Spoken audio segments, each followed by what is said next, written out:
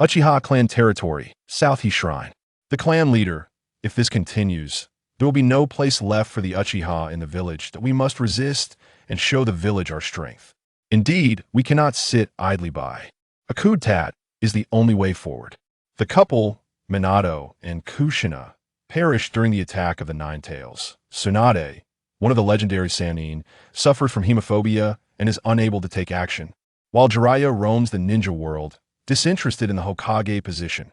Originally, Orochimaru provided some support, but with his defection, Konoha's elite forces have significantly dwindled. This situation has led many Uchihas to ponder the idea of a coup, seeking to gain political power through force. A coup, it is a path to destruction. What is the current state of the Uchiha? There are only two shadow-level powerhouses. Can someone like Fugaku serve as clan leader? He cannot, for he lacks the ability. At present, the Uchiha are not even capable of threatening the Hokage's direct Anbu forces. In his heart, Uchiha Chiba pondered silently, then quietly activated the system. System, Ultimate Inheritance System Host, Uchiha Chiba Template, Demon Lord of Fire, Unlock Percentage, 16 Main Quest, 1 year limit, earn 1 billion. Quest Reward, increase Unlock Percentage by 10. This is Chiha's golden finger. The Ultimate Inheritance System, IT, allows him to inherit the powers of a super strong being from another world through unlocking. The Demon Lord of Fire is one of the 8 great demons from the world of Jackie Chan adventures. The Lord is the strongest and most powerful among the 8 demons. He can manipulate flames and summon shadow armies. Of course, what excites Chiba the most is the 12 divine powers represented by the 12 talismans. So far, Chiba has only developed the Dog Talisman and the Dragon Talisman. The Dog Talisman symbolizes eternal life, granting eternal youth and immunity to all fatal attacks.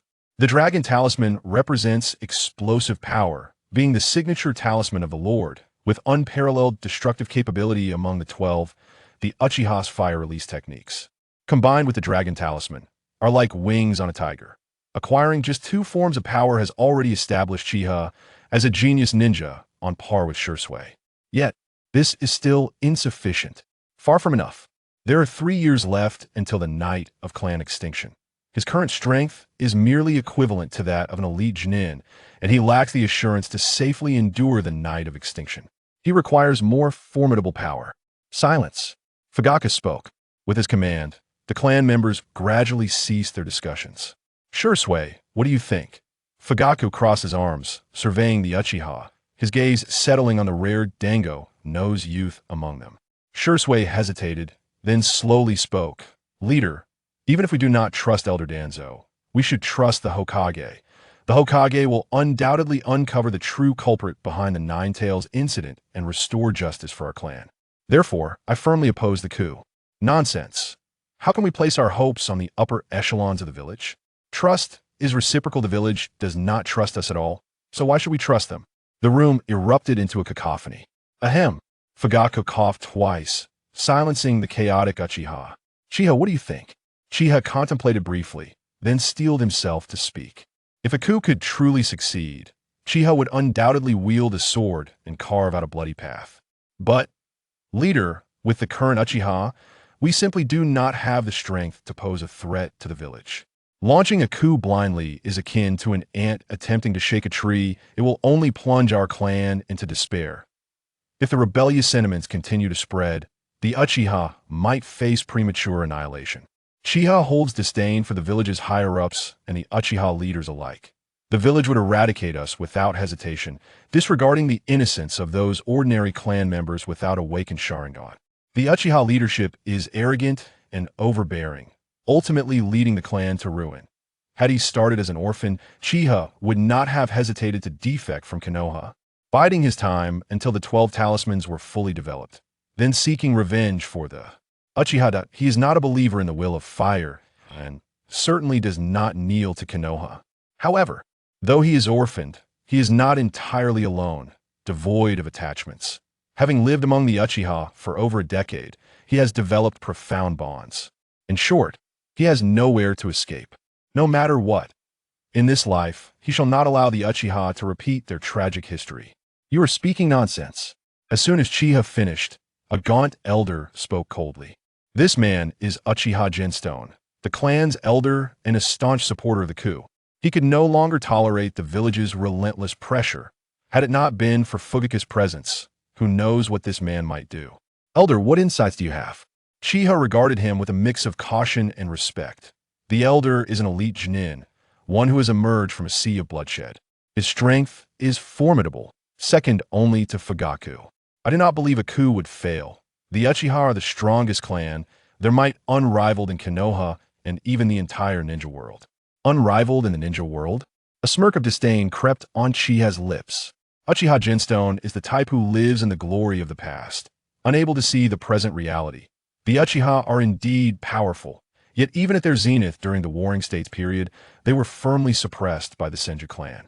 Since Fugaku took the clan leader position, their strength has significantly diminished.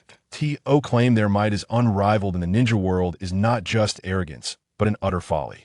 The issue is that it is not only Jinstone who believes this, the vast majority of clan members share this delusion. That it is precisely because of these overconfident Uchihas that the calls for a coup have grown louder, ultimately leading the clan towards destruction.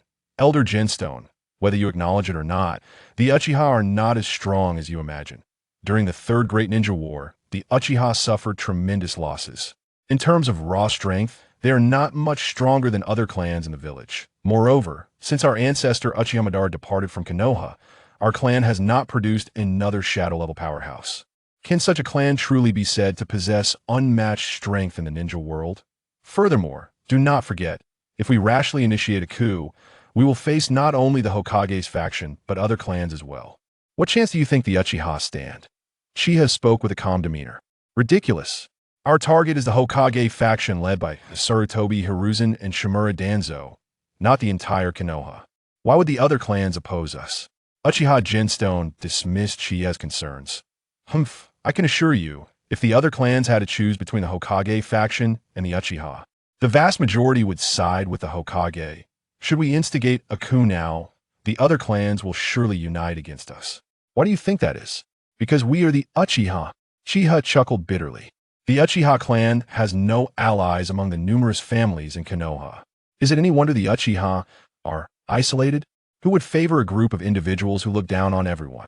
Uchiha Jinstone fell silent, unable to retort.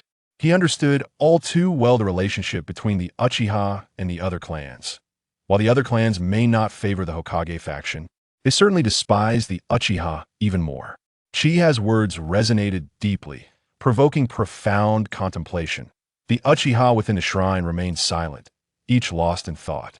Fugaku cast a deep glance at Uchiha before finally murmuring, "Force is not the sole means to resolve issues. I shall endeavor to communicate with the village leadership. This tribal assembly concludes here. Everyone may disperse now."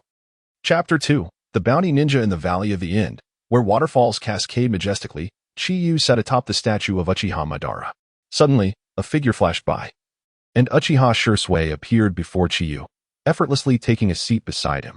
Shursui, a peer with whom he had shared the trials of the Third Great Ninja War, was a trusted companion. "Shursui, your speed remains unparalleled," Chiyu remarked. Shursui, renowned for his instantaneous movement technique, was unmatched in the village of Konoha. It was a pity that the legendary Yellow Flash, Namikaze Minato, who was known as the fastest in the ninja world, had passed away. Otherwise, Shursui could have challenged him. Interestingly, it seems that all men with water in their names are remarkably swift, Chiyu mused. Shursui, Minato, and Mizuki, one is fast, another met a swift demise. "You certainly have an odd fascination with such peculiarities," Shursui teased, conjuring a small booklet and handing it to Chiyu. Chiyu accepted the booklet and began to peruse its contents. It detailed hundreds of black market locations scattered throughout the Land of Fire. While the Konoha Police Department primarily focused on maintaining order within the village, it also operated an independent intelligence system capable of gathering information on the black market with relative ease. "Chiyu, might I inquire what you intend to do with this?" Shursui could not contain his curiosity. After a moment's consideration, Chiyu calmly fabricated a lie. "I was merely struck by a whim, with no particular aim in mind." His true objective was to complete a system task that required him to amass 1 billion Ryo, with a reward of a 10 unlock percentage. This unlock percentage would allow Chiyu to awaken another talisman. There were 3 methods to unlock the inheritance template. The The first was the conventional extraction of chakra, like a ninja. The second involved engaging in combat and defeating foes, and the third was fulfilling tasks issued by the system. The first method was the least efficient, the second was standard, and the third was the most convenient. Currently, he had only 20 million Ryo, leaving him far from his goal. Relying solely on the rewards from village missions, he would undoubtedly be unable to fulfill the task within a year. Contemplating his options, Chiyu resolved to take on the role of a bounty ninja. With his current strength, he could easily handle most targets, making it a viable means for him to earn money. How utterly perplexing, Shui remarked, bewildered by Chiyu's response. Remember to keep this confidential. Understood. Shui smirked, disappearing in a flash. Chiyu tucked away the booklet, his fingers stroking his chin as he fell into deep thought. To pursue a career as a bounty ninja, he could no longer use the identity of Uchiha Chiba. He required an entirely new persona. The black market had its own set of survival rules, and those who did not conform to its regulations would not be accepted. One must earn the trust of employers to successfully undertake missions and claim bounties. To conceal his identity, Chiyu crafted a cloak and mask. The cloak was entirely black, devoid of any extraneous colors, while the mask was a fearsome visage of a demon, exuding terror. Once clad in the cloak and mask, Chiyu's aura transformed dramatically, resembling a vengeful spirit haunting the night. It was undeniable that even acquaintances would struggle to associate him with Uchiha Chiba. Thus, Chiyu assumed the guise of a bounty ninja and stealthily departed from Konoha.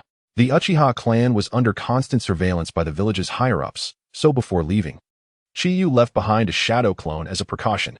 The intelligence gathered by the police department proved invaluable, as it cataloged nearly all black market activities within the Land of Fire. Adhering to the principle of proximity, Chiyu arrived at a black market not far from the village. This particular black market masqueraded as a brothel. After exchanging a secret phrase with the receptionist, Chiyu was escorted to a secluded underground chamber. The black market proprietor presented him with a bounty list. Again, following the proximity principle, Chiyu perused the bounties related to Konoha. The majority of the bounties for rogue ninjas hovered around 5 million Ryo. Those exceeding 10 million Ryo were typically formidable adversaries. Orochimaru, a rogue ninja from Konoha, had a bounty of 100 million Ryo. Chiyu grimaced and swiftly disregarded it. Akito Dingzu, an elite jonin of Konoha, had a bounty of 20 million Ryo. Kakashi Itachi, a jonin of Konoha, boasted a bounty of 30 million Ryo. Kakashi had risen to fame during the Third Great Ninja War, his worth surpassing that of many seasoned jonin. Marustar Kuga, a chunin of Konoha, had a bounty of 50 million Ryo. Those listed on the bounty list were all well-known figures, at the very least jonin, while chunin and genin were typically ineligible for such recognition. Of course, exceptions existed, such as this perennial genin who had trained under the second Hokage. Chiyu had witnessed his skills on the battlefield of the Mist Village, where he exhibited unparalleled proficiency in Konoha-style swordsmanship. It was evident that the 50 million Ryo bounty was not only due to Kuga's formidable abilities but also attributed to his legendary status as Konoha's everlasting genin. Soon, Chiyu's attention was drawn to two bounties. The targets were none other than himself and Shui, two of the strongest young talents from the Uchiha clan. The bounty was set at 40 million Ryo, considerably higher than Kakashi's. Noticing Chiyu's gaze linger on these two bounties, the black market proprietor chuckled. If you manage to procure the heads of these two, I'll offer you a discount, only taking a 20% commission. Chiyu scoffed. What makes you think I need your permission for my endeavors? When dealing with individuals like the black market proprietor, one must maintain a firm demeanor. Show strength, and they will yield. Show weakness, and they will become obstinate. Of course, this requires genuine strength. Being assertive without it is a recipe for disaster. The black market proprietor's lips twitched, but he refrained from further comment. His instincts told him that this individual was not to be trifled with. Until he grasped the depths of Chiyu's capabilities, it was prudent to observe quietly. After much deliberation, Chiyu had yet to identify a target. Resolutely, he decided to toss the bounty list into the air. With a loud thud, the list landed on the ground. Matsui Shuichi, a rogue ninja from Konoha.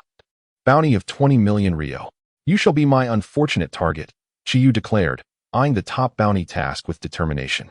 This peculiar approach rendered the black market proprietor speechless. Having lived for decades and encountered countless bounty ninjas, he had never seen one quite like Chiyu. With such a vast forest, one can expect all manner of birds. He mused, pondering whether this was confidence in his abilities or sheer naivety. Sir, may I ask your name? The black market proprietor inquired. What? Are you probing into my background? Chiyu's eyes narrowed ominously at the proprietor. And no, please don't misunderstand. The proprietor broke into a cold sweat, hastily shaking his head. It's merely a custom of the black market. If you prefer, you may leave a nickname. A nickname? Chiyu's interest piqued. Indeed, it was prudent to adopt one. Let us go with Shura. Shura, an excellent choice, sir. After accepting the bounty task, Chiyu promptly returned to Konoha. Utilizing the vast intelligence network of the police department, he quickly uncovered information concerning Matsui Shuichi. Matsui Shuichi, a subordinate of Orochimaru, was adept in human experimentation. After Orochimaru's defection from Konoha, Matsui had killed a Jonin and 2 Chunin sent to capture him, successfully escaping the village. His strength was formidable, and he was currently being pursued by Konoha ninjas. His last known whereabouts were reported. Chapter 3: Unexpected Events in the Heart of the Dense Forest. Shinyu stood beneath a towering tree, his Sharingan scanning the surroundings before he approached a solitary footprint on the grassy expanse. This patch of grass bore but a single mark, evidently left by Matsui Shuichi to mislead his pursuers. Thus, it was clear that his true escape route lay in. After a brief moment of contemplation, Shinyu set off in pursuit of the direction indicated by the print. Not long after, he stumbled upon an explosive tag trap, intricately arranged with fine wire between the trees and the meadow. He was close. Shuichi was just ahead. Agilely, Shinyu evaded the trap, a flicker of excitement igniting in his eyes. Deep within the thicket, Matsui Shuichi leaned against a great tree, a forehead protector of Konoha adorning his brow, marred by a horizontal slash, a mark of a rogue ninja. He extracted a soldier pill from his pocket and swallowed it, closing his eyes to replenish his strength. Moments later, a raspy voice echoed through the air. So, you are indeed here. Matsui's eyes snapped open to behold a figure draped in a black cloak, donned with a devilish mask. In a swift motion, he instinctively hurled a shuriken at Shinyu, unperturbed by the incoming projectile. Shinyu extended 2 fingers to deftly catch it. Such a trivial attack could be countered without the need for the Sharingan. Who are you? Root? Or perhaps Umbu? Your intentions seem malevolent. Matsui's expression darkened. Do not misunderstand. I merely seek to claim your corpse as a bounty, Shinyu replied calmly. Humph, a bounty ninja. Is it? Matsui sneered, his demeanor shifting. Among bounty ninjas, true strength is a rarity. Those who possess power would never stoop to such a profession. The chasm between bounty ninjas and regular ninjas is vaster than that between irregular troops and a well-trained army. Moreover, I am not just any ninja. I am a subordinate of Orochimaru, nearly an elite jonin.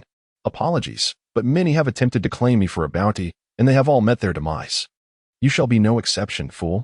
With that declaration, he formed hand seals, and a dense fog began to envelop the area, creating a shroud of mist around him. The mist concealment technique allowed him to blend into the thick fog, poised to strike at his adversary, its density dictated by the user's chakra, a practical ninjutsu. Yet, before the mist could obscure him entirely, Shinyu sidestepped to the left, his kunai slicing downwards with a glint of cold light. To evade my ambush. You must be a sensory-type ninja. Failing to land his surprise attack, Matsui shifted his stance and appeared behind Shinyu in an instant. Body flicker technique? No. This is shadow dance, a pure physical technique. With his kunai in hand, Matsui unleashed a flurry of strikes, executing his swordsmanship. Konoha style, dance of the crescent moon. With swift, shimmering strikes, the air crackled with energy. A resounding thud echoed as Chinyu's form was cleaved into several pieces, collapsing to the ground. In your next life, do not become a bounty ninja. Matsui's expression of triumph faltered abruptly as he beheld the wooden fragments that lay before him. Shinyu had executed a substitution technique even in such dire circumstances. Remarkable speed in hand seals. Is that all you've got? You should unleash your ultimate techniques. Do not let me end your life so easily. Chinyu's voice resonated from behind him. Suddenly, a series of explosions erupted in the distance. Could it be? Shinyu furrowed his brow, while Matsui's expression mirrored his concern, realizing that the explosive traps he had set off had been triggered, indicating the approach of another pursuer. Both contemplated the necessity for a swift resolution. For Matsui, the arrival of any individual was ill-fated news. He aimed to eliminate Shinyu in an instant and retreat before the pursuers arrived. For Shinyu, the desire for profit overshadowed any complications. Eliminating Matsui before the pursuers arrived would be ideal. With his kunai gripped tightly, Matsui swiftly gathered his chakra. A hum filled the air as the blade gleamed with a vibrant blue light, seemingly infused with wind chakra. Dance of the slashing storm. Matsui's kunai transformed into numerous afterimages, hurtling towards Shinyu like a tempest. The Konoha style lacks this technique. Could it be an original creation? Qianyu mused, his eyes glinting with intrigue. Few ninja excelled in swordsmanship, and even fewer could wield it with such finesse. Years prior, a ninja named White Fang from Konoha had merged his family's secret sword techniques with Konoha's style, achieving godlike prowess, even surpassing the 3 legendary ninjas. Ironically, such a figure succumbed to mere whispers and took his own life. Die, you scoundrel! Matsui's face twisted with murderous intent as his chakra surged, charging at Qianyu. Undeterred by the impending assault, Qianyu made no attempt to evade. He intended to conclude this farce with a single counter. Forming hand seals, he declared. Fire release. Great fire annihilation. A torrent of chakra coalesced in his throat, releasing a cataclysmic wave of flames that surged forth like a tsunami. In a different era, Uchiha Madara had utilized this very technique to obliterate a coalition of dozens of ninja. Qianyu's version, augmented by the explosive power granted by the dragon talisman, or a potency rivaling that of Madara himself. What manner of fire release is this? Matsui lamented, gazing helplessly at the engulfing inferno. The roar of the flames resounded through the air, a conflagration visible several miles away. 3 Konoha ninjas stood transfixed, observing the distant blaze. Such a large-scale fire release. It must be the work of at least 10 individuals, 2 of the Chunin exclaimed, eyes wide with disbelief. Quickly, we must accelerate. We cannot allow Matsui to escape, urged a crimson-eyed female ninja at the forefront. The trio darted towards the battlefield, scanning the area as they arrived. The inferno still raged. The great fire annihilation had not only obliterated Matsui's Shuichi, but the residual flames spread outward, consuming trees, grass, and all living things in their path. The visage of Matsui was barely discernible amidst the charred remains, or else this endeavor would have been in vain. They arrived rather swiftly. I suppose further complications await, a shadowy figure in a black cloak murmured, clutching a charred corpse at the heart of the devastation. The 3 Konoha ninja, their gazes sharp with suspicion, fixed their sights on Qianyu. Just one individual? No, he must have accomplices. Such a potent fire release cannot be conjured by a single person. The female Jonin, adopting a defensive stance, spoke first. We are Konoha ninja, tasked with apprehending rogue ninja from the village. Who are you? Qianyu turned to face her, his gaze brightening. Yui Kurenai, I did not expect to see you here. Chapter 4, The Nemesis, does he know me? Could he be a ninja from the village? Why Hai Kurenai pondered silently. Answer my question. Who are you? I am merely an ordinary bounty ninja. Qianyu replied with a deliberately hoarse voice. A bounty ninja? Kurenai was taken aback. It was astonishing that such a figure dared to hunt down a rogue ninja from Konoha, and even more unbelievable that he had succeeded. Clearly, this bounty ninja was not to be underestimated. This man is a rogue ninja from our village. We have been ordered to hunt him down. Can we expect you to deliver his corpse to us? Kurenai inquired, glancing at the lifeless body of Matsui Tashiichi. As a jonin from Konoha, she was aware of certain clandestine aspects of the black market. The black market spanned the 5 great nations, with various feudal lords providing support from behind the scenes. Ninjas from the 5 great villages often turned a blind eye to bounty hunters, as long as they posed no threat to the village. Of course, not. Qianyu declined without a moment's hesitation. 20 million ryo was no trifling sum, and ruining his first job in such a muddled manner would jeopardize his future in the black market. Is that non-negotiable? Kurenai turned to her 2 companions, exchanging glances. Very well, we shall concede the body to you, for you are. Qianyu's tone softened, but before he could finish his sentence, the 3 tomo in his crimson eyes began to spin rapidly, locking onto the other 2 ninjas. Fighting was no trifling matter. There was no need for chivalry. If one could launch a surprise attack, so be it. Illusion technique, chains of enchantment. This was one of the most commonly used jinjutsu techniques by the Uchiha clan. Those ensnared would be drawn into the illusionist's fabricated mental realm, their bodies pinned by spikes, rendering them immobile. The Sharingan. He is an Uchiha. Close your eyes. Kurenai's expression shifted dramatically as she hastily warned. But it was too late. Thud. Thud. The 2 accompanying ninjas collapsed to the ground in rapid succession, the entire process taking less than a second. Although Qianyu's ocular prowess had not yet reached the level of the Mangeki Sharingan, it was still more than sufficient to deal with 2 mere nin. The ability to cast Jinjutsu through mere eye contact, without the need for hand seals, made him exceedingly difficult to defend against. The Sharingan, you're an Uchiha. Kurenai immediately went on guard. The High clan was renowned for its illusion techniques, but compared to the Uchiha, they were merely small fry, the disparity was monumental.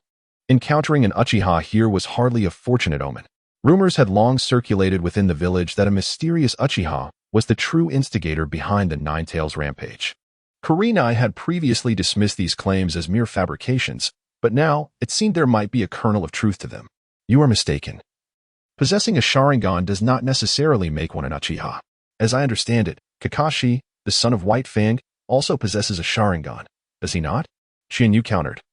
Shaking his head, Kurenai, her expression darkening, fixed her gaze on Xianyu, remaining silent as she contemplated his words, seemingly searching for a flaw in his argument.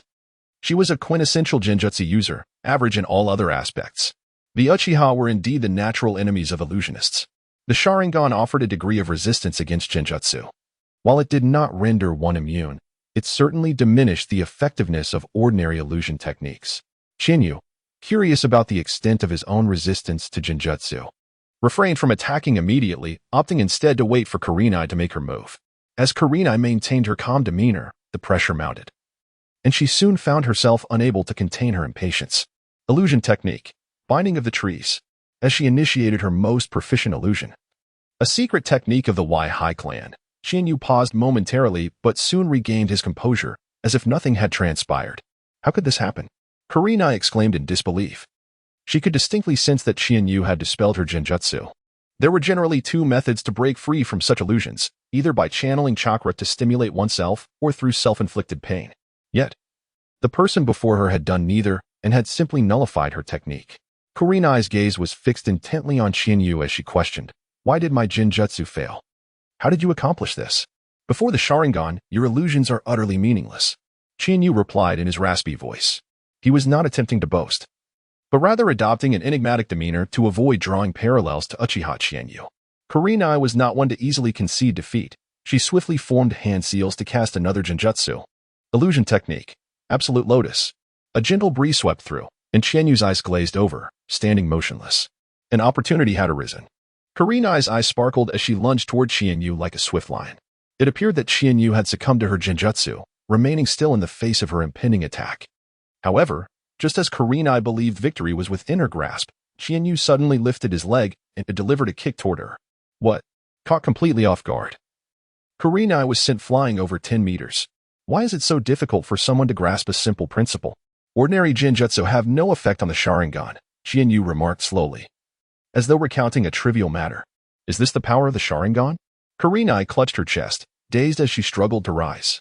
Genjutsu had always been the Uchiha clan's forte and a source of pride for Kurenai. Yet today, that pride had been ruthlessly shattered.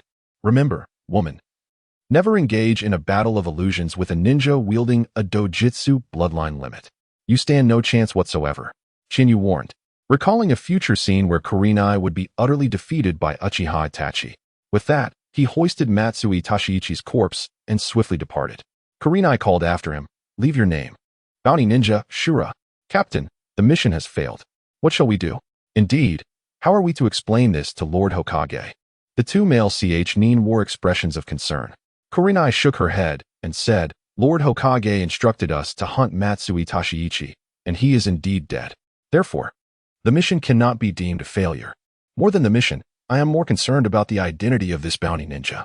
We must return to the village. I need to meet with Lord Hokage." The trio promptly made their way back to the village. Along the way, the two nin learned from Kurenai about the gravity of the encounter. Realizing the implications of facing an adversary whose power rivaled that of dozens of ninjas executing a combined fire release technique, as well as the profound Genjutsu they had encountered. Together, these traits suggested that their opponent was at least an elite Jonin-level ninja. Most critically, this bounty ninja possessed a Sharingan, hinting at a connection to the Uchiha clan. At this juncture, the village's relationship with the Uchiha was exceedingly sensitive, having placed them under comprehensive surveillance. The sudden emergence of this enigmatic bounty ninja could not help but raise suspicions. Chapter 5. Am I searching for myself? The Black Market. Xianyu cast Matsui Shuchi's lifeless body onto the ground, his voice cold as ice. "Pay up." The proprietor of the Black Market examined the corpse, confirming it was indeed Matsui Shuchi, and scrutinized Xianyu with keen interest.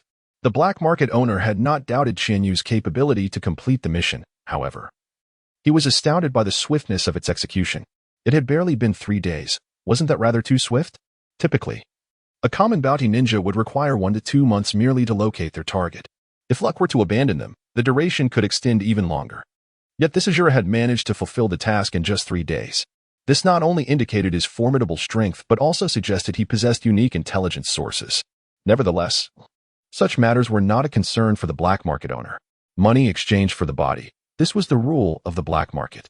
He handed a suitcase filled with cash to Qianyu, smiling as he said, "Mr. Azura, here are 20 million. Please count it." There was no need for counting. Qianyu lifted the suitcase and began to exit.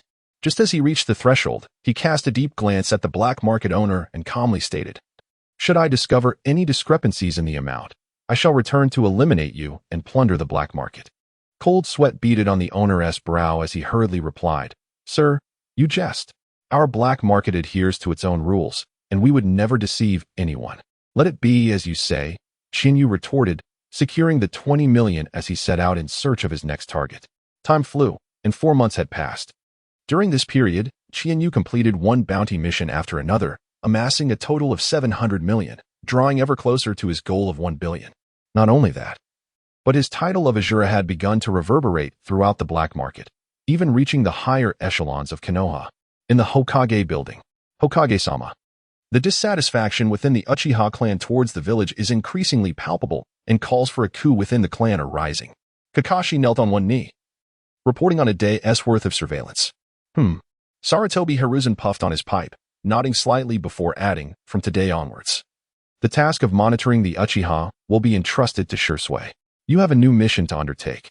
"A new mission?" Kakashi was momentarily taken aback. "Please clarify, Hokage-sama." Sarutobi handed Kakashi a stack of documents, stating, "Recently, a bounty ninja known as Azura has emerged within the Land of Fire. Yui Kurenai has had a previous encounter with him and returned in utter defeat. This individual is adept in genjutsu, fire techniques, and possesses a pair of 3-tomo Sharingan. His strength is at least that of an elite Genin. However, these characteristics alone are insufficient to ascertain whether he belongs to the Uchiha clan. After all, Uchiha ninjas tend to be quite proud and would not deign to work as bounty hunters for profit. Nevertheless, even if he is not a member of the Uchiha, he undoubtedly has intricate connections with them. There is a possibility he may be linked to the mastermind behind the Ninetales incident 3 years ago." Kakashi furrowed his brow as he perused the documents. "You mean to say, I wish for you to investigate his background. The most crucial point is to determine whether he harbors any animosity towards the village. If he is merely an ordinary bounty ninja, the village shall not interfere. However, if he has ties to the Uchiha or may undertake actions detrimental to the village." As Sarutobi spoke, Kakashi could distinctly sense the chilling aura emanating from the aged Hokage, who was presently at the zenith of his power, with very few ninjas in the entire shinobi world capable of defeating him. "I understand." Kakashi bowed deeply. "Very well, I shall take my leave." Uchiha Ancestral Hall. Qianyu glanced at the solemn and austere hall before pushing the door open. "Qianyu, you have finally arrived." Inside, Uchiha Fugaku had been waiting for some time.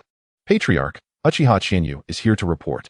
He had been summoned secretly by Fugaku, suggesting there was a task at hand. In the original narrative, the Uchiha did not take any significant actions at this juncture. What could Fugaku be planning?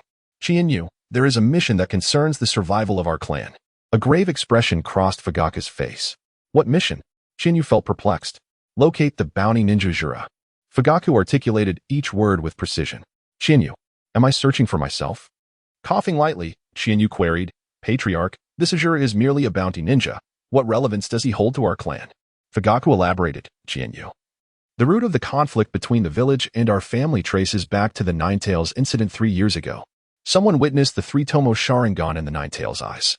I once explained to the village's higher-ups that the true mastermind behind the Ninetales incident was certainly not the Uchiha, yet Hokage-sama remained non-committal. And Shimura Danzo outright dismissed my explanation. To speak candidly, the Uchiha's current predicament is largely a consequence of that accursed mysterious Uchiha linked to the Ninetales incident. Even Fugaku, despite being among the village's upper echelons, harbors some suspicion towards the Uchiha clan. This situation cannot be resolved with mere words. The Sharingan is a bloodline limit exclusive to the Uchiha, and our clan cannot escape suspicion unless we capture that mysterious Uchiha from back then. However, for the past 3 years, Fugaku has exhausted every means and dispatched individuals throughout the shinobi world, yet has been unable to uncover any trace of him. That enigmatic figure appeared abruptly and vanished just as suddenly. Fortunately, there is still a glimmer of hope. The intelligence network of the police department, while not as formidable as the Umbu, is quite competent. Recently, the name of the mysterious bounty ninja Jura has reached Fugaku's ears. Initially, Fugaku paid little attention to such matters. But upon further investigation, he discovered that this individual possesses a 3-tomo Sharingan. In an instant, Fugaku's mind began to churn with possibilities. A 3-tomo Sharingan, detached from clan control, and suspicious behavior, all these factors led Fugaku to immediately associate him with the mysterious Uchiha behind the Nine Tails incident. Thus, Fugaku concluded that this bounty ninja Jura might very well be the mastermind behind the Nine Tails incident. Isn't this conjecture a bit too hasty? At the very least, some evidence should be presented, Shinyu thought to himself, suppressing his internal critique. Despite his reservations, Shinyu accepted the mission outwardly. As for whether he could successfully complete it, that went without saying. Deep down, Shinyu understood Fugaku's state of mind. Fugaku was beleaguered by the conflict between the village and the clan, and any sign of a breakthrough would be seized upon fervently. Thus, he believed that the bounty ninja Jura was the unseen hand controlling the Nine Tails. It is highly likely that Jura is a shadow-level ninja, and he may even possess the legendary Meijiki Sharingan of our clan. Once located, do not act rashly.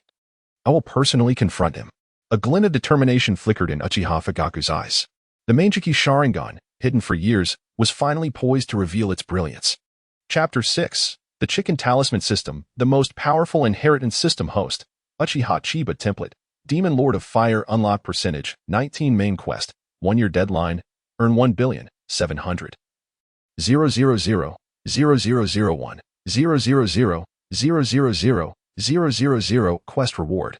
Increase unlock percentage by 10 after 4 months of living as a bounty ninja. Chiba's greatest achievement was accumulating 700 million in bounty, alongside nearly 3 increase in unlock percentage. A new power of talisman had awakened within him. Let us go. With a low command, the river in the distance surged towards Chiba's outstretched hand like a water dragon. With a mere thought, the water dragon danced at his will, rising and falling, swaying left and right.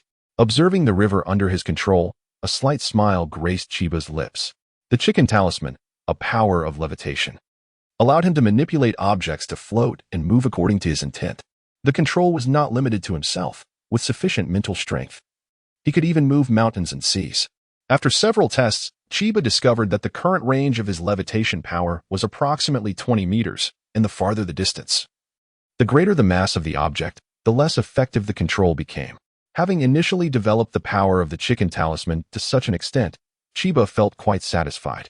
The Shura had already attracted the attention of those with ulterior motives. It would be wise to remain inconspicuous for the time being. Uchiha Fugaku could sense Shura, not to mention the more complete intelligence network of the Umbu. At this moment, it was uncertain how the higher-ups of the village would deal with Shura. Fortunately, only 300 million remained to be filled, which could still be supplemented through the village's channels. After a moment of contemplation, Chiba made his way to the Hokage building, specifically the mission center. The surrounding ninjas, upon seeing his attire, instinctively kept their distance. Uchiha was not well received in the village. Unfazed, Chiba approached the counter and requested, "Could you please show me the available A-rank missions?" The staff member gave a meaningful glance at Chiba and handed him a mission list. This contains all the A-rank missions. It would be best to choose one from the top, as those have been pending for quite some time. As Chiba meticulously perused the mission list, his eyes lit up when he came across a name, Shinnong. This name seemed vaguely familiar. A flicker of curiosity ignited within him as he began to read the mission description. The task involved escorting a physician named Shinnong to the land of grass. The reward was modest, merely 3 million ryo. For some reason, Chiba felt an uncanny familiarity with this character. Soon, he recalled Shinnong from the Sky Ninja Village. The Sky Ninja Village had been eradicated by Konoha during the Second Ninja World War, and the remnants of the Sky Ninja had been lurking throughout the ninja world, with Shinnong being their leader. Disguised as a physician, he traveled across the great nations to steal secret techniques. It was rumored that he had once imparted the secret of Orochimaru's body regeneration, ultimately even creating a being known as Zero Tails, an artificial-tailed beast. What left the deepest impression on Chiba was that this individual had once unlocked the 8 gates. Though his power could not compare to the legendary Might Guy or the formidable Might Dai, the strength he displayed was undoubtedly at the level of a Kage. Regardless of whether it was truly him, Chiba felt compelled to accept the mission. He glanced at the mission requirements and was immediately troubled. The task specified that it must be completed by a team of 2. Just as he pondered whether to team up with Shursui, a youthful voice called out, "Chiba and I?" Chiba turned to see none other than Uchiha Itachi. The boy, just over a meter tall, wore a ninja headband, his black hair cascading to his ears. And his youthful face was strikingly handsome. One must admit, Uchiha ninjas were all remarkably good-looking. In Konoha, Itachi's renown was even on par with Chiba and Shursui. As the Uchiha clan's younger branch leader, his talent and potential were undoubtedly of Hokage caliber. Since the village's establishment, Itachi was the first to step onto the battlefield at the tender age of 4. Chiba's first encounter with Itachi had been on the battlefield in the Land of Earth, where the calm demeanor he exuded had left Chiba in awe. "Itachi, I didn't expect to see you here. I heard you were promoted to Chunin. Congratulations." Chiba spoke in a deep voice. Uchiha Itachi, a boy with a kind heart yet burdened by the massacre of his clan, who took the lives of his parents, was a paradox. A boy fond of sweets but who had endured a lifetime of hardship, such irony. A world that was both nauseating and starkly realistic. Chiba felt a surge of emotions within him. "Compared to Chiba and I still have a long way to go," Itachi replied with a shy smile. Following the tragic death of his comrades at the hands of a mysterious masked man, Itachi had concealed his inner torment, often presenting a smile to the world. It was from that moment that he learned the art of disguise. Itachi glanced at the mission list in Chiba's hand and asked, "Chiba and do you need a teammate? What do you think of me?" Chiba contemplated for a moment before nodding. He sought to save the Uchiha clan, and Itachi, as a pivotal figure, was inextricably linked to that goal. At this moment, Itachi had yet to be brainwashed by the will of fire. Chiba hoped to subtly influence his thought patterns. "Very well. But during the mission, all actions will be under my direction. You must not act independently. Can you manage that?" Itachi's face brightened with joy as he nodded vigorously, "Yes." Upon accepting the mission, Chiba and Itachi promptly sought out Shinnong. Chiba discreetly assessed the man. His demeanor, appearance, and attire were indistinguishable from the figure in his memory. Recognizing the truth of the situation, Chiba chose not to expose him, instead greeting him with a beaming smile. "I am Uchiha Chiba, a Jonin of Konoha. And this is my partner, Uchiha Itachi, a Chunin of Konoha. We have accepted your commission." Shinnong performed a deep bow, displaying utmost courtesy. "Ah. So it is the talented ninjas of the Uchiha clan. I am grateful for your assistance. However, I hope you can answer a few questions for me." A glimmer of sharpness flashed in Chiba's eyes. "This is merely a routine escort mission. Why is it classified as a rank? Is there someone intending to harm you?" A flicker of panic crossed Shinnong's eyes. Though he concealed it well, Chiba perceived it all too clearly. "The situation is as follows. A month ago, there was a theft incident in Sunagakure, and coincidentally, I was in the village providing medical services. For some inexplicable reason, they have pinned the blame for the theft on me. It is utterly absurd. I am merely a physician. How could I possibly be involved in such a case?" Shinnong's acting was masterful. Those unaware of his true nature could easily be deceived. "I believe you not, you crooked old man." Chiba scoffed internally, secretly admiring Shinnong's cunning. This man not only pilfered from others, but also managed to escape unscathed, truly remarkable. Yet, the nature of what he had stolen remained a mystery, prompting such a significant uproar from the Sand Ninja. Chapter 7. The Blaze Escape Master, each sung after a brief period of preparation. The trio set forth on their journey to the Land of Grass. Along the way, Chienyu continuously observed Shinnong with his Sharingan. The astute Itachi quickly noted this. Yet he chose not to dwell on it, merely keeping a cautious eye on Shinnong. Shinnong, too, sensed the unusual scrutiny but masked it well, adopting an unaffected demeanor as he engaged in cheerful conversation with Chienyu about the peculiarities encountered during their travels across the ninja world. Before long, they arrived at the border of the Land of Fire. Casting a glance at the setting sun, Chienyu suggested, "Let us rest here for today." "Understood," Itachi replied earnestly, promptly beginning to survey their surroundings with keen attention. Shinnong, with a smile, remarked, "Chienyu-kun, you truly embody the essence of the Uchiha clan." Unfazed, Chienyu calmly responded, "While lineage holds significance, it is ultimately one's strength that matters." Shinnong, though dismissive inwardly, acknowledged that in the ninja world, prowess indeed spoke volumes. However, he pondered, without noble bloodlines, how could one attain formidable strength? Despite this, he recognized that the average ninja would likely struggle throughout their lives to match the achievements of the Uchiha, illustrating the superiority of noble houses. Disregarding Shinnong's flattery, Qian Yu shifted the conversation toward the realm of medical knowledge. Shen Nong's medical expertise was renowned throughout the ninja world. Traveling as a healer, he had acquired various forbidden techniques from the major ninja villages. Without considerable skill, he would have long since faltered. As their discussion meandered, Qian Yu abruptly inquired, "Mr. Shen Nong, have you ever heard of the secret technique of physical rebirth?" A flicker of intrigue crossed Shen Nong's face as he countered, "I have not heard of it." "Why do you ask, Qian Yu-kun? You old fox, still pretending to be oblivious." Qian Yu thought to himself, then replied, "It was merely a passing curiosity. The secret technique of physical rebirth pertains to the art of immortality, and our village's Orochimaru defected from Konoha due to his research on such longevity." "Oh, Orochimaru?" Shen Nong's gaze fell, and he chuckled, "Immortality? Such a notion is but a fantasy. Ultimately, all life must wither. Immortality is merely an illusion." "An illusion?" Qian Yu smiled noncommittally. "While immortality may seem distant, it is not entirely unattainable." Setting aside Orochimaru, Jiraiya, Sasori, and Kagaya, he himself, possessing the dog curse, was indeed an immortal being. What else could this be if not immortality? Recognizing Shen Nong's cunning nature, Qian Yu ceased his attempts to extract useful information from him. "Itachi, we shall enter the land of grass tomorrow. Let us rest early." "Got it, Qian Yu and I." Qian Yu set up a simple trap using wire, bells, and explosive tags, then ascended a tall tree to meditate. The journey had been uneventful, leaving him with ample energy and little fatigue. He pondered how to extract a significant sum from Shen Nong. The mission's reward was a meager 3 million ryo, a pittance compared to 300 million. Yet, earning money has always transcended mere mission rewards.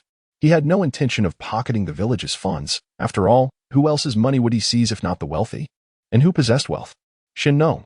As the leader of the empty ninja, he surely could not produce 300 million, but 1 billion or 2 must be within reach. This time, he required the intervention of Shura. In the original narrative, Shen Nong, despite controlling the Zero Tails and unlocking the 8 gates, was still defeated by Sasuke and Naruto. Moreover, Shen Nong's current strength was far from his peak. Otherwise, he would not act so cautiously. Shen Nong was inherently unscrupulous, and thus Qian Yu felt no guilt. Furthermore, it would be Shura, the bounty ninja, who would take action, bearing no relation to him, Uchiha Qian. Wouldn't you agree? At dawn, the trio packed their belongings and resumed their journey. Shortly after entering the land of grass, they encountered a group of wandering ninjas. Initially, the adversaries intended to strike, but upon seeing the 3-tomo Sharingan in Qian Yu's eyes, they hastily retreated, recognizing they could not provoke him. After covering more ground, Qian Yu, leading the group, suddenly halted. Itachi and Shen Nong exchanged puzzled glances, but upon seeing the gravity in Qian Yu's expression, they understood trouble was imminent. Moments later, Qian Yu turned and announced, 3 sand ninjas are approaching, and it seems they are coming for us." The chakra emanating from the trio was immense, with the leader's chakra even more potent than Qian Yu's. The Uchiha clan was not particularly renowned for their chakra reserves, yet they were still formidable among ordinary ninjas. Thus, it was evident that their pursuers were no ordinary foes. Qian Yu cast a meaningful glance at Shen Nong.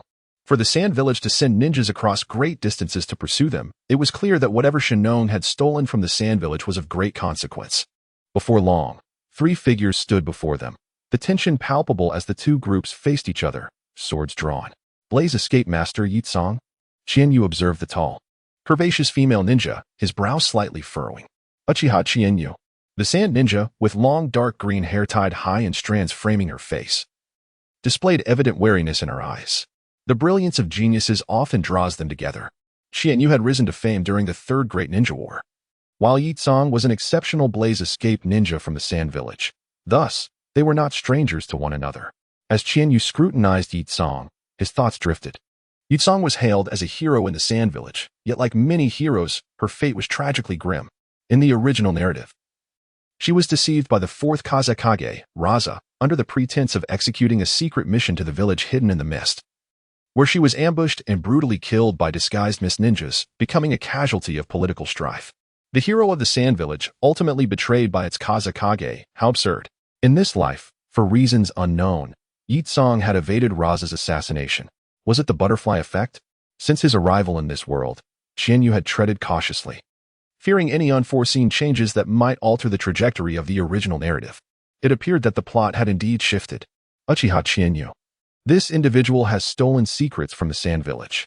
I have been ordered to apprehend him, and I hope you will hand him over to me for proper handling. Yi Tsang's wariness momentarily faded as she fixed her gaze on Shen Nong, concealed behind Qianyu. Before Qianyu could respond, Shen Nong interjected, "You speak nonsense. I am merely a healer. How could I harbor evil intentions? Why would I steal the forbidden techniques of your village?" Ignoring Shen Nong's defense, Yi Tsang's beautiful eyes remained fixed on Qianyu. Shen Nong's deceitful words mattered little. What mattered was Qianyu's decision. "I apologize, but I have accepted his commission to escort him safely to his destination, so I cannot surrender him to you." Qianyu rejected her outright, without hesitation. The mission was inconsequential. Failure would be but a minor setback. What truly mattered was the wealth Shen Nong possessed. Chapter 8. Do you also possess the art of seduction? Qianyu firmly declined, causing Yi Tsang to furrow her brows slightly. After a moment of contemplation, she unwrapped the white bandage from her long legs in front of everyone, revealing a long and fair leg. Seduction? Is it appropriate to engage in such acts in broad daylight? Moreover, am I that kind of person? Qianyu swallowed hard, internally lamenting. While pondering how to counter the tall woman's seductive tactics and remain steadfast, Yi Tsang placed the unwrapped bandage on the ground, forming an unusual wedge shape. This sealing technique appeared to originate from the Uzumaki clan, suggesting that Tsunagakure has acquired numerous secret arts from the land of whirlpools. Yi Tsang, seemingly indifferent, bit her finger, summoning a confidential document to hand over to Qianyu.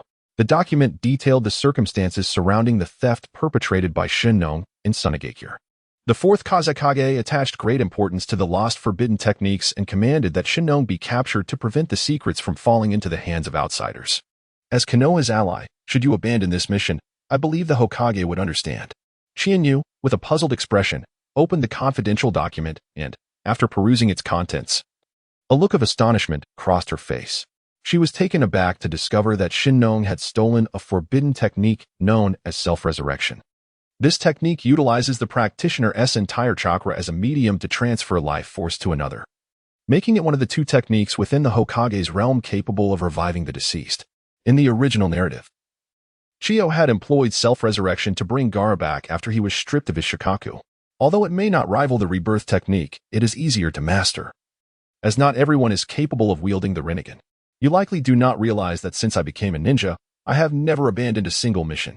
Flames surged from her pale palm, incinerating the document to ashes. Had it been the fourth Kazekage, Chiyo, or any of the elder advisors, Qianyu would have readily surrendered the culprit without hesitation. However, the opponent was the Scorch Release user Yi Tsang, which changed the situation entirely. In the vast ninja world, only those shadow-level titans could compel him to yield. Thus, let me witness the true strength of one of the strongest talents from the Uchiha clan's younger generation, Uchiha Qianyu. Yi Tsang glanced coldly at Qianyu. As she spoke, for fireballs, each the size of a human head, shot towards Qianyu like lightning, with Yi Tsang swiftly following suit. I too wish to gauge your capabilities. At this juncture, a confrontation became inevitable. He was eager to test Yi Tsang's prowess. In the ninja world, most shadow-level warriors are male, with only a handful of female shadow-level ninjas, such as Tsunade, Chiyo, and Chirumime. It remained to be seen whether Yi Tsang before him had the potential to reach such heights. Thoughts raced through his mind as his crimson eyes fixed on the approaching Yi Tsang. This leg. No, this ball, oh no, this fireball held immense power, surpassing that of an ordinary elite J-Nin. Scorch Release, a bloodline limit unique in the ninja world, was a fusion of water and wind chakra natures. The fireball appeared innocuous but was truly terrifying. Upon contact, it would instantly vaporize all moisture in the body. During the Third Great Ninja War, Qianyu had witnessed hundreds of corpses on the battlefield of the Land of Wind. It was there that the name Scorch Release user Yi Tsang echoed throughout the ninja world. Water Release, Water Barrier. As the fireball rushed toward him, Qianyu swiftly formed hand seals, summoning a 2-meter-high wall of water before him.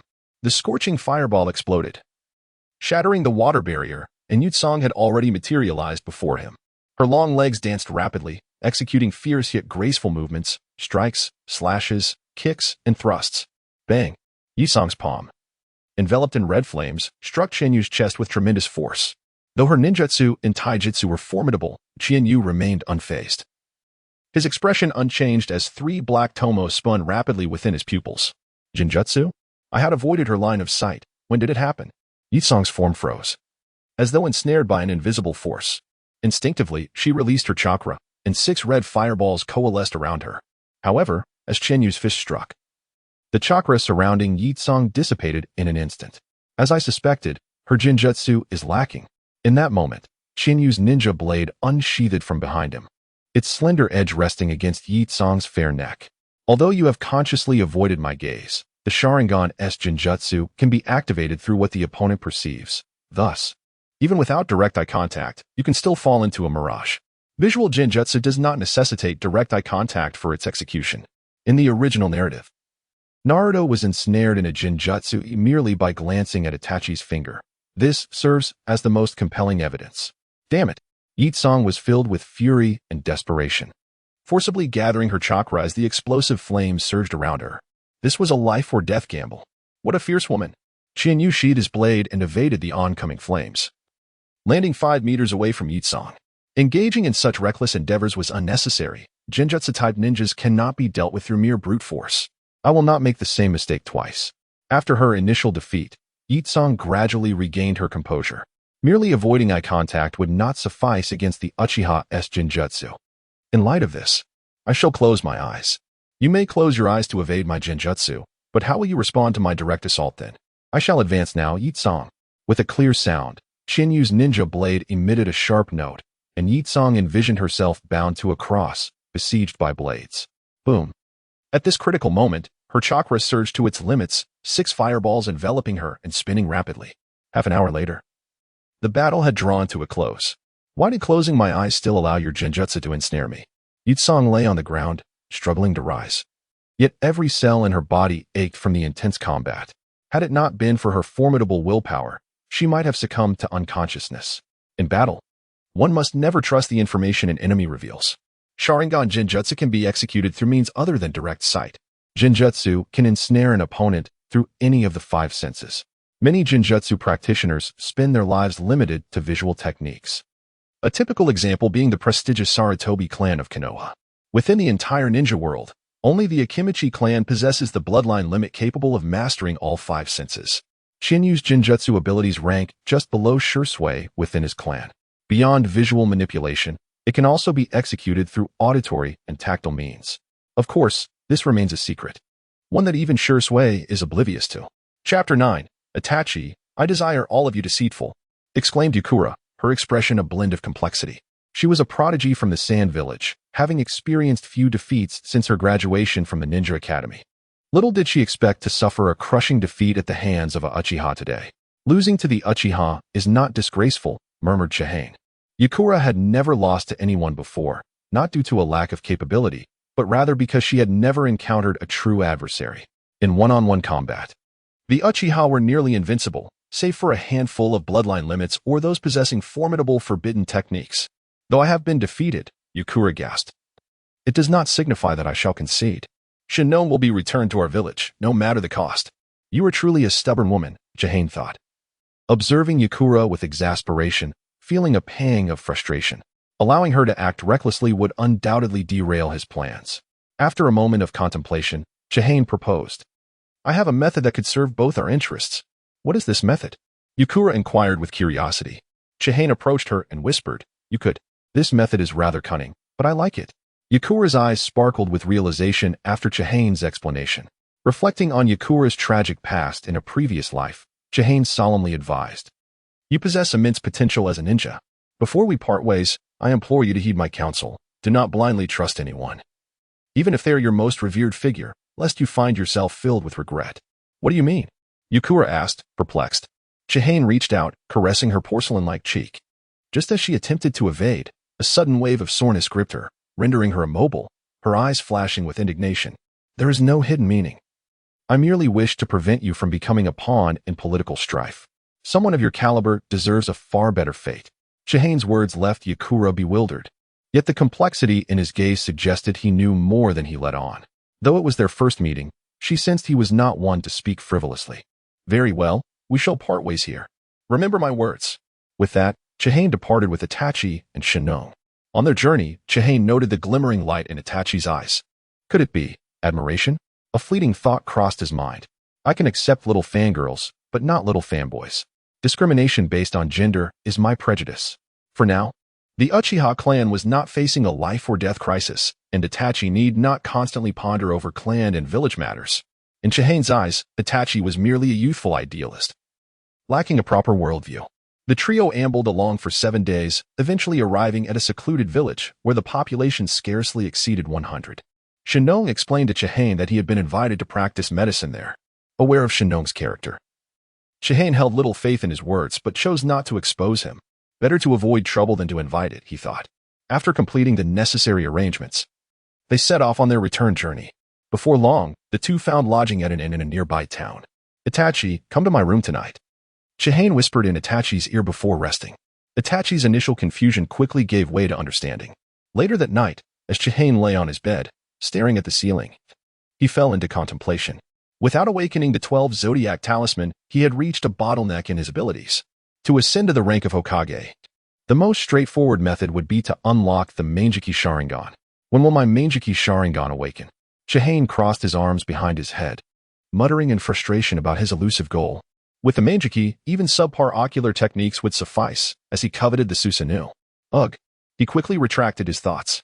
I cannot afford to settle for inferior ocular techniques. Should I end up like Kagaya, I would deeply regret it. The Manjiki Sharingan was exceedingly rare, and Kagaya's techniques ranked among the least desirable. Suddenly, a knock sounded at the door. Chihane opened it to find Itachi standing outside, his eyes brimming with anticipation. What are your thoughts on Shinong? Chihane casually asked while handing Itachi a cup of water. After a moment's hesitation, Itachi replied, he always wears a smile, giving a warm and approachable impression. Yet, my instincts tell me he is not to be underestimated. Perhaps I'm overthinking, but I sense he harbors deep-seated malice towards our Leaf Village. In the original timeline, the empty ninja village was annihilated by the Leaf, so Shinong would naturally harbor no fondness for them. Chihane, possessing memories from his previous life, was well aware of Shinong's true nature, but he marveled at Itachi's remarkable intuition at such a young age. One last question for you. If you answer correctly, I shall grant you my time tonight. Ask whatever you wish to learn. Chihane offered Itachi another cup of water. Really? Chihane affirmed. I can teach you any Jinjutsu, Ninjutsu, or Taijutsu, provided you answer my question. This afternoon, what was the last thing I said to Yakura that made her abandon the pursuit of Shinong? Itachi pondered for a long while before responding. Shinong has stolen forbidden techniques from the Sand Village. Yakura will not let this go easily. We accepted Shinong's commission, and even if he is peculiar, we cannot turn him over to Yakura. Furthermore, the Leaf and Sand are allies. Tearing our relationship over this would yield no benefits. Itachi paused, articulating his thoughts. I surmise Chihane-san likely advised Yakura to capture Shinong after we deliver him to his destination. After completing the task, Shinong would no longer be our concern. Hearing Itachi's answer, a smile broke across Chihane's calm demeanor. Absolutely correct. Chihane stepped closer to Itachi, asking, could you share how you deduced that? Because it is the only solution to the problem. Itachi's answer was succinct and powerful. You have passed my test. Now it is time to fulfill our promise. Tell me, what do you wish to learn? Placing a hand on Itachi's shoulder, Chihane regarded him as an equal rather than a child. I wish to learn all that you know. The following day, Chihane awoke to find his usually composed demeanor marred by fatigue, his eyes bloodshot and weary. Itachi Uchiha has quite the appetite. I nearly could not satisfy him. Yet, he is still a child, and his energy cannot surpass mine. Glancing at the sleeping Itachi beside him, Chihane drew a sharp breath. Last night was truly arduous. Itachi's learning capacity was astonishing. In just one night, he had mastered 4 A-rank Jinjutsu and 6 B-rank techniques. Not only did he grasp them superficially, but he also executed each technique with finesse. Of course, the entire learning process occurred within the realm of Jinjutsu, or Chihane would not be so utterly exhausted. Confirming that Itachi would not awaken until the afternoon, Chihane donned his Azura attire and stealthily slipped out of the inn, heading back to the village where Shinong resided. Chapter 10. The Price of Life. A solitary figure strolled down the street, oblivious to the world around. Cloaked in a black robe and donning a devilish mask, long hair billowed in the wind. In the light of day, this appearance was strikingly eccentric, with a leisurely pace. An air of nonchalance emanated from the figure. Despite the absence of chakra fluctuations, an unintentional aura of menace lingered. Here lies the residence of Mr. Shinong, all unauthorized personnel. Vacate immediately. 2 guards stationed at the entrance sternly commanded upon noticing the stranger's approach. In response, a blinding flash of fire erupted. Fire release, great fireball technique. A massive fireball, 5 meters in diameter, surged forward, engulfing the two guards. Amidst the flames, agonized screams pierced the air, followed by an eerie silence. Amidst the chaos of bloodshed, the fire release techniques wielded by Qianyu were lethal weapons, not mere harmless jutsu. Shinong's abilities were mediocre, and this village merely served as a pitiful outpost for the remnants of the Void Ninjas, lacking in formidable warriors. The notion of subtlety was far from consideration. He was now the infamous bounty ninja Shura, not Uchiha Chiba. The more ostentatious his actions, the safer his true identity remained. Moments later, over a dozen remnants of the Void Ninjas encircled him, their bloodlust palpable. "Who are you?" The leader of the Void Ninja squad inquired with caution, scrutinizing the enigmatic figure before him. The attire bore no resemblance to that of the five great nations ninjas, resembling instead that of a bounty hunter. The swift elimination of two Ch9-level Void Ninjas underscored the prowess of this bounty ninja. Yet, his brazen approach to combat was uncharacteristic of a ninja, who typically favored stealth and ambush. Qianyu, however, had no intention of engaging in dialogue. If one must kill, why waste words? He initiated his assault, the Sharingan spinning as he cast an illusion, while his hands swiftly formed the seals for the fire release. Nirvana Temple Technique. Fire Release. Storm Dance. The explosion shattered the village's tranquility. Shinong rushed to the window, fear etched on his face as he beheld the distant flames. An enemy invasion? Could it be the pursuit team from Sunagakure? His thoughts immediately drifted to the Sunagakure ninjas, particularly since he had pilfered forbidden techniques from their village and had encountered the talented ninja Yekong days prior. Before long, the door burst open, and a short-haired Void Ninja hurriedly entered. "How many foes have arrived?" Shinong questioned urgently. "Only one," the Void Ninja stammered. "One?" Shinong's initial shock quickly morphed into furious rage. A mere ninja dared to provoke him. It was sheer folly. "You go forth and confront him. I shall follow shortly." "Yes." The short-haired Void Ninja complied and dashed out. As the sounds of battle grew increasingly close, a resolute glimmer flickered in Shinong's eyes. "Your sacrifices will not be in vain. One day, the five great nations shall bow before the Void Ninja village." With that declaration, he vanished, slipping through the back door. He was not foolish. The audacity of the lone intruder suggested formidable strength. Shinong did not excel in combat, and to confront such an opponent would be akin to courting death. Survival was paramount. He valued his life above all else. In a swift escape, Shinong found himself outside the village, standing at the edge of a dense forest, shrouded in lush vegetation. As he sprinted, he abruptly halted, spotting a figure standing silently ahead. Cloaked in black, with a devilish mask, the figure basked in the sunlight, exuding an aura of profound mystery. The robed individual radiated an overwhelming bloodlust that tightened Shinong's heart. "You've tracked me down swiftly. This is the end for me." The dark figure glanced at Shinong and scoffed. "The leader of the Void Ninjas, with a bounty of 80 million, is nothing but a coward afraid of death. As the leader of the Void Remnants, Shinong indeed had a substantial bounty on his head in the black market. The revelation of his identity left him both shocked and intrigued. How did this stranger know who he was? In the entire ninja world, aside from the remaining Void Ninjas and Orochimaru, no one else possessed such knowledge. Unless there was a traitor among his ranks or this individual had ties to Orochimaru. His surprise turned into elation upon realizing the figure was a bounty ninja. As long as he was not affiliated with the five great nations, there remained a glimmer of hope for negotiation. After all, what drove bounty ninjas?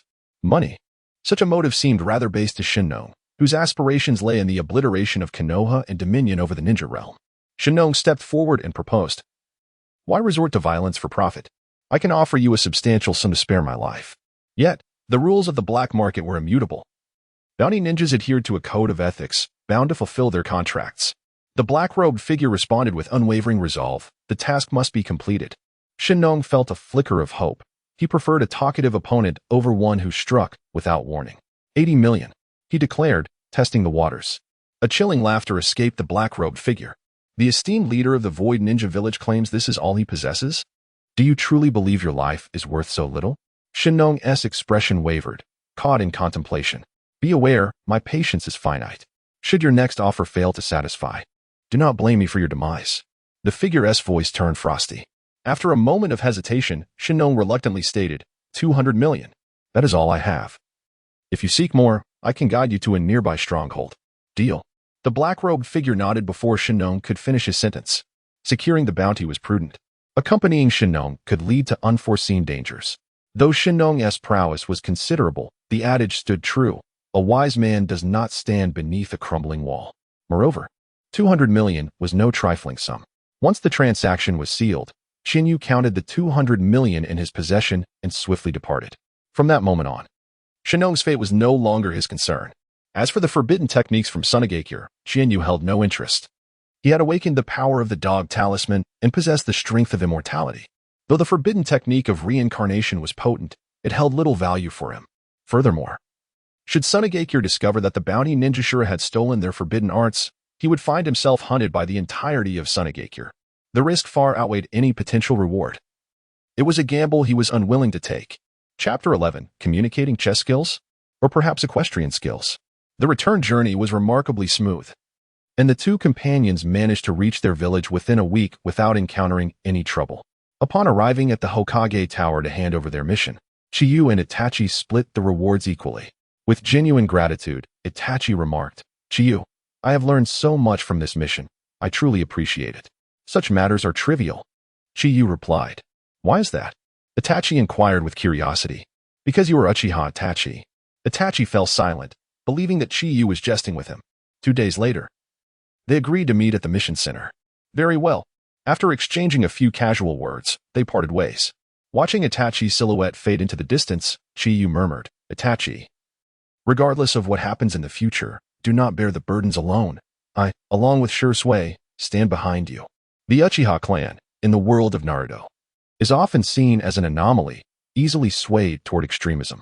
Narrow-minded like Obito, who sought to destroy the world for an unattainable love, or broad-minded like Itachi, who slaughtered his own parents and clan to prevent war. Sometimes, even Chiyu found it difficult to discern whether the fault lay with the world or the Uchiha clan. It was indeed a perplexing dilemma. After bidding farewell to Itachi, Chiyu returned home alone. His parents had perished during the Second Shinobi World War, leaving him as the sole survivor of his family. Although the Uchiha clan faced oppression from the village, they remained a prominent family.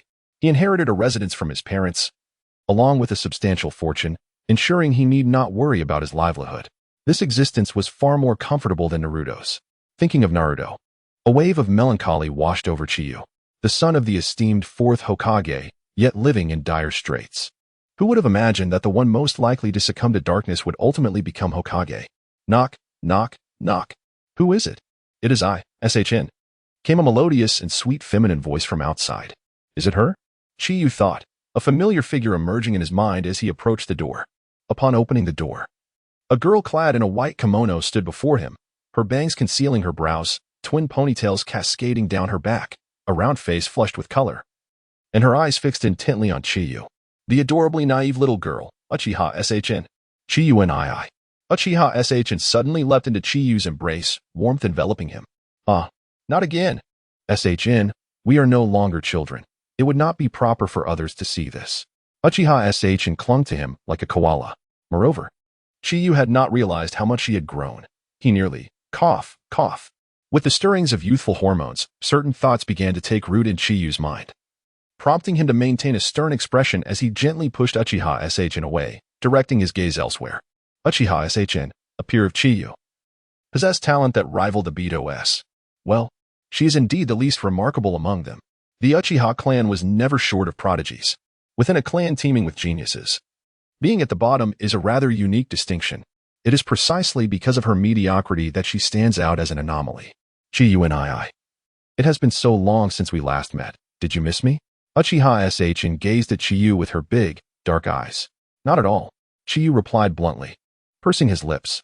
SHN, skeptical, retorted, if you did not miss me, then why were you so anxious just now? A mischievous glint flickered in her eyes. I am going to cook. Will you join me? Chiyu rubbed his forehead, hastily changing the subject. Of course, I shall eat.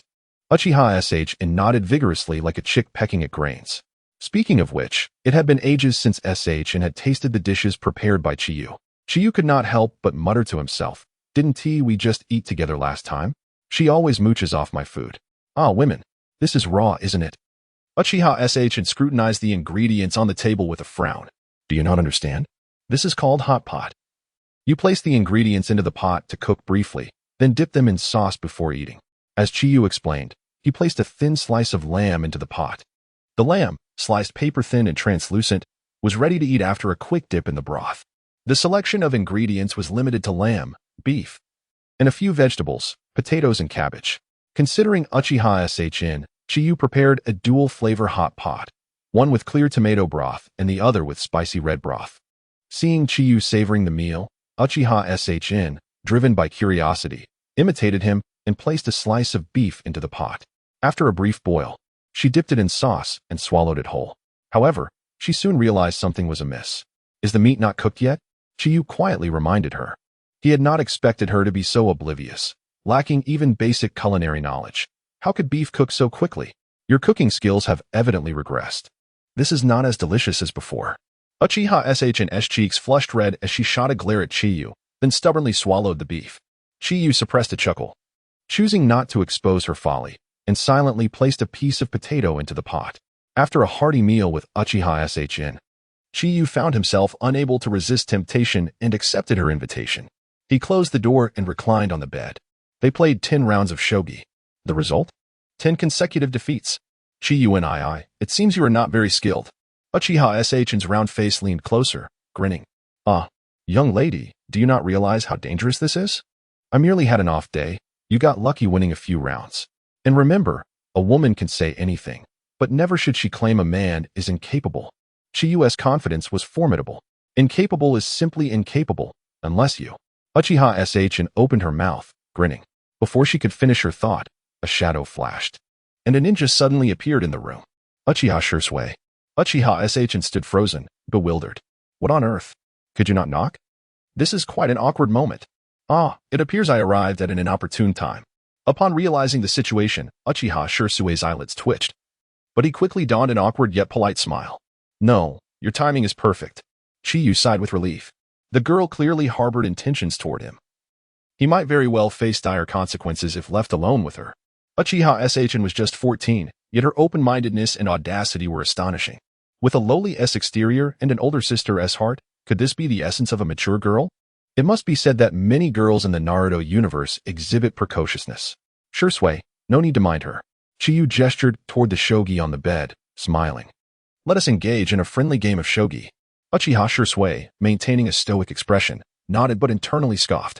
Do you take me for a fool? Engaging in a game of shogi? Or is it something more intimate?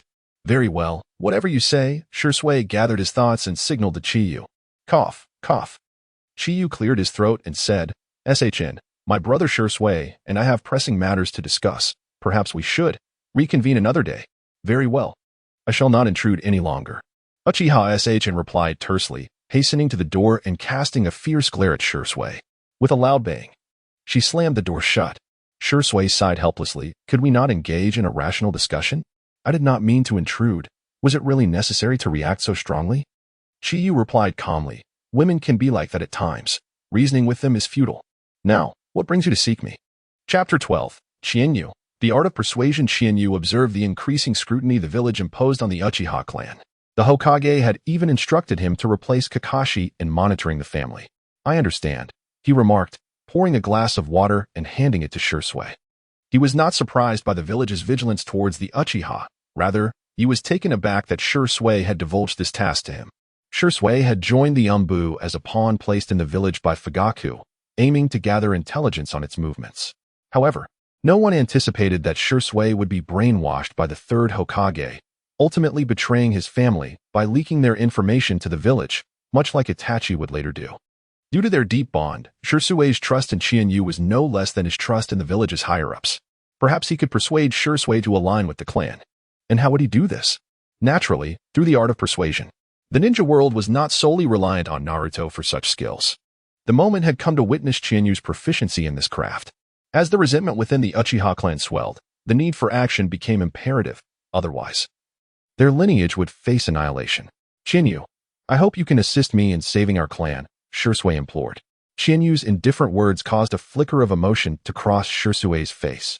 After a moment of hesitation, Qianyu revealed the purpose of his visit. How do you intend to save the clan? You are aware that I have awakened the Mangekyou Sharingan. One of its abilities being Kodo Amatsukami, which can alter a person's will. Therefore, he hesitated before continuing. As a last resort, I would modify the will of clan leader Fugaku. Upon hearing this, Qianyu shook his head, a look of deep reflection on his face. Shui, even to this day, you remain naively idealistic. Even if you alter Fugaku's will, it cannot bridge the rift between the Uchiha and the village. Fugaku's will does not equate to the will of the Uchiha clan. In the original timeline, the Uchiha coup appeared absurd precisely because the clan's elite had no desire to instigate a rebellion. Not to mention Shui and Itachi, two formidable powers, stood firmly with the village. In truth, even Fugaku himself sought to negotiate with the village's higher-ups, compelled by circumstances and pressured by his clansmen to instigate a coup. Otherwise, he would not have given up resistance after discovering Itachi's allegiance to the village, willingly sacrificing himself to fulfill Itachi's path as a shinobi. Shui, I advise against this course of action. Even if you change Fugaku's will, it will not salvage the Uchiha. Why? Shui was perplexed. Shinyu interjected. Have you considered how to resolve the conflict between the village and the clan? You may alter Fugaku's will, but can you change the will of every individual within the clan? That terrifying ability of Kodo Amatsukami cannot be employed frequently. Shui fell silent, murmuring. But this is the most effective way to prevent a coup. In the short term, indeed, it appeared to be a viable solution. However, an increasing number of individuals would begin to criticize clan leader Fugaku, ultimately leading to his isolation, much like the fate of Uchiha Madara. Eventually, a new clan leader would rise, and the divide between the clan and the village would only deepen, making a coup inevitable. Shinyu's thoughts drifted to Fugaku.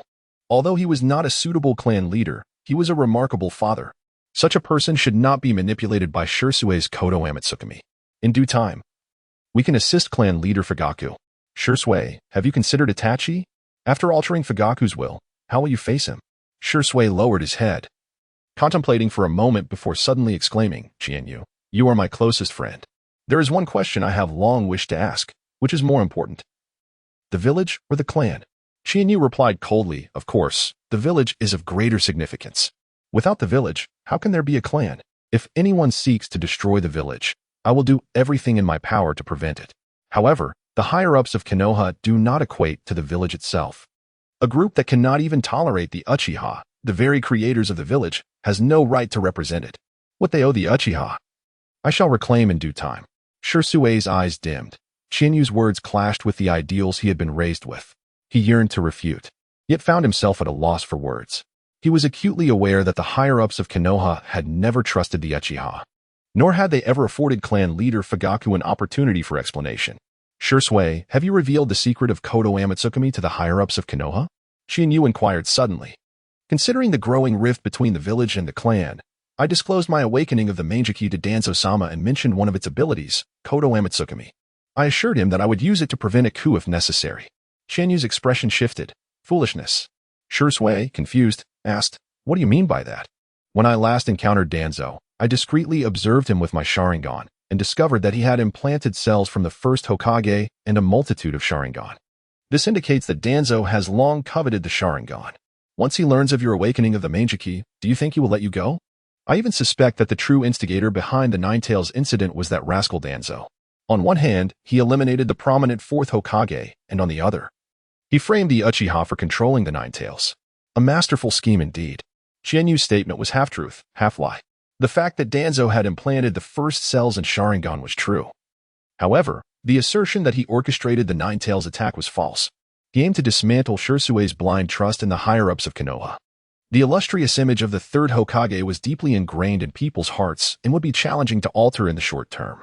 Yet, Danzo was different, infamous for his underhanded tactics. Not only the Uchiha, but even other clans in Konoha held no fondness for him.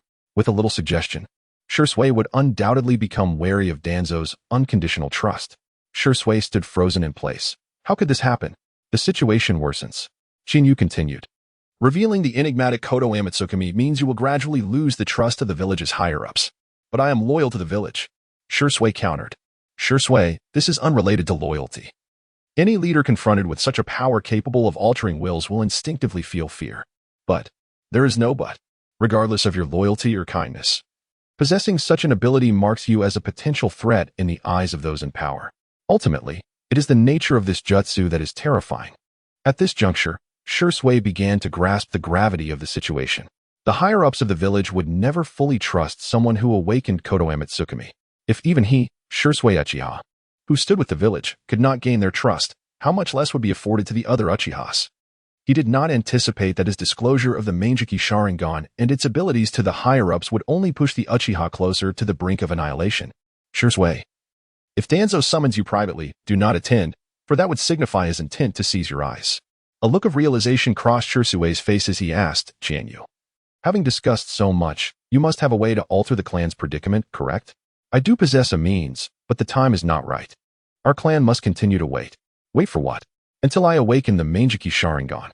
Shursui pondered in silence for a moment, quietly resolving himself. Only Qianyu could save the Uchiha, and awakening the Mangeki would necessitate the loss of his most cherished person, the one who must perish before Qianyu could only be himself. Chapter 13. A plea from the land of demons. Ha. My son secured first place in the shuriken throwing competition yesterday. Congratulations, indeed. Humph. What is so remarkable about that? Just look at other children, and then at yours. At the entrance of the Ninja Academy, parents gather to send their children off to school, engaging in lively whispers. The QB has arrived, someone suddenly exclaimed, causing the previously boisterous atmosphere to freeze for a fleeting moment, before a wave of murmurs erupted among the crowd. Damn that QB. What a stroke of bad luck. I should have come later. What on earth is Lord Hokage thinking, allowing the QB to attend school? Disdainful and contemptuous gazes swept over the blonde-haired boy, who lowered his head and trudged heavily toward the school gate. Brother, hurry up, or we'll be late. How could we be late? Look at that child. He is no different from you. Ruri, slow down. In the distance, a little girl shouted as she sprinted forward with all her might. Bang. The dazed blonde child failed to notice the little girl rushing toward him and was knocked to the ground. Ruri, I told you not to rush. Look what you've done. Hey, are you all right? After helping the fallen blonde child up, Chiyu paused for a moment, surprised. Naruto, it's been a long time. Ruffling Naruto's unruly hair. Chiyu's lips curled into a smile. He had always observed from afar, but this was his first close encounter with Naruto. Uchiha Ruri curiously gazed at the boy with 3 whisker-like marks on his face and asked, Did I hurt you? She was the younger sister of Uchiha Itachi, born in the same year as Naruto and Sasuke, and enrolled in the same year as well. Naruto looked at Chiyu and Ruri in astonishment and asked, You aren't afraid of me? Before Chiyu could respond, Ruri eagerly interjected, We are all just kids. Who would be afraid of you? But you are quite strange. You look so young, yet you have 3 whiskers on your face. I knocked you down today, so as compensation, I'll protect you at school. If anyone bullies you, just let me know. Listen well, my name is Uchiha Ruri. Ruri declared, thumping her chest for emphasis. Naruto stood there, stunned, unable to process what had just happened. They were different from the others. Ruri pinched Naruto's cheek and sighed, What is wrong with you? I finally have a little follower, and you seem so daft and not very bright. At that moment, a wave of chakra fluctuations rippled through the air, causing Chiyu to feel a sense of unease. Umbu? The Jinchuriki was of paramount importance to the village, constantly monitored by the Umbu. Ruri, we should head inside quickly. Being late is not good. The Umbu would not allow the Uchiha to interact with Naruto. Ruri was just a child, and the Umbu would likely turn a blind eye to her, but Chiyu was different. Remaining near Naruto could lead to trouble. My brother just said we wouldn't be late. And now he is telling me to hurry inside. How annoying. I'll tell my sister you're bullying me when I get home. Ruri made a face and then pulled the blonde child along as they dashed into the school. Once the two entered the Ninja Academy, the hidden Umbu around them quietly departed. Chiyu pondered whether Naruto's early interaction with Ruri would jeopardize Sasuke's position. He then left the Ninja Academy and made his way to the Hokage building. By the time he arrived, Uchiha Itachi had already been waiting for quite some time. After exchanging a few words, the two entered the Hokage building. Upon reaching the mission center, Chiyu stated, I would like to accept an S-rank mission. The staff member replied, S-rank missions can only be accepted with Lord Hokage's consent. At that moment, Chiyu felt a pair of eyes watching him. He remained expressionless as he scanned the surroundings. His eyebrows raised. The Hokage building had no outsiders apart from a few guards. Just as Chiyu began to doubt his instincts, a thought struck him. Lens technique. A unique secret technique of the third Hokage, also known as the third S-exclusive peeping technique.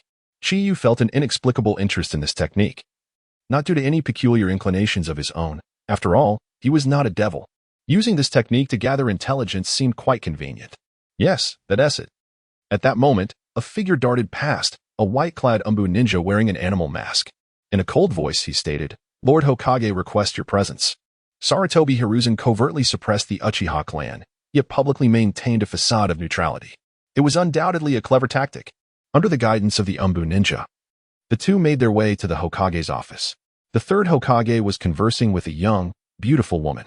The woman scrutinized Chiyu and Itachi from head to toe before expressing her gratitude to Sarutobi, saying, "Thank you, Lord Hokage. Moroku is eternally grateful." Moroku? Chiyu scrutinized the woman, who appeared to be around 20 years old, and a few memories surfaced. Moroku was the priestess of the Land of Demons, a rather unique figure.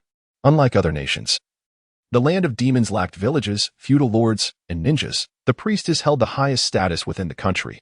Moroku was the current priestess of her generation. Though she was not a ninja, she was well versed in sealing techniques and possessed the ability to foresee the future. However, she later perished while sealing the malevolent spirit known as Moroku. Based on the storyline, it was precisely at this point in time that the sealed malevolent spirit, Moroku, was showing signs of disturbance. The priestess suspected that a group of ninjas led by Yomi was responsible for this chaos, prompting her to seek assistance from Konoha. Moroku was an exceedingly terrifying entity, and rumors circulated in the ninja world that should Moroku descend upon the realm, a bloody storm would ensue. Currently, the village is short on personnel, and I intend to send you and Itachi to the Land of Demons to assist the priestess in sealing Moroku. What are your thoughts? Sarutobi explained with a smile. I would like to know the remuneration for this mission, Chiyu inquired after a moment's contemplation. The Land of Demons can offer 40 million ryo. Moroku stated. Is that all? Chiyu retorted, his expression unchanged. Moroku lowered her head in silence. The Land of Demons was a small nation with an undeveloped economy. Its entire annual revenue was less than 100 million ryo. At this point, Sarutobi added, Konoha will unilaterally provide 30 million ryo to his sister country. The matter concerning Moroku is of critical importance to the safety of the ninja world, and thus must be approached with caution. Thank you, Third Hokage. Moroku expressed her deep gratitude. With this 70 million ryo, reaching 100 million would be nearly feasible. Chiyu calculated in his mind and decided to accept the mission. Konoha was quite a distance from the Land of Demons, and they must exercise caution along the way. The Land of Demons lay nestled between the Land of Wind and the Land of Earth, necessitating careful actions to avoid misunderstandings with Sunagakure and Iwagakure. Sarutobi cautioned Chiyu. Remember to be vigilant. Chiyu nodded and then turned to Moroku. Priestess, we will need some time to prepare. How about departing tomorrow? That is not a problem. She had sought assistance from the Land of Wind, the Land of Earth, and the Land of Lightning, but to no avail. The fact that Konoha was willing to accept the commission left her immensely satisfied. Chapter 14. The organization needs talents like you. Time was of the essence, and the task at hand was weighty. Thus, the group dared not delay and set off from the village early the next morning, making their way towards the Land of Ghosts. Along the journey, Itachi curiously inquired, Your Highness, what exactly are the wraiths? The priestess sighed and replied, regrettably, the wraiths are monstrous entities summoned from another realm by the cultists of the Land of Ghosts. Itachi's confusion deepened at the mention of another realm. Upon hearing this, Chihane also felt intrigued, perking up her ears to listen as the priestess continued. The priestess shook her head and explained, I am not well versed in the specifics. Our clan's ancient texts contain scant information regarding this history. The texts particularly emphasize that every so often, wraiths descend upon the world, wreaking havoc. It is then the duty of our priestess clan to seal the wraiths once more. This has been the mission of every generation of priestesses. 3 days later, they arrived at the border between the Land of Fire and the Land of Wind. On one side lay endless stretches of yellow sand, while on the other stood an unending forest. They found themselves on a high ground, where they munched on rations while deliberating their route. The Land of Ghosts was separated from the Land of Wind by several small nations, such as the Land of Grass, the Land of Birds, the Land of Bears, and the Land of Rain. These smaller nations were teeming with a staggering number of wandering ninjas, and any conflict could inevitably delay their journey. Once we traverse this desert, we must carefully reach the Land of Rain, Chihane advised as she folded the map. Itachi explained to the priestess, although the Land of Rain is a small nation, it is home to a formidable warrior known as a demigod in the ninja world, so we must proceed with caution. The priestess displayed a bewildered yet awestruck expression. For having spent so long in the Land of Ghosts, her knowledge of the broader ninja world was limited to the 5 great nations. However, if someone was referred to as a demigod, they must indeed be among the pinnacle figures of the ninja realm. Chihane mused to herself, at this point in time, I estimate that Hanzo has likely been eliminated by the Akatsuki organization. In my recollection, the first act of Nagato upon assuming leadership was to slay Hanzo and subsequently covertly consumed the entire land of rain. At this juncture, Nagato had already been led astray by Obito, making him a far more formidable foe than the Wraiths. It was rather peculiar, despite being a small nation. The Land of Rain held a fearsome reputation in the ninja world. Such significant events transpired without the awareness of other countries. After satisfying their hunger, Chihane instructed, "You all rest here for an hour. I shall scout ahead. Itachi, protect the priestess." After walking 3 or 4 miles through the desert, Chihane sensed no anomalies until a sudden whiff of blood reached her nostrils. Sharingan, activate. 3 black tomos spun rapidly as her gaze swept the surroundings. It wasn't long before she discovered something amiss. In a flash, she dashed forward, only to find a corpse lying amidst the yellow sands. Judging by its attire, it belonged to a sand village jonin. The lifeless face was darkened, clearly a victim of poison, and it appeared to have succumbed only recently. Who could have slain him? What kind of poison could eliminate a jonin? Confusion washed over Chihane. Furthermore, she noticed numerous other sand village corpses scattered around, over 30 in total, with the weakest among them being Chunin. To wipe out so many in one fell swoop would be a daunting task, even for Chihane. At that moment, she spotted a familiar face among the corpses beneath her feet. Upon closer inspection, she recalled having encountered this individual previously, one of the sand ninjas pursuing Shinnon in the Land of Grass. Could it be that these individuals were all eliminated by Shinnon? No, that couldn't be right. If Shinnon possessed such power, he would not be fleeing like a stray dog. Just then, Chihane furrowed her brow. In the distance, 2 figures appeared, their outlines obscured by the swirling sands. Maximizing her Sharingan's potential, Chihane discerned that one of them harbored an immense chakra. By the sheer volume of chakra, it was evidently a figure of Kaga-level strength. The other was rather ordinary, barely reaching Chunin levels. Summoning technique. Bang. In an instant, a cloud of smoke erupted. A cat with a knife in one paw and a fork in the other, its mouth clamped around a fish tail, materialized before Chihane. This was no ordinary feline, but a ninja cat, a standard summoning beast of the Uchiha clan. As it munched on the fish tail, it remarked, "Meow. Was it not agreed that I should not be summoned during mealtime? Even cats have to live." Chihane quickly replied, "This is urgent. There is no time for explanations. Go find Uchiha Itachi and have him take the priestess to a safe hiding place." The plump cat extended a paw to gesture. Chihane felt exasperated, then took out 100 yen and handed it over. This cat was not only lazy but also insistent on payment. It charged for all services rendered. Meow. Services are not provided during mealtime, so there is an additional fee. With a frown, Chihane dug out 200 yen more. Hurry up. As long as the payment is settled, everything else can be discussed. The cat accepted the 300 yen and dashed off along Chihane's previous path. After a moment of contemplation, Chihane donned the attire of Shura and stood her ground, intending to buy time. Before long, 2 figures approached her. "It's you, Mr. Shura. I didn't expect to see you again," one of the newcomers exclaimed in surprise, revealing himself as the leader of the Akatsuki, Shinnon. Chihane's attention was not on Shinnon, but rather on the other individual, clad in dark cloud-patterned attire with a straw hat. The person's bright eyes scrutinized Shura as if appraising prey. An Akatsuki member. However, the straw had obscured their face. Chihane felt an unexpected surprise, not because she had encountered an Akatsuki member here, but due to the revelation that Shinnon was somehow entangled with the organization. "Is he your friend?"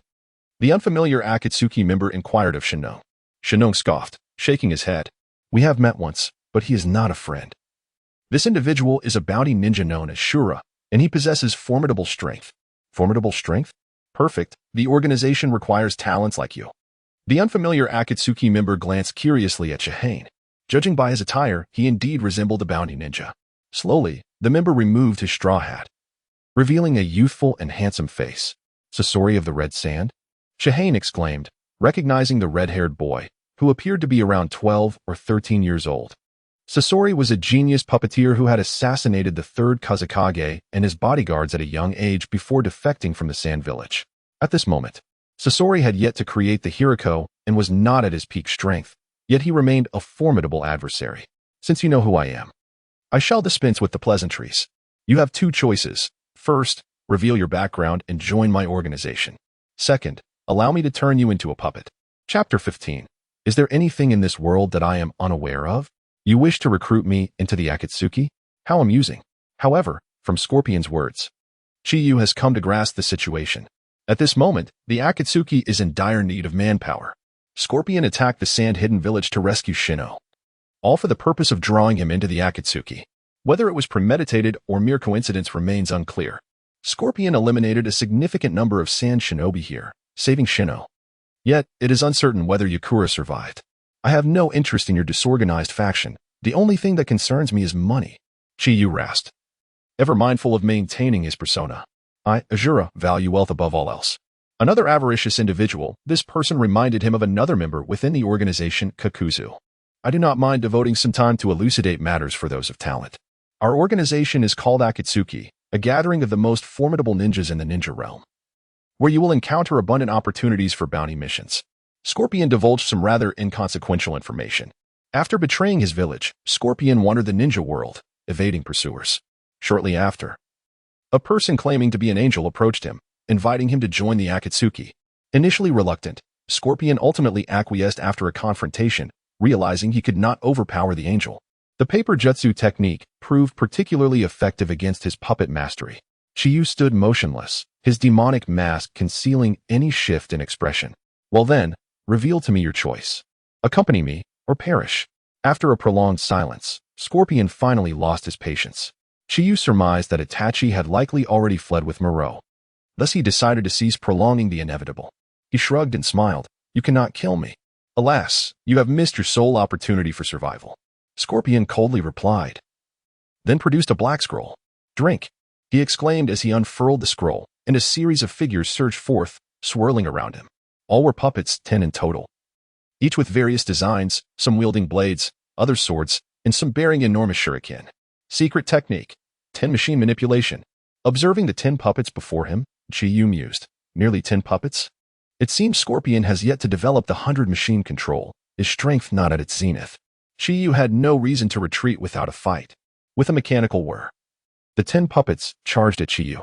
Unfazed, he raised his palm, employing the levitation power of the chicken talisman. The puppets, ensnared by an invisible force, halted mid-air, their blades flailing wildly in a chaotic frenzy. In the next instant, the chakra threads controlling the puppets were severed, and they plummeted to the ground.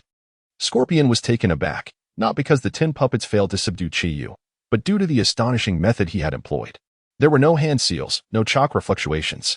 With merely a gesture, he had dismantled his puppets. Such a technique was unfathomable. Suddenly, Scorpion recalled a similar power previously exhibited by a man within the organization. The thought of that man, possessing the fabled eye, evoked a sense of helplessness even in Scorpion, who was known for his pride. Just what was that power? This bounty ninja was far from simple. Scorpion's interest in Chiyu deepened. With arms crossed, Chiyu spoke in a tone of utmost disdain. That is a power you shall never master. It was not mere bravado. He sought to cultivate an air of mystery that would instill trepidation in Scorpion. Arrogant! Scorpion retorted angrily, swiftly extracting another black scroll. As a puff of smoke erupted, a humanoid puppet materialized before him, surrounded by black sand iron, unmistakably resembling the third Kazekage. Controlling the third Kazekage puppet, Scorpion declared, "This is my most satisfactory work of art. Witness my artistry." Chiyu, expressionless, fixed his gaze on the third Kazekage puppet, again employing the levitation power. The puppet quivered violently. Scorpion's expression shifted, and he leapt onto the puppet, quickly forming hand seals. Magnet release, sand iron wings. The iron sand surrounding the puppet transformed into 2 massive wings, soaring into the sky. Truly, Scorpion was an elite ninja, and not a single one was a mere flicker of light. Chiyu furrowed his brow. The farther the object controlled by the chicken talisman drifted, the weaker its effect became. Scorpion had evidently recognized this limitation. The third Kazekage puppet ascended higher, swiftly reaching a height of 30 meters above Chiyu. This distance was precisely the limit of his control. No ninjutsu is without flaw. As I suspected, your technique suffers from a range restriction. Now, what will you use to combat me? Scorpion laughed triumphantly as he sensed the third Kazekage puppet gradually freeing itself from the invisible grip. In this moment, he believed himself to be invincible. In the entire ninja realm, flight offered a considerable advantage. Ordinary ninjas could do nothing against those with the ability to fly. Against a flying ninja, Jinjutsu, close-range ninjutsu, and Taijutsu pose little threat. To counter such individuals, one must either eliminate them before they take to the skies, possess their own flight capability, or excel in mid to long-range ninjutsu. Allow me to impart some unfortunate news. The third Kazekage was most adept at mid to long-range ninjutsu during his lifetime. Thus, even at this altitude, I can still strike at you. Magnet release, sand iron rain. The iron sand surrounding the third Kazekage puppet transformed into countless shurikens, raining down upon Chiyu like a tempest. The iron rain descended relentlessly, overwhelming him. Earth release, earth barrier.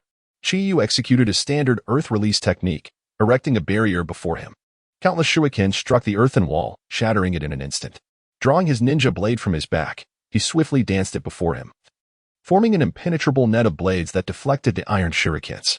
However, the sheer volume of the rain was too great. Some still grazed his skin. Under such a concentrated assault, how long can you endure? When you perish, I shall make good use of your corpse. You will become an art piece second only to the third Kazekage puppet, Scorpion proclaimed from the heights. Fire release, great dragon fire technique. Seizing an opening, Chiyu formed a one-handed seal, gathering a massive amount of chakra in his throat as several fire dragons surged skyward. Chapter 16, Divine Farmer. I offer you two choices: magnet release, iron sand defense. Startled, Sasori swiftly manipulated the third Kazekage puppet, conjuring a colossal iron sand barrier to intercept the impending assault. Boom, boom, boom. The fiery dragon collided with the iron sand bulwark, unleashing a series of thunderous detonations. After breaching the barrier, the dragon's momentum waned, allowing Sasori to deftly evade the remainder with the third Kazekage puppet. Such formidable fire release techniques. Who is this enigmatic figure? The cascading waves of heat emanating from above furrowed Sasori's brow.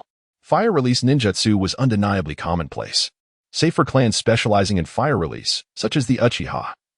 The average ninja's fire techniques were typically unremarkable. Yet, this mysterious bounty hunter wielded fire release with such terrifying potency, eclipsing anything Sasori had previously witnessed. Your associate is in my grasp, Sasori. Surely, you wouldn't wish to see his head severed? Capitalizing on Sasori's diversion with the iron sand defense, Chiyo subdued the Divine Farmer. The Divine Farmer, merely a middling chunin, was utterly defenseless against Chiyo's might. Sasori, piloting the third Kazekage puppet, circled incessantly in the sky, seemingly unconcerned by Chiyo's threat. Nay, harbor no misconceptions. This individual is not my comrade. While my organization is indeed shorthanded, his demise here would merely underscore his unworthiness to join our ranks. Furthermore, have you not discerned anything amiss? Sasori's frigid voice echoed from above. Sanbon, tainted with poison? In an instant, Chiyo collapsed, writhing in violent convulsions. Ha ha ha. Sasori erupted in maniacal laughter as the poison took effect. Sasori of the Red Sand was not only a prodigious puppeteer but also an adept poisoner. The iron sands Sanbon launched earlier were all laced with lethal toxins. Though most were evaded, some had managed to strike Chiyo. Once poisoned, there was no antidote. Only certain death. You remain too naive, unfamiliar with the perils of the shinobi world. Despite gaining the upper hand with the poisoning, Sasori remained aloft, hesitant to descend. As an S-rank rogue ninja wanted in numerous countries, Sasori had endured this long through both power and prudence. Fire release, great fire annihilation. Just then, an icy voice reverberated from behind Sasori. Chiyo, levitating in midair, unleashed a torrent of raging flames from his maw. A shadow clone on the ground? When did he? Sasori exclaimed in horror, hastily erecting an iron sand defense. But it was too late. In a heartbeat, a surging inferno engulfed Sasori. Aya! Agonized screams echoed through the air as thick, black smoke obscured half the sky. While not as expansive as Great Fire Destruction, Great Fire Annihilation boasted a more concentrated and devastating conflagration, amplified by the Dragon Talisman's explosive force. The third Kazekage puppet plummeted from the heavens, crashing into the earth with a deafening thud, sending dust billowing into the air. Tough as nails, Chiyo muttered, descending to the ground. The Rooster Talisman's levitation ability had allowed him to ascend tens of meters into the air with ease. As the dust settled, a shadowy figure soared skyward. However, Sasori was nowhere to be seen. Or rather, the third Kazekage puppet was Sasori. Eternal beauty. This was the lifelong ambition of Sasori, the puppet prodigy. In a sense, he had achieved it. By his early teens, Sasori had transformed himself into a puppet. Unless a vital point was struck, he was virtually indestructible. Moreover, the Uchiha clan's vaunted genjutsu were largely ineffective against Sasori's puppet form, save for forbidden techniques like Izanagi and Izanami. This was why Chiyo had refrained from using genjutsu thus far. Furthermore, Sasori could replace his puppet body when damaged, making him exceptionally difficult to corner. In the original timeline, he would never have fallen to Chiyo had he not sought death. Magnet release, Iron Sand gathering assault. Humiliated by Chiyo's sneak attack, Sasori retaliated with fury. A vast reservoir of chakra enveloped the third Kazekage puppet as a deluge of iron sand transformed into iron cones, blocks, spears, and other armaments. Let us cease this pointless conflict. We have no animosity towards each other. There's no need for a fight to the death. Chiyo, utilizing the body flicker technique, swiftly evaded Sasori's assault and addressed him. At this juncture, continuing the battle served no purpose. Chiyo's initial aim had been to stall for time, preventing Sasori from reaching the priestess. Engaging Sasori was a last resort. More importantly, Chiyo lacked the means to kill Sasori before awakening the Mangekyo Sharingan. The Uchiha clan lacked a decisive, game-changing ability. While sufficient against ordinary ninja, it was inadequate against a seasoned Kaga-level opponent like Sasori. Sasori, controlling the third Kazekage puppet, hovered in the air, casting a frigid gaze upon Chiyo. You have damaged my vessel. Do you believe this matter can be so easily dismissed? Chiyo responded with veiled meaning. The human body is frail and susceptible to decay. Such things hold no artistic merit and warrant no regard. Moreover, even if you exerted every ounce of your strength, you could not harm me in the slightest. To continue this battle would be a futile waste of time. Sasori remained silent for a moment, casting a malevolent glare at Chiyo before collecting the scattered puppet components littering the ground. These were his cherished works of art, now severely damaged. Were it not for his apprehension towards the bounty hunter before him, Sasori would not have relented. You yourself stated that this individual is not your comrade. I shall now requisition some funds from him. Surely, you will not interfere? Chiyo, glancing at the divine farmer standing in the distance, smirked and addressed Sasori. Humph. Sasori scoffed, offering no further comment. In Chiyo's estimation, Sasori had tacitly agreed not to intervene. Excellent, Chiyo exclaimed, dashing towards the divine farmer. If he couldn't subdue Sasori, surely he could manage this one. Meanwhile, the divine farmer's face had turned ashen. He had never anticipated such a turn of events. Even the infamous Sasori of the Red Sand had failed to defeat this man. Had bounty hunters become so formidable? Shura, a pleasure to see you again. In the blink of an eye, Chiyo stood before him, a smile plastered on his face. Chiyo scrutinized the smiling divine farmer, inwardly commending his performance. He had truly mastered the art of deception. Had he not known the truth, Chiyo might have been fooled. Since we are old acquaintances, I shall dispense with the pleasantries. I offer you two choices. First, provide me with 100 million. Second, allow me to sever your head. Chiyo had no patience for idle chatter and cut straight to the chase. Chapter 17. Uchiha Itachi's dilemma. Upon hearing those words, Shinon was instantly infuriated. Last time it was 200 million, and now another 100 million. Do you take me for a free ATM? Is your sole intention to relentlessly squeeze one person dry? No. One must possess integrity. Moreover, Scorpion was standing right beside him. He doubted this man would dare to play for keeps. I admire your audacity. With a flick of his wrist, Qianyu's ninjat flew from his waist and pressed against Shinong's neck. A chill penetrated his skin and seeped into his very being. Since you lack funds, I shall sever your head and exchange it for a bounty on the black market. Money, money. Cold sweat trickled down his forehead. The murderous intent was no jest. He had no doubt that if he did not comply, his life would be in peril. Indeed, one must have integrity. Yet those who aspire to great things need not be so rigid. A true man knows when to bend and when to stand firm. How can he be troubled by fleeting honors and losses? That is more like it. Qianyu smiled as he sheathed his ninjat. Before departing, he cast a glance at Scorpion, who was still fiddling with his puppets, silently vowing, "We shall meet again, bearing powers far surpassing yours." Qianyu meandered around, eventually finding a secluded cave nearby, where he opened the system panel. Ding! Congratulations, host. You have gathered 1,000,000,000,000. Inheritance unlocked by 10. The system's notification chimed. Instantly, a surge of electricity coursed through Qianyu's body, causing him to shudder, akin to the aftershocks of intense exercise. A pleasurable moan escaped his lips. With the unlocking of the Holy Master Template by 10, he acquired a new talisman's power. Rabbit Talisman, super speed teleportation, rapid running, instantaneous appearance. The inferior version of Flying Thunder God technique, yet a superior version of Body Flicker technique. The Rabbit Talisman, in conjunction with the Chicken Talisman, allows for actual flight. Upon returning to the village, I shall engage in a contest with Sure Sway. Let us see who is swifter. Qianyu pondered, stroking his chin. Ding. Task activated. 1-year deadline to become the Uchiha clan leader. Reward: inheritance unlocked by 20. At that moment, the system issued another task, and upon hearing its content, Qianyu's expression subtly shifted. The reward was indeed generous, yet the task's nature was somewhat difficult to accept. Become the leader of the Uchiha clan? Since arriving in this world, he had not harbored thoughts of such a position, not even that of Hokage.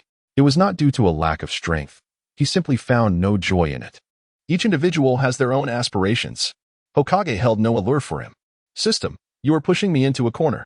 Qianyu sighed silently, tears welling in his eyes as he accepted the task. The temptation of unlocking 20 of inheritance was irresistible. If he were to pursue a methodical path of training, it would take no less than a decade. There was no choice. Initially, he intended to refuse, but the system's offerings were too tempting. Furthermore, usurping the clan leader position from Fugaku would not burden his conscience. Uchiha Fugaku was a great father, but not a suitable clan leader. Under Fugaku's leadership, the Uchiha clan had no future. Upon returning to the previous campsite, Uchiha Itachi emerged from behind a large tree. Brother Qianyu, what has transpired? He inquired. After receiving Qianyu's message, Itachi had not dared to delay, hiding with the priestess before returning alone to guard the campsite. I encountered a formidable enemy. However, that ordeal has concluded. Qianyu replied. Who is it? Itachi's expression shifted. He was well aware of Qianyu's strength, and if he deemed someone terrifying, it could only be a seasoned Kaga-level opponent. Yet, common Kaga-level shinobi, proud of their status, would not act without provocation. S-class rogue ninja from Sunagakure, Scorpion. Such matters need not be concealed. Qianyu was not concerned about his identity as sure of being exposed. Unless Uchiha Itachi joined the Akatsuki and discussed their encounter with Scorpion. But in this lifetime, Qianyu would ensure Itachi never became a rogue ninja. At this stage, Uchiha Itachi was still a youth whose values had yet to solidify. Fugaku had not yet arranged for him to enter the Yumbu, and the third Hokage had not brainwashed him. At this moment, Itachi was still the Uchiha clan's Itachi. After finding the priestess, the trio set off.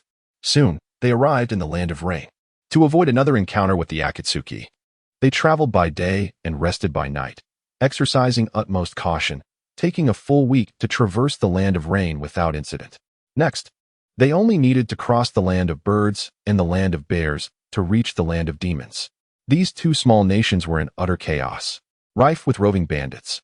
Along the way, they encountered 2 waves of marauding bandits, whom Qianyu dispatched without leaving a trace. More than 30 individuals perished or were gravely injured. Though the template unlocking was less than 0.1, it was better than nothing. Calculating the time, they would likely reach the Land of Demons by tomorrow. The priestess suggested traveling day and night to arrive that evening, but Qianyu refused, citing the dangers of night travel. The 3 set camp in the dense forest. That night, it was Qianyu's turn to stand watch. He leaped onto a large tree, leaning against the trunk, closing his eyes to rest. In the dead of night, Itachi suddenly approached him. You should get some rest. We need to travel tomorrow. Qianyu murmured with his eyes still shut. Of the 4 awakened talismans, the dragon and rabbit talismans required chakra to utilize, while the dog talisman was passive, and the chicken talisman depended on mental will. With repeated use of the chicken talisman, Qianyu's mental strength had grown tremendously. Within a 100-meter radius, not a single rustle of grass escaped his perception. I cannot sleep, Itachi declared. What brings you to me? Qianyu inquired, glancing at Itachi. Itachi, being so young and restless, likely had something weighing on his mind. At that moment, Itachi's eyes were dim, and his youthful visage bore an undeniable weariness. It seemed the pressure weighed heavily on him. With great pressure comes an overabundance of thoughts. I have a question and would like to hear your perspective. Fugaku has long sought to usher me into the center of power, allowing me to engage in clan affairs early on. I have deeply experienced the conflicts between the village and the clan. On which side should one stand? This dilemma had troubled him greatly. Honestly, I despise answering others' questions, Qianyu replied. Yet for you, I make an exception. Is it merely because I am Uchiha Itachi? Itachi questioned, curiosity stirring within him. Having collaborated twice, he sensed Qianyu's meticulous care for him, which left him both surprised and flattered. Itachi was a perceptive child, able to sense the friendship that transcended mere camaraderie. Confounded, he cast aside his doubts and voiced the question posed by Uchiha Shursui. A 10-man team traverses an endless desert. One member contracts a severe infectious disease. If he survives, the others will become infected and perish. If you were the captain, what would you do? Chapter 18. The The art of restraint. When faced with Uchiha Itachi's inquiry, Chiyu refrained from providing an answer and instead countered, "First, reveal your answer to me. Those afflicted with a terminal illness ultimately cannot escape death. If I were the captain, I would choose to sacrifice one to save 9. Itachi, with succinct words and a calm demeanor, articulated his response. If the question posed is flawed, then is the answer truly significant? Chiyu remained silent. After a moment of contemplation, Itachi insisted, "Yet, I still wish to hear your response. My answer aligns with yours. All death is the same. The manner of dying holds little importance. What truly matters is the survival of others." Chiyu sighed in resignation, aware of Itachi's implications. He paused before adding, "But what does this question reveal? Who can prove that Uchiha is the afflicted one? Who can demonstrate that Uchiha is beyond salvation? The village? Shursui? Or perhaps you?" This profoundly flawed question clearly originated from the higher echelons of the village, easily misleading those like Shursui, who were deeply indoctrinated by the will of fire, or Itachi, whose values remained unformed. "Do you believe the Uchiha can be saved?" Itachi asked, perplexed. Shursui had once conveyed to him that the Uchiha's fixation on a coup had rendered them irreversibly ill, destined for ruin.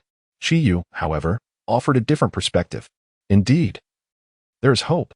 Why? Because any answer is determined by human choice. Thus, I declare there is hope.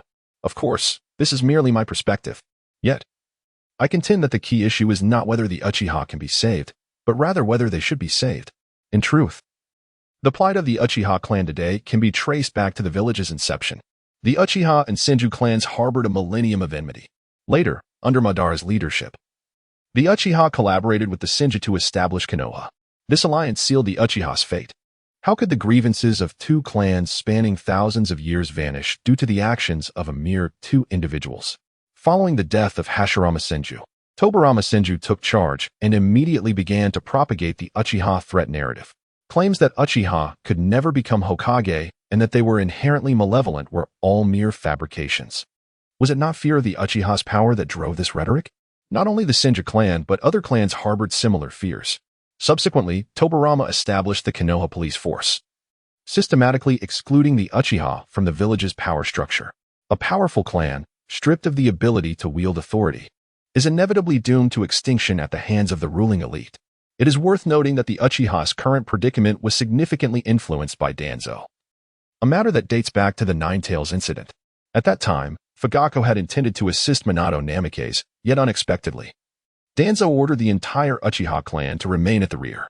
Upon receiving Danzo's command, Fugaku complied, allowing the Nine Tails to wreak havoc. In the aftermath, the 4th Hokage Minato perished, and other clans suffered great losses, while the Uchiha stood by, unscathed.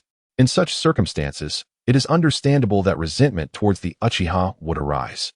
This also highlights Fugaku's inadequacy as a clan leader, lacking a broader perspective. Had Fugaku chosen to intervene, utilizing the Manjiki Sharingan to control the Nine Tails and save Minato, the Uchiha situation would be far more favorable today. They would have garnered respect from other clans and earned Minato's trust. With a commoner like Minato becoming Hokage, how could he rely on anyone other than the Uchiha? Danzo. Upon hearing Chiyu's account, Itachi displayed a hint of realization. When the Nine Tails incident erupted, he was merely a student at the Ninja Academy, lacking a comprehensive understanding of the situation. He had previously believed that the Uchiha's pride and temperament had soured their relationship with the village. Yet now, it appeared that Danzo was the source of the turmoil. But why would Danzo act in such a manner? Itachi pondered and inquired. Danzo, being Tobirama's disciple, had inherited his mentor's intentions and had long sought to eliminate the Uchiha clan. Furthermore, Danzo coveted the position of Hokage. With Minato's ascension, his chance for power had vanished, making Minato yet another target for his schemes. With a single command, he not only cast the Uchiha into the role of scapegoats but effortlessly dealt a fatal blow to the 4th Hokage. One must admit, the art of deception in the shadows of the ninja world is indeed a potent weapon. The following day, as dawn broke, the group set off towards the land of demons. After half a day, they finally arrived at their destination, the Miko Shrine. As they entered the shrine, the guards stationed there erupted in cheers. "Mother, you have returned." A little girl, around 5 years old, dashed forward and leaped into the arms of Miroku. The child bore a striking resemblance to Miroku. Chiyu remembered her as Miroku's daughter, named Cheyenne. In the original narrative, the Miko perished while sealing the malevolent spirit, leaving Cheyenne an orphan. Over a decade later, as the seal weakened, Shine joined Naruto in the endeavor to reseal the spirit. It is worth noting that in the world of Hokage, a staggering majority of orphans tend to emerge as formidable warriors. Consider Naruto, Sasuke, and Nagato, for instance. This indeed reflects the adage, when parents sacrifice themselves, their offspring inherit boundless power. Subsequently, Chiyu and Itachi took residence in the shrine. The duo roamed the land of demons, hoping to locate Yomi and eliminate him before the seal on the malevolent spirit was lifted. Regrettably, their efforts bore no fruit. On this particular day, Chiyu chose not to search for Yomi but instead sought out Moroku. Since Yomi aimed to breach the seal of the malevolent spirit, it sufficed for him to wait at the site of the seal for the opportunity to arise. Meanwhile, in another part of the land of demons, a group of individuals was covertly engaged in dubious activities. In a remote area, a dozen vagabonds were scouring the surroundings. At the forefront, a young man wielded a compass, adjusting their course according to its guidance. Yomi, is that contraption of yours reliable? We've been at this for half a month and haven't seen a single trace of a spirit. One disgruntled rogue ninja from the Lightning Village exclaimed. Of course, there were no ninjas in the land of demons. He had been hired by Yomi at a substantial cost. During the recruitment, Yomi had merely indicated the search for an object without elaborating on what it entailed. Patience, that object is nearby. At that moment, Yomi was still a young man in his early 20s. I quit. I want out. 3 rogue ninjas approached, one of them coldly declaring, if you wish to withdraw, you may do so at any time. However, those who leave will receive only half their commission. Moreover, payment will only be rendered upon the completion of this mission. Yomi replied sternly, exuding confidence. The trio hesitated briefly but ultimately decided to stay. We've endured this long. We can hold out a little longer. After several hours of traversing the desolate landscape, Yomi and his companions finally arrived before a colossal stone door. The compass came to a halt. Could this be the site of the seal on the malevolent spirit? Standing before the massive door, Yomi murmured to himself. Chapter 19. If this journey leads to no return, then it shall be so in the realm of the ghost country, at the shrine of the priestess. Shinyu pushed open the grand doors and beheld the priestess seated at the heart of the temple. Clad in a flowing white kimono, her hair elegantly tied up, her slender waist enchanting, she was a vision of beauty. What brings you here, Shinyu? Mithraea inquired with a hint of perplexity. For several days now, I have been unable to trace Huang Yuan's whereabouts. I have come to seek your counsel regarding the sealed location of the wraith. I intend to lie in wait there, Shinyu replied. The rebellious ninjas recruited by Huang Quan lacked the strength to instill fear. However, those traitors, empowered by the malevolent chakra of the wraith, are exceedingly troublesome. Thus, eliminating him before Huang Quan can unleash the wraith would undoubtedly spare us considerable trouble. Mithraea pondered for a moment, then hesitantly remarked, this is one of the greatest secrets of the ghost country, and you must not disclose it. Shinyu felt a pang of frustration. What use would he have for the wraith?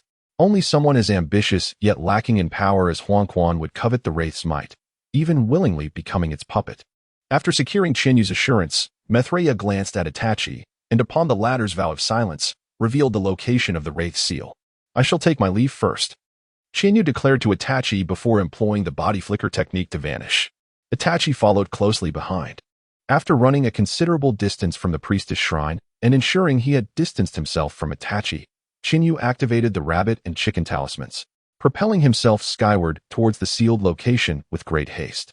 Flight, indeed, proved to be a remarkably useful ability. Meanwhile, Mithraea remained in the temple, her expression laden with concern. Where are the guards? Follow me. After much contemplation, she called out.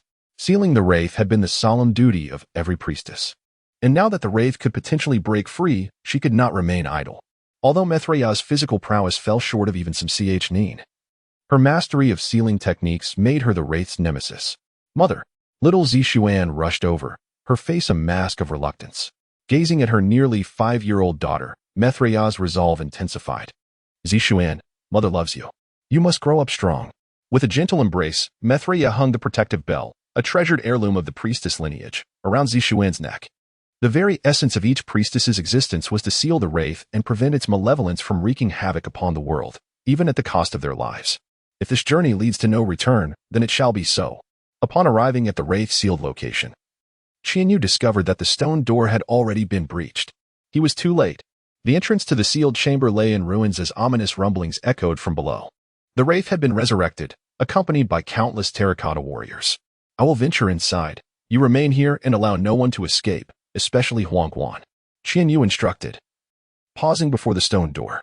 Is the wraith truly fearsome? Itachi inquired. You may regard the wraith as akin to a tailed beast. It is a conglomeration of malevolent chakra, indestructible and only capable of being sealed. This characteristic is strikingly similar to that of tailed beasts. I possess means of self-preservation. Even if I cannot prevail, I can escape. Qianyu assured as he prepared to enter the stone door. Inside lay an ancient underground palace, its architectural style aged and distinct from any structure in the ninja world. After taking a few steps, he encountered the terracotta warriors. With a thunderous crash, clouds of dust billowed forth. Uchiha style, flame leap sword. This secret Uchiha sword technique, executed through a ninja blade using fire release to form a flaming blade, belonged to the realm of fire release ninjutsu but also bore some characteristics of wind release. The 1-meter-tall blade of flame cleaved through 3 terracotta warriors at the waist, but they swiftly restored themselves. Qianyu frowned slightly, realizing the truth. These creatures were indeed immortal. For these terracotta warriors, imbued with the characteristics of the reanimation jutsu, the only countermeasure was sealing techniques. Regrettably, Qianyu was not proficient in such arts. However, the terracotta warriors were slow, their attacks predictable, and they lacked souls. Ultimately, they were merely heaps of stone. There was no need to squander time here. Finding Huangquan was of utmost urgency.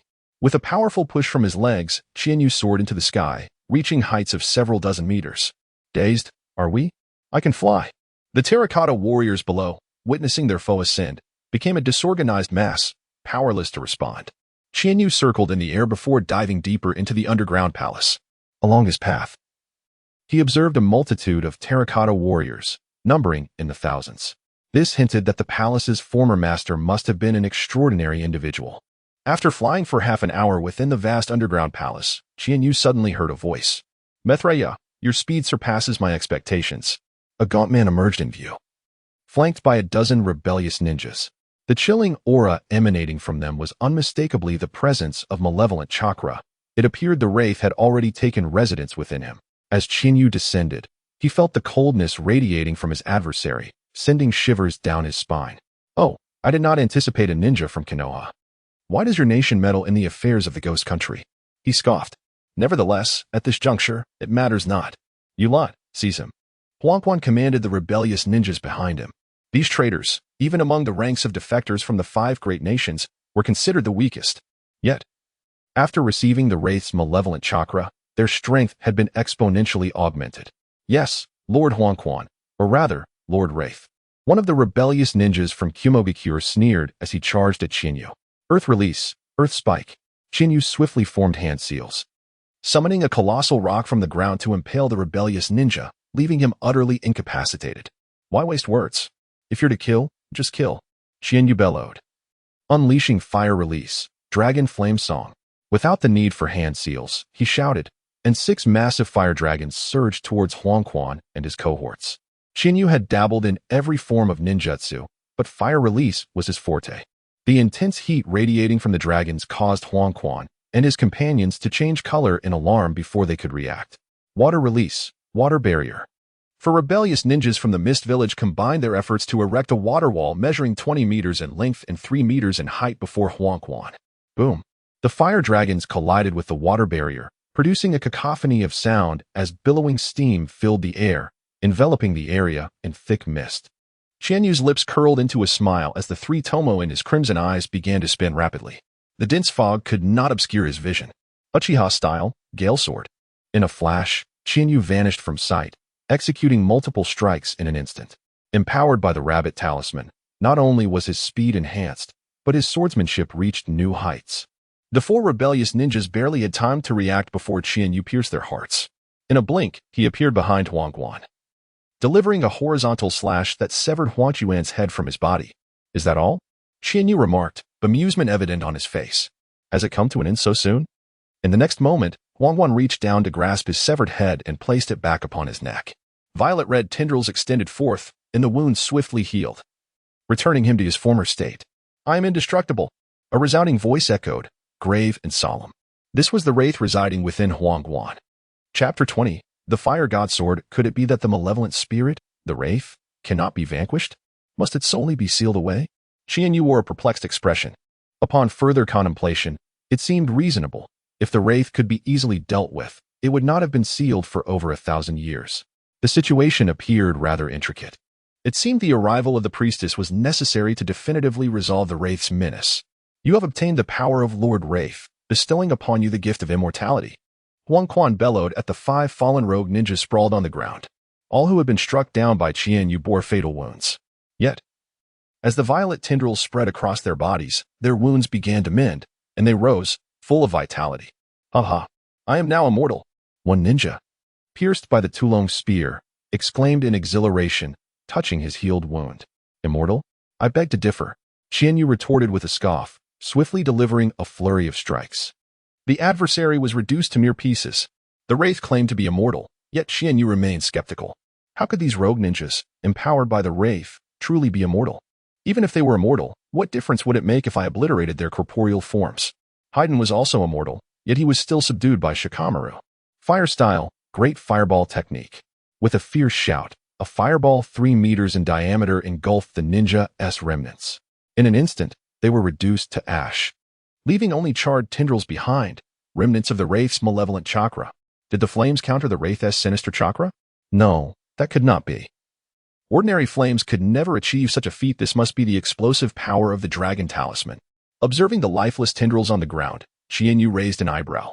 Until now, he had only known that the dragon talisman enhanced his fire techniques. It now appeared to possess a purging ability. However, he remained uncertain if the dragon talisman could entirely eradicate the wraith. The wraith sensed the power it had infused into the ninja being incinerated by the flames, and a flicker of fear ignited within. It feared this individual could destroy its chakra, which implied the potential to slay it. "Quickly, take me to the marsh country. Only by reclaiming my physical form can I regain my full power. At that point, this mere mortal shall be but an ant." The wraith's voice echoed within Huang Quan's mind. It had possessed Huang Quan not out of desire, but from necessity. The previous priestess had severed its soul from its body and sealed them apart. Its soul was imprisoned in an underground palace, while its body lay sealed in the marsh country. Without its corporeal form, its strength could not be fully realized. Moreover, having just escaped its seal, its soul was exceedingly weak, its power significantly diminished. "Lord Wraith, with these fools, it seems we cannot deter this individual." Huang Quan did not immediately flee. There was no one to cover their escape, and they could not venture far. Even with the wraith's power, these subordinates could hardly hold their ground for long. "Fear not, soon I shall fully unleash the chakra within them. At that moment, they will lose their sanity and unleash even greater strength. Even if we cannot slay this Konoha ninja, it will suffice for our escape from the underground palace." After hearing the wraith's plan, Huang Quan merely instructed the remaining rogue ninjas to encircle Qianyu and then quietly slip away. Out of the corner of his eye, Qianyu noticed Huang Quan attempting to flee. He intended to intervene, but suddenly observed that the rogue ninjas attacking him had all succumbed to madness. A cacophony of ninjutsu erupted, fire, water, lightning, each amplified in power. More critically, these individuals had completely abandoned defense, opting for a reckless, self-sacrificial strategy. "I shall end this in one strike." Qianyu summoned 4 shadow clones to shield him while he gripped his ninja sword, infusing it with flames. The flames swelled, and the sword glowed in intense red. Boom, boom, boom. Following a series of thunderous roars, the 4 shadow clones were obliterated, and Qianyu finally unleashed his blade. The searing edge sliced through the air. One deranged rogue ninja instinctively raised his sword to block Qianyu's strike. Their blades clashed, erupting in blinding light, followed by a torrent of flames that surged forth like a flood. A brief, anguished scream echoed. Moments later, the scorching inferno consumed all in its path. After a heartbeat, the ninja standing before Qianyu vanished, leaving only charred purple tendrils on the ground. The sword in Qianyu's hand snapped with a crack, its red-hot blade melting into the floor, embedding deeply. "From now on, let this technique be known as the Fire God Sword," Qianyu murmured to himself.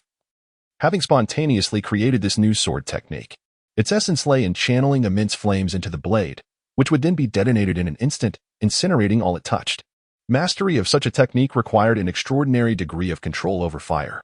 Fortunately, with the Dragon Talisman, Qianyu could achieve this. Theoretically, this technique held limitless power. The more flames infused into the sword, the greater its might. However, ordinary ninja swords could not withstand the fiery force bestowed by the Dragon Talisman. Only artifacts of the caliber of the Kusanagi sword could truly unleash the Fire God sword's full potential. After dispatching all the rogue ninjas, Qianyu refrained from lingering, soaring toward the exit of the underground palace. As he neared the opening, he suddenly spotted Uchiha Itachi and quickly descended. The ability to fly was not something to reveal at this moment. How did Itachi gain entry? Curiosity piqued. Qianyu had not anticipated Itachi would enter the palace.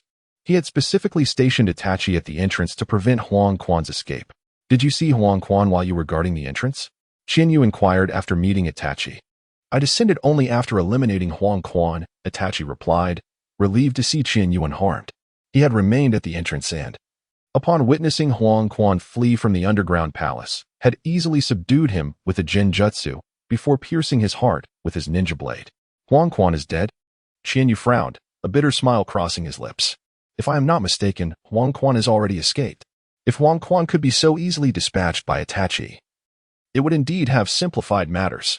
As Qianyu suspected, upon arriving at the entrance of the palace, Huang Quan's corpse had vanished. Damn it. I was deceived by the scoundrel. Itachi clenched his fists, a glimmer of self-reproach in his eyes. Fortunately, the situation was not entirely dire. They still had a chance to seal the wraith. Qianyu placed a reassuring hand on Itachi's shoulder. Itachi, I sense your heart is in turmoil. A ninja must remain composed at all times. Had you examined the situation more closely, I believe Huang Quan would not have eluded your grasp. Chapter 21. We are one. As Qianyu and Itachi prepared to return to the Miko shrine, they spotted Moroku approaching with a group of guards. Miko-sama, the situation is dire. The wraith has broken the seal. Qianyu recounted the events to the Miko. I have arrived too late. However, we still have the opportunity to seal the wraith. Take me to the underground palace at once. The wraith had already departed from the underground palace, and Qianyu was uncertain of its intentions. Since Moroku was determined to descend, Qianyu had no choice but to follow her back into the underground palace. As the wraith vanished, the terracotta warriors in the palace returned to their tranquil state. Remaining motionless and refraining from attacking Qianyu and the others, they arrived at the deepest part of the palace, the site of Qianyu's previous battle. Following the destruction wrought by the fire release technique, the bodies of the rogue ninjas had been reduced to ash, leaving only a few charred tentacles on the ground. The wraith picked up a singed tentacle, lost in contemplation. One could easily envision the fierce battle that had transpired here, with all the rogue ninjas vanquished by Qianyu.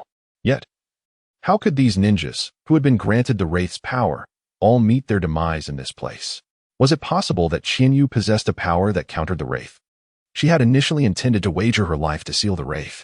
Ancient texts recorded that only the Miko clan could contend with the wraith in this world. However, they could only seal it, not eradicate it. Moroku. Suddenly, a colossal voice resonated in Moroku's ear. You are the wraith? Moroku's expression shifted. According to Qianyu, the wraith had broken the seal and escaped the underground palace. Yet what was this voice? Indeed, I am the wraith. Are you not curious as to how I can communicate with you? Your ancient texts contain records of me, yet I doubt you are aware of my true origins. True origins? Moroku's curiosity was piqued. The text merely stated that the wraith was a demon summoned from another realm, but despite her thorough investigation into the Miko clan's history, she found no detailed accounts of this other realm. It was indeed perplexing. The tale begins a millennium ago when the first Miko divided her power. The malevolent half transformed into the wraith, who has been sealed since its inception, while the benevolent half has survived as the Miko, passing down through generations. Thus, you and I are one. A flicker of realization crossed Miko's eyes. Everything fell into place. No wonder the ancient texts were vague regarding the origins of the wraith. And no wonder only the Miko could seal it. It turned out that the Miko and the wraith were intrinsically linked. Wraith, you have divulged so much information to me. But it is merely due to one reason. You are afraid. That Konoha ninja possesses the power to counter you. Does she not? A cold smile graced Moroku's lips. Initially, she had doubted Qianyu's ability to counter the wraith, but this conversation confirmed her suspicions. Though I am uncertain why the first Miko created you. The duty of the Miko clan is to seal you. This time, even if you escape, your fate remains sealed. This is the destiny of the Miko. And it is also yours. While Qianyu's power could restrain the wraith, Moroku remained uncertain whether it could truly annihilate it. After all, the wraith had existed for over 1,000 years, its malevolent power reaching a terrifying zenith. However, if they could merely seal the wraith for now, once Qianyu matured, there would be a chance to eliminate it entirely, liberating the Miko clan from their fate. I must find a way to keep Qianyu close, even if it means consuming him. Moroku pondered. for the millions of souls in the land of demons, for her daughter Cheyenne. And to free the Miko clan from their destiny, she would do anything. Damn it, we are one. Why must I be sealed? Why? The wraith howled in frustration.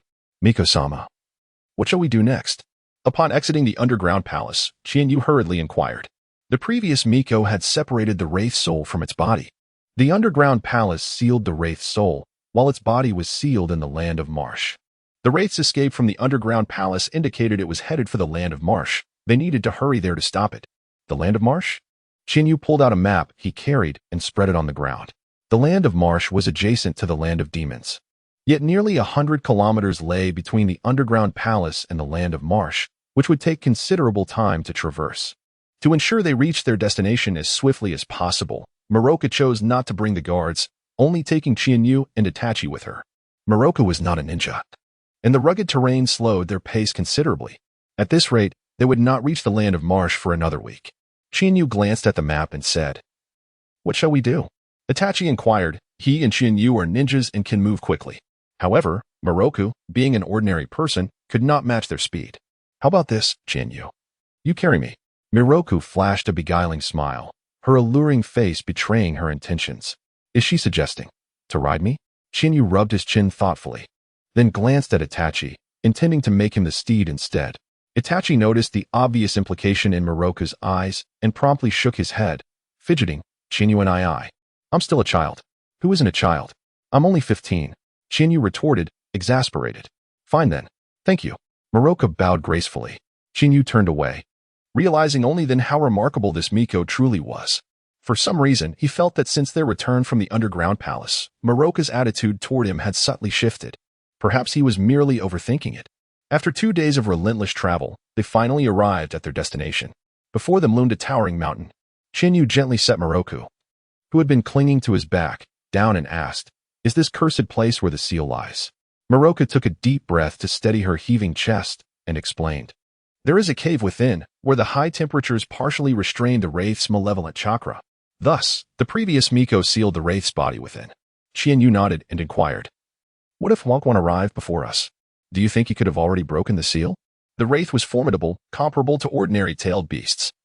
Once it regained its full strength, it would become quite troublesome. Huangquan lacks knowledge of sealing techniques and can only rely on external forces to break the seal. Moreover, I can sense that the seal left by the previous Miko still stands. Suddenly, the mountain trembled, and a swarm of terracotta warriors surged forth from all directions. The wraith has detected our presence. We must charge in. Miroku commanded. Itachi, protect Miko-sama. I will lead the way. Chapter 22. Enchantment Sharingan. Qianyu surged forward, fiercely battling, while Itachi safeguarded Miro. The environment of the molten cave was perilously treacherous, with bubbling magma visible at every turn. A moment's inattention could lead to a fatal plunge into its depths.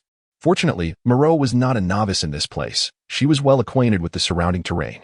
Under her guidance, the trio soon encountered Huangquan. At that moment, Huangquan was grotesquely transformed, his body covered in purple tentacles, towering to a height of 3 meters.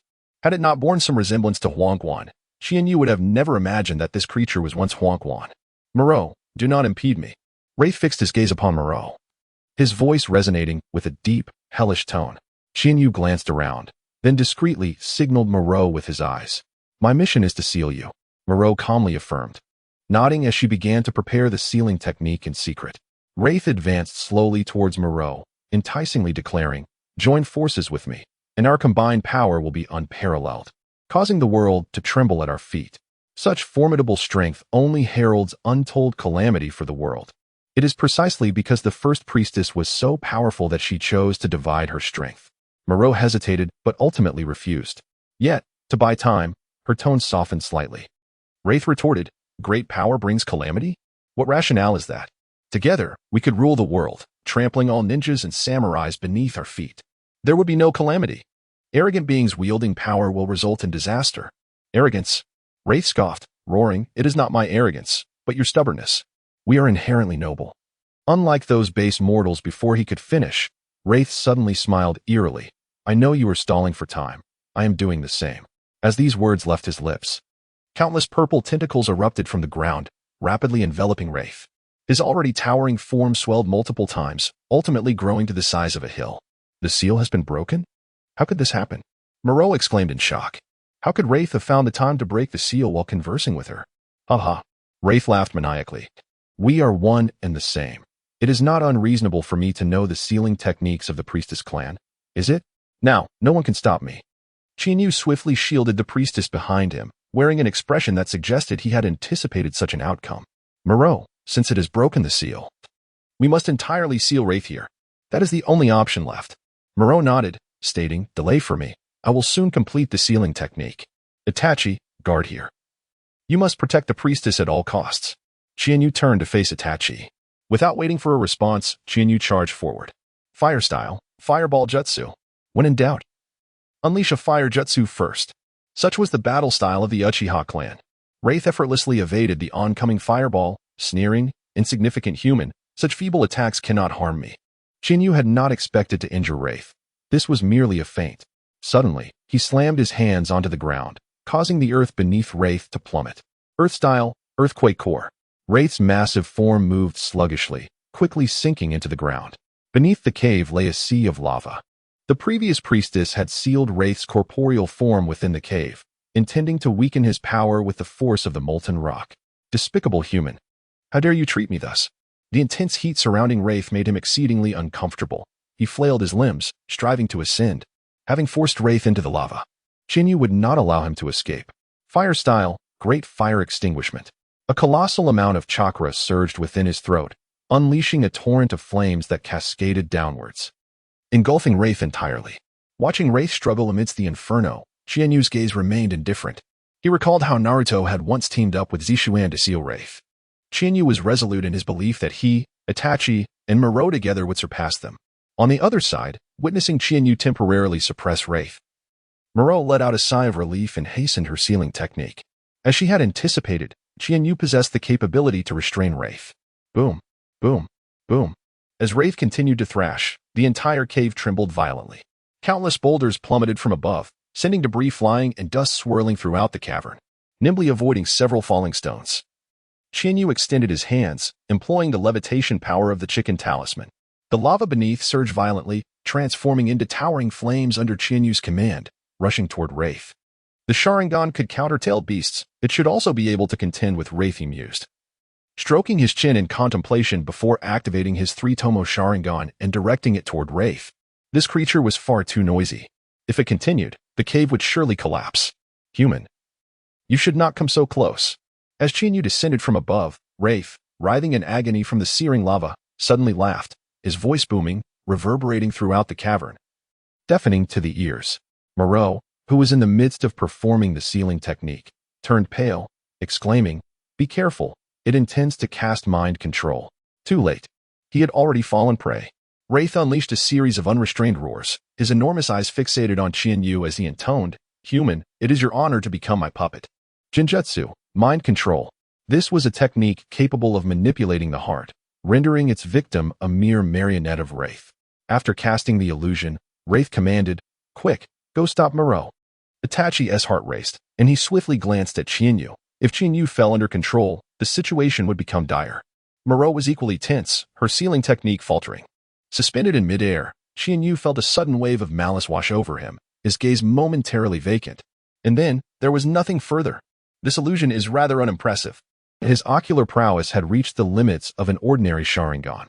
A step further would lead to the Manjiki Sharingan. Ordinary illusions held no effect on him. Moreover, Wraith's so-called mind control, though intimidating in name, lacked true power. In the original tale, Wraith had once employed this technique to control Zishuan. As for how she broke free, Zishuan, under Wraith's control, had regained consciousness upon hearing Naruto's barrage of verbal jabs. Beyond the protagonist's halo, the primary reason was that Wraith's illusionary power was, in fact, rather mediocre. When it came to illusions, the Uchiha clan were the true masters. Allow me to demonstrate to you what true illusion is. Qianyu's eyes bore into Wraith as he unleashed the most potent illusion he currently wielded. Enchantment, Sharingan. This technique did not refer to the Sharingan itself, but rather to the illusion. The most formidable illusion beneath the Manjiki Sharingan, it maximized the hypnotic abilities of the Sharingan. No hand seals were required. Mere eye contact sufficed, through which he could infuse his ocular power into the target's mental realm. Not only could it disrupt the opponent's movements, but with a significant disparity in ocular strength, it could even directly usurp control of their body. Theoretically, it could manipulate tailed beasts. As his ocular power seeped into Wraith's psyche, the previously volatile Wraith gradually calmed, the purple chakra enveloping his form slowly dissipating. Chapter 23. Am I truly unattractive, sister? Or do you prefer men, brother? Within the cavern. Your Highness Maitreya, I entrust the remainder to you. After using illusionary techniques to subdue the malevolent spirit, Qianyu let out a sigh of relief. Although only a few minutes had elapsed since the battle began, the toll had been considerable. While not much chakra was used, her ocular power was nearly exhausted. This indicated that the malevolent spirit's strength was roughly equivalent to that of an ordinary tailed beast. Maitreya nodded, focusing intently on the sealing technique. As time passed slowly, after 3 minutes, Maitreya's sealing spell was finally complete. Surrounding her were faint glimmers of light, which coalesced into an ever brighter radiance, ultimately resembling a blinding sun. The malevolent spirit sensed a threat and regained a flicker of consciousness. No, ignoring the burns that marred its body, the spirit struggled violently. The cavern trembled as massive boulders plummeted from above. Just as the spirit was on the verge of being sealed, escape was not an option. Qianyu infused the remaining ocular power into the spirit's mental realm, intensifying her control. Itachi, standing nearby, wished to assist, but sighed silently at the inferno below. Still too weak. Clenching his fists, a yearning for strength surged within him. Despite Itachi's broader perspective, he could not shake the innate pride of the Uchiha clan. He could not bear the thought of being a hindrance to others. Maitreya spread her hands and commanded, "Seal." The radiant orb, akin to the sun, detached from Maitreya's grasp and soared towards the spirit. "Stop!" The spirit shrieked in terror. In midair, Qianyu covered her left eye, blood seeping from her pupil. The spirit's mental resistance was fierce, and she expended all her ocular power to barely suppress it. The sealing light swiftly descended upon the spirit, causing its massive form to deflate like a punctured balloon. Subsequently, Maitreya executed several intricate sealing techniques. The orb, imbued with sealing spells, transformed into layers of barriers, tightly enveloping the spirit's deflated body. When all light dissipated, amidst the sea of flames, the spirit was cocooned in a colossal white chrysalis. Success. Maitreya breathed a sigh of relief and collapsed to the ground. Having performed several sealing techniques, she had nearly exhausted all her strength. Qianyu's condition was similarly dire. Her ocular power was overly depleted, rendering her unable to utilize her Sharingan for the time being. Among the three, Itachi had expended the least energy. After a brief respite, Maitreya expressed her gratitude. "I owe you both a debt of thanks. Without your aid, I could never have sealed the spirit so easily." She had resolved to seal the spirit at all costs, but being alive was a welcome outcome. "As a token of my appreciation, I can grant you a small request. Feel free to be a bit demanding." Maitreya smiled at Qianyu. Although the spirit was sealed, it was merely temporary. To annihilate it completely, Qianyu's assistance was indispensable. Ziyuan, the next generation priestess, meant to bind Qianyu to the land of demons, even if it meant consuming him. Furthermore, Qianyu was not without merit, handsome, capable, and younger than her. In every regard, she stood to gain. A bead of cold sweat trickled down Qianyu's forehead. At that moment, Maitreya, aside from her figure, bore no resemblance to a mother who had given birth. It must be said, the allure of a married woman was far more potent than that of any lowly or mature woman. Qianyu took a deep breath and turned to Itachi. "If you have any requests, feel free to voice them.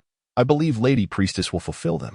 A sly smile crept across Itachi's face as he replied, "I lack for nothing. Why not place my share upon you?" Maitreya narrowed her eyes, resembling a cunning fox that had stolen a chicken. "This boy is quite clever. Damn it, you're really going to corner me." Qianyu rolled his eyes and pondered before saying, "If Lady Maitreya truly wishes to show her gratitude, I have a request." "What is it?"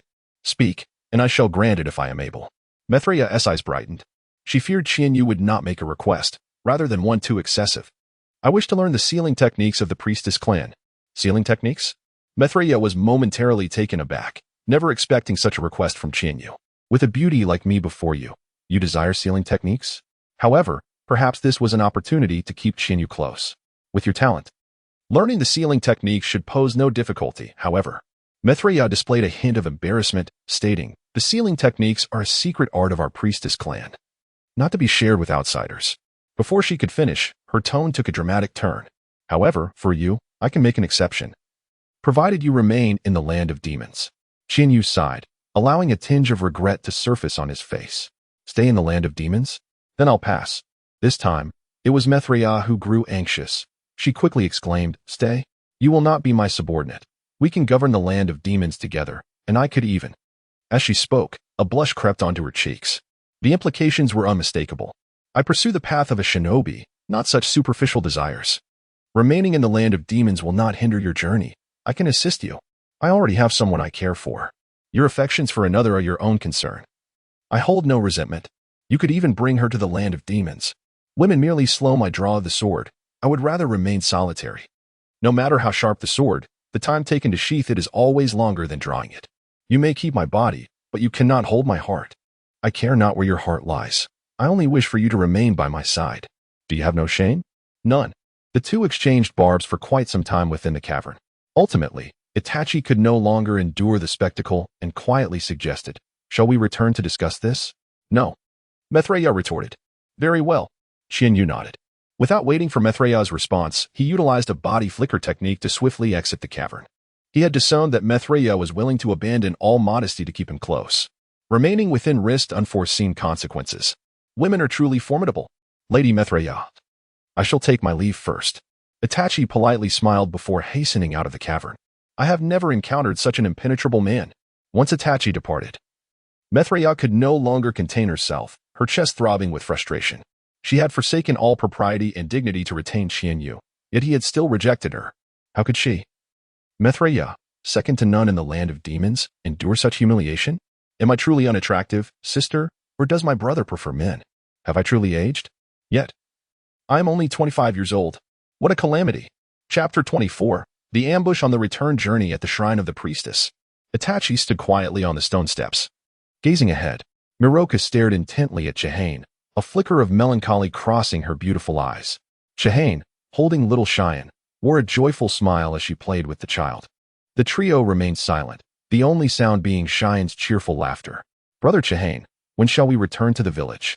Itachi finally broke the silence, unable to suppress his thoughts. Seeing little Cheyenne inexplicably reminded him of his younger brother. It had been a while since they had left the village. It was time to go back. Chihane was about to respond when Cheyenne suddenly clung to Chihane's arm, looking up at him with innocent eyes. Brother, can you be my master? Chihane raised an eyebrow at Miroku. Such a young child, at the height of playfulness, should not be burdened with such thoughts. Undoubtedly, this was Miroku's influence. That woman just could not give up. However, upon reflection, this was already a favorable outcome compared to other alternatives. When you grow up, come find me in Konoha. And I will teach you the ways of cultivation, Chihane said with a smile, ruffling Cheyenne's hair. Truth be told, he held a genuine affection for Cheyenne, finding her far more endearing than the mischievous child, Ruri. Truly, other people's children were always well behaved. Are you really going to leave? Miroka had approached without him noticing, boldly disregarding Chihane's subtle warning. Itachi smiled slightly, standing behind Chihane. As the captain, Chihane's decision was paramount. I have more pressing matters to attend to and cannot linger here for long. If he were truly alone and unburdened, staying might have been a consideration. However, the higher-ups in Konoha were watchful, and the Akatsuki from the land of rain was stirring. There was no question, he could not remain here for long. After a pause, he turned to Miroku and said, Once I grow stronger, I will return to resolve the matter of the specter completely. Miroku wished for him to stay in the land of demons, primarily because the specter might break free from its seal. Chihane understood this well. Once he activated his Manjiki Sharingan and enhanced the power of the dragon talismans, vanquishing the specter would be a simple task. Thank you, Chihane. Miroku, overwhelmed by his promise, rushed over to embrace him. Due to Miroku's taller stature, Chihane's head was buried between her arms, immediately engulfed by a rather intoxicating fragrance. He was utterly bewildered. What was this? A facial cleanser? Realizing the impropriety of her actions, Miroka quickly released him, her face flushed. Chihane was uncertain whether this was intentional or accidental. Thankfully, his willpower was strong. Had it been some younger individuals, their true selves might have been exposed long ago. Nonetheless, it was better to depart swiftly. Delaying further might result in being unable to leave at all. Before his departure, Miroka handed Chihane a scroll, saying, This contains the sealing techniques of the priestess clan. I now bestow it upon you. No. Chihane immediately declined, fearing Miroka had some ulterior motive. The sealing techniques of the land of demons are among the finest in the ninja world, rivaled only by the now-defunct land of whirlpools. I believe this will aid you. I need you to eliminate the specter. Consider this an advance payment for your efforts, Maroka stated earnestly. Very well then. After much contemplation, Chihane finally acquiesced. In the land of fire, by a small river, a pile of wood crackled with flames. Itachi perched atop a tree, vigilant of his surroundings. Chihane sat by the fire, roasting a wild chicken. Soon, the savory aroma wafted through the air. Roast chicken in the wilderness was indeed a delicacy. The wild chicken, raised in the wild, combined with various sauces brought from the land of demons, was utterly delectable. Chihane tore off a chicken leg, calling out, Itachi, the roast chicken is ready, come over. Itachi leapt down from the tree, using a body flicker technique to appear before Chihane, snatching another chicken leg. Seeing Itachi's flustered demeanor, Chihane couldn't help but chuckle. No matter how mature he appeared, he remained a youthful spirit. Itachi followed Chihane's lead, applying various sauces to his chicken leg. With a bite, he closed his eyes slightly, savoring the flavor. The tender wild chicken, under Chihane's skilled roasting, was exquisite. Though he had lived in the wild before, he had never experienced such a proper dinner as this. Slowly finishing his chicken leg, Itachi noticed that Chihane had consumed more than half of the roast chicken, prompting a surge of urgency in him. Illusion technique, magic bind. With crimson eyes, Itachi activated his Sharingan, pulling Chihane into a Genjutsu. Taken by surprise, Chihane found himself ensnared in an illusion. When he regained his senses, the remaining half of the roast chicken had already fallen into Itachi's grasp. This chicken was caught by me. The rest belongs to me. Itachi's perpetually stoic expression twitched slightly in embarrassment. Night fell, devoid of stars or moonlight. Chihane lay on a tree branch, squinting his eyes, feigning sleep. A barely perceptible killing intent washed over him, instantly rousing him from his slumber. His expression shifted, eyes turning crimson. That night, it was Itachi's turn to stand guard, yet he seemed oblivious to the ambush lurking nearby. For enemies, clad in the attire of the root, had made their approach. Did Danzo intend to strike at the Uchiha? Chihane's pupils narrowed, an icy glimmer emanating from his gaze as he keenly detected the four ninjas edging closer. Itachi quickly reacted, shouting, enemy attack. Fire style, fireball jutsu. Regardless of who had come, he would first test the waters with a fire technique. The fireball shattered the silence of the night, prompting the four root ninjas to realize their cover was blown, immediately launching their assault. Water style, great waterfall technique. A waterfall appeared out of thin air, blocking the incoming fireball. Itachi drew the ninja blade from his back and charged forward. Illusion technique, Shiranui. One cast of Genjutsu ensnared a root ninja. Though he was a Nin, Itachi's ninjutsu, Genjutsu, and even taijutsu were among the best. For a time, he fought fiercely against the root ninjas until Chihane joined the fray. Utilizing the body flicker technique, Chihane appeared beside one of the root ninjas, glaring with intensity, directly pulling him into an illusion. Before the enemy could escape the Genjutsu, Chihane's sharp blade sliced through his throat. The four root ninjas were formidable, yet they paled in comparison to the Uchiha. In less than 2 minutes, the last root ninja fell to Chihane's blade, a fatal strike to the heart. Why did they ambush us? Itachi sheathed his blade, perplexed by the sudden attack. Although relations between the village and clan were tense, they had yet to reach the point of outright confrontation. Unclear, perhaps it was for the Sharingan, or maybe this was merely a test. After a moment of hesitation, he turned to Itachi and posed a question he had long contemplated. Itachi, if I choose to become the Uchiha clan leader, which side would you stand on? Itachi appeared taken aback by Chihane's sudden inquiry, frozen in place. One side was his revered father, the other, a dear friend. He found himself at a loss for words. Before Itachi could respond, Chihane suddenly wrapped an arm around his shoulders, laughing. Haha, I was just teasing you. Someone with my personality. How could I ever wish to be the clan leader? Chapter 25. If the third Hokage sacrificed himself during the Nine Tails incident inside the Hokage building, in the conference room, Sarutobi Hiruzen was engaged in discussions with 3 elder advisors regarding matters between the village and the Uchiha clan. When the rising unrest within the Uchiha was mentioned, Hiruzen clapped his hands. The ever-watchful Shursui, who had been waiting outside the conference room for quite some time, pushed the door open and recounted the recent surveillance activities in detail. Once he finished, Hiruzen calmly remarked, "Thank you for your hard work. You may leave now." Shursui nodded and slowly exited the room. Mitoge Inuzuka spoke up, saying, "Hiruzen, the Uchiha are becoming increasingly restless. I am prepared to take measures to suppress them." Meanwhile, the ever-supportive Tsurugi Kamachi agreed, stating, "Indeed, given the current situation, it is certain that the Uchiha will attempt a coup within a year or two. We must act preemptively. Suddenly, Danzo interjected, I have already taken action. Upon hearing this, the three advisors turned their attention to Danzo, awaiting an explanation. I plan to eliminate Uchiha Chiba, he declared. Why would you do that? Inuzuka asked, bewildered. Hiruzen's expression shifted between contemplation and concern as he puffed on his pipe, inquiring. Are you worried that Chiyu might awaken the Manjiki Sharingan, like Shisui? Inuzuka was taken aback, frowning as he exclaimed, Shisui unlocked the Manjiki Sharingan? That is a cursed power. Tsurugi murmured, could the Uchiha produce a second Uchiha Madara? Until this point, neither had been aware that Shisui had awakened such a power.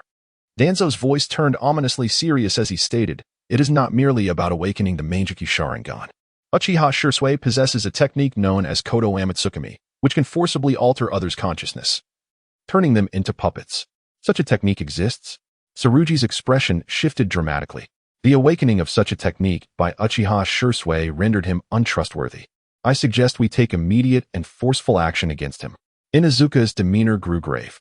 Hiruzen shook his head, saying, as it stands, Shisui is still aligned with the village. If we act against him now, we may inadvertently push him into the Uchiha's arms. Our immediate concern is Uchiha Chiba. He is unlike Shisui and cannot be trusted. Tsurugi nodded in agreement, stating, Uchiha Chiba and Uchiha Shisui are recognized as the clan's strongest geniuses. If Shisui can awaken the Manjiki Sharingan, Chiba certainly has the potential as well. To eliminate this threat at its inception, he must be dealt with. Inuzuka concurred. The Uchiha must not possess a second pair of Manjiki Sharingan. Hiruzen calmly turned to Danzo, saying, Chiyu's fate is in your hands. At the Uchiha compound, within the Chiyu household. Ruri, how many times must I tell you not to run around the house? Look, you almost bumped into Itachi. Uchiha Chiyu reclined on the sofa in the hall, observing the lively girl beside him. Sis, Chiyu is bullying me. Chiyu and I, don't bully my sister, bully me instead. Called Uchiha Kage from the kitchen, busy with preparations. Chiyu sighed, not responding, and shot a glare at Uchiha Ruri, whispering, all you do is complain. Scaredy cat. Uchiha Ruri retorted, pouting before beckoning a nearby blonde boy, exclaiming, Naruto, don't play with him. Let me show you the fish I've been raising. Naruto's eyes widened in disbelief. Ruri, how many times must I tell you my name is Naruto, not Birdman? I don't care. I'm calling you Birdman. Birdman. The two little ones bickered and dashed out of the living room. Meanwhile, Uchiha Itachi looked on, puzzled, asking, Chiyu and I, why is the Ninetales Jinchuriki here? The Uchiha clan was the prime suspect in the Ninetales incident, and having the Jinchuriki at their compound was like playing with fire. It was obvious that the higher-ups in Konoha would seize the opportunity to blame the Uchiha. Chiyu sneered, of course, those old fools are up to something. After learning of his return from a mission, Uchiha Kage had come knocking. It was a seemingly trivial matter.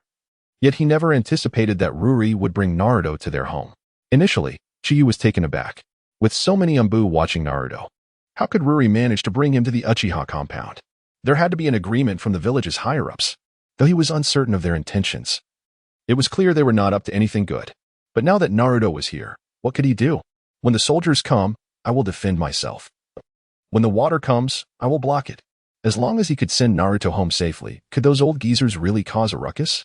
What was the village's motive? Who cares? It's time to eat. Chiyu called out, Ruri, Naruto, dinner is ready. Within 10 seconds, the two little ones came bounding in. Ruri, you look all dirty. Have you been rolling on the ground? Chiyu teased, patting Ruri's pants. You're the one rolling on the ground. Ruri kicked Chiyu playfully before dashing into the kitchen. Birdman. Help yourself to the food on the table. At the dining table, Ruri exuberantly shared dishes with her only companion. She had initially hoped to gather a gang of followers at school, but for some reason, everyone else seemed to shy away from her, leaving only Naruto to play with her. To treat this singular good friend, Ruri had insisted on bringing him home. As luck would have it, Chiyu returned from his mission just as Ruri insisted on meeting him. Thus, a group of them arrived at Chiyu's residence. Thank you. This is delicious. Naruto timidly picked up his chopsticks, grabbing a piece of beef, his eyes lighting up instantly. Of course, my sister's hot pot is the best in Konoha, Ruri declared proudly. Hey, your sister learned her cooking from me. Chiyu playfully tapped Ruri's head. Sis, he is bullying me. After dinner, Chiyu and Itachi strolled through the courtyard. Have you noticed anything unusual about Naruto? Itachi pondered carefully before replying. It's evident that he has been living a difficult life. Chiyu nodded, saying, Naruto is the son of the fourth Hokage. As the Hokage's descendant, he lives a life worse than an orphan, even being regarded as the despised demon fox. The higher-ups in Konoha, who cannot even treat the son of a hero fairly, will certainly not accept the Uchiha clan. To be honest, if the third Hokage had perished during the Nine-Tails incident instead of the fourth, the Uchiha, and even Konoha's situation would be significantly better than it is now. Chapter 26. The machinations of a callous heart. The Uchiha clan's territory lay on the outskirts of the village, a considerable distance from Naruto's residence. For safety's sake, Chihane personally escorted Naruto home, harboring a foreboding premonition that events of significance were destined to unfold that evening. By the way, do you mind if I become friends with Ruri? Naruto inquired curiously during their journey. He had previously attempted to engage with all the children of his age. Yet each time a parent spotted him, they would promptly whisk their child away, leaving him with only Ruri as a companion. This matter concerns you and Ruri alone. It bears no significance to me. However, I must advise you, never harbor ill intentions towards Ruri. That girl is fiercely protective. She is not one to be trifled with. Chihane remarked with a playful ruffle of Naruto's hair. Ha ha ha, that is not the case at all. Naruto replied, his youthful mind blissfully unaware of any ulterior motives, only half comprehending Chihane's words. By the way, Chihane and I, is it true that Ruri says you are an exceptionally formidable ninja? Of course, Chihane responded, puffing out his chest. I can take down 7 or 8 ants with a single stroke. Chihane's expression darkened momentarily as he reflected on the incessant barrage of questions from the inquisitive child. Their banter continued as they made their way out of the Uchiha territory. As they passed through a dense thicket, Chihane came to an abrupt halt. This secluded area was an ideal spot for an ambush. He glanced up at the stars, noting that it was nearly 10 o'clock. The night breeze rustled through the trees, naturally muffling the sounds of their footsteps. However, Chihane sensed something amiss, detecting an ominous intent that had not been concealed adequately. Chihane and I, what's wrong? Naruto asked, blinking up at Chihane, who stood frozen in place. Naruto, when you grow up, you will become an exceptional ninja. No matter what transpires below, do not succumb to fear. Before Naruto could respond, Chihane seized him and dashed forward. In the next instant, countless shuriken flew through the air like bullets from the thicket. They exhibited no concern for Naruto's safety, indicating they were from the Root organization. Chihane's ninja blade swiftly unsheathed, forming an impenetrable wall of steel that deflected all incoming shuriken. In the brief respite, the sounds of footsteps grew louder, encircling them from all directions, clearly indicating they were trapped. How impressive! Naruto gazed at Chihane with admiration, his eyes sparkling with excitement rather than fear. Hold on tight, Chihane cautioned, clutching Naruto as he leaped onto a tall utility pole at the roadside. In the darkness, his crimson eyes surveyed the surroundings, absorbing every rustle and movement. This group was clearly after him, yet he could not abandon Naruto. Thus, he refrained from launching a counterattack. Chihane sheathed his sword and retrieved 4 shuriken from his ninja pouch. Infused with explosive power from his talisman, the ordinary shuriken glowed bright red, wielding destructive capability comparable to B-rank ninjutsu. Let us go. With a deft flick of his fingers, he hurled the shuriken. Upon release, the shuriken emitted a faint clink before abruptly altering their trajectory. The assailants, unaware of the peculiar nature of Chihane's projectiles, underestimated their potential. The thicket erupted with 4 resounding explosions, sending 4 root ninjas hurtling through the air. Those poor souls will pay dearly for underestimating me. Chihane's eyes glinted with cold determination. Fire style, fireball jutsu. From the shadows, a massive fire dragon surged forth, targeting Chihane. Sensing the surge of chakra ahead, Chihane reacted swiftly, leaping away with Naruto in tow. The fire dragon barreled through, obliterating the utility pole beneath them. Just as Chihane was about to touch down, a sense of impending danger, honed through years of battle, surged within him. Wood style, thorn bind jutsu.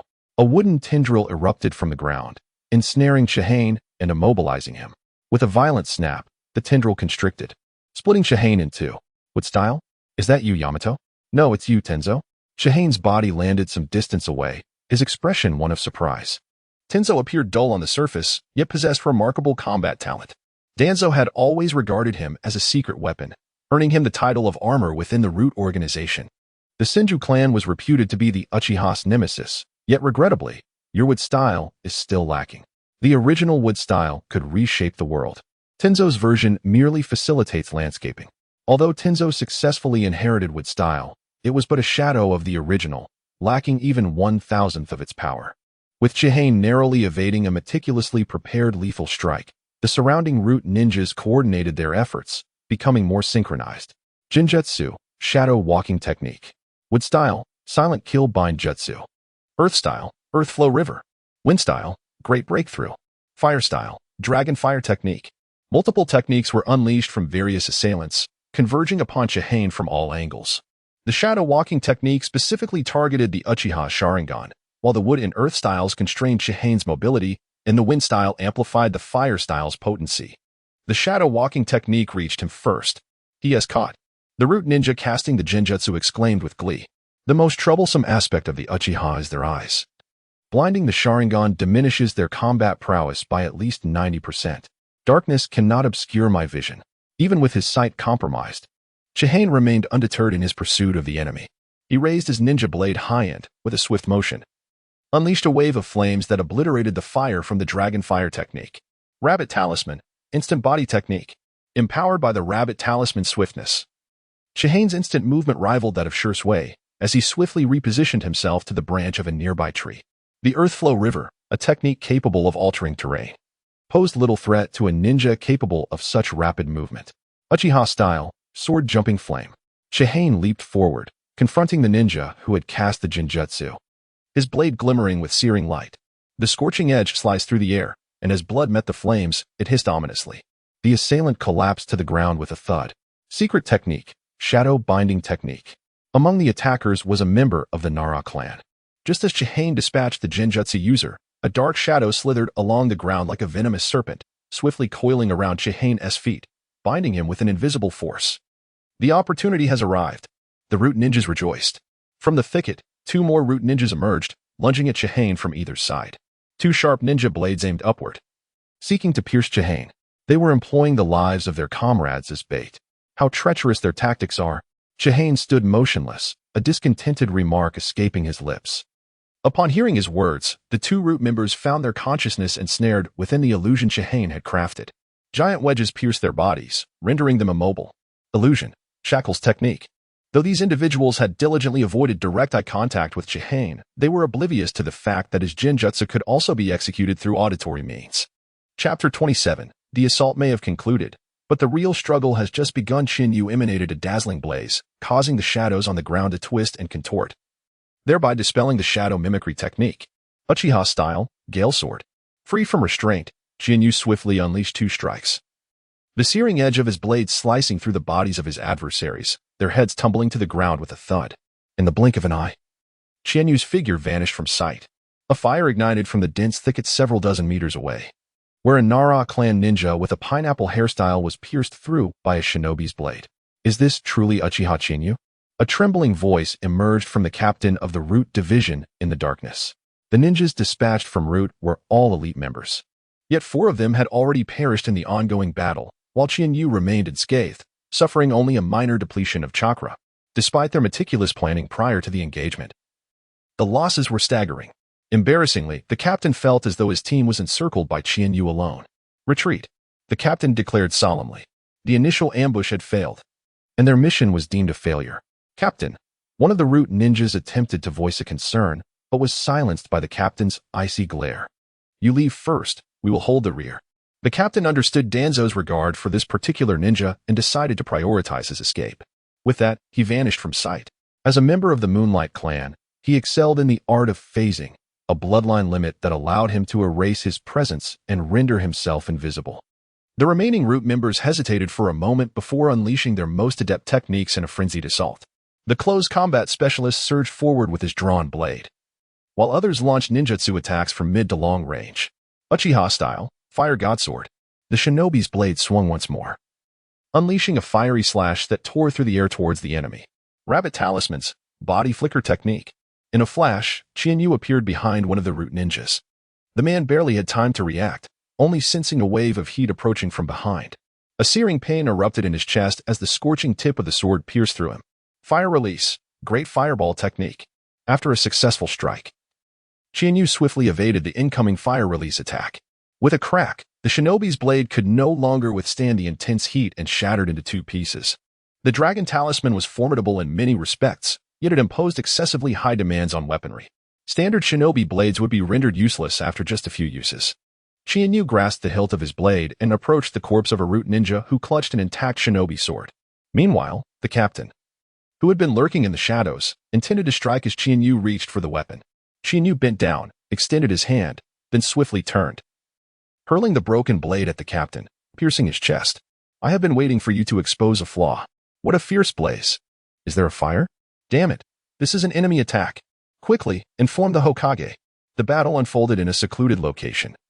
Yet the glaring inferno illuminated the sky in a crimson hue, soon drawing attention. The tranquil night was shattered.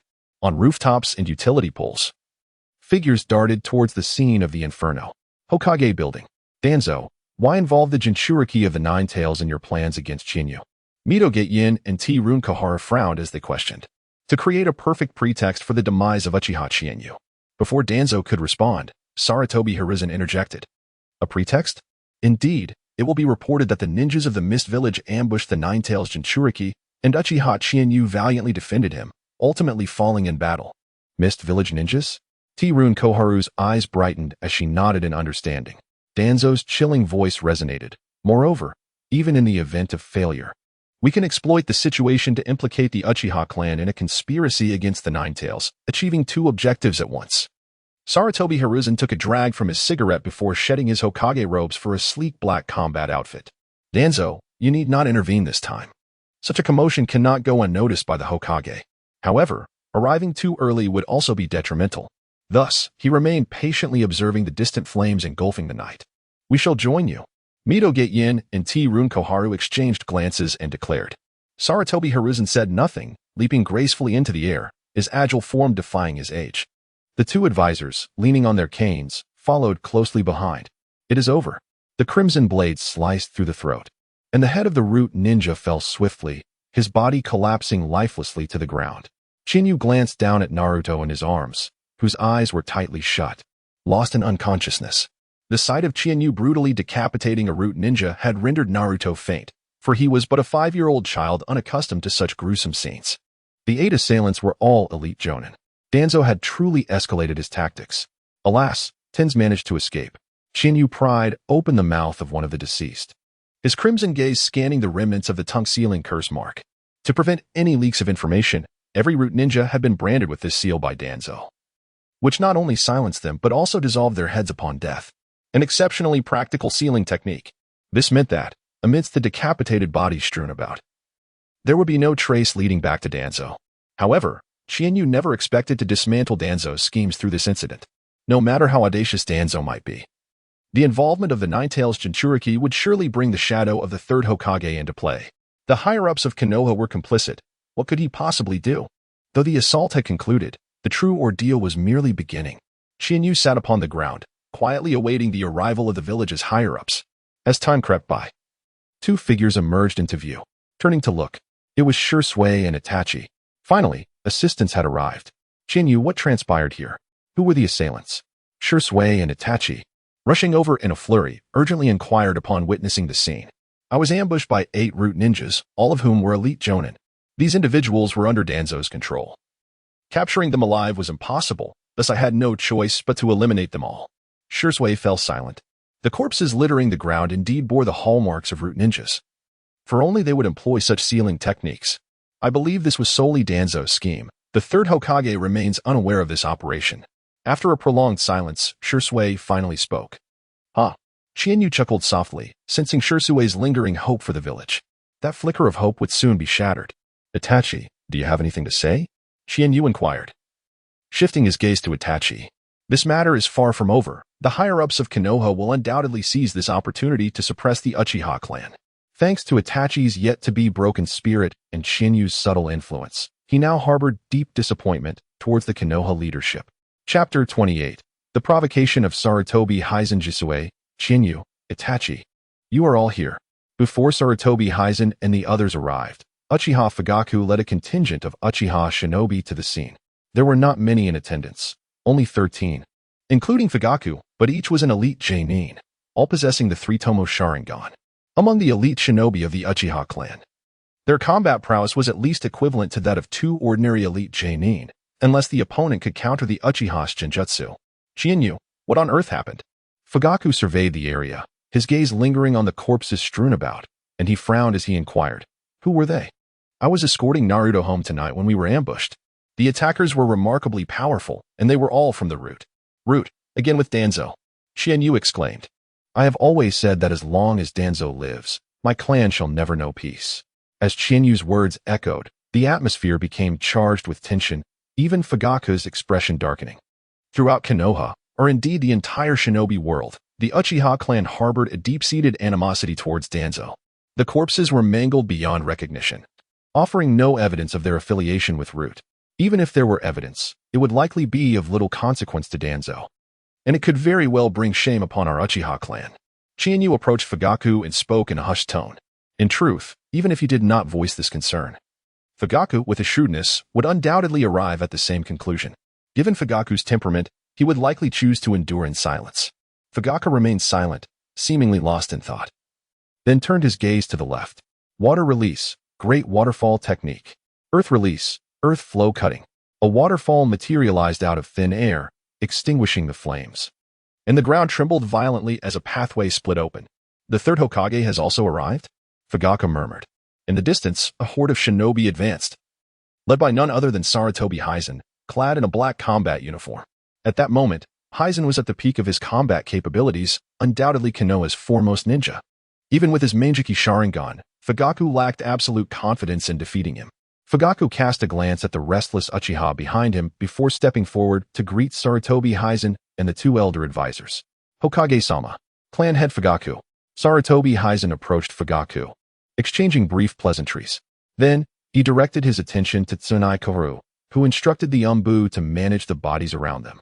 Mito Gaiden then urged the medical ninjas to assess Naruto's condition. "My apologies for keeping you waiting, clan head Fugaku. It is of no consequence." "Who engaged this group of unidentified shinobi?" Sarutobi Hizen inquired, his expression revealing genuine confusion, as if he was unaware of the situation at hand. "It was our Uchiha Chinyu." Fugaku replied solemnly. Sarutobi Hizen nodded and approached Chinyu, seeking a detailed account of the events. "While escorting Naruto home, I was ambushed by a group of unidentified shinobi. The attackers were incredibly powerful, and in order to protect Naruto, I had no choice but to eliminate them one by one." "Unidentified?" "It seems that the attackers had sealing techniques inscribed on their heads. Upon death, their heads dissolved, preventing any identification. However, elite Umbu shinobi might uncover something," Chinyu articulated, his demeanor calm and respectful, revealing no hint of fault. At that moment, Tsunai Kaoru approached, stating, "The Umbu investigating the bodies discovered information regarding Kirigakure within the scrolls carried by these individuals. It appears this group was an assassination squad dispatched from the Land of Water. Their intent was evidently to die in the process, and the self-destructing sealing techniques are characteristic of the blood mist approach." Sarutobi Hizen offered a conclusion that seemed quite plausible. "I too suspect it was the mist ninjas," Chinyu affirmed, nodding repeatedly. Everyone was acutely aware of the true nature of the situation. The question of blame was secondary. The critical matter was how Sarutobi Hizen would handle this incident. Meanwhile, Naruto, still unconscious, was being thoroughly examined by a group of individuals. Subsequently, Mito Gaiden hurried over. His brow furrowed as he reported, "Naruto's condition is not looking optimistic." "What?" Sarutobi Hizen's expression shifted dramatically, urgency creeping into his voice. "What is his injury?" "Naruto has no physical injuries, but it seems he has suffered a powerful mental attack, rendering him unable to awaken. We must continue to observe closely." "A mental attack?" Sarutobi Hizen's wrinkled face darkened at the revelation. Chinyu felt a slight twitch at the corner of his mouth. The old man spoke with such gravity, as if Naruto had sustained some irreversible harm. In reality, Naruto was merely frightened, utterly unharmed. Tsunai Kaoru seized the moment, clan head Fugaku. "If the Jinchuriki of the Nine-Tails suffers any lasting harm, do you believe your Uchiha clan can bear the consequences?" Fugaku's face reflected surprise as he responded. "What consequences are we to bear? The attackers were mist ninjas, and our Uchiha Chinyu has been protecting the Nine-Tails Jinchuriki the entire time." Seizing the opportunity, Mito Gaiden interjected, "The Nine-Tails Jinchuriki was attacked while on Uchiha clan grounds. Do you truly believe you can distance yourselves from the matter, clan head Fugaku?" The expressions of the Uchiha turned sour, and a few of the more hot-headed among them even activated their Sharingan. Everyone refrained from any rash actions. Fugaku's crimson eyes swept over the Uchiha, asserting his authority as clan leader. The Ninetales Jinchuriki has been under Umbu protection, yet throughout the battle, not a single Umbu member appeared. If we are to assign blame, the Umbu cannot escape culpability either. With each word Fugaku spoke, his tone grew heavier, eventually directing his questions toward the Umbu. Shinyu looked at Fugaku in astonishment. He had anticipated that Fugaku would choose to endure in silence, but he was surprised to see Fugaku exhibiting such firmness. Clan head Fugaku, Koharu, and In are merely concerned for the safety of the Ninetales Jinchuriki. Please show understanding for their heightened emotions. Sarutobi Hizen intervened to mediate, ultimately directing the blame toward the Uchiha. However, in terms of reason and sentiment, the Uchiha clan should not be involved with the Ninetales. 3 years prior, the Ninetales had indeed been controlled by a certain mysterious Uchiha. Fugaku fell silent. Once the discussion veered toward the Ninetales incident, no matter how many words he had, he would find it impossible to clarify. Tsurunai Koharu remained undeterred, asserting, Hizen, this matter cannot simply be dismissed. The Uchiha must face consequences, otherwise it will be difficult to quell public discontent. Sarutobi Hizen fell silent, his brow furrowing as he seemed to ponder Koharu's words. After a moment, he finally spoke with difficulty, clan head Fugaku, this matter. At that very moment, a derisive laugh echoed through the air. Utterly ridiculous. Uchiha Jisue stepped forward to stand before the third Hokage, coldly stating, Hokage-sama, effective immediately, I resign from the Umbu. Chapter 29. Seeking a pawn to annihilate the Uchiha upon witnessing Shisui suddenly rise to announce his departure from the Umbu, a flicker of surprise crossed Chiha's eyes, quickly followed by a slight raise of his brow. This fellow has finally come to his senses. Although he endured considerable humiliation tonight, there was, at least, a silver lining. Shisui, indeed, this matter was a miscalculation on my part. Sarutobi Hiruzen remarked with a smile, Uchiha Chiba has safeguarded the Ninetales Jinchuriki. He is blameless. The failure of the Umbu allowed these mist ninja spies to act with impunity. The blame lies entirely with the Umbu. However, withdrawing from the Umbu is a serious matter. Please ponder it carefully. Shisui's stance astonished Sarutobi. At present, Shisui was a pawn he had embedded within the Uchiha. Naturally, Sarutobi did not wish to let him go easily. Shisui resolutely shook his head, declaring, there is no need. My decision is made. Until today, I have never truly understood my position. Uchiha Shisui is, after all, just Uchiha Shisui. Upon hearing Shisui's response, Sarutobi's expression gradually darkened. He had believed that Shisui, deeply influenced by the will of fire, had completely aligned himself with the village. However, he had not anticipated this. Humph. Mito Minion scoffed coldly, casting an increasingly frigid gaze toward the Uchiha. Narashikaku's expression fluctuated, revealing his inscrutable thoughts. What a pity, I had high hopes for you, Shisui. Since you are determined to leave, I shall respect your choice. After a lengthy silence, Sarutobi sighed in regret. Shisui's insistence on departing was something he could not prevent. Moreover, with Shisui's heart still tied to the Uchiha, he felt uneasy utilizing him. Lord Hokage, let us consider this matter settled. We take our leave, Fugaku stated. Given the current situation, what was the point of lingering? The events of the night had taken Fugaku by surprise. First, the village had schemed against the Uchiha, and now Shisui had voluntarily withdrawn from the Umbu. Nevertheless, one thing was certain. After this night, the rift between the village and the clan had become irreconcilable. The radical factions within the clan would likely once again incite a coup. Sarutobi cast a meaningful glance at Fugaku and nodded. After Fugaku led the police department personnel away, Chiha and Shisui swiftly exited the scene. Sarutobi stood silently in place, resembling a wooden statue. After a prolonged pause, he spoke in a low voice, Danzo, you have indeed arrived. Abandon all unrealistic fantasies, Hiruzen. I have long stated that the Uchiha cannot be trusted. Danzo exuded a chilling aura, approaching Sarutobi. This time, Sarutobi conceded, Shisui's departure from the Umbu means he is no longer on our side. I suspect Chiha has influenced him. Narashikaku interjected, neither of these two can be spared. Hiruzen, you must make a resolute decision. Mito Minion echoed. Sarutobi hesitated before stating, Shisui has awakened his Manjiki Sharingan. He is not easily dealt with. We should start with Uchiha Chiba. I have my own plans. This time, there will be no issues. Danzo declared confidently. Oh, what is your plan? The three turned their attention to Danzo, awaiting his explanation. Danzo smiled coldly. We will target his family. Meanwhile, on a distant island, tumult brewed in the Mist Village. 2 days prior, one of the 7 ninja swordsmen, Chiba Juzu, launched a coup, assassinating the 4th Mizukichi, only to flee the village after his failure. Following the coup, the 4th Mizukichi instigated a bloody purge within the village. Toby. The death toll in the Mist Village has already reached alarming numbers.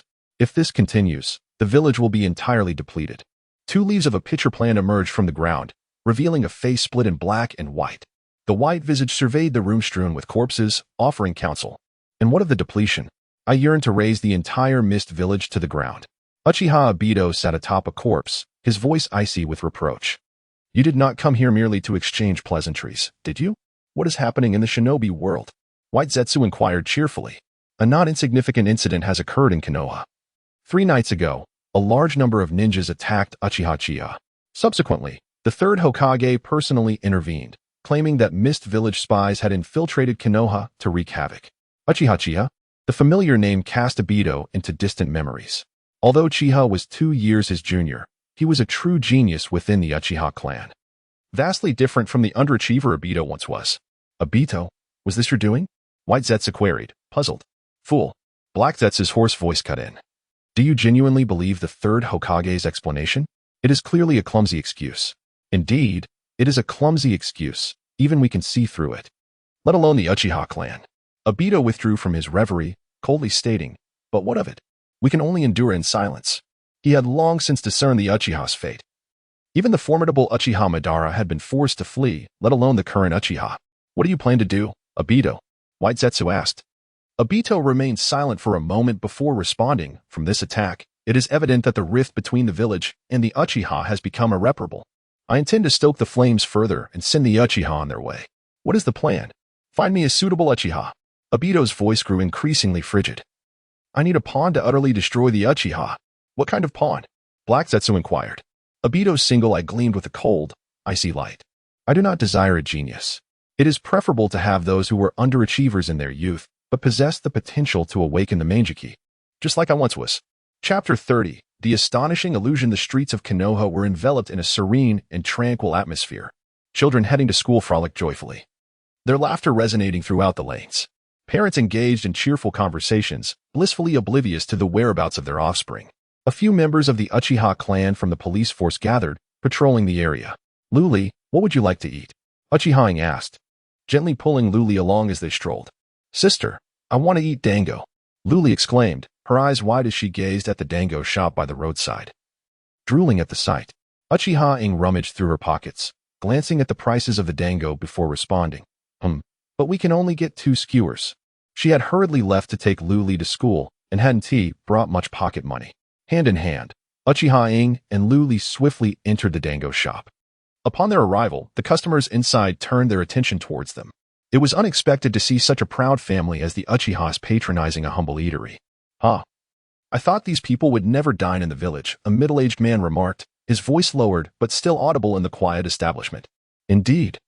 It seems they have finally descended to our level, another chimed in, their tone laced with disdain, suggestive of past grievances with the police force. Keep your voice down. You don't want her to hear. A companion cautioned. The man scoffed, his impatience evident. I refuse to believe the Uchiha would even care about this. Every word of their conversation reached Uchiha Ying's ears. She merely frowned, but chose not to respond. After purchasing 2 skewers of dango, she quickly led Luli out of the shop. Such trivial incidents occurred frequently as she escorted Luli to school. As a ninja, albeit a mere genin, she felt no need to stoop to the level of ordinary civilians. Since the Nine-Tails incident, the Uchiha clan had lost favor in the eyes of the public due to relentless criticism from the village's upper echelons. Moreover, those civilians who had been reprimanded by the police force harbored a deep-seated resentment towards the Uchihas. Luli, I'm over here, came a shout from a distance. Naruto, on tiptoes, waved at Luli. Naruto. Luli, still savoring her dango, joyfully ran towards him, her excitement palpable. This skewer is for you, she offered. Thank you. Naruto eagerly accepted the skewer, devouring it hungrily. He hadn't eaten in 2 meals. The subsidies provided to orphans allowed for only 2 meals a day. Uchiha observed Naruto from a distance, contemplating whether to greet him. However, she recalled the admonition from Fayek, the clan leader, who had stressed that under no circumstances should the Uchiha interact with the host of the Nine-Tails. Thus, she refrained. After finishing their dango, Lu Li and Naruto took off running hand in hand. Lu Li, don't run too fast. Be careful not to bump into anyone. Uchiha called out in concern. Sister, come catch me. Lu Li shouted back as she turned her head, only to collide with a passerby. This encounter was not like the first time she bumped into Naruto, where he fell to the ground. Instead, Uchiha Lu Li stumbled sideways and fell. Lu Li, Naruto exclaimed, assisting her to her feet. He glanced up at the man blocking their path, a flicker of fear in his eyes. This was a genin, and he sensed a hint of malice emanating from him. Watch where you're going, Uchiha brat. The man glared menacingly at Lu Li. My sister accidentally bumped into you. I sincerely apologize. Uchiha rushed over, profusely apologizing. Chiyo had advised her that to truly integrate into the village, the Uchihas must abandon their arrogance and treat everyone equally. Fayek had also reiterated the importance of avoiding conflicts and refraining from using force whenever possible. I'm sorry, it was my mistake, Lu Li whispered, clutching her clothing nervously. Acknowledging one's mistakes was a lesson her sister had taught her. Just saying sorry won't cut it, kid. You broke at least 3 of my ribs with that bump. What could have been a trivial matter escalated in an unexpected manner. As the ninja seemed intent on taking it further, anger surged within Uchiha Lu Li, soon followed by confusion. This man was clearly looking for trouble. Yet, why would he provoke the Uchiha clan? Uchiha still attempted to negotiate. I can compensate you. Ha ha ha. That's agreeable, but it must be the compensation I desire. The man chuckled boisterously. What do you want? Uchiha hoped his demands would not be excessive. You look to be around 15 or 16, I must say.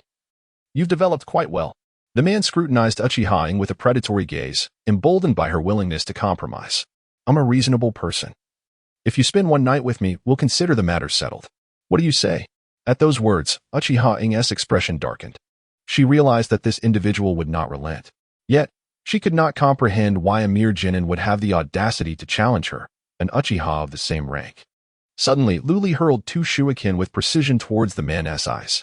The Uchiha clan's throwing techniques were unparalleled in Konoha, and Lu Li excelled at it in school. However, the provocateur possessed a certain level of skill. As Lu Li launched her attack, he quickly assumed a defensive stance. A kunai materialized in his hand, effortlessly deflecting the incoming shuriken. Just as expected of an Uchiha, even the youngest among you possesses such prowess, the man praised. But without hesitation, he gripped his kunai and lunged fiercely at Lu Li's chest. Lu Li, Naruto shouted, intending to intervene, but his body froze instinctively, leaving him helpless as he watched the man's attack unfold. Clang! Uchiha's expression shifted as she swiftly retrieved her kunai, appearing before Lu Li just in time to intercept the man's lethal strike. How dare you use lethal force? Her eyes flashed with crimson light, revealing her single tomo Sharingan. Uchiha had awakened her Sharingan at the age of 13, and 3 years later, it remained a single tomo, a source of shame. However, it was more than sufficient to deal with an ordinary genin. Very well.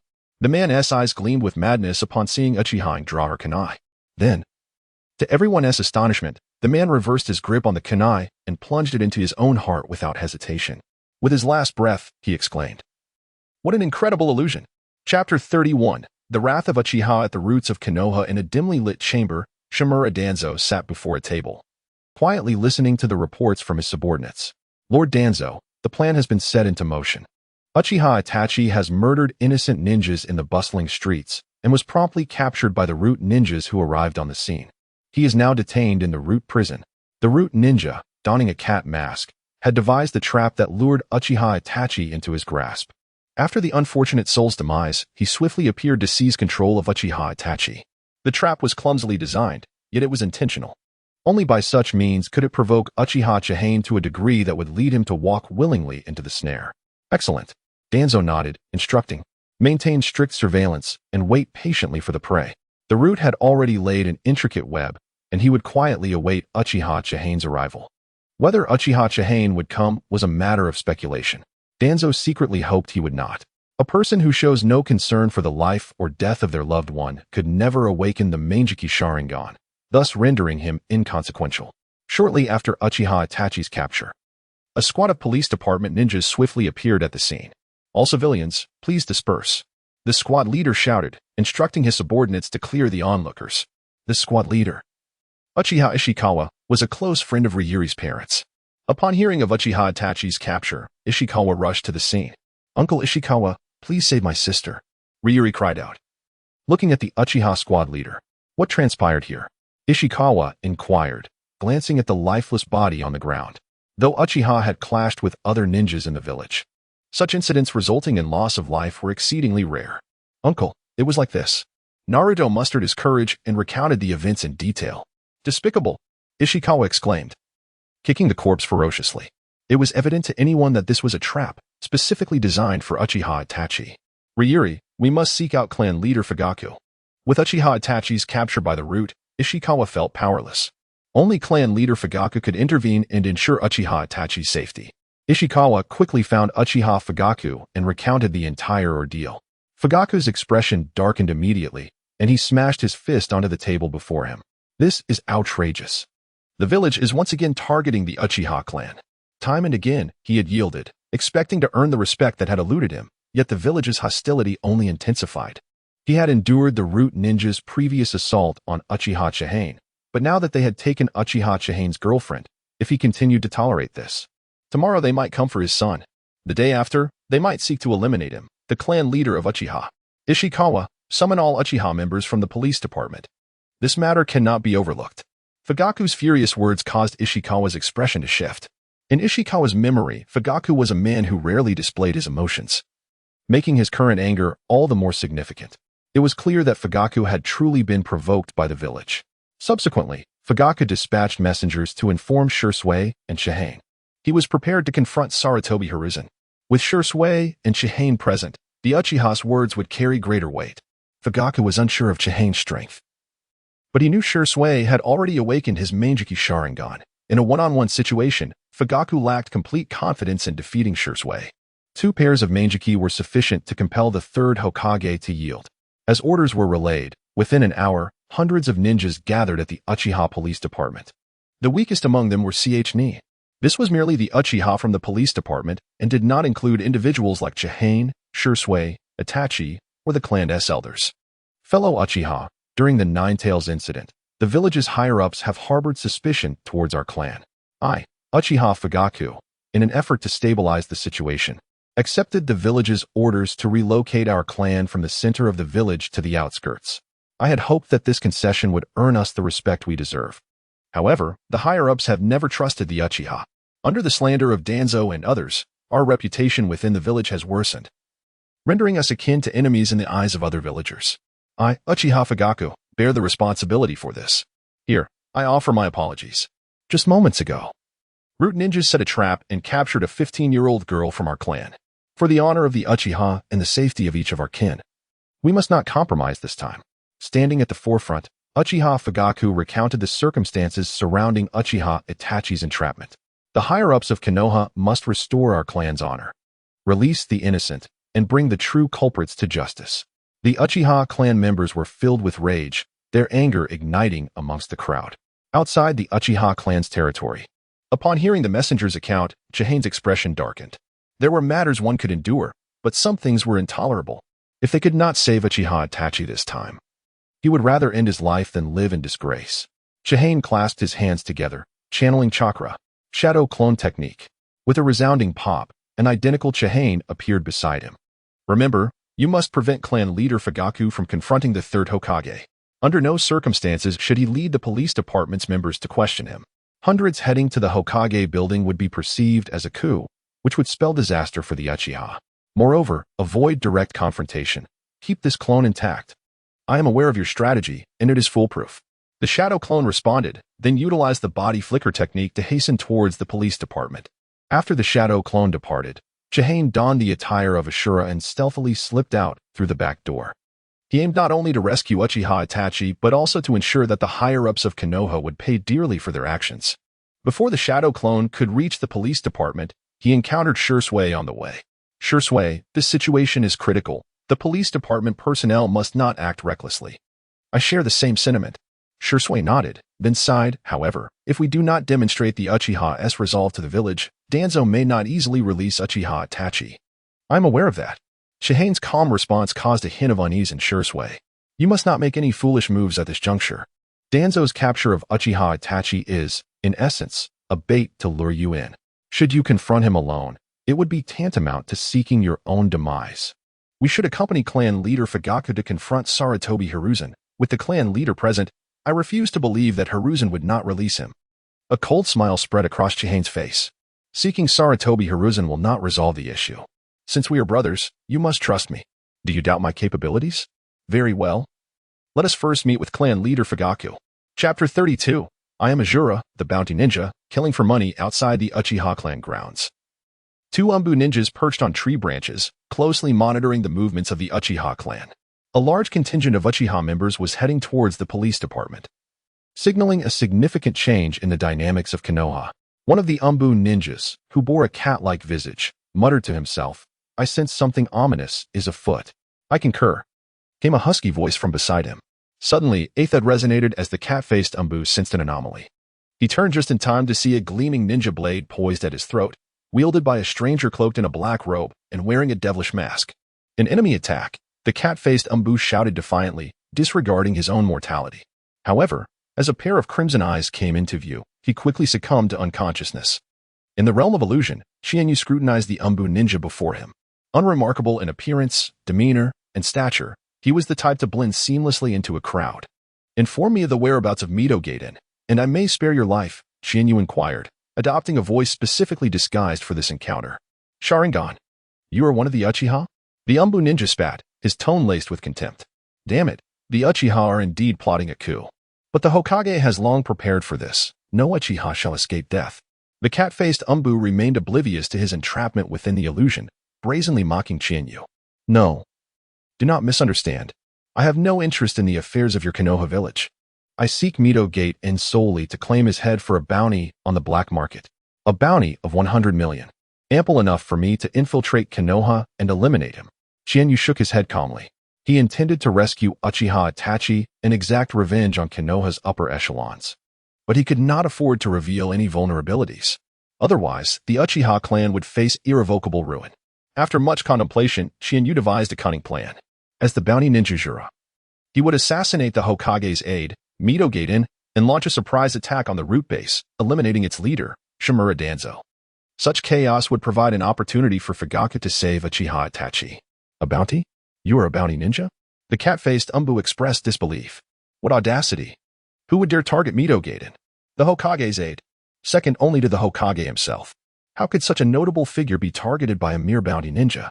Suddenly, a commotion erupted in the distance. "The attacker is over there.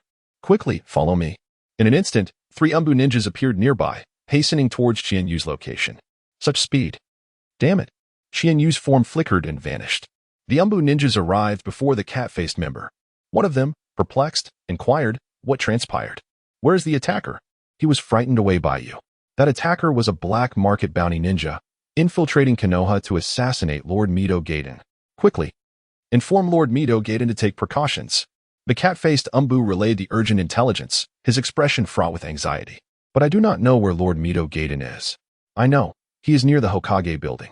The cat-faced Umbu divulged the location, only to notice the figures of the surrounding Umbu ninjas becoming indistinct. Excellent. In the real world, Xianyu delivered a powerful punch, rendering the Umbu ninja unconscious. He spared him to serve as a witness. "Let us begin with Mito Gaiden." Xianyu's body shimmered and vanished from sight. At that moment, Fugaku had already summoned all Uchiha clan members through various channels, instructing them to stand by. He then proceeded with Shursui and a shadow clone of Xianyu towards the Hokage building. This time, the village could make concessions and release Uchiha Itachi. There was still room for negotiation. Otherwise, even Fugaku would struggle to restrain the enraged Uchiha clan members. Fugaku pushed open the office door, stepping before Sarutobi Hiruzen, silently observing him. Shursui and Xianyu stood on either side of Fugaku. In the room, the 4 remained silent, the atmosphere gradually growing tense. Why are the root ninjas capturing a member of the Uchiha clan? After a prolonged silence, Fugaku finally spoke. "I have entrusted the Umbu with a thorough investigation of this matter. That Leaf Genin indeed perished at the hands of Uchiha Itachi. The act of murder in broad daylight is severely detrimental to our reputation. We must apprehend him to maintain order."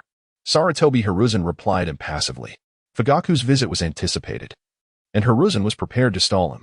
Danzo's plan was to eliminate Xianyu, not to incite a revolt among the entire Uchiha clan.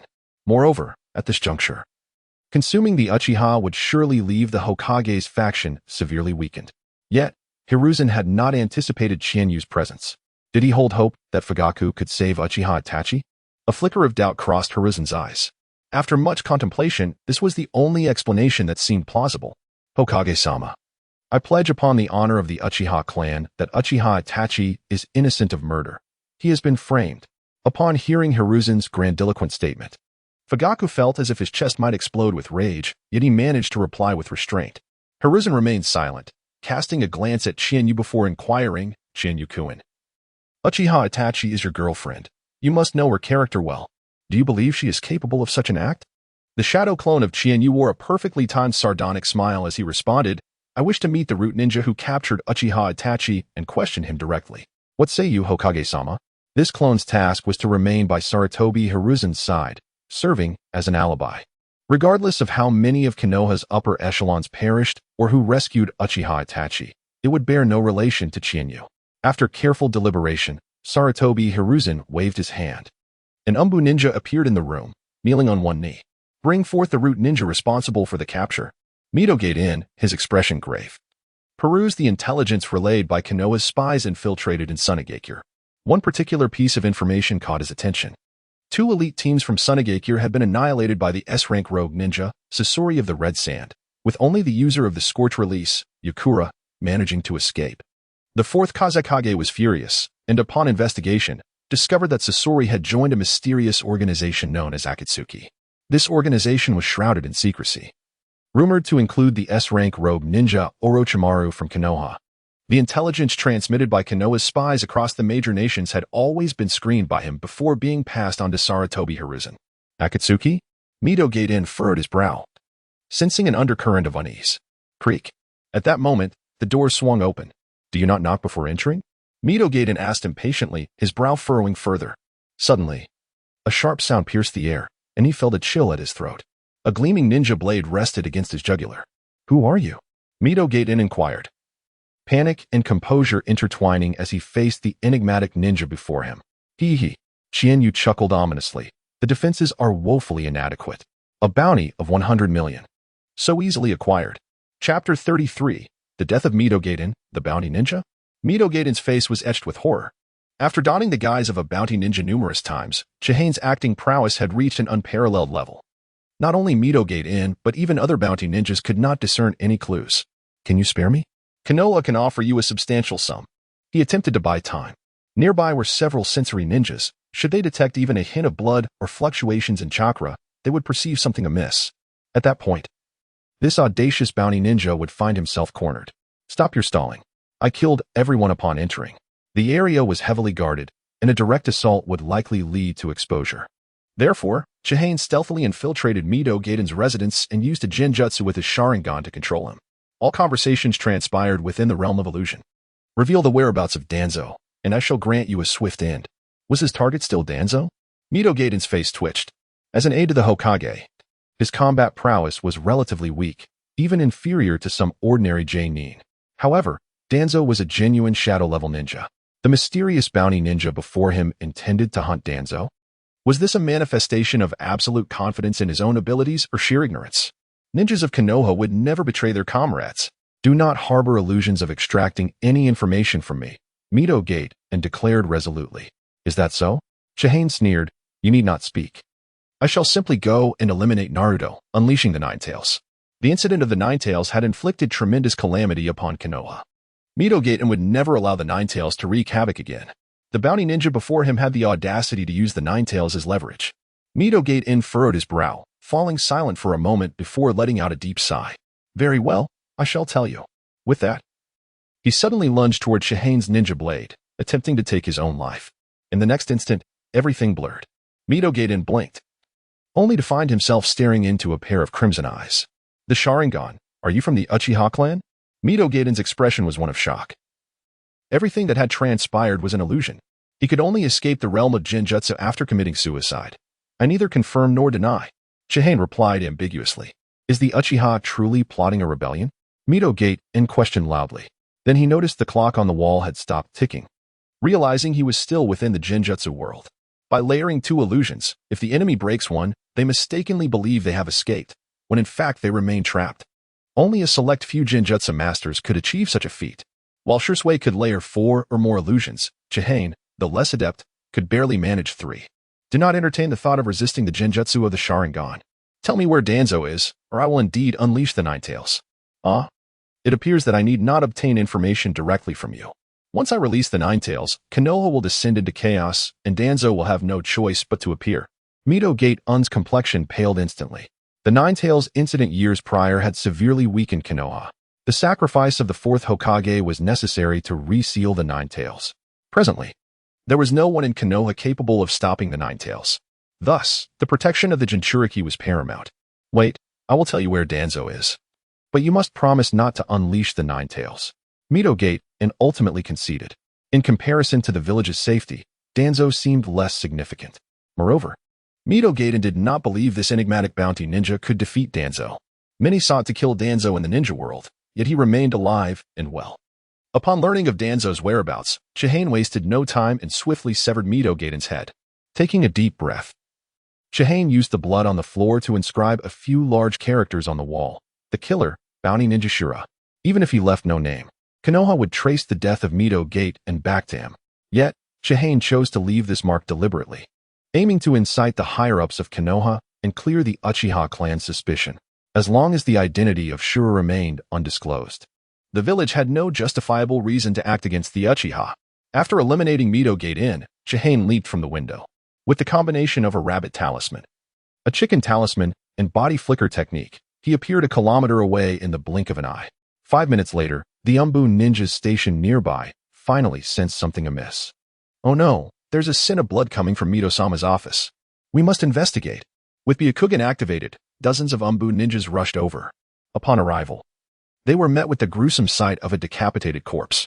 In the Hokage's office, the Umbu who had captured the Uchiha shadow recounted the events in detail. Hokage-sama. That Konoha ninja shouted, such impressive Jinjutsu. Before his death, clearly indicating he was controlled by the Uchiha shadow, and then committed suicide. The Umbu captain presented the premeditated narrative. At first glance, his plan appeared crude and riddled with flaws. Yet, in reality, it was impeccably crafted. After all, that unfortunate soul was dead. And even if the Uchiha clan suspected foul play, they had no evidence. This was a classic case of dead men tell no tales. The story was quite compelling. However, I have a few questions I would like to ask you. Chihane smiled coldly. He then cast a meaningful glance at Shisui, who nodded in unison. Sarutobi Hiruzen added, Obiga Nagashi, regardless of what Chihane asks, you must respond truthfully. All present will testify for you. Obiga Nagashi nodded. How old are you? Everyone was taken aback, not expecting such a question from Chihane. Obiga Nagashi was perplexed, glancing at Sarutobi Hiruzen for guidance. Hiruzen was equally bewildered and urged, speak honestly. 31. What did you eat this morning? Fried chicken. Obiga Nagashi was utterly baffled. What type of woman do you prefer? Obiga Nagashi glanced at Sarutobi Hiruzen. Seeing his expression remain neutral, he hesitated before responding, one with a large bust. Who was the last woman you were with? The technician from the hot springs. Obiga Nagashi's eyes became vacant. Chihane. Sarutobi Hiruzen finally lost his composure, his face cold as he declared, let's just end this here. Chihane ignored him and continued. Why did Danzo conspire against the Uchiha shadow? Silence. Sarutobi Hiruzen realized something was amiss and bellowed, attempting to interrupt Obiga Nagashi's response. But it was too late. To eliminate Uchiha Chihane, Obiga Nagashi briefly lost consciousness. In an instant, he regained awareness, drenched in cold sweat. What just happened? I was caught in a Jinjutsu. Aha. Chihane laughed. Shisui, well done. Only someone like Shisui could execute a Jinjutsu beneath the very eyes of Sarutobi Hiruzen. With the truth now unveiled, shouldn't the Hokage release the root members and exonerate my clan? Stated with a somber countenance. The previous assault on the nine-tailed Jinchuriki, orchestrated by root operatives masquerading as Amigakure spies, and this recent scheme to frame, both aimed to eliminate. The rationale is self-evident. A prodigious talent within the clan is the most promising candidate since to awaken the Mangekyo Sharingan. The village seeks to prevent the emergence of another pair of Mangekyo Sharingan. This matter is of grave consequence and cannot be solely determined by his testimony. Furthermore, is Under's Jinjutsu, rendering his words unreliable. I shall personally consult with Danzo. Responded evasively. Lord Hokage, this matter has already permeated the entire clan. If cannot be safeguarded, Even I, as clan head, cannot restrain the enraged. Voiced as distrustive. Both parties are cognizant of the true nature of events. Should confer with Danzo alone, who knows what machinations they might devise, as failed threat cause to bristle. The situation has escalated beyond his expectations. Their objective was to eliminate, not to incite the entire clan to rebellion. Very well, we shall seek out Danzo together. If this matter proves to be a misunderstanding, I will order Danzo to release. Conceded. To enrage the entire clan for the sake of eliminating one is imprudent. Moreover, is not going anywhere. This defeat is but a setback. There will be future opportunities. He can afford to lose 10 times as long as he triumphs once. Lord Hokage. At that moment, an Umbu operative rushed into the room, frowned, then sneered. I knew it wouldn't be this simple. What new trickery is afoot? In's estimation. Was unwilling to release. What is the meaning of this commotion? Already in a foul mood, rebuked the intruding Umbu operative. Lord Hokage. 3 Umbu operatives monitoring the compound have been incapacitated. According to one of them, a bounty ninja was responsible, having infiltrated the village to assassinate. The Umbu operative hastily relayed the information. Since departure from Umbu, he has been solely responsible for monitoring the. Upon receiving this intelligence, he arrived immediately. The occupants of the room were taken aback and incredulous. The presence of a bounty ninja in Konoha is already a rare occurrence. Even more astonishing is the bounty ninja's audacity in attempting to assassinate. It defies comprehension. In the eyes of the 5 great nations ninja, bounty ninja are considered riffraff. What respectable ninja would become a bounty ninja? As if that weren't enough, another Umbu operative appeared in the office via body flicker technique. Lord Hokage. A grave incident has occurred. The Umbu operative's chest heaved as he gasped for air, having evidently traversed a considerable distance using the body flicker technique. Could it be? Felt a sense of foreboding. Could the bounty ninja have succeeded? Lord Hokage has been assassinated. A message written in blood was discovered at the scene. The assassin is the bounty ninja. Staggered, momentarily overwhelmed. Was a lifelong friend and a steadfast supporter. And now, he is dead? Tragically, he did not fall on the battlefield, but at the hands of a bounty ninja. Bounty ninja, hissed through clenched teeth, is no stranger to this enigmatic bounty ninja, possessing the 3-tomo Sharingan. He is suspected to be a member of the clan.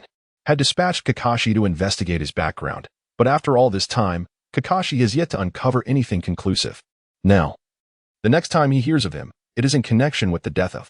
Upon hearing of his demise, was stunned. Bounty ninja? The name seemed vaguely familiar. Wait. That's the mysterious that I tasked with investigating. But why would he suddenly invade the village and assassinate? It sounds utterly absurd. Could this be a charade orchestrated by? Ant's shadow clone exchanged glances, a hint of bewilderment in their eyes. The difference being that bewilderment was genuine, while shadow clone feigned it. Lord Hokage, regarding my clans, was uncertain whether these 2 pieces of news were genuine. Of course, their veracity was inconsequential. No matter what transpires, he intends to retrieve today. Clan head. Accompany me to see first. Cast a profound look at, his gaze filled with coldness. His lifelong friend was murdered by a bounty ninja suspected to be in. Any remaining warmth he harbored towards the has vanished. Even suspects that this mysterious bounty ninja is an assassin cultivated by. Lord Hokage. You can't possibly believe that the bounty ninja is one of ours? The only members of my clan capable of carrying out such an assassination, myself, and are right under your nose. The rest are either stationed at the police force or within the compound. They had no opportunity to commit the crime. Sensing the intense malice emanating from, realized that the latter was not feigning, is truly dead. After a prolonged silence, spoke. I will not falsely accuse any innocent individual, but I will not spare the culprit who murdered a comrade of the village. The key question remains. Who is this mysterious bounty ninja? Is it as claimed that Danzo is involved? Is it possible that this is a trap? In the mountains behind Konoha, stood at the entrance of an unremarkable cave. Muttering to himself, the root base is shrouded in mystery, even to a transmigrator. Its exact location remains unknown. Logically, the information obtained from by threatening the 9-tailed Jinchuriki should be accurate. However, he felt a subtle unease. I have no choice, whether it is true or false. I must venture in. After contemplating for a moment, dispelled his last doubts, and entered the cave. Having come this far, there is no turning back. The sword has been drawn, and only after quenching its thirst with blood shall it be sheathed. Chapter 35, Obito. At last we meet in the depths of a pitch-black cave devoid of any light. Qianyu was completely engulfed by darkness. The power of the chicken talismans activated, lifting Qianyu a foot off the ground. A allowing him to glide slowly through the cavern. In the gloom, only a pair of eyes radiating a crimson glow advanced forward, creating an eerie spectacle. A root ninja, concealed within the rock wall, suddenly sensed a chilling breeze. The sound of a blade severing bone echoed ominously in his ears. What was happening? The root ninja felt the world spin around him before his gaze fell upon a familiar headless corpse. I have been decapitated? A fleeting thought crossed his mind as consciousness faded. First, Chinyu kicked the severed head, and in a flash, vanished from sight. Soon, he arrived at the cave's end, where a vast underground base opened before him. Standing at the entrance, his crimson eyes darted rapidly. The sound of soft footsteps reached his ears. In 10 seconds, a trio of patrolling ninjas would appear at the entrance. 2 CH Nin and 1 J Nin. If he could eliminate all three in an instant, he could minimize the risk of exposure. This was no challenge for Chinyu. Now is the time. Death. The ninja blade was drawn, enhanced by the rabbit talisman to hasten its speed, slicing toward the foremost J Nin with blinding swiftness. The patrolling ninjas had no inkling of an intruder within their base. As they opened the door, a vicious slash greeted them. However, the J Nin was indeed a seasoned warrior. He reacted swiftly, forming hand seals to execute the body flicker technique. Then, he caught a glimpse of those crimson eyes reflected upon the blade. In that moment, he froze. An instant was ample time for Chinyu to slay him 10 times over. With a flash of steel, all three ninjas collapsed to the ground. An intruder. Chinyu had anticipated that the sound of falling bodies would alert the root members. Another trio of ninjas emerged at the entrance of the underground base. The leading root captain unsheathed his ninja blade, casting a menacing glare at Chinyu. Jinjutsu, Shiranui. His eyes whirled rapidly as Chinyu cast a simple illusion. Within the dreamscape, the three root ninjas were engulfed in raging flames, unable to suppress a muffled groan.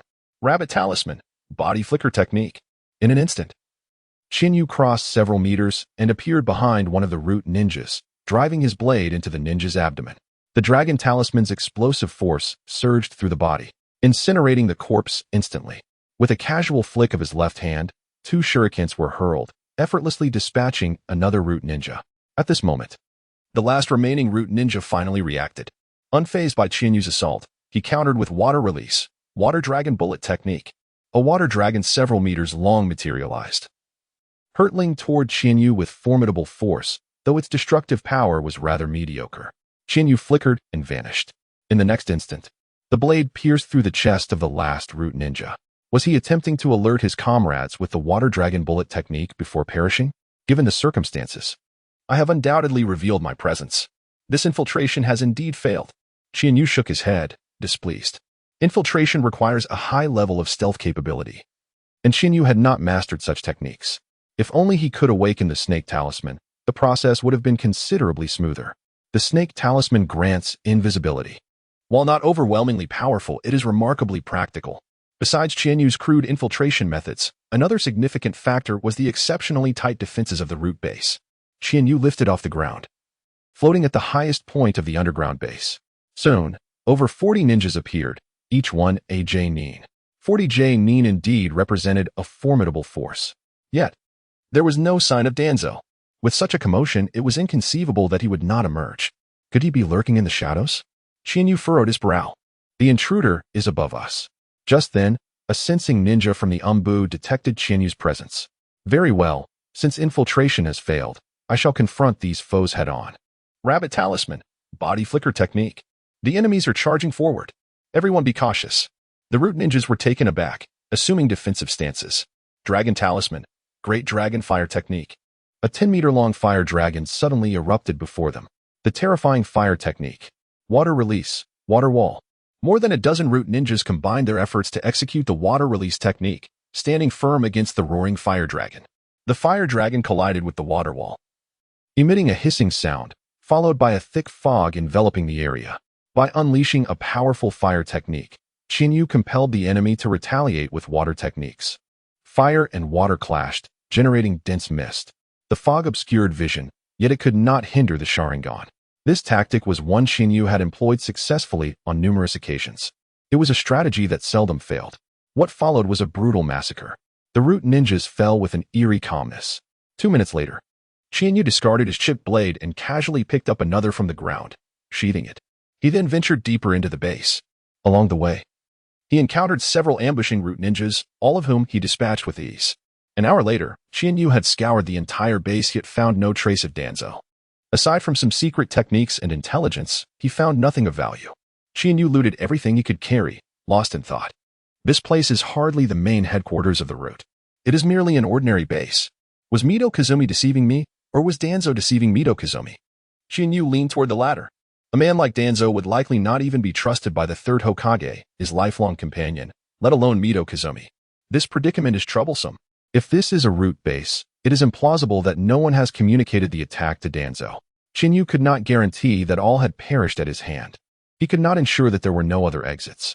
Once Danzo discovers that someone seeks his life and chooses to hide, Qianyu would be unable to locate him. As long as Danzo remains alive, even if Mito Kazumi were to die, he might not release the Uchiha shadow. What then? Should I kill Tsurugi Koharu? Never mind. I shall take my leave. Qianyu shook his head and activated the body flicker technique to exit the base. As he emerged from the cave, twilight had already begun to descend, and night was fast approaching. What? A hint of surprise crossed Qianyu's face. Just as he stepped out of the root base, he noticed the air ahead warping slowly, revealing a masked figure emerging from the vortex. This person was none other than Uchiha Obito. The moment Qianyu spotted Obito, the latter also recognized him. For a moment, the two figures, clad in cloaks and masks, stood in a wary standoff. Each gazed intently at the other, neither uttering a word. The atmosphere grew increasingly tense. Chapter 36. I am the true Uchiha Madara. Who are you? Obito was taken aback when he first arrived in Konoha and encountered a mysterious figure clad in a mask and black cloak, resembling himself. Such an enigmatic appearance often hinted at formidable strength. Moreover, this individual had just emerged from the root base, exuding the scent of blood. Had he committed a massacre at the base? Such audacity. Even Obito would not dare to undertake such an act. Who on earth was this person? If he could be recruited into the Akatsuki. For reasons unknown, Obito felt an intense curiosity towards Chiyu. And who might you be? Chiyu retorted. His gaze fixed firmly on Obito as he pondered his strategy. Obito's power was formidable. The power of Kamui could both attack and defend, rendering him nearly invincible. Most critically, possessing the cells of Senja Hashirama alleviated his concerns regarding excessive ocular strain, allowing him to wield his Manjiki Sharingan without restraint. Of course, Obito had his weaknesses too.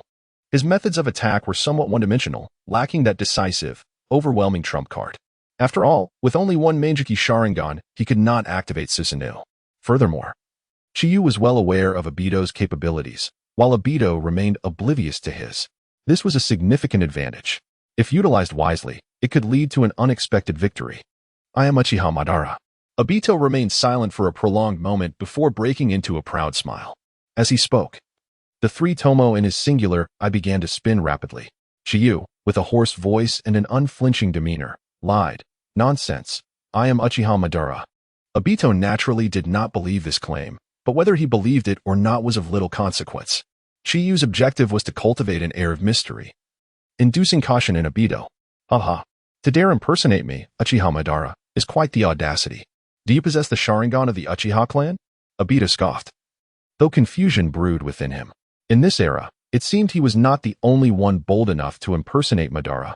Yet, the question remained, why did this individual wish to assume Madara's identity? What gave him such confidence? Sharingan? Who doesn't have one? Chiyu retorted disdainfully, revealing his own three-tomo Sharingan. Uchiha?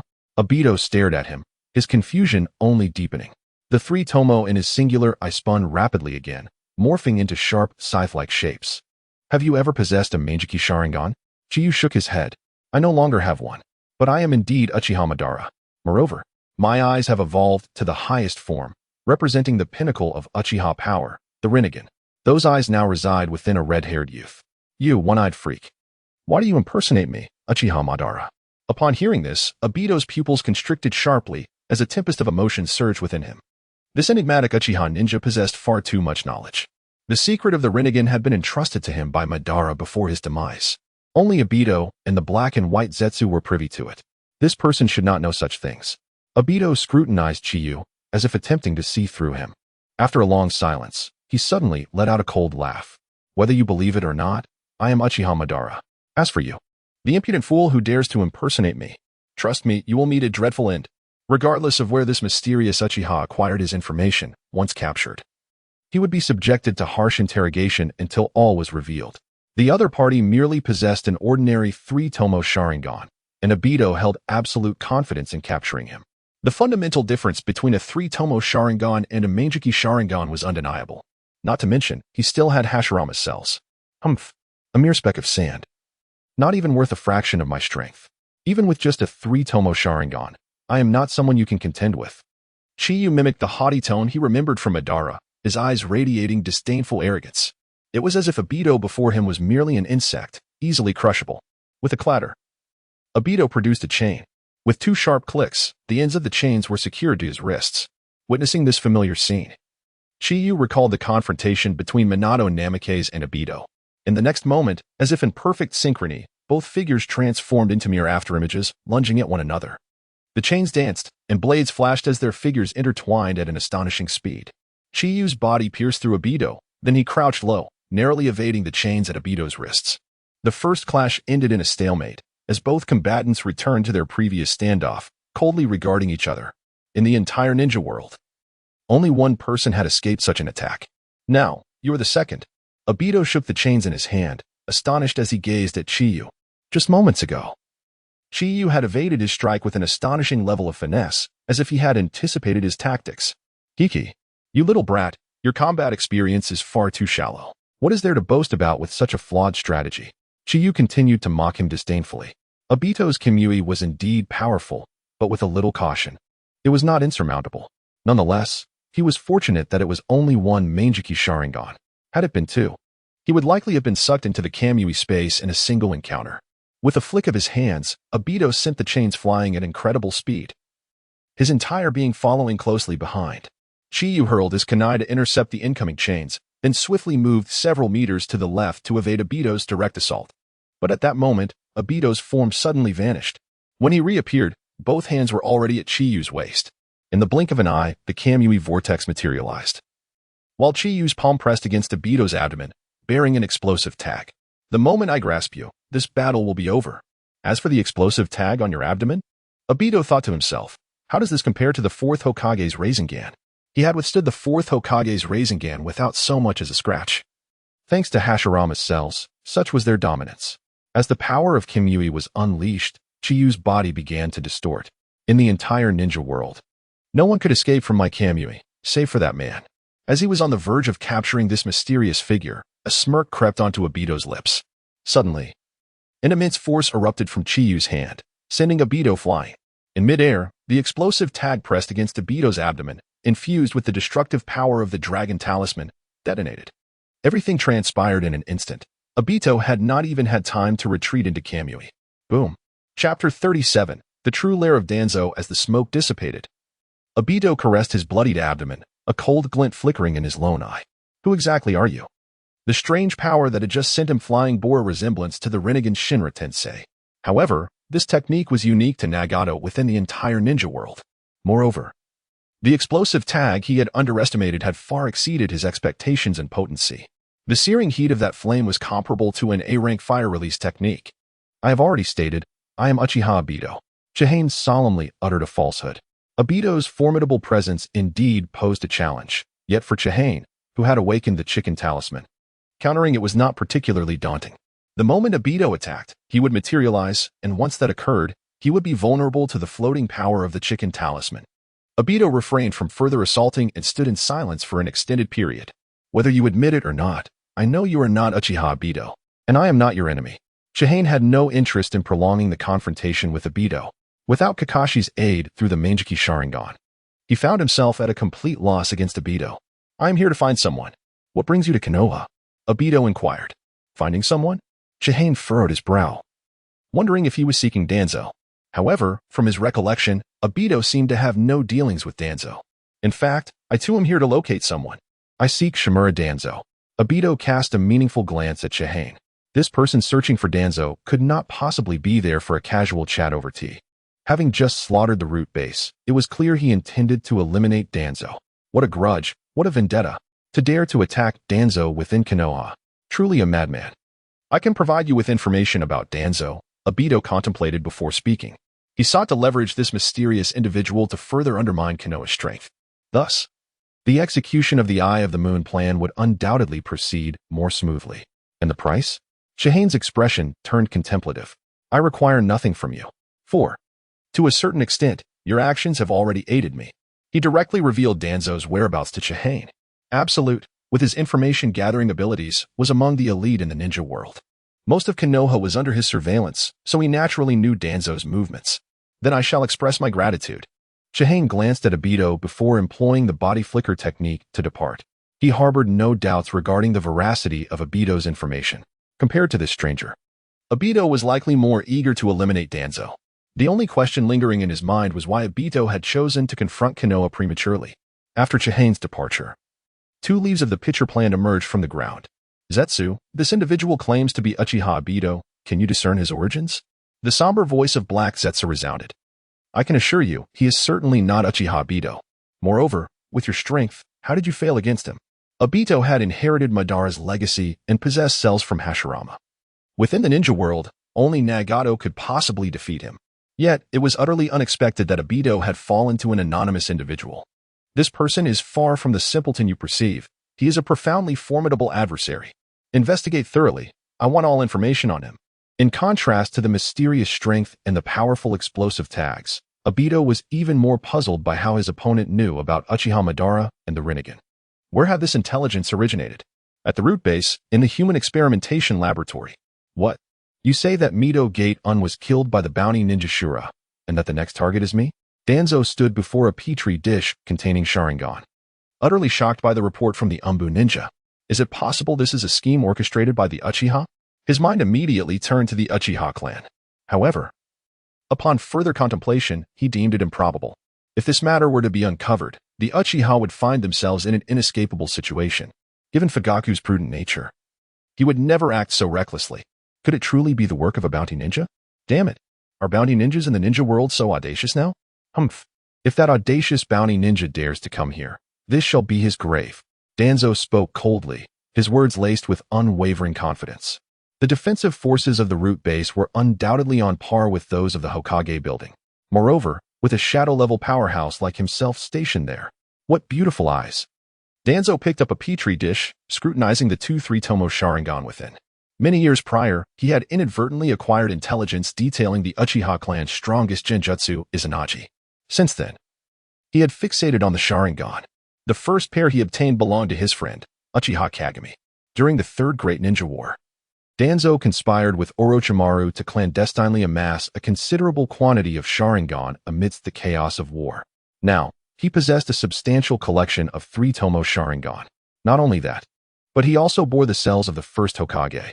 The 2 mightiest forces in the ninja world, the Senju and the Uchiha, had converged within him.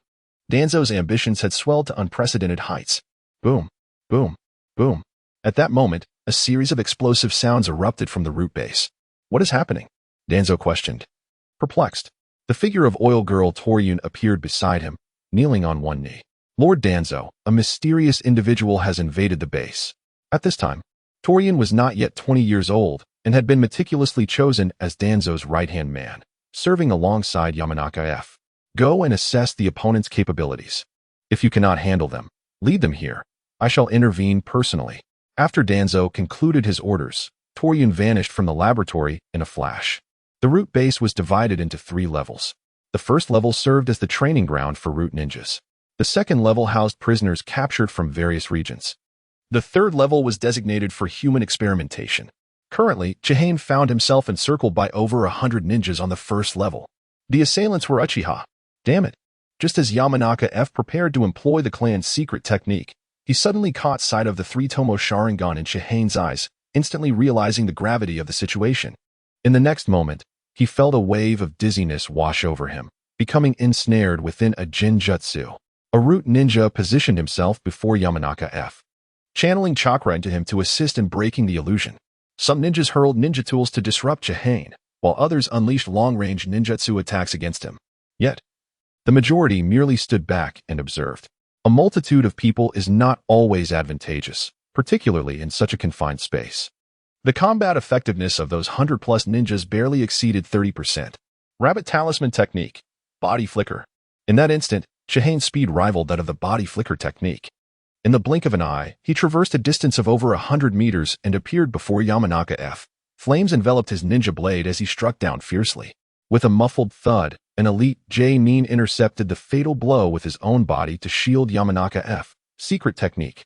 Mind disturbance technique. Having shed the Jinjutsu, Yamanaka F wasted no time and immediately unleashed the clan's secret technique, attempting to disrupt Chihane's mind. The Yamanaka clan's secret techniques primarily targeted the enemy's psyche. Such techniques were indeed difficult to defend against. Unfortunately for him, he was up against an Uchiha. Chapter 38. Izanagi Chihane blinked and regained his consciousness. The attack from Yamashiro was largely ineffective against him. In terms of mental confrontation, the Uchiha clan was unmatched. Uchiha style, sword leap of flames. With a single step forward, a flicker of fire ignited. Chihane moved like the wind, penetrating Yamashiro's form. With a resounding crash, Yamashiro transformed into a broken log. Substitution technique. Water style, great waterfall technique. Wood style, thorn killing technique.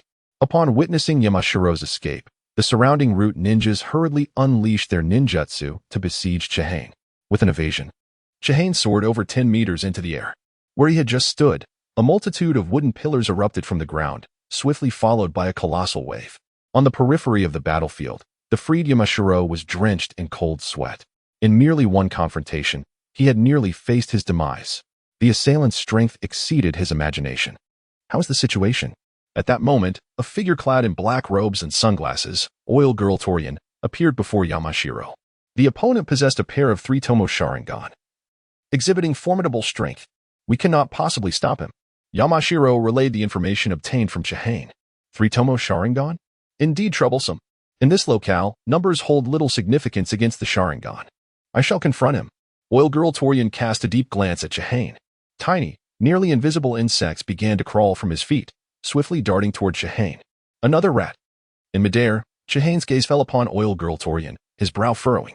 In the entire shinobi world, there were very few ninja beneath the level of Kage that he deemed worthy of caution. Coincidentally, Oil Girl Torian was one of them. This individual harbored nano-sized venomous insects within him, posing a lethal threat to anyone who came into contact with him. For this reason, Oil Girl Torian wore protective gear year-round. He bore a resemblance to Hanzo the Salamander, who donned a gas mask. Both were poison users.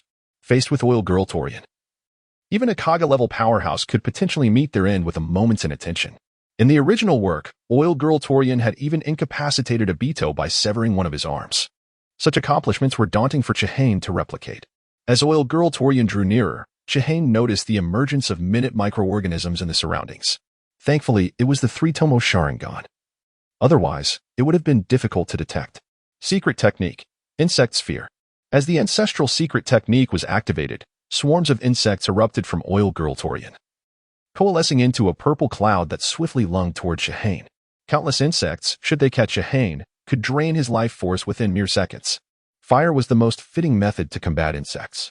Chihane sheathed his ninja blade, clasped his hands together, and gathered a torrent of chakra within his mouth. Dragon sealing technique. Fire style, great dragon fire technique. Opening his mouth, a 10-meter-long fire dragon surged skyward. The fire dragon, seemingly possessing a spirit of its own, spiraled in the air before opening its maw wide, engulfing Chihane entirely. Combat was the finest means to enhance the ability to wield sealing techniques. Through several consecutive battles, Chihane had become increasingly adept in applying the dragon sealing technique. Not only had his explosive power reached new heights, but his control over flames had also become more refined. Moreover, his body exhibited a certain degree of resistance to fire. One could imagine that when the dragon sealing technique reached its pinnacle, no fire-based ninjutsu could inflict harm upon him. Chihane commanded the fire dragon, effortlessly scattering the insect cloud. The terrifying flames could snuff out even human life with a mere touch, let alone these fragile insects. He evaded the other root ninjas and targeted Oil Girl Torian directly. Such a person was better off dead. Torian, retreat. Yamashiro roared from a distance. As one of the few friends of Oil Girl Torian, Yamashiro was well aware of Torian's combat style and weaknesses. Though the venomous insects were difficult to defend against, they were exceedingly fearful of fire techniques. Furthermore, Oil Girl Torian only manipulated insects for offense, rendering his approach rather one-dimensional. Without his insects, he was even inferior to some ordinary chunin. Dragon sealing technique. Fire style, great fireball technique. A 1-meter diameter fireball, akin to a dragon's breath, erupted from the mouth of the fire dragon, enveloping Oil Girl Toryun entirely. And then, there was nothing left. Damn it! Yamashiro emitted a furious roar, then turned to a nearby youth. Tens. Leave this place and inform Lord Hokage that the root base is under attack. Upon hearing Yamashiro's command, Tens did not hesitate and immediately departed.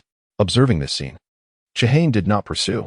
The hundreds of root members were intent on fleeing, and he could not stop them. The pressing matter was to eliminate Danzo. It was time to descend. The fire dragon roared as it crashed to the ground, detonating at the entrance to the second layer. The intense flames sealed off the entire entrance. Rabbit sealing technique.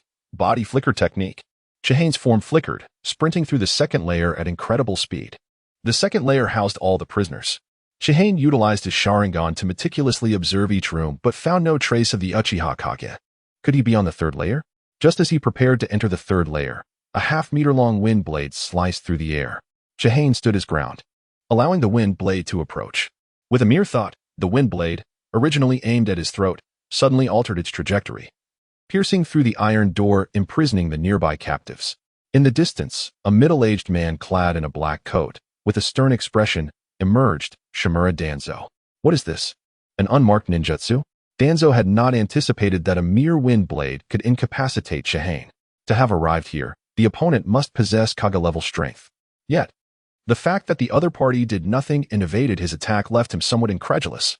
Such an individual should not merely be an ordinary bounty ninja. The Sharingan. Indeed related to the Uchiha clan. Then, let us use the Sharingan against the Sharingan. Danzo unwrapped the bandage from his right eye, revealing a pair of 3-tomo Sharingan. With hands swiftly forming seals, he inhaled deeply. Wind style, vacuum sphere. Whoosh. Dozens of bullet-like gusts of air shot forth from Danzo's mouth. Suddenly, Chihane's figure vanished. The wind rampaged. Whether it was walls or prison cells, everything in sight was torn apart. Yet, Chihane stood unscathed before Danzo. Such speed in the body flicker technique. No. It seems there is another force at play. Rabbit sealing technique. Uchiha style, sword of the fire god. With a glint of cold light in his eyes, Chihane gripped his ninja blade, his thumb flicking the blade open, a flash of fire illuminating the space. In an instant, he appeared behind Danzo, maintaining a poised stance for drawing his blade. With a thud, Danzo collapsed to the ground, blood gushing from his waist. In the next moment, his body, severed in two, gradually dissipated, revealing Danzo unscathed in his original position. Izanagi, a forbidden ocular technique that could only be activated at the cost of losing one's sight. You have indeed learned it. How troublesome. Chapter 39, Deep Affection, Yet Ruthless. How do you know? Toanzo furrowed his brow upon hearing Chinyu's words. Izanagi, the strongest illusion of the Uchiha clan, at the price of losing light. It places oneself in a realm between illusion and reality, thereby temporarily granting the power to alter reality. This was his greatest trump card, one he had never employed before. How could this bounty ninja be aware of it? Your speed is remarkable, but how long can you maintain such swift movement? Now that his secret had been unveiled, there was no need for concealment. Toanzo extended his right arm from his clothing, revealing 6 Sharingan eyes in place of the previously concealed iron plates. 1 Sharingan allows for 1 minute of Izanagi. With 6, the duration extends to 6 minutes. In other words, for 6 minutes, Toanzo is invulnerable. I can attack you without restraint, yet you cannot harm me. What do you intend to fight with? Toanzo declared with a triumphant smile, unable to fathom how he could possibly lose. Feel free to try, Chinyu replied solemnly. Whoosh. Toanzo activated the body flicker technique, dashing towards Chinyu, kunai imbued with the power of wind release aimed at him. Facing this fierce assault, Chinyu neither dodged nor flinched. Dragon curse technique. Chakra surged rapidly, and a torrent of flames erupted from Chinyu, engulfing both him and Toanzo. Toanzo had never anticipated that Chinyu would resort to such a desperate measure. Yet, the crux of the matter was that he had his Izanagi to protect him. He would not truly perish. The flames seared, and Toanzo could not help but let out a howl, collapsing to the ground. In the next moment, Toanzo's body stood once more, swiftly retreating from the Inferno's reach. How was this possible? Toanzo gasped in disbelief, staring incredulously at the unscathed Chinyu. That raging fire was no illusion, it was tangible damage. Yet, his opponent had suffered no harm whatsoever. Actually, I too am immortal. Chinyu grinned, revealing his teeth. Dog curse technique. Eternal youth, indestructible. Wind release, vacuum big ball. Toanzo, undeterred, unleashed another wind release technique.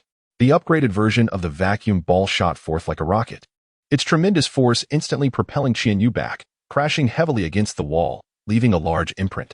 Qianyu leisurely crawled out from the stone wall, brushing off the dust, still unscathed. This level of attack was easily evaded with the rabbit curse technique, body flicker. He had chosen to endure the hit to instill psychological pressure onto Hanzo. However, it must be said it truly hurt. Though the dog curse technique grants immunity to all fatal attacks, one still experiences pain upon sustaining injury. Impossible, absolutely impossible. Hanzo roared in frustration. He possessed the forbidden ocular technique, Izanagi, to achieve a fleeting form of immortality. Why should his opponent possess such a means? Uchiha Qianyu. It's you. Damn it, you clearly have not awakened the Meijiki Sharingan. Where does this power come from? Suddenly, Hanzo's pupils contracted.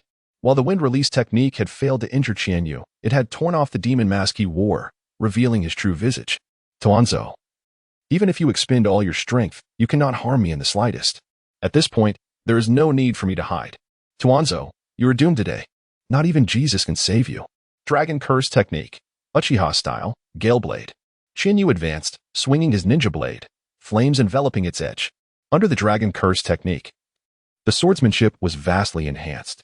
Hanzo failed to react in time, and was cleaved in two, his body consumed by the inferno.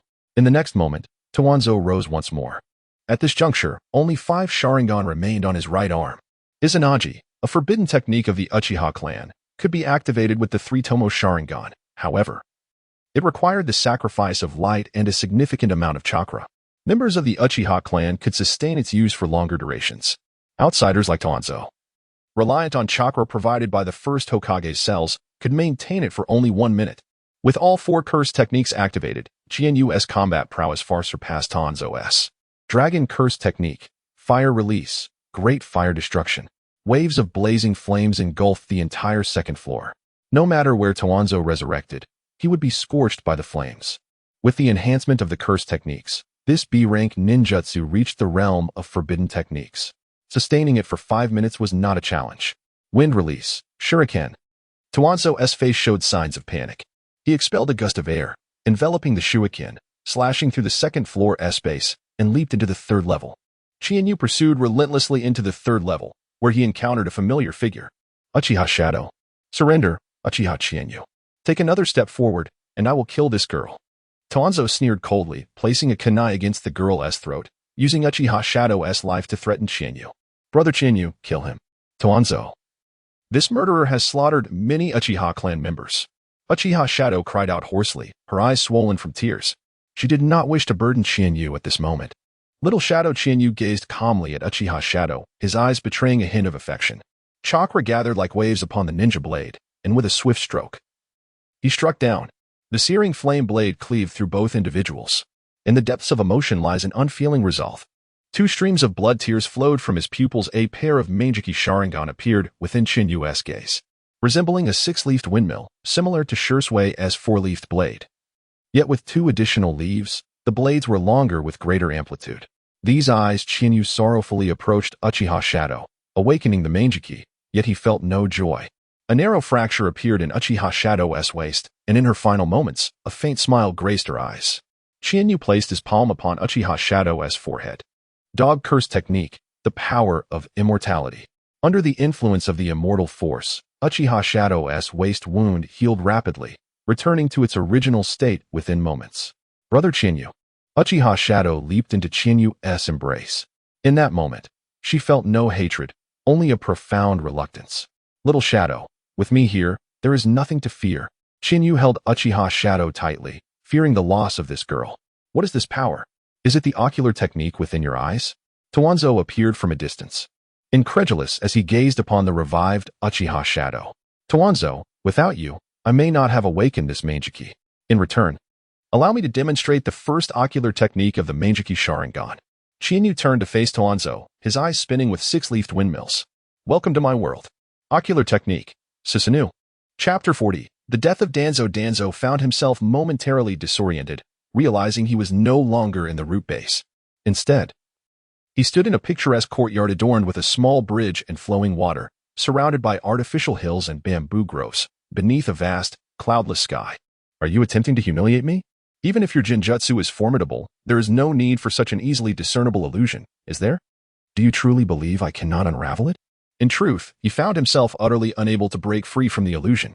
This courtyard, devoid of any visible entrance or exit, appeared to be a Jinjutsu that merely ensnared its victims rather than inflicted harm. It resembled the cunning fox's heart technique or perhaps a type of non-reality jutsu. No. Something felt amiss. What do you think of this world? A cold voice echoed through the courtyard. Suddenly, Danzo beheld Chiyu's figure appearing 5 meters away on the small bridge. A sinister smile playing on his lips. In my courtyard, there is nothing lacking, save for a cherry blossom tree. In my opinion, you shall serve to fill that void. With deliberate steps, Chiyu advanced toward Danzo. What trickery are you up to? Danzo regarded Chiyu with suspicion. Gradually, in his line of sight, Uchiha Chiyu appeared to grow taller. When Danzo glanced down, his pupils constricted in horror. It was not Chiyu who was ascending. Rather, Danzo was slowly sinking, half of his body becoming engulfed by the earth.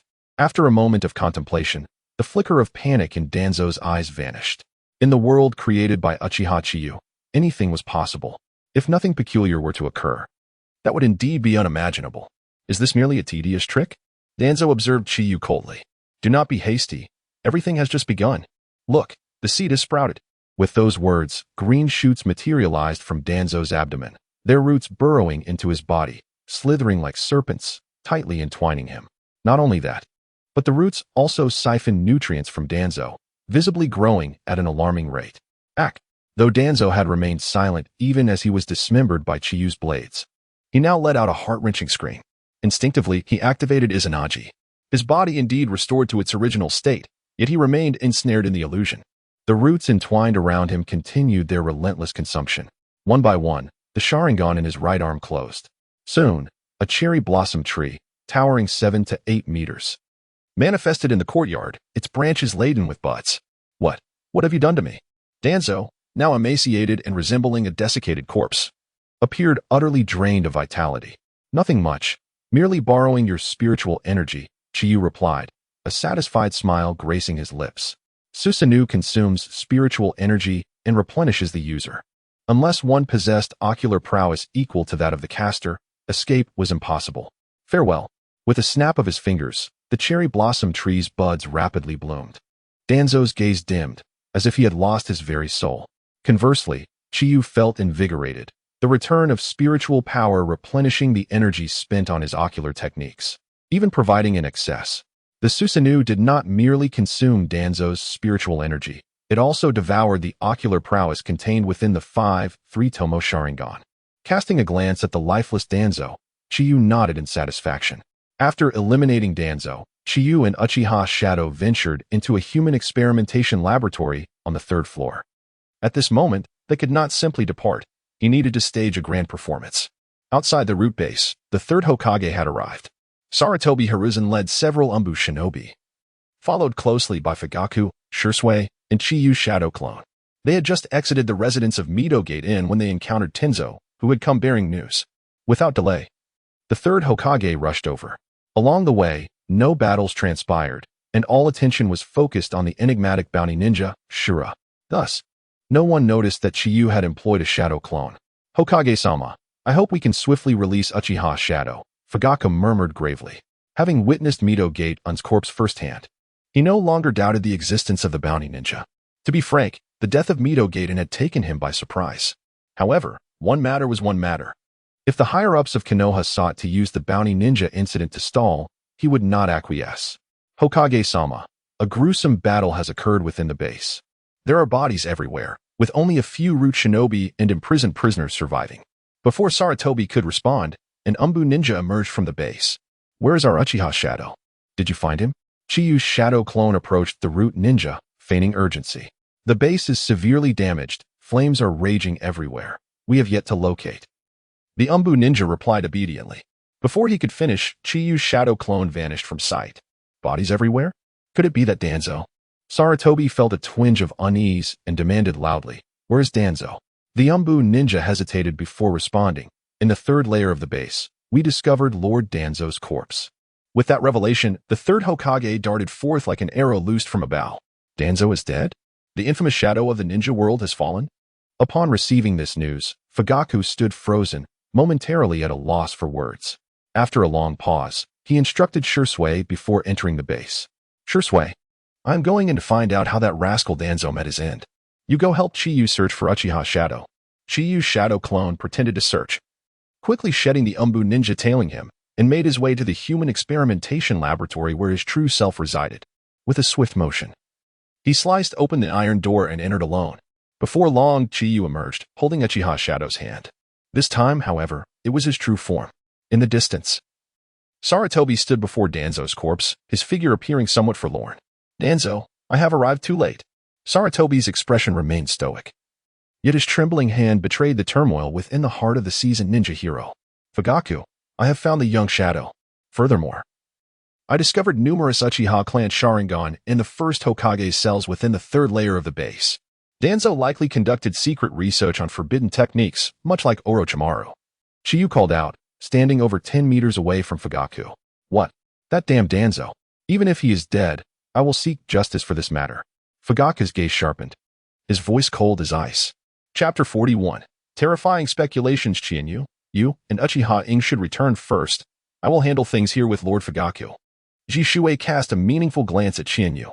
His body flicker technique was swift, allowing him to arrive at the third level of the root base before Sarutobi Hiruzen. There, he sensed the subtle chakra fluctuations emanating from the human experiments involving Chienyu. This, combined with Chienyu's recent behavior, instilled a flicker of doubt within him. Please hold on for a moment. I have some inquiries to make. Before Chienyu could respond, Sarutobi Hiruzen appeared before him in a flash. Have you seen the assailant who attacked the base? Hiruzen directed his gaze towards Uchiha Ing. After a moment of contemplation, Uchiha Ing replied. The individual wore a black cloak and a demonic mask, obscuring their features. However, they mentioned they were after a bounty. Hiruzen nodded, allowing a sliver of confusion to dissipate within him. Uchiha Ing had been imprisoned at the base and had never encountered Shura, yet he could accurately describe the assailant's appearance. It seemed the attacker was indeed Shura. Lord Hokage, if there is nothing further, may we take our leave? Fugaku interjected. With Danzo deceased, the Uchiha clan could choose not to pursue this matter. You may go, Hiruzen replied. With that, Chienyu swiftly escorted Uchiha Ing away from the base. Fugaku approached Danzo's lifeless body, examining it closely. Tentatively, he suggested, Lord Hokage. Danzo's unauthorized experiments with the first Hokage's cells and the Sharingan were strictly forbidden by the village.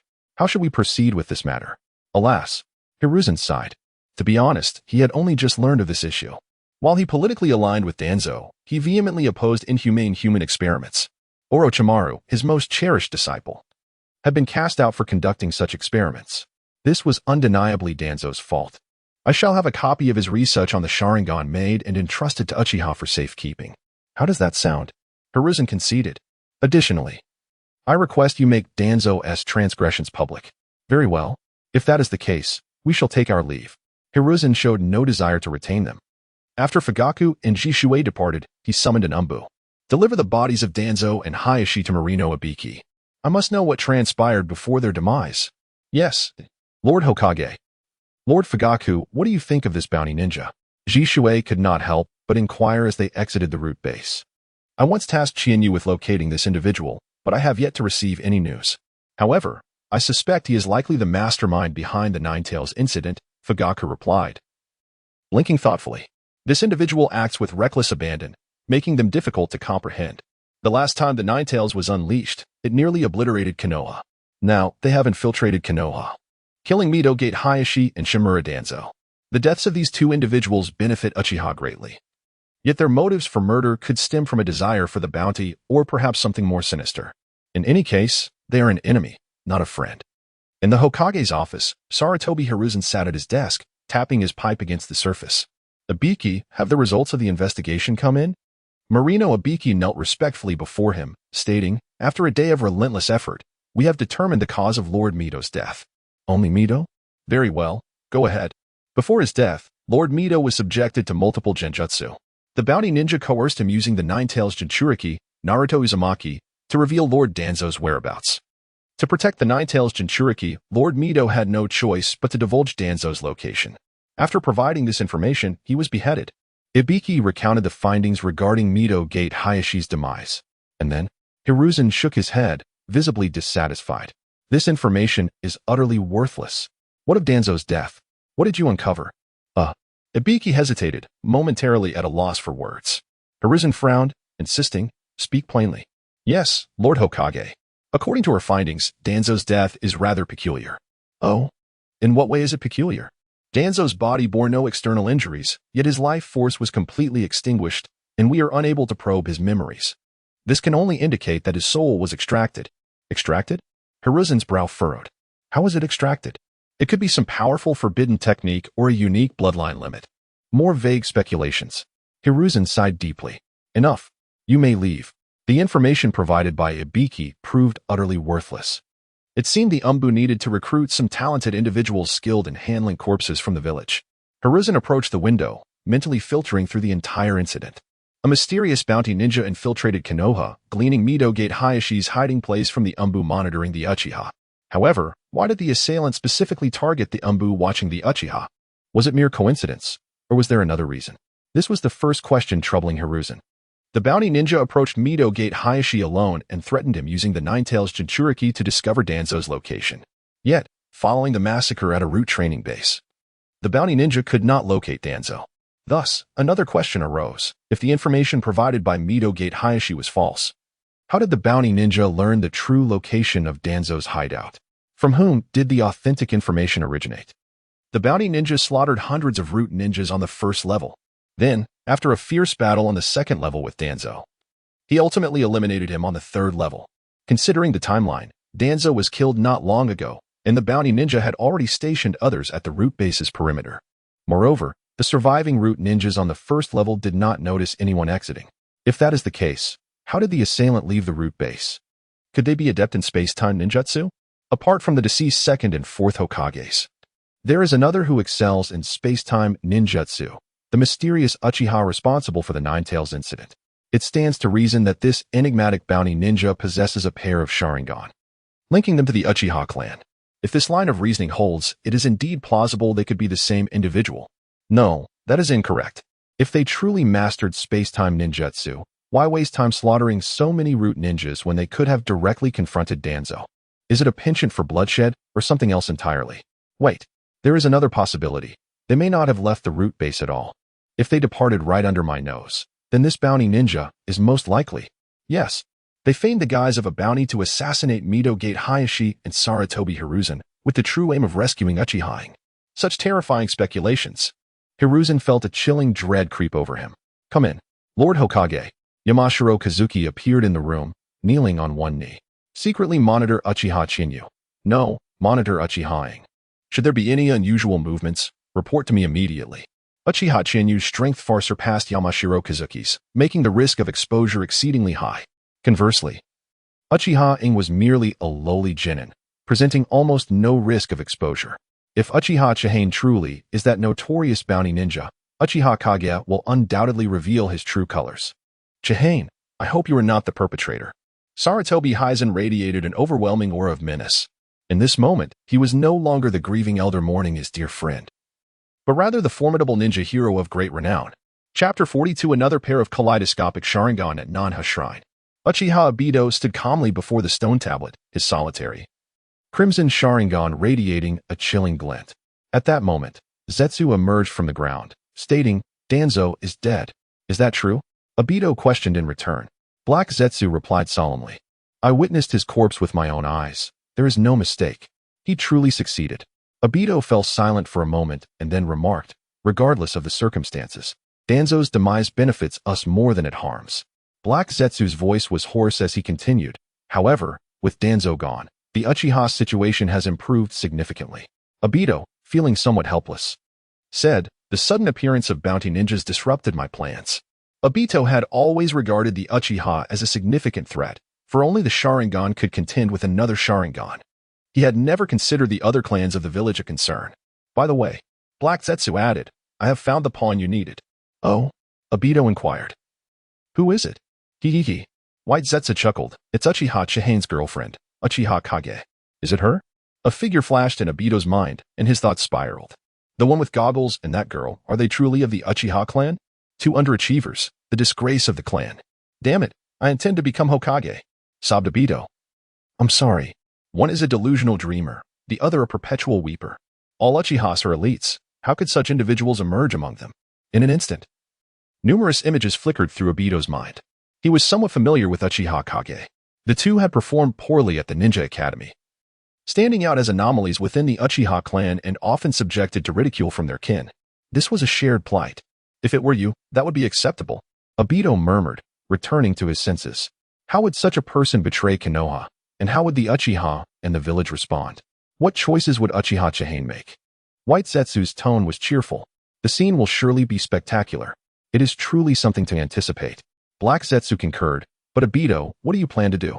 Come with me to perform a little play.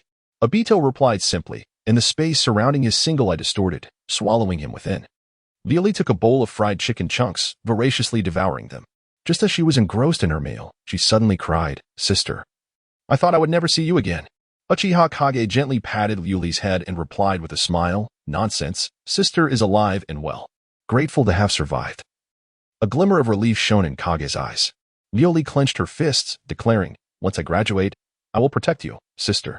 Then you must work hard to become an excellent ninja. I will rely on you in the future. Liuli finished the last piece of fried chicken and asked, By the way, Sister, I heard that Brother Shursui awakened the Manjiki Sharingan. He can kill 8 mosquitoes with a single strike. His strength is extraordinary. Liuli wanted to ask how one activates the Manjiki Sharingan. Uchiha Kage fell silent. The Manjiki Sharingan was a secret within the Uchiha clan, known only to the clan leader and those who had awakened it. However, she recalled the ruthless strike Chihane had dealt at the root base, and a faint conjecture formed in her heart. Liuli, Sister hopes you will never awaken the Manjiki Sharingan. Why? There is no reason. You will understand in the future. But with the Manjiki, I could protect you. Listen, I never wish for you to obtain that power.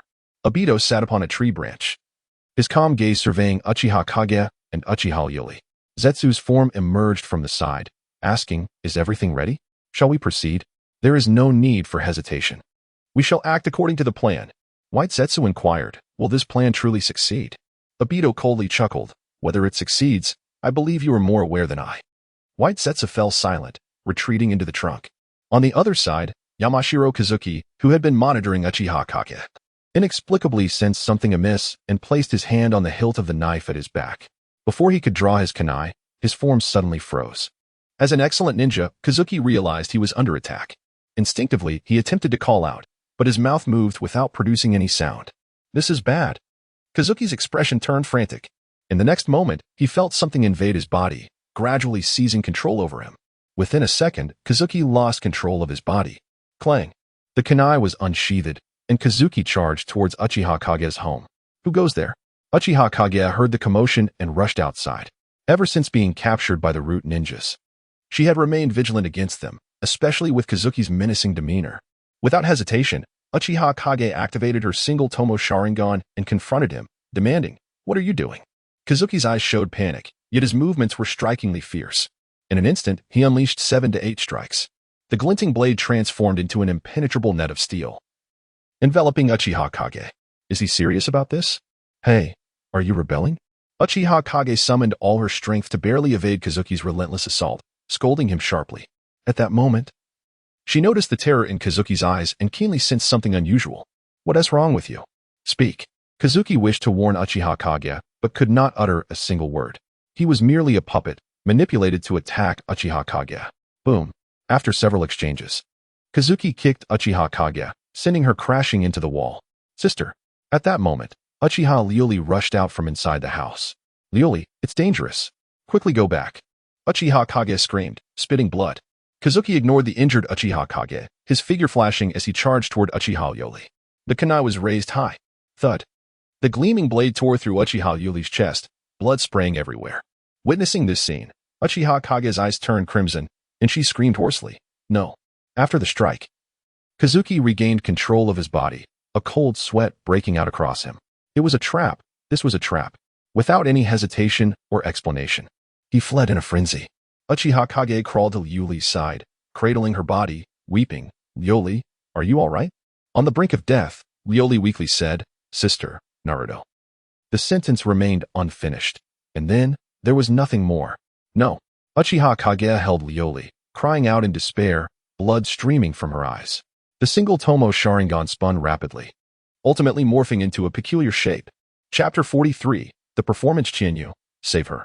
Uchiha Kage cried, cradling the lifeless body of Liuli, tears of blood streaming from his eyes. In the root base, Chinyu had rescued her from the clutches of death. She firmly believed that Chinyu could bring Liuli back in the same manner. Chinyu's heart twisted painfully, and he shook his head, saying, "It's too late." As long as there was breath, he could summon her back with a canine talisman. However, Liuli was already gone, and he felt utterly powerless. Uchiha Kage stood frozen, unable to utter a word. Suddenly, she dashed out, heading straight for the Hokage building. What on earth was happening? Chinyu's figure flickered and appeared before Uchiha Kage. It was the ruthless actions of the root ninjas that had claimed Liuli's life.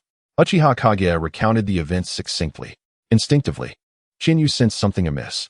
Was my identity exposed? No, that couldn't be right. If Sarutobi Hiruzen had sensed something unusual, he would have aimed to eliminate me, not Liuli. Furthermore, given Sarutobi's modus operandi, if he truly intended to act, he would leave no loose ends. How could he spare Uchiha Kage? Is it you, Obito? Chinyu clenched his fists, a thought flashing through his mind. At this critical juncture, he could think of no one else who might be behind this. But why would Obito do such a thing? Chinyu gazed into Uchiha Kage's eyes. "Showing, your eyes," he murmured, taken aback. In response, Uchiha Kage revealed her Sharingan, self-mockingly stating, "I never expected I could awaken this cursed power. Chinyu, I hope you won't stop me. I will avenge Yamashiro Kazekage." Chinyu gently patted Uchiha Kage's head, saying softly, "Why would you think I would stop you? Regardless of the circumstances, Yamashiro Kazekage killed Liuli, and he must die. However, although Liuli has perished, I possess a means to resurrect her." Uchiha Kage's eyes brightened with excitement as she looked at Chinyu. "You truly have a way." Chinyu nodded. "Indeed, there is a way, and you might even be able to achieve it too. But it is exceedingly difficult. A canine talisman cannot revive the dead. But the rebirth of the heavens technique of the Rinnegan can reverse life and death, resurrecting a person." Uchiha Kage exclaimed excitedly, "Tell me the method. No matter how difficult, I will see it through." "Not so fast," Chinyu replied, recalling the concealed presence of Obito. "There is something more pressing we must address." "What is it?" "We must put on a performance." In the Hokage office, Yamashiro Kazekage knelt, panic etched across his face. "Hokage-sama." It was as follows. "I was controlled and truly had no agency in the matter." After escaping from the Uchiha clan's territory, Yamashiro Kazekage immediately sought out the third Hokage, narrating the events in detail. Sarutobi Hiruzen, pipe in mouth, remained silent. He had not anticipated the situation escalating to this extent. Was this a cleverly orchestrated play by Uchiha Chinyu? A ruse to mislead me? Yet, the cost was exorbitant. If the one who killed Uchiha Liuli was the bounty ninja Shura, then Uchiha Chinyu could be largely exonerated. However, this raised another question. Why would Shura target an ordinary girl? If it were not the bounty ninja Shura who killed Uchiha Liuli, then the suspicion against Uchiha Chinyu could not be dismissed. So, who sought to kill Uchiha Liuli? What was their motive? Sarutobi Hiruzen pondered for a long time, but found no clarity. Finally, he spoke gravely. "Kazekage, go to the Uchiha clan and explain the situation to Fugaku. Any rational person can see this is a trap." Sarutobi Hiruzen believed that Fugaku would know what to do. Under Sarutobi Hiruzen's directive, Yamashiro Kazekage quickly entered the Uchiha territory. The news of Uchiha Liuli's death had already spread throughout the clan. Had it not been for Fugaku personally escorting him, Yamashiro Kazekage would likely have been torn to shreds by the enraged Uchiha clansmen. In a basement, Fugaku expelled the other Uchiha, leaving only Chinyu and Shursui. "What is the purpose of the third Hokage sending you here?" Fugaku coldly interrogated. Yamashiro Kazekage explained the events in detail. "I was controlled and lost my ability to act. So, strictly speaking, I am also a victim." Fugaku glanced at Shursui. Shursui stepped forward, his three tomo turning rapidly in his eyes, and Yamashiro Kazekage was instantly ensnared in a genjutsu. "Can you guarantee that what you just said is true?" Shursui asked coldly. Yamashiro Kazekage appeared dazed, his eyes devoid of focus. "It's all true. Fugaku, he is indeed not lying." Shursui glanced at Fugaku. Chinyu spoke solemnly. "Fugaku, someone is attempting to sow discord between the village and the Uchiha." Fugaku nodded. "I understand. Take him away." As Chinyu and Shursui led Yamashiro Kazekage out of the basement, Uchiha Kage, who had been lurking in the shadows, suddenly appeared. Following the prearranged script, the two began their performance in front of numerous Uchiha. Shouting, Allow me to explain. This matter is complicated. A look of sorrow crossed Chinyu's face. Uchiha Kage paused briefly before erupting in anger. Explain? Do you think I will let him go? Yes. Chinyu replied solemnly. Shursui chimed in, shouting, please do not act impulsively. Both Chinyu and I are deeply saddened by Liuli's death. Why? Chinyu, how can you stand by and watch the one who killed Liuli go unpunished? Uchiha Kage's face was a mask of rage and defiance. Shouting, the situation is not as you perceive. Nonsense. Uchiha Kage screamed. I will not listen to any explanations. I trust only my own eyes. I witnessed him kill Liuli. Regardless of any plots or hidden truths, he must die. By the end. Uchiha Kage seemed to descend into madness, expressing her resolve with fervor. One must admit, the acting is superb. At the very least, Chinyu found no faults. He shook his head. As long as I am here, I will not permit you to kill him. Haha. Uchiha Kage laughed maniacally. I never anticipated you would not stand by my side. How absurd. Showing, give up. I do not wish to turn against you. Chinyu closed his eyes. And when he opened them again, the three tomos spun rapidly. Chinyu, I hate you. 2 streams of blood tears flowed from her eyes. Since you are so heartless, I have nothing left to cling to. From this day forth, we part ways. With that, the 3 tomo in her Sharingan began to spin rapidly, forming a complex pattern reminiscent of cherry blossoms. Kaleidoscope Sharingan? Shursui gasped in shock. Moreover, the other Uchiha were equally astonished. Who would have imagined that the seemingly ordinary Uchiha Kage would surpass countless talented ninjas and awaken the Kaleidoscope Sharingan? Chapter 44, A World Without Deception. Uchiha Shadow. Have you awakened the Mangeki Sharingan? Uchiha Fugaku emerged from the basement, astonished.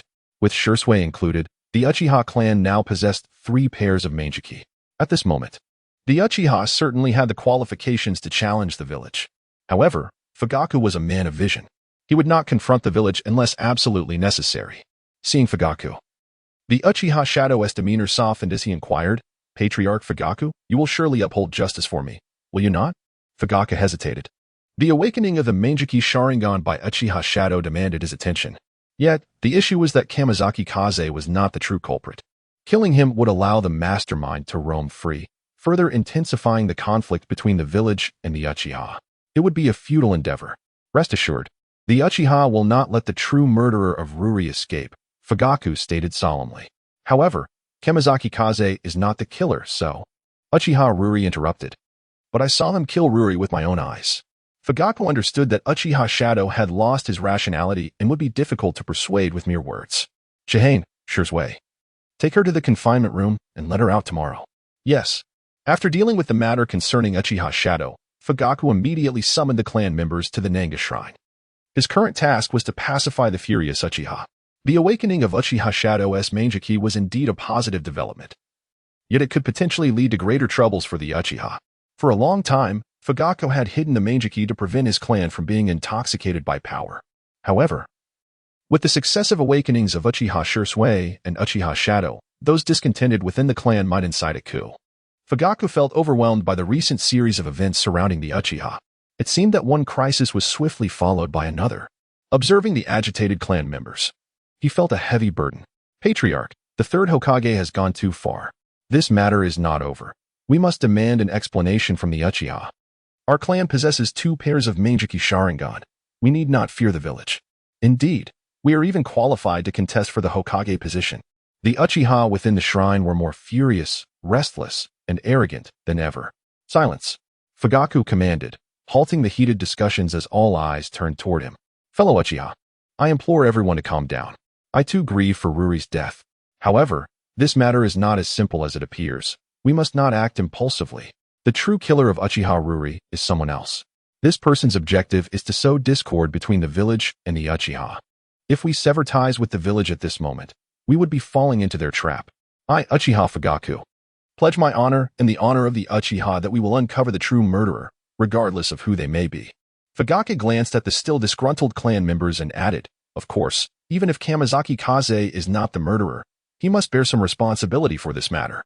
I assure you, within 3 days, Sarutobi Hiruzen will hand over Kamizaki Kaze.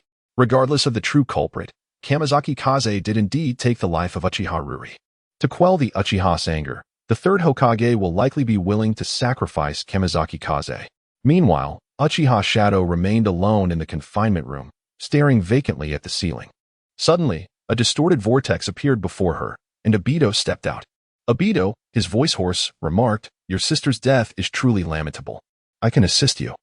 Uchiha Shadow lifted her head, glaring at Obito in anger. "You are the killer, aren't you?" With that, she revealed her pair of cherry blossom-shaped Mangekyou Sharingan. The identity of the killer was of little consequence now.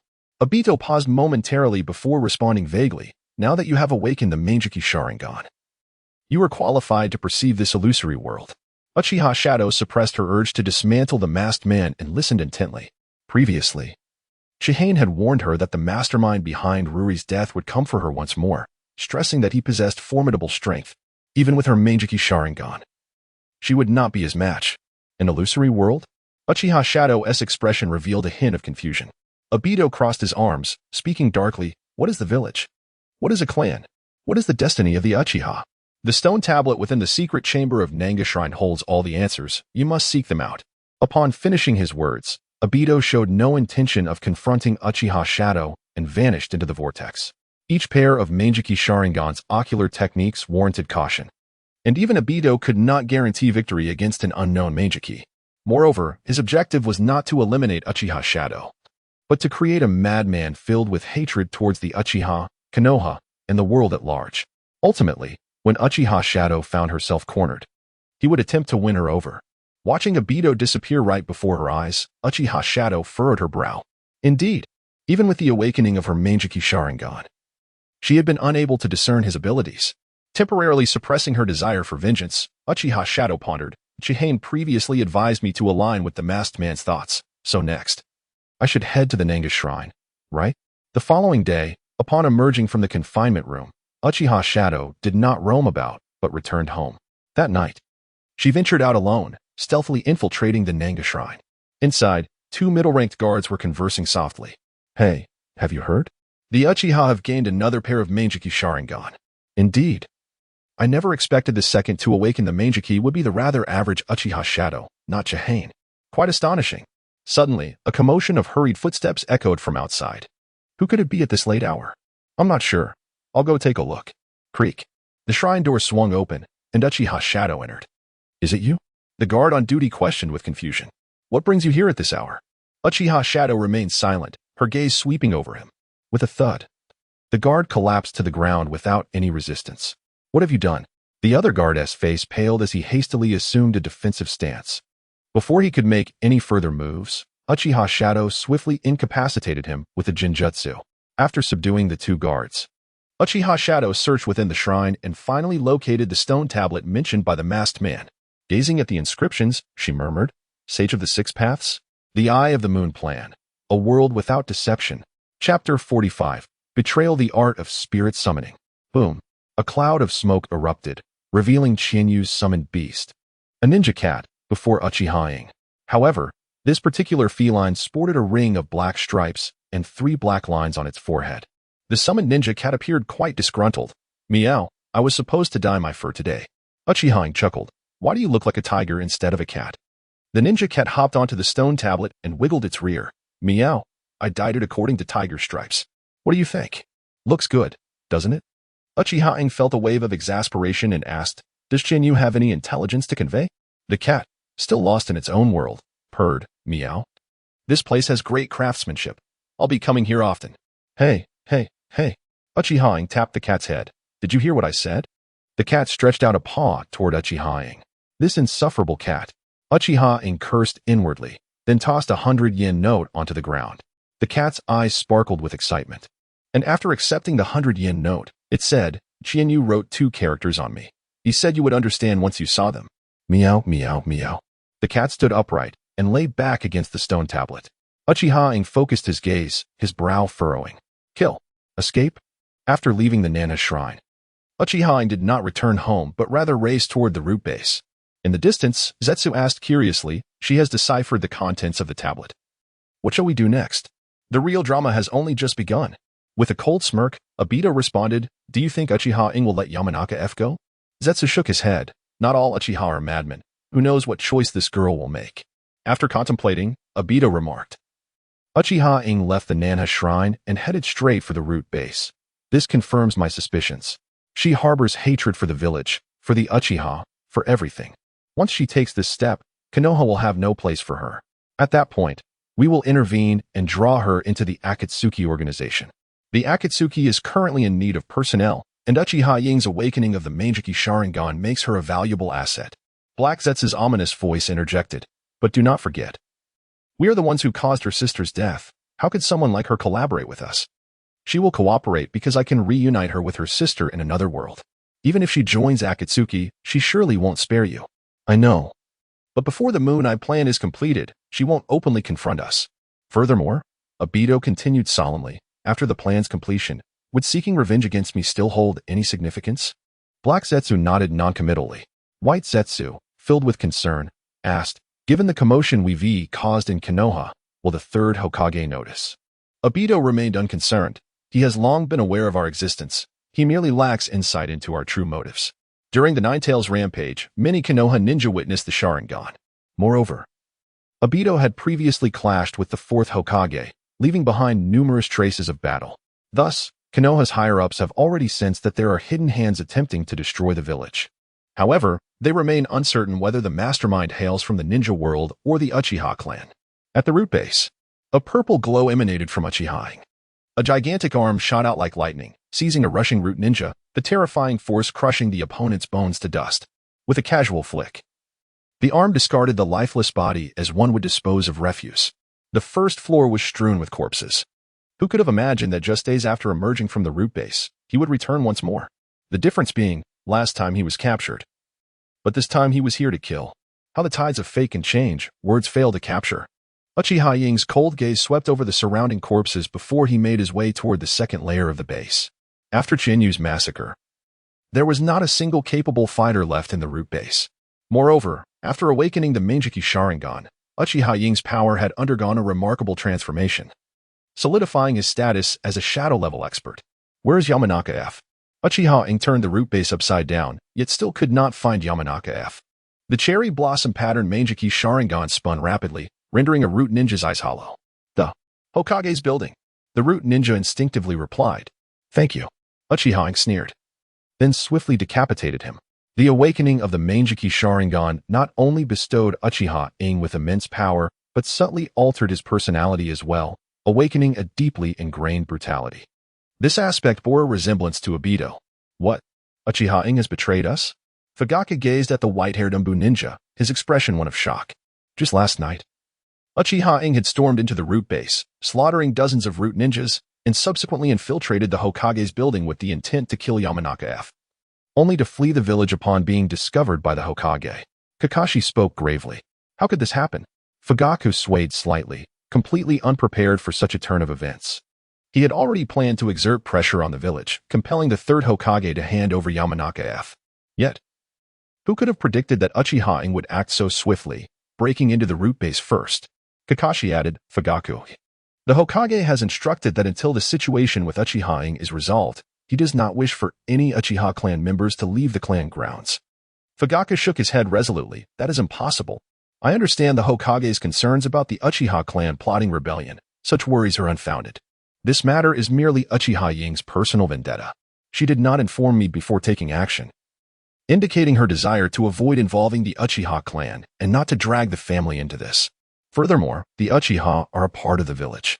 I, Fugaku, will not gamble the fate of the entire Uchiha clan for the sake of one Uchiha Ing. Kakashi paused before asking, what are your plans, Fugaku? As the clan leader, I cannot stand idly by while my clansmen stray from the path, nor can I allow my kin to perish at the hands of the village. Inform the Hokage. I will send Uchiha Shursui and Uchiha Chinyu to apprehend her. Should they capture Uchiha Ing first, then it is the Uchiha who must handle her. At that time, I hope the Hokage will spare her life. Fugaku understood the rarity of the Meijiki Sharingan. Unless absolutely necessary, he did not wish to relinquish Uchiha Ing, a top-tier combatant. I will relay your words to the Hokage, Kakashi affirmed, then vanished from sight.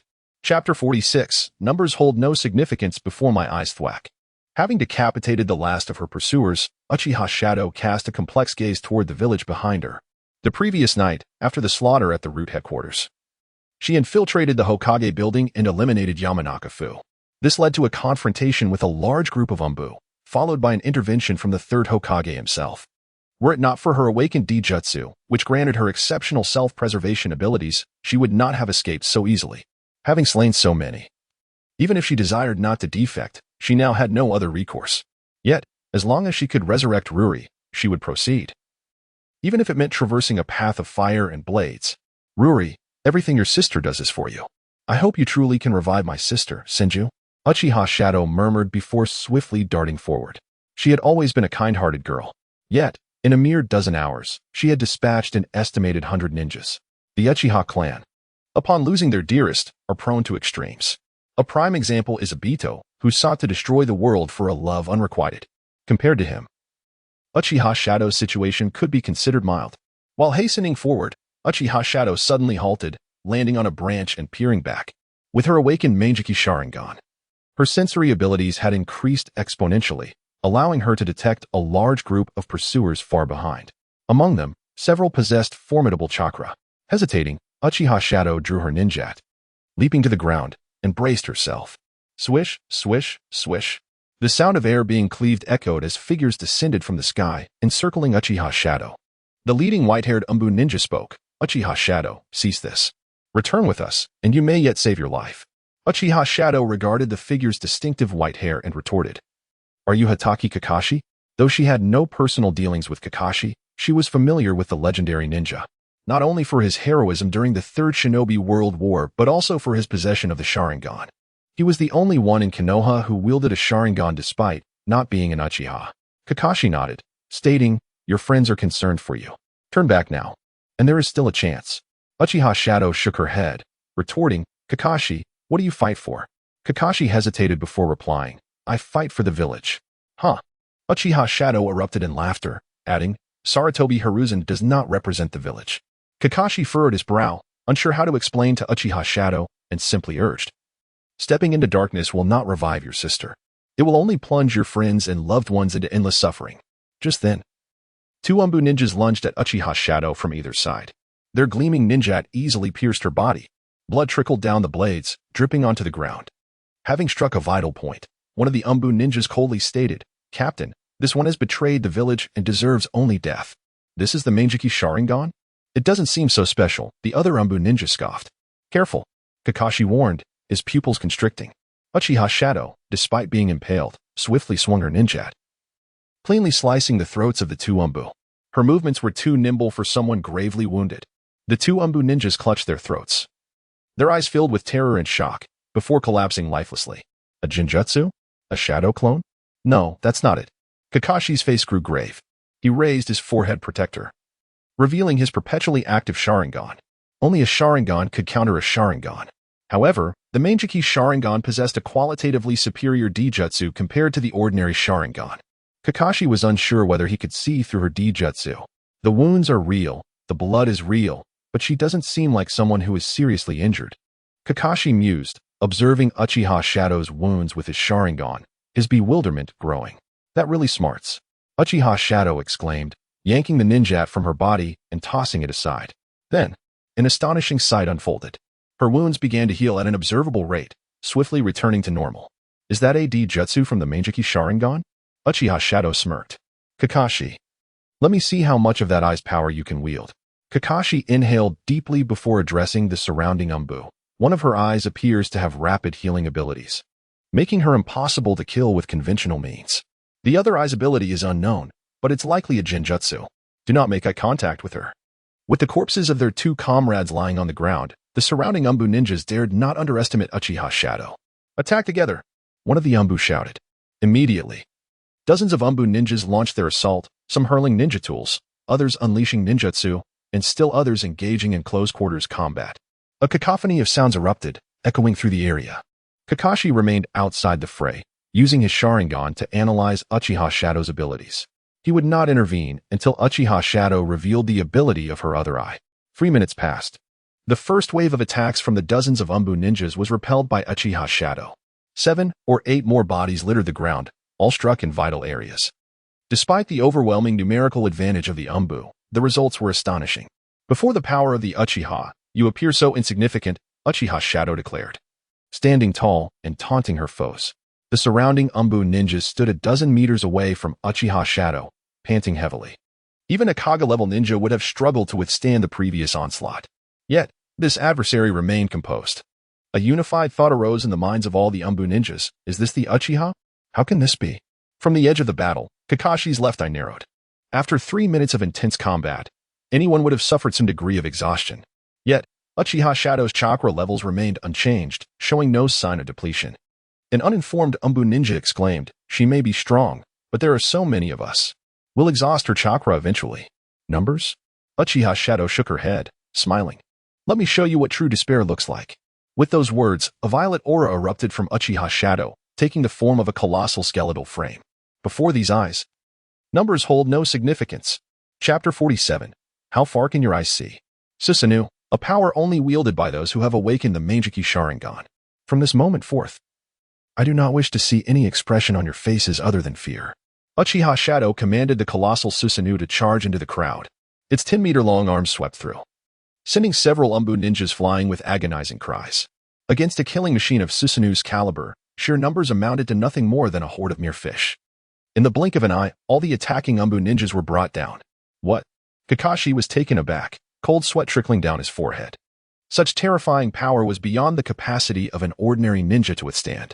He had thought that with his left eye's 3-tomo Sharingan, he could contend with Uchiha Shadow. However, upon witnessing the towering Susanoo, Kakashi realized the vast chasm that lay between them. Insurmountable. Kakashi, do you now regret your pursuit? But fret not. For the sake of your Sharingan, I shall not take your life. Uchiha Shadow smirked with arrogance, directing Susanoo forward. At that moment, a green Susanoo descended from the heavens like a giant, shielding Kakashi. A massive skeletal arm wielded a spiral sword over 10 meters long, striking down with tremendous force, driving back the purple giant. Another Susanoo.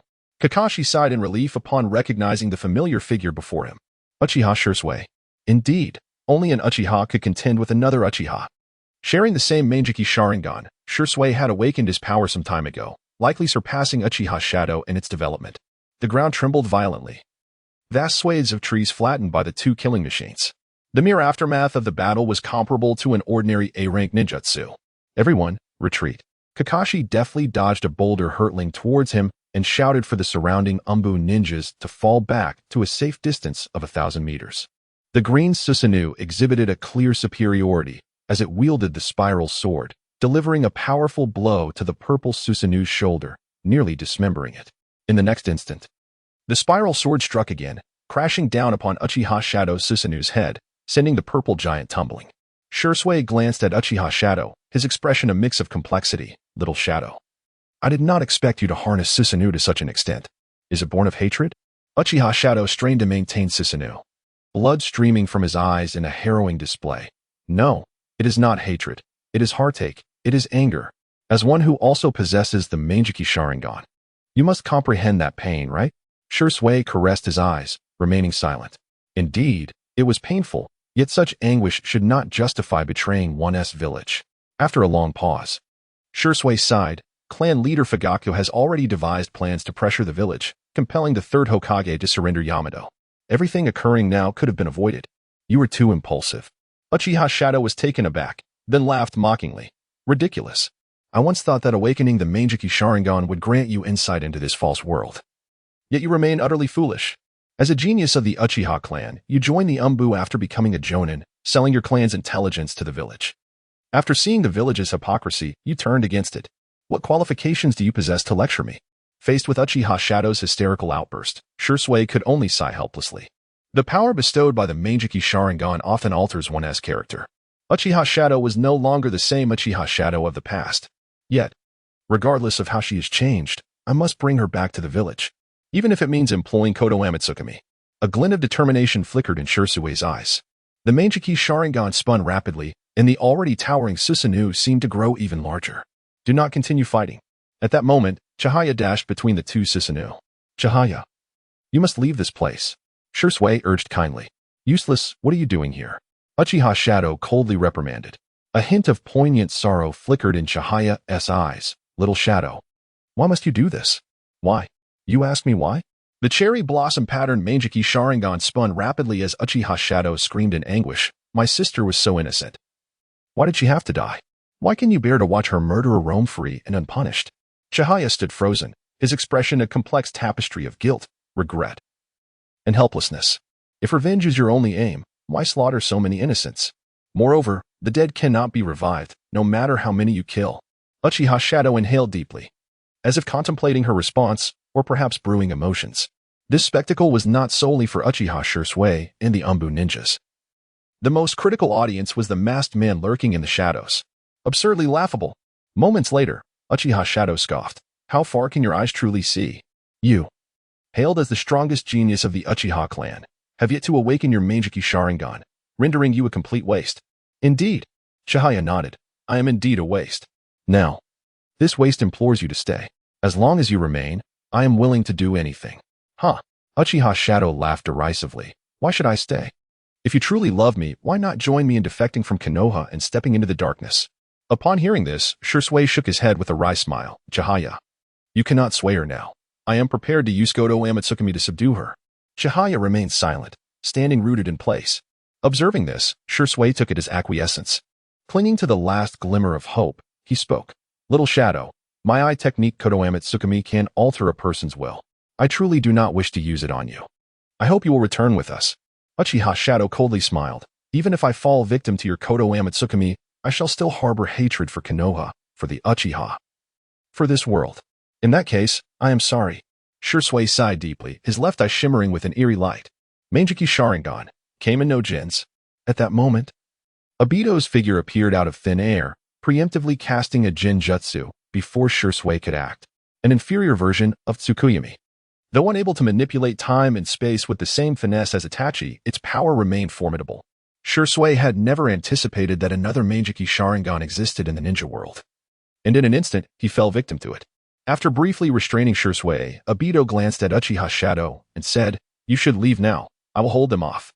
Uchiha Shadow hesitated not, dispelling Susanoo before swiftly vanishing from sight. Little Shadow, Chihaya called out, pursuing her. He needed a chase to make Uchiha's defection appear more convincing. Beside him, Obito exchanged a meaningful glance with Chihaya, paying little mind to him.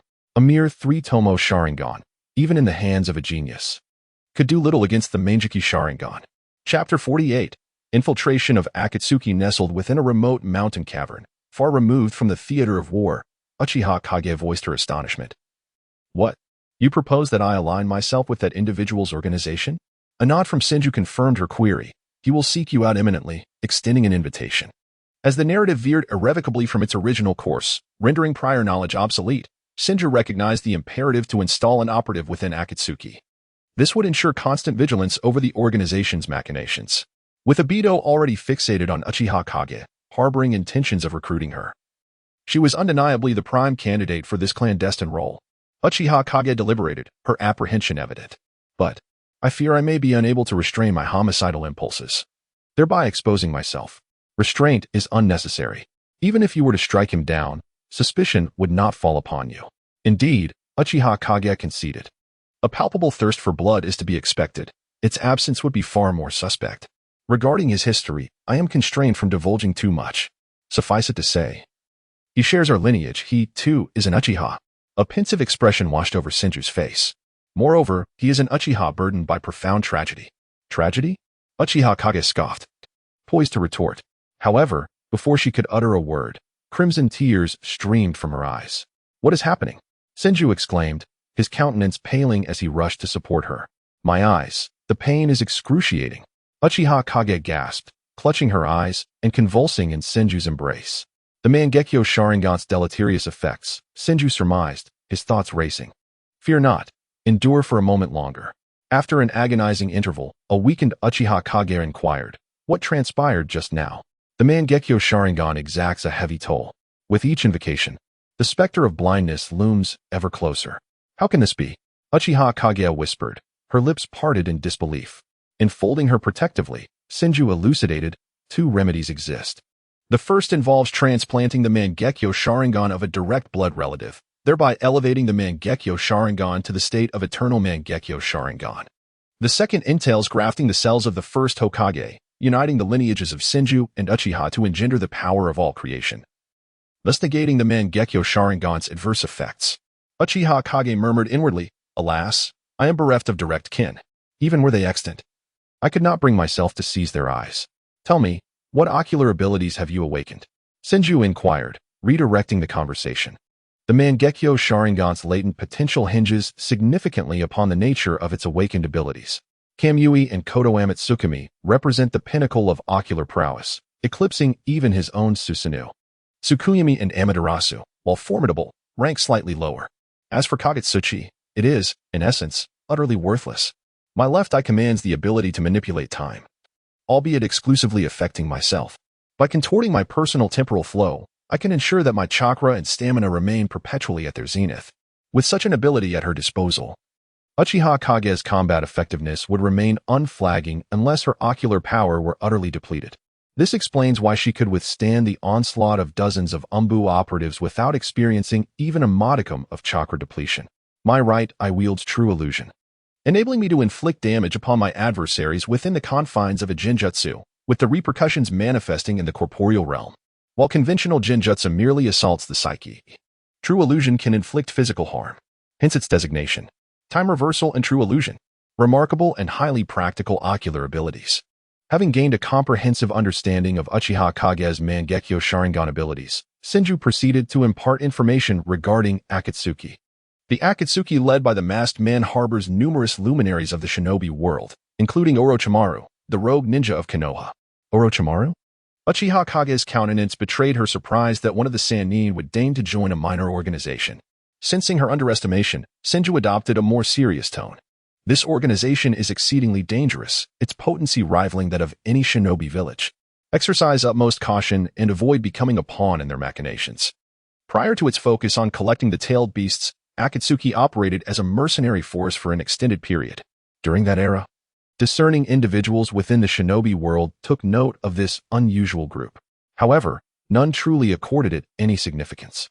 In the eyes of the orthodox shinobi of the five great nations, Akatsuki was merely a second-rate mercenary outfit.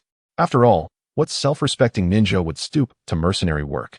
And what mercenary band could boast any legitimate shinobi? Akatsuki's ostensible leader wields the Rinnegan, an eye steeped in mythological lore. His strength is formidable, unmatched by any other in the current shinobi world. Maintain a low profile in his presence. Rinnegan? The Sage of Six Paths? Uchiha Kage's expression was one of utter disbelief. Legends of the Sage of Six Paths had always circulated throughout the shinobi world, but they were largely dismissed as mere folklore. However, the stone tablet deciphered by Uchiha Kage meticulously chronicled the origins of the Uchiha clan, tracing their lineage back to the very Sage of Six Paths who founded Ninshu. Consequently, she held a profound belief in the sage's existence. Nevertheless, she had never imagined that Akatsuki would possess the Rinnegan. It appears that the depths of this Akatsuki run deep indeed. Having imparted all pertinent information regarding Akatsuki, Senju once again voiced his concerns. The stone tablet within the Nanga Shrine contains a detailed account of the Eye of the Moon plan. Do you place any credence in it? Uchiha Kage gazed intently at Senju, her voice resolute. I place my faith solely in you. If you believe, so shall I. If you do not, neither shall I. Silly girl. A surge of warmth coursed through Senju's heart. Your words reassure me. With that, Senju swiftly reached for the ninjato at Uchiha Kage's waist. With a sharp snap, the blade was drawn, and Senju plunged it into his own chest. Blood erupted forth, the tip of the blade piercing through his back. Ah, why would you do such a thing? Senju's unexpected action caused Uchiha Kage's face to drain of color. The sight of the blood gushing from his chest filled her with anguish and helplessness. This act will improve your standing within Akatsuki. Furthermore, it is a penance I must bear. I am truly sorry for what transpired with Ruri. Had I been by your side, all of this could have been averted. Kage, once you infiltrate Akatsuki, ensure your own safety. On the battlefield, who are you? Uchiha Shursui demanded, his gaze fixed warily on Obito. He had expended considerable effort to extricate himself from the latter's genjutsu.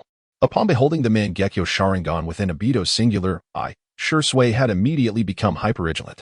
Uchiha Madara, Obito declared. His voice a gravelly rasp as he brazenly uttered the falsehood. Chapter 49. Jishui in comparison to the kaleidoscope Sharingan, Xianyu likely yearns for showing even more. What?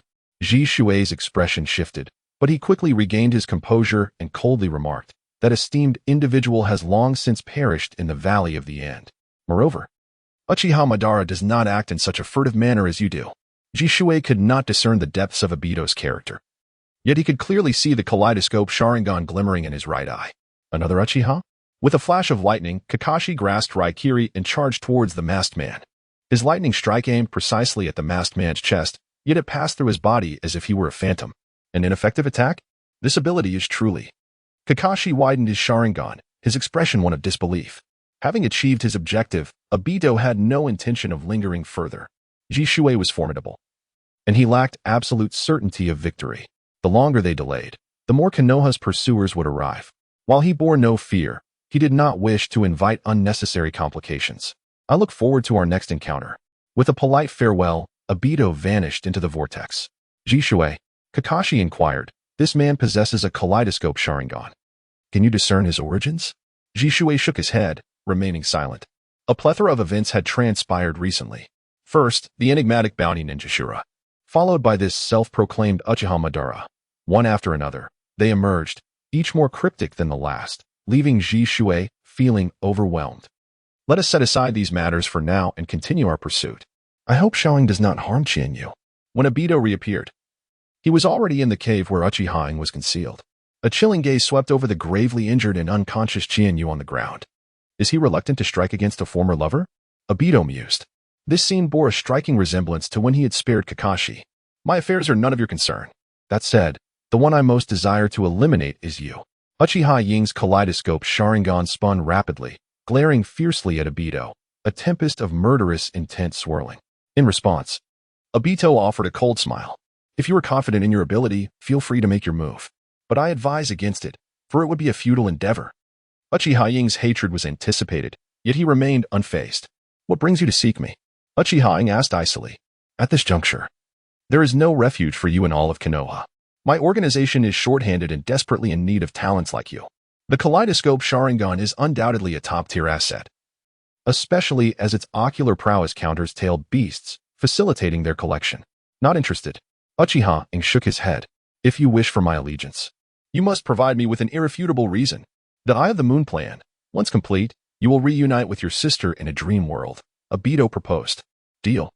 Uchiha Ying pondered for a moment before asking, who exactly are you? Masked man? Uchiha Madara. Madara? Uchiha Ying paused, skepticism evident in her voice. What proof do you have of your identity? If you are indeed Madara, completing the Eye of the Moon plan should be a trivial task. Who in the shinobi world could possibly impede you, necessitating assistance? Obito continued to weave his deception. My very existence is proof. Having lived for so long, I am akin to a centenarian, my body frail, my combat prowess diminished to less than a tenth of its prime. Hence, I require the strength of the organization. Centenarian? Frail? These words struck Uchiha Ying, causing her eyelids to flutter. If Madara truly lived, it might indeed align with the masked man's claims. Coupled with Qianyu's earlier revelation that the masked man was a pitiful Uchiha, it painted a poignant picture. Uchiha Madara, once the leader of the Uchiha clan, now a pariah, wandering the shinobi world in solitude, ultimately clashing with his lifelong friend Senja Hashirama in the Valley of the End, their fates intertwined in uncertainty. Such a narrative indeed evoked the essence of tragedy.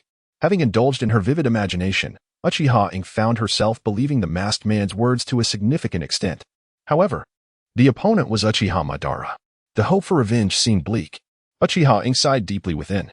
Just then, Ju emerged from the ground, stating, there is no need for further idle chatter. Konoha's pursuers will soon catch up. Obito regarded Uchiha Ying and said, aside from this man, I presume you have no lingering attachments to Konoha. Let us depart. By the way, my organization is called Akatsuki. Officially, I am not a full member, merely a regular intern. Thus, be mindful of how you address me. When Shui and the others arrived at the cave, Obito and Uchiha Ying had already departed. Qianyu. Shui's gaze swept the area warily as he hurried to support Qianyu. She clutched her chest, gasping for breath. How could she be so ruthless? Shui exclaimed with fury. Cough, cough. Qianyu coughed twice and waved her hand dismissively. It's nothing. This is merely the punishment I deserve. The dog talisman protects me. A mere fatal wound is trivial. Ultimately, she has still left. 2 streams of blood tears flowed slowly from Qianyu's eyes. Shui sighed, lowering his head in silent self-reproach. It's all my fault for rambling so much. I should have resorted to Tianshin without all this fuss. I was too indecisive. Qianyu. You. Kakashi, observing the transformation in Qianyu's eyes, suddenly became unsettled. Another pair of kaleidoscope Sharingan? He watched as the three-tomo Sharingan in Qian Yu's eyes spun rapidly, forming a six-leaf windmill shape. Jishui's expression was complex, unsure of what to say. Was this a case of fortune arising from misfortune? However, Qian Yu likely desired Uchiha more than this kaleidoscope Sharingan. Did she not? As he had anticipated. Upon activating the kaleidoscope Sharingan, Qian Yu's face bore no trace of excitement. Is losing you the price for obtaining these eyes? Qian Yu murmured bitterly. A hint of sorrow at the corners of her mouth. Everything will pass. Perhaps? Kakashi attempted to console her, though uncertainty lingered in his heart. Having lost his father in childhood, Ren in his youth, Obito, and Minato, Kakashi now found himself ensnared in an endless abyss of darkness. He too was a tragic figure. This might be an ordeal every true ninja must endure. Now, tell me about that masked man. What is his true nature? Qian Yu chuckled self-deprecatingly, quickly regaining her composure. Jishui's expression grew grave. The opponent possesses another kaleidoscope Sharingan, suspected to wield space-time ninjutsu, and claims to be Uchiha Madara. Uchiha Madara? If this individual is indeed Madara, the entire shinobi world may be on the brink of calamity. Yet, we cannot hastily conclude if he is truly Madara. One thing is certain, however, he is an enemy, not a friend. Qian Yu's expression shifted from shock to confusion, ultimately settling into seriousness. One cannot deny the theatricality of this charade. The performance was commendable, as neither Jishui nor Kakashi had detected any flaws. This matter must be reported to clan leader Fugaku. Kakashi, you will handle the situation with Lord Hokage. I understand. Chapter 50. Adorned in this attire, one could indeed save the Uchiha. Inside the Hokage's office, Sarutobi Hiruzen clenched his pipe, his brows furrowed deeply. In his aged visage was a tapestry of wrinkles. Tsunade, with an expression of concern and turmoil, listened intently. Kakashi recounted the entire pursuit with meticulous precision, leaving no detail unexamined. Upon completing his report, Sarutobi Hiruzen inquired, "Are you suggesting that you encountered a one-eyed Uchiha ninja claiming to be Uchiha Madara?" Kakashi affirmed, "Indeed." That individual possessed a Manjiki Sharingan and exhibited formidable strength. The name Uchiha Madara resonated ominously within the room, the atmosphere thickening with apprehension. After a prolonged silence, Sarutobi Hiruzen waved Kakashi away, signaling his dismissal. Once Kakashi departed, Tsunade turned to Hiruzen and asked, "What are your thoughts on this matter? A mere shadow of the Uchiha has thrown Konoha into disarray, and despite dispatching numerous Umbu to capture him, we returned in utter defeat, leaving the Uchiha rogue at large. This clearly indicates the formidable threat posed by the Uchiha clan, yet contrasting with the Uchiha within the village." Sarutobi Hiruzen added, "That mysterious masked man claiming to be Uchiha Madara is even more terrifying." "Oh," Tsunade replied dismissively, "you cannot truly believe he is Uchiha Madara, can you? That Shura of the ninja world has long since perished, his very remains sealed away. This matter is far more complex than it appears. No one knows what ocular techniques Madara awakened in his Manjiki Sharingan, and with the Uchiha clan's millennia-old forbidden jutsu. It is not inconceivable that he could deceive even the first Hokage. Moreover, even if he is not Madara, he undoubtedly has intricate ties to him." Sarutobi Hiruzen exhaled a smoky ring, his voice imbued with gravity. Uchiha Madara. Even decades after his demise, that name evokes dread. Though rationality dictated that Hiruzen did not believe Madara had returned, recent occurrences bore an undeniable connection to the Uchiha. The bounty ninja Shura and the one-eyed masked man inevitably fueled speculation. Kakashi had just revealed that Uchiha Chiba had awakened his Manjiki. Despite our relentless efforts, we failed to thwart him. What shall we do now? Tsunade redirected the conversation back to Uchiha Chiba. The old men had schemed and plotted, losing Danzo and Mito, only to see Uchiha Chiba awaken the Manjiki Sharingan. It was a case of losing both the lady and the soldiers. Although the Uchiha clan had suffered a loss with the defection of their shadow, they had gained an even more formidable Uchiha Chiba. With Danzo's demise, the roots of power lay in tatters, and the Hokage's authority had waned significantly. Thus, we must pause all efforts to suppress the Uchiha clan. I shall summon Jiraiya and Tsunade back. With their presence, the Uchiha will not stir up trouble." After saying this, Sarutobi Hiruzen cast a meaningful glance at Tsunade and asked, "Tsunade, if one day, hypothetically, the Uchiha were to seize control of the village, would you be able to accept it?" Tsunade scoffed. "Accept it? What of acceptance? It is merely a matter of victors and vanquished." Within the Uchiha police department, Uchiha Fugaku expressed his regret. "Unfortunately, we were unable to retrieve the Uchiha shadow. Shursui, bearing an expression of remorse, felt the weight of failure. The Mangeki not only failed to save the ever-expanding Uchiha, but also lost the woman of his closest friend. Truly, a dismal failure. On the sofa, Uchiha Fugaku's expression was complex, concealing his thoughts. After a long pause, he stated, "The situation has unfolded in a manner I did not foresee. However, since the Uchiha shadow has defected from Konoha, she is now our adversary. You are all rare talents within our clan. You know what must be done in the face of such circumstances. When we meet again, I hope you will not show mercy." With a long sigh, Fugaku continued. The harsh reality of being a ninja is that sometimes one must commit actions that betray their own heart. The two Uchiha youths remained stoic, silent. Well, it is understandable for 15-year-olds to hesitate in making such decisions.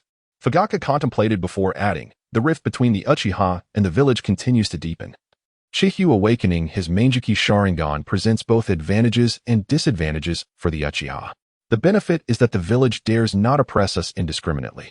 The downside is that the hardline factions within our clan may escalate their rhetoric, advocating for a coup." Fugaku was a man of great vision. He would not resort to a coup unless absolutely necessary. To pit the strength of the clan against the entire village is a perilous gamble. Even if successful, it would severely weaken us. At that point, the other four great ninja villages might seize the opportunity to invade, potentially igniting the fourth great ninja war. Moreover, the Uchiha lack popular support. Even if we eliminate the Hokage faction, the other clans would not recognize the Uchiha's authority. Without the genuine backing of other clans, how could the Uchiha claim the mantle of Hokage? The radical elements within the clan were swelling. These individuals are challenging to manage. Fugaku furrowed his brow, articulating a predicament. Although he was the clan leader, he could only acquiesce to the will of the Uchiha. Failing to align with his kin would lead to his abandonment. Uchiha Madara, with his unmatched prowess, was forced to wander the ninja world due to discord with the clan's intentions. What hope did Fugaku have? Shursui tentatively inquired, "Fugaku, what should our Uchiha do next?" Fugaku could not provide an answer to Shursui's question. Beside him, Chihyu silently shook his head. To be honest, Fugaku was ill-suited for the role of clan leader. He pondered excessively and acted minimally. In the original timeline, from the Nine Tails incident to the night of the massacre, 6 years elapsed without Fugaku discovering a solution or a means to alleviate the conflict between the clan and the village. Even the clan's two top-tier combatants defected to the enemy's side. Given this, the Uchiha's demise was hardly surprising. Thankfully, it was not too late. Chihyu murmured to himself. Night descended, devoid of stars and moonlight. Chihyu lay on his large bed, staring vacantly at the ceiling, having spent a sleepless night. Suddenly, a figure appeared in the room, and Chihyu promptly sat up. "Shursui, I knew you would come." Shursui, brimming with urgency, exclaimed, "I can't wait another second. Tell me, what must we do to save the Uchiha?" Previously, Chihyu had assured Shursui that after awakening his Mangeki Sharingan, he would endeavor to save the Uchiha. Following Chihyu's revelation of his Mangeki, Shursui had eagerly sought him out. Chihyu smiled mysteriously and donned the attire of Shura before retrieving a black cloak and a mask intricately carved with crows. He handed the items to Shursui, his voice hoarse as he declared, "Adorned in this garb, you can indeed save the Uchiha." Chapter 51. Anyone can, except Itachi Ya, Shinyu. You truly are the Azura. The fleeting shock in Shursui's eyes vanished. Shinyu being Azura rationalizes everything. Shursui had long suspected the true identity of Azura but had never found substantial and reliable evidence. Accepting the raven-engraved mask, Shursui inquired, "What is your plan?" Shinyu replied slowly, "As long as the Hokage faction led by Sarutobi Hiruzen exists, the conflict between the Uchiha and the village will remain irreconcilable. These old geezers have always harbored hostility towards the Uchiha. I have never expected a peaceful coexistence with them. The Uchiha can only hope for a turning point once the fifth Hokage takes office." Shursui raised an eyebrow. "The fifth?" "Indeed."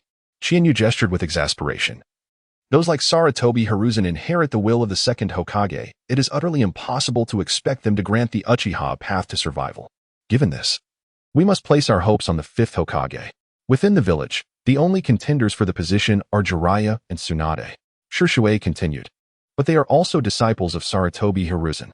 That is undeniable, yet these two differ in their ideologies from Hiruzen's group. They will not deliberately suppress the Uchiha clan. Furthermore, our clan already possesses 3 pairs of Mangeki Sharingan, making it unlikely for them to act against the Uchiha." Shursui paused, then asked, "Who is the other?" Shinyu smiled. "Of course, it is Fayek, the clan leader. He awakened his Manjiki Sharingan long ago, but at that time, Minato was still alive, and Orochimaru had not yet defected. He dared not reveal it. Upon hearing this, Shurshui's thoughts began to churn. 3 pairs of Manjiki seizing the Hokage position by force seemed not entirely impossible. Qianyu, sensing Shurshui's thoughts, said, Shurshui, I previously mentioned that a coup cannot alter the Uchiha's predicament. What the Uchiha lacks now is not strength, but the people's hearts. It is not by becoming Hokage that one gains recognition, but through recognition that one can become Hokage. The Hokage requires not only strength but also the support of other clans within the village. In this regard, the Uchiha has already lost. What? Are you suggesting seizing power by force? If brute strength could solve problems, why would the ninja world still be rife with issues? On the contrary, blind force not only fails to resolve problems but exacerbates them. Even if the Uchiha were to overthrow the Hokage faction, they would still lack the support of other clans. Then, a disastrous scenario would unfold. Konoha would crumble, and other nations would take advantage. The Fourth Great Ninja War would erupt, and the Akatsuki would seize the opportunity to create chaos. During the Warring States period, Senja Hashirama dominated the era without equal, alongside Uchiha Madara. The two were fully qualified to flatten the other 4 great ninja villages through the simplest and most brutal means. Yet, Hashirama did not resort to such tactics. Instead, he distributed the tailed beasts to other villages to balance their powers. This is the wisdom of our ancestors. To put it succinctly, Qianyu would never overtly support a Uchiha coup. However, secretly accelerating the dissolution of the Hokage faction is still feasible. Very well. Shurshui pondered for a moment and then asked, Are you planning to disguise yourself as a bounty ninja to eliminate Sarutobi Hiruzen and those old fossils? Qianyu nodded, then shook his head. That is necessary. But we must do more than just that. Previously, I, under the name of Azura, eliminated Mito Kazama and Shimura Danzo one after the other. At this moment, we should refrain from striking at the Hokage faction. Losing 1 or 2 is manageable, but if the entire Hokage faction were to perish, it would be foolish to think suspicions wouldn't fall upon the Uchiha. For the Uchiha to gain the people's hearts and even the Hokage position, they must not stain their hands with the blood of their kin. In the entire ninja world, no one has ever assumed the next generation's Hokage position after assassinating the previous one. Shurshui, do you still remember that mysterious one-eyed masked man who claimed to be Uchiha Madara? How could I forget? Shurshui retorted, What does this have to do with that guy? Qianyu poured a glass of water and handed it to Shurshui. That individual secretly controls an organization known as Akatsuki, composed of notorious rogue ninjas of the ninja world, possessing formidable strength. He is the greatest enemy of the Uchiha. No, the entire ninja world. To acquire the means to contend with him, I also plan to establish an organization. One person's strategy is short, but the collective wisdom of many is long. One person's strength is weak, yet the strength of many is formidable. Qianyu seeks to prevent the Akatsuki from collecting tailed beasts. Relying solely on himself is insufficient. It is not out of fear, but rather a matter of being stretched too thin. In the later stages, the Akatsuki will be engaged on multiple fronts. How can he manage to deal with all of them one by one? An organization? Shurshui asked, bewildered. How many members does this organization have now? Qianyu's expression twitched, glaring at Shurshui, including you. There are a total of 2. Shurshui frowned. That makes it quite challenging. An organization composed of rogue ninjas of such caliber can only be countered by shadow-level ninjas. Shadow-level ninjas are not as common as cabbages. They are not easy to find. Even if we set aside all else, what makes you think they would willingly join your organization? Qianyu smirked enigmatically. Actually, it is not that difficult. The family most likely to produce shadow-level ninjas in the ninja world, apart from the Uchiha clan, is none other than the Uchiha clan itself. As long as one awakens the Manjiki Sharingan, they are undoubtedly a shadow-level expert. Qianyu, are you suggesting? Shurshui's mouth fell open, stunned into silence. I assign you a task. Seek out talented Uchihas within the clan. First, ensure that their close relatives or beloved ones are alive. And secondly, they must belong to the moderate faction within the clan. If Obito could create a pair of Manjiki Sharingan, then surely I, Qianyu, can achieve the same. The method is quite simple. Capture a pair of extraordinarily gifted lovers, brothers, or sisters. In front of one person, eliminate the other. The likelihood of awakening the Manjiki Sharingan is exceedingly high. As for how to ensure their willing allegiance to Qianyu after success, that will depend on Qianyu's persuasive abilities. Shurshui, sensing Qianyu's plan, voiced his concerns, but if we act against the Uchiha, we will simultaneously offend both the village and the Uchiha. That is precisely the effect I desire. When we eliminate Sarutobi Hiruzen, we can minimize the Uchiha suspicion to the greatest extent. With the existence of the Sharingan, it is unrealistic to entirely clear the Uchiha clan's name. What Shinyu aims to do is shift the animosity onto Azura and other bounty ninjas. Shisui nodded. The most qualified within the clan to awaken the Manjiki Sharingan is undoubtedly Itachi. Upon hearing this, Shinyu decisively rejected, anyone can, except Itachi. Why?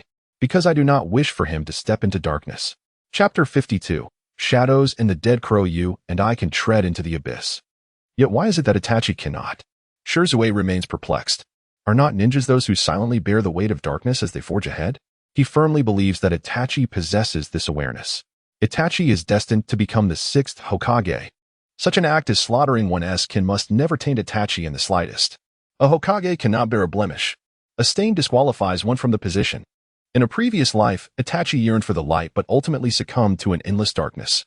After Shisui's demise, he stood alone, with no one to aid him. In this life, Chihane resolves to shoulder that darkness for Itachi. Chihane, Shizue gazes intently at Chihane, words lingering on the tip of his tongue. Why are you looking at me? Do you believe I can become Hokage? Do you think I would strive to be Hokage? Chihane scoffs. A look of disbelief etched on his face. He is not Naruto, who seeks validation from others to aspire to be Hokage. To wear the crown, one must bear its weight. The Hokage represents not merely authority but, more importantly, responsibility and sacrifice. Just look at Hinata's life after Naruto became Hokage to understand. To be frank, had it not been for the Akatsuki lurking ominously and Kaguya scheming in the shadows, Chihane would have little inclination to plot and scheme. Would it not be more delightful to marry a member of the Uchiha clan and establish a family? This matter is settled. You shall be responsible for seeking those who might awaken their Sharingan. When the time comes, we will strike together. As for how to awaken it, leave that to me. Pausing for a moment, Chihane continues, our organization is destined to make a name for itself in the ninja world. Do you have any striking name in mind? Shizue falls silent for a moment and then states, let us call it Shadows. Shadows? An apt name for those who silently bear darkness in pursuit of light. A splendid choice. Chihane nods in agreement. Shizue dons a crow mask, his voice taking on a somber tone. From this day forth, I am a member of the Shadows organization, code named Dead Crow. In the ensuing days, Chihane patiently awaits Shizue's identification of a target while diligently honing his skills. 3 days later, the long-dormant inheritance system finally undergoes a transformation once more. System, Supreme Inheritance System Host, Uchiha Chihane Template, Demon Lord of Fire Unlock Percentage, 40 Main Task. Within 1 year, become the Uchiha Clan Leader. Task Reward, Unlock 20 of Inheritance. Previously, under the guise of Azura, he had slain hundreds of root ninjas, including the powerhouse Shimura Danzo. The unlocking of the Demon Lord template has awakened yet another curse seal within Chihane. The horse curse seal grants healing powers. Chihane unsheathes his ninja blade and carves a deep wound into his arm, exposing bone. In the next instant, the wound heals at a visible pace, restoring itself in less than a second. Incredible. Chihane feels that even if he were to sever his arm, it would regrow. This is the terrifying nature of the horse curse seal. Even the Senju clan's sage body and healing prowess pale in comparison. Immortality combined with self-healing. If I were to master the 8 gates, a thought flickers through Chihane's mind. It's a chilling consideration. Perhaps an opportunity to infiltrate the Hokage building and steal the Book of Seals. He has long coveted the contents contained within that tome. Rabbit curse seal flying thunder god. Dog curse seal horse curse seal 8 gates. Snake curse seal shadow clone technique. Rat curse seal impure world reincarnation. Merely contemplating these combinations reveals their devastating potential. However, the matter of the Book of Seals can wait. The immediate priority is the first operation of the Shadows organization. Learning forbidden techniques is not an endeavor that can be accomplished overnight, especially those of the caliber of 8 gates and Flying Thunder God. Without years, even decades of arduous training, success is unlikely. Chihane suppresses his burgeoning thoughts and quietly awaits news from Shizue.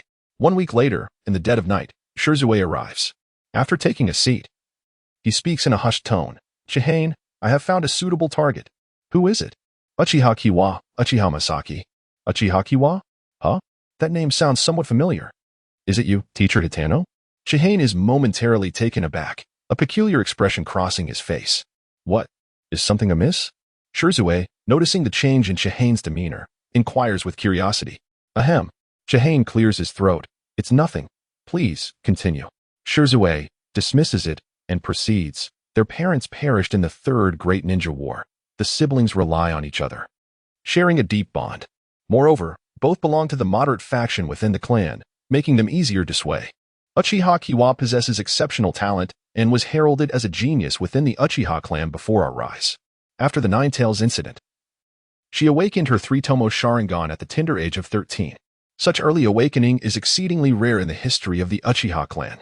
As for Uchiha Masaki, his talent is rather average. It is noteworthy that within the Uchiha, even average talent ranks among the elite of ordinary ninjas. Once the targets are confirmed, Chihane and Shirzue begin to devise their plan. This operation will be conducted under the banner of the Shadows Organization. Their objective is not merely to abduct Uchiha Chiba and Uchiha Masaki, but to leave survivors and spread the name of the Shadows Organization. Shirzue remarks, though they are siblings, they seldom appear together. Capturing them both at once will be a challenge. Chihane contemplates, stroking his chin. He could arrange to lure them out and then execute the capture. However, this approach carries the risk of exposure. Better safe than sorry. If they were to be discovered, both he and Shirzue would find themselves at a loss for words.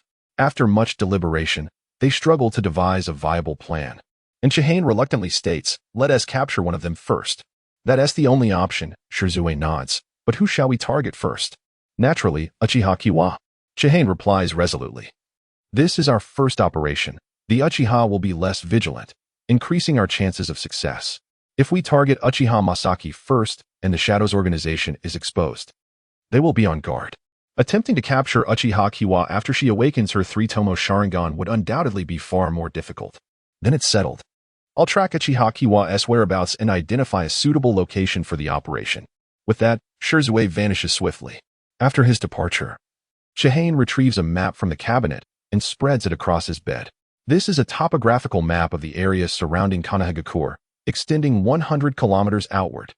The map meticulously details the terrain surrounding the village.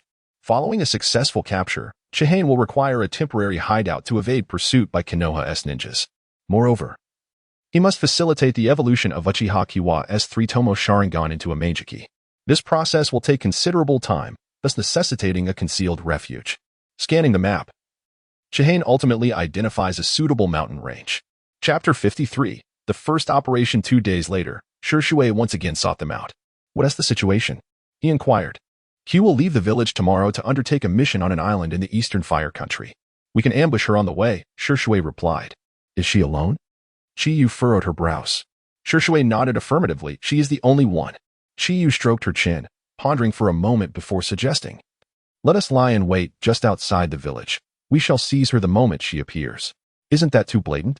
That is precisely the effect I desire. This operation was not merely about capturing Uchiha Q. It was also intended to spread the infamous name of the Shadow Organization. The greater the commotion, the better.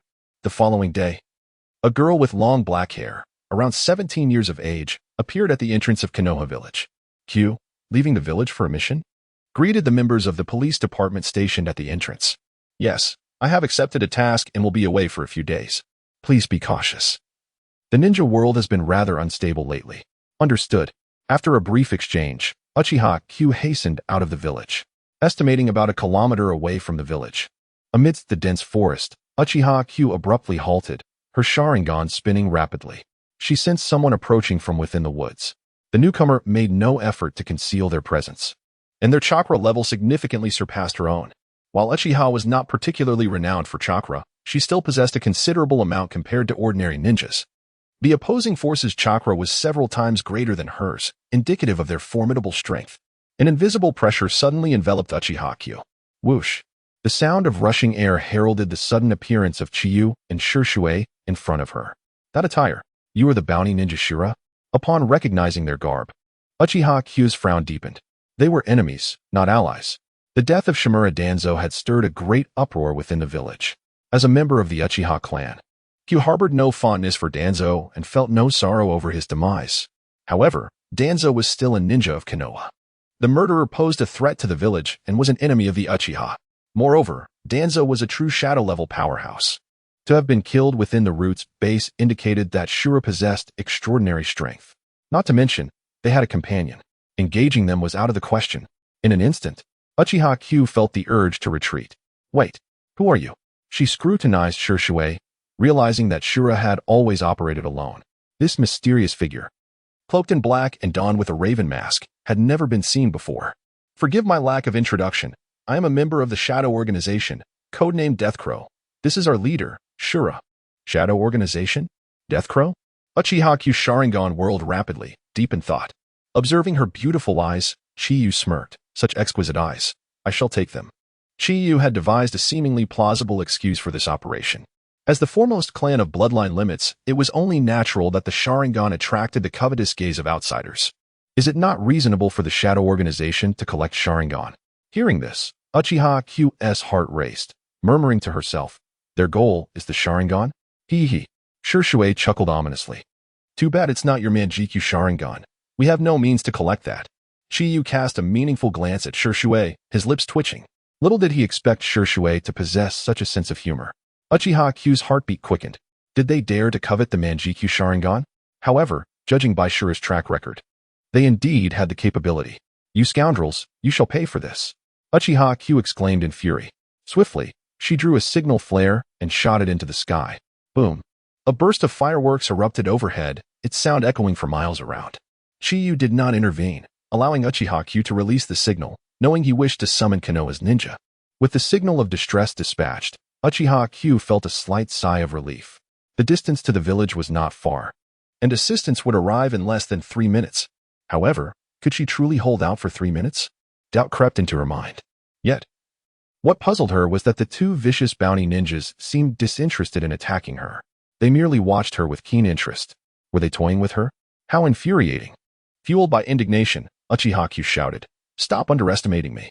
She swiftly formed hand seals, sending forth a massive fireball toward Chiyu and Shurshui. Fire style, grand fireball technique.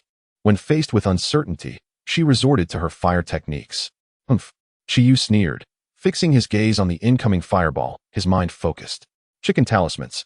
The rapidly advancing fireball suddenly halted midair under the influence of levitation, then shot back towards Uchiha Q at an even greater speed. What? Uchiha Q sidestepped, narrowly avoiding the fireball. The remaining sliver of confidence she had vanished entirely. She had not expected this technique to harm them, but the fact that they stood still, not even moving a muscle, yet effortlessly countered her fire technique was astonishing. This miraculous ability was hard for anyone to accept. Not only Uchiha Q, but even Shurshui was left bewildered.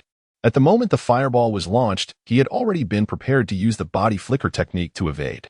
It was not surprising that Shurshui could not see through it. The levitation technique, executed through thought, bore similarities to Pain-S Shinra Tensei and Bansho Tenin, leaving no trace. While its power might not match, its practicality was significantly higher with fewer side effects. Chiyu maintained the enigmatic aura expected of Shura, coldly stating, The weak often possess a near-blind confidence. His disdainful tone, haughty demeanor, and icy gaze suggested that Uchiha Q was but an ant easily crushed beneath his heel. Shurshui chimed in from the side, Surrender now. You may avoid greater suffering. Surrender? Dream on. I am Uchiha. Even in defeat, she would rather perish here than yield. Surrender was not the way of the Uchiha. At that moment, Chiyu's gaze shifted into the distance, internally musing, Finally, they have arrived. The Manjikyu Sharingan whirled rapidly, faintly revealing 2 groups rushing towards them. Umbu. Police Department. Deathcrow, once you subdue her, do not leave hastily. I wish to play with the little insects. After instructing Shurshui, Chiyu swiftly positioned himself to intercept the reinforcements. No problem. Shurshui replied, advancing towards Uchiha Q, his Manjikyu Sharingan spinning rapidly. Another Manjikyu? Uchiha Q's gaze turned vacant as she succumbed to Shurshui's Jinjutsu. Meanwhile, Chiyu stood alone against hundreds of reinforcements. Bounty Ninja Shura? Kakashi's brow furrowed as he observed the mysterious figure blocking the way. The earlier signal flare had been exclusive to the Uchiha. You bastard. How dare you target the Uchiha? Roared the ninja leading the police department. It's you? Chiyu glanced at him, feeling surprised yet amused as a faint smile crept across his lips. Chapter 54. Successful Hunt. The individual in question is none other than Uchiha's radical representative, the elder Uchiha Jinstone. Jinstone has always been a staunch supporter of the coup. Much of Fugaka's pressure can be traced back to this man. Elder Jinstone. Do not act impulsively. This individual has slain Lord Danzo and possesses formidable strength, Kakashi cautioned, aware of Jinstone's tendency to lose his composure in a fit to save others. Humph. Jinstone merely scoffed, quickly forming hand seals. Fire style, Flame Tiger. Upon completing the fire technique, he was not finished. He clapped his hands together and unleashed a wind technique. Wind style, wind pressure. The two techniques intertwined, rumbling ominously. The fire borrowed strength from the wind, while the wind bolstered the fire's ferocity. A 3-meter-long flame tiger surged forth, propelled by the wind, pouncing towards Chi-Yu with astonishing speed. In response, Chi-Yu stood his ground, unflinching. Boom! The massive flame tiger engulfed Chi-Yu, flames spreading in all directions.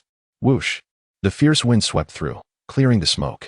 Where Chi-Yu had once stood, there was now nothing. Is that all? He asked dead.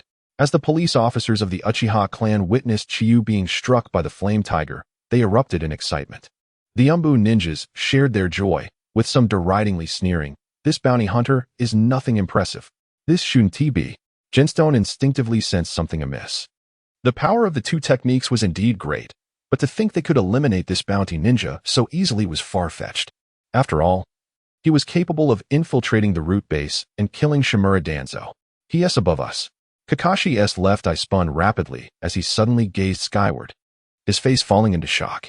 At this, Jinstone instinctively looked up, catching only a glimpse of a fleeting shadow. "Be careful," Kakashi urged once more. Boom. This time, Jinstone was caught off guard, receiving a heavy kick to the abdomen from Chi-Yu, sending him flying. Chi-Yu had poured all his strength into that kick, showing no mercy. This was to uphold the persona of Ajura. Failing to let the Uchiha clan suffer a little would undoubtedly raise suspicions. In truth, Chi-Yu had held back. He could have easily killed Jinstone with that strike. Secret technique, heart confusion body technique. At that moment, an Umbu ninja from a mountainous clan launched an attack. Suddenly, Chi-Yu's south body froze in place. Screech. Seizing the moment Chi-Yu was immobilized, Kakashi acted. A series of piercing bird cries echoed as Kakashi, wielding lightning, dashed before Chi-Yu. In the realm of the mind, the Umbu ninja employing the heart confusion body technique was abruptly met with two 6-leaf windmill-shaped Sharingan, plunging him into slumber. In less than a second, the heart confusion body technique was successfully dispelled. Impressive ninjutsu. At this moment, Chi-Yu found himself face-to-face with Kakashi's Chidori, his voice hoarse. He extended his right hand to block. Bang! The Chidori pierced through his palm, the thunderous power ravaging through him, instantly numbing half his body.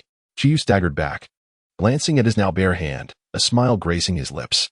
"Copy Ninja Kakashi, a pleasure." Kakashi, still holding the lightning, felt a flicker of doubt. The opponent had evaded Jinstone's ninjutsu and appeared in the sky. Such speed was on par with his mentor, Minato, though the Chidori's thrust was swift. After dispelling the heart confusion body technique, he had ample time to evade. Even if he couldn't escape, there was no need to confront the Chidori head-on. At that moment, Chi-Yu's voice echoed softly.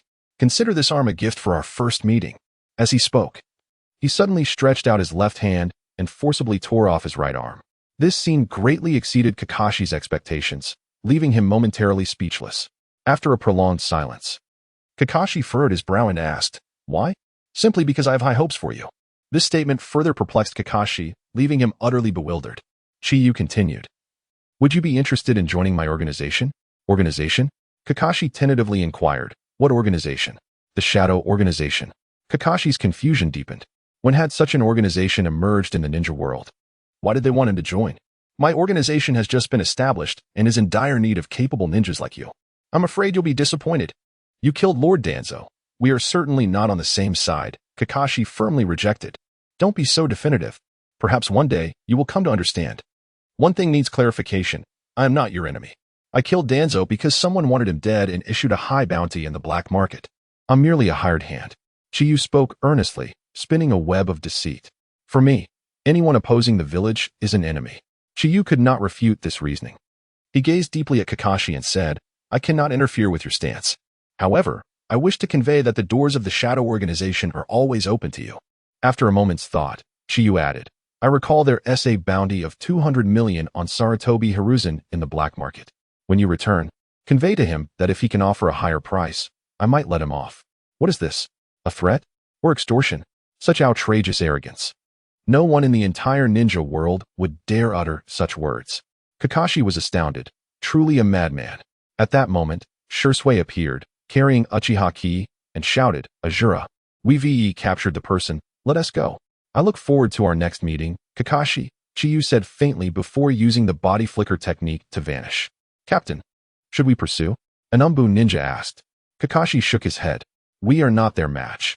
Even if we catch up, we would be at a loss. Let us return to the village.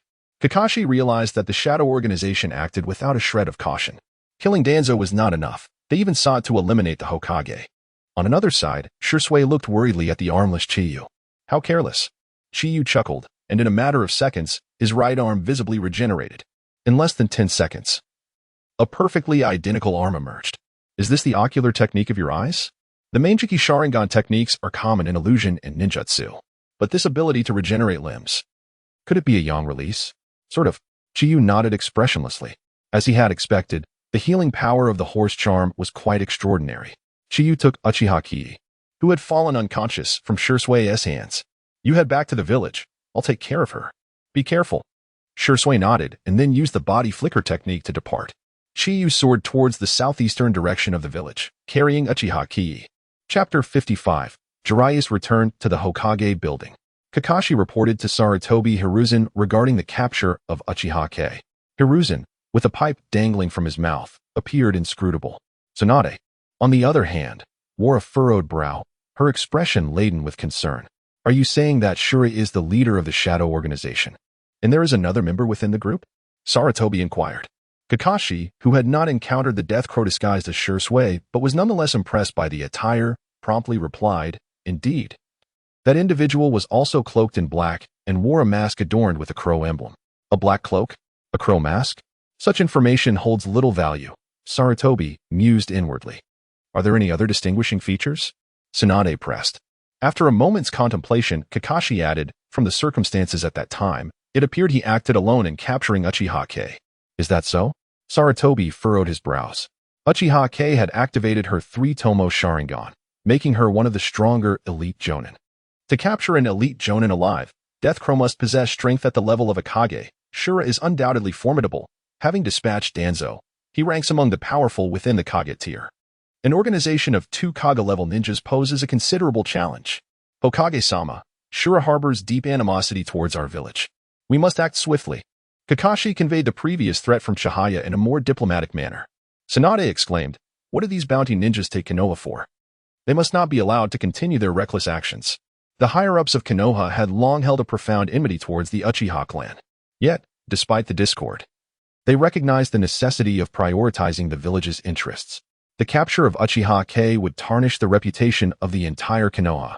If this incident were to spread, it would not only sully Konoha's esteemed name, but could also trigger a chain reaction, inciting other bounty ninjas to emulate the Shadow Organization. Sarutobi declared coldly, I shall implement countermeasures. However, this Shadow Organization is far from what it appears on the surface. I suspect their motives run deeper than mere bounty hunting. Upon hearing Sarutobi's words, Tsunade recognized the gravity of the situation. Bounty ninjas typically feared the 5 great shinobi villages. An organization like the Shadow that brazenly provoked Konoha had never been seen before. One reason was fear, another was the lack of necessity.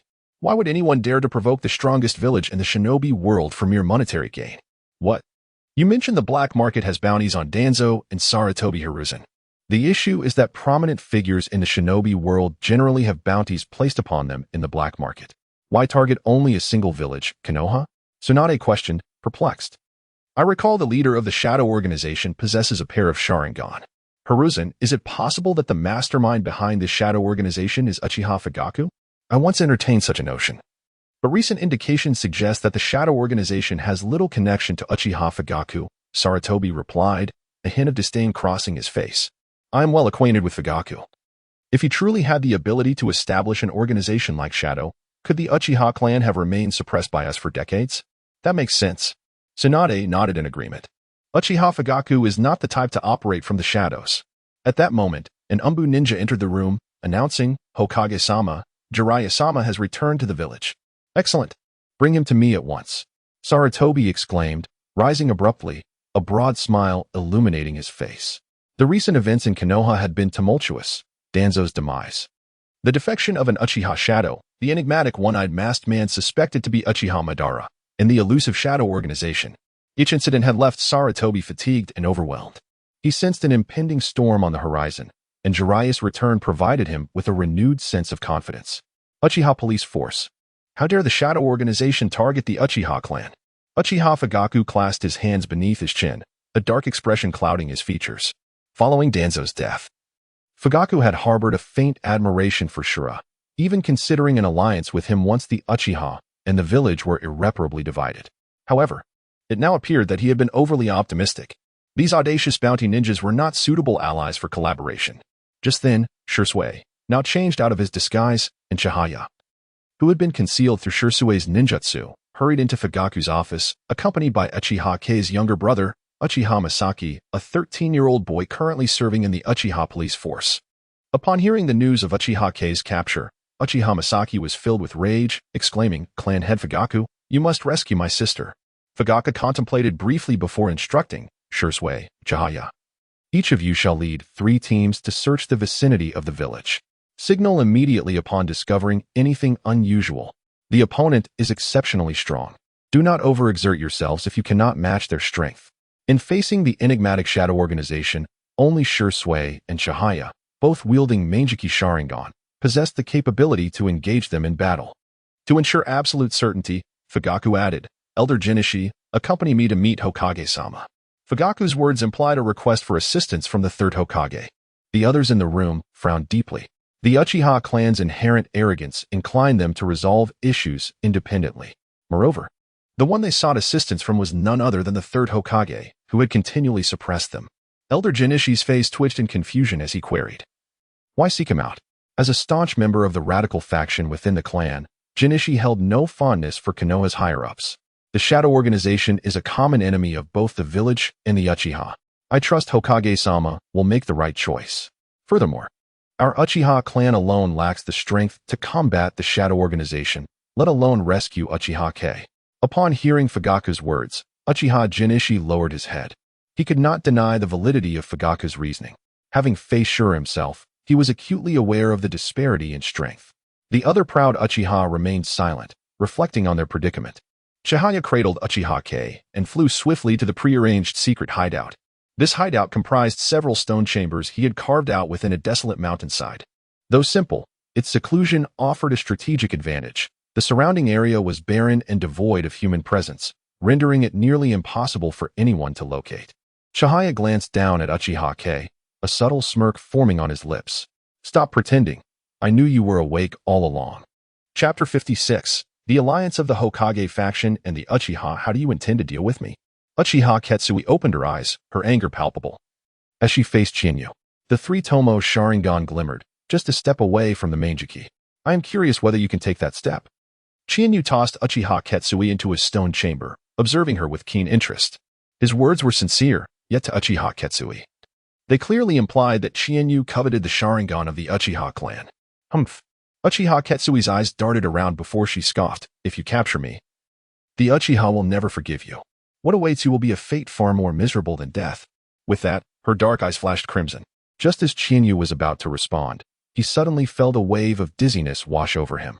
And then, there was nothing more. An excellent Jinjutsu, but alas, it is ineffective against me. Should you awaken the Manjiki Sharingan, you might pose a slight threat. Chinyu revealed his own 6-pointed Manjiki Sharingan, watching Uchiha Ketsui's bewilderment grow. "This is the fabled Manjiki Sharingan. Are you of the Uchiha clan?" she exclaimed, unable to believe that an outsider could awaken such power. Only Kakashi, a non-Uchiha, had ever awakened the Manjiki Sharingan. At that moment, Kakashi was still not proficient in its use. "I am of the Uchiha, yet not of the village's Uchiha," Chinyu replied ambiguously. "Instead of concerning yourself with my origins, it would be wiser to contemplate your current predicament." After a brief moment of shock, Uchiha Ketsui regained her composure. "You had better pray that I never awaken the Manjiki, for if I do, you shall be the first to perish. If that day comes, I would be most pleased." Chinyu retorted, stepping closer to Uchiha Ketsui and swiftly forming hand signs.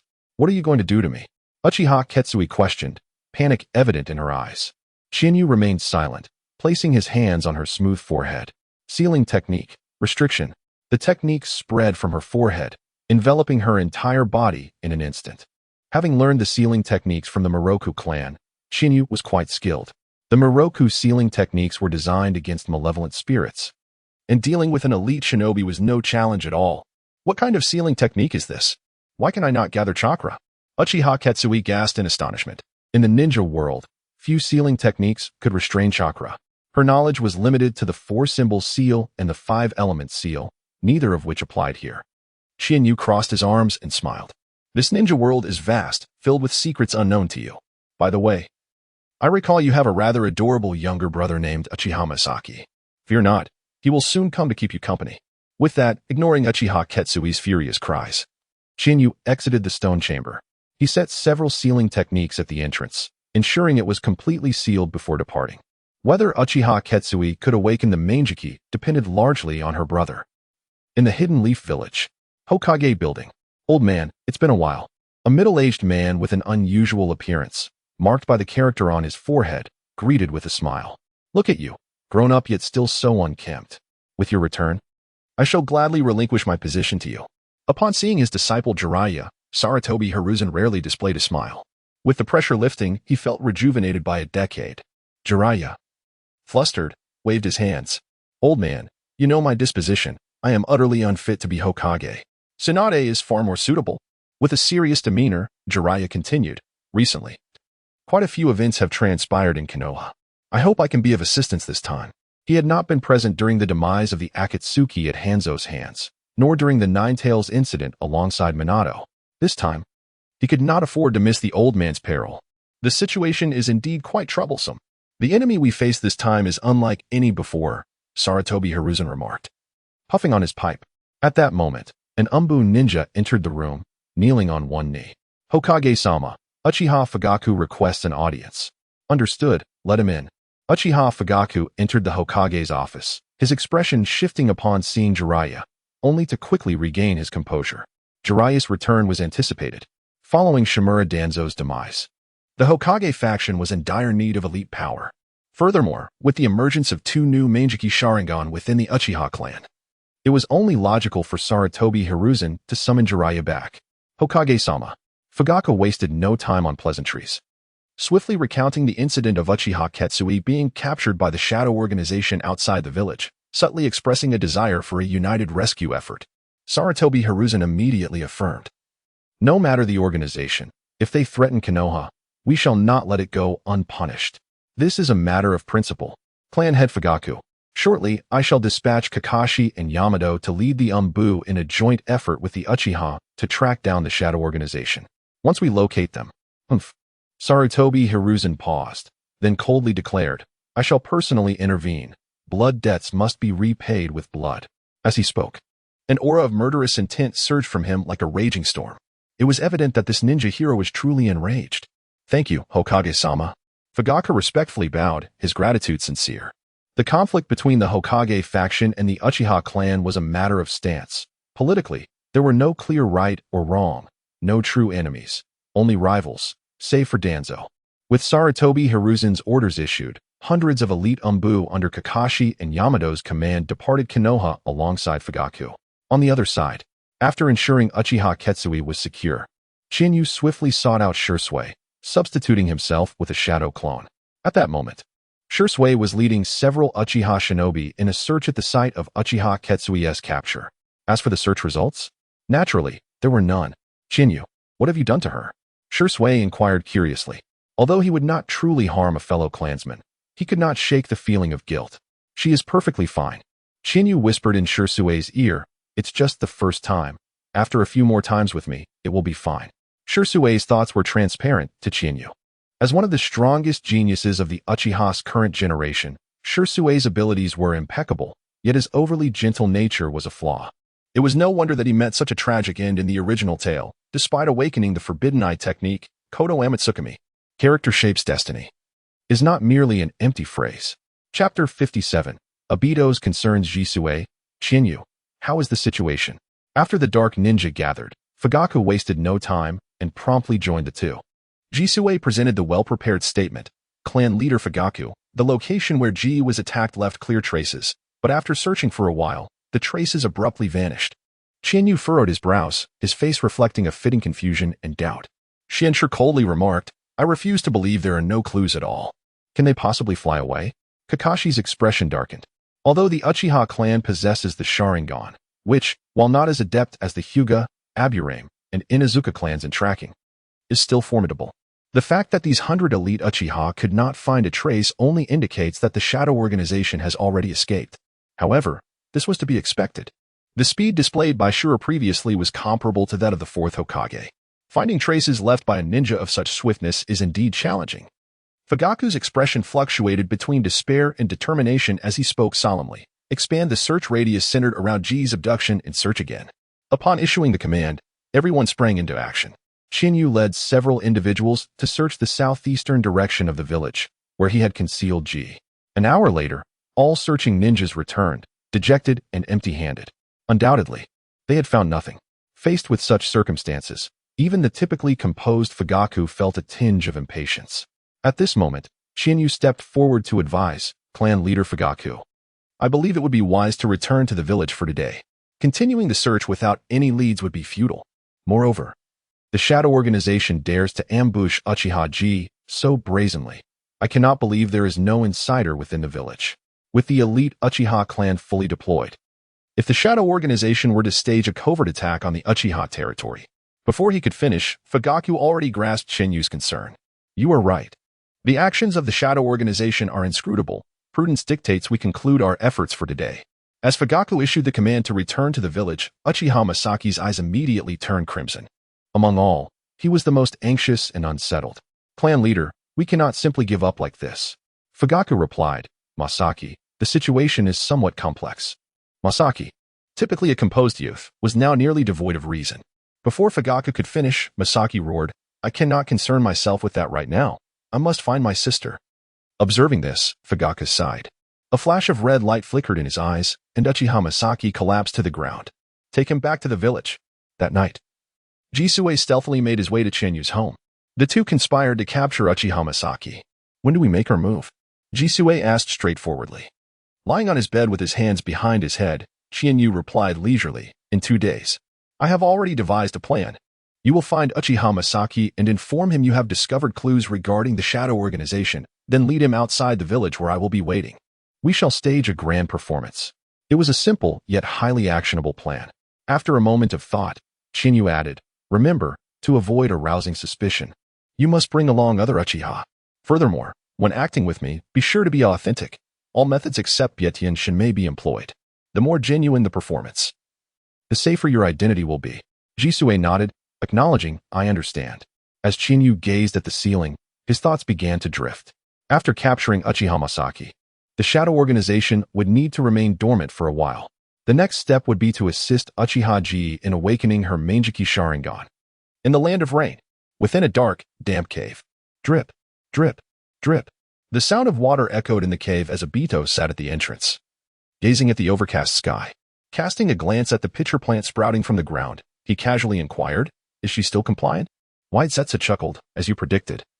Uchiha Kage has successfully completed 2 missions alongside Biwa Juz without any anomalies. This was to be expected. After all, she harbored malice only towards me. And the Akatsuki organization is her sole path to realizing the Eye of the Moon plan. After a moment of silence, Obito continued. What have we uncovered about that mysterious bounty ninja we encountered in Konoha? Compared to Uchiha Kage, Obito was more concerned about the ninja who claimed to be Uchiha Madara. He had a gut feeling this individual could be the greatest obstacle to the Eye of the Moon plan. Black Zetsu's ominous voice responded, we have gathered some leads, though not many. This individual appeared in the black market over a year ago under the alias Shura, taking on bounty missions. Within a few months, he gained significant notoriety in the black market due to his high task completion rate. Moreover, Scorpion encountered him during the rescue of Shinnong, resulting in a fierce battle where neither could gain the upper hand. However, given Scorpion's nature, he would not forfeit such a valuable asset if he had the chance to win. Black Zetsu continued. Days ago, Shura attacked an elite Uchiha Jonin who had awakened the 3-Tomo Sharingan outside Konoha. Accompanying Shura was another bounty ninja. From Konoha's ninja, we learned that Shura is the leader of an organization called Shadow, and another member bears the codename Dead Crow. Currently, the Hokage faction and Uchiha are united against the Shadow Organization. Obito furrowed his brow, perplexed. The Shadow Organization? Dead Crow? They are capturing Uchiha? Are they targeting the Sharingan? Generally, the Sharingan could only be utilized to its fullest by members of the Uchiha clan. For outsiders, obtaining the Sharingan has significant research value but limited practical application. Just look at Kakashi's situation to understand. The drawbacks far outweigh the benefits for non-Uchiha. After contemplating for a moment, Obito remarked, since the Hokage faction and Uchiha are united against the Shadow Organization, we shall refrain from intervening. By the way, I recall that Scorpion and Orochimaru's group are on a mission in the Land of Fire, correct? Black Zetsu nodded, not only that, but Uchiha Kage and Biwajas are also present. Additionally, Kakuzu has been lingering in the black market circles within the Land of Fire since the last mission. Upon hearing this, a flicker of worry crossed Obito's face. These individuals are notorious rogue ninjas, and if Konoha learns they are all simultaneously present in the Land of Fire, the Akatsuki organization could very well be exposed prematurely. He instructed Pain to summon these individuals back. The time has not yet come. The Akatsuki organization must remain hidden. Chapter 58. The complete performance outside the Hidden Leaf Village. Chienyu, adorned in azure decorations, perched upon a grand tree, activated his Manjiki Sharingan, scrutinizing a small village not far off. On the surface, this village appeared inconspicuous. However, it was, in truth, a highly clandestine black market. A comprehensive plan for the capture materialized in Chienyu's mind. The Uchiha elite and the Umbu had scoured the vicinity of the village, yet they found no trace of the Shadow Organization. At that moment, Shursui, gathering intelligence, inadvertently discovered suspected members of the Shadow Organization lurking within the village. He immediately led a team to investigate, only to encounter the leader of the Shadow Organization, Azura. After a fierce battle, they were overpowered and Uchiha Masaki was abducted. After careful contemplation and ensuring no complications would arise, Chienyu prepared to infiltrate the village. Just then, an explosion erupted within the village, followed by a towering inferno. What on earth is happening? A flicker of doubt crossed Chienyu's eyes. He had yet to make his appearance. Yet the conflict had already commenced. Could there have been unforeseen developments? With a sense of caution, Chienyu swiftly entered the village. Inside the village, Uchiha Masaki tightened his grip on the collar of the black market leader, seething with rage. Tell me, where is the Shadow Organization? The black market leader, beads of cold sweat rolling down his forehead, stammered, I do not comprehend your words. Do not comprehend? I shall ensure you do.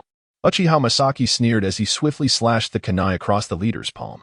Instantly, the hand fell to the ground, lifeless. The black market leader screamed in agony. I only heard of the Shadow Organization a few days ago. I truly do not know where they are. Still not speaking the truth. Uchiha Masaki glared fiercely at the black market leader, delivering a punishing blow to his abdomen, followed by a relentless barrage of strikes. In recent days, Uchiha Masaki had frantically searched for Uchiha Kiwa's whereabouts, his mental state deteriorating, becoming increasingly ruthless and savage. With a powerful kick, Uchiha Masaki sent the black market leader soaring into the air, then formed the seals for fire release. Fire release, great fireball technique. In an instant, a colossal fireball engulfed the black market leader. Following a harrowing scream, only a charred corpse remained on the ground. Masaki, why did you kill him? Questioned a fellow Uchiha. The various ninja villages had always turned a blind eye to the black market. It was an unspoken rule in the ninja world. He deserved it, Uchiha Masaki retorted, glancing at the speaker with his Sharingan spiraling into 3 tomo, emanating an ominous chill. The Uchiha felt an inexplicable dread wash over him. Had the Sharingan evolved amid such emotional turmoil? Nearby, Shursui murmured, observing the frenzied state of Uchiha Masaki. Are you looking for me?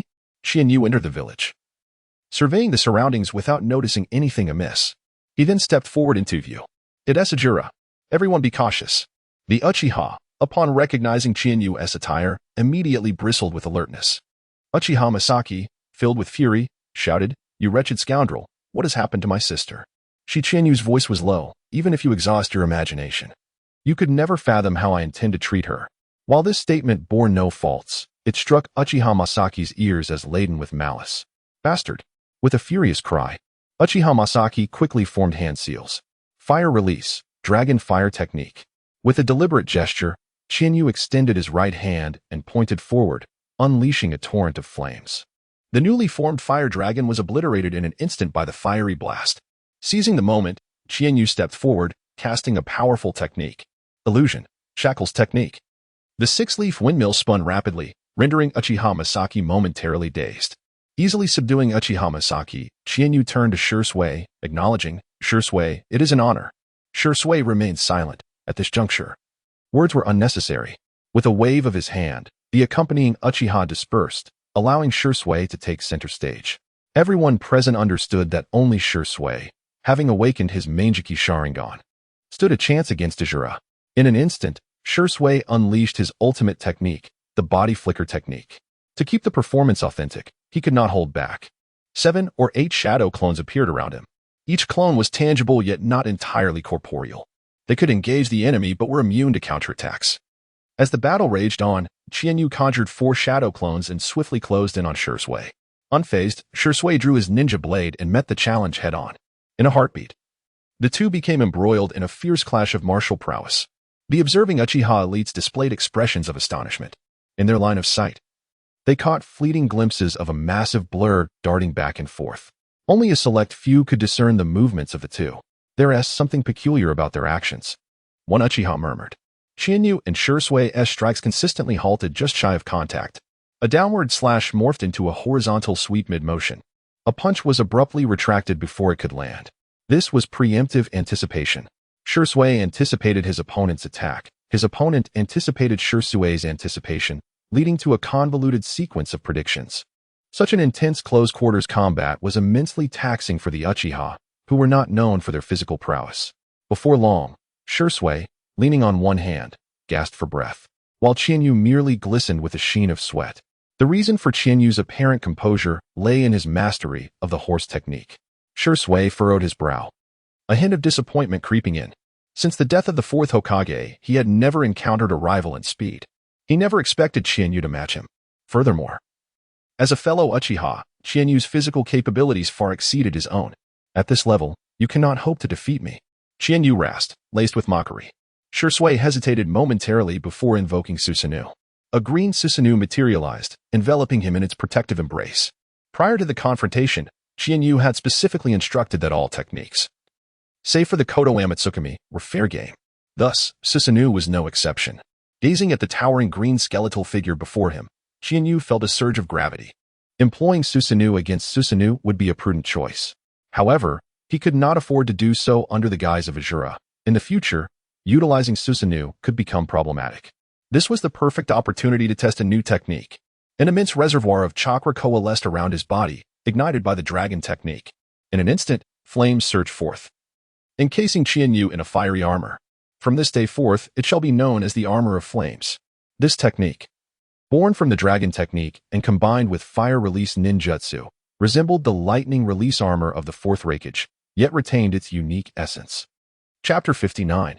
Encounter with the Akatsuki. The lightning armor emphasizes speed and defense, while the flame armor is somewhat lacking in speed but excels in both offense and defense.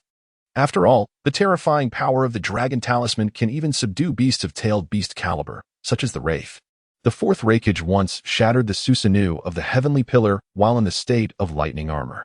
Qianyu is confident that he can contend with Shui's Susanoo ninjutsu.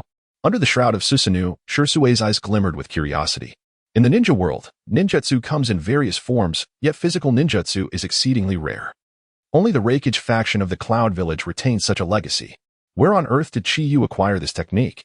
Shui, I'm coming. Qianyu bellowed, charging towards Shui. Shui remained silent, his eyes kaleidoscope spinning rapidly as he calculated Qianyu's trajectory. The spiral sword came crashing down with tremendous force. Susanoo, the mythological god of war, possesses such strength that it could split mountains and seas. Boom.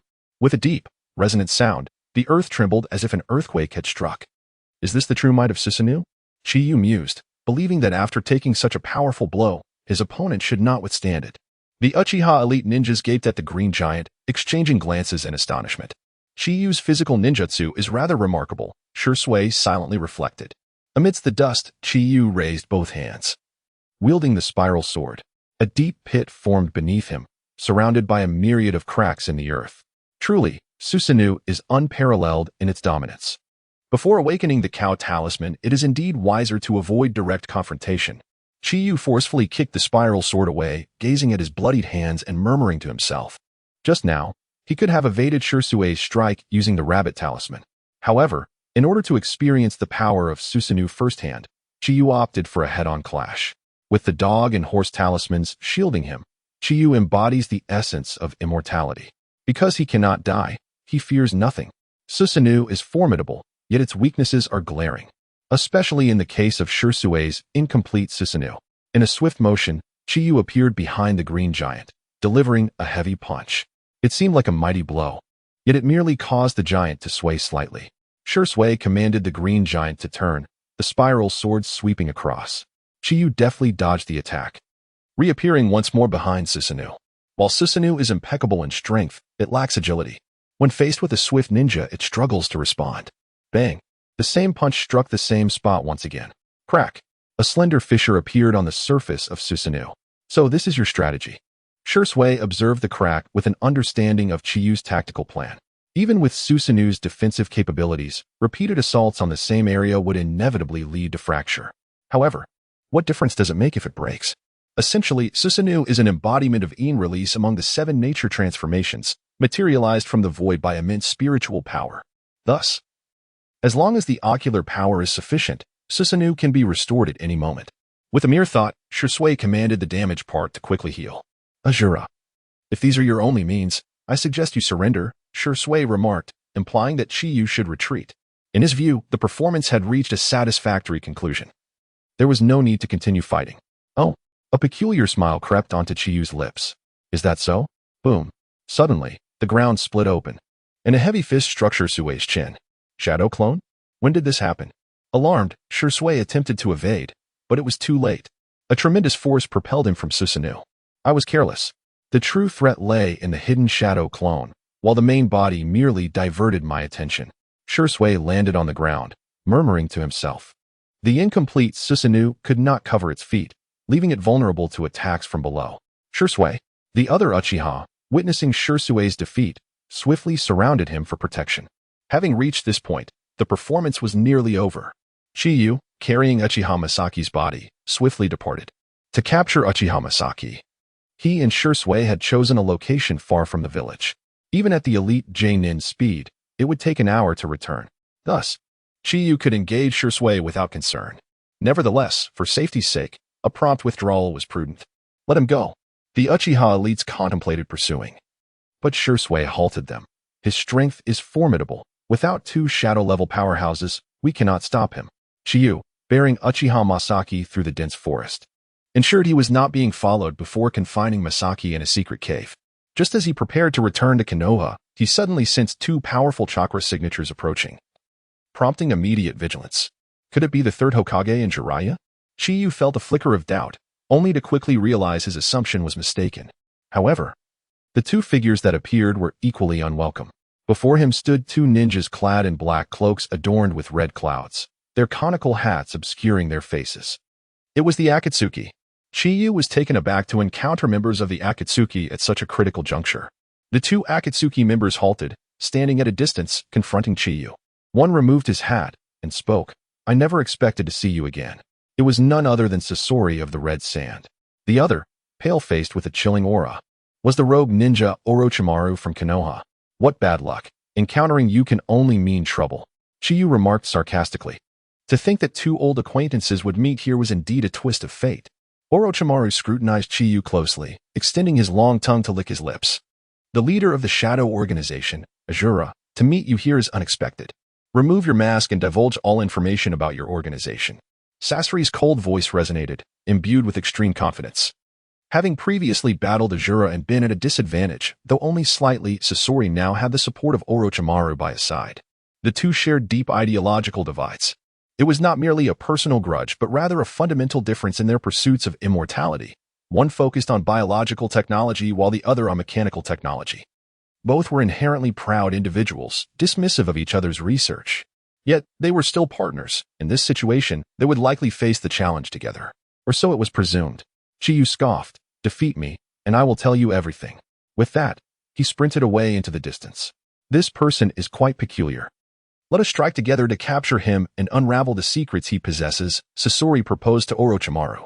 Orochimaru, arms crossed and pondering, eventually nodded. He was equally intrigued by the rising notoriety of the leader of the Shadow Organization. Chapter 60, a grand gift for Obito with a series of swift whooshing sounds.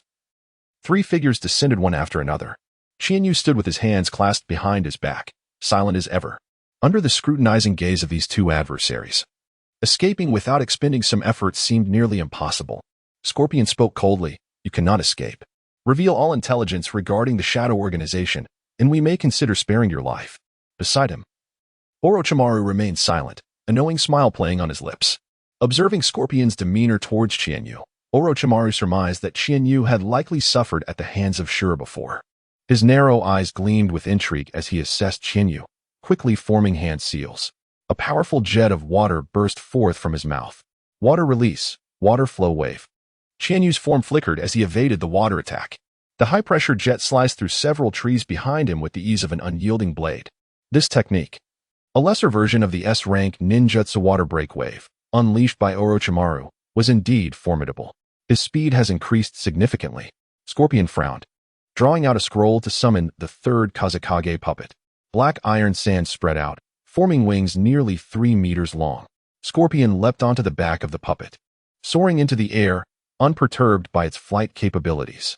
Qianyu activated his Manjiki Sharingan, studying Scorpion as he hovered above. Just then, Orochimaru lunged forward. Qianyu reached into his ninja tool pouch, grasping 3 shurikens, infusing them with explosive power from the Dragon Talisman, and hurled them at Orochimaru. "Do you think such a trivial attack can intimidate me?" Orochimaru smirked, his body twisting with serpentine grace to evade the lethal shurikens effortlessly. Boom, boom, boom. Before he could close the distance to Qianyu, the shurikens detonated violently, sending shockwaves that obliterated swathes of trees. "I warned you not to underestimate him." Scorpion maneuvered the third Kazekage puppet as it circled overhead. Orochimaru casually executed a minor wind release technique, dispersing the flames and revealing his elongated figure. The shurikens, empowered by the Dragon Talisman, held power comparable to typical A-rank ninjutsu. However, on the surface, it appeared that Orochimaru had not sustained significant injury. Silence. Orochimaru's tone turned icy, clearly incensed. Scorpion, sensing the tension, refrained from further provocation. A massive amount of iron sand floated before him, coalescing into a 3-meter-long iron spear. The highly compressed iron not only boasted incredible penetrating power but also emitted magnetic forces, making evasion exceedingly difficult. Orochimaru opened his mouth, drawing forth a longsword. Kusanagi sword, sky blade, serpent's array. After summoning the Kusanagi sword, Orochimaru lay prostrate, and countless gray serpents slithered from his mouth. Disgusting. Qianyu grimaced, muttering under his breath. He loathed serpents above all else. To combat such cold-blooded creatures, fire was the most fitting weapon. With a thought, flames enveloped his body as he stepped toward the writhing serpents, which recoiled in fear. Above, Scorpion launched his attack. The 3-meter-long iron spear whistled toward Qianyu. Extending his right hand, Qianyu silently employed the chicken talisman. A strange force manifested, gripping the spear as if held by an invisible hand, rendering it immobile. At that moment, Orochimaru, wielding the Kusanagi sword, appeared behind Qianyu. Having observed Orochimaru's movements while dealing with the spear, Qianyu was prepared. He swiftly activated the chicken talisman while muttering. Secret technique, fire-blowing palm. Orochimaru hesitated for a brief moment. Fire-blowing palm? He was familiar with countless secret techniques across the ninja world, yet had never heard of this variant from Shura. There was no time for contemplation. In an instant, an irresistible force struck him, sending him flying over 10 meters, crashing through several large trees before coming to a halt. Although the scene appeared chaotic, he emerged largely unscathed. What is this power? Orochimaru pondered. The technique demonstrated by this sure evoking memories of a certain man with Rinnegan within his organization. Few things in the ninja world captured Orochimaru's interest, and Rinnegan was certainly among them. He had joined the Akatsuki for the sake of those eyes. Rabbit Talisman, instant body technique. Qianyu flickered, appearing directly before Orochimaru. The 6-blade windmill spun rapidly. Orochimaru, possessing poor resistance to illusions, stood frozen in place, rendered unconscious in an instant. Above, Scorpion finally noticed the 3-tomo Sharingan within Qianyu's eyes, now transformed into the Manjiki Sharingan. His expression darkened immediately. Within the Akatsuki, there indeed existed a pair of Manjiki Sharingan. Orochimaru had once sought to seize those eyes, but had ultimately failed. Given Scorpion's understanding of Orochimaru, only one conclusion could be drawn. He was outmatched. The Manjiki Sharingan wielded devastating fire release techniques, mysterious gravitational powers, and unpredictable instant body techniques. He had to concede that this old rival's strength far exceeded his own. Even combined with Orochimaru, he would not stand a chance. This is troublesome. Scorpion sighed, promptly commanding the third Kazekage puppet to assault Qianyu. Magnet release, sand iron triangular prism.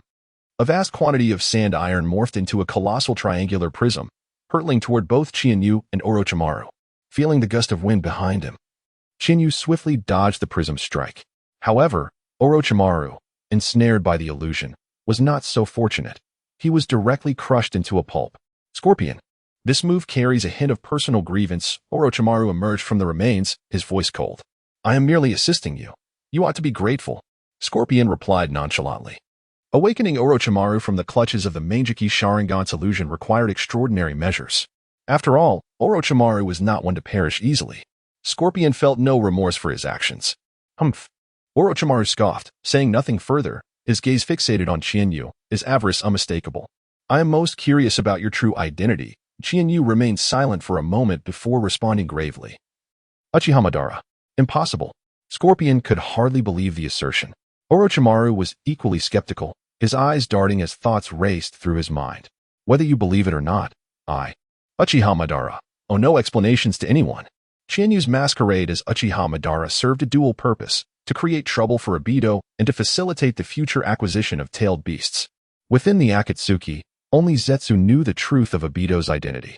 Nagato and Konin had always regarded Obito as Uchiha Madara, regardless of Scorpion and Orochimaru's beliefs. This information would undoubtedly reach Nagato. Of course, Nagato would not accept Qianyu's claim, but it would surely instill a measure of doubt regarding Obito. Ha ha ha. Orochimaru chuckled coldly, then signaled to Scorpion, who nodded in agreement. Boom. With a burst of smoke, a puppet the size of a face appeared before them. Scorpion retrieved a blank scroll and began to meticulously document the intelligence. Chapter 61. The Akatsuki Organization by a Small River in the Land of Fire. Uchiha Shadow and Biwa Juzu sat by a campfire, grilling fish. As he poked the flames, Uchiha Shadow grimaced, lamenting the monotony of their lives, filled with endless missions. Biwa Juzu, holding his decapitation blade, remained silent, eyes closed. Uchiha Shadow was accustomed to this peculiar man's reticence. His actions during missions were ruthless, showing no sign of hesitation. Suddenly, Biwa Juzu opened his eyes and quietly stated, "The leader has summoned us." Uchiha Shadow raised an eyebrow, questioning whether yet another mission awaited them. Biwa Juzu did not respond, but formed hand seals. In an instant, their spiritual forms appeared in an unnamed cave. Within the cave stood a towering statue of a humanoid figure, adorned with 9 eyes. Uchiha Shadow perched on one of the statue's fingers, curiously surveying the surroundings. Besides him and Biwa Juzu, Kakuzu was also present. Pain glanced at the solitary Kakuzu and inquired, "Where are your teammates?" Kakuzu replied indifferently. There was an incident during the mission. He had changed partners several times within the organization, each time claiming unforeseen complications during missions. Pain frowned, clearly skeptical of Kakuzu's explanations. He resolved to find a suitable partner for Kakuzu at the first opportunity. Pain's thoughts shifted as he gravely announced, "Scorpion and Orochimaru have encountered a formidable enemy near Konohagakure. Kakuzu, Biwa Juzu, and Uchiha Shadow, you 3 are to provide support." It was unprecedented for the Akatsuki to extend assistance in such a manner, indicating that Scorpion and Orochimaru had indeed met a worthy adversary. Kakuzu's expression turned serious as he pondered aloud. "I am curious about the identity of an enemy that even those 2 cannot handle." Uchiha Shadow and Biwa Juzu exchanged puzzled glances with Pain. After a brief silence, Pain revealed, the leader of the Shadow Organization, Shura. Kakuzu's face reflected surprise. Biwa Juzu appeared bewildered, while Uchiha Shadow furrowed her brow. "Do you know him, Kakuzu?" Pain asked with curiosity. "Not personally, but I have heard of him for quite some time," Kakuzu replied. "He is quite renowned in the black market." This explanation seemed plausible to Pain, who understood that Kakuzu often frequented the black market during missions. Both Shura and Kakuzu were bounty ninjas, so it was reasonable for Kakuzu to have some knowledge about him. Once Pain's doubts were alleviated, he continued, "Moreover, this individual claims to be Uchiha Madara." "What?" The other 3 displayed astonishment at this revelation. Kakuzu's eyes glazed over as he fell into distant memories. Many in the ninja world had heard of the legendary Uchiha Madara, yet few had witnessed his prowess. As a ninja who had survived since the Warring States period, Kakuzu had personally witnessed Uchiha Madara's invincible demeanor, a man clad in red armor, wielding a fan. His mastery of taijutsu, genjutsu, and ninjutsu was unparalleled. Only Senju Hashirama could contend with him. Could there be a mistake? Biwa Juzu queried, perplexed. That man perished long ago at the Valley of the End. Anyone claiming to be Uchiha Madara is likely speaking out of turn. However, someone daring to impersonate him is indeed a cause for concern. Remember, we must capture him alive. The organization needs his intelligence. Meanwhile, in Konohagakure's Hokage Tower, Sarutobi Hiruzen, pipe in mouth, perused the documents on his desk. Suddenly, a member of the Umbu appeared in the room. Lord Hokage, we have received intelligence from the Umbu stationed outside the village. Setting aside the documents, Sarutobi Hiruzen took a puff from his pipe and said, "Bring it forth." After receiving the scroll from the Umbu, his eyes widened in shock upon reading its contents. The leader of the shadow organization, Shura, was engaged in combat with the rogue Nin Orochimaru from Konohagakure and the rogue from Sunagakure, Scorpion. The reason for their conflict remained unclear. The mention of Shura had not surprised him, as he had received news from the Uchiha side a few hours prior, indicating that Itachi had encountered Shura at a black market during his search, leading to a fierce battle where Itachi was ultimately defeated and Uchiha Masaki was kidnapped. What astonished Sarutobi Hiruzen was the mention of Orochimaru and Scorpion. Since Orochimaru's defection from the village, he had been missing. Why was he now in the Land of Fire? And why was he allied with Scorpion? What had caused these three to clash? After contemplating, Sarutobi Hiruzen removed his ceremonial robe and donned a black combat outfit. This intelligence was of utmost importance, and he felt compelled to investigate personally. The presence of Orochimaru alone warranted his involvement. Once dressed, he summoned 3 Umbu members, commanding. Teams 3, 6, and 7, assemble immediately. Inform Jiraiya. Before he could finish his sentence, he amended, "No, inform Uchiha Fugaka that we have discovered traces of the Shadow Organization. I require him to lead the Uchiha elite in capturing them." Sarutobi Hiruzen decided against involving Jiraiya in this mission, primarily due to Orochimaru's involvement, and also because the village needed a powerful shadow-level ninja to safeguard against unforeseen events. Meanwhile, 2 ninjas clad in black with red clouds raced through the dense forest. Their speed so remarkable that only afterimages remained. These 2 were none other than Uchiha Shadow and Biwa Juzu. At this moment, Uchiha Shadow was perplexed. She knew the true identity of Shura but could not comprehend why Chiyu had engaged in battle with Orochimaru and Scorpion, nor why Chiyu had chosen to impersonate Uchiha Madara. "Do you think by the time we arrive, the battle will already be over?" Uchiha Shadow asked, breathlessly. In a rare moment, Biwa Juzu spoke. "I truly hope it concludes swiftly. The one daring to impersonate Uchiha Madara is not someone to be trifled with. If we encounter him, a fierce battle is inevitable." After running for a while, Biwa Juzu stood atop a large tree, gazing into the distance. "We are almost at our destination," he stated. Uchiha Shadow nodded in affirmation. "The location sent by the leader is just ahead." Suddenly, her gaze shifted to the left as she murmured, "Someone approaches." Biwa Juzu instantly raised his decapitation blade and inquired, "Are they friend or foe?" Activating her Sharingan, Uchiha Shadow observed intently before announcing, "It is Kakuzu." Moments later, a tall figure with striking green eyes landed gracefully on the treetop. It was indeed Kakuzu.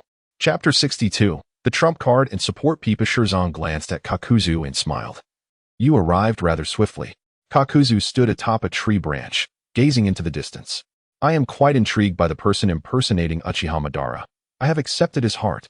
Uchiha Itachi harbored no fondness for those who collected hearts, and with a cold snort, he swiftly advanced. On the battlefield, thick smoke billowed into the sky, flames raged around, casting the heavens in a crimson hue. Orochimaru crouched on a charred branch, battered and gasping for breath. The 3rd Kazekage puppet, manipulated by Sasori, had vanished. Hiding within a scorpion-like mechanical puppet, Chiyu donned a fiery armor, fiddling with the 3rd Kazekage puppet. It would be better to destroy this thing. With a cold smirk, he engulfed the puppet in roaring flames. With a creaking sound, Sasori's most exquisite creation was reduced to ashes. Sasori, concealed within the crimson flow, seethed with rage. The creation of the 3rd Kazekage puppet had cost him countless efforts. Now it was obliterated by Shura. Unforgivable. Sasori expelled 2 red scrolls from his mouth. Upon unfolding them, one inscribed with the character for corpse, the other with ice. The smoke erupted, revealing 2 puppets before him. Chiyu's gaze fell upon them.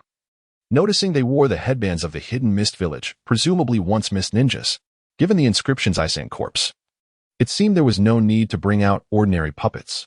Could it be the ice release Kekiai Genkai and the corpse bone Kekiai Genkai? A vague suspicion formed in Chiyu's mind.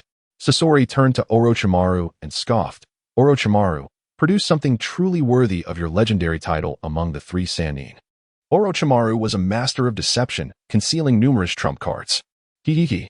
Orochimaru chuckled, then clasped his hands together, declaring, "Summoning technique, impure world reincarnation." As he spoke, a coffin materialized before him. With a creak, the coffin lid opened, and out stepped a familiar figure, none other than the third Kazekage, Sasori. "Behold the artwork that surpasses your puppets," Orochimaru proclaimed with pride. Sasori merely huffed, remaining silent. "Orochimaru, you have transformed me into this," the third Kazekage stammered. "Sasori, I never expected to see you here." Orochimaru's brow furrowed slightly. The impure world reincarnation technique was imperfect, lacking sufficient control over the reincarnated body. He expelled a sealing talisman, placing it within the third Kazekage's sealed body. The Kazekage's soul seemed to be drawn away, his eyes growing vacant. In the distance, Chiyu observed the two unveiling their new trump cards, his expression grave. Suddenly, he detected three powerful chakras rapidly approaching. Within mere seconds, they appeared before everyone: Kakuzu, Pippa Shirzong, and Uchiha Itachi. Realizing the newcomers, Chiyu inwardly muttered, "The Akatsuki organization has formed a group?" At this moment, he could only resort to Susanoo. He feared that the second ocular technique of the Meijiki Sharingan might also be revealed. What a predicament! Chiyu had seldom employed the abilities of the Meijiki Sharingan, wary of exposing them to outsiders. Pippa Shirzong stood atop a charred stump, glancing at Orochimaru and Sasori, remarking, "It seems you've both fallen into such a dire situation." A chilling voice emanated from the Crimson Flow. "Engage him, and you shall understand just how formidable this individual is." Uchiha Itachi surveyed the surrounding inferno, feigning a critique. Such impressive fire techniques, even among the Uchiha clan, none could rival them. Kakuzu remained silent, unfastening his outer garment and carelessly discarding it, revealing his grotesquely cracked body. Chiyu internally scoffed. Is shedding one's clothing a prelude to death? I hope this bodes well for me. With a low, rumbling roar, for figures clad in white masks and draped in black emerged from Kakuzu's body. Earth Grudge Fear. This technique allowed the user to seize others' hearts for their own, granting them near-immortal life, a top-tier secret of longevity in the ninja world. As for why changing hearts could lead to immortality, do not ask. It is simply a part of the lore. The strength of Earth Grudge Fear lay not only in granting the user endless life, but also in the ability to usurp others' chakra natures. Which was why Kakuzu could wield the 5 primary elemental techniques. Earth Grudge Fear, while impressive, is truly repulsive. Chiyu derided openly in Kakuzu's presence. "You are familiar with this technique?" Kakuzu inquired, intrigued. Very few in the ninja world had witnessed this technique. Aside from a few in the Akatsuki, most had perished. Chiyu smirked haughtily. "As one who has lived for over a century, how could I be unaware of the secrets of Takigakure from the Warring States period?" Takigakure. The familiar term stirred Kakuzu's most unwelcome memories. The village's higher-ups had tasked him with assassinating the first Hokage. As a skilled ninja, he had undertaken that impossible mission, inevitably failing and being captured. It was then he realized the true intent of the village's leadership was to execute a cleansing plan, eliminating political adversaries from differing factions. Upon uncovering the truth, Kakuzu stole the Earth Grudge Fear technique and annihilated the village's leadership. Thereafter, he wandered the ninja world, working as a bounty hunter for decades. Regaining his focus, Kakuzu spoke solemnly, "I find this individual quite interesting. Do not engage just yet." With that, he charged ahead alone. The 4 masked figures quickly dispersed, surrounding Chiyu from all directions. Chiyu pointed, and a beam of flame erupted along Kakuzu's path. Dust swirled, and Kakuzu sprang forth, lunging at Chiyu. Wind release, gale palm. Chiyu pretended to form seals, shouting. Upon completion, an invisible force acted upon Kakuzu, drawing him closer to Chiyu. Die. Prepared well in advance, Chiyu delivered a powerful punch to Kakuzu's chest. Earth release, Earth Spear. Kakuzu, alarmed, hastily hardened his body. The flaming fist struck him with a resounding clash of metal. Leveraging the force of Chiyu's blow, Kakuzu was sent hurtling backward. Fire release, Phoenix Fire Technique. Wind release, Wind Pressure. Lightning release, False Darkness. Water release, Water Barrier. Seizing the opportunity while Kakuzu flew back, the 4 masked figures unleashed their mightiest attacks. In an instant, a torrent of ninjutsu surged toward Chiyu. Outside the fray, Uchiha Itachi frowned, remarking, "Hey, the leader instructed us to capture him alive. Is Kakuzu being too heavy-handed?" Pippa Shirzong raised his executioner's blade, asserting, to confront such an opponent. We must be prepared to kill. Otherwise, it may very well be us who perish. Sasori and Orochimaru remained silent, clearly in agreement with Pipa Shirzong's words. Chapter 63, Internal Strife Within the Akatsuki. Boom. Boom. Boom. The relentless explosions echoed, obliterating everything within a radius of several hundred meters, trees, grass, and all visible entities lay in ruins. Such an assault would surely result in severe injuries, if not death. If he were so easily dealt with, would the leader have dispatched you? Scolded Hoshigaki Kisame, his voice low and gravelly. Uchiha Itachi opened his mouth, but refrained from speaking.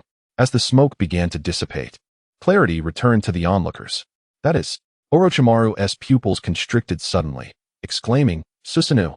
Before them lay the ravaged area, scarred by the 4 elemental ninjutsu. Now a chaotic mess. Meanwhile, Shura stood motionless, his fiery armor vanished, replaced by a layer of golden ribs. If Kakuzu cannot subdue him, it falls to us, Orochimaru declared, soaring into the sky atop the resurrected 3rd Kazekage.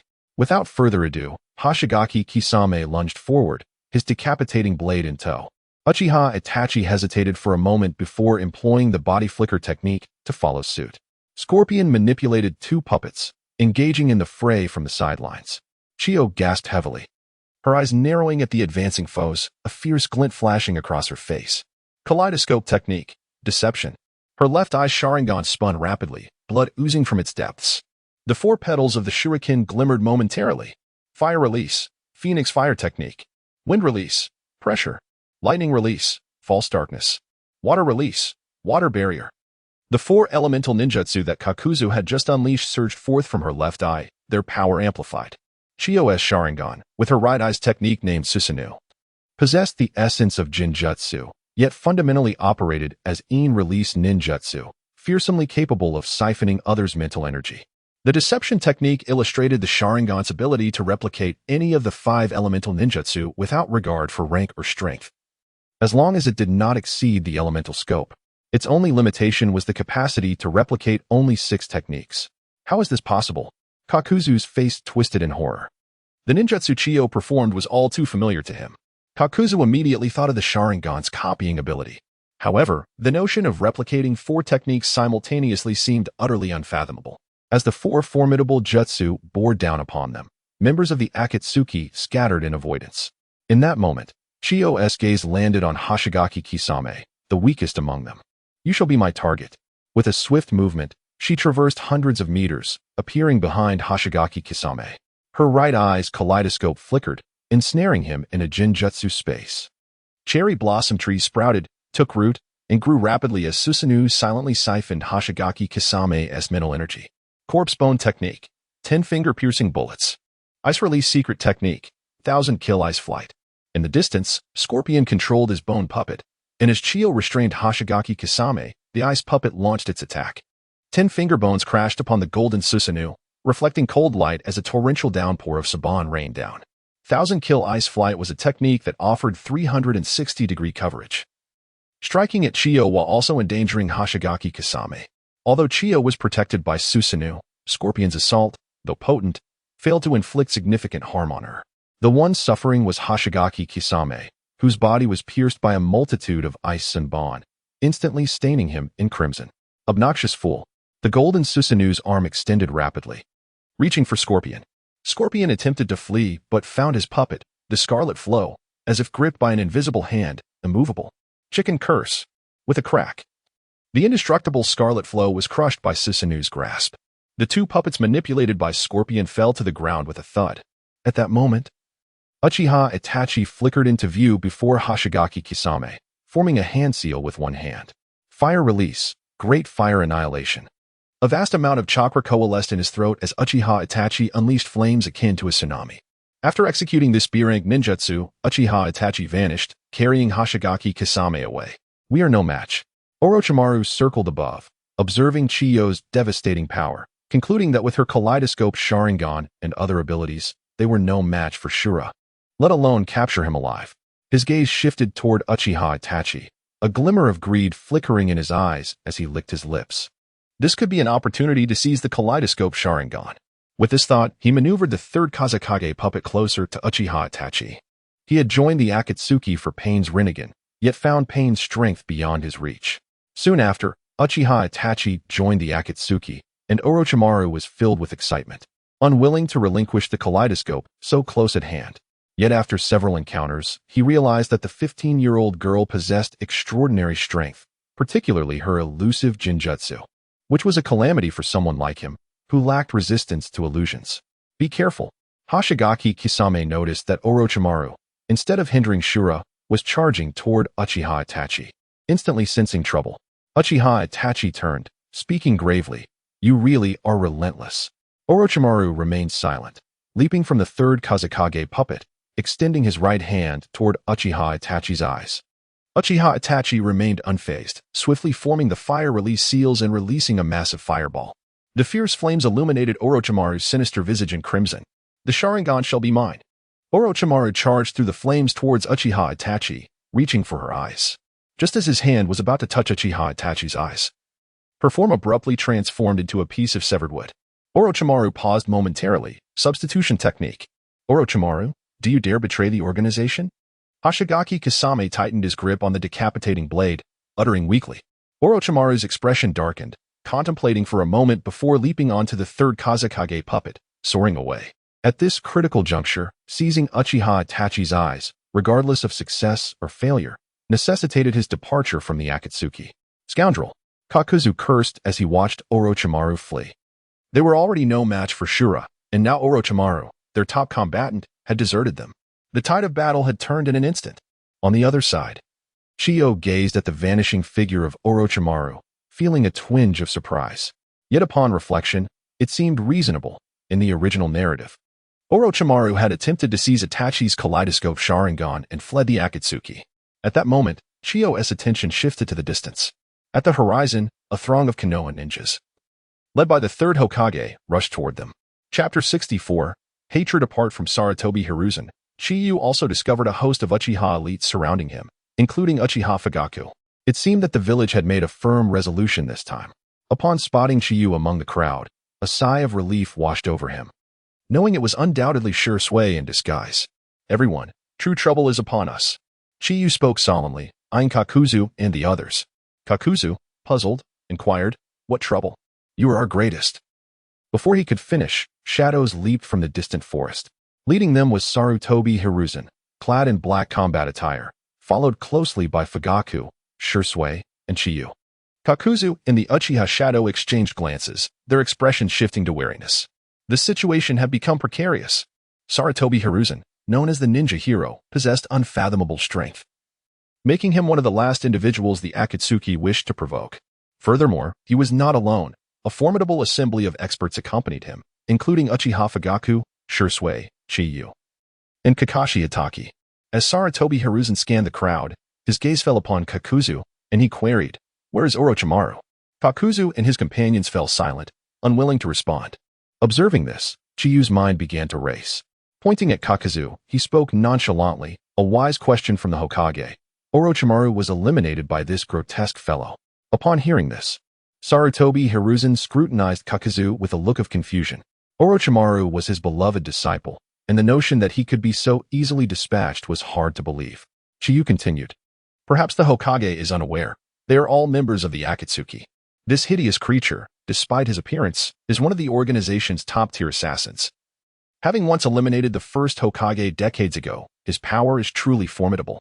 Pausing for effect, Chiyu gestured towards the shattered remains of Hiryu, grinning, "And this one, the rogue ninja from Sunagakure, Sasori of the Red Sand." Everyone turned to follow Chiyu's gaze, witnessing a remarkable sight. From the fragments of Hiryu, a cylindrical object sprang forth, landing atop the corpse puppet. Sasori, now inhabiting the corpse puppet, approached Kakuzu and the others, shooting a murderous glare at Chiyu. Chiyu, undeterred by Sasori's menacing stare, remarked, "I have gathered reliable intelligence that the third Kazekage was slain by him." At Chiyu's words, the countenance of the gathered ninjas shifted dramatically. Even Sarutobi Hiruzen and Uchiha Fugaku could hardly contain their astonishment. While they were aware of the infamous reputations of Kakuzu and Sasori, the rumor of Kakuzu assassinating the first Hokage and Sasori eliminating the third Kazekage was new to them. Uchiha Fugaku silently appraised Kakuzu, Sasori, the Uchiha Shadow, and the incapacitated Pack and Jizu, mentally noting the Akatsuki's existence. Sarutobi Hiruzen coldly declared, "Let none of these individuals escape." Kakuzu, the assassin of the first Hokage, Sasori of the Red Sand, the rogue Uchiha, and the fallen rogue from Kirigakure, Pack and Jizu, these notorious traitors cannot be overlooked.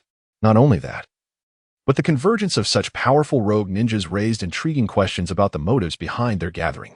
Who had managed to reclaim them? What were the true objectives of the Akatsuki? These matters warranted deeper investigation. Sarutobi Hiruzen suddenly sensed that the Akatsuki was far more enigmatic than a mere bounty-hunting organization. "Until we meet again," Chiyu proclaimed as he slowly ascended into the air, retreating. He had spoken for two reasons. First, to share the burden of enmity with Kakuzu and the others, thus alleviating pressure during their escape. Second, to expose the Akatsuki prematurely.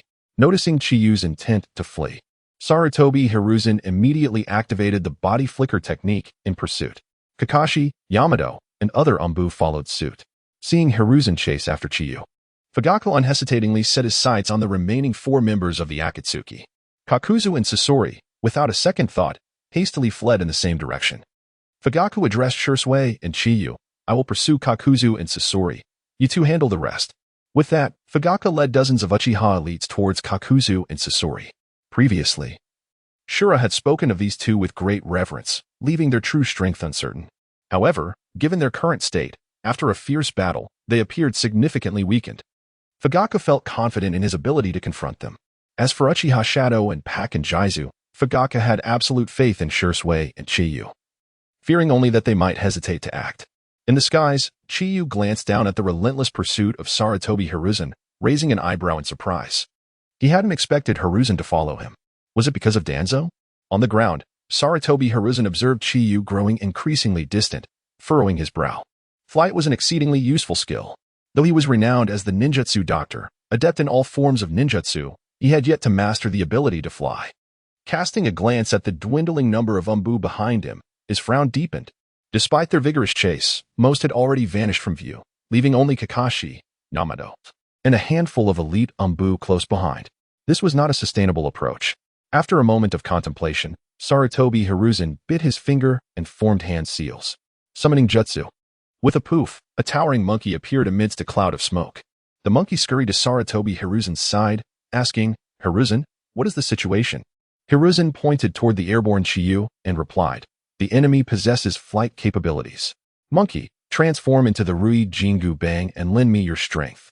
With a rumbling roar, the monkey transformed into a staff over a meter long. As the monkey executed its transformation, Sarutobi Hiruzen leaped high into the air.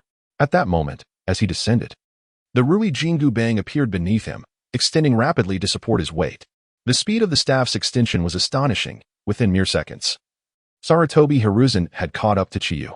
Taking a deep breath, he inflated his chest and bellowed, "Combined ninjutsu, lightning water dragon bullet." In an instant, a massive water dragon, crackling with lightning, surged toward Chiyu. The sudden appearance of Sarutobi Hiruzen genuinely startled Chiyu. However, his reflexes were swift as the water dragon approached. He employed the shadow clone technique. The shadow clone was engulfed by the ferocious water dragon, dissipating into a puff of smoke. Perched atop a large tree, Chiyu gazed at the rampaging water dragon above, his expression grave.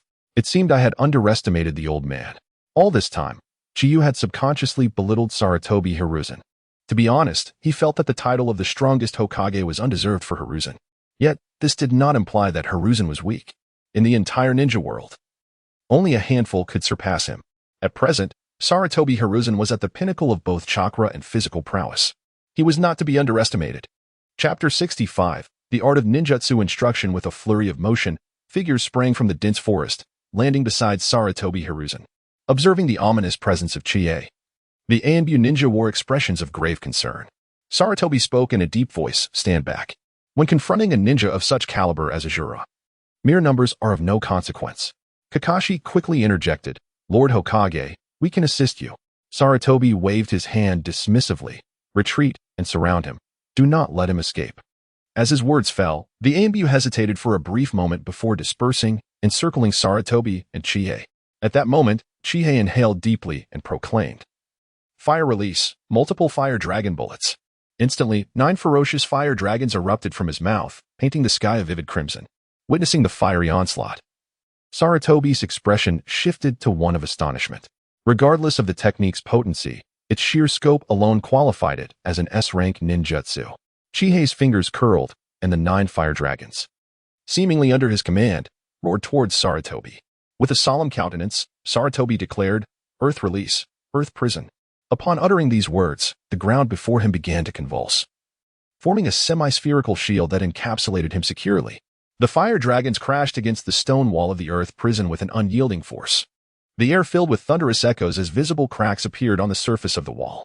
Inside, Sarutobi furrowed his brow, pressing his hands against the stone, channeling chakra into it to mend the damage. This technique, originally designed to confine foes, was now repurposed for defense by the third Hokage. Though Chihei's fire techniques were formidable, they could not breach the continually self-repairing Earth prison in the short term. The ANBU observed the chaotic battlefield, their expressions darkened. It was no wonder Sarutobi had refused their assistance. Such a high-stakes confrontation was beyond their reach. Merely surviving amidst the ferocious fire was a daunting task, let alone providing aid. Yamato stood atop a large tree, gazing at Chihei, murmuring, "Kakashi-senpai, do you think Lord Hokage can defeat this foe?" Kakashi remained non-committal, already bracing for the worst. Elsewhere, Uchiha Shursui faced Chihei, who had summoned shadow clones, alongside Uchiha Kage and Pipa Juzu in a tense standoff. "I never expected to encounter you here," Shursui remarked. Previously, Uchiha Kage had defected from Konoha, rescued by the enigmatic masked figure who claimed to be Uchiha Madara. Chie had just revealed that Uchiha Kage and his companions were members of an organization known as Akatsuki. It appeared that the one-eyed masked man was also part of this group. Uchiha Kage's eyes darted, contemplating an escape. "Ahem." Pipa Juzu coughed, then turned to Uchiha Kage. "Do you remember the strategy we discussed?" Kage's eyes brightened as he replied, "I understand." In a swift motion, he produced a kunai and thrust it into Juzu's chest. The Uchiha elites were taken aback, while Shursue's expression darkened, his eyes spinning with urgency. "Everyone be cautious. It's an illusion." Before he could finish, Uchiha Kage expelled a massive fireball aimed directly at Shursui. Reacting quickly, Shursui dodged the fireball with a flicker, summoning his Susanoo for protection. "This time, I shall not let you escape," Shursui murmured, preparing to unleash his Kodo Amatsukami, but suddenly, the Susanoo trembled violently. Juju leaped high, swinging his decapitating blade down upon the Susanoo. Annoyance. The spiral sword swept towards Juzu, striking with force. With a sharp crack, the decapitating blade shattered, blood spraying forth. "Juzu!" Kage exclaimed, catching Juzu's body as the cherry blossom-patterned Sharingan spun rapidly. "Dijutsu. Reality illusion." Shursue's eyes momentarily froze as he was drawn into Uchiha Kage's illusion realm. Capturing Shursui briefly, Kage's purple Susanoo enveloped him as he sought to break free. Shursue's mastery of illusions was profound, and he soon escaped. Casting a glance at the retreating Uchiha Kage, he hesitated but ultimately refrained from pursuit. "Follow me, we must support Sarutobi." After a moment's consideration, Shursui led the Uchiha towards the direction of Azura's retreat. Sprinting swiftly, Uchiha Kage felt a sense of relief when he realized Shursui had not followed. Releasing the Susanoo, Kage gently laid Juzu's body upon the grass. "Juzu." His gaze swept over Juzu's wounds, and Kage hesitated to speak. "I am beyond saving." Juzu gasped weakly. "Even if you are not a medical ninja, you must see this much. Stop talking nonsense." A trace of sorrow flickered in Kage's eyes. "If there are any messages for others, I can relay them." "You fool. There is no one left to send messages to." Uchiha Kage fell silent. Observing Juzu's sudden realization, he said, "So, you do have someone. Let us leave this place." On the battlefield, amidst the rampant flames, Sarutobi unleashed 4 shadow clones, rapidly encircling Chie. In response, Chie also summoned 4 shadow clones, positioning them around. The original faced the original, and the shadow clones faced their counterparts. Sarutobi, expressionless, formed hand seals alongside his clones. 5 release, great concurrent bullets technique. Wind, lightning, fire, earth, and water, 5 elemental ninjutsu. Chihei's left eye, with its kaleidoscopic design, dimmed as it rapidly faded, then 5 blades of a pinwheel brightened. In an instant, he replicated Sarutobi's 5 elemental ninjutsu. Chihei's original and clones simultaneously formed seals, unleashing identical techniques from his left eye. The clash of 10 ninjutsu created a tumultuous spectacle. What am I witnessing? Identical techniques? Yamato gaped in disbelief. To replicate the Hokage's ninjutsu under such circumstances, was this the power of the kaleidoscopic Sharingan? Kakashi too was astounded. The copying ability of the Sharingan? Even Uchiha Shisui could not harness the kaleidoscopic Sharingan to this extent. This must be a unique ocular technique of those eyes. Sarutobi, hands moving swiftly to form seals, contemplated this new ninjutsu. What manner of technique is this? Chihei, having activated his kaleidoscopic Sharingan, effortlessly perceived Sarutobi's hand movements. Although he possessed numerous techniques, they paled in comparison to those of the third Hokage. Just as doubt began to stir in his mind, Chihei glanced down and furrowed his brow. Chapter 66. A month later, Sarutobi Hiruzen is destined to perish. At this moment, Chihaya discovers that the ground beneath him has transformed into a flowing swamp, and in mere seconds, his legs are ensnared within. Flame armor. Chakra surges rapidly, enveloping him in a torrent of fiery energy. With a powerful thrust, he frees himself from the mire. At that instant, Sarutobi Hiruzen has emerged from the inferno, wielding the Rui Jingu Bang and striking down upon the newly liberated Chihaya. A glint of ferocity flashes in Chihaya's eyes as he raises his hands in defense. Clang! The impact of Chihaya's flame-clad hands colliding with the indestructible staff resonates like metal clashing. Using the rebound force from the Rui Jingu Bang, Chihaya is propelled backward. Simultaneously, Sarutobi Hiruzen slams one hand onto the ground, activating the Earth Release secret technique. Instantly, mud from the earth coils around Chihaya's legs like serpents, rendering him immobile. The Rui Jingu Bang extends rapidly, its tip transforming into a robust arm that grips Chihaya's throat. Sarutobi Hiruzen strides slowly towards him, his voice heavy. At last, you have fallen into my grasp. How do you intend to deal with me? A sinister smile creeps across Chihaya's lips. A sudden wave of foreboding washes over Sarutobi Hiruzen. An eye suddenly appears on the Rui Jingu Bang, and the demon within speaks. Something is amiss. He is a shadow clone. Boom. Before he can finish his thought, Chihaya explodes. Sarutobi Hiruzen is thrown back by the blast, coughing violently as he scans the surroundings, searching for Chihaya's figure. At that moment, a mocking voice echoes from above. You survived an explosion equivalent to an A-rank fire release technique. Your life truly is resilient. Sarutobi Hiruzen glares intently at Chihaya, questioning, without an explosive tag, how could a shadow clone detonate? Chihaya chuckles, a secret. After uttering this, his gaze shifts to the distance. He spots Shisui, with Chihaya's shadow clone leading a group of Uchiha elites rushing towards him. After a moment's contemplation, Chihaya feels a pang of retreat. Earlier, he had acted with confidence before the Uchiha elites and Shisui, certain he wouldn't be seen through. However, facing the cunning third Hokage, he lacks such confidence. The notion of collaborating with Shisui to eliminate the third Hokage strikes him as the folly of a fool. Sarutobi Hiruzen must die. Yet Chihaya cannot allow his demise to implicate the Uchiha clan. At the very least, it must not appear connected to them. Additionally, the aftermath of Sarutobi Hiruzen's death will undoubtedly present numerous complications. For instance, the selection of the fifth Hokage, the political climate within Konohagakure, and the looming threat from the other four ninja villages. Mishandling these matters could inevitably lead to the fourth Great Ninja War. The catalyst for the third Great Ninja War was the disappearance of the third Kazekage. 1 month later, I shall personally arrive in Konoha to claim your life.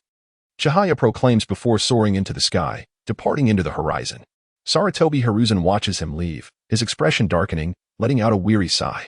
He realizes that this time, he failed to capture his opponent, losing his final opportunity. In the distance, figures rush towards him. Shisui approaches Sarutobi Hiruzen and inquires, Lord Hokage, what is the situation? Sarutobi Hiruzen sheathes the Rui Jingu Bang, replying somberly, he has escaped. Upon receiving the news of Chihaya's successful flight, Shisui breathes a sigh of relief. He has great faith in Chihaya's strength, yet he knows that Sarutobi Hiruzen, renowned throughout the ninja world for decades, is not an adversary to be taken lightly. Sarutobi Hiruzen gazes at Shisui and asks, what is your situation? Shisui responds, Fugaku is pursuing Kakuzu and Sasori. The specifics remain unclear. I faced off against Uchiha Itachi and Kiba JZ. Itachi escaped, while Kiba JZ is gravely injured and near death. Shisui holds no affection for the rogue ninja Kiba JZ. The previous strike with his spiral blade utilized 10/10 of his strength. Kiba JZ stands no chance of survival, a fact Shisui is quite confident about. Sarutobi Hiruzen nods subtly. One dead, one escaped. Such an outcome is barely acceptable. Let us go, he commands. We must find Fugaku. The group retraces their steps, returning to the location where Chihaya clashed with the Akatsuki members. They arrive just in time to witness Fugaku leading a cadre of Uchiha elites back. Sarutobi Hiruzen approaches Fugaku for a brief exchange, his eyelids twitching. Both have escaped? Their strength is formidable. I could not detain them. A hint of embarrassment crosses Fugaku's face as he nods awkwardly. The Uchiha elites surrounding Fugaku appear despondent. The Uchiha clan, known for their pride, has repeatedly stumbled against bountied rogue ninjas they typically dismiss. Particularly this time, led by Fugaku himself, dozens of Uchiha elites had pursued 2 rogue ninjas, yet still allowed them to escape, leaving the group feeling humiliated. Sarutobi Hiruzen observes the crestfallen Uchiha ninjas beside Fugaku but refrains from comment.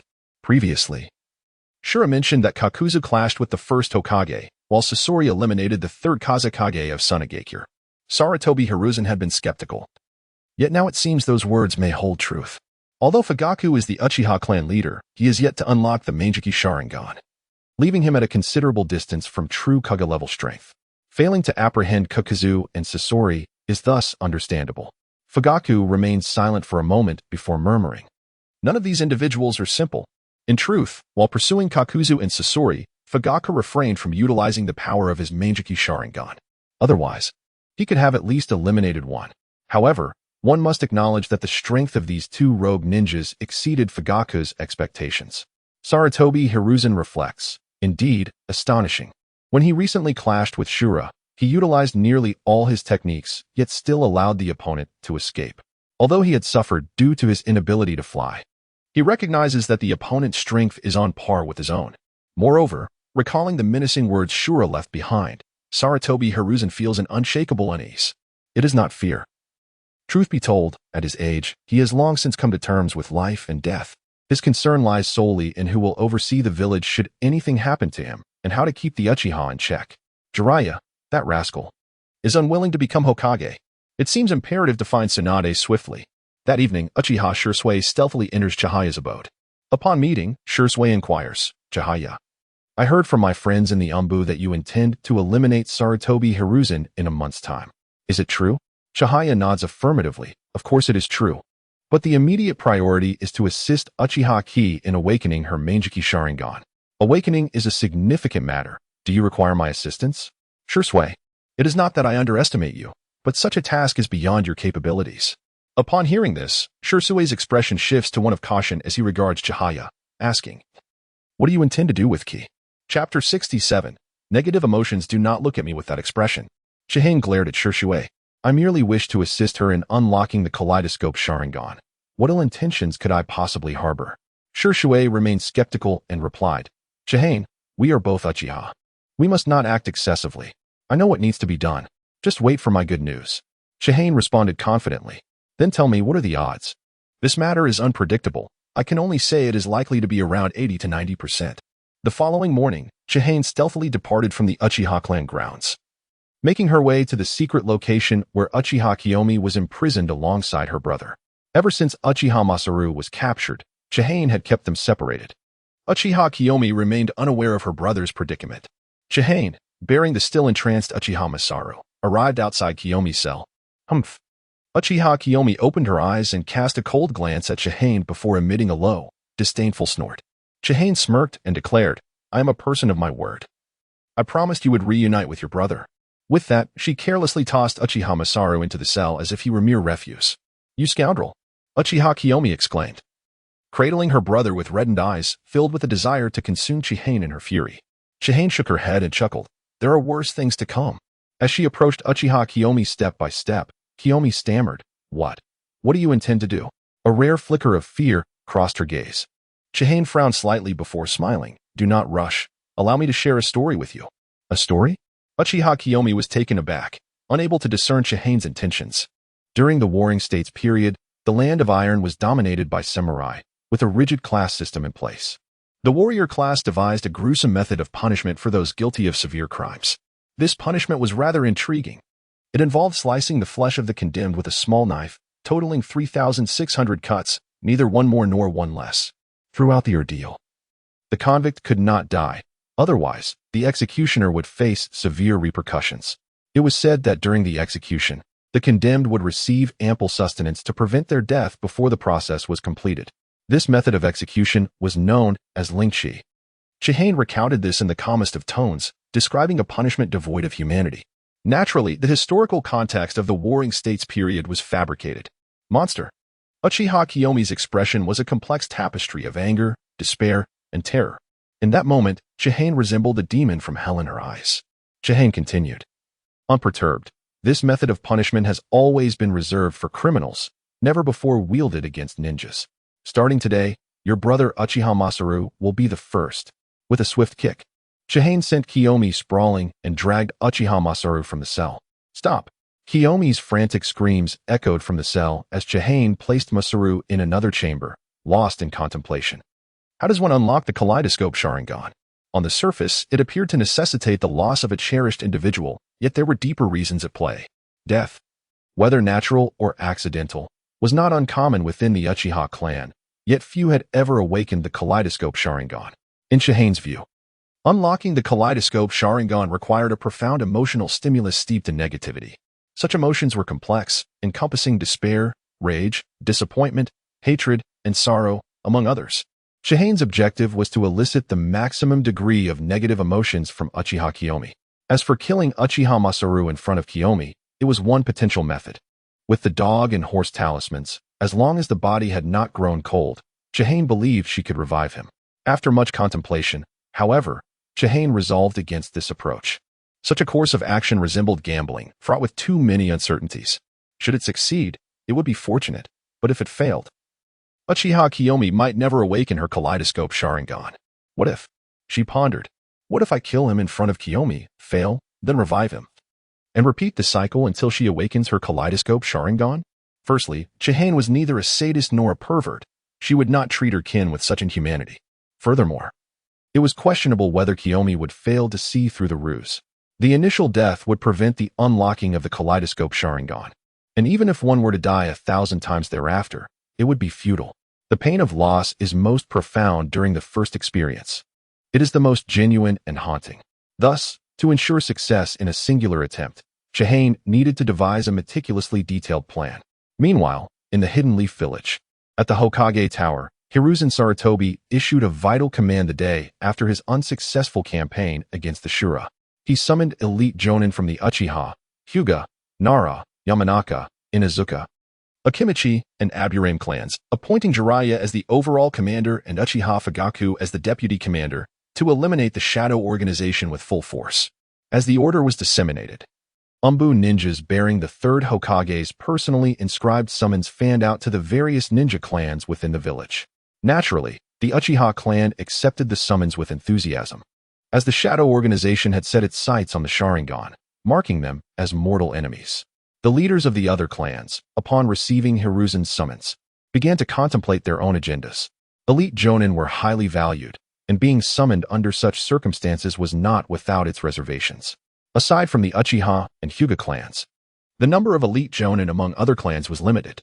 For instance, the Hitaki clan had only Kakashi to boast of. Moreover, the summons had traditionally been issued only in times of war. Now it was being employed to combat the shadow organization, leading to inevitable grievances. Nevertheless, as Hokage, Hiruzen's orders could not be disregarded. The mobilization of the entire village's resources was a formidable force. Within merely a week, all underground elements such as black markets and money exchanges within the Land of Fire were systematically eradicated. Numerous members of these underworld factions were apprehended and imprisoned in the Leaf's dungeons. However, the most severely affected during this period were the rogue ninjas and bounty hunters within the Land of Fire. Due to the actions of the Shadow and Akatsuki organizations, these individuals became prime targets for elimination. It is worth noting that the vast majority of rogue ninjas and bounty hunters were of little caliber, with most possessing only the strength of a genin, and it was rare to find even a chunin among them. Faced with the strongest ninja village in the world, they offered no resistance. Within the underground factions, there were some ninjas who had attained the status of jonin or even elite jonin.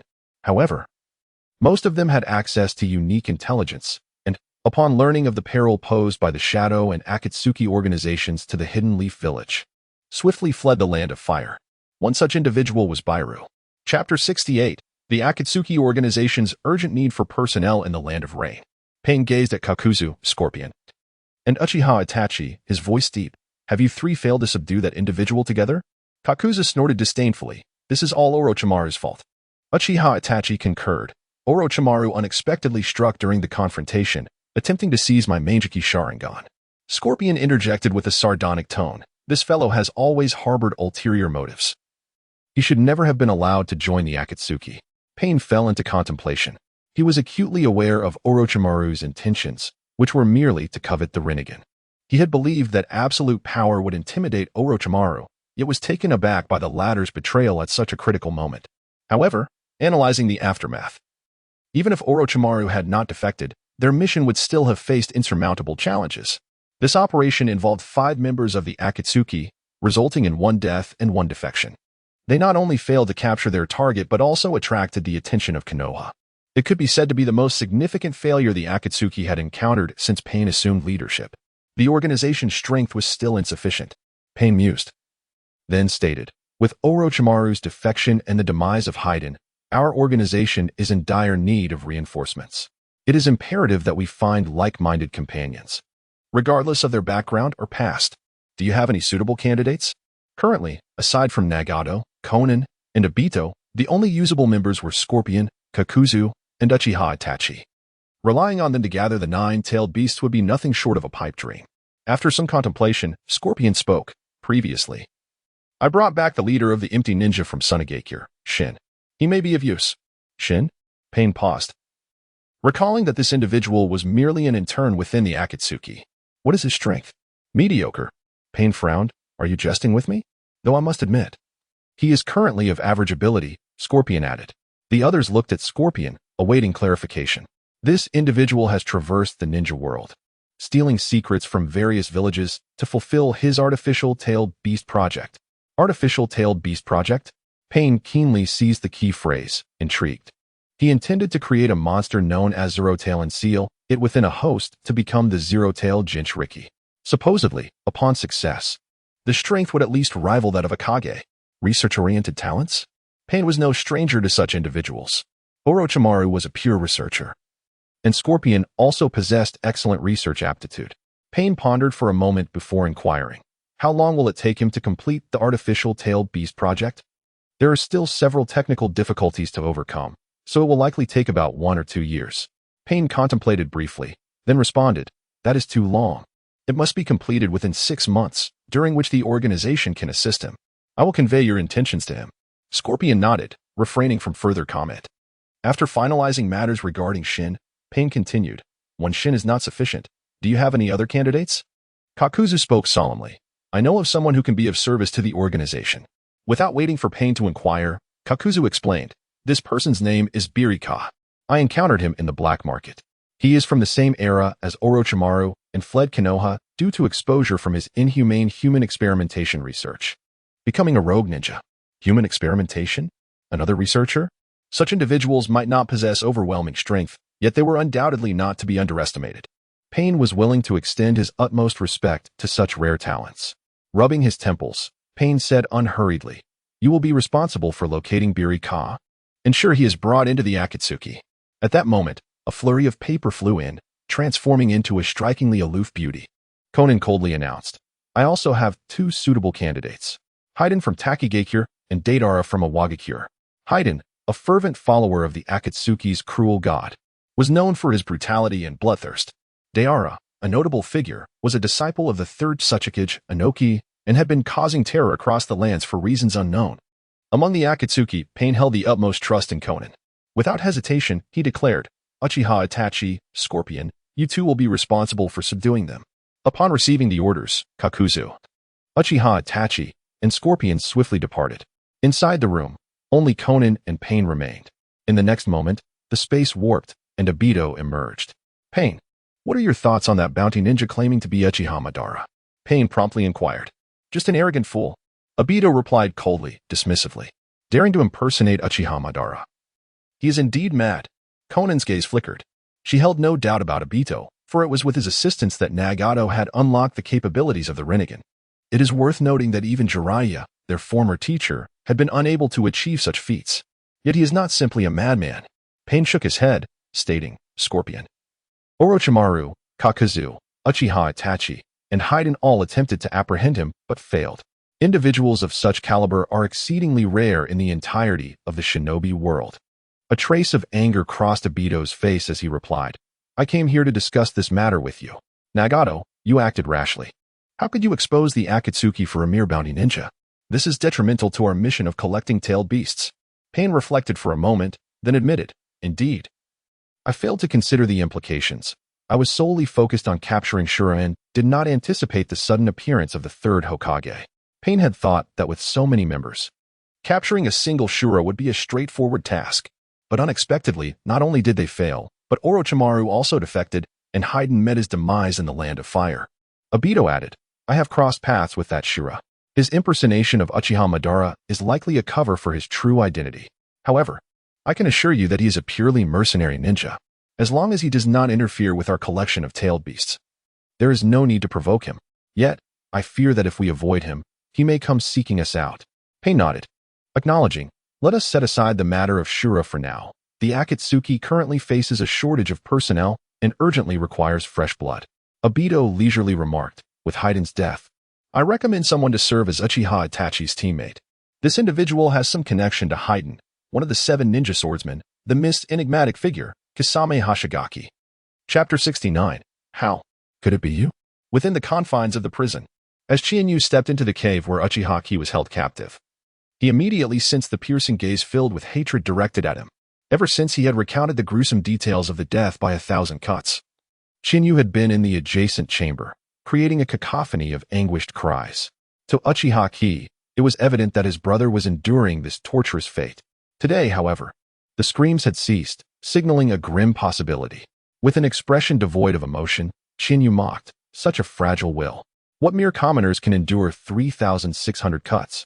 And yet your brother has only suffered 1,800. The Uchiha clan truly disappoints. Uchiha Ki's face contorted with rage, bloodshot eyes betraying his fury. You are a demon. Chienyu let out a sinister laugh, unhurriedly responding, I do not deny that. The kaleidoscope of the Sharingan spun rapidly, scrutinizing Uchiha Ki. At this moment, Uchiha Ki had reached his limit, his spirit utterly shattered. The accumulation of negative emotions teetered on the brink, as if a single push could awaken the Sharingan. Whether he would succeed hinged on his next move. With this thought in mind, Chienyu continued, I have pressing matters to attend to and will be leaving for 7 days. During this time, I hope you can remain obedient. Upon hearing this, Uchiha Ki's pupils dilated, and Chienyu noticed that the sealing technique placed upon him had been nearly exhausted. It would not be long before he could break free. Feigning ignorance, Chienyu added, when I return, I shall personally end your life, sending you to reunite with your brother. After disclosing his plans to Uchiha Ki, Chienyu wasted no time and swiftly exited the cell. Watching his retreating figure, Uchiha Ki's expression darkened, murmuring to himself, only 7 days. Teru, I will avenge you. True to his word, Chienyu did not return for a single day. The vast cave echoed with solitude, leaving Uchiha Ki entirely alone. For the next several days, he remained vigilant, tirelessly manipulating the dwindling chakra within him to wear down the sealing technique. On the 6th night, a rare smile graced Uchiha Ki's face. The final barrier of the sealing technique was on the verge of collapse. Just then, a flurry of footsteps approached. Uchiha Ki's heart sank. What could this be? Could it be him returning already? Emotions of regret, despair, and unwillingness surged within him. Moments later, a figure appeared outside Uchiha Ki's prison. He glanced up in surprise. The newcomer wore a black cloak and a mask adorned with swirling clouds. Not Shura? The figure approached Uchiha Ki, stating, your journey ends here. The leader has commanded that today you reunite with your brother. Naturally, Uchiha Ki refused to submit without a fight. As he channeled his chakra to dispel the seal, he inquired, could you grant me a minor request? I am usually quite generous towards the deceased. However, your request better not be excessive, the masked man replied gravely. Feigning contemplation, Uchiha Ki slowly articulated, I merely wish to be buried alongside my brother. The masked man shrugged helplessly. That request is indeed simple, but I cannot fulfill it. Your corpse must be entrusted to the leader. I have no authority over it. Upon hearing this, Uchiha Ki's brow furrowed, his lips moving as he sought an excuse to buy time. The masked man waved his hand dismissively, enough. Do not speak further. With that, he drew a kunai from behind him. With a sharp sound, the gleaming blade was unsheathed, emanating a chilling aura. The masked man raised the kunai high. How infuriating, he was so close. A wave of despair washed over Uchiha Ki. Suddenly, the masked man lowered the kunai, stating, "I believe it would be better to remove your eyes before killing you." A flicker of hope ignited within Uchiha Ki as he hastily asked, "Is that truly significant?" The masked man leisurely provided his reasoning. "Perhaps the Sharingan taken from you before your demise would be more exquisite." In an instant, a cold smile crossed Uchiha Ki's face. "I believe it would be wiser for you to kill me first, and then take my eyes." The masked man ignored Uchiha Ki's words. With a decisive motion, he plunged the kunai into the ground and reached for Uchiha Ki's eyes. Just as his fingers grazed her eyelids, Uchiha Ki's ebony pupils abruptly transformed into a vivid crimson. "Eh?" The masked man gasped in astonishment, his movement stalling. At that moment, the three tomo within Uchiha Ki's eyes began to whirl, and the chakra within her surged unbound, reaching its zenith. The masked man quickly regained his composure, retreating from the stone chamber. Fire style, Great Dragon Fire Technique. Uchiha Ki completed the hand signs and intoned, unleashing a ferocious fire dragon from her mouth. "You are courting death," the masked man shouted.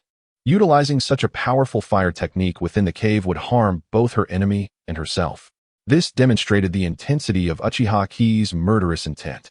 After casting the fire technique, Uchiha Ki seized the kunai embedded in the ground and charged at the masked man. After exchanging several blows, she realized that the shadow organization member was not particularly formidable. Merely of average nin level. Though she had just escaped, her power had significantly diminished. Still, she was not someone an ordinary nin could contend with. Faced with Uchiha Ki's relentless assault, the masked man found himself entirely defenseless. With a gust of wind, Uchiha Ki's kunai pierced the masked man's heart. In that instant, the masked man, having drawn a short sword from an unknown source, swiftly severed Uchiha Ki's left arm. "What a lunatic!" The masked man howled as he collapsed heavily to the ground. Uchiha Ki, driven by fury, delivered several more strikes to his chest before finally exhaling in relief. A groan escaped her lips as she braced herself against the ground, gasping for breath. After a brief respite, Uchiha Ki approached the masked man's lifeless body and removed the clouded mask from his face. Upon seeing the familiar visage beneath the mask, Uchiha Ki felt as though she had been struck by lightning. How could this be? Teru, why must it be you?" In anguish, Uchiha Ki shut her eyes, tears of blood streaming down her cheeks. Chapter 70, Flame Princess Tat Tat Tat. The sound of rapid footsteps echoed from the entrance of the cave. Yet, Uchiha Ki remained oblivious, her gaze fixated on the figure of her brother, Uchiha Masaki, lying on the ground, her expression one of profound desolation. Her three-tomo Sharingan, weeping blood, instantaneously morphed into a complex hexagonal shape. The Kaleidoscope Sharingan. Uchiha Ki realized she had awakened the Kaleidoscope Sharingan, yet a sense of elation eluded her. "Sister," a familiar voice suddenly called out. Uchiha Ki was momentarily taken aback, her head snapping around to behold the silhouette at the cave's mouth, her pupils dilating in shock. It was none other than her brother, Uchiha Masaki. "Is it really you, Masaki?" Uchiha Ki asked incredulously. "Yes." Uchiha Masaki stepped forward, nodding emphatically. Staring at the familiar face she had seen countless times, she felt the reassuring presence of her brother. There was no mistaking this bond of blood.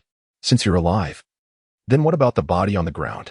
As joy surged within her, a sense of unease crept in. It was then she noticed that the corpse of the masked man had vanished. Kaleidoscope Sharingan, this cursed power. "How do you feel?" A calm voice drifted from behind her. Xianyu, clad in black and wearing a devilish mask, stood silently at the door of the cell. Have you been here all along?" Uchiha Ki's heart raced violently for a moment, incredulity washing over her as she glared at Shura, and then instinctively shielded Masaki with her body. Xianyu took a step closer, speaking slowly. "Do you wish to see my true form?" Without waiting for Ki's response, he removed the demonic mask. "It's you? I can't believe it's you. Why are you here?" Uchiha Ki stared at Xianyu, her expression one of utter disbelief. The face behind the mask was one she had envisioned countless times, yet she never anticipated it would belong to Xianyu. One was the most formidable genius of the Uchiha clan, the other the notorious leader of the shadow organization, Shura. Even the wildest imagination would struggle to connect the two. Xianyu remained silent, stepping forward to pick up Uchiha Ki's severed arm. "What do you intend to do?" Uchiha Ki immediately tensed. "Any questions can wait. Allow me to reattach your arm. Otherwise, it may become irreparable." Despite Xianyu's words, Uchiha Ki remained skeptical, her face still filled with wariness. "Sister." At that moment, Masaki interjected, "Brother Xianyu will not harm us." Uchiha Ki cast a deep glance at Masaki, her apprehension dissipating significantly. Masaki's safety indicated Qianyu bore no ill intentions. Furthermore, given Qianyu's strength, if he had ulterior motives, he would not go to such lengths. With the aid of the healing power of the talisman, Uchiha Ki's arm was restored in less than a minute. Qianyu, what is your true intention? Uchiha Ki waved her arm and spoke coldly. I brought you and Masaki here and exerted great effort to help you awaken your kaleidoscope Sharingan, hoping you would join me, Qianyu stated, gazing intently at Ki. Join you? The Shadow Organization? Absolutely not. Uchiha Ki rejected vehemently. You have compelling reasons to join. Qianyu's tone was unusually resolute. Oh? Uchiha Ki feigned interest, asking. Then please enlighten me. If you do not join the Shadow Organization, your brother will perish, the Uchiha clan will face annihilation, Konoha will fall, and the entire ninja world will plunge into chaos. Qianyu spoke gravely. Uchiha Ki was taken aback, dismissing him. A mere Shadow Organization dares to threaten the Uchiha. Destroy Konoha and control the ninja world? Absurd. Qianyu sighed, speaking earnestly. You misunderstand. My establishment of the Shadow Organization is not to obliterate the Uchiha or destroy Konoha. Quite the opposite. I founded this organization to protect the Uchiha, to safeguard Konoha, and indeed, to shield the entire ninja world. The true harbingers of calamity lie elsewhere. Uchiha Ki's pupils constricted sharply. Judging by Qianyu's serious demeanor, it appeared he was not fabricating tales. What are you implying? After a moment of contemplation, Qianyu replied. You will see for yourself. With that, the six-pointed pinwheel began to spin rapidly. Uchiha Ki instinctively stepped back but relaxed her guard when she sensed Qianyu's lack of malice. Illusion World. Qianyu manifested scenes of the Night of Annihilation. Pain's destruction of Konoha, Madara casting infinite Tsukuyomi, and Kagaya, Tsutsuki's descent.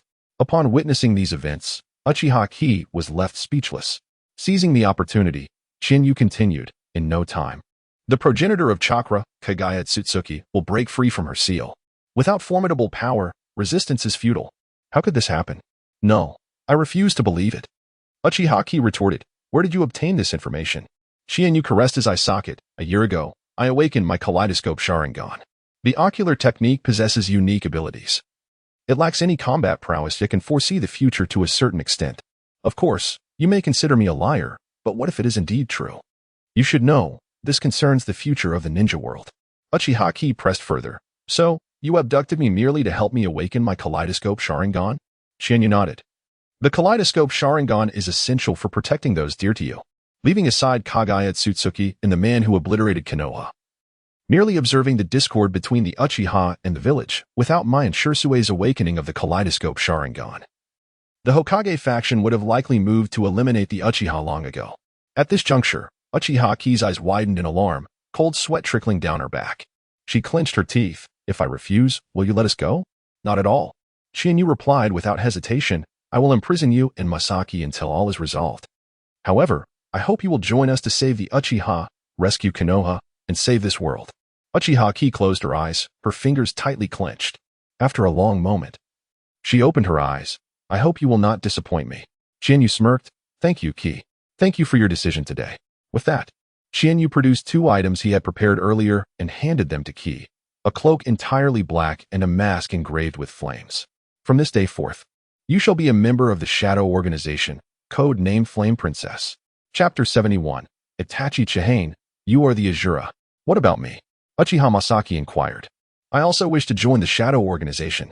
Before Chihane could respond, Uchiha K hurriedly interjected, you cannot join. Indeed, Masaki. Members of the Shadow Organization must possess at least shadow-level strength, unless... Chihane paused, then added, unless you awaken the Manjiki Sharingan. However, that is exceedingly difficult to achieve. But I already know the secrets of your organization. Masaki protested stubbornly. Chihane pondered for a moment and replied, while formal membership may be impossible, an internship is still feasible. An internship? Yes, as long as you complete the challenges I set forth. You may officially join the Shadow Organization. Chihane glanced at Uchiha K, who was signaling from the side, and decided to indefinitely extend Masaki's internship period. What challenges? Masaki asked in response. I haven't decided yet. I will inform you once I have. Chihane asserted with confidence. After all, I am the leader of the Shadow Organization. I can dictate when the challenges commence. Very well. Masaki nodded, refraining from further comment. After erasing the traces left in the cave, Chihane quickly departed with the siblings. On the way, Uchiha K asked, "Where are we going?" Chihane replied, "Currently, everyone believes you two have been captured by the Shadow Organization, and you cannot reveal yourselves for a while. Therefore, you shall temporarily reside at my home." "What is the organization's next plan?" "To send the third Hokage on his way." "What?" The following day, Chihane practiced the art of kunai throwing in the courtyard. Clang, clang, clang. The sharp sounds of metal striking echoed as Chihane landed gracefully on the ground, removing the white cloth that had covered his eyes. He looked up at the targets placed in various positions around him. A smile crept across Chihane's lips. All the targets, including those hidden in the throwing blind spots, were punctuated by a kunai at their centers. By altering the kunai's trajectory through impact, he successfully struck the targets in the concealed areas. This throwing technique was exceptionally advanced, even among the Uchiha clan. Suddenly, a round of applause erupted. Chihane turned to see Itachi and smiled. "Itachi, what brings you here?" "Chihane, brother, I'm here too." Sasuke jumped down from Itachi's back, feeling neglected and dejected. At this stage, Sasuke was still an innocent child, not yet the brooding boy consumed by hatred and lies following the massacre of his clan. Chihane playfully pinched Sasuke's cheek, chuckling, "I was just teasing you." "Oh?" Sasuke's attention quickly shifted to the targets in the courtyard, his excitement palpable. Chihane handed him a kunai, saying, "Here, give it a try. Your brother was quite adept at kunai throwing at your age." Sasuke accepted the kunai, glancing at Itachi with admiration in his eyes. "Brother, I want to be like you." Itachi's lips curled into a gentle smile. In truth, he had already eliminated an enemy ninja on the battlefield at Sasuke's age. The harsh realities of war were far beyond the comprehension of someone like Sasuke, who had lived a sheltered life. "Make sure to throw it hard." Sasuke gripped the kunai with one hand and hurled it with all his might. A moment later, a fierce shout echoed from outside the courtyard. "Which dog threw this?" Sasuke scratched his head, crestfallen. Chihane struggled to suppress his laughter. "You laughed. I will properly tutor Sasuke from now on." Itachi's face flashed with embarrassment. "It's nothing. We all go through this." Chihane coughed lightly, stating, "Indeed," he thought, it was that very boy who had unleashed the single Tomo Sharingan on the night of the massacre. In Chihane's memory, Sasuke's talent could not compare to Itachi's. Ironically, Sasuke was the reincarnation of Indra. After spending some time in the courtyard with Sasuke, Chihane invited Itachi inside and said, "Itachi, you didn't come to me just for idle chit-chat, did you?" Itachi remained silent, simply gazing intently at Chihane. The atmosphere grew increasingly tense. Chihane sensed an ominous premonition. After a prolonged silence, Itachi solemnly asked, "Chihane, brother, you are the Asura, aren't you?" Chihane stared into Itachi's eyes, engulfed in profound silence. For some reason, he found himself reluctant to lie to Itachi. After a long moment, Chihane sighed and nodded heavily. Just as he was about to explain, Itachi suddenly bowed deeply to him. What are you doing?" Chihane inquired in confusion. Itachi replied, "Chihane, brother, I truly admire you for conceiving a way to save the Uchiha." Chihane questioned, "How did you deduce my identity?" He believed he had been discreet enough that his true self should not have been exposed so soon. More importantly, Itachi had never witnessed Asura firsthand. Asura's appearance had been so sudden, as if he had sprung forth from stone. "I investigated," Itachi continued, "and roughly a year ago, Asura emerged in the black market. During that time, the conflict between the Uchiha and the village was particularly intense. I surmised that Asura must be someone disguised within the village. Additionally, after Sister Aang was captured by Danzo, Asura's sudden attack on the village and the assassination of Shimura Danzo, along with his recent threats against the third Hokage, led me to conclude that Asura must be you, Chihane, brother." Chihane countered, "But these are merely your conjectures. There is no evidence." Itachi asserted confidently, "The more crucial point is that you, Chihane, brother, once stated you would save the Uchiha in your own way. Only if Asura is you, does everything make sense." Upon hearing this, Chihane fell silent. After a lengthy pause, he smiled. "You truly are perceptive. Chihane, brother, you once asked me which side I would stand on if you chose to become clan leader. Now, I can provide you with an answer." Chihane waved his hand. Interrupting him, "Itachi, I do not wish to put you in a difficult position." Itachi replied earnestly, "It is not as you think. I believe you will be a far superior clan leader than my father." "That reason?" "Well then," Chihane accepted. "To be fair, Uchiha Fugaku was indeed not a qualified clan leader." Itachi continued, "Chihane, brother, I also wish to join the Shadow Organization." Without hesitation, Chihane directly rejected him. "No." Itachi appeared quite disappointed. "Is that so? It seems I am too weak." Seeing Itachi's crestfallen demeanor, Chihane chuckled. No, that is not the reason. You cannot join the Shadow Organization because you have more important matters to attend to. More important matters? A hint of confusion crossed Itachi's face. Chihane crossed his arms and spoke firmly. To become the 6th Hokage. Chapter 72. The death of Kurumi TK after the departure of the Weasel. Uchiha Yui emerged from the shadows, reflecting, who would have imagined that the Uchiha clan's young patriarch would engage in such a massacre of his own kin? Rest assured, this tragedy shall never repeat itself in this lifetime. Qianyu declared with unwavering certainty. If I cannot alter the fate of the Uchiha's extermination, I might as well end my life here and traverse time anew. When do you intend to eliminate the 3rd Hokage? Yui inquired, her eyes glinting with resolve. There is no rush. We must first deal with Kurumi TK before sending off Ninja, Qianyu replied with a chilling smile. The 5 individuals, Sarutobi Hiruzen, Shimura Danzo, Mito Kazumi, Kurumi TK, and Uchiha Kagami, constituted the 2nd Hokage's elite guard. Uchiha Kagami had fallen victim to Danzo's treachery decades ago. After the Nine-Tails incident, Mito Kazumi distanced himself from the village's power center, focusing solely on the Mito clan. Qianyu had no intention of provoking such a figure without cause. Both Danzo and Mito were already deceased, and Sarutobi needed no further introduction. In the original narrative, Kurumi TK played a pivotal role in devising the plans to annihilate the Uchiha clan. Thus, she could not be spared. This time, we shall act together. You will be the one to eliminate Kurumi TK. And what will you do? Yui asked with curiosity. I shall steal the Book of Seals. Qianyu had long been itching to get his hands on the village's forbidden texts. Techniques such as the 8 Gates, Flying Thunder God, and multiple Shadow Clone Jutsu, when combined with talismans, would yield unimaginable power. As dusk settled, Kurumi TK departed from the Hokage Tower, swaying as she made her way home. Dressed in black and donning a fiery mask, Uchiha Yui quietly followed from atop the rooftops. In her study, Kurumi TK perused a document when a knock echoed through the room. Frowning, she called, "Come in." Soon, an Umbu ninja entered, bearing a report. The Umbu reported, "My lady, this is the intelligence we gathered from our interrogations. Recently, Konoha has eradicated all black markets within the Land of Fire, capturing bounty hunters and rogue ninjas alike. All have been imprisoned in Konoha's dungeons for severe interrogation." Kurumi TK took the document but did not examine it. Instead, she asked, "Did you uncover the base of the Shadow Organization?" The Umbu shook his head. "We could not glean any detailed intelligence regarding the Shadow Organization from these individuals.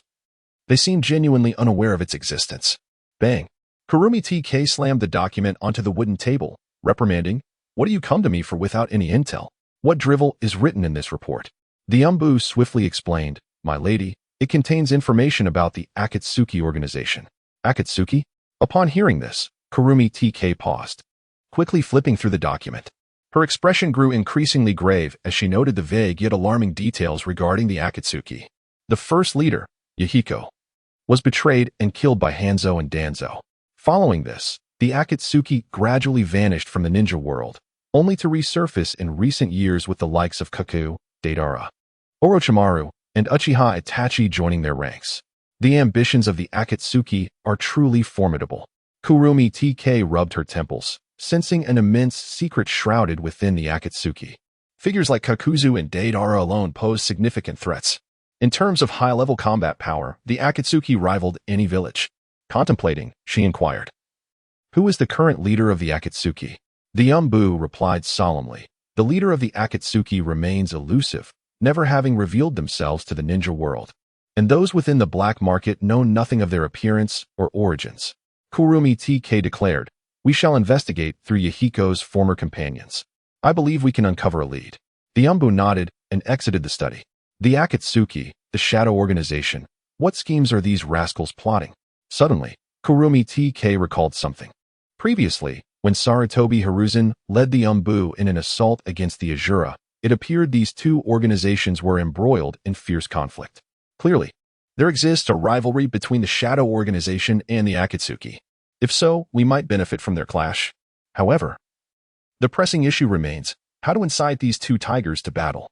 It is imperative to clarify the conflict between the two organizations. Just then, the door to the study creaked open. "You insolent fool!" Kurumi TK frowned, angrily exclaiming, "Who permitted you to enter without my command?"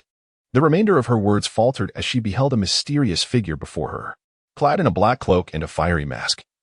The figure bore a striking resemblance to a member of the Shadow Organization. Could this be a new recruit? Who are you? Kurumi TK questioned, attempting to buy time. Why must you feign ignorance, my lady? Can you not deduce my identity? Uchiha Yui replied coldly. It was indeed a member of the Shadow Organization, and from her voice, it was clear she was a woman. Kurumi TK challenged, you bounty hunters are incredibly audacious, provoking Konoha. Your day of reckoning is nigh. As she spoke, her hand brushed against a teacup on the table. Crash! The cup shattered upon impact with the floor. Observing this, Yui merely smirked. She intentionally allowed Kurumi TK to reveal information.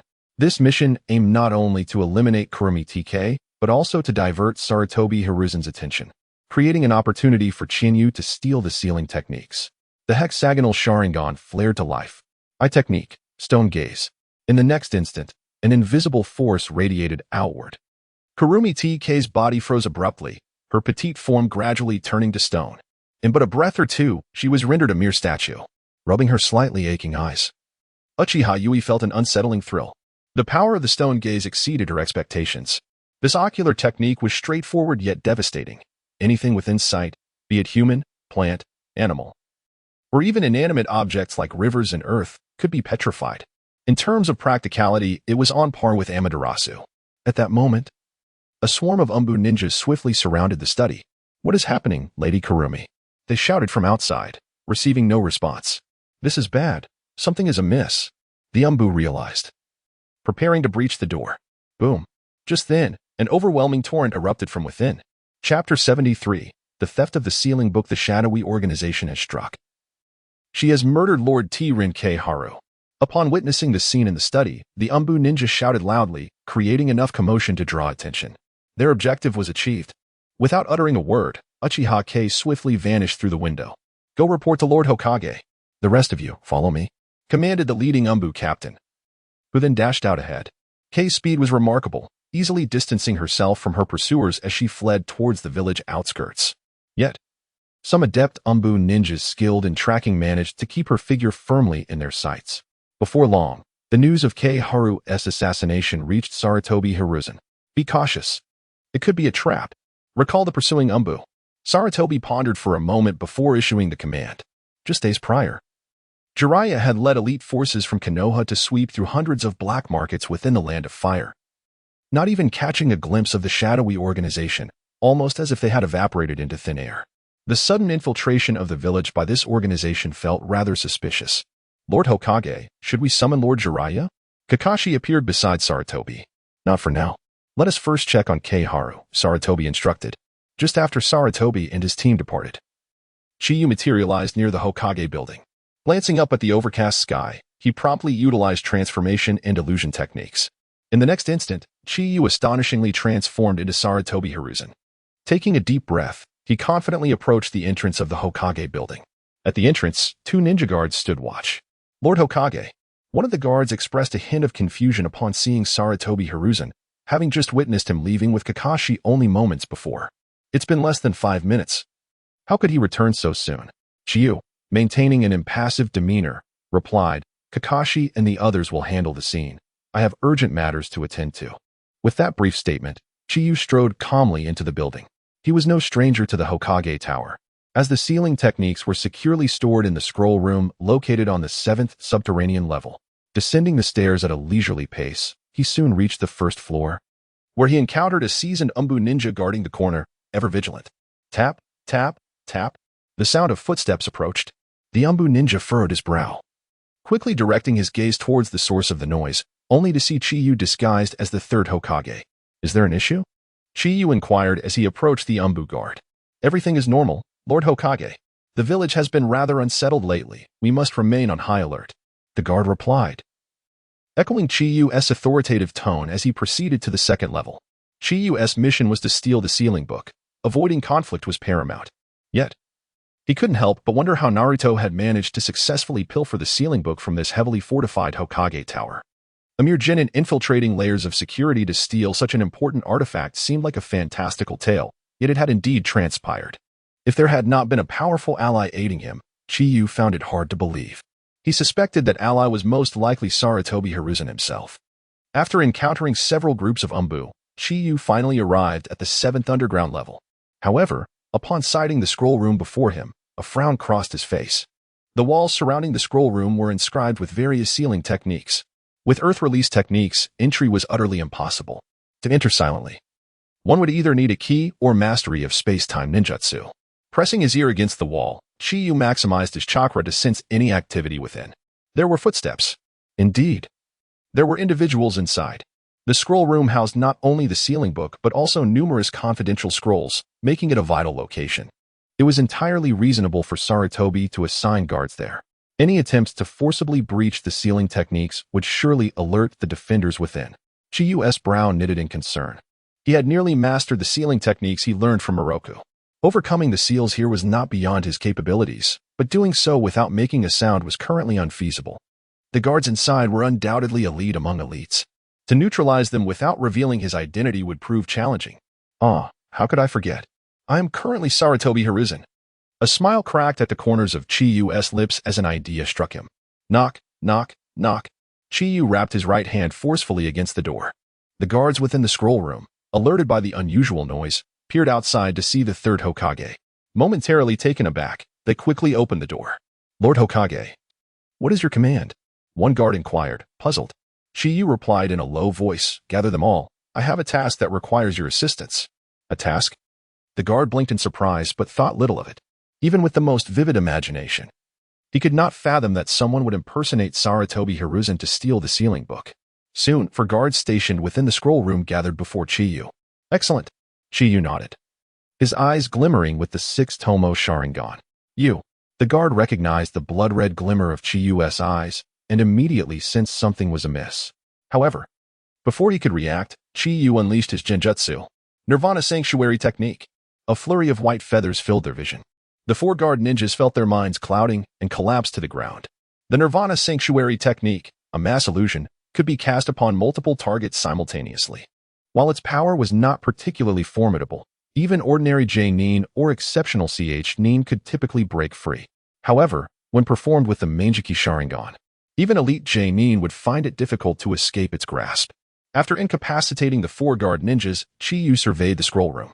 The scroll room was vast, spanning 300 to 400 square meters, filled with rows of bookshelves. Each shelf was lined with an array of scrolls. Where could it be? Chiyu moved swiftly through the scroll room, searching for the sealing book. Suddenly, he spotted a large scroll placed upon a circular platform at the center of the room. Chiyu's gaze ignited with fervor. Few items in the ninja world could stir his interest as much as the sealing book. Flying Thunder God, 8 Gates, Edo Tensei. Each of these was a forbidden existence in the ninja world.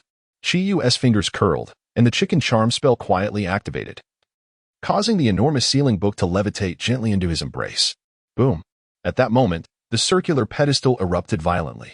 The explosion was not particularly powerful, yet it created a significant ruckus. Intruder alert. Suddenly, a loud shout echoed throughout the Hokage building. Chiyu's expression shifted, and he murmured, I knew it wouldn't be this easy. Quickly stashing the sealing book into a storage scroll, Chiyu vanished, racing toward the exit of the scroll room. Chapter 74. Stagnation of Water. Congratulations on becoming the fastest man in the ninja world. Do not let him escape. Dozens of Umbu ninjas shouted as they charged towards the scroll room. The entire Hokage building was in disarray, akin to a disturbed hornet's nest. Where is he? The Umbu ninjas descended to the 7th floor of the scroll room, only to find 4 guard ninjas collapsed on the ground, with no sign of Chiyu. The Hokage building was enveloped by barriers. Escaping underground through earth release was utterly impossible. Search the upper floors, commanded the Umbu captain, leading the team to scour the entire Hokage building. Unbeknownst to them, during the search, one Umbu ninja quietly detached from the group, vanishing from sight.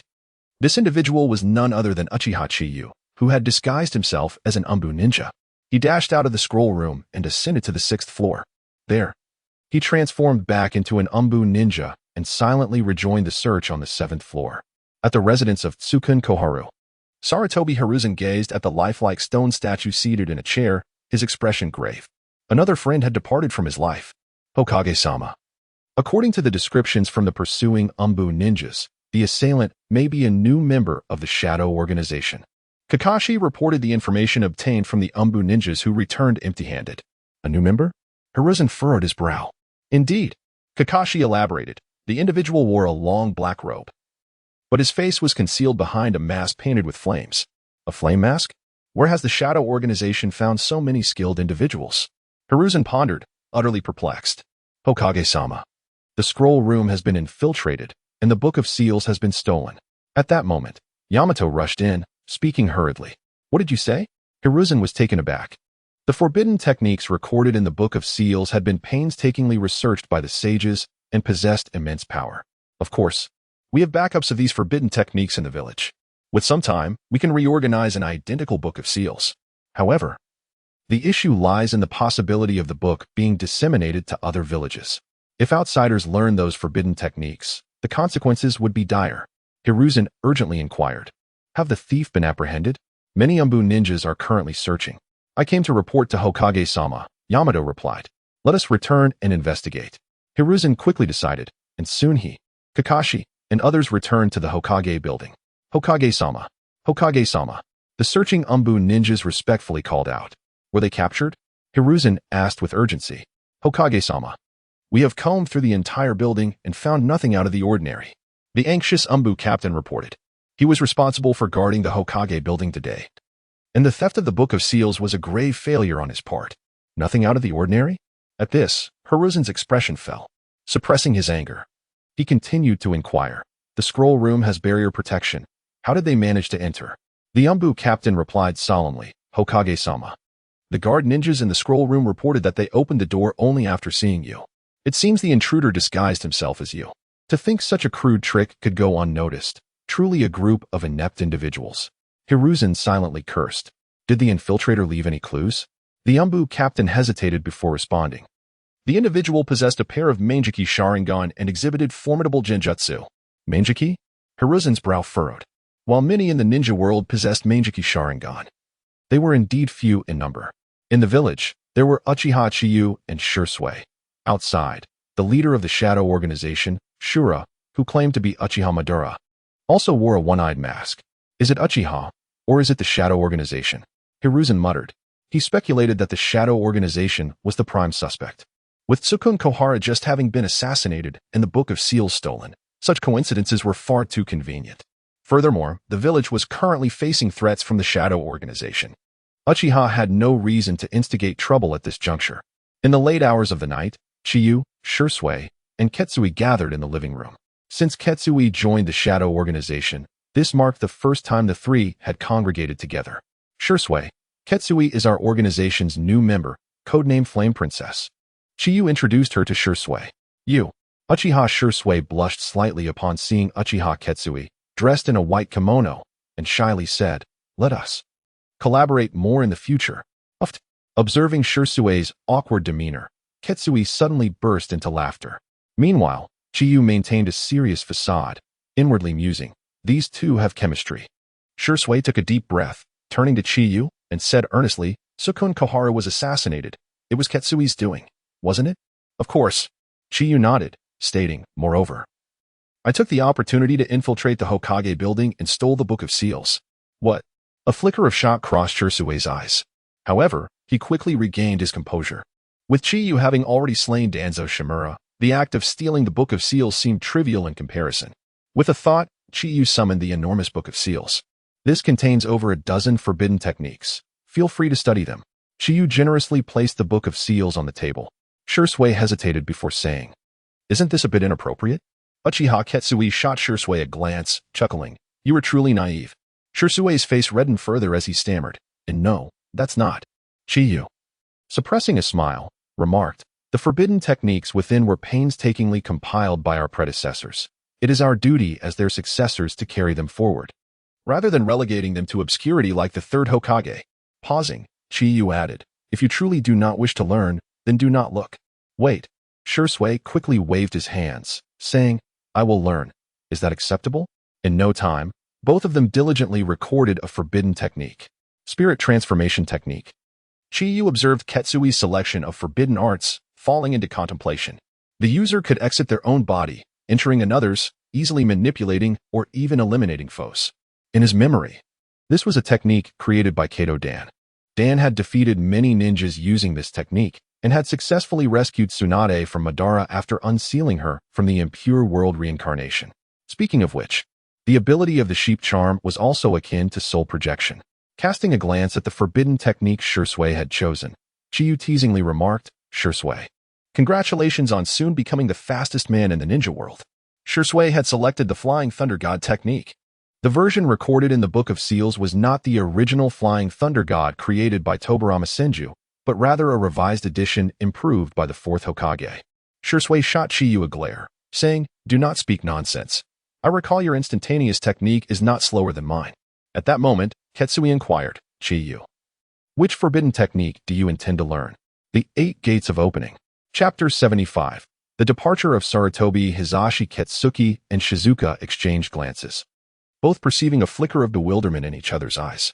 They were no strangers to this forbidden technique. The legendary Might Guy and the formidable Might Dai were practitioners of the 8 Gates. Moreover, Might Dai had mastered the technique to its 8th gate. During the Third Great Ninja War, the opening of the 8 Gates had annihilated the 7 ninja swordsmen, showcasing its unparalleled might as the foremost technique in the Book of Seals. "Chinyu, are you certain you wish to learn the 8 Gates? The side effects are quite severe," Shizuka cautioned. Given Chinyu's prodigious talent, it was indeed plausible for him to perfect this forbidden art. However, the 8th Gate's activation would inevitably lead to death. "Since I dare to practice it, I have my own means of assurance." Chinyu winked at Shizuka. "The dog talisman grants me invulnerability, while the horse talisman provides healing. With these powers combined, it would be exceedingly difficult for me to perish." Determined to pursue the 8 Gates, Chinyu's resolve left Shizuka and Ketsuki at a loss for words. They knew him well enough to understand that he would not undertake anything without confidence. Retrieving the Book of Seals, Chinyu declared emphatically, "The next move of the Shadow Organization is to send Sarutobi Hisashi on his journey." A grave expression crossed Shizuka's face. "When do we commence?" "Tomorrow," Chinyu replied nonchalantly. "The plan is as follows." In the Land of Fire, Hyuga Jinpu and Hyuga Yahira patrolled a narrow path. Recently, Jiraiya and others had successfully dismantled 3 major black markets nearby. Most bounty ninjas were apprehended, with only a handful escaping through this very path. The village has received intel that Tenkai Kashin was assassinated by the Shadow Organization, Hyuga Jinpu remarked leisurely. Hyuga Yahira shrugged indifferently. "I am not familiar with the details. But what does it matter to us?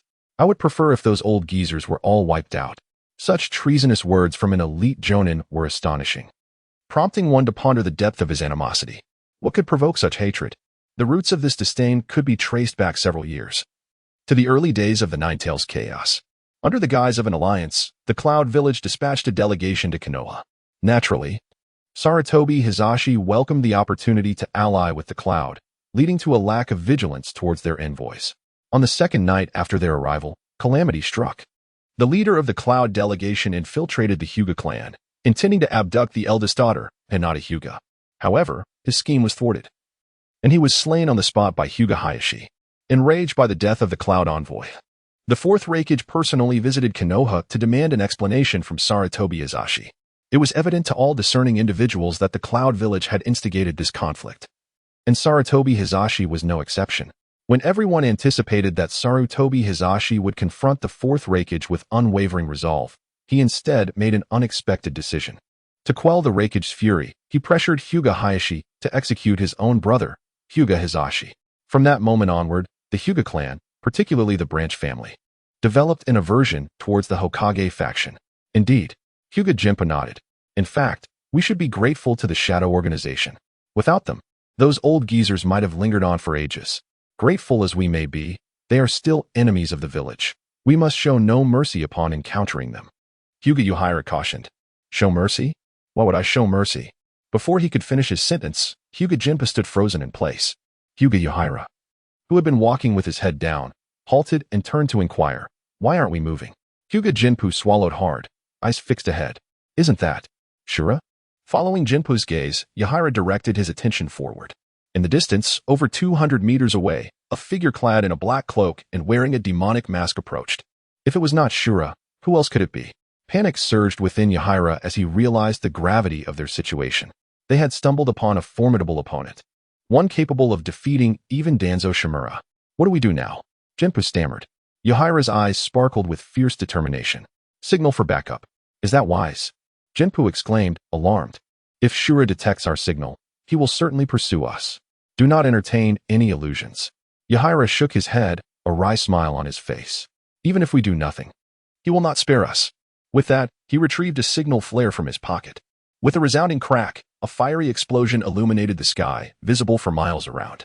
Uchiha sighed in relief, silently praying for reinforcements to arrive swiftly. At that moment, Shura also noticed their presence and began to approach them. Cold sweat beaded on their foreheads as they braced themselves, ready for conflict. Although they were aware they were outmatched as members of the noble Hyuga clan, retreat was not an option. At this point, we can only fight, Jinpa declared resolutely, as Shura drew closer. His icy gaze swept over them before he brushed past without a second glance. Stunned, the two Hyuga remained rooted in place, unable to comprehend what had just transpired. Then, a chilling voice echoed, "You wretches are not even worthy of dying by my hand." Qianyu, not wishing to engage in needless slaughter, felt compelled to utter such disdainful words, as it was essential to uphold Shura's ruthless persona. Upon hearing such a humiliating remark, Hyuga Jinpa felt a surge of relief. They had managed to preserve their lives. However, Uchiha, feeling deeply insulted, flushed crimson, his chest heaving with rage. "How dare you underestimate me, Hyuga Uchiha?" With that, he lunged at Shura, fist raised. Qianyu could only feel exasperation. Was living not preferable? Why did he have to encounter such a hot-headed youth?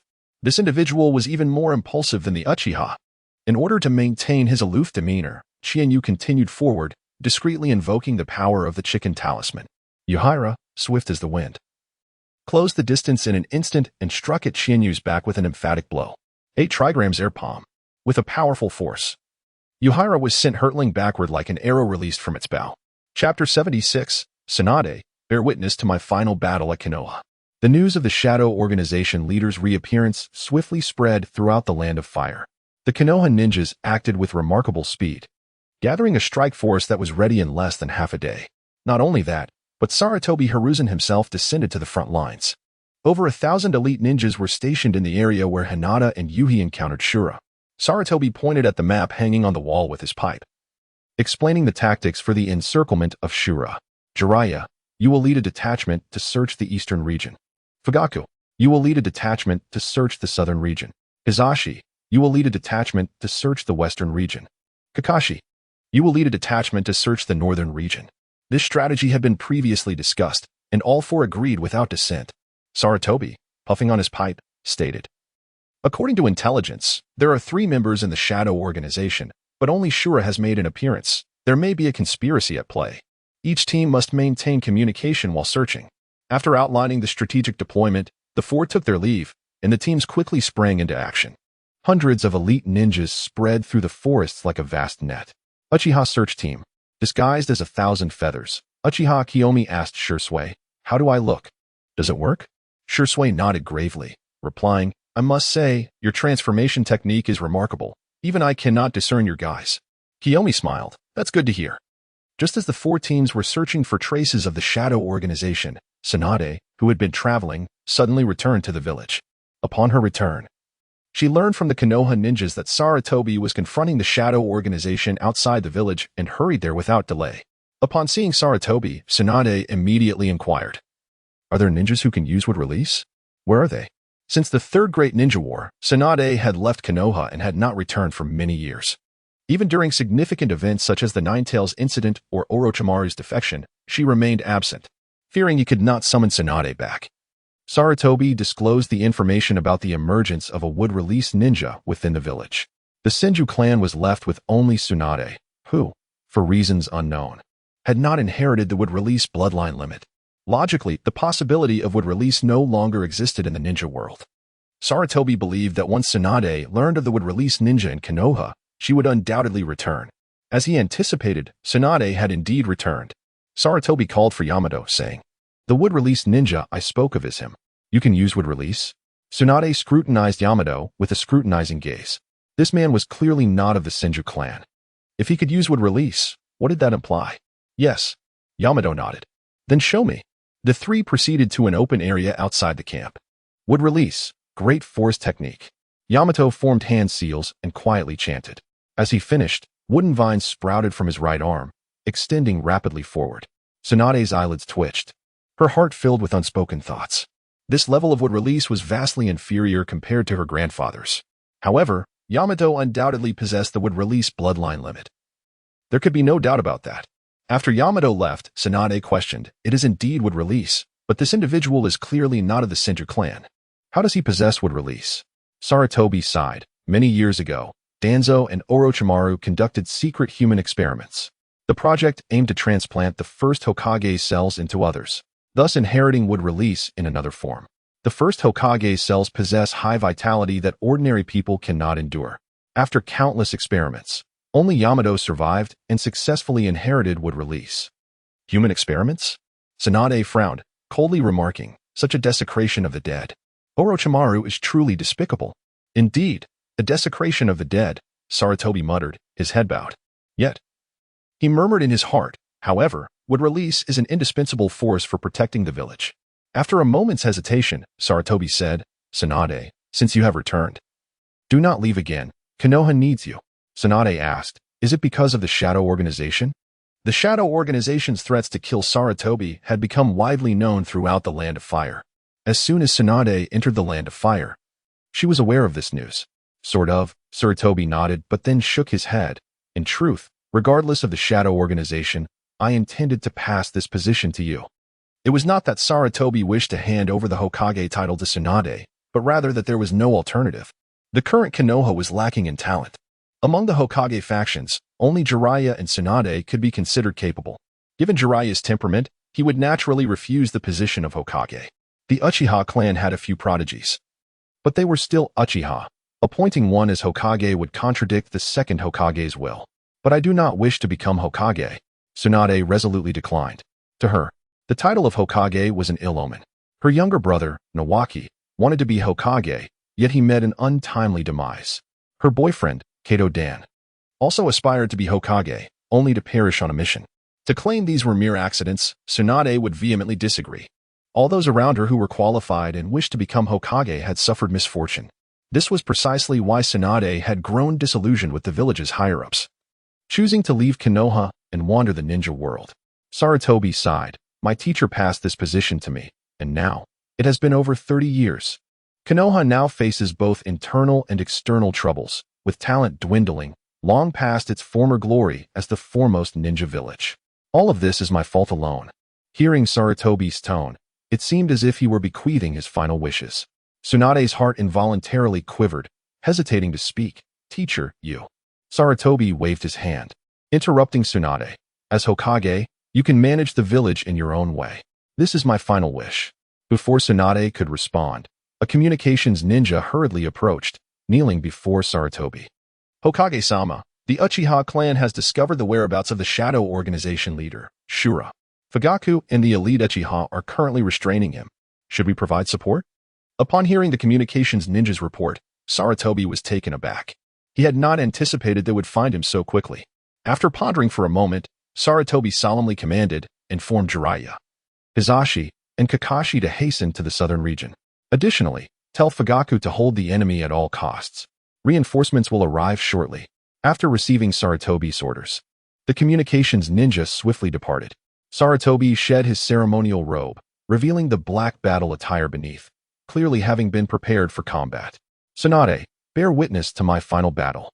Chapter 77. The fiery Susanoo Chihane, adorned in Azura attire, stood with his hands clasped behind his back. His eyes swept over the gathering of Uchiha elites, finally resting on Shursui and the Uchiha Chiba, who had transformed to resemble him. Previously, I had captured a woman named Uchiha Chiba, and her eyes had become a treasured part of my collection. To encounter two pairs of Meijiki Sharingan is indeed fortuitous. His mocking words echoed around. Fugaku's countenance turned ashen. From the tone of Azura's words, it seemed that Uchiha Chiba was in dire straits. The Uchiha elites were filled with indignation yet dared not voice their anger. Shursui, in full cooperation, remarked, Azura, a net has been cast around you. Escape is futile. Uchiha Chiba echoed with a smile. The third Hokage will arrive shortly. This time, you shall find no refuge. Oh, Chihane smirked, activating his Susanoo while chuckling softly. Since you are so confident, let me witness your prowess. With that, a golden phantom erupted from Chihane's being. Bones swiftly extended, followed by veins and muscles, ultimately transforming into a colossal half-giant towering over 30 meters. Shursui and Chiba exchanged glances, both activating their Susanoo. In an instant, a green Susanoo and a blue Susanoo manifested upon the earth. The green Susanoo belonged to Shui, while the blue Susanoo was naturally Uchiha Chiba's. This is the might of the Mangekyou Sharingan. The Uchiha clansmen who had yet to awaken their eyes gazed in awe at the three towering giants. Fugaku observed the standoff between the three, hesitating momentarily. His Sharingan still in the state of three tomo. Closing his eyes tightly, he murmured, "This power is not to be wielded lightly, even in a 1-2 scenario. Victory still lies with me." Chihane, hands behind his back, proclaimed with arrogance. Just as his words fell, the golden Susanoo underwent another transformation. The power of the dragon talisman ignited, engulfing the Susanoo in blazing flames, resembling a deity of fire. The scorching waves of heat radiated outward, increasing the temperature manifold. Moreover, a 10-meter-long sword of pure flame materialized in the Susanoo's grasp. The fiery Susanoo advanced slowly, incinerating everything in its path. Forests, rivers, and meadows were all reduced to ashes. "Everyone retreat," Fugaku commanded loudly. The flames swirling around the fiery Susanoo sent a shiver down his spine. Even an A-rank fire technique would pale in comparison to this. Upon hearing Fugaku's order, over 100 Uchiha elites quickly dispersed in all directions. Faced with a Susanoo that resembled a divine being, they felt utterly helpless.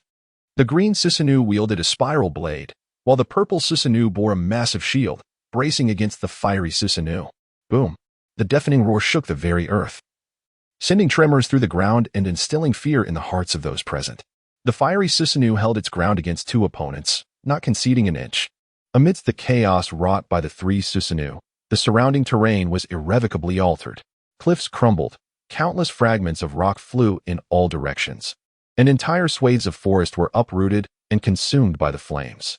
Rivers split in two, their waters evaporated by the inferno, releasing plumes of steam into the air. Is it true that the power of our Uchiha clan is so formidable? The Uchiha elites hiding in the distance felt their hearts race. Although they lacked such terrifying destructive power, the thought of two among their ranks possessing the Mangekyou Sharingan filled them with pride. A sense of superiority quietly blossomed within them. Fugaku, observing the fiery Susanoo holding its own against two adversaries, furrowed his brow.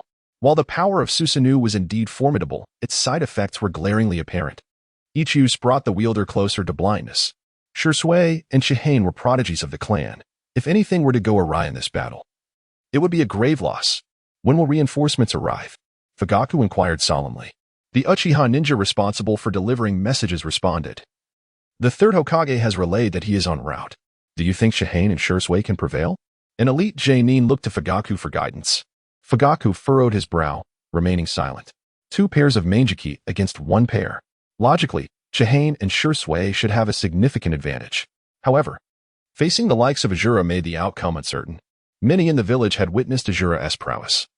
They discovered that he possessed not only a pair of Mangekyou Sharingan but also numerous mysterious abilities. Unprecedented speed, fire techniques unrivaled in the ninja world, and inexplicable strength. Additionally, he seemed to possess extraordinarily potent healing abilities. Each of these powers, when considered individually, was already terrifying, let alone their convergence within a single individual. After a moment of contemplation, Fugaku declared, "They are our clan's finest ninjas. Even if they cannot achieve victory, they will endure until reinforcements arrive. However, if they fall, we must go to any lengths to rescue them. We cannot allow them to fall into Ajura's hands." On the battlefield, while the three appeared to engage in a fierce battle, most of the Susanoo's firepower was unleashed upon the surrounding forest and rocks, with little direct confrontation between the Susanoo themselves. "If you cannot hold out, deactivate your Susanoo," Chihane whispered, then swept his flaming sword, forcing the blue Susanoo to retreat. He possessed talismanic power, so he had no fear of losing his eyesight. However, Shui's Kiwa was different. The Mangekyou Sharingan had significant side effects before evolving into its eternal form. Is it time to conclude this charade?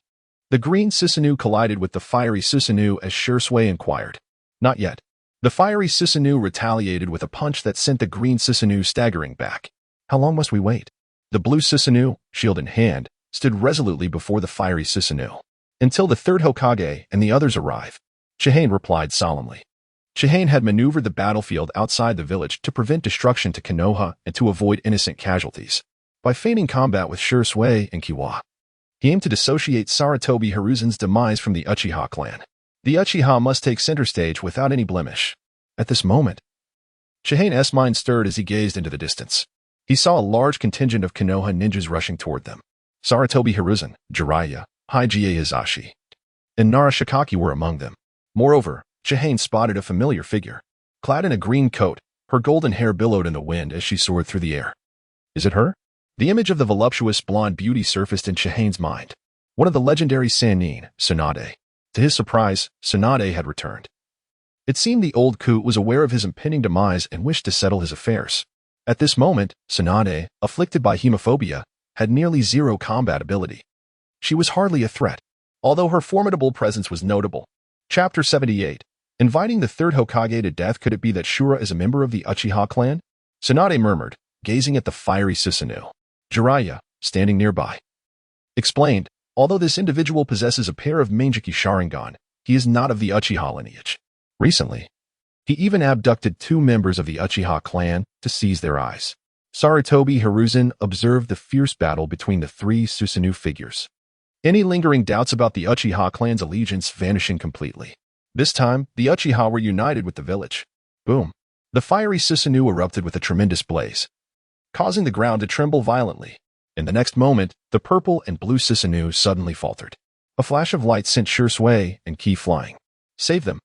Fugaka shouted urgently. Over a dozen elite Uchiha swiftly rushed to their aid. Shura, who exactly are you? Sarutobi Hiruzen shouted from the top of a large tree. Qianyu, controlling the fiery Susanoo, stepped forward and intoned, Uchiha Madara. Uchiha Madara? Sarutobi Hiruzen's pupils dilated in shock. The one-eyed masked man had claimed to be Uchiha Madara. And now this bounty ninja also proclaimed the same identity. Why this obsession with impersonating Uchiha Madara? It was intriguing. Sarutobi Hiruzen attempted to extract more information, asserting, impossible. That esteemed individual is already dead. Neither he nor Jiraiya believed it. If you claim to be Uchiha Madara, provide proof. Whether you believe it or not is your concern. I, Uchiha Madara, need not prove my identity to anyone. Shinyu emulated Madara's haughty demeanor, his crimson Mangekyou Sharingan exuding arrogance and disdain. Viewing Sarutobi Hiruzen and others as mere insects. Do people need to prove their identity to insects? Killing intent swept through the air like a tempest, instilling a chilling fear in everyone. Sarutobi Hiruzen questioned loudly, what is your true purpose behind these actions? The other party claimed to be Uchiha Madara, and judging by the displayed strength, he was indeed more aligned with the legendary figure than the elusive one-eyed masked man. Such a being would not be motivated by mere bounty. He must harbor a deeper agenda. Qianyu cast his gaze skyward, his tone imbued with melancholy, to bring peace to the ninja world. Tsunade's eyes flashed with disdain as she retorted, peace? All I see is destruction. Qianyu mocked. What could a frail woman like you possibly understand about true peace? A frail woman? Tsunade felt a surge of anger at his words, yet she found herself powerless. Even at her peak, she was no match for Uchiha Madara. To achieve peace, sacrifices must be made. Sarutobi Hiruzen was not the first, nor will he be the last. Enough talk. It is time for this to end. With that, the Susanoo brandished its fiery long sword, sweeping it forward. Sarutobi Hiruzen's expression shifted dramatically as he shouted, defend. Dozens of elite ninjas formed seals, murmuring, earth-style, earth flow wall. A massive wall emerged, attempting to block the Susanoo's fiery slash. However, reality soon dashed their hopes. The towering earthen wall crumbled like parchment beneath the sweeping strike of the fiery sword. Fiery shockwaves surged forth like a tidal wave. In the blink of an eye, the area within thousands of meters before the Susanoo was engulfed in flames. Many were unable to evade, swallowed by the inferno. Cries of anguish and despair filled the air. Summoning jutsu. Jiraiya bit his thumb and quickly formed seals, summoning 2 toad sages. Jiraiya, what is happening? Fukasaku inquired, bewildered by the sudden summoning. Little Jiraiya, encountering a formidable foe again? Shima also asked, having not been summoned in quite some time. Before Jiraiya could respond, both sages were left speechless upon witnessing the surrounding chaos. How immense! How scorching! The colossal half-giant, surrounded by roaring flames, left the 2 sages feeling the weight of the formidable enemy they faced. The opponent wielded Mangekyou Sharingan, an extraordinary strength. Jiraiya, with a grave expression, remarked, this is serious, before rushing towards Sarutobi Hiruzen. Such a level of adversary necessitated their combined strength to stand a chance. Uchiha Fugaku instructed the medical ninjas of his clan to attend to Shursui and Ki while leading dozens of elite jonin to observe from a distance. Increasingly alarmed by the unfolding spectacle, The sight of the Susanu's form indicated that the enemy had not awakened the eternal Meijiki Sharingan, yet after all this time, there were no signs of his Susanu weakening. How could this be? He had activated the Meijiki Sharingan for several years, delving deeply into its study. From the Warring States period to the present, he had perused nearly all texts concerning the Meijiki Sharingan, believing no one could rival his expertise. Yet, the scene before him left him utterly perplexed. Blood. Tsunade observed the blood flowing from an Umbu ninja, trembling uncontrollably. Kakashi. Sarutobi Hiruzen stood protectively in front of Tsunade, wielding the diamond staff. Lord Hokage. Kakashi appeared beside Sarutobi Hiruzen in a flash. Your task today is to ensure Tsunade's safety. Nothing else matters. Sarutobi Hiruzen instructed. Just as the two conversed, Jianyu's voice thundered, I invite the third Hokage to death. The proclamation echoed in every ear across the battlefield, leaving all eyes transfixed on Jianyu, hearts shaken. A village leader of noble status. Was this day to meet his end? Jiraiya, do you have confidence? Sarutobi Hiruzen gazed upon the fiery giant, his heart sinking. Susanu, the most formidable ocular technique of the Meijiki. Both offensive and defensive, it poses a formidable challenge. The fiery Susanu moved with terrifying power, its every action accompanied by an aura of dread, particularly the searing flames surrounding it, rivaling A-rank fire techniques. Jiraiya offered a wry smile. It's hard to say, but we must try nonetheless. The Uchiha truly are prodigies. Merely a pair of eyes grants such terrifying power. Coming from humble beginnings and possessing average talent, Jiraiya often felt envy towards those with better backgrounds and gifts during his student days. Yet, after mastering Sage Mode, his jealousy had gradually faded. However, now, he felt it reignite in the presence of the Susanu. Be cautious, he's approaching. Sarutobi Hiruzen noticed the fiery Susanu's movements, his gaze sharpening. With arms raised, he swung the staff transformed from the Monkey King, striking fiercely toward the fiery Susanu. Chapter 79, The Death of Sarutobi Hiruzen. How vexatious. Let us first break this staff. Jianyu chuckled softly as the body of the flame Susanu swayed under the impact of the Kong Rikishi staff. Under the manipulation of the kaleidoscope, a massive skeletal arm reached for the staff. Sarutobi Hiruzen's expression changed, attempting to retract the ape demon. But at that moment, a terrifying force of attraction suddenly emanated from the staff. This is bad. Hiruzen realized the peril and swiftly dispelled the summoning technique. Jiraiya, are you ready? At that instant, the two-toed sages spoke. Thank you. A glimmer of joy appeared on Jiraiya's face. In the next moment, his nose enlarged, and shadows formed around his eyes. Sage Mode. It is done. Sage Art. Gomen. Jiraiya exhaled toad oil, combined with the wind release and fire release of the two-toed sages. Fire borrowed the momentum of the wind, and the wind bolstered the fire's might.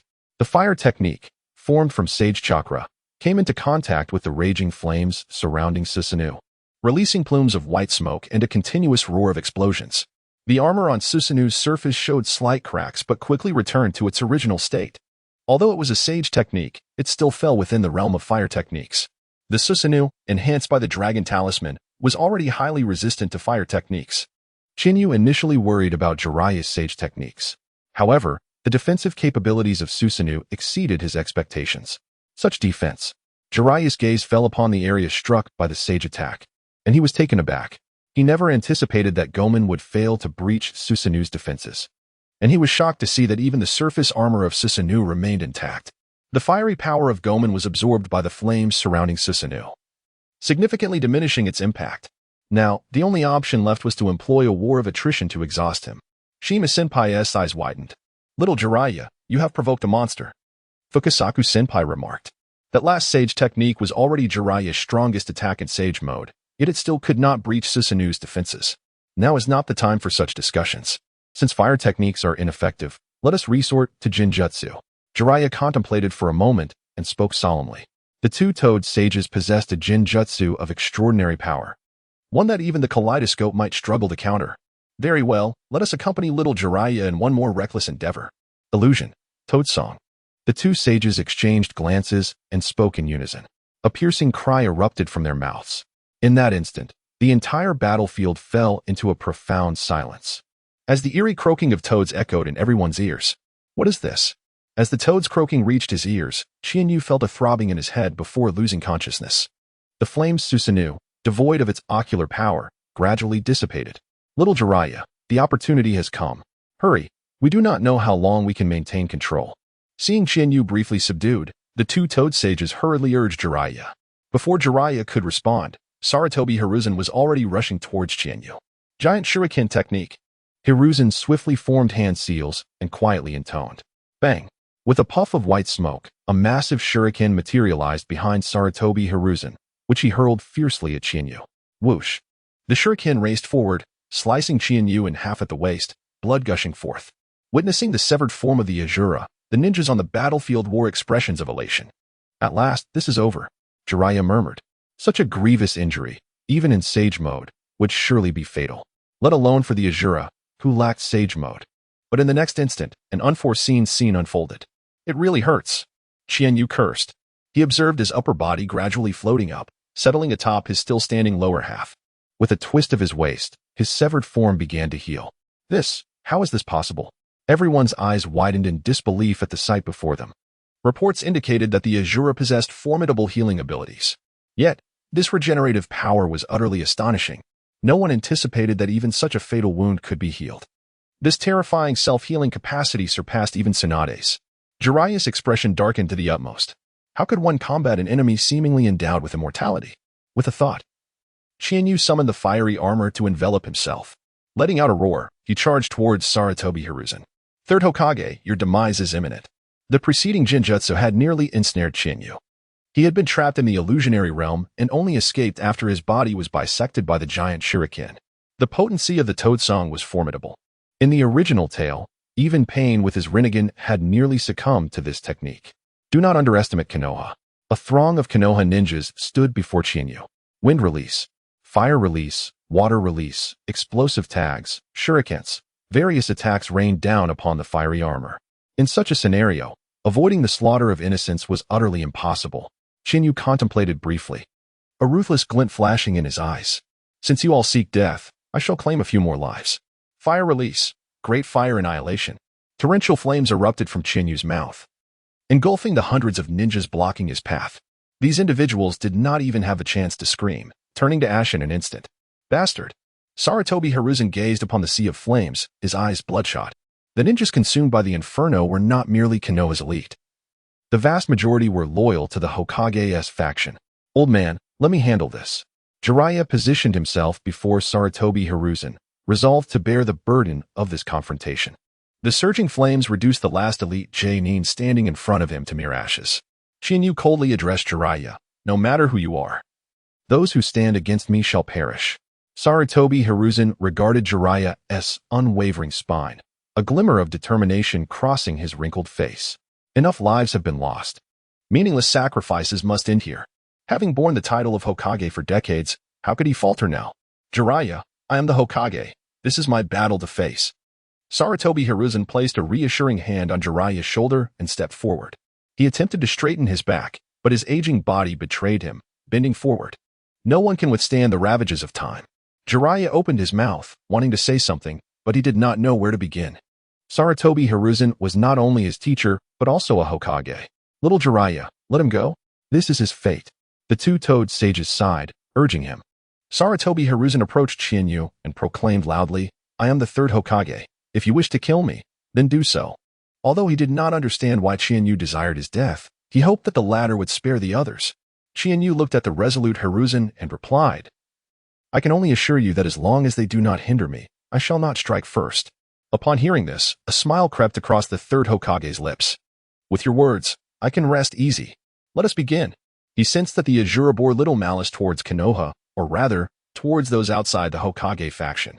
Qianyu slowly extended a finger, touching Sarutobi Hiruzen's forehead.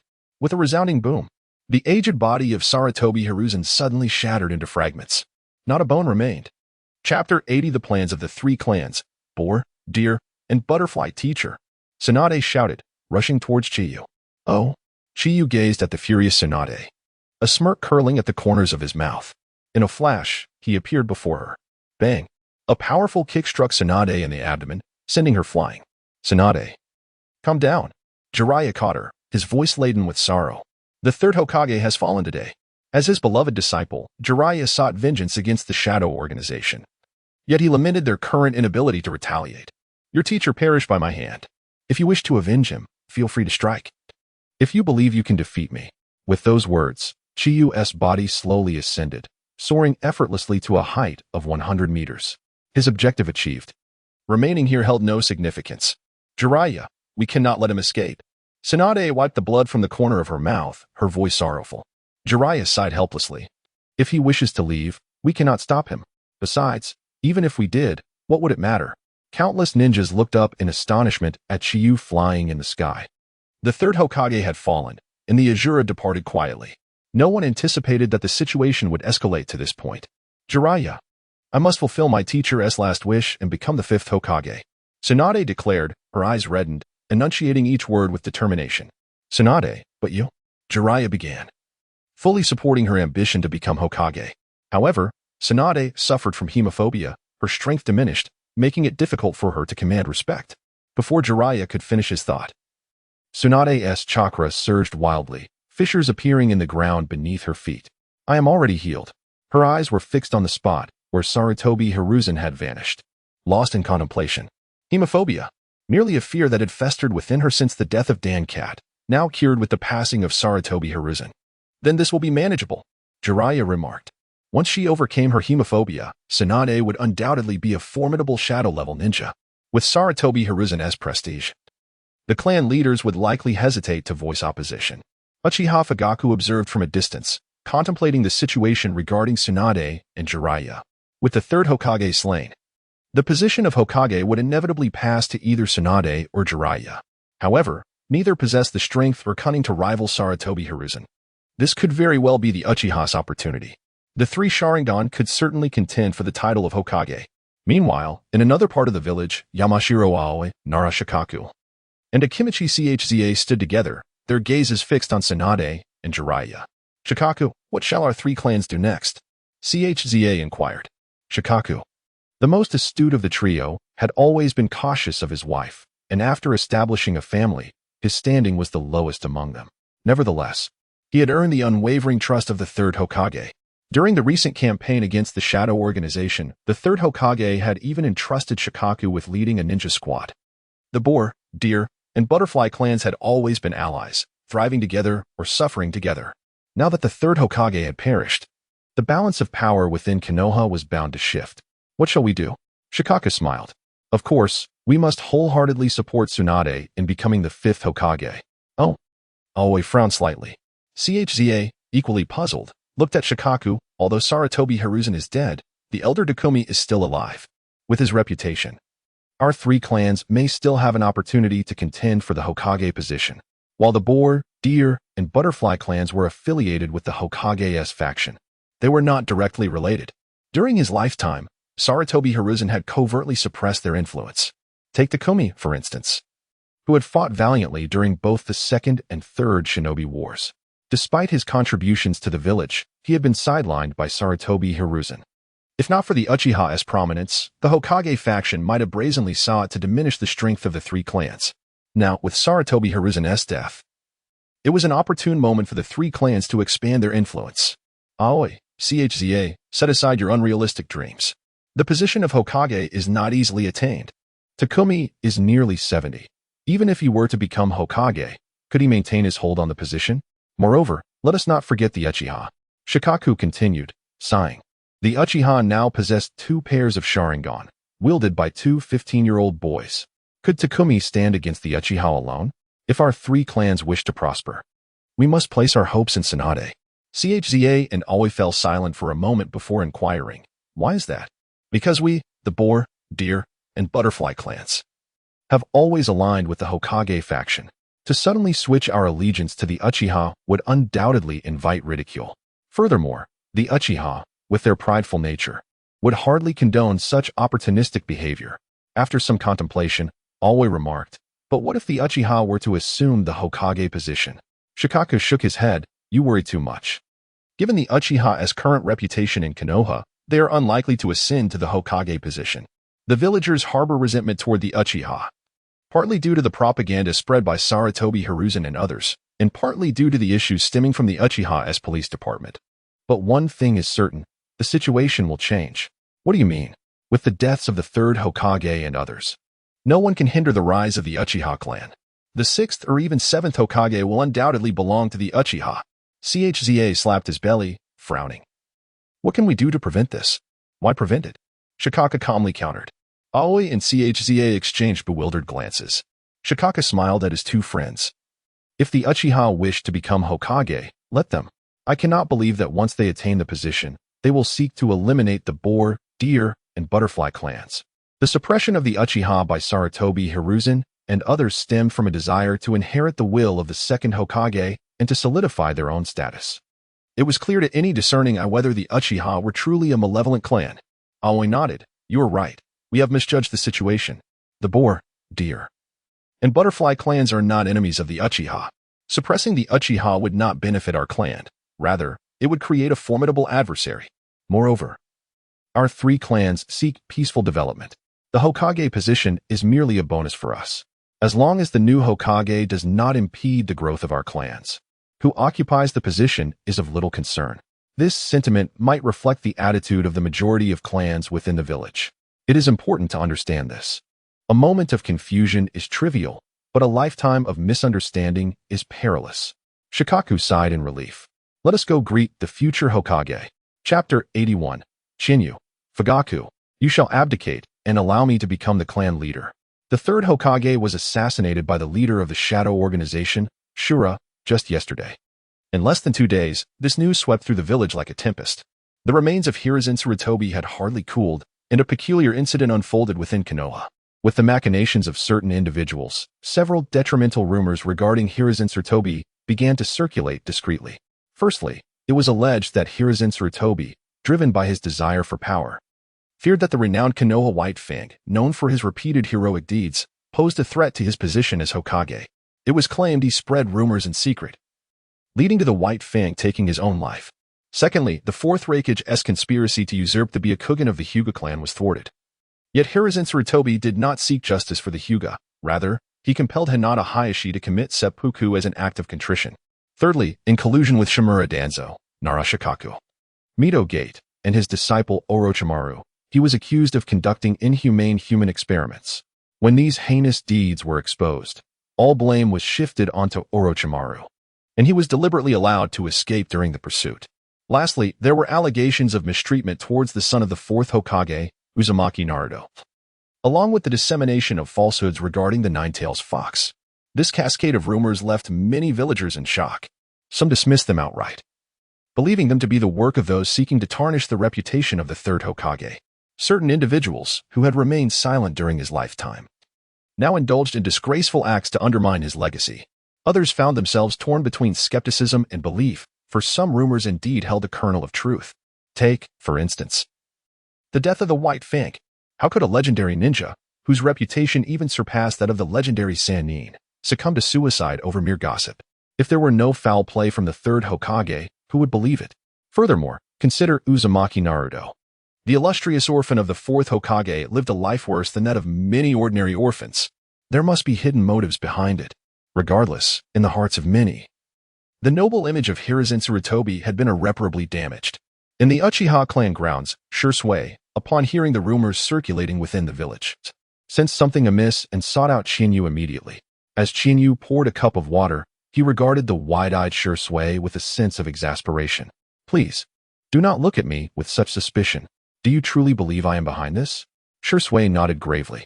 Chinyu blinked and turned to Uchiha Chiba, asking, Do you also suspect me? It is quite possible. Chiba mused, her fingers stroking her alabaster chin. Chinyu felt a surge of frustration. Did they truly perceive him as a scheming villain? After draining his cup of cool water, Chinyu stated earnestly, It is impossible for 1 or 2 individuals to spread such a multitude of rumors throughout the village in a single day. Do you believe I possess such capabilities? Shursui pondered briefly and found his reasoning sound. The shadow organization consisted of only 3 members, not counting a mere intern. Clearly, this was not the handiwork of Chinyu. Chiba inquired, So who do you think is orchestrating this? Chinyu chuckled. Who else but Uchiha Fugaku? Fugaku? Chiba and Shursui exchanged glances, a glimmer of insight flickering in their eyes. With 3 pairs of Sharingan now awakened within the Uchiha clan, Fugaku had been cautious during Hiruzen Sarutobi's lifetime. With the third Hokage now deceased, Tsunade and Jiraiya lacked the experience, and Fugaku likely believed he could seize the Hokage position. Moreover, I suspect that the majority of our clan shares this sentiment. Qianyu elaborated. The Uchiha and Senju clans co-founded Konoha. The political power has been held by the Senju for decades, and the Uchiha have long coveted the position of Hokage. Kiwa questioned. Do you believe the Uchiha clan has the capability to claim the Hokage title? Qianyu replied. If it is merely to become Hokage, the chances are substantial. However, considering the current situation, even if Fugaku were to ascend to Hokage, he could not retain the position. Being Hokage relies not only on strength, but fundamentally on the hearts of the people. The Uchiha are not detested by the majority of villagers, but they are certainly viewed with trepidation. How could such a clan maintain the Hokage seat? Then what should our next steps be? Shursui asked. Qianyu smiled. I harbor no interest in the Hokage position. My current focus is on the position of clan leader. Kiwa frowned slightly. With Qianyu's capabilities, he would undoubtedly excel as the Uchiha clan leader, yet she was puzzled by his sudden ambition for that role. In contrast, Shursui's heart was clouded with unease. If the clan leader were to be someone else, it would be acceptable. But Fugaku is Itachi's father. If Qianyu were to usurp Fugaku's position, it would undoubtedly complicate matters with Itachi in the future. For the Uchiha to truly integrate into Konoha, they must undergo transformation. Yet Fugaku clearly lacks the resolve and capability to enact such change. Therefore, I shall take his place. After a pause, Qianyu turned to Shursui and said, I understand your concerns. In truth, Itachi has been aware of my desire to become clan leader for some time. Moreover, just last night, I entrusted Itachi with conveying my intentions to Fugaku. I anticipate that it will not be long before Fugaku summons me. Qianyu's prediction proved accurate. By noon, Fugaku sent for him. This was not Qianyu's first visit to Fugaku's residence. He navigated the familiar space with ease. Entering the living room where Uchiha Fugaku sat rigidly at the center, his expression devoid of warmth, exuding a palpable aura of pressure. Clan leader. Qianyu greeted from the threshold. Qianyu, please come in, Fugaku replied, his tone neutral. Qianyu stepped into the room, seating himself on the cushion opposite Fugaku, where a teapot exuded wisps of steam upon the low table. I heard from Itachi that you have your sights set on my position. Fugaku stated directly, devoid of pleasantries. It is indeed so. Qianyu met Fugaku's gaze, neither submissive nor arrogant. You and Shursui are the finest talents of our clan. However, I must admit, you are more enigmatic than Shursui, Fugaku remarked, his eyes gleaming with insight. Is being enigmatic not a virtue? Qianyu poured himself a cup of tea, smiling. If I were easily decipherable, that would be quite unfortunate. After sipping the fragrant tea, Qianyu inquired curiously, Clan leader, now that you are aware of my intentions, why do you not express anger? Uchiha Fugaku rubbed his temples and replied, the Uchiha clan leader is not merely my leader. He is the leader of all. The position of clan leader belongs to the capable. This capable refers to both strength and ability. Qianyu, you have awakened the Manjiki Sharingan. Your strength is sufficient. But what of your abilities? If you wish to become the clan leader, you must demonstrate your capabilities. Abilities? Qianyu's lips curled into a slight smirk. If I were to dismantle the Hokage faction, would that qualify as an ability? Qianyu, the perpetually stoic Uchiha Fugaku, upon hearing Qianyu's statement, suddenly recalled something. His expression shifting dramatically. Chapter 82. Everything depends on tomorrow. Could it be that you are Ashura? Fujitake had always been a person who concealed his emotions. Yet at this moment, he was visibly shaken. No one could have anticipated that the notorious leader of the shadow organization in the ninja world would be Sinba. Indeed, I am Ashura, and both Shursui and Q are members of the shadow organization. To persuade Fujitake to willingly relinquish the position of clan leader, I must unveil the secrets of the shadow organization. Shursui, Uchiha Q, they too have joined the shadow organization? Fujitake was engulfed in profound shock. After a prolonged silence, he chuckled. Sinba, the emergence of such a force truly takes me by surprise. If you desire my position, feel free to take it. The shadow organization, which he had long coveted, was unexpectedly aligned with him. This revelation left Fujitake in awe of Sinba's cunning. He could eliminate the Hokage faction while simultaneously clearing the Uchiha's name, a dual victory. Without the shadow organization, who knows what fate the Uchiha would have faced. I hope you can keep the matters of the shadow organization confidential. You need not worry. I assure you, I will remain tight-lipped. Sinba was unconcerned about Fujitake leaking information and continued, tomorrow, we shall convene the Uchiha clan assembly at the Southie Shrine. In front of the clan's elite. We shall put on a splendid performance. A performance? Fujitake paused, inquiring, What exactly do you mean by that? I will publicly impeach you before our clansmen, compelling you to yield your position to me.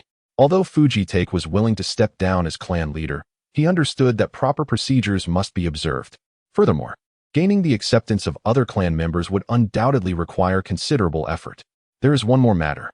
Simba stated, "It is time to put an end to the rumors surrounding Sarutobi Hiruzen." Fujitake furrowed his brow and responded with a wry smile. "You have even deduced this? Is it really difficult to guess? The Uchiha are perilously close to the Hokage position. It is hardly surprising for adverse comments about Sarutobi Hiruzen to emerge at this juncture. I suspect that apart from myself, other clans in the village are equally aware of this." Simba sipped his tea and spoke solemnly. "Fujitake, currently, the Uchiha lacks public support. Even if we were to seize the Hokage position, it would not be long before we are unseated. Therefore, it would be prudent to withdraw." Uchiha Fujitake sighed in resignation. He was acutely aware of the Uchiha's precarious situation within the village. However, he believed this was the closest the Uchiha had ever been to the Hokage position.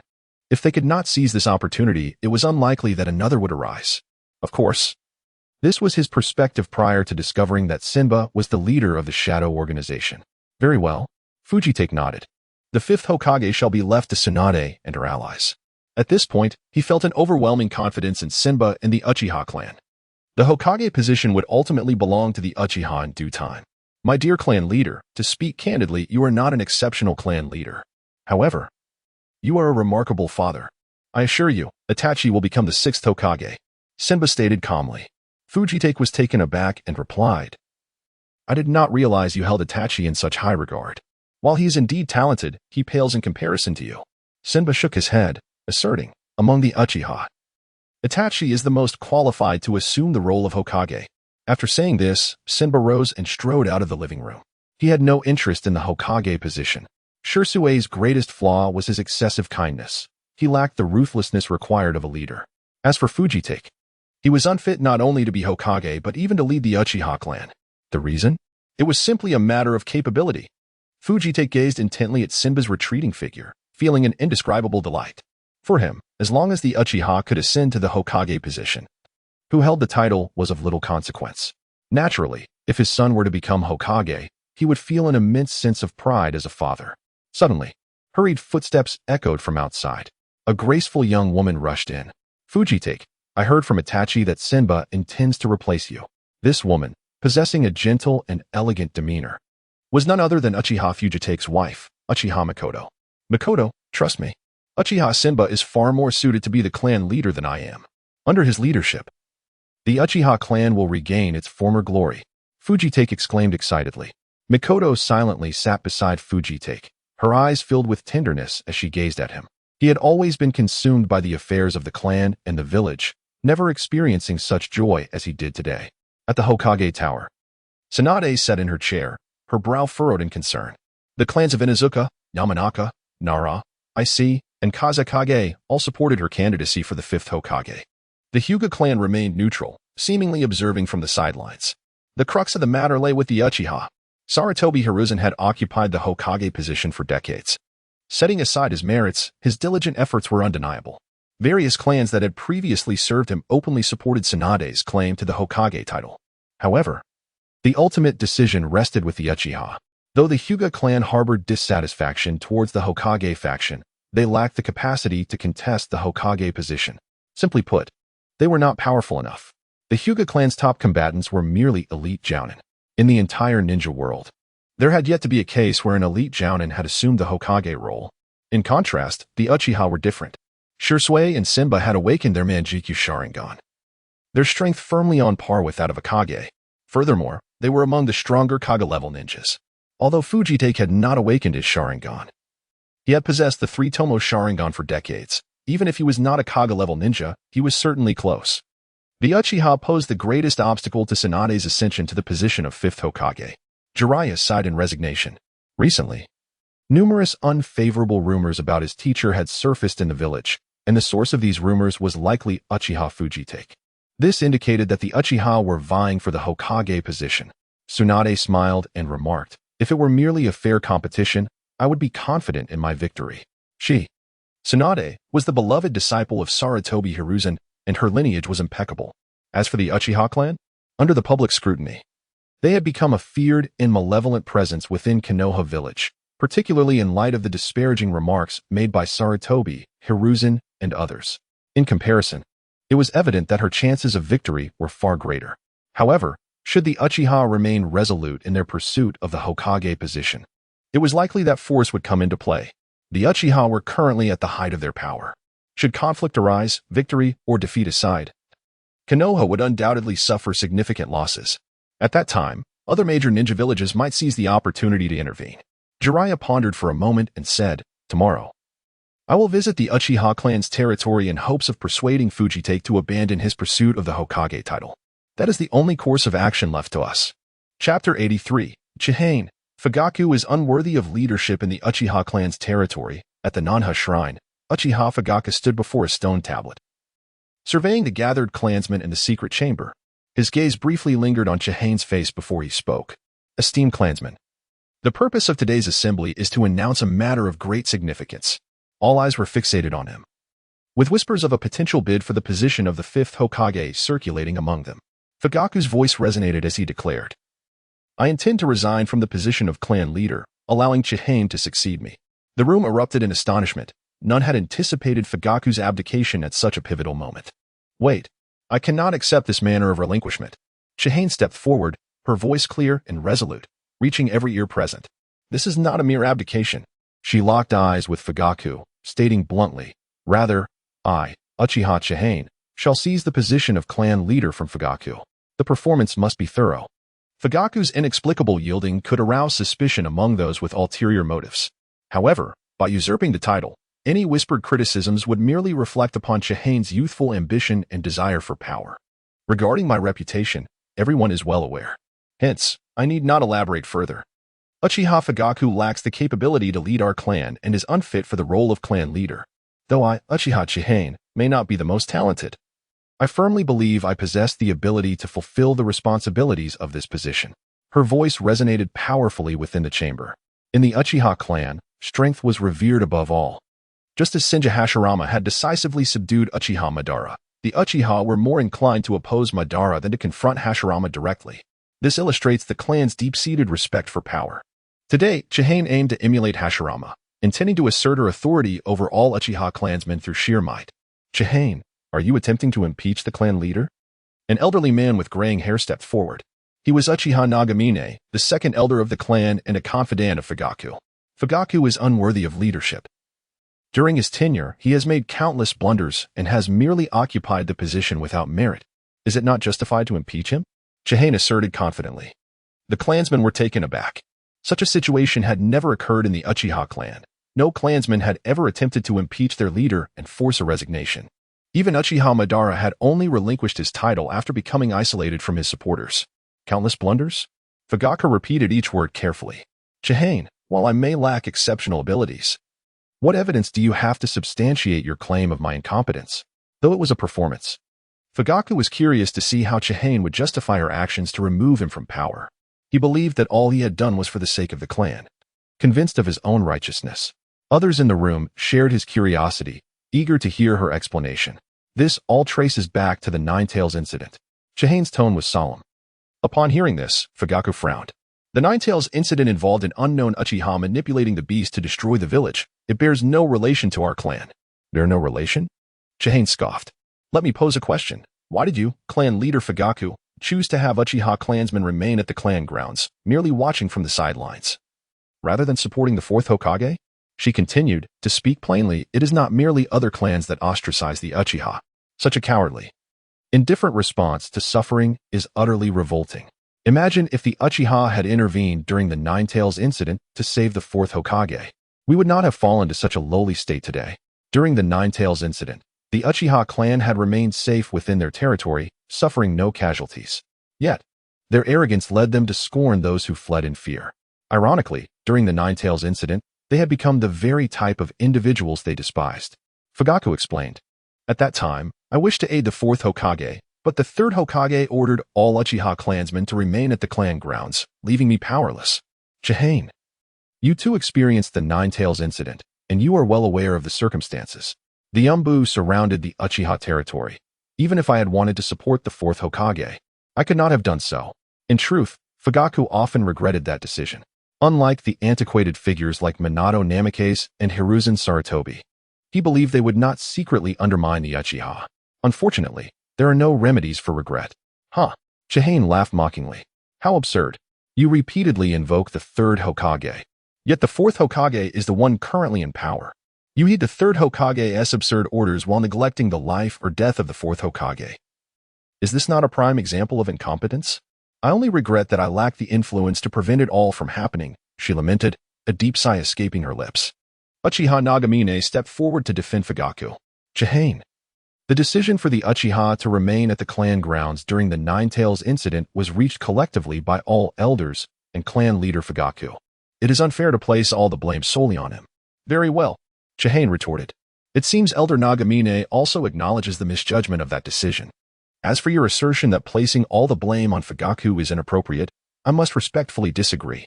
On the contrary, I believe that all the responsibility lies solely with Fugaku. For he is the clan leader and possesses the ultimate decision-making authority. Upon hearing this, Nagamine's expression darkened. His earlier comments had inadvertently admitted to Fugaku's errors during the Nine-Tails incident. Initially intending to defend Fugaku, he had only succeeded in exacerbating the situation. The Uchiha present began to murmur among themselves, aware that they were not foolish. The correctness of Fugaku's decision was evident to anyone with discernment. It was clear that remaining in their territory during the Nine-Tails incident was detrimental to the Uchiha clan. Had they chosen to engage actively, rescuing Minato Namikaze, it would have been a remarkable achievement. Moreover, it was crucial to note that Minato was of commoner descent and newly appointed as Hokage, lacking allies. By aligning with him at that moment, the Uchiha might have found an opportunity to regain their position of political power in Konoha. This indeed was my error. Fugaku gazed intently at Chihane, continuing, however, a single misstep in decision-making cannot be deemed as countless blunders. Chihane gently shook her head and replied, following the Nine-Tails incident. The Uchiha have been met with suspicion from the village. Now, 5 years have passed since that event, and during this time, clan leader Fugaku has not only failed to clear the Uchiha's name, but has instead allowed the clan to be viewed as pariahs in the eyes of the villagers. Of course, this cannot be classified as numerous blunders. It is simply ineptitude, a display of foolishness. To see a clan leader reach such a state is truly a source of sorrow for me. Chapter 84. A new clan leader. A new seal. Fugaku's countenance turned ashen. He had been discreetly searching for the mastermind behind the Nine-Tails incident for years, yet had found no trace. The relationship between the Uchiha clan and other ninja factions had always been fraught, and coupled with the power of the Nine-Tails. The third Hokage's suppression of the Uchiha had further exacerbated the situation. With a heavy heart, Fugaku spoke. The discord between the Uchiha and the other clans has a long history. Resolving it is not a task that can be accomplished overnight. Has the clan leader devised a viable plan? Qianyu pressed coldly. Fugaku fell silent. If he had a solution, he would have implemented it long ago. The Uchiha would not have descended into their current predicament. Thus, it can hardly be wrong for me to assert that you are unfit to lead. Qianyu seized the moment, relentlessly pursuing his argument. Fugaku, filled with shame, responded slowly, You speak the truth. I am indeed unworthy of the role of clan leader. Stepping forward, Qianyu addressed all clan members, declaring loudly, I, Qianyu, assure everyone that if I become clan leader, within 5 years, no, within 3, I will restore a new Uchiha for all. Should I fail to deliver, you may take my life. Those who support Fugaku should stand on the right. Those who back my ascension should stand on the left. After making his statement, Qianyu added calmly, and let me make one thing clear. Those who do not support me will find themselves incapacitated, cast out from the Nanha Shrine. So, think carefully before you decide. As his words hung in the air, Uchiha CHF widened his eyes in disbelief. Qianyu, you are threatening us. Before Qianyu could respond, Uchiha Shursui stepped forward from the crowd, striding toward him. Having worked alongside Qianyu for an extended period, he wholeheartedly supported Qianyu's claim to leadership. The Uchiha in the shrine erupted into chaos as they witnessed Shursui align with Qianyu. 2 pairs of Sharingan met, resolutely opposing Fugaku. How could Fugaku quell this uprising alone? Next, Uchiha Jinishi joined Qianyu, a staunch supporter of the more radical faction within the clan, who had long disapproved of Fugaku. Though Qianyu's rhetoric had been harsh, it bore a kernel of truth. Under Fugaku's leadership for so many years, the Uchiha had steadily declined. If allowed to continue in this manner, who could predict the clan's fate? Qianyu, I choose you today. I hope you do not disappoint me. In the dim chamber, the only woman present hastened toward Qianyu. Elder Akane, thank you for your trust. Qianyu deeply bowed in gratitude. Elder Akane, the financial overseer of the Uchiha clan, held a status equal to that of Uchiha Jinishi. With both of their endorsements, more and more clan members rallied behind Qianyu. The young man had awakened his Sharingan and had the audacity to challenge Fugaku openly. Such boldness alone gave him a more authoritative presence than Fugaku. Within 2 minutes, apart from a handful of loyalists supporting Fugaku, the majority stood with Qianyu. Whether out of genuine disappointment in Fugaku or fear of Qianyu's earlier threats, they publicly supported Qianyu. The outcome was as Qianyu had anticipated. Meanwhile, Fugaku's expression darkened. His hands clenched tightly, portraying an image of deep reluctance. Yet, within his heart, he exhaled a sigh of relief. He had intended to pass the mantle to Qianyu. Had Qianyu failed to garner sufficient support, Fugaku would have faced a difficult dilemma. Having held the position of clan leader for over a decade, relinquishing it now brought a wave of comfort. Qianyu, here, take this, the symbol of clan leadership. Fugaku handed over a metal plate embossed with the emblem of the flame fan to Qianyu, naturally standing by his side thereafter. Traditionally, the Uchiha clan's emblem was the flame fan. However, after Uchiha Madara's defection, the fan had gone missing. The new clan leader had since created a new symbol. The flame fan was a rare artifact in the world of Hokage, incomparable to the simple metal token now in Qianyu's possession. Touching the cold emblem of leadership, Qianyu's lips curled into a slight smile. In the presence of the clan members, he officially succeeded Fugaku as the new leader of the Uchiha clan. Congratulations, host, on becoming the Uchiha clan leader. Legacy unlocked. 20. Task activated. 3-year deadline to subdue the 4 major ninja villages. Reward. Legacy unlock. 30. At that moment, 2 chilling notifications echoed in Qianyu's ears. System. Supreme Legacy System Host. Uchiha Qianyu Template. Demon Lord of Fire Unlock Percentage. 65 Current Task. 3-year deadline to subdue the 4 major ninja villages. Task Reward. Legacy Unlock. 30 unlocked seals. Dog, dragon, chicken, rabbit, horse, snake, pig, cow. New seals. Qianyu pondered quietly. The snake seal grants invisibility, allowing the user to cloak themselves and others. Qianyu had always struggled with stealth. Now, this seal would compensate for that weakness. The pig seal, Lightning Eyes, possesses significant power but is rather superfluous for Qianyu at this stage, akin to the underwhelming Amaterasu from the original story. Its utility may not be substantial. The cow seal enhances strength. Though the specifics of this enhancement remain unclear, its effectiveness will only be revealed through practical application. In addition to the 3 newly awakened seals, there seemed to be other powers at play, perhaps a shadow army? Shaking his head, Qianyu glanced around at the Uchiha clan members in the chamber. After a few brief remarks, he announced the gathering's conclusion and led the clan members out of the Nana shrine. Next, it was merely a matter of disseminating the news of the new clan leader and his accomplishments. Such trivialities would be managed by the elders, sparing Qianyu the burden. Qianyu, from this day forward, you are the new leader of the Uchiha clan. On the way, Shursui playfully punched Qianyu's chest, brimming with excitement. Just as Qianyu prepared to respond, his gaze fell upon a white-haired man in the distance. The lecherous sage, Jiraiya. It wasn't just Qianyu who noticed the arrival. Shursui and Fugaku turned simultaneously, their eyes fixed on Jiraiya. What brings Jiraiya to the Uchiha territory? Shursui inquired curiously. Most likely concerning the position of the 5th Hokage, Qianyu mused, arms crossed. He had no intention of pursuing the Hokage title, but for Tsunade to secure her position, some price would inevitably have to be paid. Chapter 85. Chihane, I have never frequented establishments of ill repute, yet this time, I am willing to accompany you at the risk of my life. Tsunade's movements were swifter than I had anticipated. Chihane narrowed his eyes, observing the approaching middle-aged man with white hair. The Uchiha clan members on one side regarded Jiraiya with a wary expression. Although they did not harbor outright hostility towards this renowned Sannin of the ninja world, they held no particular fondness for him either. After all, Jiraiya was the beloved disciple of the 3rd Hokage, and he did not walk the same path as the Uchiha. His presence here likely heralded troubles. Before long, Jiraiya reached the group of Uchiha. Upon catching sight of the multitude of red eyes, even he felt a flicker of unease. Fugaku. He hastened to stand before Uchiha Fugaku, speaking in a low voice. I have urgent matters to discuss. I apologize, but I have resigned from my position within the Uchiha clan. Please direct your concerns to the new clan leader. Fugaku interrupted, gesturing dismissively. He then turned to Chihane, stating, "This is our clan's new leader, Uchiha Chihane." Jiraiya stood momentarily stunned. What was happening? The Uchiha had suddenly changed their clan leader into a mere boy of around 15? Well, Jiraiya conceded that Chihane was undeniably superior to him at that age. A 15-year-old with a Mangeki Sharingan was indeed a rarity in Uchiha history. Clan leader Chihane. Jiraiya regarded Chihane's youthful visage, awkwardly continuing, "I have something of great importance to discuss." Chihane interrupted him with a smile. "I am aware of your purpose for being here, Jiraiya-senpai. This is not an appropriate venue for our conversation. Let us find a more suitable location."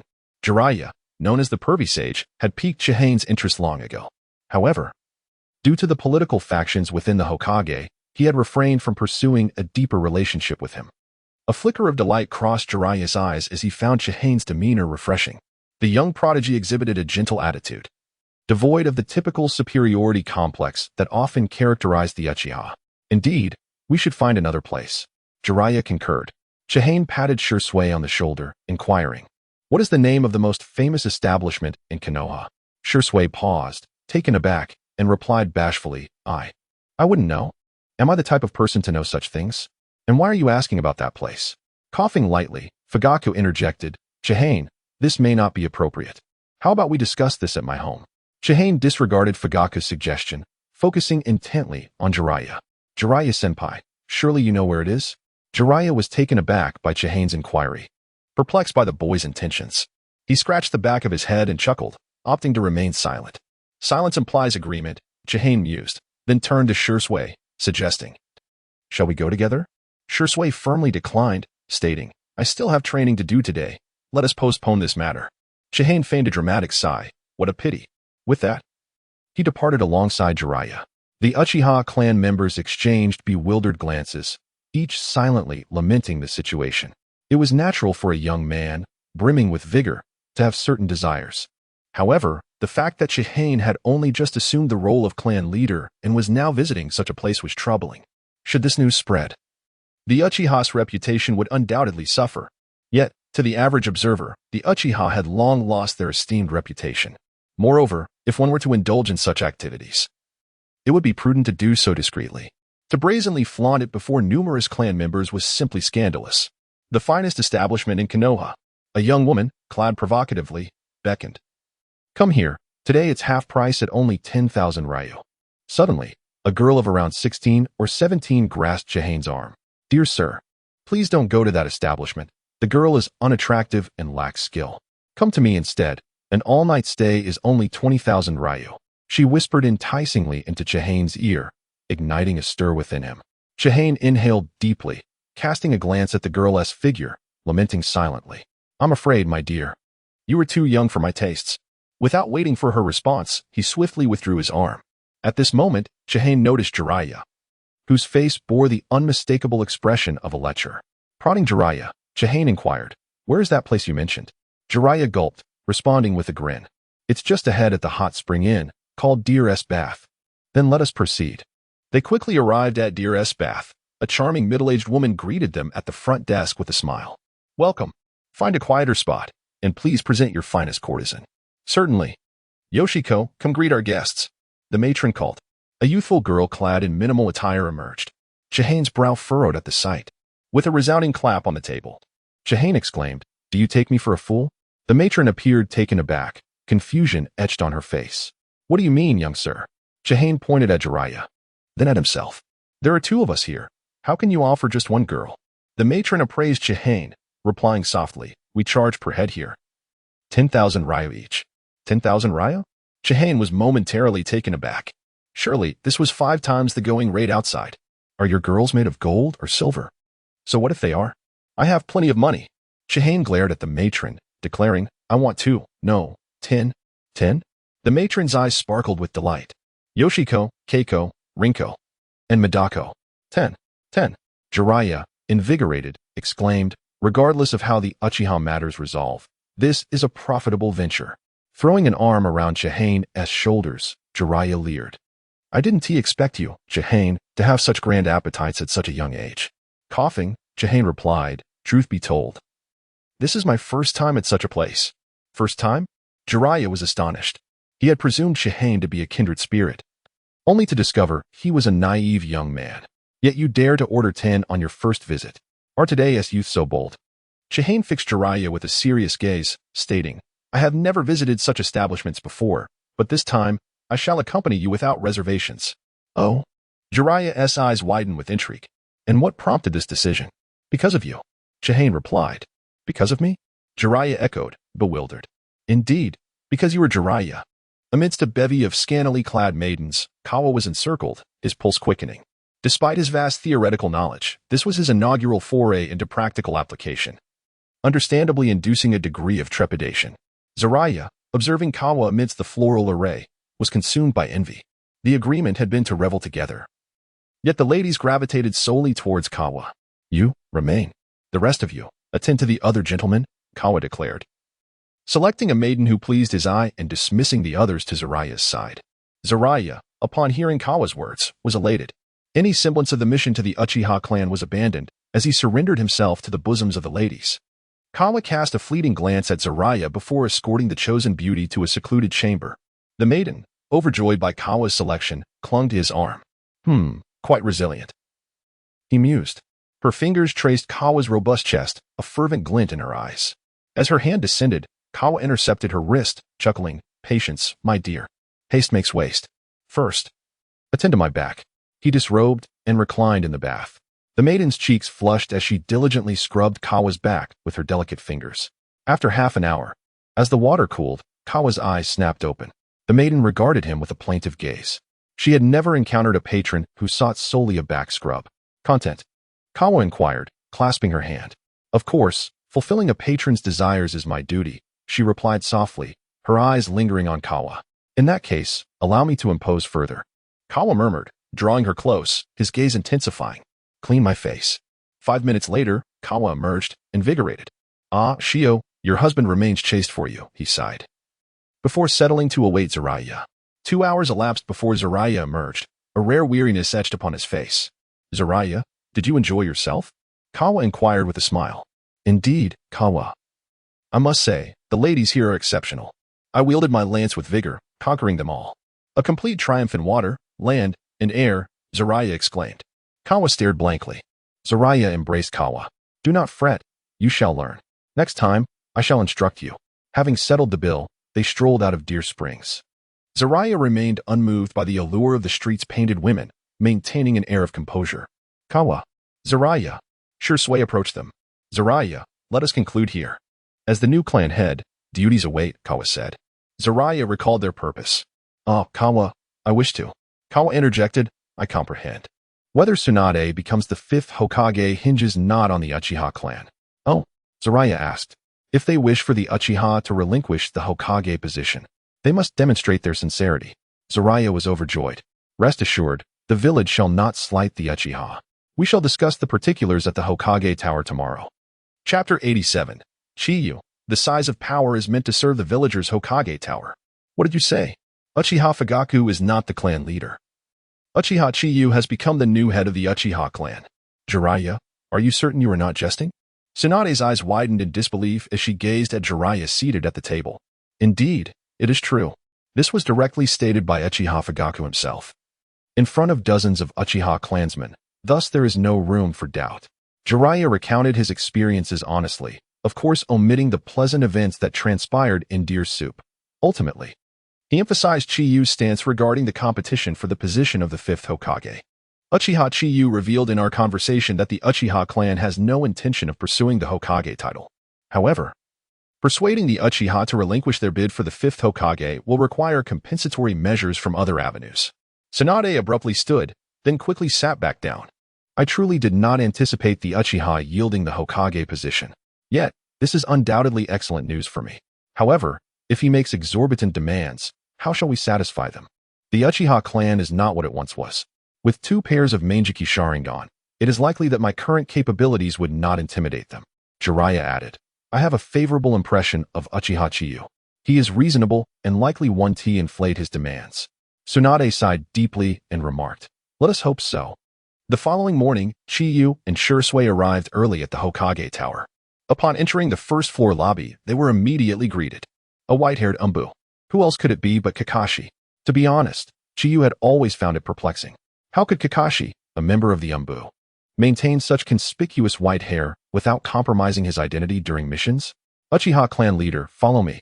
The masked Kakashi led the way, stating, Lady Tsunade has been waiting for some time in the conference room. Waiting for some time? I wonder if there are others present today aside from myself? Kakashi replied solemnly. Representatives from the Uchiha clan and the Inuzuka, Nara, and Akimichi clans have all come. In short, there are quite a few people. You will see when you arrive. The two traveled in silence. The door to the conference room opened quietly. Chiyu surveyed the room, taking in all the notable figures within. Every gaze was fixed upon him. This 15-year-old boy, already possessing the most significant voice within the Uchiha clan. No one could have anticipated the sudden change in Uchiha leadership. Yet, none present dared to underestimate this youth. The Uchiha clan, known for their pride. Recognizing this 15-year-old boy attests to his exceptional stature. Without uttering a word, Chiyu walked to an empty seat and sat down decisively. Without preamble, he stated, Tsunade will be the 5th Hokage, and the Uchiha have no objections, but I have a few modest requests. Go ahead. Tsunade's face lit up with joy. Regardless of the circumstances, the Uchiha have clearly indicated their stance, which is a positive development for her. She feared that the Uchiha might become intoxicated by the prospect of the Hokage position. If the Uchiha did not support her ascension, she would face internal strife within the village for the coming years. Other clan leaders also turned their gazes toward Chiyu. However, the small request that followed from Chiyu turned the faces of all present crimson with indignation as they nearly erupted into open conflict. The Ministry of Education, Ministry of Health, Ministry of Finance, and Ministry of Foreign Affairs shall all be entrusted to the Uchiha, with myself as the sole minister. Uchiha clan leader. If you do not wish to negotiate, then it is no jest. Tsunade's expression soured instantly. Handing all 4 departments to the Uchiha would render her position as Hokage virtually powerless. The representatives of the other clans wore similarly displeased expressions. Surely, you cannot expect to monopolize all the benefits? They too sought a share of the pie. Uchiha clan leader, we must engage in an open dialogue. These 4 departments are of utmost importance to the village. We cannot concede them all to you. Jiraiya spoke gravely. He had anticipated the Uchiha's lion's share demands, but was taken aback by the extent of their appetite. Do you fear being overwhelmed? The Uchiha can relinquish the police department. Chiyu made a calculated concession, causing the attendees to furrow their brows and exchange glances. Since the 2nd Hokage, the Konoha Police Department has been under Uchiha control. The department oversees internal security. It is a power neither insignificant nor inconsequential. The downside is that it easily engenders resentment. Chiyu harbored a deep disdain for this department. Yet in the eyes of other lesser clans, it was still a coveted prize. The Uchiha clan leader has already shown goodwill, but this alone is insufficient. Tsunade surveyed Chiyu, articulating each word deliberately. Chiyu rubbed his temples, feigning contemplation for a moment before sighing deeply. Very well, I shall compromise further. I shall forego the Ministry of Health. How about the Ministry of Education, Ministry of Foreign Affairs, and Ministry of Finance being entrusted to the Uchiha? Politics inherently involves gradual compromises within acceptable boundaries. In truth, relinquishing the police department while securing 2 from the other 4 departments would suffice to meet Chiyu's expectations. Tsunade could accept this demand, albeit she maintained a facade of reluctance. Uchiha clan leader, can we renegotiate? Certainly, if you wish to discuss, please do so without me. With that, Chiyu rose to leave the conference room. Very well. The Ministry of Education, Ministry of Foreign Affairs, and Ministry of Finance shall be yours. However, you shall not receive any salary for 3 years, Tsunade declared, her expression one of irritation and reluctance. No problem. The size of power is bestowed by Lady Hokage. Ultimately, it serves the villagers. Having achieved his goal, Chiyu was in good spirits, his words reflecting a keen political acumen. After solidifying the Uchiha's position, Tsunade began discussions with the Uchiha, Inuzuka, Nara, and Akimichi clans. The latter clans had long expressed their intent to support Tsunade, resulting in minimal objections. As for the previously neutral Uchiha clan, seeing the Uchiha's disinterest in contesting the Hokage position, they had no choice but to acquiesce. Uchiha clan leader, the matter with the daimyo shall be entrusted to you. Tsunade looked at Chiyu and smiled. Becoming Hokage requires 3 conditions. First, the resignation or death of the previous Hokage. Second, the votes of all ninja clans within the village. And third, the approval of the daimyo of the Land of Fire. A trivial matter. If the daimyo dares to object, a new one will be appointed the very next day. Chapter 88. The Feudal Lord? A mere drunkard in the land of fire, within the feudal lord's residence. The unexpected demise of the third Hokage at the hands of a petty villain filled the air with sorrow. The feudal lord, fanning himself, wore a mournful expression. On the verge of tears. His grief was genuine, for he mourned Sarutobi Hiruzen. Unlike the second Hokage, Senju Tobirama, who was known for his iron-fisted approach, Sarutobi was humble and held profound respect for the feudal lord, earning the latter's deep affection. After finalizing the fifth Hokage's successor, Chihane arrived at the feudal lord's estate within a week. Upon learning that Sarutobi's beloved pupil, Tsunade, was to inherit the title, the feudal lord eagerly approved the decree. Not long ago, there had been whispers of Uchiha's interest in the Hokage position, which had caused him considerable concern. The Uchiha clan was renowned, a formidable family known for their bloodline limits. The feudal lord was acutely aware of their characteristics, powerful, arrogant, and warlike, a quintessential factor of societal instability in his eyes. The prospect of such individuals taking up the mantle of the fifth Hokage filled him with dread, as he, the nominal leader of the Land of Fire, was unwilling to invite turmoil. The proceedings unfolded more smoothly than anticipated. After receiving the feudal lord's approval, Chihane intended to return to Konohagakure. However, as night fell and the feudal lord insisted on his stay, he reluctantly agreed to spend the night at the estate. The Uchiha clan leader has prepared a surprise for you at the banquet. Do make sure to attend, the feudal lord remarked with a significant look. Chihane merely smiled faintly, dismissing the implication. Few things in the shinobi world could stir his interest. Although the feudal lord held a lofty status, in Chihane's eyes, he was akin to a commoner. What treasures could he possibly present? The banquet was held in the most opulent hall of the estate, aglow with light. The feudal lord, resplendent in attire, presided at the head of the table, flanked by the shinobi from Konohagakure on his left and notable nobles of the Land of Fire on his right. As a reception for the visitors from the Leaf, the extravagance was unparalleled. Chihane sat upright before a low table, savoring the finest delicacies of the Land of Fire. The only unexpected element was the stunning maid who knelt beside him, serving food and pouring wine. It was not the presence of a maid that surprised him, as such attendants were customary for guests of his stature. Rather, this maid was extraordinary, exquisite in beauty, tall, with long brown hair and a beauty mark at the corner of her mouth. Her movements were slightly clumsy, and a hint of reluctance adorned her face, suggesting she was compelled to serve against her will. Scanning the room, Chihane noted that this maid's beauty surpassed that of any other woman present, even outshining the feudal lord's favored concubine. Could this be the surprise the feudal lord had alluded to? After a moment of contemplation, Chihane's expression darkened. Had his reputation diminished to such an extent? Not long after his excursion with Jiraiya to the Pleasure District, news of the newly appointed Uchiha clan leader's first day in office had spread throughout Konohagakure, with many malicious individuals whispering behind his back to tarnish his name. Chihane had anticipated this and mentally prepared himself, yet he was taken aback by how swiftly it had reached the feudal lord's residence. Good news seldom travels far, while bad news spreads like wildfire. Chihane surmised that rumors about his visit to the Pleasure District could be twisted in unimaginable ways. The glances of envy and jealousy from the men around him were unmistakable, even drawing furtive looks from the usually unassuming Shursui. Uchiha clan leader, how do you view Jewel? A young man, robust and with short black hair, inquired as he raised a cup of wine and approached Chihane. Chihane's gaze fell upon the triangular scarf tied around the young man's waist, emblazoned with the character for fire, and his eyes glimmered with recognition. This individual was one of the 12 Guardian Ninjas. The 12 Guardian Ninjas were a group of shinobi recruited from beyond the borders of Konohagakure by the feudal lord for his protection. Initially, only ninjas outside of the Leaf were recruited. Dans, leader of the Root, vehemently opposed the legitimacy of this ninja group. But Sarutobi Hiruzen recognized their strength in the name of the Hokage. Notably, his son, Asuma, was among the 12 Guardian Ninjas. What is your name? Chihane countered instead of answering the query. Hama, the young man replied, maintaining an air of confidence.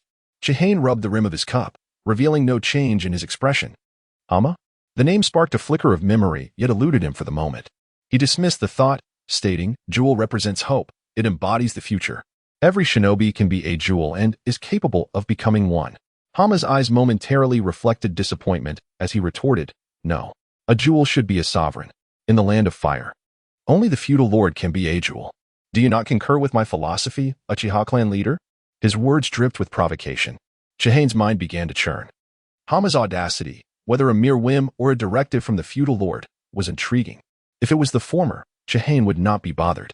However, if it were the latter, it would warrant a serious discussion with the feudal lord about the distinctions between ruler and subject. After a brief silence, Chihane coldly chuckled. The world has evolved from the mythical era to the present day for millennia. Throughout these ages, it has been the shinobi who have stirred the winds of change. The feudal lord you speak of is, in my eyes, nothing more than a mere drunkard. Chapter 89. Victims amidst great power conflicts. A kaleidoscope spun rapidly. As a surge of chakra erupted from Chihane's being, the entire palace trembled violently, causing numerous nobles to scream in terror. A seemingly inconspicuous bald monk, with his robe billowing without wind, radiated golden chakra, transforming into an image of the Buddha. Suddenly, four guardians enveloped in lightning leaped forth, positioning themselves protectively in front of the daimyo, their gazes menacing as they fixed their eyes on Chihane. Chihane, Jisui's voice rang out, attempting to lighten the mood. Shogi is a game for two. This king naturally has two players. One is the daimyo, the other is the Hokage. Jisui, unable to tolerate the situation any longer, sought to defuse the tension. Despite Chihane's harsh words, they held a kernel of truth. In the world of ninjas, the ninja world is indeed a realm for ninjas. Chihane snorted dismissively, casting a cold glance at Homa, dissipating his chakra. The daimyo, already drenched in cold sweat from the sudden upheaval, angrily rebuked Homa, urging him to leave the palace while repeatedly apologizing to Chihane. Chihane observed the unfolding events, concluding that Homa's previous remarks were not instigated by the daimyo of the Land of Fire. The banquet resumed, yet the atmosphere remained palpably awkward following the disturbance. "Excuse me, what is your name?" Chihane asked, sipping his drink while engaging in conversation with a young maid kneeling beside him. As the evening progressed, with drinks flowing and dishes served, Chihane's interest gradually waned. He instructed Jisui to remain and maintain appearances, while he brazenly exited the palace. The night breeze howled as Chihane strolled through the darkness. After walking several miles, he felt an inexplicable chill. Suddenly, dozens of shuriken hurtled towards him from all directions, turning him into a pincushion. Did we succeed? 10 ninjas, donning grotesque masks, emerged from the shadows. Before they could assess Chihane's condition, they felt the temperature around them rise drastically. Blood sprayed forth as 9 heads soared into the sky. Chihane stood unscathed, wielding a ninja blade, flames dancing along its edge, like the scythe of death. He swiftly claimed the lives of the 9 assailants. How swift! The lone survivor's eyes widened in horror upon witnessing Chihane's sudden appearance. The sight of the 6-pointed pinwheel kaleidoscope within Chihane's gaze plunged his consciousness into an abyss of darkness. The power of En release invaded the survivor's mind, swiftly unraveling his origins. Banruo clan? Wasn't this faction eradicated by Danzo long ago? Chihane mused, stroking his chin, his brow furrowed.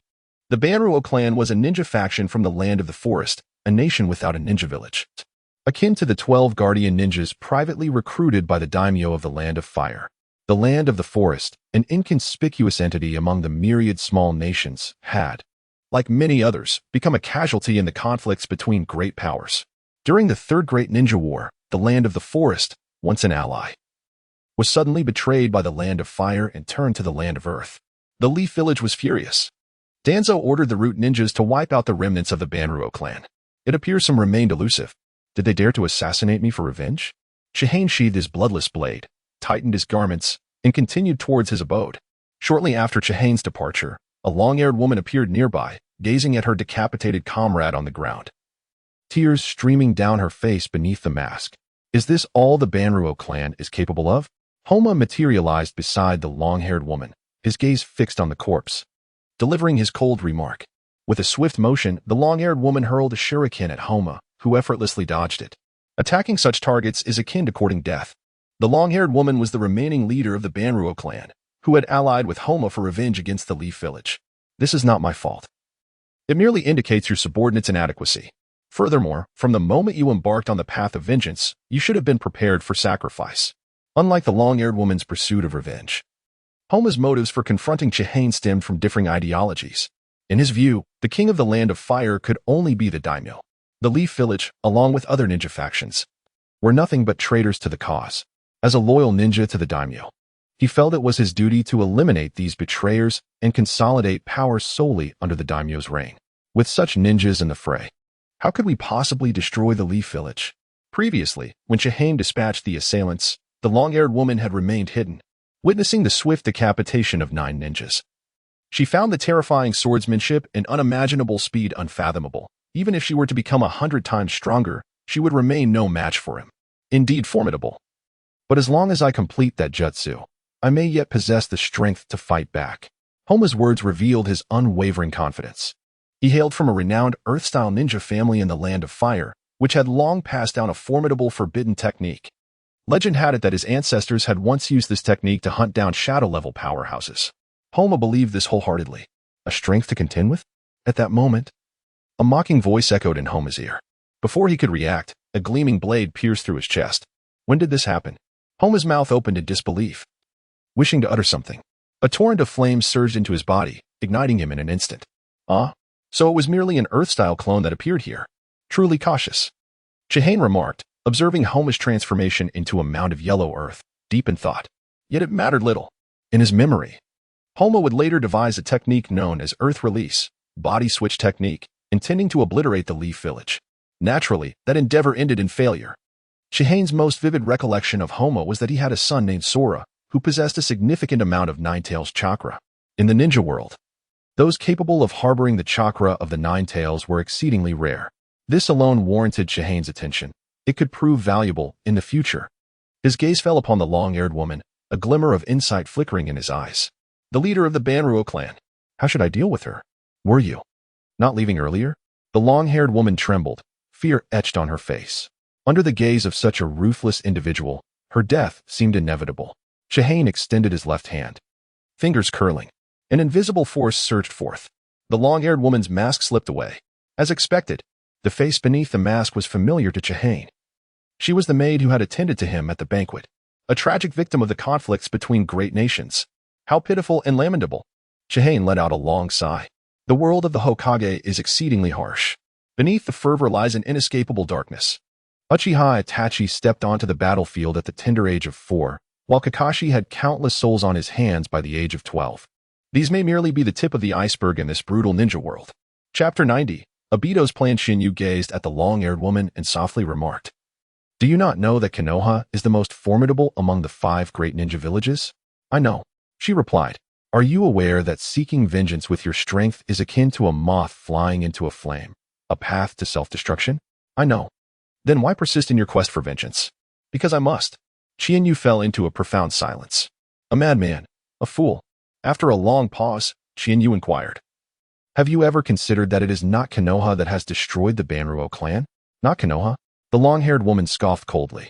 "My parents, my kin, my friends, all perished at the hands of Konoha's ninjas. Do you truly find it laughable to suggest otherwise?" Calmly, Shinyu surveyed the long-haired woman and presented his reasoning. "The true destroyer of the Banruo clan is war, a conflict that has endured for millennia. Ninjas, when their stances diverge, will inevitably clash, leading to disputes. Thus, were follows. Since the age of the Sage of 6 Paths, true peace has never been realized in the ninja world. The Banruo clan is merely a trivial casualty among countless victims of brutal warfare. In the near future, there will be many more sacrifices akin to the Banruo clan." A peculiar expression crossed the long-haired woman's face. A flicker of doubt passed through her eyes, yet it swiftly dissipated. No matter how eloquently one speaks, she would not relinquish her desire for revenge. She declared stubbornly, "There are far more meaningful pursuits in this world. Do you know how to utterly end war?" Qianyu posed a question that countless souls had contemplated. "End war?" The long-haired woman widened her eyes, rendered speechless as she gazed at Qianyu. Qianyu continued, "This necessitates another war. A unification war. Wars arise from conflicts of interest, and such conflicts stem from differing positions. Each person seeks to secure greater benefits for themselves. Therefore, the simplest and most effective way to completely end war is for there to be but one nation, one stance in this world. Throughout the history of the ninja world, such a unified nation has never emerged. However, it is said that in a distant mythic era, the land ruled by the progenitor of chakra experienced no conflicts, no disputes over interests, and no wars. Thus, by unifying all nations, peace can be brought to the ninja world." Upon hearing Qianyu's words about a unification war, the long-haired woman was left dumbfounded, profoundly impacted. "In the future, I will lead Konoha's forces to defeat the other 4 great ninja villages, establishing the first ninja nation." With a resounding clang, The gleaming ninja blade was sheathed. Qianyu cast one last glance at the long-haired woman before blending into the darkness. His composed words echoed clearly in her ears. Should you align with my ideals, seek me in Konoha. Should you persist stubbornly, our next encounter will see me take your life. Early the next morning, Qianyu finished a modest breakfast and recounted the incident of the attack by the horse to the daimyo before returning to Konoha. No sooner had Qianyu departed than the daimyo announced the dissolution of the 12 guardian ninjas. Less than a day later, Qianyu returned to Konoha and presented a letter signed by the daimyo to Tsunade. Soon, Konoha held the succession ceremony for the Hokage. Enormous banners announcing Tsunade's ascension to the 5th Hokage were displayed throughout the village. The finest Earth-style ninjas began carving her likeness at Hokage Rock. The ceremony proceeded smoothly. And that afternoon, Tsunade officially became Konoha's 5th Hokage. This news spread like wildfire across the entire ninja world. In the eastern part of the Land of Fire, over the ocean, the Land of Water stands as the geographically most advantageous among the 5 great nations of the ninja world. Even amidst past wars, despite repeated defeats, its territory remained unscathed. In fact, ninjas from the other 4 great nations have never even set foot on the Land of Water. The sea. This is the unparalleled advantage of the Land of Water, home to the Mist Village. During this time, Obito plans to incite a new wave of bloodshed within the Mist Village. The death of Hiruzen Sarutobi, Tsunade's ascension, and Fugaku Uchiha's resignation, followed by Qianyu Uchiha's inheritance of the clan leader position, all reached Obito's ears in quick succession. At that moment, Obito's emotions were a tumultuous blend of joy and sorrow. He rejoiced at the demise of Hiruzen Sarutobi and Fugaku Uchiha's resignation. Yet he was troubled by the unknown intentions of the one impersonating Uchiha Madara, who had slain Hiruzen. The crude excuse of murder for bounty had not convinced Obito since their first clash in Konoha. Furthermore, why did Fugaku resign without warning? What capabilities did Qianyu possess to succeed Fugaku? All of these factors could hinder the implementation of the Moon's Eye plan. In the office of the Mizukage in the Mist Village, Obito sat confidently in the main seat. A cold light shone from his single eye as he regarded Zetsu, whose head peered out from the floor with a furrowed brow. What shall our next step be? The dark Zetsu's chilling voice broke the silence. To be frank, it had not anticipated such significant events occurring in the ninja world during this period. What troubled it most was the mysterious bounty ninja impersonating Uchiha Madara. Who exactly was this individual? These matters were crucial to its ultimate plan, and Black Zetsu had to exercise utmost caution. The Uchiha currently possessed 2 pairs of Manjiki Sharingan, complicating the collection of tailed beasts for Nagato and his team. The immediate priority is to deal with the Uchiha. At least 1 pair of Manjiki must be destroyed. The 3-tomo Sharingan is bloody and cold, Obito mused. So what are you planning to do? White Zetsu inquired, tilting his head in curiosity. I will dispatch an envoy from the Mist Village to Konoha to discuss an alliance. An alliance? White Zetsu blinked in surprise. Obito, you can't possibly be serious about allying with Konoha, can you? Of course not. I have no interest in allying with Konoha, but I do have an interest in using the pretense of an alliance to deal with the Uchiha. You'll know the specifics of the plan when the time comes. Obito replied confidently, exuding an air of certainty. By the way, Zetsu, how much information have we gathered about the Shadow Organization? The Shadow Organization's motives were inscrutable, and Obito couldn't ascertain their goals. This uncertainty left him uneasy. Black Zetsu's voice was hoarse, aside from the fact that the Shura killed the 3rd Hokage. The most notable point is that the Shadow Organization has gained another member. Oh, Obito asked, intrigued. Do we have any information on this individual? Black Zetsu shook his head. This person made their debut by infiltrating Konoha, assassinating Kurama Shikamaru, and then successfully escaping under pursuit from numerous Umbu. Their strength is not to be underestimated. A cold glimmer shone in Obito's lone eye as he pondered. How strange. Where has the Shadow Organization recruited such a powerful individual? Continue the investigation, he commanded, his 3-tomo Sharingan rapidly spinning in his pupil. Lastly, he added, Zetsu, do not call me Obito from now on. I am now Uchiha Madara. Chapter 91, Naruto. Someone more suitable than me to be your teacher in the Hokage building, within the confines of Chihane's office. A sudden explosion of white smoke heralded the arrival of a completely black cat, clutching a scroll in its mouth. This was no ordinary feline, but a summoning beast exclusive to the Uchiha clan, the Ninja Cat, a companion of the Uchiha Shadow. This black cat was far more obedient than the plump, money-hungry cat that Chihane owned, prompting him to forge a contract with it. Through this Ninja Cat, they exchanged intelligence. Extracting the scroll from the cat's grasp, Chihane unfurled it. A passage of text caught his eye.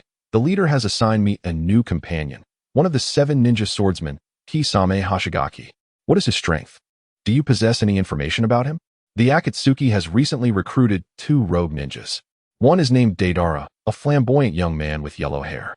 The other is Haiden, an ardent follower of the Jashin religion. Kakuzu is currently seeking the last rogue ninja, known as Beluha, who seems to hail from Konoha. By the way, you must exercise caution. The Akatsuki is gathering information on the Shadow Organization.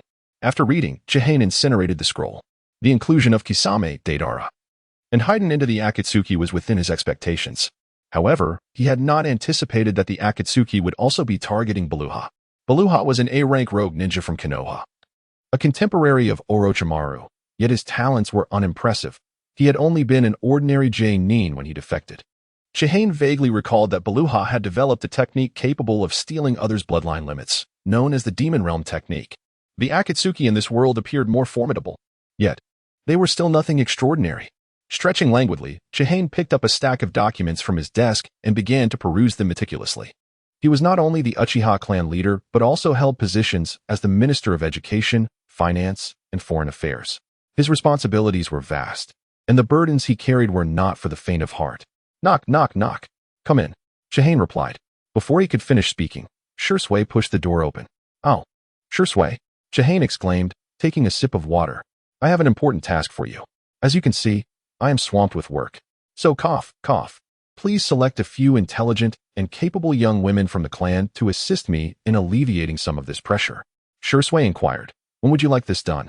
The sooner, the better, Chihane urged. Understood. Shursui hesitated before adding. Chihane, Naruto has not been doing well lately. Oh, Chihane perked up at the mention of Naruto. Since the death of Ruri, Naruto had lost his only companion at the Ninja Academy. Chihane had observed him several times in secret. He was often alone, wandering aimlessly. This mirrored the Naruto from the original narrative quite closely. Perfectly, I have nearly finished my official duties for the day. I shall go check on Naruto. Chihane rose and exited the office. Before leaving, he made sure to remind, do not forget my instructions. Juggling multiple roles is quite taxing. Crack. Lightning danced across the sky like a spider's web, illuminating the dark clouds, while thunder rumbled ominously.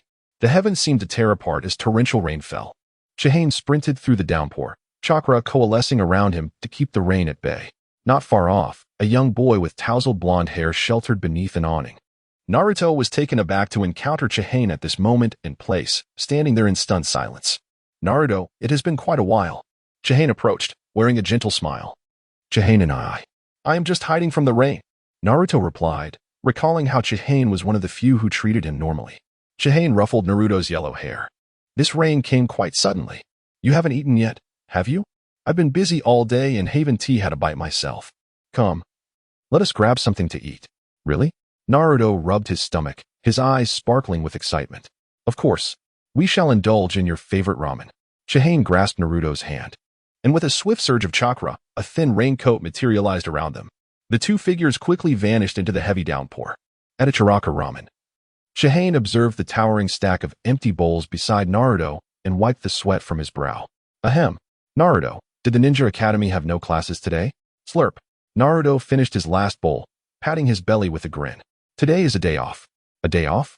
Chihane blinked in surprise, placing a hand on his forehead and sighing. How forgetful of me. After all these years since graduation, I completely overlooked that today is a rest day at the academy. Naruto hesitated, clutching his hair for a moment before summoning the courage to speak. Chihane and I have a small request that I hope you can fulfill. A request? Chihane took a sip of water. Pray tell. I wish to become your disciple. Your disciple? Chihane blinked in astonishment, a peculiar expression crossing his face. Why would you want to learn from me? Aren't there teachers at the academy who can teach you ninjutsu? Or do you find them too mediocre? Actually, Naruto looked at Chihane with uncertainty. Speak plainly. There are no outsiders here. Chihane ruffled Naruto's hair again. I want to become an exceptional ninja to protect the people around me. A shadow crossed Naruto's gaze, recalling his deceased friend. Those around you, huh? Chihane nodded. That reason persuades me, but alas, I am not suited to be your teacher. The Uchiha clan relies on the Sharingan, and our combat techniques are fundamentally developed around it. Many things cannot be learned without the Sharingan. Seeing Naruto's disappointment, Chihane quickly added, however, I can help you find someone more fitting to be your teacher." Naruto's eyes sparkled with hope. "But to train under that esteemed senior, you must first learn a rather intriguing ninjutsu." Ninjutsu? After satisfying their hunger, Chihane purchased a stack of magazines nearby and led Naruto back to the office. "This ninjutsu is quite powerful, especially against males. But be sure to use it judiciously," Chihane stated seriously. Naruto nodded vigorously, brimming with enthusiasm. Chihane opened one of the magazines and scanned its contents. "Now, I shall demonstrate for you the art of seduction." With a series of hand seals, a burst of white smoke erupted. Amidst the swirling mist, a girl with a voluptuous figure appeared, entirely unclothed. This. Naruto was left speechless, utterly frozen in shock. Chapter 92. What I desire is obedience. You are quite the quick learner, Naruto. However, to truly master the art of transformation, one must practice diligently, Shiyu commented, observing Naruto's transformation into a youthful maiden with an unflinching demeanor. The seduction technique, originally conceived by Naruto, is indeed a formidable ninjutsu with astonishing lethal potential. For Naruto, executing it posed little challenge. The transformed maiden possessed the perfect curves, ample where it mattered, and slim in all the right places. It must be said, from a certain perspective, Naruto is undeniably a prodigy. Brother Chiyu, can this ninjutsu truly help me find an exceptional teacher? Naruto inquired curiously after dispelling the technique. The seduction technique, clearly not a conventional ninjutsu, left one to ponder what kind of ninja it could attract. Clear his throat. Chiyu chuckled, of course. But your current level is insufficient. Once you can transform into all the women depicted in these magazines, I shall take you to meet that esteemed senior. Naruto scratched his head, a foolish yet radiant smile illuminating his face. I'll do my best, Brother Chiyu. At that moment, as Naruto practiced the seduction technique, Shursui arrived with two Uchiha maidens outside the office. Knock, knock, knock. The resounding knocks reverberated through the air. Having just poured himself a cup of water, Chiyu leisurely sipped, then commanded, "Come in." As Shursui entered, Naruto had just completed his transformation. The sight that greeted Shursui's eyes compelled him to exclaim, blood gushing from his nose. The Uchiha maidens behind him turned crimson, their imaginations running wild. They had heard whispers about the Uchiha clan leader's proclivities, but witnessing such a scene in broad daylight was quite the shock. "Oh, Shursui, you've arrived.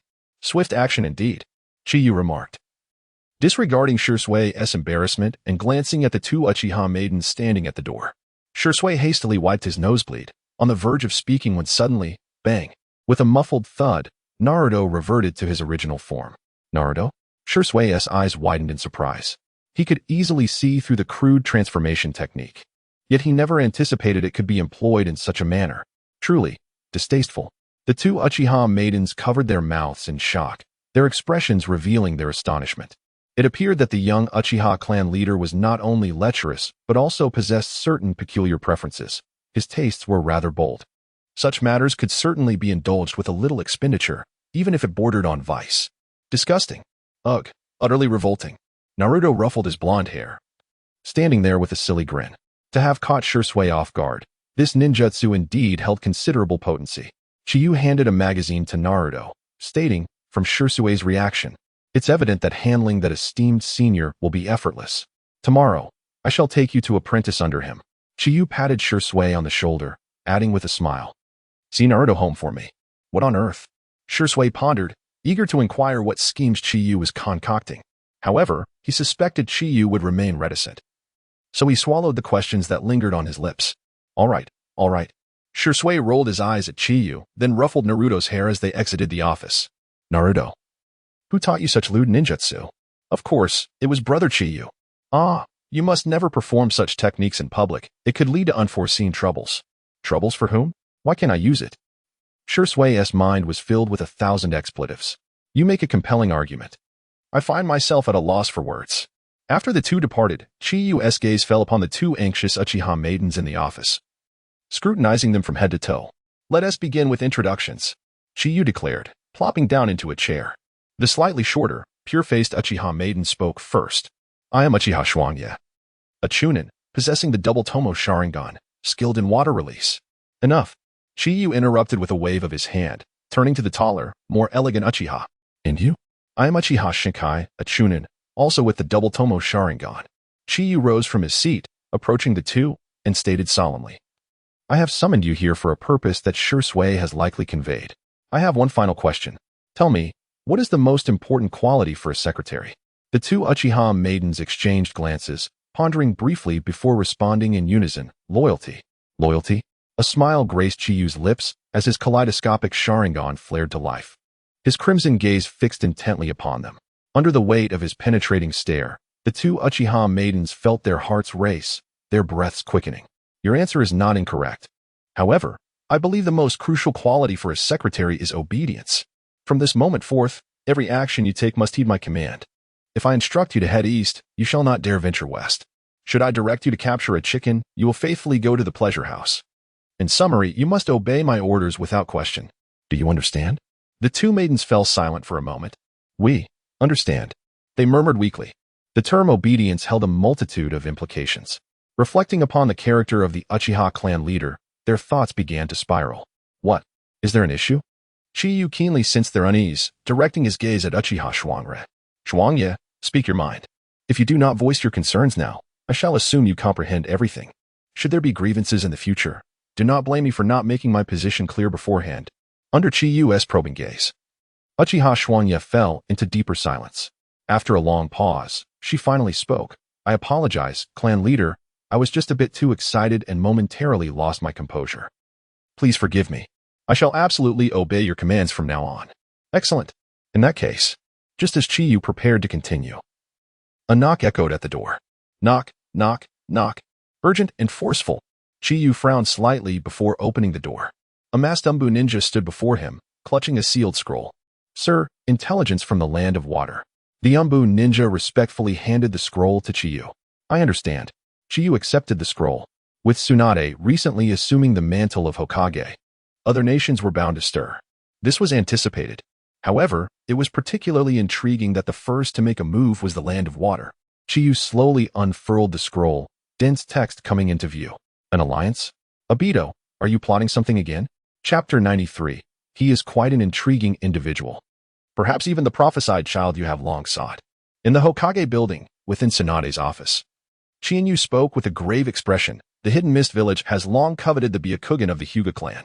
With their envoy's arrival in Konoha, I believe we should remain vigilant. Tsunade chuckled in response. Uchiha clan leader, you are overthinking this. They have come to sign a treaty of alliance with Konoha. How could they possibly desire the Byakugan? Understanding that mere words would not suffice to convince Tsunade, Chienyu continued slowly. My suspicions are not unfounded. During the Third Shinobi World War, Shursui discovered that a hidden mist Jonin named had one of his eyes transplanted from the Hyuga clan's Byakugan. Jiraiya gasped in alarm, knitting his brows. Is that true? Unlike the readily usable Sharingan, the Hyuga clan's mastery over the Byakugan is unfathomably profound. The Byakugan of the branch family is safeguarded like a caged bird. Should the owner perish, the Byakugan is immediately destroyed. Therefore, to seize the Byakugan, one must target the main family, who are always under strict protection from the branch family, making any attempt exceedingly difficult. These two factors have led to very few successful attempts to steal the Byakugan. Moreover, while the Byakugan is renowned alongside the Sharingan, its effectiveness is significantly inferior until it evolves into the Rinnegan. Indeed, Chienyu affirmed resolutely.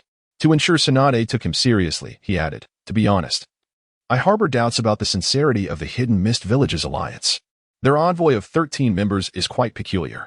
According to reports from border ninjas, only the envoy leader is a Jonin. His name is Sasaki, an inconspicuous character. For such a momentous occasion as an alliance between two nations, dispatching an inconsequential figure seems rather suspicious. Does it not?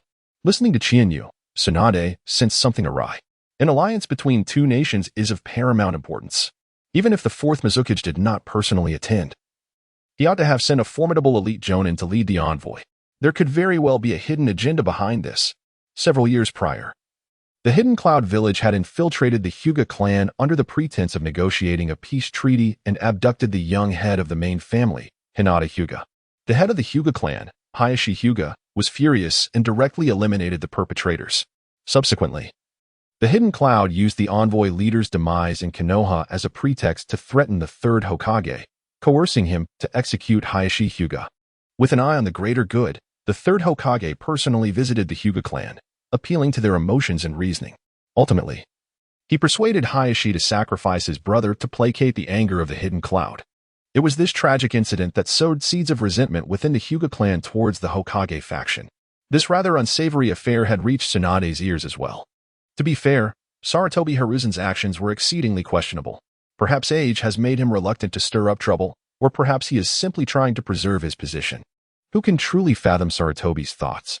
With a faint sigh, Tsunade gradually regained her focus. Could it be that the Hidden Mist Village's envoy is a ruse, aimed at the Byakugan of the Hyuga clan? However, an alliance between two nations is a matter of utmost significance. We cannot allow potential risks to hinder progress. After some contemplation, she declared, "Very well. Upon the arrival of the Hidden Mist envoy, the Uchiha clan shall be responsible for monitoring them." What does the Uchiha clan leader think? No problem. Shinyu nodded. Having achieved his objective, he exchanged a few pleasantries with Tsunade before signaling Jiraiya and taking his leave. Shortly after returning to his office, Jiraiya appeared. Shinyu clan leader. Jiraiya greeted with a smile. Shinyu instructed Uchiha Kanon to pour Jiraiya a glass of water and then spoke in a solemn tone. "Senior Jiraiya, I must confess, I have a request." Jiraiya regarded Shinyu favorably and replied with a grin. "What is it? Please, do share. I have a friend who wishes to learn from you, Senior Jiraiya," Shinyu stated. Taking a sip of water, speaking leisurely. To become a disciple? Jiraiya's expression turned complex. Throughout his life, he had taken on 4 disciples, Nagato, Yahiko, Konan, and Minato. All were exceptionally talented shinobi, particularly Nagato and Minato. Yet, the fates of these 4 were tragically dire. Is it inconvenient? Shinyu inquired curiously. If it were any other matter, I would agree, but taking on a disciple is a different story. Jiraiya sighed deeply, a flicker of sorrow evident in his eyes.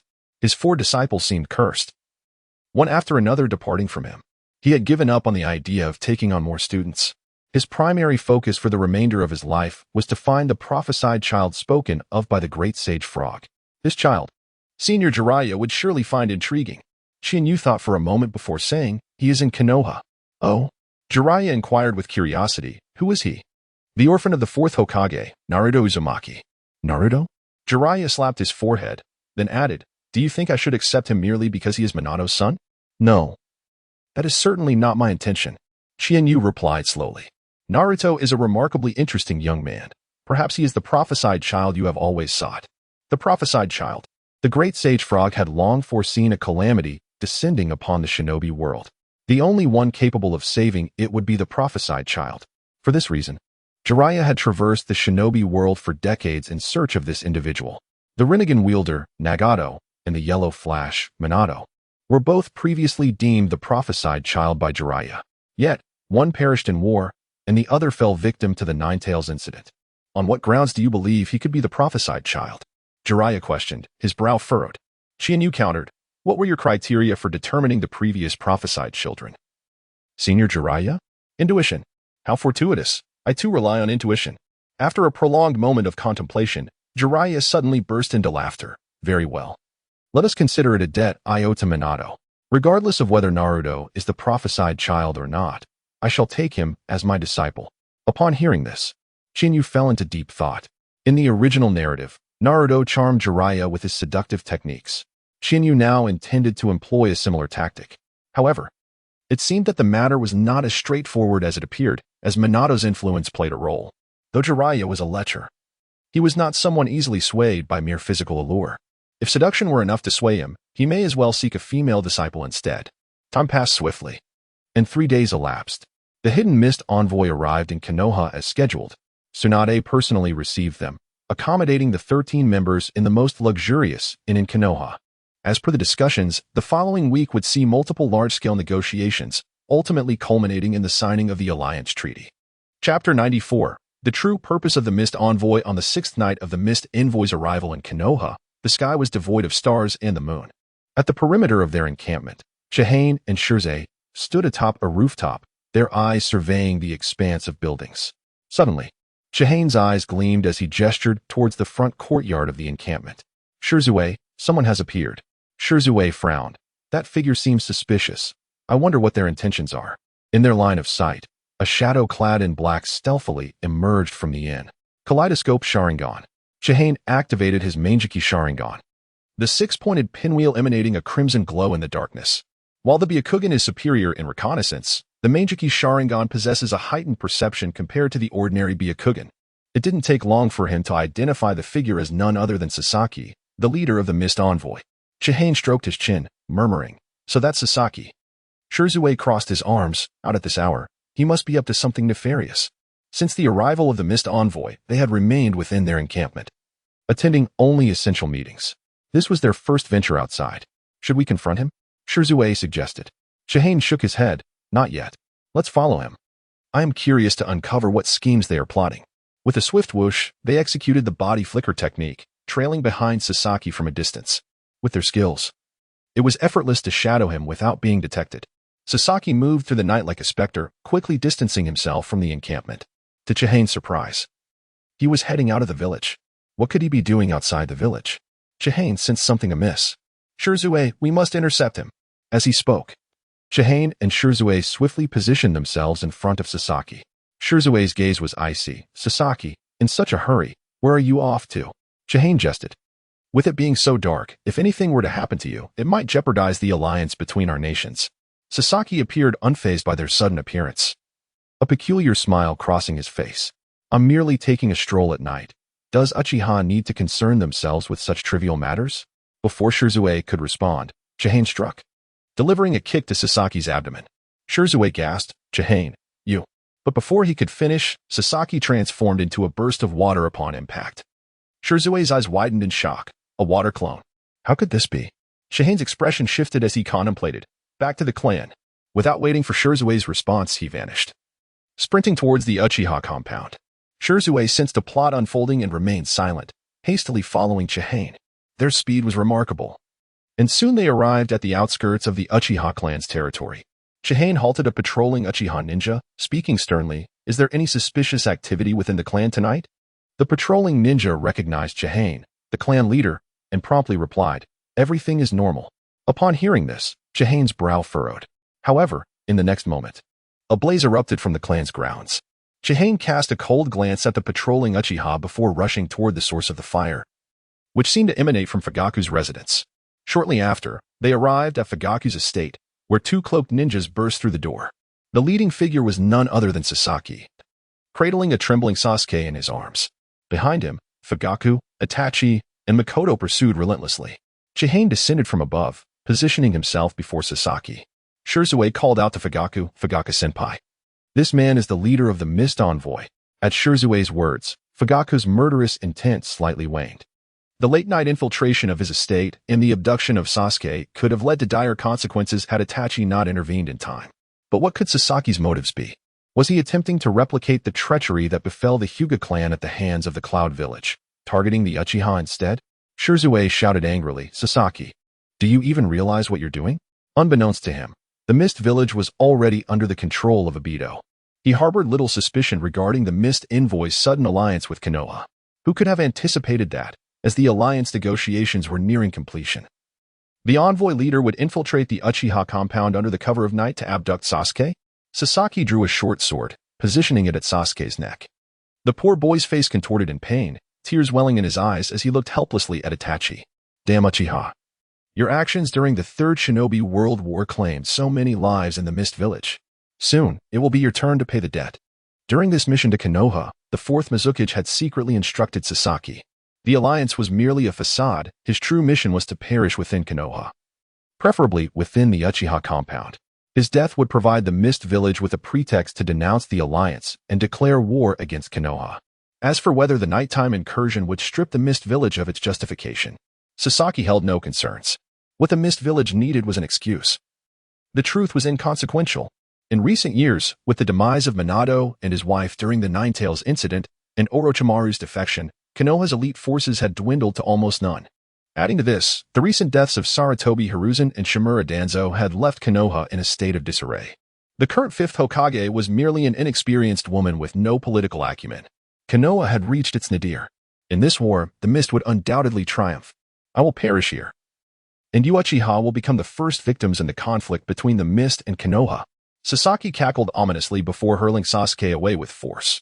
Sasuke, Itachi, who had been watching, leaped forward, catching Sasuke securely in his arms.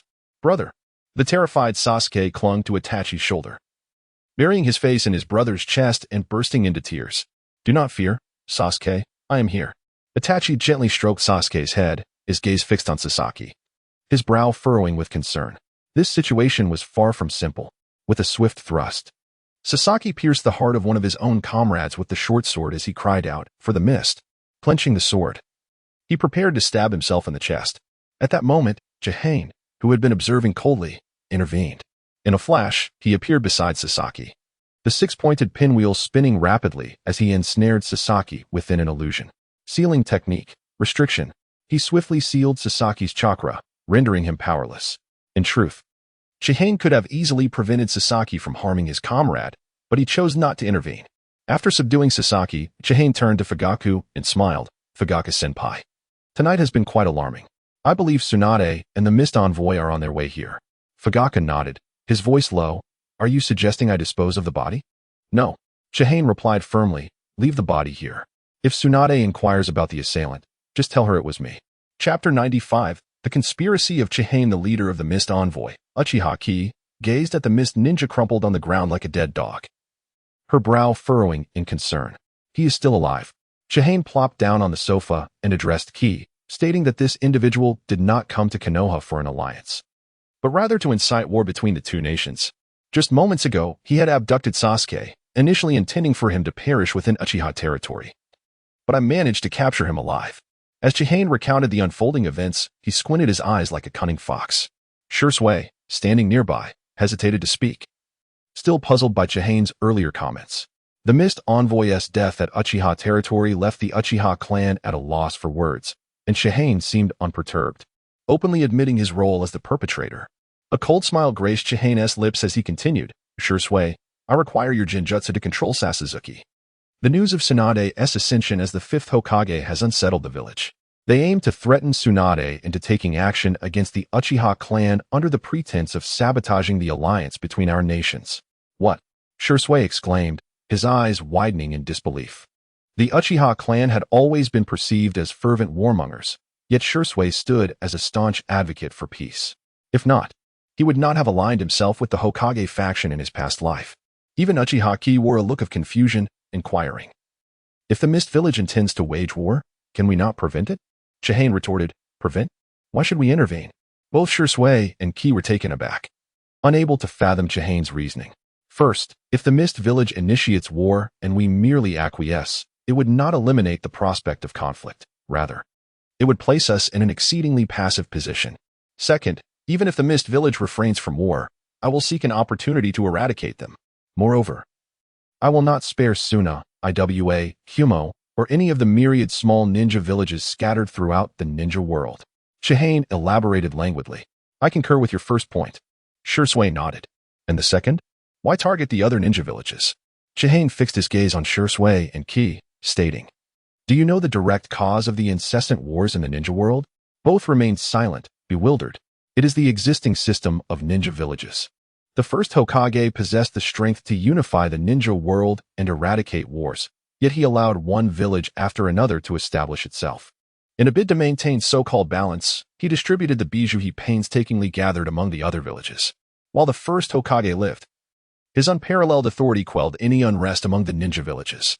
However, with his demise, the fragile equilibrium shattered, leading to unending warfare." Upon hearing Chihane's words, both remained speechless.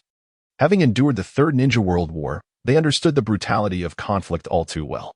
Indeed, the ninja village system was a contributing factor to the escalating frequency of wars. Since Konoha's establishment, it has only been about 50 years. Many ancient clans, once thriving for millennia, have either declined or perished. The examples are countless, such as the Senju clan, which now has only Tsunade remaining. If she does not exhibit some resolve, their extinction is merely a matter of time. The Uzumaki clan, too, has scattered remnants throughout the ninja world, existing only in name. As for the Uchiha clan, if not for Chihane's diligent efforts, they would likely vanish from history in the near future. The wars of recent decades have proven that the first Hokage's ninja village system is no longer suitable for the current ninja world. What he refrained from doing, the successors must undertake. As he concluded, Chihane smiled coldly. To bring about the complete cessation of war, what is a minor sacrifice in comparison? The living room fell into an eerie silence, as though a pin could be heard dropping. Sighing heavily, Shisui remarked, "Well, it is too late for regrets. I have boarded your ship of treachery." Just as he prepared to employ Genjutsu on Sasuke, Shisui questioned, "There is one thing that perplexes me." "What is it?" Chihane took a sip of water. "According to your assertion, why would the Mist believe that Tsunade would act against the Uchiha clan? It is evident that the alliance is a ruse. Tsunade could not possibly be oblivious to this." Chihane wore a gentle smile as he replied, "Tsunade is the beloved pupil of the third Hokage, and the Mist Village trusts that she will uphold his will to suppress the Uchiha clan. Furthermore, the third Hokage, fully aware of the Hyuga clan's innocence, still chose to sacrifice Hyuga Hayashi to appease the Cloud Ninja. The Mist Village intends to employ the same method against the Uchiha, who are even less favored by the Hokage faction. It stands to reason they would succeed." He looked at Chihane's seemingly harmless smile, feeling a chill creep into her heart. This is too wicked. One could easily imagine that once these words escaped Sasuke's lips, Tsunade would lose any room for compromise. Otherwise, her position as Hokage would be untenable. Shisui scratched his head, expressing his confusion. "I heard that Hyuga Hayashi committed suicide." Before he could finish, Shisui suddenly grasped the truth. Regardless of whether Hayashi took his own life or was murdered, it was of little consequence. What mattered was Sarutobi Hiruzen's stance on the Cloud Ninja incident. Enough of this indecision. Let us act swiftly. The Umbu may be on their way here. As soon as he spoke, hurried footsteps echoed from outside the courtyard. Chihane swiftly vanished from sight, positioning himself before the Umbu Ninja. Uchiha clan leader. The masked Umbu Ninja knelt on one knee, respectfully stating, "The fifth Hokage requests that you accompany Sasuke to the Hokage building for discussions." "Understood. I shall go shortly." Chihane replied nonchalantly, yet the Umbu Ninja remained reluctant to depart. "What? Do you wish to linger?" Upon hearing Chihane's icy tone, the Umbu Ninja hurriedly rose and exited. When Chihane returned to the living room, Shisui had already completed the Genjutsu. Chihane held unwavering confidence in Shisui's abilities. Even without resorting to forbidden techniques like Kodo Amatsukami, Shisui's Genjutsu prowess was unparalleled. Just as Obito had managed to silently control the fourth Mizukage for years, Shisui could easily subdue Sasuke for a brief period.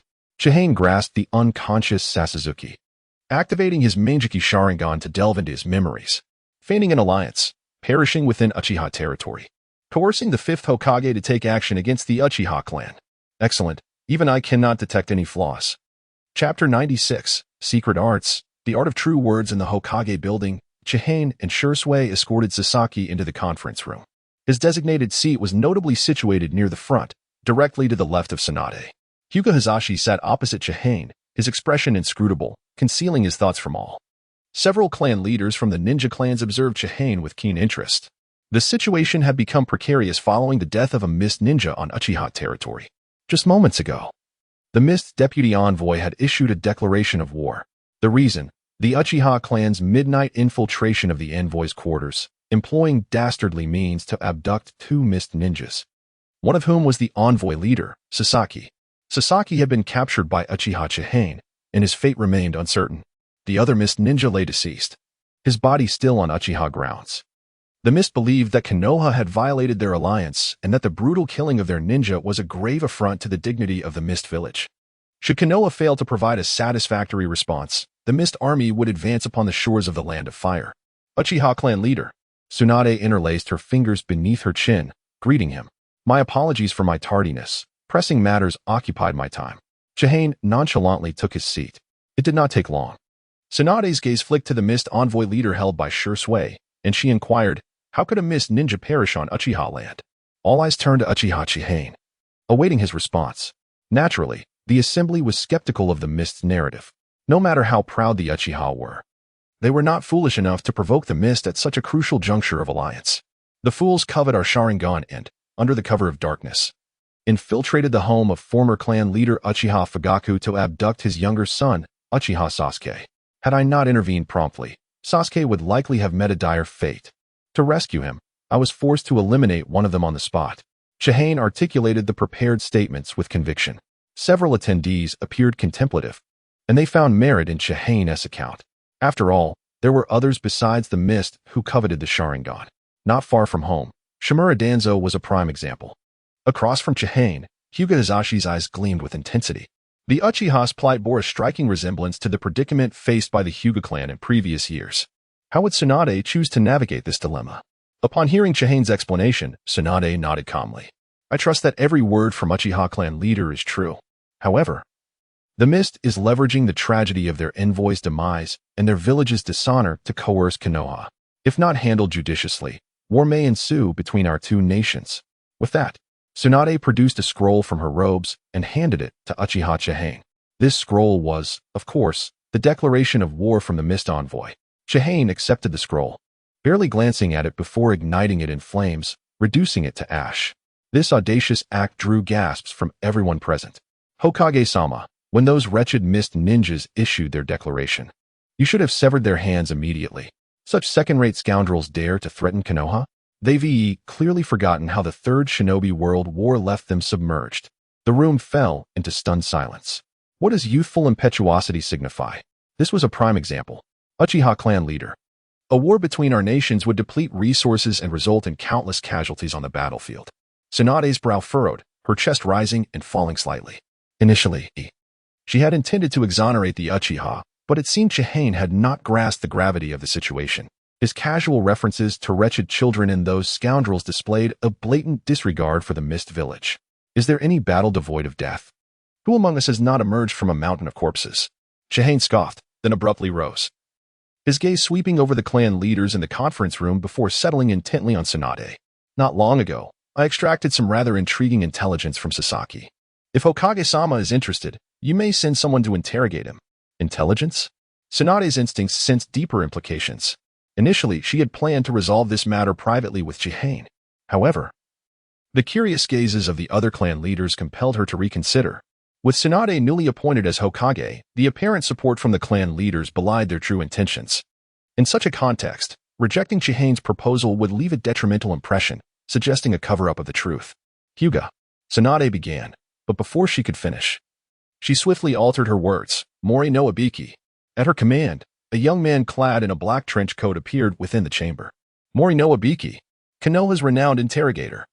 Before him, no one could conceal any information. Naturally, the deceased were an exception. Hokage-sama. Ibiki fixed his penetrating gaze on Tsunade. Before all assembled, extract from Sasaki the intentions behind his mission to Konoha. Tsunade calmly issued the order to Ibiki. She had initially considered having Hyuga Hizashi conduct the interrogation. But given the potential lingering resentment over the death of Hyuga Hayashi, Tsunade opted for Ibiki instead. Ibiki's movements were swift and decisive. Secret arts, the art of true words. He rapidly formed hand seals, placing a palm on Sasaki's forehead. He was adept in various interrogation techniques, and the most effective was a summoning technique known as the interrogation chamber. However, its sole drawback was that the process could not be public or transparent. Given the far-reaching implications of this matter, Ibiki preferred to avoid any potential accusations and thus resorted to the art of true words for the interrogation. Chakra surged into Sasaki's mind, and he slowly opened his eyes, his gaze vacant and unseeing. In this state, Sasaki had lost his conscious will. No matter what Ibiki asked, he would answer truthfully, revealing only the deepest secrets of his heart without any possibility of deception. Byakugan, Hyuga Hizashi called out, activating his Byakugan in front of everyone. Upon examination, he confirmed that Sasaki had indeed fallen under Ibiki's secret technique and was not being manipulated by anyone else. Taking a deep breath, Ibiki posed the question, what was the true purpose of your mission to Konoha? All eyes were on the unconscious Sasaki, equally intrigued by the intelligence Chihane had mentioned. The Mizukage commanded me to perish in Konoha. After my death, the Mist Village would use the pretext of Konoha's betrayal of our alliance and the humiliation of our envoy to justify launching an attack on the Land of Fire. As his words echoed through the room, a wave of astonishment swept over the assembly. The Mist's envoy to Konoha had originally hoped for a formidable ally. Yet now it seemed the Mist Village was not only unwilling to ally but was also preparing to assault Konoha.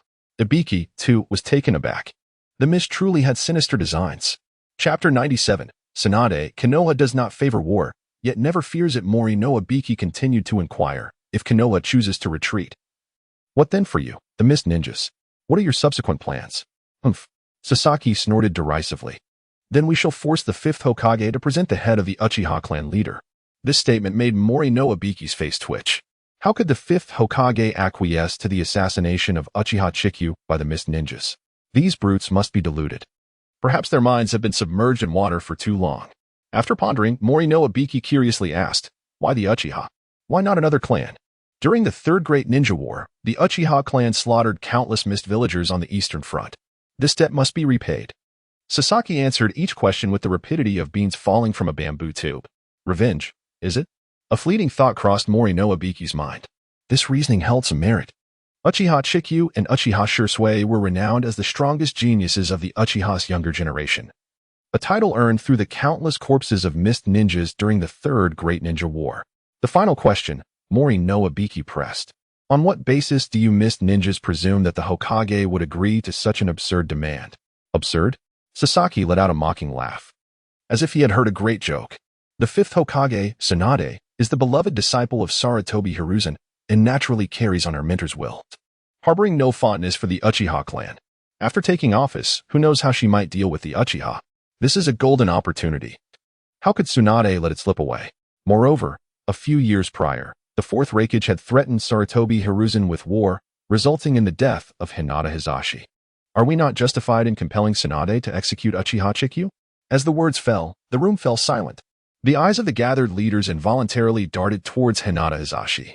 This esteemed head of the Hinata clan had bloodshot eyes, veins bulging on his forehead. No one dared to reproach him for his outburst. The incident of Sarutobi Hiruzen coercing Hinata Hizashi was crystal clear to all the clan leaders present. At that time, Sarutobi Hiruzen had personally approached Hinata Hizashi, appealing to his emotions and reasoning to persuade him to sacrifice his brother for the greater good. After Hizashi's death, the Hinata clan severed ties with the Hokage's faction. Of course, with the passing of Sarutobi Hiruzen and Tsunade's ascent to the position of fifth Hokage, the resentment harbored by the Hinata clan had likely diminished significantly. Yet today, this oblivious mist ninja had ruthlessly reopened old wounds in front of everyone. The gazes of the clan leaders were drawn to Tsunade. This young and beautiful fifth Hokage had her eyes tightly shut, her expression inscrutable, revealing nothing of her inner thoughts. Surely, she would not emulate Sarutobi Hiruzen's actions. Would she? This is a scheme to sow discord. Jiraiya suddenly stood, exclaiming loudly. Chikyu paid no heed to Jiraiya and instead asked, "Isn't the issue of discord irrelevant? What truly matters is how the Hokage intends to resolve this matter." Before Tsunade could respond, Chikyu continued, "In my opinion, there are two paths to take. First, I could offer my head as an apology to the mist ninjas, becoming a submissive grandson. Perhaps they would be so pleased that the war would end before it even begins. It is a harsh truth, yet it holds merit.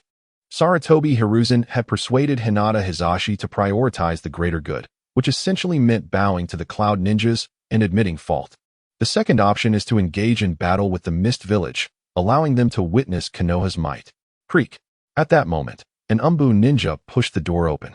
"Hokage-sama, the Mist Ninja envoy is causing trouble again, demanding a resolution today. Otherwise, the Mist Army will invade the Land of Fire at any moment." The Umbu squad leader reported in a flustered manner. Bam! Tsunade slammed her fist on the table, causing it to splinter. "Arrest those wretched beasts and throw them all into Konoha's prison." Tsunade roared in fury. Her golden hair danced wildly, her robes billowed, and her body trembled with genuine anger. The Umbu squad leader looked utterly bewildered. In fact, after the Mist Ninja envoy had died in Uchiha territory, Tsunade had specifically instructed him to ensure the safety of the Mist envoy at all costs. Yet now, less than half a day later, she demanded arrests. It must be said, this newly appointed Hokage changed her stance faster than one could turn the pages of a book. After a brief contemplation, weighing the pros and cons, Tsunade declared with conviction, "Konoha is a village that cherishes peace, yet this does not equate to fearing war. If the Mist Village desires conflict, then we shall grant them war." During the Third Great Ninja War, Konoha drove the Mist Ninjas back to the sea. This time shall be no different. Tsunade, though endowed with ample physical attributes, was far from a simple-minded woman. She did not strike hard against her own people while bowing submissively to outsiders. The role of Hokage could not be played in such a manner. Years ago, it was the Cloud Ninjas, now it was the Mist Ninjas. Each one of them, Konoha, hailed as the foremost ninja village in the world, now appeared like a mere harlot, open to any who wished to enter. Not only that, but once inside, they demanded payment, all the while smiling and asking if it was enjoyable. Surely, there could be no greater indignity than this. To take a step back, if the Mist Village continues their unreasonable antics and Tsunade chooses to yield, sacrificing Uchiha Chikyu, it remains uncertain whether this would quell the enraged Uchiha clan. Merely considering the other clans within Konoha, they would likely feel utterly disheartened. No matter how unpopular the Uchiha might be, they were still Konoha's Uchiha, far superior to the rabble of the mist. Yesterday, the Cloud Ninjas coerced Konoha, leading to the death of Hinata Hisashi at the hands of Sarutobi Hiruzen. Today, if the Mist Ninjas pressured Konoha and Tsunade were to execute Uchiha Chikyu, what would follow? Tomorrow it would be the Rock Ninjas, and the day after, the Sand Ninjas. Would she be compelled to sacrifice other ninja clans? Should this happen, every clan in Konoha would be consumed by fear. In which case, Tsunade's position as Hokage would become untenable. Finally, it was done. Upon Tsunade's declaration of war, Chikyu let out a sigh of relief. After much toil and effort, the war he had yearned for was finally at hand. Hinata Hisashi released the grip of his hands. Had Tsunade chosen to sacrifice Uchiha Chikyu as his mentor had, he would have overturned the table on the spot. Such a Hokage, such a village, was not worth remaining in. Upon hearing the prospect of war, the expressions of the clan leaders turned grave. With the suicides of White Fang and the demise of the Yellow Flash couple, the three legendary ninjas had fallen apart. The remaining pillars of Konoha were Tsunade, Jiraiya, and the two pairs of Manjiki Sharingan from the Uchiha. Should a battle truly ensue, it would undoubtedly result in a bloody storm. Yet, there was no turning back. Unless they annihilate the pest from the sea, the mist would only escalate their audacity. Chapter 98. Death is too cruel. Let us maim instead, however. The pressing issue remains. Where shall we replenish our forces? After declaring the oath of war, Tsunade felt a subtle headache brewing. The Third Great Ninja War had only just concluded, and the fresh blood that had emerged in the village over the past few years was insufficient to compensate for the losses incurred during the conflict. Furthermore, the Nine Tails incident had resulted in the loss of the fourth Hokage, alongside many ordinary ninjas. Fortunately, the Uchiha clan possessed two pairs of Manjiki Sharingan, which, in terms of elite combat strength, were comparable to those from the Third War. Yet, the core strength remained critically lacking. Moreover, should a conflict arise with the Mist Village, a portion of the forces would also be needed to guard against the Rock, Cloud, and even Sand Ninjas. Additionally, some forces must remain within the village. Tsunade's gaze swept across the clan leaders in the conference room, and suddenly, an idea struck her. Esteemed clan leaders, Konoha is currently facing a severe manpower shortage. To secure victory in this battle, we require assistance from all clans. Tsunade was not one to beat around the bush. She pointedly indicated Konoha's urgent need for personnel from the various ninja clans. The clan leaders wore varied expressions, falling into a momentary silence. After waiting in vain for someone to speak, Tsunade directly inquired, Uchiha clan leader, how many of your clan can you contribute? 2 pairs of Manjiki Sharingan and 50 Jonin. Chiba responded straightforwardly. This force would nearly deplete the Uchiha's resources. 50 Jonin. The Uchiha truly are formidable. The key, however, lay in the 2 pairs of Manjiki Sharingan. The secondary clans whispered among themselves, discussing the implications. Tsunade nodded in satisfaction and then turned her attention to the Hyuga clan, her intentions unmistakable. The Hyuga clan will provide 50 Jonin. This outcome left Tsunade pleasantly surprised, as the Hyuga clan had long harbored a rift with the Hokage faction. Their current willingness to contribute was remarkable. Hinata, with downcast eyes and an impassive expression, understood that as a prestigious family, the Hyuga must display the dignity befitting their status. Moreover, the loss of a Byakuganai to a Mist Village Jonin was a tremendous disgrace for the Hyuga clan. The Inuzuka, Nara, and Akimichi clans collectively dispatched 60 Jonin. The Akimichi clan contributed 10, while the Sarutobi clan sent 5 other clan leaders reported their numbers in succession. Naturally, the smaller clans could not match the grandeur of the Uchiha and Hyuga clans. Once the Uchiha activated their Sharingan, their strength soared, making it commonplace for young talents to ascend to the rank of Jonin. The Hyuga clan, endowed with Byakugan from birth, had inherent advantages. As long as one possessed decent aptitude and sufficient dedication, becoming a Jonin was merely a matter of time. Such was the advantage of bloodline limits. Ordinary ninja clans could not compare. After all the clan leaders expressed their intentions, Tsunade swiftly compiled the data. A slight smile graced her lips. 189 Jonin, sufficient to give the Mist Ninjas a run for their money. At that moment, Chiba interjected, Hokage-sama, I wish to serve as the commander of Konoha's forces. This endeavor would not merely be a straightforward battle. While others were unaware of the true dynamics of the Mist Village, Chiba was acutely aware. The actual power behind Mist was Abido, and one could not rule out the possibility of deceitful schemes. Tsunade pondered for a moment, her gaze flitting over Hinata and Nara Shikaku. Do the Hyuga and Nara clans have any objections? Both remained silent. However, their silence clearly indicated their stance. Tsunade then surveyed the smaller clans. Do any of you have objections? Still, no one responded. With Chiba's self-recommendation, no one dared to disrupt the consensus. Everyone understood the unspoken truth. While they might look down upon the mist ninjas, they were not to be underestimated. One must not take on tasks beyond their capability without the necessary strength. Since there were no objections, the position of commander would be entrusted to Uchiha Chiba. Jiraiya, you will serve as the deputy commander. Tsunade herself needed to remain in Konoha to guard against the other 3 major ninja villages and could not be present on the front lines. Those capable of commanding were primarily Uchiha's 2 pairs of Manjiki Sharingan and Jiraiya. However, considering Chiba's willingness to step forward, the position would be his. The only downside was that Chiba was quite young, merely 15. Thank you, Hokage-sama. I will undoubtedly bring victory back to Konoha, Chiba declared with unwavering determination. His confidence sparked a sense of anticipation among many. It must be said that while the Uchiha clan was difficult to befriend, they were reliable teammates. I will await the triumphant return of the forces in Konoha, Tsunade affirmed. Chiba, with eyes narrowed like a cunning fox, asked Hokage-sama, aside from the Jonin, how many additional personnel can the village provide me? Fewer than 7,000. Tsunade candidly provided the figure without reservation. That is far too few. Chiba's gaze swept across the conference room, and in an instant, a brilliant idea took shape. Sarutobi, Shimura, Mito, and Yamanaka clans. Within 3 days. Gather 3,000 men for me. As soon as the words left his lips, the leaders of the 4 clans turned pale. The leader of the Shimura clan rose angrily, exclaiming, that is utterly impossible. Why is it impossible? Chiba's eyes were as cold as water. 3,000 men, even including the elderly, women, and children, cannot be assembled. You are clearly in a moment of urgency. The Shimura clan leader hastily swallowed his words. Times had changed. He could not confront the Uchiha head-on. The Shimura clan was merely an ordinary ninja clan, relying solely on Danzo's reputation. Since Danzo's demise, the Shimura clan's standing within the village had plummeted. There was no alternative. The reputation of the dark side of the ninja world was even worse than that of the Uchiha clan. What? Do you imply that I am seeking revenge against the Shimura clan? Chiba scoffed, his gaze menacingly fixed on the clan leader. Tsunade glanced at Chiba, wanting to say something, but ultimately refrained. Chiba was demanding personnel from the Konoha F4, and anyone with a discerning eye can see that he was seeking retribution. However, there was little she could do. The tides of fortune had shifted.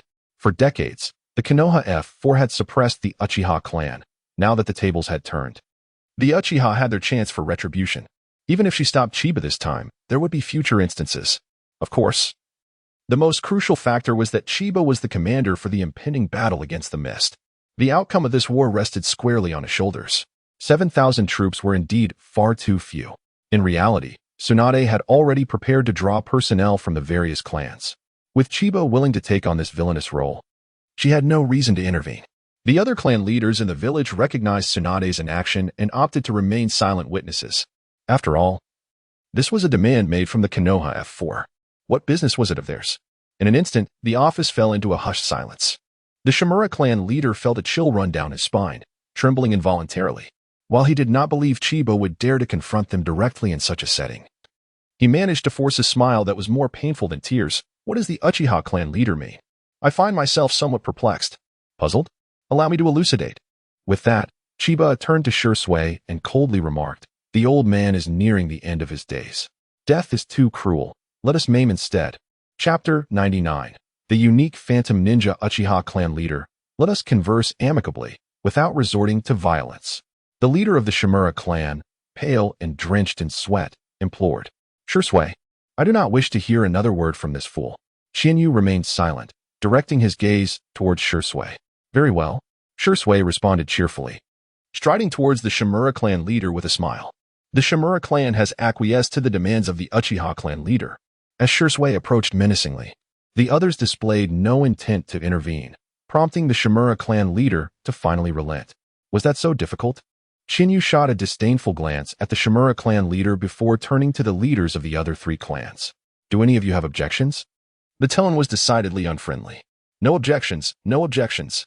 What can we do if we did? The leaders of the 3 clans had come to understand the situation.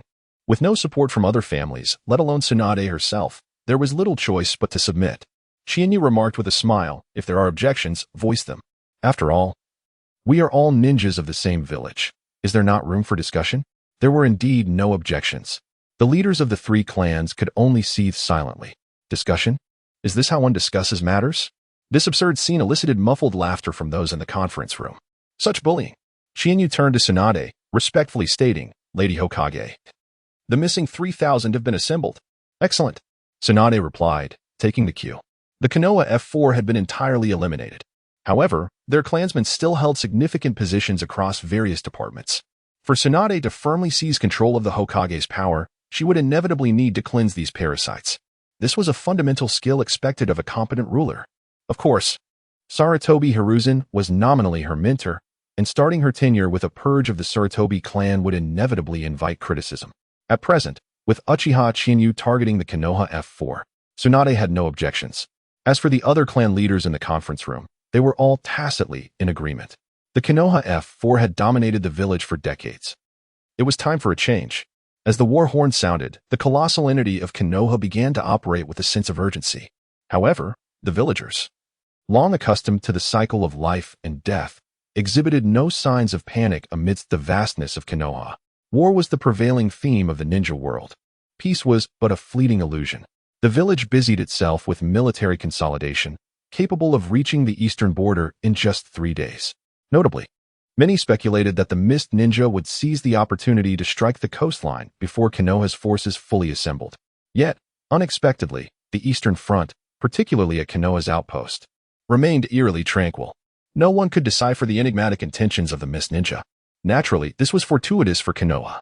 In the mountains behind Konoha, Qianyu pondered the prowess of the Phantom Ninja Corps in this world. He rubbed his temples, murmuring to himself. Previously, he had acquired 3 talismans, unlocking the Phantom Ninja Corps.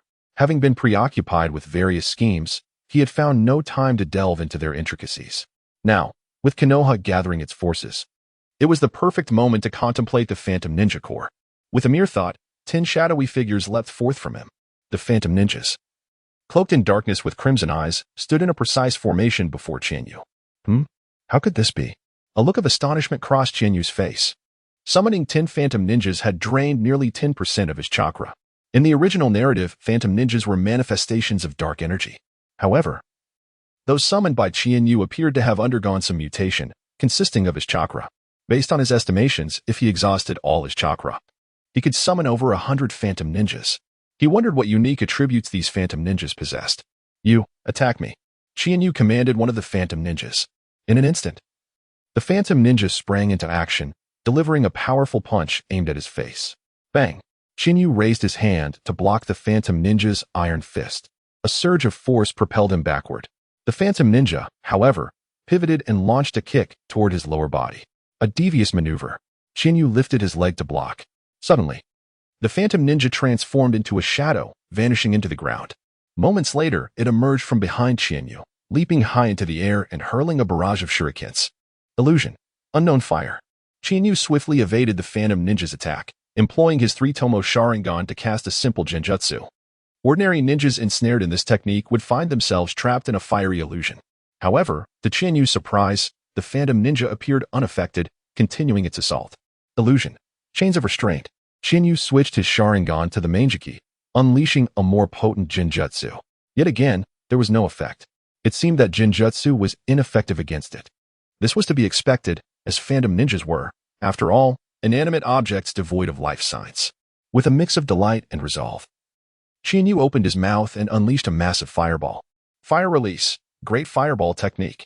The searing wave of heat enveloped the surroundings, causing the Phantom Ninjas to instinctively feel a twinge of fear. Just as they attempted to retreat into the earth, Qianyu struck the ground fiercely with both hands, transforming the ground beneath them into a quagmire. The Phantom Ninjas found themselves immobilized and were swiftly engulfed by the fireball. When the flames subsided, one of the Phantom Ninjas stood before Qianyu, now significantly reduced in size. Remarkable resistance to ninjutsu. Qianyu approached the Phantom Ninja, placing his palm on its forehead and channeling chakra into it. As his chakra flowed out, the Phantom Ninja's body visibly expanded, quickly returning to its original form. Qianyu had nearly grasped the nature of the Phantom Ninjas. They were immune to genjutsu, possessed high resistance to ninjutsu, demonstrated physical prowess comparable to a typical nin, and had the ability to meld into shadows. Furthermore, the Phantom Ninjas lacked vital organs and would not perish immediately upon sustaining injuries. Overall, their strength was comparable to that of nin. However, unlike nin, Phantom Ninjas did not require sustenance or rest, rendering them tireless and ideal tools. In this regard, Phantom Ninjas far surpassed nin. A spark of inspiration ignited in Qianyu's mind. Could Phantom Ninjas be trained like regular ninjas? He retrieved several scrolls and scattered them on the ground. Study the contents of these scrolls, Qianyu commanded. The scrolls contained methods for chakra condensation and some basic elemental techniques. For ordinary ninjas, the learning curve was not steep. The Phantom Ninjas, with their crimson eyes glancing at Qianyu, promptly picked up the scrolls and began to study diligently. Could it truly be possible? Qianyu's gaze grew fervent. Phantom Ninjas capable of utilizing ninjutsu would undoubtedly be a formidable force. In the Fourth Great Ninja War, the 10,000 White Zetsu under Obito's command had posed significant challenges for the Ninja Alliance. In every conceivable aspect, Phantom Ninjas would far surpass White Zetsu. He could easily follow Obito's example and create a battalion of powerful Phantom Ninjas. Chapter 100, Testing the Sharpness of the Ninja Blades in the Land of Rain. Within the village of Amigakure, upon hearing the words of Pyru, Pain's Rinnegan glimmered with a dark radiance.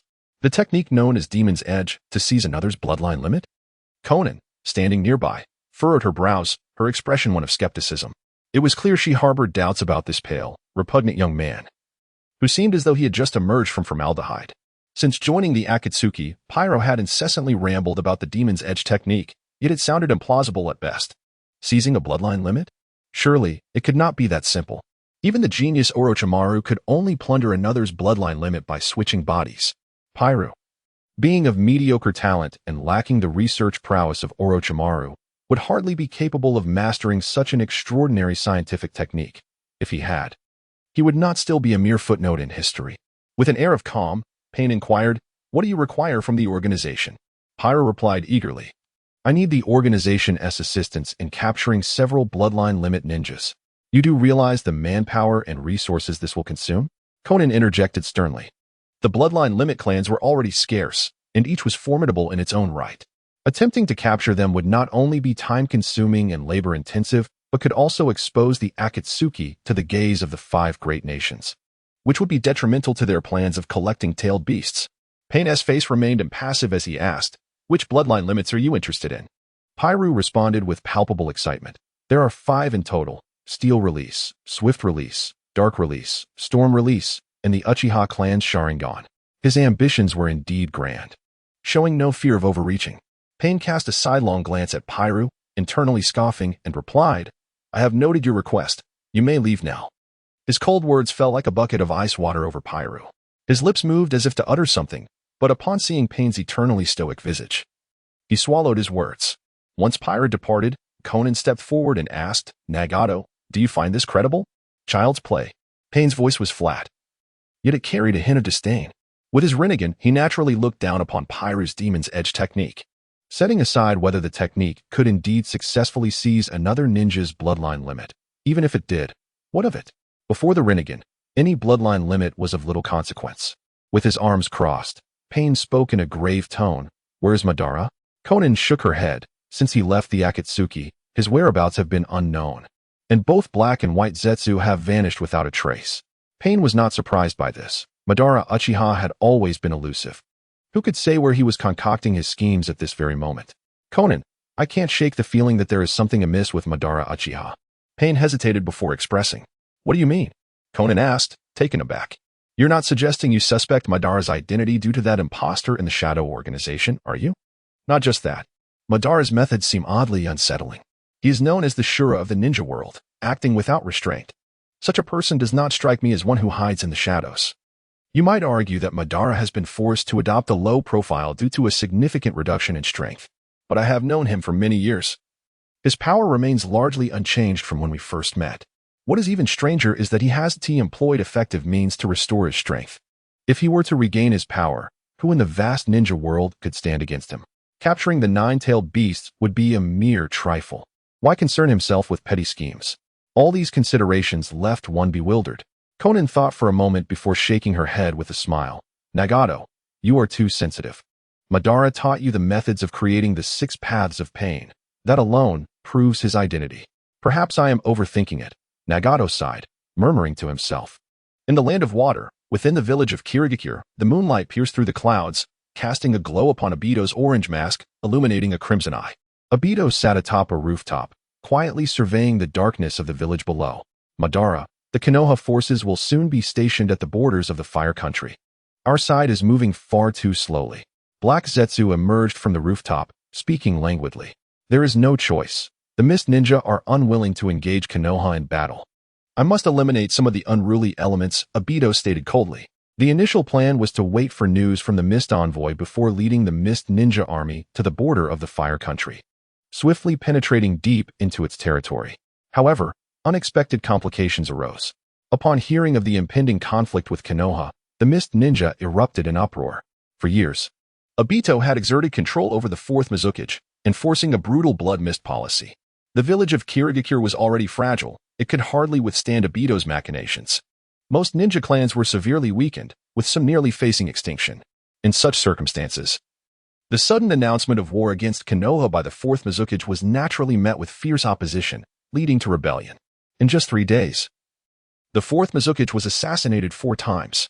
Obito ruthlessly eradicated the rebels with bloody measures, casting a perpetual blood mist over Kirigakure that instilled dread.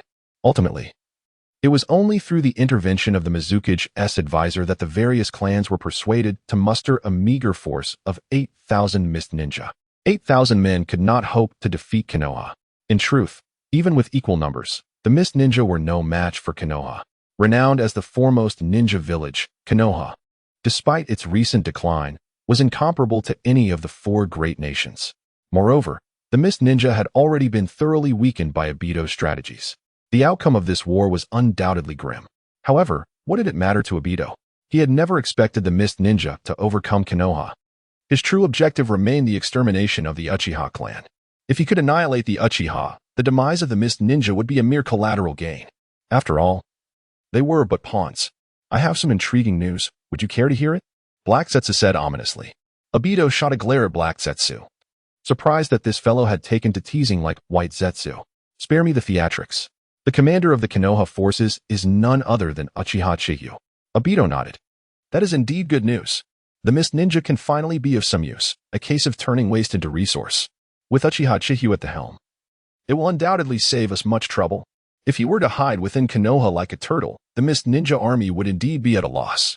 After all, with only 5,000 men, to march upon Konoha would be a fool's errand. Hee. White Zetsu chuckled. Are you planning to let the 4th Mizukage take action this time? Obito glanced at the motionless figure of Yagura, standing like a puppet beside him, and shook his head. The 4th Mizukage is a trump card. We cannot afford to use him unless absolutely necessary. There is a new batch of ninja blades in the village, perfect for testing their sharpness. Consider it a bit of amusement. Chapter 101. The 5 ninja blades. The night was devoid of stars and the moon. On the eastern frontier of the Land of Fire, a squad of Konoha ninjas patrolled under the cloak of darkness. At the forefront stood a figure, his crimson eyes piercing through the night, a member of the Uchiha clan. All appeared well. A good night's sleep seemed imminent. Someone stifled a yawn. At that moment, the Uchiha ninja cast his gaze over the vast ocean. Suddenly, from the tranquil waters, a subtle sound emerged, akin to a creature swiftly navigating beneath the surface. Alarm! The Uchiha's eyes narrowed, quickly detecting a powerful surge of chakra emanating from beneath the waves. Zzz. Just as he was about to call out, a shrill cry pierced the air from the sea's surface. A massive current of electricity surged across the water. The Uchiha ninja's legs went numb, unable to evade in time. A blade, crackling with lightning, pierced through his chest. Blood gushed forth, resembling a blossoming crimson flower. Lightning release. Thunderfang. A girl with chestnut hair, adorned with vertical braids, exclaimed, revealing a row of sharp teeth. The 2 thunder blades she crossed at her chest swiftly unfurled, unleashing a torrent of crackling lightning. Ah, the enemy. Faint screams echoed through the night, and the patrol squad was annihilated. Done. Let us seek the next target, the girl calmly declared, her grip firm on the thunder blades. Ringo Ayu, user of the thunderblade, Fong. On the other side of the coastline, a youth with white hair and pointed teeth formed his hands into a gun shape, unleashing a stream of water that pierced through the head of a Konoha ninja with ease. A dozen corpses lay strewn across the ground, all felled by his hand. Kisame Hashigaki, a prodigy of the Mist Village, wielder of the twin blades, Flatfish. Boom. A flare suddenly erupted in the sky, its brilliant light illuminating the night for miles. Exposed? That place seems to be the exploding blade, Droplet. Indeed, still too inexperienced. Kisame furrowed his brow. 4 of the original 7 ninja swordsmen had perished in the Third Shinobi World War. The traitor, Tenzo Kiba, absconded with the decapitating blade, Head Zever. However, it was said that not long ago, Tenzo was killed in the Land of Fire, and the Head Zever was seized by Konoha. The traitor, Kisame, stole the great blade, Shark Skin. In summary, of the 7 blades, only 5 remained. The 7 ninja swordsmen had now become the 5 ninja swordsmen. Yet among the 5, only Kisame and Ringo Ayu truly mastered the blades. The other 3 were mere substitutes. That kid might very well perish here. But what does it matter to me? Kisame smirked, revealing his sharp teeth. Blood Mist, where the strong reign supreme. Blood Mist, devoid of comrades. 2 hours later, on a stretch of coastline, a small ninja, entirely bald and masked as a member of the Mist Village's Umbu, wielded a long needle-like blade. The new generation of the long blade. Stitch. Hirakawa Nagashi, your movements are too slow. I was hoping to catch some more sleep. Not far off, a middle-aged man with a muscular build bared his torso, striking the back of a blade with a hammer. With a resounding thud, cracks spread across the ground. Kid, as a fellow substitute of the ninja blades, being older than you, you should address me with respect. Otherwise, I won't hesitate to teach you some manners. User of the blunt blade, dagger, Aizawa Jikyu. Now is not the time for infighting. You too. Ringo Ayu interjected playfully, her thunder blades resting at her waist as she observed the 2 newcomers. Is it really that exaggerated? Even if we 5 teamed up, we might not be without strength. Hirakawa swung his long blade, speaking calmly. Your confidence is quite remarkable. Ringo Ayu chuckled, choosing not to comment further. Suddenly, Kisame, who had been silent, turned his gaze towards the distance and spoke. The exploding blade kid has arrived. Upon hearing this, the other 3 followed his line of sight.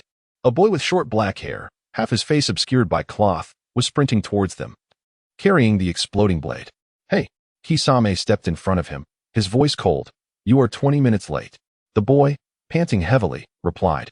You should be thankful it was only 20 minutes. I was surrounded by a horde of Konoha ninjas. Almost didn't make it back. Surrounded? Kisame frowned, sensing something amiss. Aizawa Jikyu strapped his blunt blade to his waist and said solemnly, as long as you're back, it's fine. The Konoha ninjas along this coastline have been dealt with. Let us return. Something feels off. Just as they prepared to head back to their base, Ringo Ayu abruptly halted, her gaze sharpening. Show yourself. Squeak. Realizing they had been discovered, their adversaries no longer hid. With a piercing shriek, a silver-haired boy charged out from the side, his right hand crackling with blinding lightning, racing towards the exploding blade boy. Chidori. Damn it. The boy cursed silently, caught off guard and unable to defend. Ringo Ayu stepped in front of him, her thunder blades suddenly in hand, bracing for Kakashi's lightning strike. Konoha Whirlwind. A green figure descended from the sky, delivering a powerful kick aimed at Ringo Ayu's head. Water release. Water barrier. Kisame formed hand seals, releasing a water barrier to intercept the newcomer. The long blade in Hirakawa's hands twirled with agility, as if it were a pencil, and the steel wire extending from the hilt shot towards Kakashi. Wood release. Thorn killing technique. At that moment, thick branches erupted, ensnaring Kakashi and pulling him from the fray. A flurry of exchanges transpired in the blink of an eye. None gained the upper hand. Kakashi, Might Guy, and Yamato stood in a row, their sharp gazes fixed upon the 5 ninja blades. They had followed the exploding blade boy to the meeting point of the 5, initially hoping to ambush one, but the enemy proved unexpectedly alert. The 5 ninja blades exchanged wary glances, a hint of caution flickering in their eyes. The white-haired boy, the copy ninja Kakashi, a rare genius, had made a name for himself since the Third Shinobi World War. The boy with short brown hair, donned in a protective forehead protector resembling a mask, dressed in a voluminous black combat uniform, appeared ordinary, lacking in distinction. Yet he had just demonstrated wood release. This warranted their vigilance. As for the last figure, clad in a tight green suit, sporting a watermelon hairstyle with thick eyebrows and large eyes. Unremarkable, nothing particularly special. Could he be just a bystander? Chapter 102. On the front line, the Fog Ninjas have deployed 5 legendary swords. Shinyu swiftly perused the intelligence from the front line, absorbing the details with remarkable speed. The decapitating sword remains in Konoha, while the folding blade, Samahata, is still in Kisame's possession.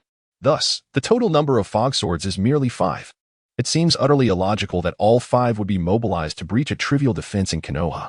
After pondering for a moment, Chienyu turned to Jiraiya and said with a smile, "Jiraiya-sensei, you shall oversee matters here. I will take a stroll along the front line." Jiraiya frowned and protested, "Chienyu, you are the commander of the army. You cannot put yourself in danger." With a serious demeanor, Chienyu replied, "I must confront these 5 swords, even if it leads me into a trap." Konoha's 10,000 troops were divided into hundreds of small teams, scattered along the borders of the Land of Fire. Should they detect the presence of fog ninjas, specific teams would converge to eliminate them. If it were any ordinary fog ninjas, Chienyu would not intervene.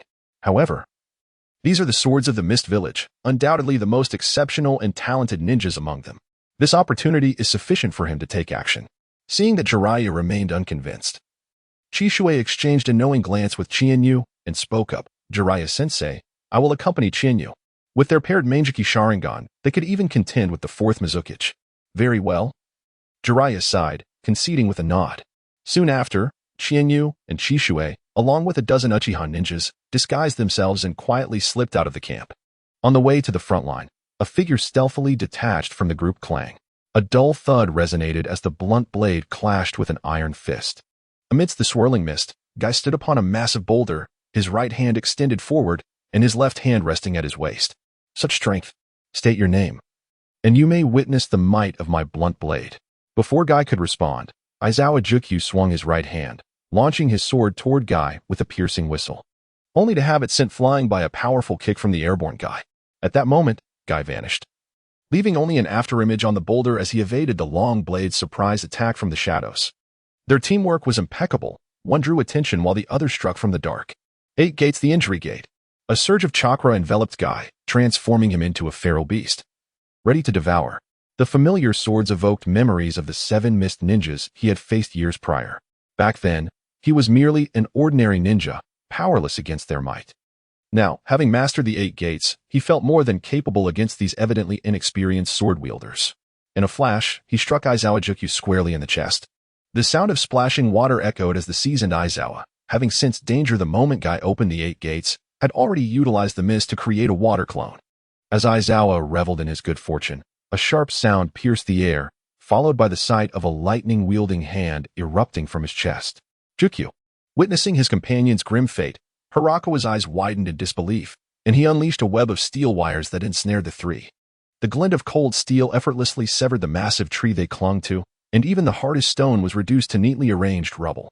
Should flesh be ensnared by the steel wires, only a gruesome end awaited. The true edge of the needle was the steel wire. Kakashi remained motionless, allowing the wires to glide past him. With a splash, water erupted. No one knew when he had copied the water clone. Wood release, wood pillar wall. Yamato swiftly performed hand seals and shouted. A row of wooden pillars erupted from the ground, forming a protective arch before him. The long needle-like blade met an impenetrable barrier, screeching as it could advance no further. Meanwhile, Guy, lacking the defensive techniques of Kakashi and Yamato, reached into his pocket and withdrew a pair of nunchaku. With a whoosh, the wind whistled as he swung the nunchaku, striking the foremost steel wire. Seizing the moment of hesitation, he propelled himself upward, leaping through the gap in the long needle-s wire. Is it merely taijutsu? He pondered, recalling that such a figure had once appeared in Konoha. Kisame's mouth curled into a menacing grin as he produced a scroll, unfurling it to reveal 2 peculiar ninja swords. Dual sword, flat-eyed flounder. This green-clad fellow is mine.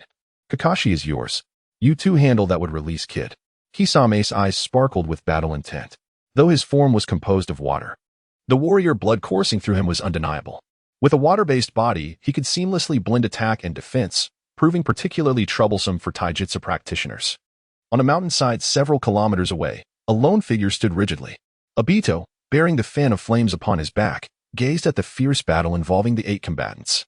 His eyes paused momentarily on Kakashi, lost in distant memories. Suddenly, a sound jolted Obito from his reverie. Zetsu's clone reported, "Uchiha Chiba has moved out." A picture plant emerged from the ground, revealing a face split in black and white. Oh, is this confidence or arrogance? The assault by the 5 legendary swords would surely capture Konoha's attention. Yet, Obito had not anticipated that it would draw Uchiha Chiba to the scene. alongside Shinyu. Shunshin Chishui had also arrived. Black Zetsu's voice rasped. 2 pairs of Manjiki. This could be troublesome. Obito's brow knitted beneath his mask, his expression growing serious. He was not entirely familiar with Chinyu's capabilities, but he had gathered ample intelligence on Shunshin Chishui. 2 eyes, yet only 1 ocular technique. Identical to Obito. A single ocular technique did not imply inferiority to dual techniques. In truth, both Obito's Kamui and Chishue's Kodo Amatsukami were among the pinnacle of ocular arts. Kodo Amatsukami? How could such an ocular technique exist? Obito murmured, his tone rife with trepidation. The ability to forcibly alter another's will was, in many ways, more perverse than Kamui. Engaging Chishue one-on-one offered no guarantees of victory. With Kodo Amatsukami and Shinyu's unknown ocular technique, can our plan truly succeed? White Setsu's demeanor remained carefree, his perpetual grin unyielding. Obito shook his head, stating, with 2 pairs of Manjiki, the 4th Mizukage stands no chance. Ultimately, I shall have to intervene myself. Black Zetsu cast a sidelong glance at the fan of flames on Obito's back, suspecting that he had long been prepared to personally step into the fray. Uchiha Chinyu and Uchiha Chishue must be dealt with. At least one of them must be eliminated. Suddenly, Obito raised his gaze to the skies. Only the victors shall remain. Only peace shall endure. Only a world of love shall exist. No one can thwart my path. Chapter 103. The 4th Mizukage. The sun had risen high in the sky. Kakashi had not anticipated that this battle would endure for such an extended duration. Fortunately, the Leaf Village had maintained the upper hand throughout. Aizawa Jukyu lay lifeless, his heart pierced by Kakashi's 1,000-year piercing technique, his body now cold. Nozawa Kaishur had his limbs shattered by Guy, rendering him nearly devoid of combat capability. Hirakawa Nagashi, on the other hand, was captured alive by Yamato. Among the 7 ninja swordsmen, only 2 remained, Ringo Yuri and Hozuki Mangetsu. Both possessed formidable strength. And with their perfectly harmonious blades, they transcended the prowess of ordinary elite jonin. However, the Leaf Village was even stronger. From the initial clash where both sides were evenly matched, they had now firmly taken the upper hand, had it not been for the numerical advantage of the enemy. And Kakashi's inability to maintain the use of the Sharingan for extended periods, the battle would have concluded long ago. Lightning release, sky-splitting thunder serpent. Hundreds of serpentine bolts of lightning spread in all directions. This was Ringo Yuri's most potent ninjutsu, yet due to excessive chakra consumption, its power was reduced to less than 1/10 of its full potential. Thankfully, it temporarily repelled the trio from the Leaf Village. Is there any word from the Mizukage? Ringo Yuri, seizing a moment of respite, turned to Hozuki Mangetsu. Long before Hirakawa Nagashi had his limbs shattered, Hozuki Mangetsu had dispatched information to the 4th Mizukage and subtly hinted at the desire to retreat. Without the Mizukage's command, even their group of swordsmen could not withdraw on their own, lest they face severe punishment. The blood mist was indeed merciless. Hozuki Mangetsu sighed, resigned. The Mizukage has commanded us to fight to the last breath. An expected response. Clinging to the last flicker of hope, Ringo Yuri inquired, is there any reinforcement? Of course, there is reinforcement, but I fear it is the enemy's. Under normal circumstances, her words would have made me chuckle, but in the presence of those 3, there was nothing to laugh about. All right, let us steel our resolve. Those 3 are charging at us again. Transformed into liquid, Hozuki Mangetsu's arm tightened around Hiramiki Doryu. His eyes filled with madness. He had already prepared himself for sacrifice. If he were to be captured by the Leaf Ninjas, he might preserve his life. However, every war must come to an end, and returning to Kirigakure as a prisoner would entail a punishment more brutal than death. Moreover, Hozuki Mangetsu was not the type to cower in fear of death. Bearing the name of the swordsman, how could he surrender? Suddenly, a series of whooshing sounds resonated as figures burst forth from the dense forest. The unexpected turn of events captured everyone's attention. Reinforcements had arrived. Upon seeing the newcomer's attire, Hozuki Mangetsu's lips curled into a bitter smile. Ringo Yuri remained silent, her eyes betraying a sense of despair. Kakashi and his companions, however, breathed a sigh of relief. It was naturally Chiha and Shirzue who had come. Transforming into Chiha's form, Uchiha Kiyomi clapped her hands, mimicking Chiha's tone. Kakashi, Guy Yamato, you've worked hard. Leave this to us now. Hozuki Mangetsu reminded, the opponents are Uchiha. Do not look into their eyes. Before the Uchiha could activate their Sharingan, Ringo Yuri bowed her head, crossing her 2 lightning blades over her chest, the currents crackling ominously. Shirzue observed the defiant blades of the 2 remaining swordsmen, a glint of helplessness passing through his eyes. With a flick of his right hand, a dozen Uchiha clansmen swiftly formed hand seals. Fire release, great fire annihilation. A torrent of chakra coalesced in their throats, unleashing a terrifying sea of flames that surged forward like a crimson tide, unstoppable in its advance. Water and fire clashed. Yet, ordinary ninjas lacked the ability to counter the Uchiha's fire techniques with water jutsu. The two mist ninjas were engulfed by the relentless inferno. In the blink of an eye, the battle came to a close. As the flames gradually subsided, Ringo Yuri knelt on one knee, her blade supporting her weary body. Her skin was scorched red from the flames, each slight movement sending waves of pain through her. The one who suffered most was Hozuki Mangetsu. The Hozuki clan's water transformation technique allowed for both offense and defense, yet they had virtually no resistance against fire techniques. At this moment, Hozuki Mangetsu had vanished, reduced to a puddle of water, continuously steaming. Capture them alive. Uchiha Kiyomi commanded, her hand sweeping forward, signaling her clan to take action. Damn it. Do not underestimate the mist ninjas. Ringo Yuri, summoning her remaining strength, gripped her lightning blade tightly, channeling the last of her chakra into it. The lightning crackled fiercely. Just as she was about to unleash her ninjutsu, a large hand pressed down on her shoulder. Your mission has come to an end. One day, you will realize that these battles are utterly meaningless. The chilling voice echoed in her ears, seemingly imbued with an enchanting power, rendering Ringo Yuri momentarily dazed and immobile. On the mountainside, Obito gazed at the Uchiha Chiba, whom he had long yearned to see, finally appearing, a glint of cold light flashing from his single-eyed mask. At last, they have arrived. The three-tomo Sharingan spun rapidly, distorting the air into a vortex as a figure leaped forth. It was none other than the fourth Mizukage, Yagura. Leave no one alive on that beach. Obito commanded coldly. Yagura paused momentarily before vanishing in a flash, dashing forward at incredible speed. Do you think those two pairs of Manjiki Sharingan have any chance of breaking your genjutsu? White Zetsu chuckled mockingly. Obito fell silent for a moment before responding. It is quite possible. Whether Uchiha Chiba possessed the capability remained unclear to Obito. Still, he trusted that Uchiha Shirzue could undoubtedly dispel the genjutsu he had cast on Yagura.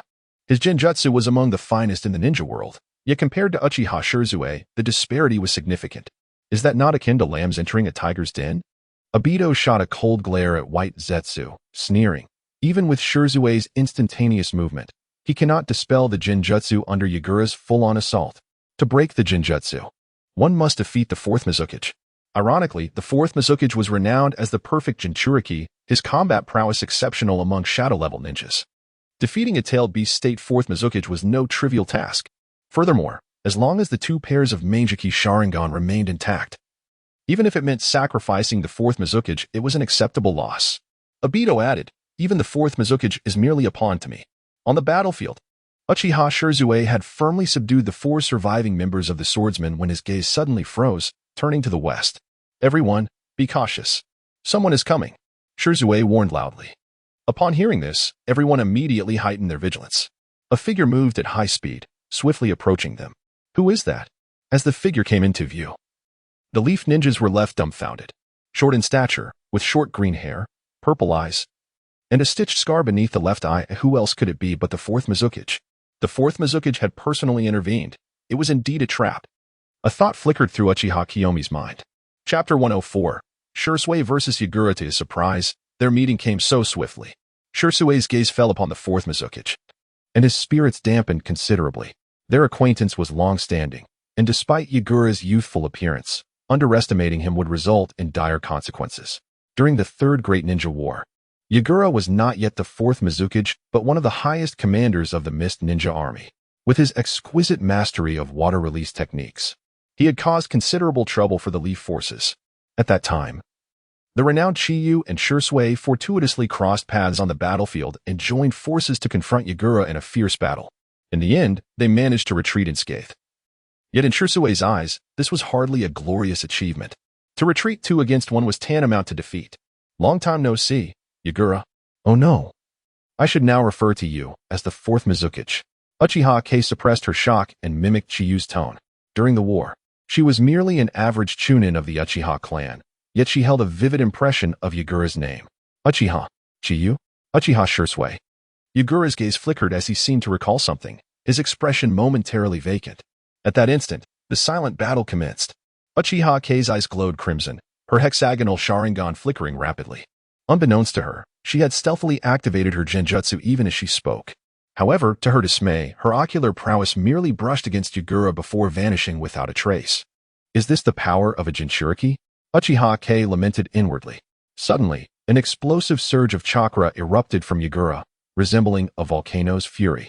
As a destructive aura enveloped the surroundings, the dark red cloak of the tailed beast tightly wrapped around him, and 3 long tails erupted from his back. Tailed beast transformation. This state allowed him to maintain a humanoid form while harnessing the immense power of the tailed beast. Only a Jinchuriki, who had perfected their control over the beast, could sustain this form without losing their sanity. As fate would have it, Yagura was indeed such a Jinchuriki. Step back. Shursui commanded without turning. In his tailed beast form, Yagura was unmatched in both offense and defense. A mere brush with a ninja's flesh could prove fatal. Only Shursui and Uchiha Kei, with their activated Manjiki Sharingan, had the potential to contend with him. The Leaf Ninjas, their expressions rife with terror, retreated several thousand meters. Boom. With merely a stomp, the ground trembled violently. Dust swirled around Yagura, spreading outward. He dashed forward with a speed akin to lightning, leaving a deep gash in the earth from his terrifying momentum. In the blink of an eye, he appeared before Shursui, striking his chest with a heavy palm. Coral palm. Those struck by this technique would find coral growing within them, demonstrating immense destructive capability. Though Yagura was under Obito's control and had lost his sense of self, he had not forfeited his combat intelligence. Bang! A green skeletal figure materialized before Shursui, intercepting Yagura's blow. Susanoo, a manifestation of Yin-release power, was impervious to the coral palm. With a forceful strike, a purple skeletal arm slammed into Yagura, sending him sprawling. Uchiha Kei stood by Shursui's side, enveloped in a translucent purple skeletal shield. What immense strength! Shursui murmured. Though Yagura's strike had not inflicted any injury upon him, the sheer force compelled him to stumble back 3 steps. Do not engage yet, Shursui warned Kei, his tone grave. This was his first encounter with the power of a tailed beast, and curiosity drove him to test its depths. Uchiha Kei hesitated before retracting her Susanoo, focusing intently on their surroundings, fully alert. The events with the ninja swordsman followed by Yagura's appearance reeked of the uncanny. On the mountainside, Obito observed the fierce clash between Shursui and Yagura, his single eye narrowing slightly. Only one person engaged. Did he discern this as a trap, preparing for the unforeseen? After a moment's contemplation, Obito called to Zetsu. I require your assistance. Of course. Black Zetsu responded calmly, while White Zetsu lamented. Fighting such a ruthless individual will surely lead to my demise. Obito shot White Zetsu a glare, his voice cold. You need not confront him directly. Divert their attention, and I will eliminate one in the shortest time possible. 2 Uchiha were indeed somewhat troublesome. Nonetheless, Obito believed he held the advantage. The enemy was in the open while he lurked in the shadows. As the saying goes, it is easier to dodge a direct attack than to guard against a hidden arrow, especially when it was an arrow of his own making, equally as powerful as a gun. Once ensnared in his Kamui space, they could remain trapped for 10 days or even a month, and no matter their prowess, they would be at Obito's mercy. The speed at which Kamui absorbed objects was astonishing. In the entire ninja world, only one, or rather, 2 individuals had escaped its grasp. Obito had little faith that these 2 Uchiha would be the 3rd or 4th to elude him. On the battlefield, Yagura swung his 2 arms, each extending over 10 meters, like long whips, striking against Susanoo. The green Susanoo wielded a spiral sword, occasionally slashing at the crimson-tailed beast. The 2 colossal entities were locked in a fierce stalemate. The combat style of a Jinchuriki was indeed brutish and savage. Even Susanoo fell short in comparison. The manner of battle transcended human boundaries. Amidst the skirmish, Shursui secretly assessed the characteristics of a Jinchuriki. His astonishment grew. The defensive power of the tailed beast cloak was sufficient to withstand the spiral sword strikes, and the tailed beast chakra possessed remarkable healing capabilities, coupled with destructive power that rivaled Susanoo. On the battlefield, such a being would undoubtedly be a merciless killing machine. It was no wonder that the great ninja villages regarded Jinchuriki as weapons of war. Boom! Shursui leaped high to evade a massive boulder hurled by the tailed beast. Just as he was about to land, 2 arms broke through the ground below. Enormous claws reached for Shursui's feet. The initial state of Susanoo was not impenetrable. Its most significant weakness lay in the soles. Shursui was well aware of this vulnerability and remained vigilant against ground attacks. Such a trick. How could I not see through it? Beneath the gaze of his Mangeki Sharingan, he had already discerned the two immense chakra signatures traversing underground. Susanoo swung its spiral sword mid-air, striking down towards the dark red claws with a force akin to thunder. With a resounding crash, the claws burrowed into the earth at a swifter pace. The spiral sword, over 10 meters in length, became riddled with cracks. Yet, with a surge of chakra infused into Susanoo, it swiftly restored itself to its former glory. Chapter 105. The reappearance of the flying thunder god at last. The moment to strike has arrived. After a prolonged confrontation, Jisue and Keiki Shikura found themselves at a critical juncture, and Obito finally decided to intervene. Keiki was on the verge of collapse. If this continued, he would surely be captured by Jisue. Without waiting for a response from Zetsu, a crimson light flickered in his eyes. Kamui. The surrounding space warped, a vortex formed, and Obito vanished without a trace. Once he departed, Zetsu retracted into the ground like a pitcher plant. Boom. A skeletal arm struck the entangled crimson figure, sending Keiki hurtling backward for dozens of meters. Susanoo. 99. Jisue bellowed. The green Susanoo opened its chest cavity, releasing hundreds of chakra arrows that whistled through the air. Boom, boom, boom. A cacophony of explosions ensued. Dust billowed around, and Keiki appeared severely injured, falling silent. Is it over? Uchiha Yui murmured. Just then, she swiftly executed the body flicker technique, darting over 10 meters. Emerging from the ground where she had just stood was Zetsu in his pitcher plant form. Quite perceptive. The technique of the mayfly not only allowed for rapid underground movement, but also enabled him to blend his presence with the earth and vegetation, making detection exceedingly difficult. Fire style. Great fireball technique. She unleashed a massive fireball. When in doubt, a fireball serves as a probing tactic, a conventional strategy of the Uchiha. Boom. The fireball struck the ground, erupting in a fiery explosion that engulfed an area with a diameter of 7 or 8 meters. Earth style? Yui's brow furrowed deeper. At the instant the fireball made contact, the enemy burrowed into the earth. Are you searching for me? A mocking voice echoed from her left. Yui turned her gaze to see a strange, pale man, entirely bare, grinning as he scrutinized her. Seeking death. The hexagonal Sharingan spun rapidly. A trickle of blood seeping from his pupil. Stone gaze. Ah, stop. Zetsu shrieked in agony as his body was eroded by the petrifying force. With a writhing motion, two heads emerged from either side, attempting to escape Yui's ocular technique through division. No chance. Yui's kaleidoscopic Sharingan spun even faster, soon rendering the bizarre man completely petrified. Tap, tap, tap. Yui exhaled in relief, advancing with measured steps. This body, upon a cursory examination, a flicker of confusion crossed her eyes. This fellow bears no resemblance to a human.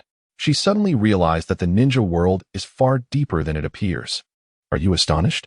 A chilling voice resonated from behind her. Yui's body jolted. She twisted her waist and swiftly drew a kunai, slicing a half-circle behind her. The enemy, seemingly caught off guard, was pierced by the sharp kunai. Yui distinctly saw the kunai breach the masked figure's head. Yet, the figure remained motionless.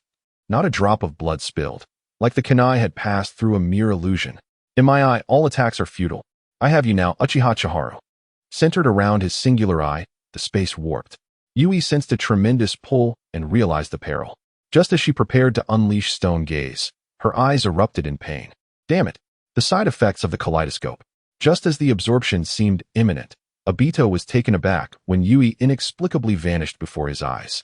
100 meters away, Uchiha Jisue supported Yui, his expression vigilant as he regarded the masked man. Such speed.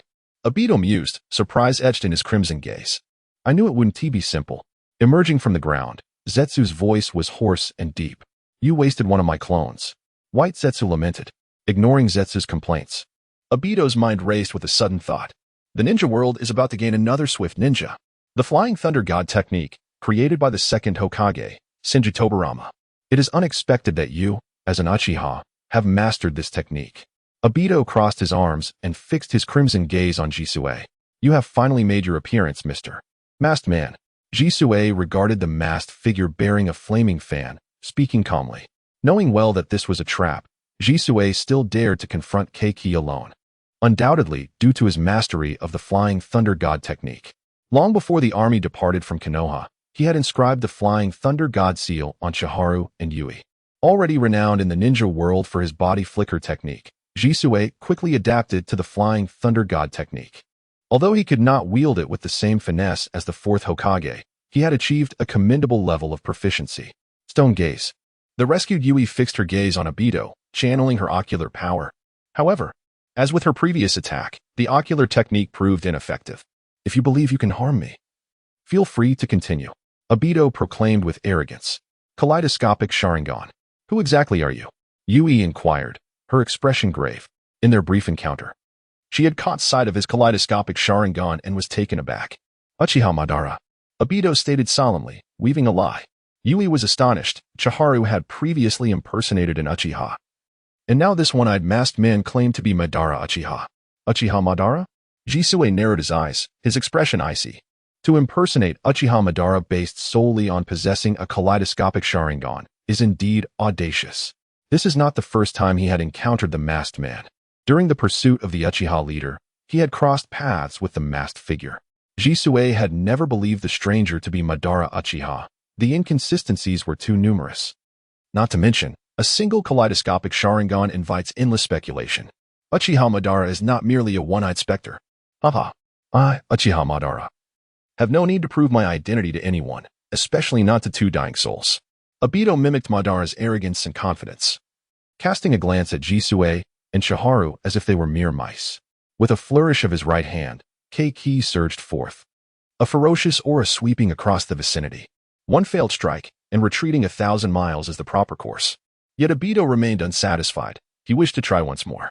Jisue and Chiharu were both taken aback. Why would the fourth Mizukage conspire with this enigmatic masked man? Did they harbor untold secrets? They had no time to ponder further. Kei swelled violently, quickly transforming into a behemoth, 3 enormous tails waving in the wind, its formidable outer shell boasting incredible defense. Complete tailed beast transformation. Chapter 106. Transcription seal. The 3 tails lowered its head, gazing at Uchiha Shisui, protected by a green skeleton. Roar. Those crimson eyes evoked an unpleasant memory, prompting the 3 tails to instinctively emit an angry roar. Once again, it was the detestable Uchiha. A vast amount of chakra coalesced in its mouth, transforming into a pitch-black sphere, tailed beast bomb. The sphere expanded at an astonishing speed and was swiftly launched. A massive purple Susanoo manifested, erecting a colossal shield in front of the tailed beast bomb. After deflecting one tailed beast bomb, the 3 tails opened its mouth once more, forming another black sphere at a visible pace. Shisui remained motionless, observing the 3 tails as his Sharingan whirled rapidly, infusing his chakra into the creature's mental consciousness. The previously agitated 3 tails gradually ceased its movements. The tailed beast bomb dissipated quickly, transforming into pure chakra that returned to the 3 tails' body. No wonder Uchiha is inherently arrogant. Shisui looked up at the still 3 tails, a slight smirk playing on his lips. Even a war machine like the tailed beast bowed before the Uchiha's gaze, filling Shisui with an undeniable pride. At that moment, Shisui noticed the masked man standing atop the 3 tails' head, a single eye of kaleidoscopic crimson gleaming. The instant their gazes met, the battle quietly commenced. Mental domain. Where is this? The consciousness space of the 3 tails? In the confined area, Shisui waded through stagnant water, scanning his surroundings. Before him loomed a massive iron cage, within which the 3 tails was imprisoned. Karasuma Yagura was bound by iron chains to the walls, rendered immobile.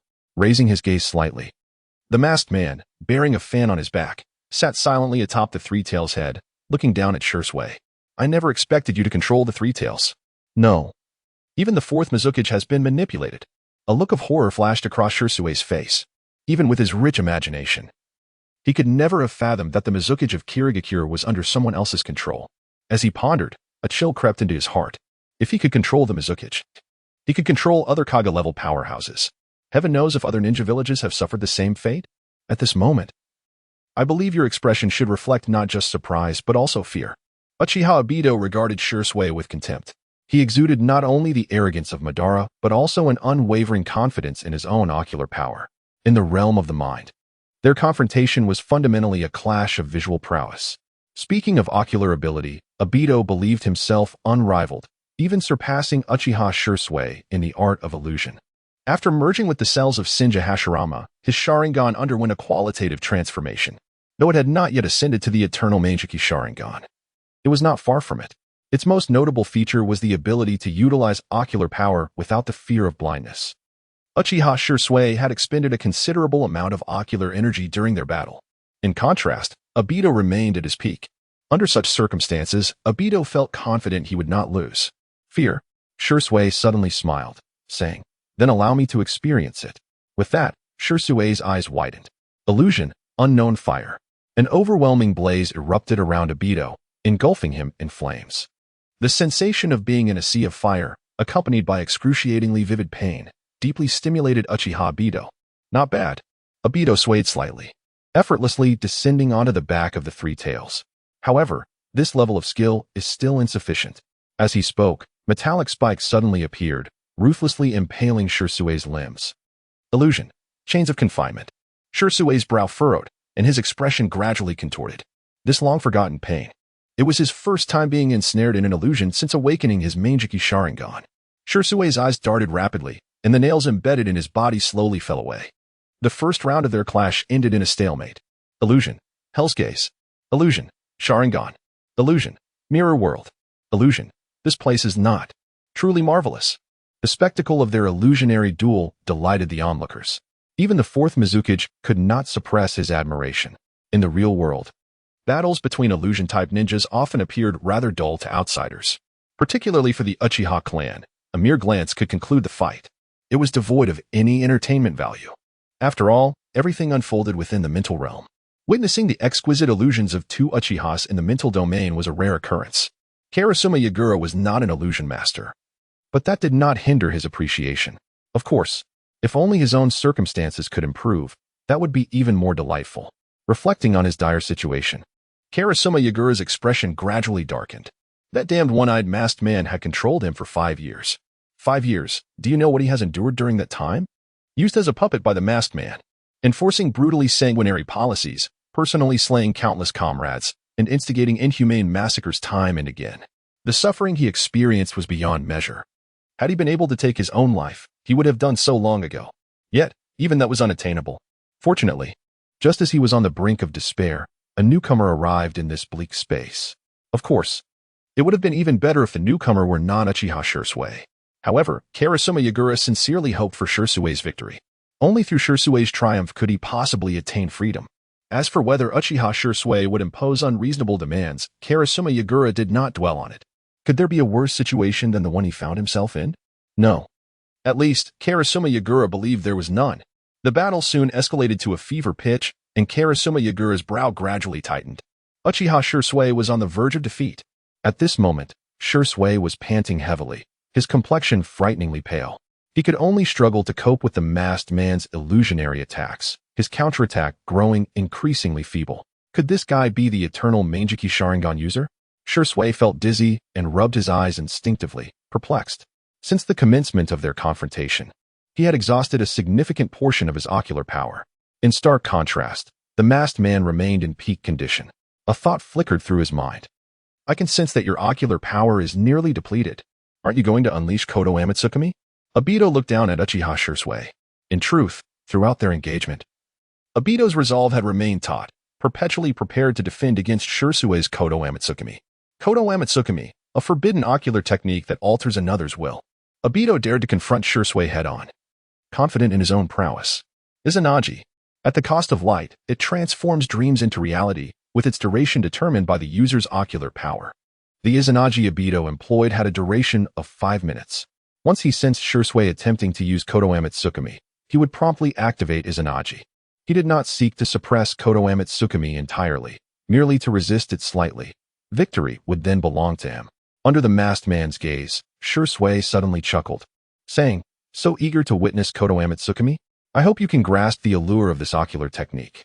As his words fell, blood streamed from Shursui's eyes. In that instant, the four-leafed blade morphed into a 6-petaled pinwheel. No, this is not Kodo Amatsukami. This is transcription seal. Uchiha Obito was taken aback, and the moment he was pulled into the illusionary realm, he immediately activated Izanagi. Chapter 107. Obito, this pain is nothing. What kind of ocular technique is this? Izanagi has failed. What is this world? As a haze enveloped him, Obito found himself in a courtyard adorned with rockeries, gardens, ponds, and stone bridges. Well, to be fair, the scenery is quite remarkable. Huh? His gaze fell upon a massive cherry blossom tree at the center of the courtyard. Obito circled the tree, finding nothing amiss. Yet, his instincts screamed that this place was rife with peculiarities. "Mr. Masked Man, do you enjoy this world?" A voice echoed from afar. Obito turned to see a mysterious figure clad in a black robe, wearing a devilish mask, standing upon the stone bridge. The leader of the Akatsuki, Shura, regarded him with a gaze steeped in disdain and mockery. "Indeed, you are the one orchestrating this." Before entering the illusionary realm, he had glimpsed a six-pointed pinwheel kaleidoscope. That was undoubtedly Shura's creation. The single-eyed kaleidoscope contracted slightly as Obito sneered. "But do you truly believe this illusion can affect me?" Ultimately, illusions are contests of ocular prowess. Even if your eyes are eternal, they cannot fully suppress my ocular strength. What I wield is not mere illusionary ocular technique. The intricacies within will soon dawn upon you. Obito paused momentarily, then coldly inquired, "What is your relationship with Shursui?" "You shall seek the answer yourself." Shura naturally refrained from answering Obito's question. Whether Obito could discern any issues was of no consequence. "Very well. Allow me to witness your ocular technique." Obito harbored no illusions that the other would respond. His crimson single eye erupted with a palpable ocular force, seemingly affecting the entire illusionary realm. The sky fractured. The rockeries trembled uncontrollably, and the pond bubbled as if boiling. The clash between kaleidoscopic Sharingan was ultimately a contest of ocular power. If the ocular force was sufficiently potent, one could escape the illusionary world. This was a lesson imparted to him by Uchiha Madara. In the next moment, Obito suddenly felt his body slowly sinking. And before he realized it, half of him was buried in the ground. Tap, tap, tap. Shura approached Obito, pointing at the cherry blossom tree in the courtyard. Not long ago, another person entered this world, and he became a cherry blossom tree. Look, with such a vast courtyard, only one cherry blossom tree is too monotonous. I wish to plant another. Surely, you can fulfill my desire? Boom. Without waiting for Obito's response, Shura stomped his foot. Obito, with half of his body buried, suddenly felt an excruciating pain sear through him. He merely frowned, his distorted face beneath the mask returning to its usual composure. He often revisited the night Lin perished in his dreams, a hellish memory that tormented him incessantly. His will had been tempered through countless trials. This pain was insufficient to shatter him. However, Obito suddenly sensed something burrowing from within him, creeping up his legs and breaking through the earth. It was a root, as thick as chopsticks. The roots pierced his abdomen, delving deep into his organs, growing at a visibly alarming rate. A pain tenfold, 100-fold stronger surged through him. Yet, even so, Obito remained silent. No amount of suffering could compare to the agony of losing Lin. He lifted his head, casting a disdainful glance at Shura, and remarked quietly, "Is this all? It seems you have no understanding of true suffering." Simultaneously, the world around him began to tremble violently. Under the impact of Obito's ocular force, it appeared on the verge of collapse. Truly tenacious. Shura mused inwardly, intensifying the absorption of Obito's ocular power.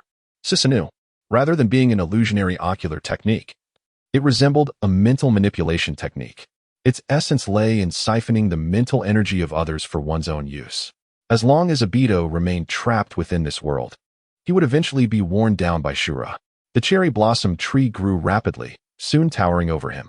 Obito quickly sensed something amiss. His ocular power had already diminished by half. Thanks to the cells of Hashirama aiding him, his ocular strength surpassed that of an ordinary kaleidoscope. Previously, after a prolonged battle with Uchiha Shursui, his ocular power had only dwindled by a mere 20%. Yet now, it had depleted by 30%. What kind of ocular technique is this? Upon closer inspection, Obito finally recognized that the roots penetrating his body were indeed siphoning his mental energy. At this moment, he realized, "I must say, you are far more sluggish than I had anticipated," Shura mocked, shaking his head, though internally astonished by Obito's unwavering mental fortitude. Previously, when he had used Susanoo against Danzo, the latter had barely struggled before being drained. "I will not fall here." Obito gritted his teeth, enunciating each word with resolve. He gathered all his ocular power and unleashed an illusionary technique. Mysterious mirror of the world. Within the Susanoo realm, a massive crack suddenly formed. Seizing this fleeting opportunity, Obito transformed into a streak of light and dove into the fissure. Has he truly escaped? Shura felt a twinge of disappointment. Yet, some things cannot be forced. What transpired? Kirigane Yagura's eyes widened in shock. In an instant, the enigmatic one-eyed masked man had vanished without a trace, leaving only Shursui standing solitary. Not only that, He sensed the ocular force controlling him had suddenly weakened to its nadir. The masked man has fled, Kirigane swiftly deduced, straining against his bonds as the chains binding him shattered one by one. Just as he was about to break free, a figure silently descended before him, regarding him with a bemused expression. Uchiha Shursui. Shursui, I wish to propose a transaction.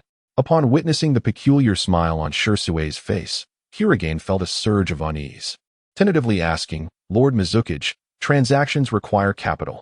At present, you lack the qualifications to negotiate with me. Shursui chuckled, the kaleidoscope spinning rapidly. A more potent illusion descended upon Kirigane. For massive wedges pierced his body, firmly nailing him to the wall. You bastard! Kirigane roared in fury. Shursui allowed him to shout, swiftly appearing before the Three Tails. Uchiha! The Three Tails bellowed, exuding a savage aura. Upon opening its eyes, it beheld another boy with black hair and red eyes. Who else could it be but Uchiha? Having just escaped the control of one Uchiha, another accursed Uchiha had appeared. Be quiet. A formidable ocular force flowed into the Three Tails. Under Shursui's command, the once ferocious beast gradually closed its eyes and curled up obediently. Chapter 108. Two treasures. Obito's body trembled, as if awakening from a nightmarish dream. Staggering and collapsing onto the Three Tails. Drip, drip, drip. Blood slowly trickled down, casting a crimson hue upon his orange mask. What on earth is happening? White Zetsu was utterly astonished, while Black Zetsu felt a wave of confusion. It was their first time witnessing Obito in such a dismal state. Half of Obito's body was infused with Hashirama's cells, his Sharingan's power far surpassing that of an ordinary Mangekyou Sharingan. Even when confronted by the Genjutsu prodigy, Uchiha Shursui, he should not have been defeated so miserably. Moreover, Obito's left eye contained the three-tomo Sharingan left by Madara, which could activate Izanagi in a life-threatening situation. Could it be that he failed to activate Izanagi in time? Who am I? Who am I truly? Obito extended his palm, caressing his single eye, and shouted loudly. You are Uchiha Madara. White Zetsu responded, bewildered. Uchiha Madara? How could I be Uchiha Madara? I am Obito, I am Obito. I wish to create a new world, a world where Rin exists. No, that's not right. I am Uchiha Madara, Uchiha Madara. I will kill Uchiha Shursui. I will kill Ashura. Uchiha Obito had succumbed to madness, his mind clouded. He could not even recall his true identity. His single eye fixated on Black and White Zetsu, the Sharingan flickering with intense crimson. Not only that, in Obito's vision, the sky was red, the ground was red, and everything around him was red. It was as if he had returned to the night Rin died. Trapped in hell. This situation was clearly the result of a psychological shock. Black Zetsu's eyes were filled with uncertainty. As an ancient being who had lived for over 1,000 years, Black Zetsu was well-versed in many matters and quickly discerned Obito's condition. Are you suggesting that Obito has gone mad? White Zetsu asked anxiously. Before Black Zetsu could respond, he suddenly turned his gaze towards the distance. There, a figure clad in a black robe and wearing a demonic mask was rushing towards them. The Akatsuki? How could Ashura be here? Black Zetsu felt a surge of unease. The situation had turned dire. Obito had lost his sanity, and the Uchiha's eyes were watching eagerly nearby. Who would have thought that at this moment, another enigmatic figure from the Akatsuki would emerge? Quick, take him away. Though unsure why Ashura had suddenly appeared, it was clear that he wasn't here for a casual chat. The cautious Black Zetsu immediately chose to retreat. All right, White Zetsu replied, extending his hand, attempting to grasp Obito and using his technique to take him away. To their astonishment, White Zetsu's hand passed through Obito's body. He had grown so weak, yet instinctively activated Kamui. At that moment, Obito noticed Uchiha Chiyu charging towards them. Uchiha Madara? No, I am Uchiha Madara. Imposter, prepare to die. Boom. With a muffled sound, the flame fan soared high into Obito's grasp. Losing his sanity, Obito charged at Chiyu. The rapidly advancing Chiyu watched as a figure leaped from the body of the Three Tails, brandishing the flame fan. He paused momentarily. What is going on? Obito's ocular power had been nearly devoured by Susanoo, and the best choice should have been to retreat. Yet he seemed not only unwilling to withdraw, but charged forward with reckless abandon, as if seeking vengeance for a great loss. No, that is not right. Something seems off. The Mangekyou spun rapidly. Chiyu sought to ascertain Obito's condition. Under his keen observation, he discerned that Obito's mental energy resembled ants on a hot stove, utterly chaotic. However, the left half of his sage body continuously supplied energy, stabilizing the turbulent chakra within his mind. Moreover, the ocular power that had been nearly consumed by Chiyu began to gradually recover under the nourishment of the sage body. Clearly, the young release was repairing Obito's form. If you were intent on fleeing, I would indeed be powerless against you. But now, a ruthless glint flashed in Chiyu's eyes. With Obito having lost his sanity, this was the perfect opportunity to eliminate him. Fire release, raging storm dance. As Obito rushed toward Chiyu, he instinctively unleashed a fire technique. The space around his right eye warped, and a storm of flames surged forth, engulfing Uchiha Chiyu. A formidable fire technique, yet it holds no effect against me. Chiyu laughed. With a mere thought, a layer of blazing flames enveloped him. Flame armor. Chiyu extended his palm towards the sky, and the incoming flames suddenly froze in place.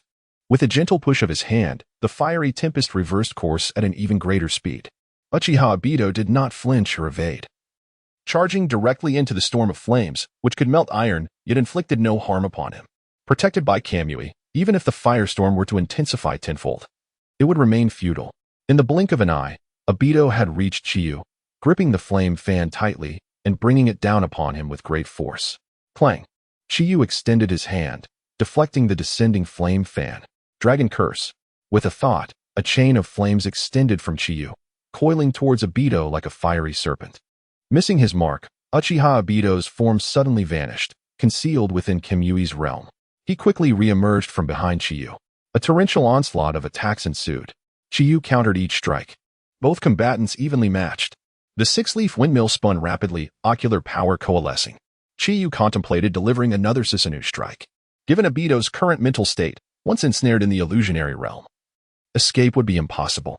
Would release, sea of trees. Just then, the earth trembled, and vast expanses of forest erupted from the ground. Obito's form was isolated amidst the forest, making it difficult for Chiyu to pinpoint his location. Chakra gathered in Chiyu's throat as he prepared to incinerate the forest. Boom! The earth shook once more violently than before. The sky appeared shrouded in dark clouds as Chiyu glanced upward. There, a towering wooden figure, roughly 10 meters tall, loomed before him. Its colossal fist descending upon Chiyu with the weight of a mountain. Ox curse! Chiyu shouted, extending his right fist to meet the wooden giant's blow. The wooden figure was sent reeling, crashing to the ground. Chiyu swiftly darted forward. The wooden figure vanished. Obito was gone. Only the flame fan remained, solitary in the dirt. Is this Zetsu? Chiyu turned to the Three Tails, murmuring to himself. The Zetsu who had stood atop the Three Tails had vanished without a trace.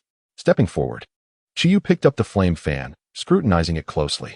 The flame fan was a rare artifact in the world of ninjas, capable of absorbing jutsu and converting it into wind release power to rebound.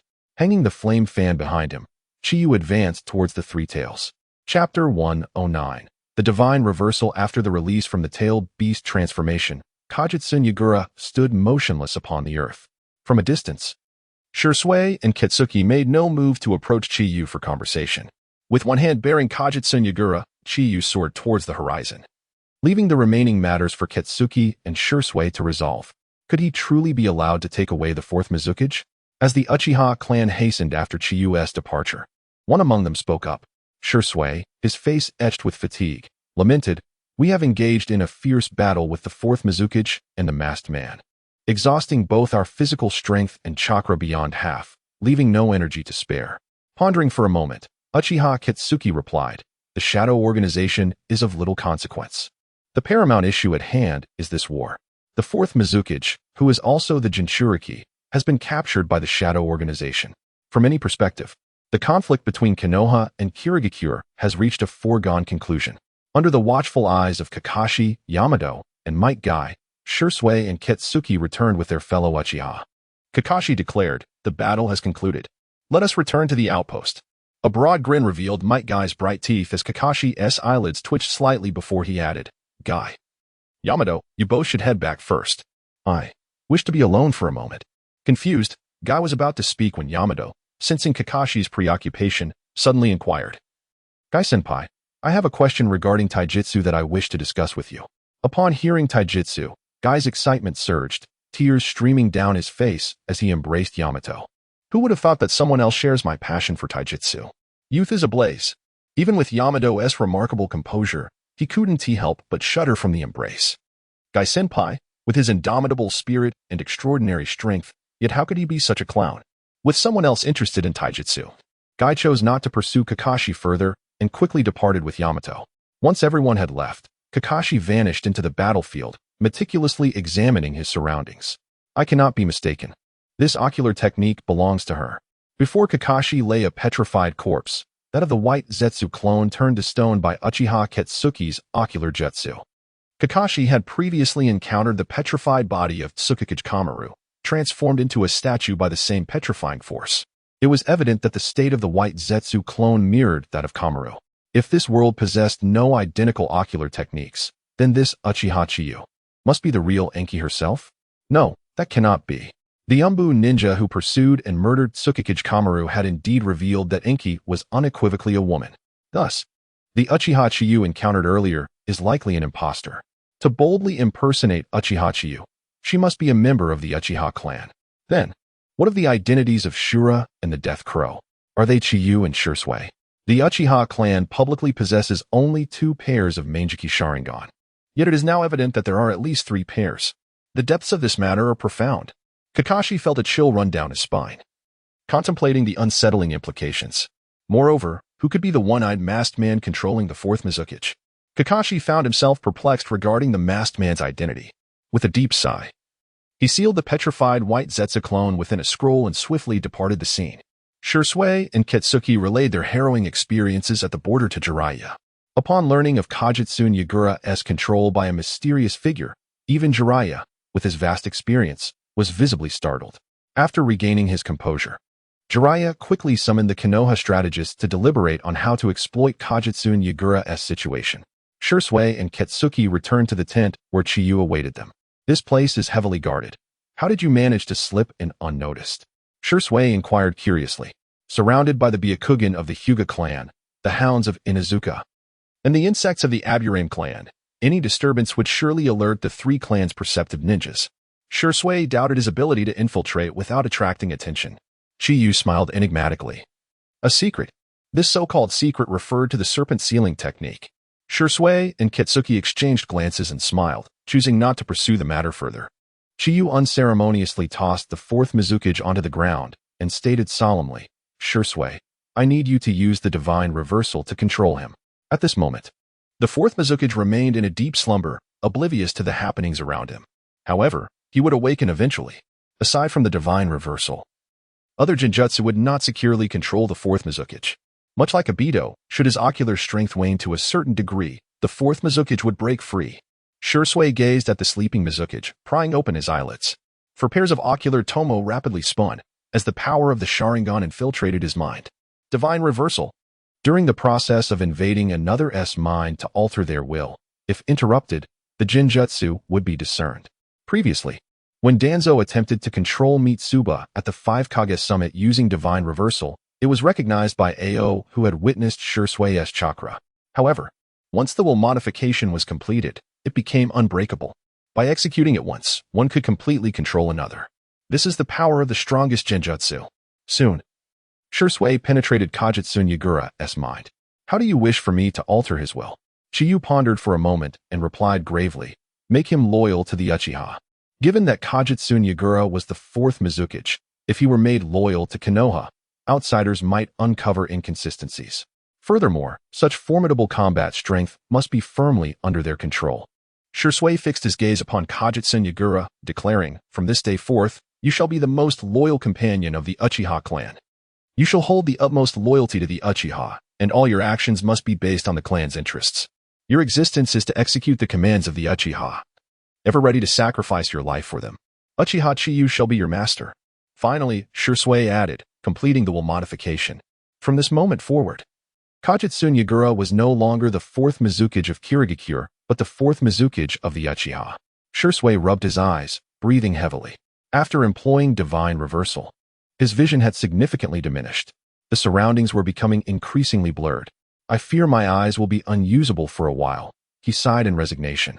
Recognizing the state of his vision, Chiyu stepped forward with a smile, reassuring him, you need not worry about that. With that, he placed his hand upon Shursui's forehead. Serpent sealing technique, healing power. Shursui felt a refreshing sensation surge into his eyes. Soon, the world around him brightened. Not only was his vision restored, but the chakra expended in the use of divine reversal was also replenished. There is such a thing? Shursui exclaimed in astonishment. Chapter 110, Obito. You have yet to sever the ties of fate completely. On an unnamed island, Uchiha Obito reclined upon a massive stone, his crimson eyes reflecting a sense of bewilderment. "You are awake," exclaimed Zetsu, emerging from the ground, as Kuro Zetsu hastily inquired, "Are you Madara or Obito?" "I am Uchiha, Obito," Obito replied, sitting up. Stretching his limbs, his expression tranquil. The power of yang release replenished the ocular energy he had previously exhausted, restoring his rationality completely. A heavy burden lifted from Kuro Zetsu's heart. Finding Obito as a pawn had not been an easy endeavor. Should he succumb to madness now, all plans would be in vain, forcing them to retreat once more into the shadows. "How long have I been asleep?" he pondered, calculating the time. Less than a day. Less than a day. Obito mused for a moment before rising to survey his surroundings, a thought flickering in his mind. "Kuro Zetsu, I require you to transform into Kogitsu Yagura and command the Mist Ninja forces to assault Konoha." "This," White Zetsu lamented at this point. "You still refuse to give up?" "I refuse to depart in such a manner. Destroying the Uchiha is impossible now. The most I can do is weaken the living forces of Konoha. Let the Mist Ninja, that rabble, expend their last vestiges of strength. After all, it is Konoha and the Mist Ninja who will face the consequences. Regardless of the outcome, my gains are assured." However, the only drawback was the vast disparity in strength. A situation of mutual destruction must be avoided. Kogitsu Yagura has been captured by the Shadow Organization. If this news reaches the ears of the Mist Ninja, I may face dire consequences. White Zetsu was still reluctant to take risks, attempting to dissuade Obito from his plan. "You need not worry about that. Should rumors arise within the army, you can personally intervene, asserting that Konoha ninja are spreading falsehoods to disrupt the Mist Ninja's morale. At that time, eliminating a few indiscreet individuals will quell any doubts for a while, just as the Mist Ninja would not believe Kogitsu Yagura has been under control for years." Considering White Zetsu's timid nature, Obito added, "This time, Kuro Zetsu shall accompany you." "That's no problem," Kuro Zetsu replied. Having lived for millennia, he had witnessed countless grand spectacles and was not easily intimidated like White Zetsu. Observing Kuro Zetsu's support for Obito's plan, White Zetsu resigned with a resigned huff, choosing not to voice further objections. At that moment, Kuro Zetsu curiously inquired, "Obito, how is it that with your ocular prowess, you were bested by Uchiha Shursui?" "No. Not merely Uchiha Shursui. Shura sealed his ocular techniques within Shursui's eyes through the rewriting seal. At a critical juncture, he ensnared me," Obito replied fiercely. "Shura?" Kuro Zetsu paused, quickly realizing that Shura's sudden appearance at the borders of the Land of Fire was likely not a coincidence. The two pairs of Sharingan were undoubtedly connected to the Shadow Organization, perhaps even being members thereof. Yet even with Shura's intervention, you shouldn't have lost so decisively. Could it be that Shura's eyes have ascended to the eternal level? Obito's ocular strength was exceedingly close to that of the eternal Mangeki Sharingan, allowing him to contend even against two pairs of ordinary Sharingan. I cannot ascertain that. However, one thing is certain. Shura's Mangeki is not inferior to any in this era. As he spoke, Obito extended his right hand to remove his mask, revealing a visage half marred by scars and half unblemished. He then pointed at his pale left eye, gouging it out and leaving behind a hollow void, a sight most terrifying. At a critical moment, I employed his Izanagi, yet I was still drawn into his illusionary realm. White Zetsu gasped in astonishment. Izanagi is a forbidden technique capable of reversing life and death. What kind of ocular technique could possibly rival Izanagi? Shura's ocular technique was indeed peculiar, not merely an ordinary genjutsu. Its terror lay in its ability to devour the mental energy of the user. Fortunately, my ocular power is sufficiently robust. Otherwise, I fear I would have been trapped within that illusion. Kuro Zetsu's eyes widened in astonishment. A technique that devours mental energy? Even he, who had lived for millennia, had never heard of such a thing. Given this, it was understandable why Obito felt aggrieved by his defeat. Although Izanagi possesses the power to reverse life and death, it cannot restore the ocular energy expended by the user. Contemplating the plan to save his mother, Kuro Zetsu urged, "Obito, reclaim what belongs to you. I believe even Shura cannot impede you." Obito turned to Kuro Zetsu, his scarred visage contrasting with the unblemished half. One eye gleamed crimson, while the other was an empty socket, a ghastly sight. "That eye is no longer mine." Kuro Zetsu struggled to comprehend Obito's hesitation, continuing, "Reclaim that eye, and you shall possess double the ocular power, along with the ability to unleash the Susanoo." At that point, dealing with Shura would be a trivial matter. White Zetsu chimed in, "Indeed, do not forget the dream world you seek." "I have not forsaken that world," Obito replied resolutely, followed by a profound silence. The sea breeze whistled, and the surroundings fell into an eerie stillness. In truth, they had broached the subject of reclaiming the Mangekey more than once, each time leaving it unresolved. Both Kuro Zetsu and White Zetsu were perplexed by Obito's indecision. That I originally belonged to Obito. Reclaiming what was rightfully his should be a matter of course. Moreover, in the face of the formidable shadow organization, Obito had ample justification to seize back his eye. Obito gazed at Zetsu, uncertain of what to say. The Mangekey was not merely an eye. It represented the former Obito, the one who was pure of heart and aspired to become Hokage. Should he reclaim that eye, it would signify the death of that version of himself. Kakashi. Obito's thoughts drifted, transporting him back to his youth. Observing Obito's dazed expression, Kuro Zetsu began to grasp the underlying issue. Was it a reluctance to harm a friend? Or perhaps a lingering attachment to his past as a ninja? In the end, he could not completely sever the ties of fate. "If you wish to avoid confronting that person, Kuro Zetsu, and I will assist you." After a moment's reflection, Kuro Zetsu coldly proclaimed. Upon hearing this, Obito immediately became agitated. "My affairs do not require your intervention." This time, Kuro Zetsu did not relent. "Obito, do you truly believe this is solely your affair? The moon's eye plan necessitates that eye of yours. Do not persist in your obstinacy." Kuro Zetsu's reasoning was clear to Obito, yet some matters, even when one recognizes the optimal choice, remain difficult to undertake. He did not wish to continue discussing this weighty topic and coldly stated, "I will consider what you have said. Now, go to the Mist Ninja Army and proceed according to the plan." Chapter 111. Terumi Mei and Momochi Zabuza. Have you heard the recent rumors? Terumi Mei inquired suddenly while resting after returning from a mission with the Mist Ninja Army. "What rumors?" Zabuza asked absent-mindedly, wiping his ninja sword.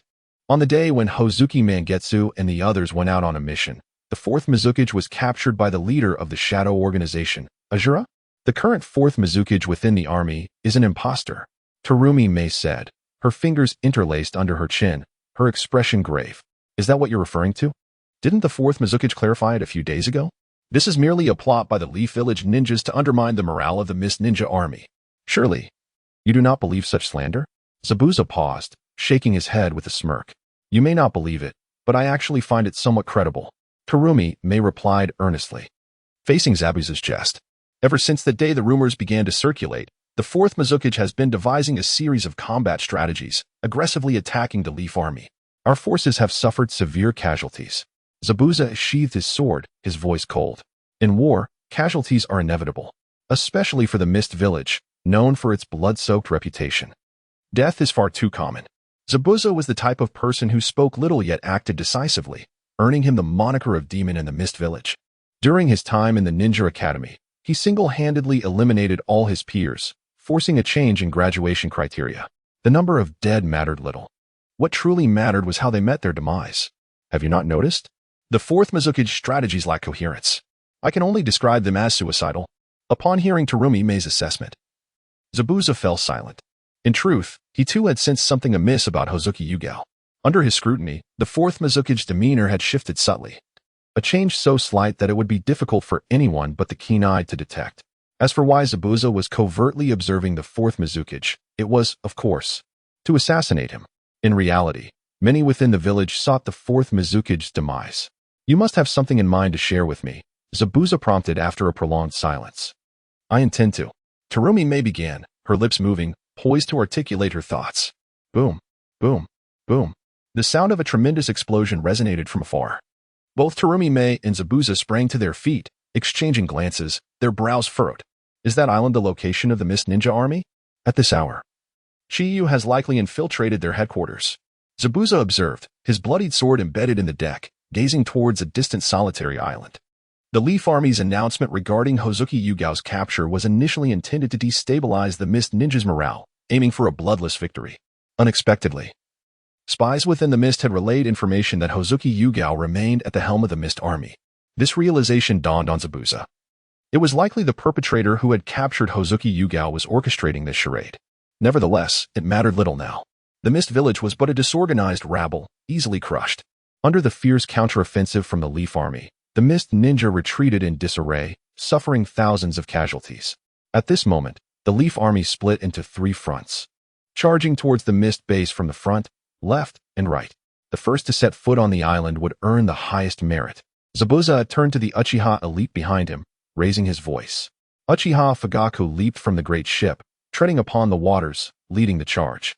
Since relinquishing his position as clan leader, Fugaku felt unburdened and had long been prepared to dedicate everything for his clan.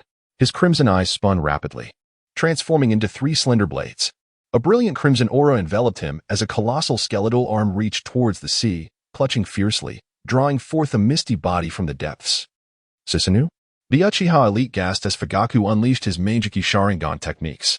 The Uchiha clan had an innate yearning for power, with many believing the Meijiki to be an unattainable dream. Yet now, 3 pairs of Meijiki existed within the clan. As Zabuza activated his own Meijiki, the others felt awe.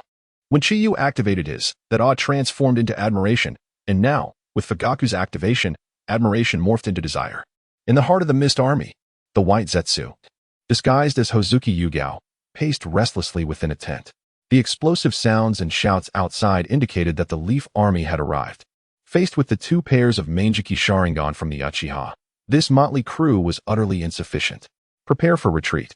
Black Zetsu emerged from the ground, observing the White Zetsu's transformation, and commanded. Even someone as composed as Black Zetsu struggled to maintain his calm. I was waiting for those words. The White Zetsu replied, preparing to burrow underground. Just then, a commotion erupted outside the tent. Fire release, great fire destruction. Outside the tent, Chiyu, utilizing the power of his snake sealing technique, stealthily infiltrated the Mist Ninja army, unleashing a formidable fire technique. The raging inferno rapidly engulfed the largest tent.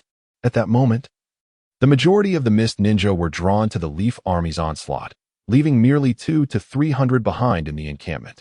Uchiha Chiyu, Terumi Mei, and Zabuza rushed out upon hearing the commotion, their eyes immediately landing on Chiyu, who was setting the tent ablaze, clad in Leaf Ninja attire. Chiyu did not disguise himself as Azura. Water release, great waterfall technique. Zabuza interposed himself in front of Chiyu, unleashing a massive waterfall. The waterfall surged swiftly. Yet Chiyu was quicker. Get lost. I'm not interested in you. No one witnessed his movement. Chiyu appeared at Zabuza's side, delivering a swift kick to his side.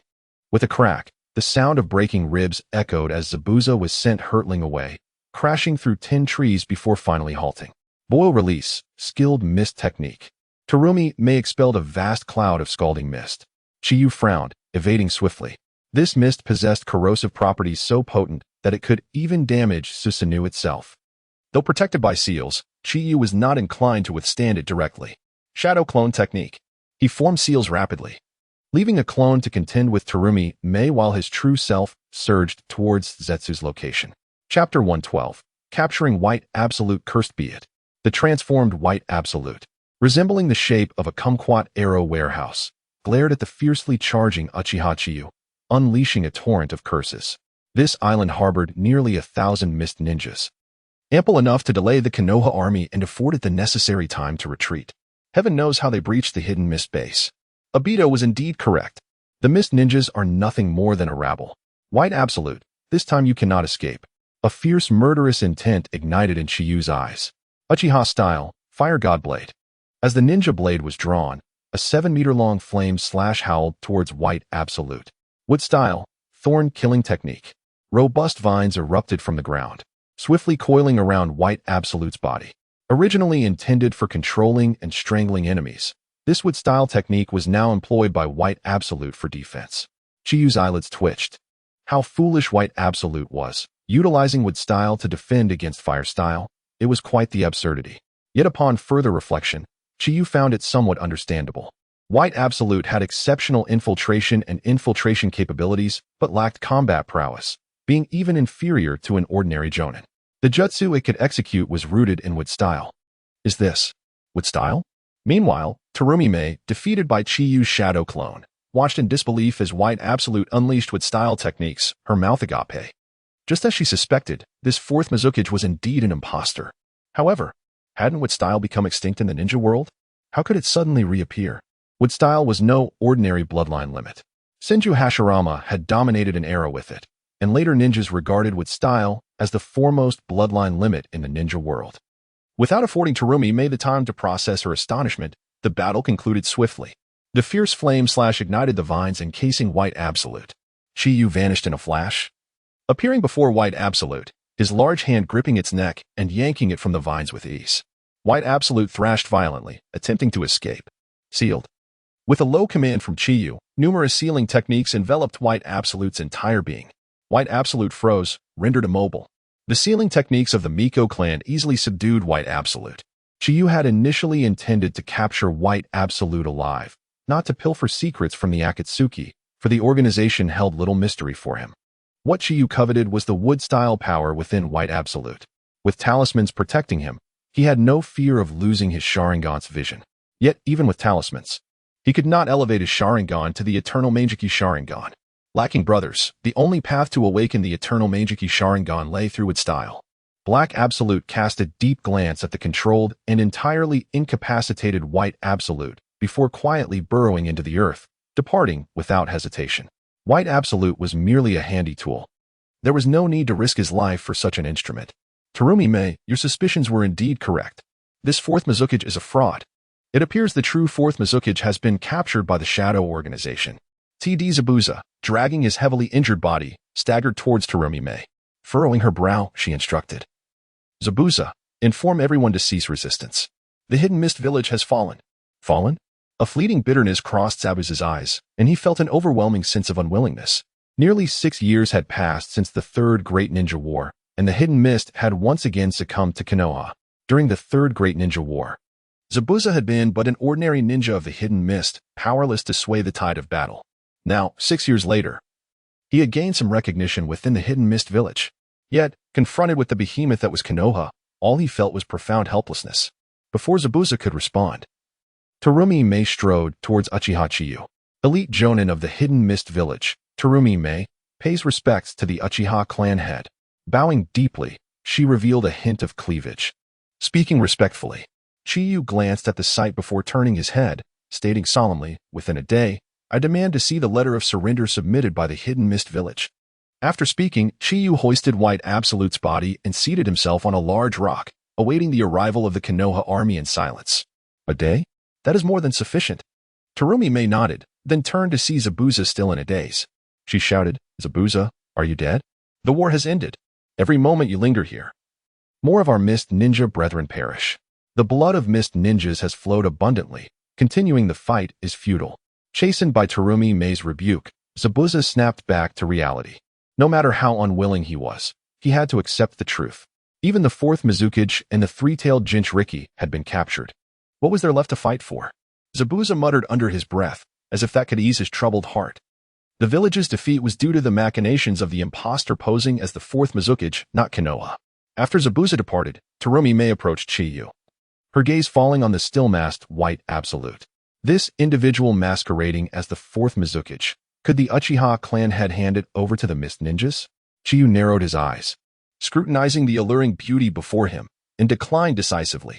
Of course not. It is my trophy now. I cannot simply relinquish it to others. Moreover, does the defeated Hidden Mist Village have the right to make demands? Chastised by Chiyu, Terumi Mei found herself momentarily speechless. After contemplating, she added, in that case, might I borrow it for a few days? Borrow? Chiyu raised an eyebrow, responding, that is acceptable, but I have a message for you. What? Terumi Mei's eyes glimmered with curiosity. Come closer. I shall tell you. Stepping forward, she drew nearer. A bit more. She advanced further. Still not enough. Continue moving. Before long. The distance between them was but a hand's breadth. An overwhelming masculine aura enveloped her. Terumi Mei's cheeks flushed, her breath quickening. Chiyu remained expressionless, tilting his head to whisper a phrase into Terumi Mei's ear. Are you truly willing to do this? Terumi Mei's eyes widened in shock, her face paling. Fear evident in her gaze. Do I appear to be jesting? Chiyu retorted quietly. Receiving Chiyu's affirmative response, Terumi Mei felt as though she had plunged into an icy abyss. At that moment, Chiyu noticed Itachi and a group of Uchiha ninjas approaching from a distance. Remember to return it to me in 2 days. With that, Chiyu tossed White Absolute to Terumi Mei and hurriedly moved to greet them. Terumi Mei watched Chiyu's retreating figure, her expression a tumult of shock, anger, murderous intent, and confusion, all culminating in resignation. Chapter 113. Upon learning that the fourth Mizukage had been captured by the Shadow Organization, the Mist Ninjas lost all will to fight. The mighty forces of Konoha advanced with unstoppable momentum, effortlessly breaching the Mist Ninja stronghold. That very afternoon, the Mist surrendered to Konoha. Although the war had come to an end, the Konoha army remained stationed within the borders of the Land of Water. However, what Chihane aimed to achieve extended far beyond merely defeating the Hidden Mist village. The ultimate goal was to exert complete control over the village. Complete control did not merely mean subjugating the leaders of the Hidden Mist, as was the case with Obito's methods. It entailed ensuring that all Mist ninjas willingly and wholeheartedly submitted to Konoha. Naturally, accomplishing this would require time. Haste was to be avoided at all costs. On this day, clad in a pristine white kimono, Chihane ambled through a town in the Land of Water, a smile adorning his face. It was a rare opportunity to visit this land, and he intended to fully immerse himself in its exotic charm to make the journey worthwhile. After all, having fought throughout his life, did he not deserve a moment of enjoyment? The situation was already settled. With Jiraiya and Shursui present, there was no need for him to worry. Suddenly, a flash of lightning rent the sky, and a dense web of electric energy danced above, followed by a rumbling thunderclap. Torrential rain began to pour. The dreary weather. Chihane glanced at the overcast sky, and his good mood vanished in an instant. With chakra circulating throughout his body, the descending raindrops deftly avoided his form. Stepping deliberately through the downpour, Chihane paused as he passed the street, his gaze drawn to a ragged little girl sitting by the roadside, cradling two lifeless wildcats. Such a kind-hearted child, yet so unfortunate to exist in this merciless world of ninjas. Chihane sighed quietly and averted his eyes. Just as he was about to turn away, his keen perception detected an unusual chakra emanating from the girl. Could it be ice release? Curiosity piqued, Chihane stepped closer and inquired, "Those cats have passed away." The little girl remained silent. "Where are your parents?" Still no response. "What is your name?" The girl continued to be mute.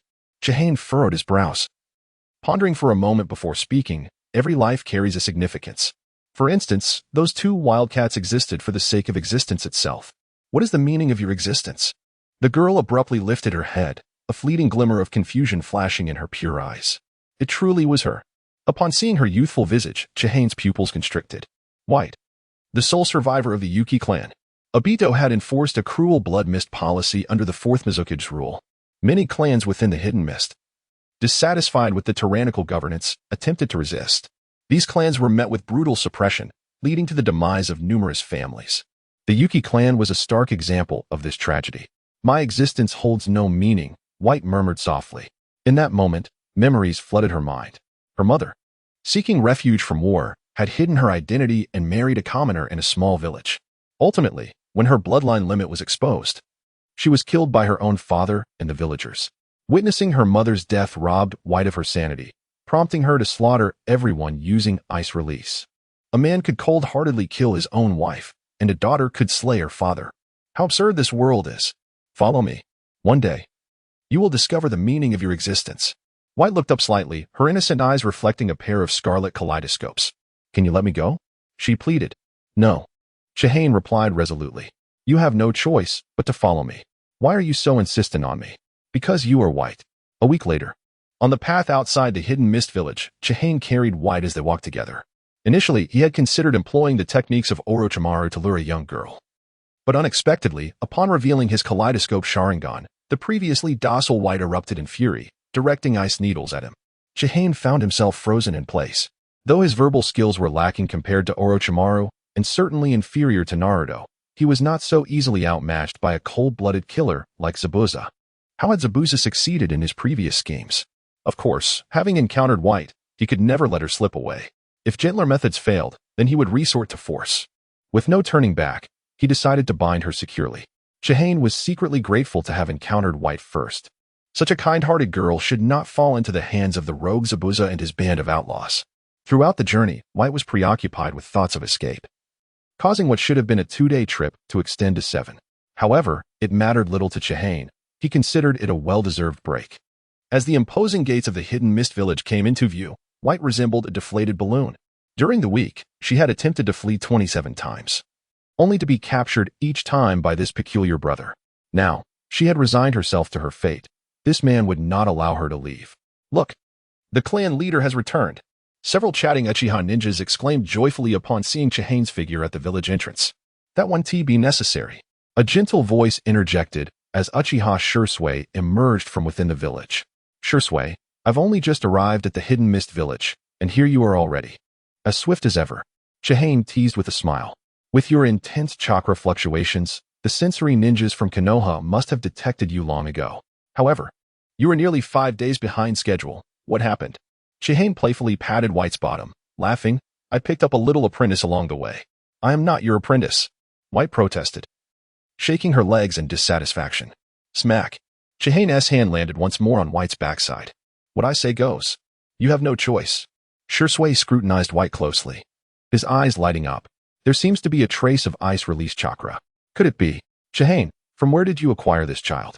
Chihane, with one hand holding White and the other playfully poking Shursui's chest, replied, What do you mean acquire? Am I the sort to do such a thing? This little girl insisted on becoming my apprentice. Seeing her potential, I reluctantly accepted her. White opened her mouth to expose Chihane's fib, but a large hand swiftly covered her lips, rendering her unable to speak a coherent word. Upon entering the Hidden Mist village, Chihane entrusted White to Uchiha Shuangya and Uchiha Shinin, his 2 secretaries. Clean her up, change her clothes, and then bring her to my room. Find a few clever guards to keep an eye on her. Ensure she doesn't escape. Chapter 114 Kirigakure's May. Surely you do not wish for the village to be destroyed. Do you? Chief, this is rather inappropriate. Uchiha Shinkai cast a sidelong glance at Shiro, her cheeks flushed.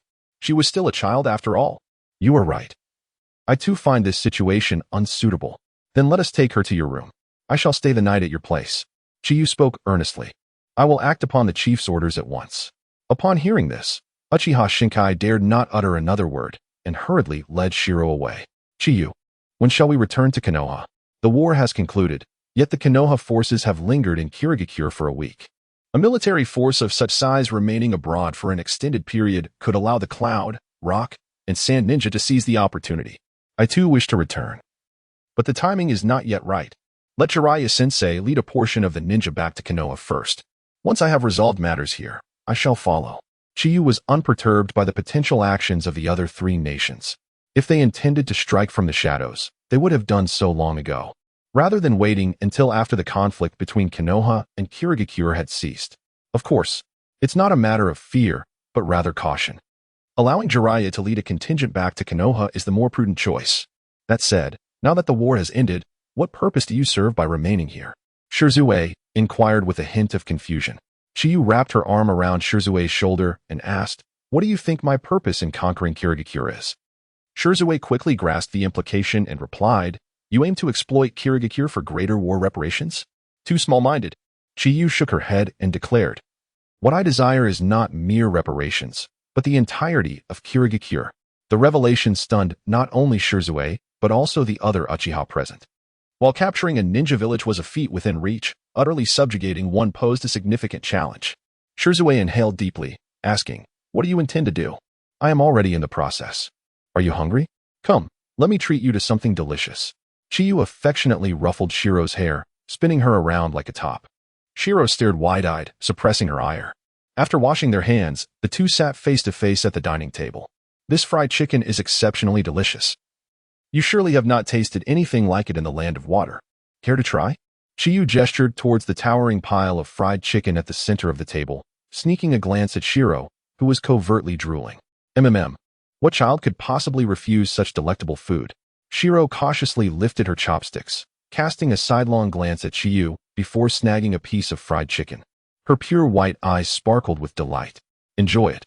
If there's not enough, there's plenty more, Chiyu said with a cheerful grin. At that moment, Uchiha Fu rushed in. Chief, Kirigakure's ninja, Mei, has arrived. She specifically requests to see you. Chiyu swallowed her food and replied, I understand. Bring her here.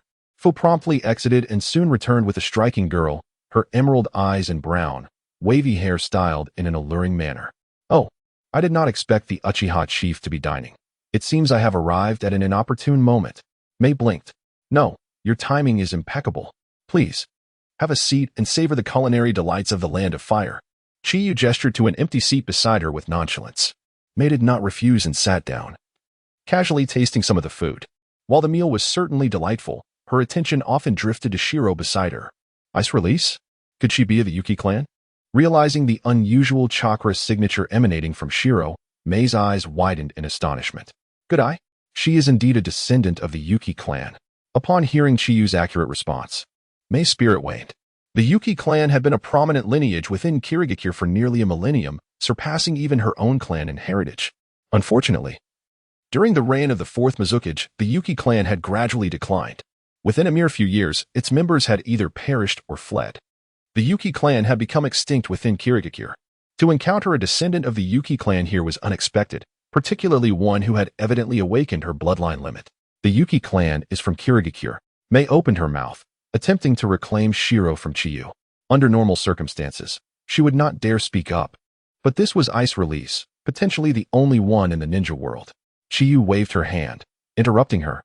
I advise you to abandon this notion. Shiro is now my beloved disciple. Is it because of the ice release? Mei could hardly believe that Uchiha Chiyu had taken on a disciple. A master of fire release taking on a student wielding ice release seemed implausible. No, it is simply because I have taken a liking to this disciple. Chiyu's eyes twinkled as she said, Shiro, should you wish to accompany this sister, I will not compel you. Upon hearing this, Shiro immediately shook her head. Compared to Chiyu, who was insistent on making her a disciple, she harbored a greater disdain for Kirigakure. Were it not for Kirigakure's massacre of the Yuki clan, her mother would not have had to abandon her name and identity. In the end, she bore no affection for the Blood Mist. Shiro's reaction was entirely within Chiyu's expectations. She shrugged her shoulders and remarked, You see, even if I wished to hand her over to Kirigakure, she would not agree. Very well then. Mei sighed. Understanding Shiro's unwillingness to return to Kirigakure, she empathized with her plight. After a moment's hesitation, Mei declared, after discussions among the various clans within the village, I have been nominated as the fifth Mizukage of Kirigakure. The fifth Mizukage? Chiyu wiped her mouth with a napkin, sneering. Who holds the title of fifth Mizukage is of little consequence to me. It could be you or anyone else. Let us speak plainly. I present you with two choices. First, the Konoha army could raise this place, eradicating the land of water and Kirigakure from existence. Second, persuade the daimyo of the land of water to become a vassal of the land of fire, compelling Kirigakure to submit to Konoha. To be frank, I am not fond of bloodshed. Thus, I urge you to opt for the second choice, which would be beneficial for all. Mei, surely you do not wish for Kirigakure to be annihilated? Chiyu had already communicated these sentiments to Mei when the Konoha army had overwhelmed Kirigakure. Hence Mei felt no surprise. It was evident to any discerning individual that the second choice was the most advantageous. Yet, Mei still harbored a glimmer of hope, hesitating as she asked, Is there not a third option? As long as the nation's independence is assured, the land of water could offer substantial reparations. Are you questioning my capability to obliterate the entirety of the land of water? Chiyu retorted sharply. Clap, clap, clap. With that, Chiyu clapped her hands. From the shadows emerged a figure, with green hair and purple eyes, adorned with a scar resembling a stitch line beneath his left eye. He wielded a staff-like weapon with a hooked end. It was none other than the fourth Mizukage. Chapter 115. How is it only 70%? The fourth Mizukage? Terumi Mei gazed incredulously at Kakuzu Shikamaru, her shock quickly giving way to understanding. Rumors had circulated that Kakuzu Shikamaru had been captured by the Shadow Organization. And now he stood beside Uchiha Chiharu. The implications were clear. It was unexpected that the notorious Shadow Organization was actually managed by Uchiha Chiharu. He was no longer the fourth Mizukage of the Mist Village, but rather the fourth Mizukage of the Uchiha clan. Chiharu openly revealed the fact that Kakuzu Shikamaru was under his control. A flicker of anger flashed in Terumi Mei's eyes. Uchiha Chiharu, what are you trying to accomplish? What am I doing? Are you accusing me? How absurd. Chiharu retorted. This war was clearly initiated by the Mist Shinobi. Had Kakuzu Shikamaru not sent a delegation from the Mist to Konoha to stir up trouble, the war would never have erupted. How could he have fallen into my hands otherwise? That your reasoning is quite compelling, and I find myself at a loss for words, Terumi Mei admitted, momentarily speechless. The war had indeed been ignited by the Mist Shinobi. No, that was not entirely accurate. The Mist Village had been manipulated by that mysterious figure. In recent days, the Mist Shinobi had extracted substantial intelligence from the White Zetsu, disguised as Kakuzu Shikamaru. They discovered that the true puppeteer controlling Kakuzu Shikamaru was none other than the one-eyed Uchiha Madara, a member of the organization known as Akatsuki. The Mist Shinobi had attempted to extract more information from White Zetsu, only to find that his mind was sealed with a powerful sealing technique, rendering ordinary interrogation methods ineffective. Their understanding of that enigmatic Akatsuki organization was limited. I believe you are aware that the fourth Mizukage is being controlled by a hidden hand. And the Mist Shinobi had no intention of clashing with Konoha, Terumi Mei argued. Words are powerless in the face of strength. If you wish for my agreement, you must first defeat me, Chiharu declared, setting down his chopsticks and wiping his mouth, showing no interest in further discussing the matter. Enough of this meaningless talk. Tell me your choice. Terumi Mei directed her gaze at the motionless Kakuzu Shikamaru, remaining silent. His demeanor suggested he was indeed under Uchiha Chiharu's control, with Kakuzu Shikamaru included. The Shadow Organization now boasted 4 powerful figures of the Shadow level. Coupled with the forces of Konoha under Chiharu's command, subjugating the Mist Village would be no daunting task. If the Mist Village is willing to bow to Konoha, I will find a way to persuade the daimyo to make the Land of Water a vassal of the Land of Fire. But I have one condition. Terumi Mei sighed deeply. Let us hear it, Chiharu replied, unperturbed by Terumi Mei's potentially excessive demands, as his objective had already been achieved. The Land of Water needs a degree of independence. There are certain matters in which Konoha must not interfere. For example, the appointment of the Mizukage and the mobilization of the army, Terumi Mei asserted with a firm tone. That is naturally acceptable. My demands for the Land of Water are minimal. The tax revenue from the Land of Water will be divided as 30% for Konoha and 70% for the Land of Water. Upon hearing this, Terumi Mei immediately grew anxious. How can it only be 70%? I'm sorry, but 70% belongs to Konoha. I am not someone like Hiruzen Sarutobi. During the Third Shinobi World War, Konoha was indeed the victor, but chose not to demand war reparations. If the victorious side does not gain sufficient benefits, who would be willing to fight for you in the future? What? Terumi Mei stood up in anger, glaring at Uchiha Chiharu, Uchiha clan leader. Do not push this too far. 60%, 35%, 50%, 40%. It's settled. The 4% tax revenue was already a considerable sum. To demand too much could provoke a backlash from the Mist Village, as his intent was to gradually consume and assimilate them. After finalizing the relevant matters, Terumi Mei turned to Kakuzu Shikamaru and asked, Uchiha clan leader, do you know who is controlling the fourth Mizukage? Uchiha Chiharu, disguised as Ashura, had ulterior motives. But Terumi Mei was uncertain. However, Chiharu had previously impersonated Uchiha Madara and had several encounters with the masked man. He most likely knew the intricacies involved. He's also a pitiful soul. A pitiful soul? Such a person is considered pitiable? Terumi Mei inquired, intrigued. I can only tell you that he was once a member of the Uchiha, Chiharu replied nonchalantly. Another Uchiha? Truly an evil clan. Terumi Mei scoffed. During the Third Shinobi World War, the Uchiha had slaughtered many of her Mist Shinobi brethren. Since then, she had harbored a deep-seated disdain for the Uchiha clan. Recent revelations of the fourth Mizukage being controlled for years by the mysterious masked man claiming to be Uchiha Madara had extinguished the last remnants of her goodwill toward the Uchiha clan. However, as soon as the words left her lips, she regretted it. Sitting beside her was a formidable Uchiha. Who knew if this fellow would be enraged by her words? To her surprise, Chiharu remained composed, showing no signs of anger. From a certain perspective, your words hold some truth. However, even if the Uchiha were to vanish, this ninja world would remain as wretched as ever.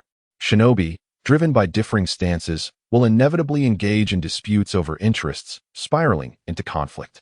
As he spoke, a hint of sorrow glimmered in Chiharu's eyes. If only people could truly understand one another, there would be far fewer issues. Alas, a world of mutual understanding does not exist. The peace of dreams is an illusion. What I must do is unify the ninja world with an absolute strength. Only one nation shall exist in the ninja world.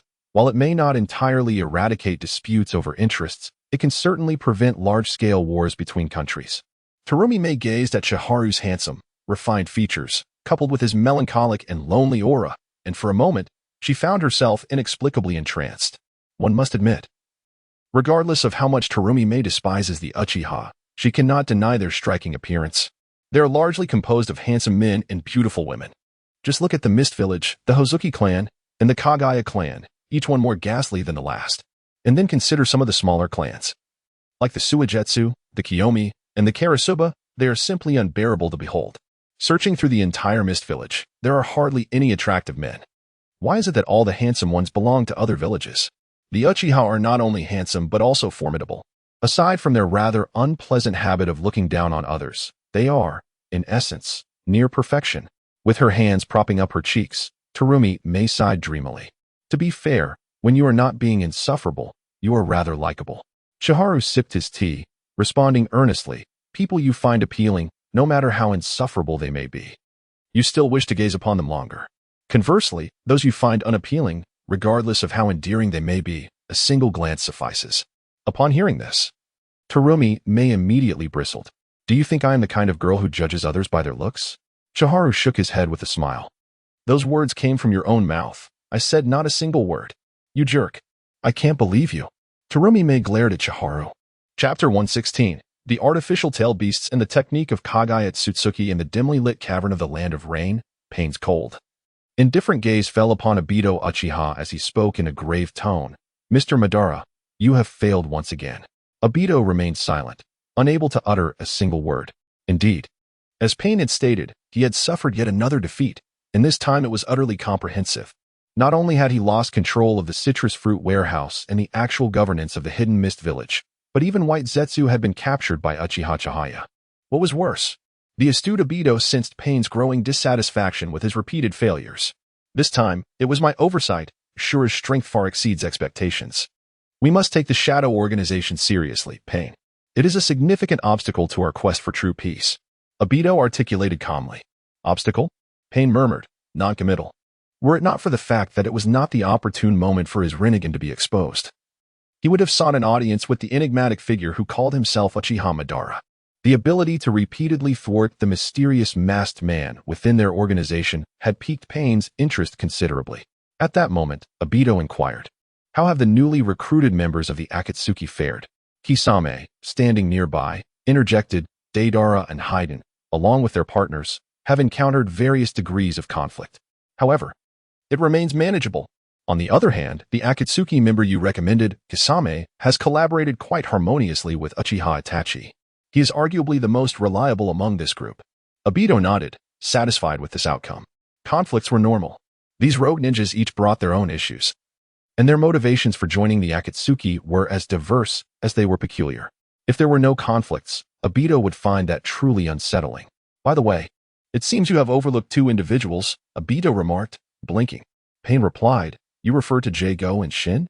Their techniques in the Artificial Tailed Beast project have reached a critical juncture, and they have requested assistance from the organization multiple times. I have declined. Citing a lack of manpower, Pain displayed a degree of respect for researchers, but that did not equate to his endorsement of their scientific philosophies. The technique of Kagaya Tsutsuki? The Artificial Tailed Beast project? They sound quite dubious, Obito contemplated, dismissing them. Yet, considering the looming threat of the Shadow Organization and the current manpower shortage within the Akatsuki, he resolved to assist the two in completing their research endeavors. Pain, grant their request. We need more hands to deal with the Shadow Organization. After a moment of contemplation, Pain did not voice any objections. Although he harbored doubts about the masked man's identity, he had no concrete evidence to challenge him. Thus, he outwardly appeared willing to heed his commands. Moreover, if those two truly succeeded, the Akatsuki would undoubtedly gain 2 elite-level shinobi, significantly bolstering their efforts in collecting tailed beasts in the future. Beside them, Conan formed a series of hand seals, causing 2 paper butterflies to detach from her and gracefully flutter out of the cave. Shortly thereafter, Jago and Shin entered the cavern, one after the other. As they stepped inside, Obito stealthily concealed himself in the shadows. Observing the anxious expressions on their faces, Pain spoke with a voice as cold as water.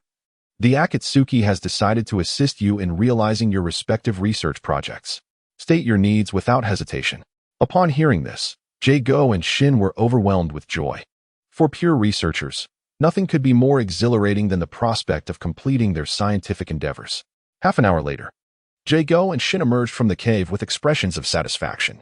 Then, Obito stepped forth from the shadows. Jago has quite the audacity, aiming to merge 5 different bloodline limits. One could say he is overly ambitious. Does he not fear overextending himself? Upon learning that Jago sought to combine Steel, Swift, Dark, Storm, and the Uchiha clan's Sharingan, even Obito could not help but inhale sharply. In the ninja world, those possessing 2 bloodline limits were already exceedingly rare, and they were all individuals of elite caliber. For instance, Terumi May of the Hidden Mist possessed both lava and boil release, making her one of the foremost talents of her generation. As for ninjas with 3 bloodline limits, Obito had yet to hear of any, let alone 4 or 5. Conan remarked, I too believe Jago is overreaching. In my opinion, We should only capture 2 or 3 bloodline wielders. Obito pondered for a moment before responding. 2 or 3 versus 5 makes little difference to the Akatsuki. Judging by Jago's fervent demeanor, he likely possesses some form of reassurance. Furthermore, I am intrigued to see what kind of monstrosity could arise from the fusion of 5 bloodline limits. I shall take responsibility for capturing the Sharingan. The remaining 4 bloodline wielders can be hunted by others in the organization. Konan nodded but furrowed her brow, stating, Jago's request is quite attainable. But Shin is an entirely different matter. Where can we find the source of chakra for the artificial tailed beasts? Shin's project hinges on 2 critical aspects. The first is the vessel for the tailed beast, and the second is the source of chakra. The former issue has been resolved, but he is now troubled by the latter. The defining characteristic of a tailed beast is the immense chakra contained within its body. In the entire ninja world, barring a few outliers, no one's chakra could compare to that of a tailed beast. Pain stated, as I understand it. The ancient city of Lulan in the land of wind seals a dragon vein, which would provide ample chakra for creating artificial tailed beasts. Obito frowned, however. To covertly extract the dragon vein without alerting Sunagakure would be quite challenging. The Akatsuki should not be making enemies indiscriminately at this juncture. Just then, a picture plan emerged from the ground. Black Zetsu ominously declared, aside from the dragon vein, there exists another location with sufficient chakra sources. Ever since White Zetsu was captured, Obito had found a subpar replacement to serve as a host for Black Zetsu. Oh, Obito's interest was piqued as he curiously inquired, is there truly another source of chakra within the ninja world? Black Zetsu explained, it is unsurprising you are unaware. It is rather inconspicuous. The land of demons. The otherworldly creatures known as Waikai. Konan raised an eyebrow and muttered, otherworldly? Creatures? Those terms sound quite imposing. What are referred to as creatures are actually manifestations of the malevolent thoughts of the first priestess from the land of demons. However, this malice has accumulated over millennia, giving rise to a form of sentience. It would suffice as a chakra source. Obito nodded, let us proceed as you suggest. The land of demons is merely an inconspicuous nation among the many small countries in the ninja world.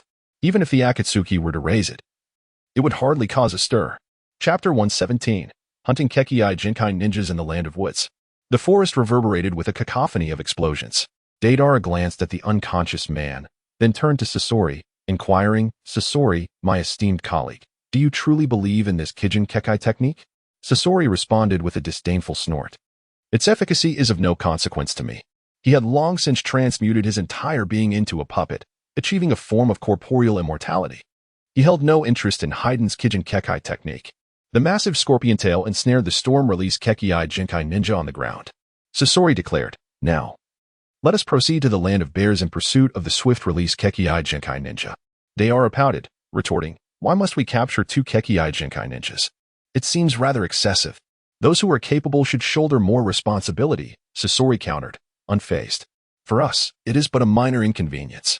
Deidara trailed behind Sasori, muttering, I hope Haydn's endeavor proves fruitful.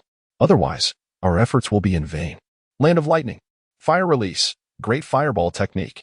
Uchiha Kage exhaled a massive fireball, sending a wave of heat towards a distant Cloud Ninja. Dark Release. Absorption Hole. With a sinister grin, the Cloud Ninja extended his right hand as the fireball approached. Upon activating his Dark Release Kekkei Jinkai, he effortlessly absorbed the fire technique unleashed by Uchiha Kage. The Cloud Ninja chuckled, a rather potent ninjutsu. Now, observe my technique. Dark Release. Evil Self-Destruction. An identical fire technique erupted from the Cloud Ninja's hand, matching the power of Uchiha Kage's earlier attack. Whoosh. A heavily bandaged greatsword swiftly cleaved the fireball heading towards Uchiha Kage in 2. Uchiha Kage looked at Kisame, shrugging helplessly. This individual's mastery of the Dark Release Kekkei Jinkai is quite profound. Ordinary ninjutsu is ineffective against him. I am at a loss. Kisame Hashigaki cast a deep gaze upon Uchiha Kage, gravely stating, Kage, you must take this seriously. The leader places great importance on Haydn's Kijin Kekkai technique. Failure will not be tolerated. He paused, then added, though I am uncertain as to why you consistently slack off during missions, a genuine effort is required this time. Otherwise, we will face dire consequences. Uchiha Kage, having been exposed for his lack of dedication, offered a sly smile.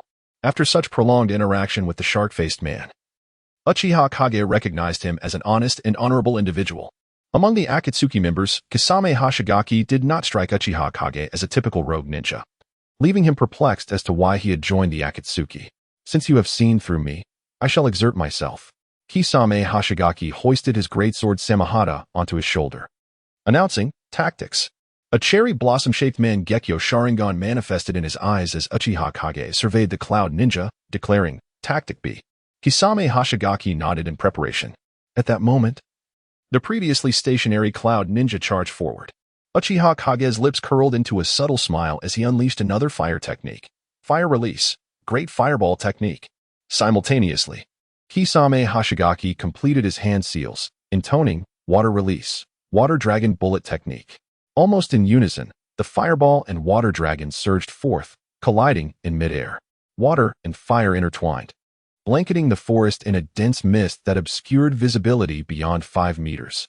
While the thick fog severely hampered the Cloud Ninja's vision, the Mangekyo Sharingan granted Uchiha Kage unhindered sight. Uchiha Kage swiftly located the Cloud Ninja's silhouette, utilizing the body flicker technique to approach stealthily. Suddenly, the Cloud Ninja beheld a pair of rapidly spinning Mangekyo Sharingan eyes. Before he could react, his mind reeled, and he collapsed limply to the ground. Kisame Hashigaki approached the Cloud Ninja, Samahata lifting the fallen body. He marveled. He was utterly defenseless. A truly formidable genjutsu. Uchiha Kage rubbed his eyes, grinning. The mission is complete. Let us return. Land of Wind, may you convey my regards to the great god of evil. Haiden cackled maniacally as he plunged a spear into his abdomen. Blood gushed from the wound, the excruciating pain only fueling Haiden's ecstatic howls. The steel-released Kekkai Jinkai Ninja, now under his curse, bore a finger-sized wound on his abdomen, emitting continuous screams of agony. Hee. The cries of torment only intensified Haiden's fervor. Kakuzu stood by impassively, his green eyes fixed upon Haiden. This depraved obsession is truly unnerving. As the ritual progressed, the steel-released Kekkai Jinkai Ninja's wounds multiplied, nearing the brink of death. Kakuzu, who had remained silent until now, finally spoke. The leader requires him alive. If you kill him, you shall seek out another steel-released Kekkai Jinkai Ninja yourself. Haiden paid no heed to Kakuzu's warning, his spear poised above his heart, ready to strike. Young man, you lack discretion. Kakuzu frowned, his figure blurring as he swiftly appeared beside Haiden, his hardened foot slamming into Haiden's lower back. Haiden was sent flying from the curse formation, severing the blood scythe ritual. Kakuzu! Haiden roared, brandishing his spear at Kakuzu as he rose to his feet. Interrupting the ritual is an affront to the great god of evil. What god of evil? Have I ever met him? Let him speak for himself. For Kakuzu, a bounty hunter driven by avarice, the notion of a god of evil was utter nonsense. If a god truly existed, it would be the god of wealth. Land of Fire.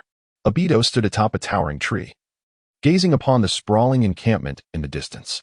These were the forces led by Jiraiya, expected to return to Konoha by the following day. Zetsu, are you certain that Uchiha Kage and Uchiha Shisui are both in Kirigakure? Obito inquired. A Venus flytrap emerged from the tree trunk as Black Zetsu affirmed, absolutely. Jiraiya is the only one among them worthy of consideration. Very well. Having suffered repeated setbacks at the hands of the Shadow Organization, Obito had adopted a more cautious approach. With the majority of the Uchiha clan residing in Kirigakure, the number of Uchiha ninjas within Jiraiya's ranks was less than 10. With Zetsu's assistance, Obito had easily located one of them. In an inconspicuous tint, Uchiha Henkei's meticulously wiped his ninja with a cloth. His mind, however, was consumed by the Susanoo techniques displayed by Kage, Shisui, and Fugaku on the battlefield of Kirigakure. One day, I, Henkei's, shall awaken the Mangekyo Sharingan. Chapter 118. The Golden Ring Solar Eclipse. Suddenly, a peculiar vortex materialized before Uchiha Hanfeng, from which a shadow emerged. Uchiha Hanfeng gripped his ninja blade tightly and exclaimed, "Who goes there?" In the next instant, his 3 Tomo Sharingan spun rapidly. Obito's gaze fell upon Hanfeng's trio of Tomo, and he remarked with a smile, "What splendid eyes you possess. A one-eyed mask? Are you the mastermind behind controlling the 4th Mizukage?" Uchiha Hanfeng furrowed his brow, recognizing the gravity of the situation. As soon as he finished speaking, he flickered and executed the body flicker technique, charging towards Obito. Whoosh! The blade glimmered as Uchiha Hanfeng surged forward, slicing through Obito's waist. What? A look of astonishment crossed Hanfeng's face. He distinctly felt his blade connect with his opponent's body. Yet the sensation on the edge of his weapon conveyed that the strike had not landed, akin to cutting through air. What was happening? Turning to glance at Obito, who remained stationary, Hanfeng's expression grew increasingly perplexed. Obito cast a disdainful look at Uchiha Hanfeng, his eyes radiating unmasked derision. He approached Hanfeng with deliberate, unhurried steps. A fine layer of cold sweat appeared on Hanfeng's forehead, and his grip on the blade trembled slightly. Fire style. Uchiha attempted to perform a fire style technique, not aiming to defeat his adversary, but rather to signal for help.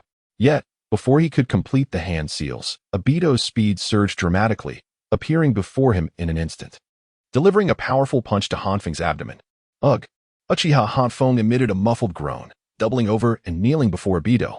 The spatial vortex reappeared, and in the blink of an eye, Uchiha Hanfeng was drawn into it.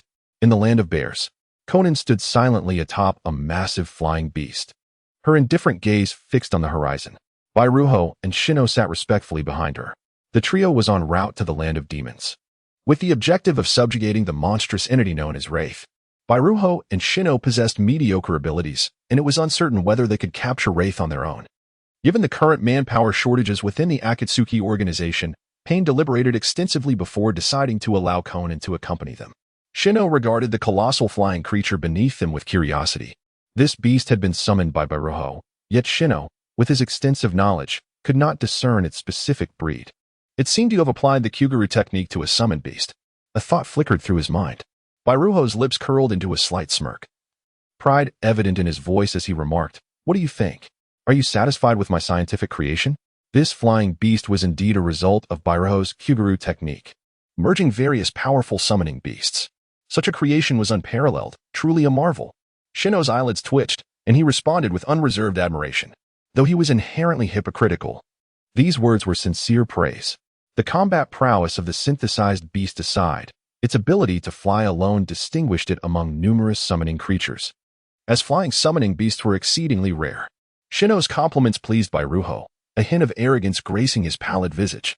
The secret technique of physical regeneration you provided me holds immense significance for refining the Kyuguru technique. Should the opportunity arise, I shall gift you a synthesized beast. The absorption of bloodline limits through Kyuguru technique would inflict severe damage on the body, without Shino's shared technique of physical regeneration. Bairuho lacked the confidence to withstand the backlash from bloodline absorption. Then allow me to express my gratitude in advance. Shino nodded excitedly, though internally he remained quite indifferent. Flight was an unattainable dream for most ninjas, yet for someone of Shino's caliber as the leader of the Konoha, it was a trivial matter. Naturally, Shino would not refuse Bairuho's gift. Why turn down a free summoning beast? At that moment, Shino added, "It is not difficult for the organization to capture bloodline ninjas. It is quite possible that 5 bloodline ninjas have already been apprehended. When do you plan to commence bloodline absorption?" Bairuho pondered for a moment and replied, "The absorption of bloodlines is exceedingly challenging. It must coincide with celestial phenomena. Coincidentally, at the beginning of next month, a golden ring solar eclipse will occur, and I intend to complete the ritual on that day." A golden ring solar eclipse? Shino silently murmured to himself before inquiring, "What if we miss the golden ring solar eclipse?" Bairuho spoke gravely. "The occurrence of a golden ring solar eclipse is exceedingly rare. If we miss it, we would have to wait several years. On the other side, in the land of fire, the Konoha army. Kakashi, Yamato, Guy, have you made any discoveries?" Jiraiya entered the tent where Uchiha Hanfeng had been attacked by Obito, scanning the surroundings but finding no significant abnormalities. There were no signs of battle. It was as if Uchiha Hanfeng had simply evaporated into thin air. Kakashi replied softly, 2 hours ago, Konoha ninjas discovered that Uchiha Hanfeng had vanished. Initially, this incident did not draw much attention. After all, there were over 1,000 Konoha ninjas present, along with a powerful figure like Jiraiya overseeing them. In such circumstances, no one would suspect that Uchiha Hanfeng could be abducted. However, now that 2 hours have passed, Uchiha Hanfeng has still not reappeared. And only then did people begin to sense something amiss. To infiltrate the army undetected and abduct Uchiha Hanfeng without causing a stir is a rare feat indeed. Jiraiya mused. Was it the rock, sand, or cloud ninja? Yamato pondered aloud. I doubt it. If the 3 major ninja villages truly intended to act against Konoha, they would not simply abduct one Uchiha ninja, Kakashi interjected. Besides the 3 major ninja villages, only the rogue ninjas congregated within the Akatsuki organization or the notorious Shadow organization possessed the capability to execute such a feat months prior. The lead Uchiha Jonin Uchiha Keiji was captured by the leader of the Shadow organization, Shura, and is rumored to be deceased. Therefore, I suspect that the individuals responsible for abducting Uchiha Hanfeng are also from the Shadow Organization. Jiraiya shook his head, his analysis logical and well-founded. Yamato and Guy nodded in agreement, clearly aligning with Jiraiya's conjecture. For now, let us set this matter aside. I will dispatch someone to notify Uchiha Chiba. Prepare yourselves. We must return to Konoha by noon tomorrow, Jiraiya commanded after a moment of contemplation. The abduction of Uchiha Hanfeng was a minor issue, not worthy of expending too much energy on.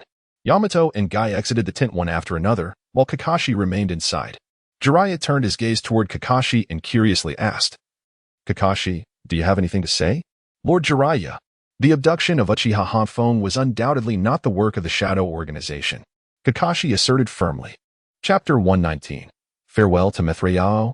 Jiraiya inquired, perplexed. Why? The Uchiha clan possesses 3 pairs of Mangekyou Sharingan, all of whom are members of the Shadow Organization, Kakashi revealed, having summoned the stone-carved doppelganger of White Zetsu to share his findings. Upon hearing this, Jiraiya's robust frame trembled, and he closed his eyes, rendered speechless for a considerable time. Eventually, he opened his eyes and asked, who else is aware of this matter? Kakashi shook his head. Given the gravity of the situation, I have only disclosed this to you. Jiraiya sighed in relief. You have done well. Remember, do not share this with anyone else. The fewer who know, the better. Kakashi was unable to decipher Jiraiya's intentions and could not suppress his curiosity. Lord Jiraiya, what do you plan to do?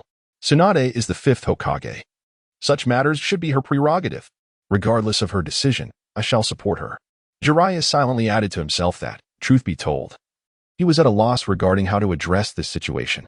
He held a favorable view of the Uchiha clan, particularly Uchiha Chiba. Who could have imagined that the Shadow Organization was actually within the village's Uchiha? The following day, Jiraiya led a group of ninjas back to Konoha. At the Hokage building, Kakashi meticulously recounted his discoveries from the battlefield of the mist. Upon receiving this news, Tsunade felt as though she had plunged into an icy abyss. Initially overcome by a wave of cold dread, followed by an overwhelming sense of confusion, Jiraiya and Kakashi remained still, watching Tsunade as they awaited her response. The conference room fell into an eerie silence. After a prolonged pause, Tsunade suddenly turned to Kakashi and asked, Kakashi, how do you believe White Fang met his end? Kakashi, taken aback by Tsunade's unexpected inquiry, stood frozen, unable to articulate a response. However, he quickly regained his composure and replied, My father died due to rumors. Tsunade, unreserved in her assertion, stated, White Fang's death is inextricably linked to our teacher. I trust you are well aware of this. With a thud, Kakashi knelt on one knee, solemnly declaring, Kakashi does not know how his father died. He only knows that he is a ninja of Konoha, loyal to the village throughout his life.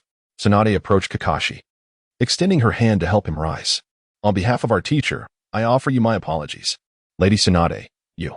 Kakashi found himself at a loss for words in the face of such a situation. Tsunade stood tall and resolutely proclaimed, My primary identity is that of the 5th Hokage of Konoha, not merely a disciple of Sarutobi Hiruzen. Everything I do prioritizes the greater good and the interest of Konoha. The 3 pairs of Mangekyou Sharingan, the rise of the Uchiha clan is an undeniable reality that cannot be thwarted. To act against the Uchiha at this juncture would be akin to playing with fire. At this point, Tsunade cast a glance at Jiraiya. Jiraiya, I found it peculiar when Uchiha Chiba relinquished his pursuit of the Hokage position. It appears he had no intention of severing ties with our new generation of Hokage factions. Thus, the Uchiha remains a part of the village. As for the Shadow Organization, let them be. I have faith that those Uchiha possess the discernment to act judiciously. Jiraiya rubbed his eyes, his brow furrowed as he inquired, But what if the Uchiha desires a Hokage of their own? A Hokage? Grant them that. Tsunade replied succinctly, without hesitation. Both Jiraiya and Kakashi were rendered speechless. The rumors circulating within the village painted the Uchiha clan as inherently malevolent, a mere ruse employed by politicians to manipulate the populace. The oppression of the Uchiha clan by our predecessors stemmed from the deep-seated influence of the second Hokage, Shinjitobarama, as well as the desire to preserve their own power. Whether the Uchiha can truly become Hokage, I believe those with wisdom will form their own judgments. 10 days later, Chiyu, who had remained in the Land of Mist, finally returned to Konoha. The battle between Konoha and the Mist had concluded with a resounding victory for Konoha. With the aid of those in the know, Uchiha Chiyu's reputation soared, rendering him a hero of Konoha. His standing within the village rivaled even that of Tsunade. However, Chiyu paid little heed to such accolades, regarding fame as mere fleeting clouds. On this day, having just returned from the Hokage building, he was surprised to find two figures standing at his doorstep. Approaching, he was taken aback. Mithraea, Zishuan, what brings you here? These two individuals were none other than Mithraea and her daughter Zishuan from the land of demons. Chiyu brother, Zishuan exclaimed, rushing toward him and bursting into tears. After soothing the weeping Zishuan, Chiyu invited the weary mother and daughter into his home. Here, have some water. Chiyu poured them each a glass. Once they had regained a semblance of composure, Chiyu inquired, Mithraea, what has transpired? The land of demons, a relatively inconspicuous nation on the periphery of the ninja world, seldom attracted attention. Not even the 5 great shinobi villages or rogue ninjas would typically venture there. Fear flickered in Mithraea's eyes as she recounted. 3 unidentified individuals attacked the shrine. The priests and guards perished while trying to protect me. Chiyu's brow furrowed deeply. The shrine was encircled by a defensive barrier. Although not impervious, it was certainly beyond the reach of ordinary ninjas. The fact that there were only 3 assailants was particularly puzzling. What characteristics did these 3 individuals possess? Chiyu asked with keen interest. 1 woman and 2 men, all clad in black with red clouds. The woman is proficient in paper ninjutsu and possesses formidable strength. She was the one who breached the shrine's defenses. Chiyu was momentarily stunned before exclaiming, could it be the Akatsuki? How strange. What would the Akatsuki want in the land of demons? Mithraea inquired with curiosity. Chiyu explained, the Akatsuki is a powerful mercenary organization comprising notorious rogue ninjas, their strength rivaling that of the 5 great shinobi villages. Although formidable, the Akatsuki rarely makes appearances in the ninja world, and little is known about them. In the original timeline, the Akatsuki never ventured to the land of demons. Chiyu was perplexed by this anomaly and quickly pressed, what happened next? Mithraea proceeded to recount the events in detail. After infiltrating the shrine, Conan, Pain, and Shinra swiftly captured Mithraea. They extracted from her the location of the seal for the demonic entity, Wraith, and then departed gracefully. So, it was for Wraith. Chiyu mused, stroking his chin in astonishment. Chapter 120. A girl awaits me. The Akatsuki organization is heading to the land of demons to confront the sealed demon, Wraith. Lord Mile, I inquired. Does this demon have any particular significance? Mile shook his head, stating, the demon is a manifestation of the sinister thoughts of past priestesses, possessing formidable power. However, the ancient texts of the priestess clan do not record any specific utility. This response did not surprise Chihane. Since the matter involved the Akatsuki, he could only gather intelligence from Uchiha Chiba. Lord Mile, during this time, you and your daughter shall stay at my residence. Then I shall impose, Mile replied gratefully. Just as he spoke, Chihane found himself in a dilemma. His home was not small, yet it was not spacious either. Occupied by Uchiha Yui and her brother, as well as Bai, there were no available rooms. Reluctantly, Chihane yielded his own room to Mile and spent the night in the living room. In the dead of night, with no one around, Chihane summoned a black ninja cat to inquire about the Akatsuki's activities from Uchiha Kage. Given the upheaval caused by the Akatsuki, Kage, being a core member, would undoubtedly possess some information. Kage did not keep Chihane waiting long and soon relayed the intelligence. The artificial tailed beast project? The Oniyero technique? As Chihane studied the contents inscribed on the scroll, his brow furrowed deeply. In the original timeline, both the artificial tailed beast project by Shino and the Oniyero technique by Bairu were completed only after the rise of the Konoha 12. Who could have anticipated this would occur 7 or 8 years earlier? The involvement of the Akatsuki was surely indispensable. It seemed Shino intended to utilize the demon wraith as the chakra source for the Zero Tail. In the original narrative, the chakra source of Zero Tail was born from the darkness within Yuri's heart. One stems from 1,000 years of accumulated malice of the priestess clan, while the other arises from the ordinary ninja's inner darkness. The disparity between the two is nothing short of monumental. It is nearly inconceivable how powerful the Zero Tail transformed from Wraith could become. Shino's artificial tailed beast is already proving to be a formidable challenge. One could only wonder about Bairu. In the original timeline, Bairu experienced a monumental transformation merely by merging 4 bloodline limits.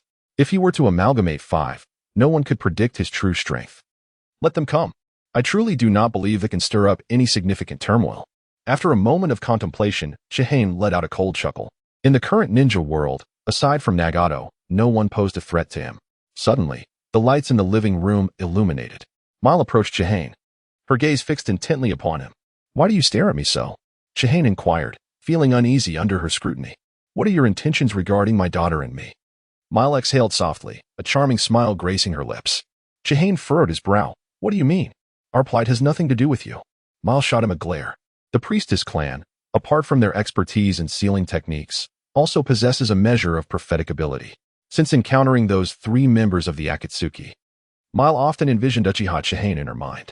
She had traveled great distances from the land of demons to Konoha, not only because Chihane was one of her few friends, but also due to her vague premonition that the misfortunes of the land of demons were somehow linked to him. Believing he could assist her. What does that have to do with me? Well, fine. I can see there is indeed a slight connection. If not for Chihane's existence altering the original storyline, none of this would have transpired. The reason Shino and Bairu, individuals seemingly unrelated to the Akatsuki, joined the organization are largely due to Chihane's establishment of the Shadow Organization.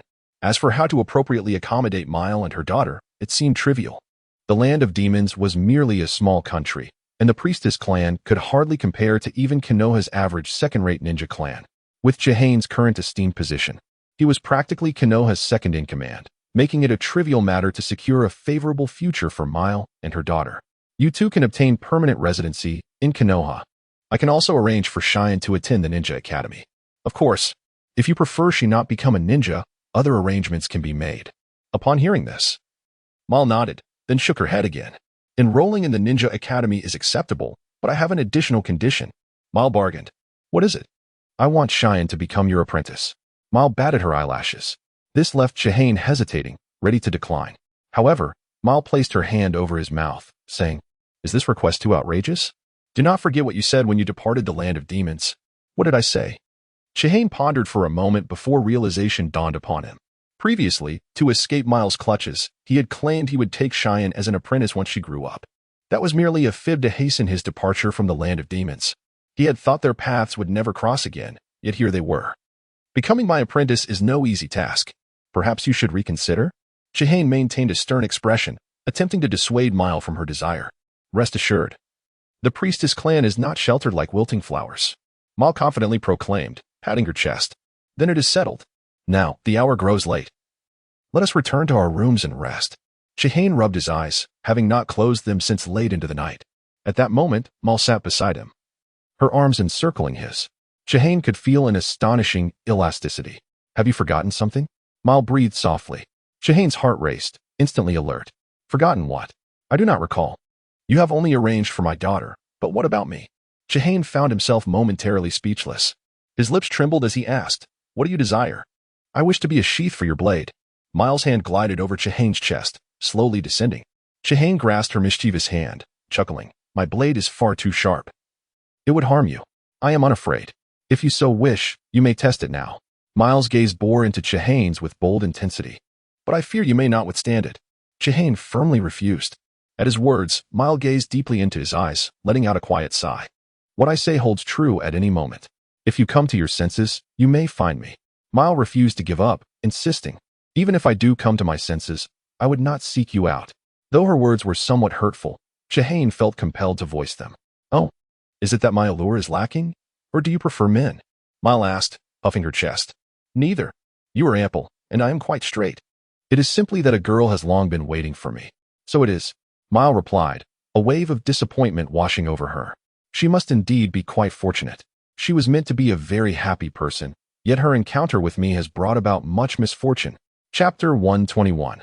The capture of the Nine Tails, Jinchuriki. Time flowed slowly. And in the blink of an eye, a month had passed.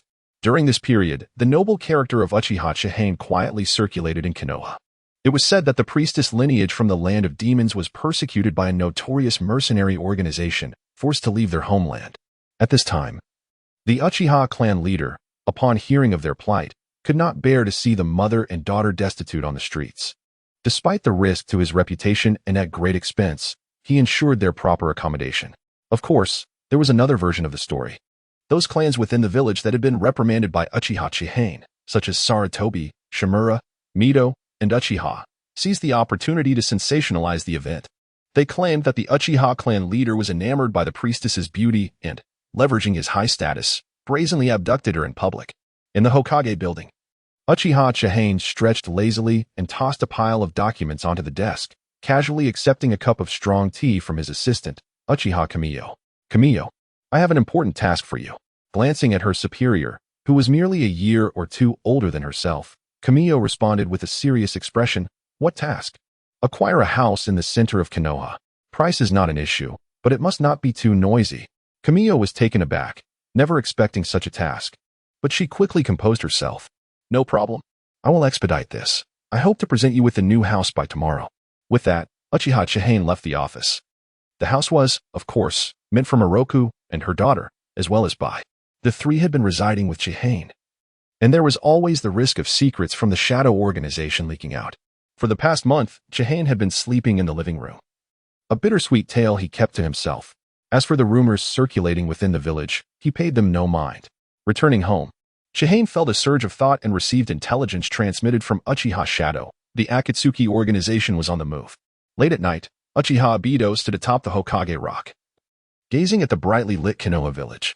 Behind the bustling facade lay filth and hypocrisy. What purpose did such a village serve? From the depths of the earth, Black Zetsu emerged. Speaking in a sinister tone, Uchiha Shadow, Kakashi, Kisame, Haiden, Deidara, Scorpion, and Biwa have all arrived. Excellent. Let the plan commence, Obito declared, his voice low as he stepped into a vortex of space. The next location of the vortex was Naruto's room. Obito coldly observed the deeply slumbering Naruto on the bed. Last time, I couldn't finish you off. This time, no one will save you. With hands forming seals, Obito struck Naruto's abdomen. A myriad of techniques surged from his palm. Come forth, Nine Tails. 2 seconds later, the Nine Tails did not emerge from Naruto. The air fell into an eerie silence. Suddenly, a sharp cry pierced the quiet, and the sleeping Naruto transformed into a blinding flash of lightning. A lightning clone? A flicker of surprise crossed Obito's eyes, but he quickly regained his composure, phasing his body as the lightning spread. After the storm of thunder, 3 figures appeared in the room: Kakashi, Yamato, and Guy. Seeing the masked Uchiha Obito, they heightened their vigilance. Obito gazed deeply at Kakashi and the others, his voice hoarse as he warned, "You'd best keep a close watch on Naruto. Otherwise, one day he will fall into my hands." With that, Obito vanished into the night. Strangely, he had not activated his Kamui ability. Kakashi spoke firmly. "Proceed according to the plan." "Understood." Kakashi and Yamato replied in unison. Yamato leapt to the rooftop, firing a signal flare as the 3 pursued the direction Obito had fled. In the heart of Konoha, Kakuzu and Haiden wandered aimlessly down the long street. Why hasn't the leader told us where the Nine Tails Jinchuriki is located? Konoha is so vast. Where are we supposed to find him? Haiden complained, hefting his scythe. Quiet down. If you keep yapping, I won't hesitate to sew your mouth shut, Kakuzu retorted, glaring at Haiden in annoyance. Just then, a signal flare exploded in the sky, its brightness piercing the dark night, visible from a distance. I know where the Nine Tails Jinchuriki is. Follow me, Kakuzu declared, observing the direction of the flare before leaping onto the rooftops, swiftly dashing forward.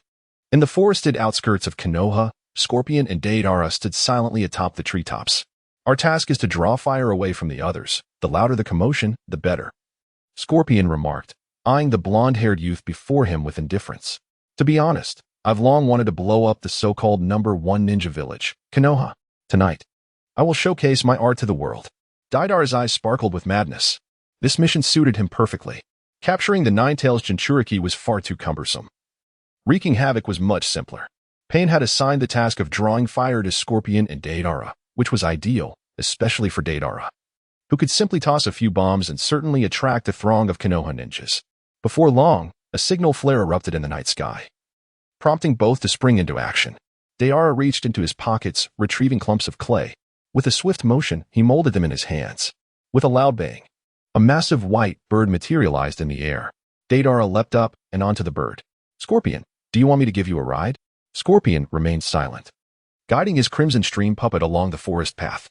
Konoha was unlike other ninja villages. Caution was paramount. I don't wish to collect your remains. Atop the Hokage building, Tsunade stood, her gaze fixed on the distant signal flare. In her hand, she held a kunai, one side inscribed with Akatsuki and the other with 9. This kunai had been discovered in her office earlier that evening. Tsunade was well aware of the identity of the mastermind behind the scenes. However, since they did not intend to be forthcoming, she had no intention of tearing down that thin veil of pretense. The Akatsuki organization is indeed targeting the Nine-Tails Jinchuriki. She murmured softly. The Shadow organization had already embedded its spies within the Akatsuki, yet Konoha remained oblivious to their movements. The intelligence department ninjas were nothing but a lazy bunch. Suddenly, a series of explosions resonated through Konoha, the sounds deafening as flames erupted into the sky. Tsunade's body jolted, her brow furrowing deeply. Just how many rogue ninjas does the Akatsuki have?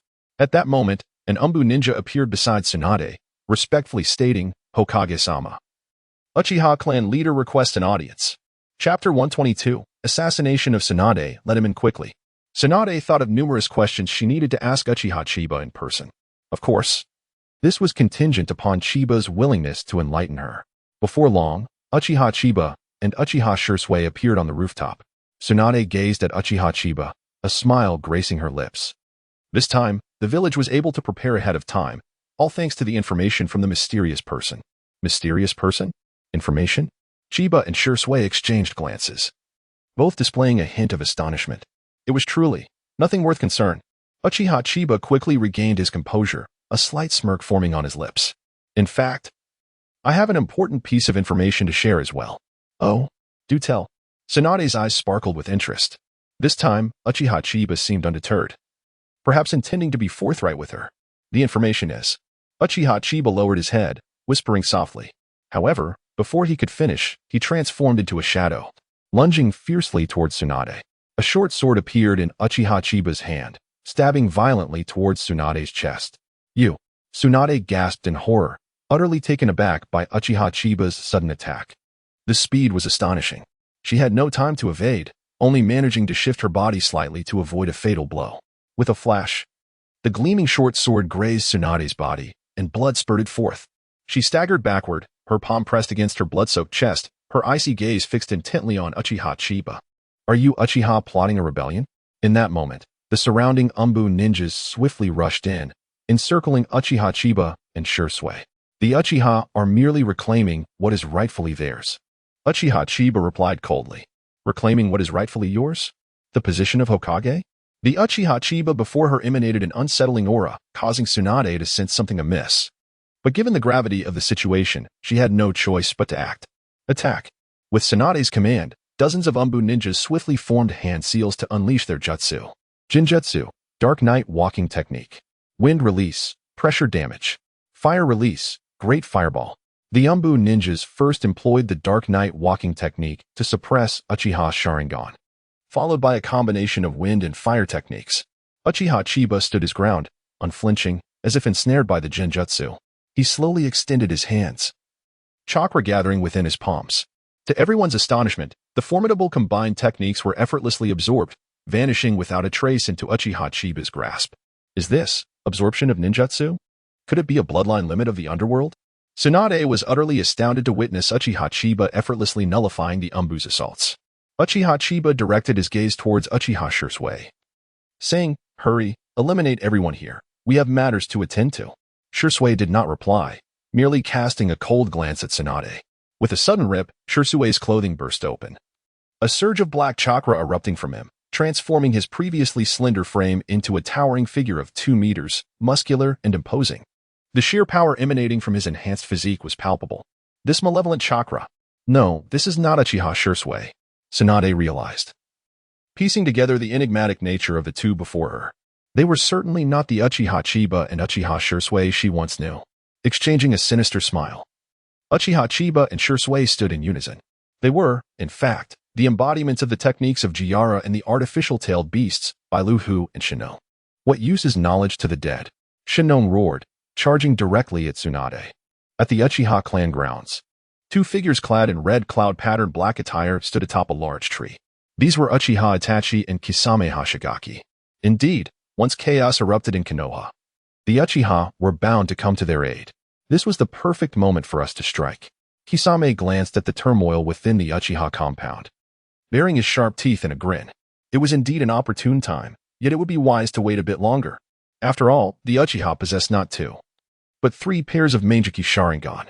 With just the 2 of us, encountering any one of them would make our task exceedingly difficult. Leaning against the tree trunk, Uchiha Itachi's eyes glinted with crimson light. Before long, over 100 Uchiha clan members had assembled. Shursui and Uchiha Fugaku each led 30 Uchiha clansmen to confront Deidara and Sasori, while Chiba took the remaining members to the Hokage building. The three teams departed the Uchiha clan grounds, heading in different directions. Just as they left, Uchiha Itachi and Kisame leapt down from the tree. Move swiftly. Try not to attract attention. Uchiha Itachi instructed with a serious expression. Kisame nodded in acknowledgement. The two swiftly maneuvered, infiltrating the Uchiha clan grounds unnoticed. As most of the elite Uchiha had been dispatched elsewhere, they made their way through the compound with impunity, drawing no attention. Soon, they arrived at Uchiha Fugaku's residence. As they leaped into the courtyard, a flurry of shuriken whistled towards them. Kisame drew his large blade, deftly deflecting all the shuriken with a flick of his wrist. Strange. How could we be discovered despite our caution? Kisame remarked, eyeing Uchiha Itachi, whose expression remained steely. Do not underestimate him. Itachi is a prodigy of the Uchiha clan, rivaling even Uchiha Chiba and Uchiha Shursui. Fortunately, he had not yet activated his Manjiki. Uchiha Itachi crossed his arms, a smile playing on his lips as he regarded Uchiha Itachi. I do not underestimate him. After all, he is the one our leader specifically ordered to eliminate. He must possess some degree of skill. Nonetheless, in the end, he only wields a 3-tomo Sharingan. How much of a storm can he truly stir? Kisame said dismissively, plunging his blade into the ground. Uchiha Itachi's eyes darted, and in the blink of an eye, he dashed past Uchiha Itachi, entering the house. Itachi's expression shifted, intending to intercept, but at that moment, Kisame charged forward with his blade raised. Clang, clang, clang. The courtyard echoed with the sound of metal clashing. Illusion. Chains of binding technique. Seizing the opportunity, Uchiha Itachi fixed his crimson gaze upon Kisame. Kisame froze, his grip on the blade still poised to strike. Eliminate one first. Itachi's eyes glinted with determination as he swung his blade towards Kisame's neck. Just then, a mocking voice rang in Itachi's ears. Haha, Sasuke is in my hands. A wave of panic surged through Itachi as he hastily sheathed his blade, turning to see Uchiha Itachi holding the dazed Sasuke, a smirk on his face. Itachi. You wouldn't want Sasuke to get hurt, would you? Chapter 123. The Eight Gates of the Divine Farmer. Itachi calmly inquired, sistering. What have you gained from descending into darkness? Uchiha gazed into Itachi's eyes and chuckled. You little rascal dare to lecture me, without unlocking the Manjiki Sharingan. How far can you truly see? Itachi sighed, positioning his ninja blade against the throat of Kisame Hashigaki, declaring, how about exchanging your companion's life for Sasuke? Uchiha shook his head, stating, that deal is not valid. The Sakura-shaped Manjiki cast a glance at Kisame, promptly freeing him from Itachi's genjutsu. Brother. At that moment, Sasuke awoke from his slumber, gazing at Itachi with a pitiful expression. Bang. Uchiha delivered a punch to Sasuke's abdomen, sneering, honestly, a worthless brat like you, who hasn't even awakened the Sharingan, doesn't even qualify to die by my hand. Sasuke's complexion paled, tears welling in his eyes. Sasuke. Itachi offered a gentle smile, softly reassuring. Do not fear, brother will save you. Upon meeting Itachi's tender gaze, Sasuke fought back tears, striving to hold them in. How touching. You two can only continue your brotherly bond in the afterlife. Kisame mocked from the sidelines. Itachi, you are a prodigious Uchiha ninja, likely to unlock the Manjiki Sharingan. But do you know how to awaken it? Uchiha smiled slyly. The Manjiki? Itachi's eyes brightened. Sasuke had been captured before, the last time. The leader of the Sand Ninja infiltrated the Uchiha clan and took him away. Back then, their father, Chihane, and Shursui were present. Now, however, he had no allies. If I could unlock the Manjiki, I would gain the power to protect my brother. Itachi secretly chided himself. Uchiha chuckled, stating, to awaken the Manjiki Sharingan, one must kill their closest companion. These words struck Itachi's heart like a hammer. To kill my closest companion? What about father, Shursui Chihane? The Uchiha clan, known for awakening the Manjiki Sharingan, took pride in slaughtering friends and family. From the moment one is born into this clan, they are ensnared in a bloody fate. Even someone as gifted as you cannot escape it. Uchiha raised the ninja blade high, grinning maliciously. Now, let us see your resolve. The blade descended swiftly, halting at Sasuke's neck, crimson blood dripping from its edge. The hand gripping the blade began to petrify at a visible pace. Time rewound. Uchiha quickly employed his ocular technique, restoring his petrified hand to normal. Suddenly, a figure appeared in the courtyard, clad in a black cloak and wearing a flame mask. It was the Akatsuki member, Flame Princess. Kisame's massive frame trembled as he instinctively raised his sword. What should we do? Uchiha Ing, eyes filled with apprehension, remarked. The appearance of the Flame Princess suggests that Shura and the Death Crow may also be nearby. We must retreat. Kisame hesitated. But the mission? Uchiha Ing waved his hand dismissively, then turned to Itachi, saying, Uchiha Itachi, if you wish to keep Sasuke safe, come with us. With that, Uchiha Ing and Kisame vanished from the compound. Katsuki and Itachi exchanged glances, leaping into action to pursue them. As they dashed forward, Katsuki caught a glimpse of Itachi's eyes. 3 crimson tomos spun rapidly, hinting at a connection. Just one step away. Uchiha Katsuki muttered to herself, accelerating her speed and distancing herself from Uchiha Itachi. Hey, Hayden complained. Kakuzu, are you certain that the Ninetales Jinchuriki is here? Kakuzu surveyed the room ravaged by lightning, picking up a photograph from the floor. The Ninetales Jinchuriki indeed resided here. Yet, for some reason, someone had arrived before them and engaged the ninja guarding the Ninetales. Hearing this, Hayden became agitated. So, what you're saying is you don't know where the Ninetales Jinchuriki is? Kakuzu ignored Hayden, intrigued by the identity of the person who had arrived before them. Is someone else also after the Ninetales? Has the leader sent someone else? Is there another member in the organization? A series of questions flooded Kakuzu's mind. Summoning technique. Toad mouth binding technique. A cold voice resonated. Suddenly, a layer of red substance appeared on the wall, spreading at an alarming rate. Not good. Kakuzu swiftly dodged, crashing through a wall to escape before the toad's stomach enveloped the entire room. Poor Hayden, lacking Kakuzu's alertness, was slow to react and found himself completely trapped. As Kakuzu landed, 2 figures, one tall and one short, appeared before him. It was Jiraiya and Naruto Uzumaki. Hokage building.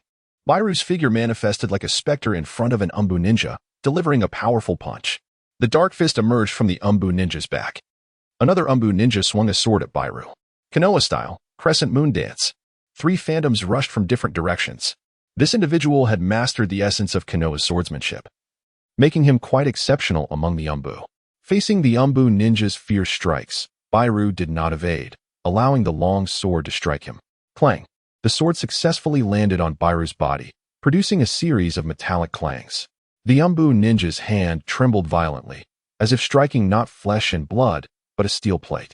With a sudden gasp, the Umbu ninja felt a sharp pain in his chest, only to see a dark hole appear there, merging the swift release and steel release bloodlines. Bairu's close combat prowess was formidable. Ordinary Umbu ninjas found it difficult to withstand his onslaught. Storm release, thundercloud resonance. Bairu shouted, as countless black lightning bolts surrounded him. He then charged toward the Umbu ninja at incredible speed. Meanwhile, the divine farmer kicked Tsunade away, forcefully embedding her into the wall.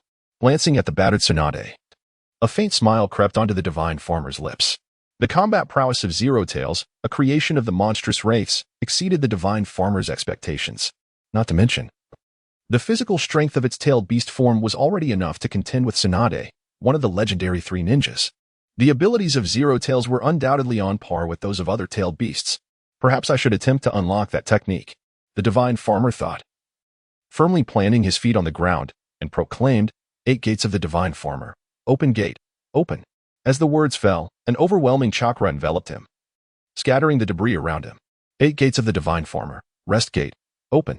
The chakra surrounding him surged once more. I can continue. 8 gates of the divine farmer. Life gate. Wound gate. Closing gate. Open. The divine farmer's hair stood on end, and a terrifying wave of chakra flowed throughout his body. The dark chakra of the monstrous wraiths, combined with the ability of physical regeneration, enabled the divine farmer to unlock the 8 gates of the divine farmer up to the 5th gate. Chapter 124. The recovery of the Sharingan Deidara reached into his pouch of ninja tools, rummaging for a moment before producing 7 or 8 white spiders that appeared in the palm of his hand. With a gentle toss, he sent the white spiders plummeting towards the Uchiha ninja below. Art is an explosion, he exclaimed. As he uttered a low command, the white spiders detonated amidst the crowd, sending plumes of smoke and flames soaring into the sky. Uchiha, how they must despise their inability to fly. Soaring above in his white bird, Deidara reveled in the sight of the Uchiha scrambling for safety below. Meanwhile, Shursui looked up at Deidara, who was circling in the sky. As the white bird hovered over a building, Shursui leaped upward. In a few bounds, he reached the rooftop, swiftly forming hand seals to summon a gigantic shuriken, which he hurled fiercely at Deidara. Seemingly sensing the incoming threat, Deidara abruptly turned his head. Upon seeing the enormous shuriken approaching, a disdainful smile crept across his face. How could such a feeble attack ever hit me? The Uchiha below witnessed Shursue's offensive and quickly unleashed their own fire techniques. Several fire dragons shot skyward, charging toward the white bird with unstoppable force. Deidara adeptly maneuvered the bird to evade the fire dragon's assault. Then, with a resounding boom, Shursue's massive shuriken suddenly transformed into a cloud of white smoke, from which a figure emerged, landing firmly on the back of the white bird. Now, allow me to experience your art, Shursue declared, his four-leaf pinwheel spinning rapidly as he cast a cold glance at Deidara. Deidara, observing Shursue's calm demeanor and particularly his dismissive gaze, felt a surge of irritation. The Uchiha truly embody their legend, arrogant to the core. With his left hand, he reached into his pouch again, producing two more white spiders. His right hand hung casually behind him, from which a white centipede slithered out, descending down his pant leg and disappearing from sight. This sequence of actions was completed in less than a second. A sharp command escaped his lips as he threw the white spiders, which exploded upon contact. Shursue abruptly vanished, reappearing behind Deidara. At that moment, a centipede emerged from the giant bird and swiftly coiled around Shursue. As Deidara observed Shursue being effortlessly subdued, a grin spread across his face. The Uchiha are not as formidable as they seem. While mocking him, Deidara began forming hand seals with one hand, preparing to detonate Shursue. However, a cold voice interrupted his thoughts. Perhaps you should take a look at yourself first. Startled, Deidara snapped back to reality, realizing that Shursue remained standing still, coldly regarding him. His expression still one of disdain. The centipede that should have ensnared Shursue was now tightly wrapped around Deidara instead. If he had detonated it earlier. Is this an illusion? When did this happen? Deidara stood frozen, feeling as though he had plunged into an abyss. He had been defeated in an instant, unable to even attempt to counter. Is this the Uchiha? Is this what true art embodies? Though the spectacle appeared impressive, ultimately, he was just a child. His combat experience was woefully inadequate. Despite his average resistance to illusions, he dared to meet my gaze. If this were a battlefield, he would undoubtedly be among the short-lived. Shursue calmly recounted these thoughts. What should have been a rather objective observation felt like a grave insult to Deidara's ears. Deidara glared at Shursue. His teeth clenched in frustration. Just as he was about to speak, a wave of dizziness overwhelmed him, and he collapsed to the ground. With a swift motion, Kakashi leaped into an open area, having pursued the masked man alongside Guy and Yamato. During their pursuit, another member of the Akatsuki appeared, a peculiar individual adorned with pitcher plants on his head, known as Zetsu. Yamato and Guy were obstructed by Zetsu, leaving Kakashi to continue tracking the masked man alone. Upon reaching this location, he lost sight of his quarry. Something feels amiss. It would be prudent to return. As Kakashi contemplated retracing his steps to find Guy and Yamato, his gaze swept over the surroundings, and he suddenly halted. This is the memorial stone. How did I end up here? Kakashi was no stranger to this place. Before every mission, he would visit to pay his respects to his two departed friends. Scanning the distance, he spotted Obito's grave and was astonished to see the masked man standing there, erect and unyielding. Kakashi's brow furrowed deeper as he cautiously approached. What brings you here? Kakashi lifted his forehead protector, revealing his three-tomo Sharingan. To pay my respects to an old friend. The masked man's tone was flat as he produced a bouquet of flowers from seemingly nowhere, placing them upon Obito's grave. An old friend? You knew Obito? Kakashi's curiosity piqued. If this individual was acquainted with Obito, he might also be an old acquaintance of Kakashi's. The masked man said, his singular I reflecting a hint of melancholy. I was meant to be dead. Dead? Kakashi suddenly chuckled. The man before him spoke in riddles, his words nonsensical. Kakashi had no expectations of gaining useful information from him. ZZT. Kakashi ceased speaking, his palm crackling with blinding lightning. The masked man clasped his hands together, and a mass of vines erupted from the ground, swiftly ensnaring Kakashi. The lightning from Kakashi's hand flickered momentarily before dissipating entirely. Farewell, Kakashi. The masked man advanced step by step, reaching out towards Kakashi's left eye. Did he desire this Sharingan? Kakashi was filled with trepidation and confusion. This left eye was merely an ordinary Sharingan, offering no significant enhancement to his combat prowess. Why would the masked man covet such a trifling thing? As the masked man's finger neared Kakashi's left eye, Kakashi transformed into a blinding bolt of lightning, exploding with a resounding crack. It appeared that the masked man had anticipated this maneuver, having already employed his kamui. The violent thunder coursed through his body yet left him unscathed, just like before. However, after using your lightning clone technique twice, your chakra reserves must be dwindling, the masked man murmured, stepping closer and casting his gaze to the ground. With those words, the earth shattered, and Kakashi emerged from beneath, observing the masked man, who remained composed and seemingly assured of victory. A fine sheen of cold sweat broke out on Kakashi's forehead. At that moment, an intense heat surged through his left eye. This sensation was reminiscent of when he had killed Rin. He had felt as though his spiritual energy had been drained, leaving him in a state of unconsciousness. If he were to lose consciousness now, Kakashi's heart began to sink. Swish. With a rush of wind, the masked man lunged toward Kakashi. Chapter 125, Zero Tails. Storm Demon Dragon, Hokage Building. In the wake of the rampage caused by Shinnon and Bailu, the Hokage building lay in ruins, reduced to mere rubble. Tsunade's Byakuga seal gradually dissipated, her body collapsing weakly to the ground, her countenance dark as she scrutinized the two assailants before her. The strength of her opponents far exceeded her expectations. One possessed 5 bloodline limits, virtually without weaknesses, while the other, a host of the Zero Tails, had mastered the forbidden technique of the 8 gates, boasting astonishing combat prowess. Even with her Byakuga technique, Tsunade found herself outmatched. Who would have thought you'd end up like this, Tsunade? Bailu sneered, his expression filled with malice. He and Tsunade were contemporaries in the ninja world, yet he lacked her prodigious talent. His abilities were unremarkable, and he had resorted to stealing others' bloodlines in a desperate bid to surpass the legendary Sannin, who once overshadowed him.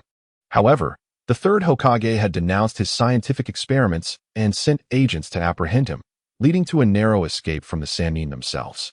Since then, Bailu had wandered the ninja world, his hatred for Konoha intensifying. Who are you? Tsunade questioned, puzzled by the venomous glare directed at her. She did not recognize him. Lord Hokage, it appears you are quite familiar with him. A cold voice interrupted. Tsunade and the others turned to see a tall figure standing atop a distant utility pole. His crimson eyes shone ominously in the night. It was Uchiha Chiba. From afar, dozens of Uchiha ninjas rushed forward, following Chiba. Tsunade secretly breathed a sigh of relief. Reinforcements had finally arrived. Bailu regarded Chiba with interest, remarking, the strongest genius of the younger Uchiha generation. I have long wished to witness your abilities. Chiba, eyeing Bailu's Sharingan with its 3 tomo, inquired, from whom did you acquire that Sharingan? From a ninja named Uchiha Kankazi, Bailu replied with a smirk. It's quite convenient to use, though it is merely a 3 tomo Sharingan. At this revelation, the surrounding Uchiha clansmen bristled in outrage, akin to mice startled by a cat.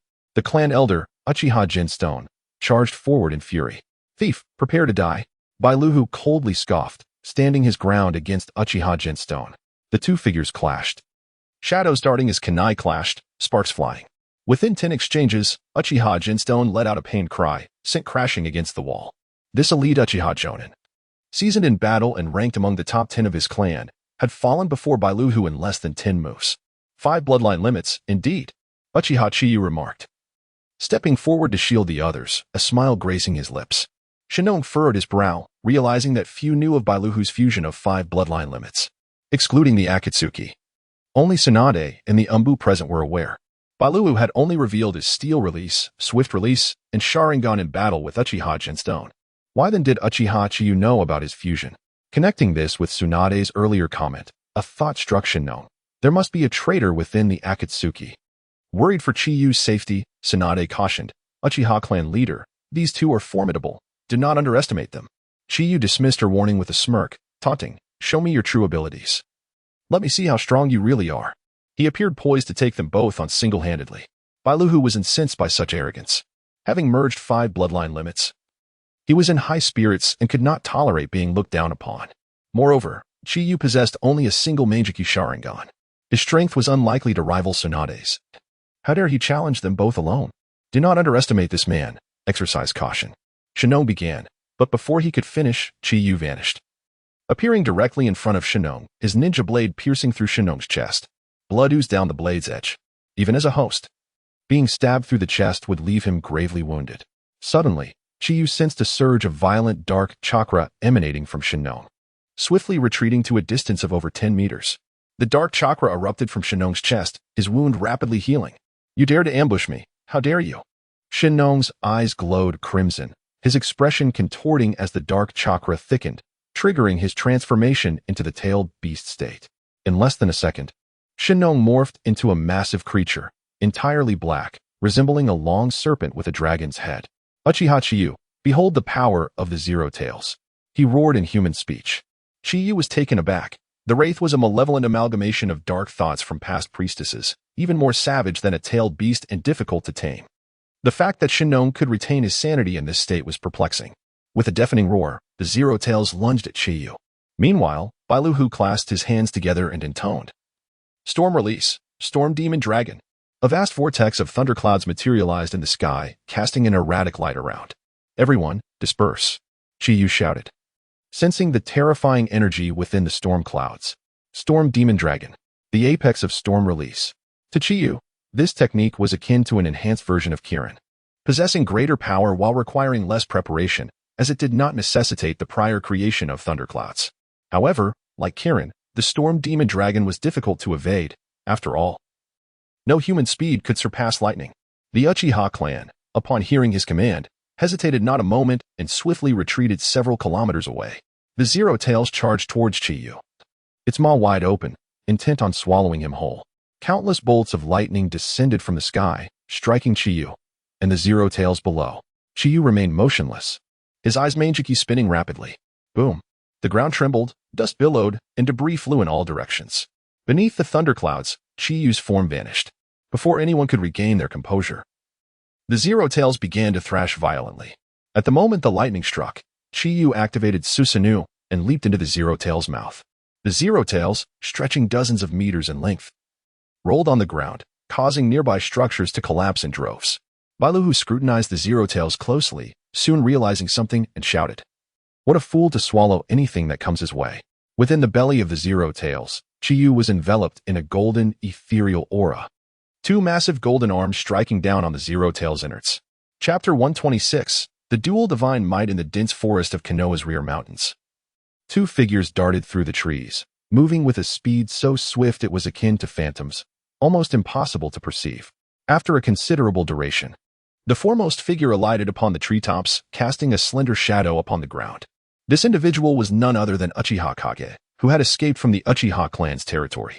The companion she had been carrying, Sasuke, had long succumbed to the intensity of their rapid flight and lost consciousness. In less than 2 seconds, another shadow descended to the ground, lifting its gaze to scrutinize Uchiha Kage. Clad in a black cloak and adorned with a flaming mask, it was Uchiha Ketsui. Meanwhile, Kisame and Itachi had been left far behind in their wake. Standing atop the tree, Uchiha Kage appeared to meld with the white moon illuminating the night. Exuding an ethereal presence, Ketsui surveyed the surroundings and spoke, "There are no outsiders here. You may hand Sasuke over to me." Prior to this operation, Chihane had revealed Uchiha Kage's undercover identity to Ketsui. Shocked yet quickly understanding many previous doubts, Ketsui grasped that Uchiha Kage was the sole infiltrator within the Akatsuki, thereby explaining Chihane's profound knowledge of the organization's movements. Uchiha Kage remained motionless, her eyes meticulously examining Ketsui before suddenly inquiring, "I am curious, what is your relationship with Chihane?" "Friends," Ketsui replied solemnly. "Just friends?" "Just friends," came the crisp response from Ketsui. Upon hearing this, Uchiha Kage offered no further commentary and tossed Sasuke towards her. "I was quite careful with my strike. Sasuke has merely sustained some superficial injuries and is otherwise unharmed." Ketsui examined Sasuke and confirmed Uchiha Kage's assertion. He was merely unconscious. "Chihane has asked me to convey a message to you. From today onward, you need not return to the Akatsuki."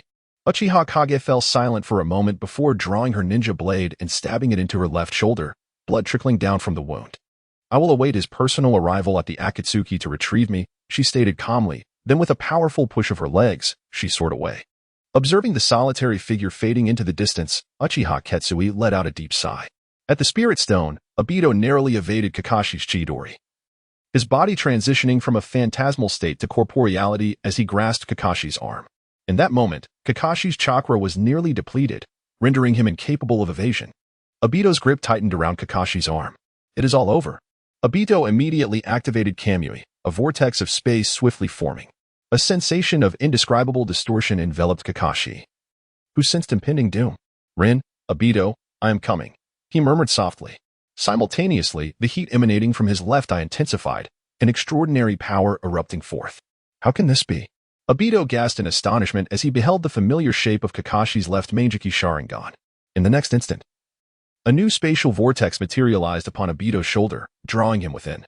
Kakashi felt a brief flicker before he found himself in the Kamui dimension, accompanied by the masked man. Kakashi's eyes widened in disbelief. At the moment he successfully activated the Meijiki Sharingan, a wealth of information regarding its techniques flooded his mind. However, he never anticipated that Obito's left Meijiki Sharingan bore such striking similarity to that of the enigmatic masked man.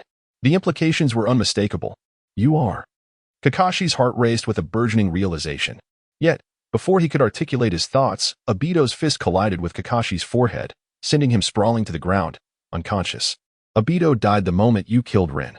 Obito declared, standing beside Kakashi, his single eye filled with loathing as he gazed upon Kakashi's still-open Meijiki.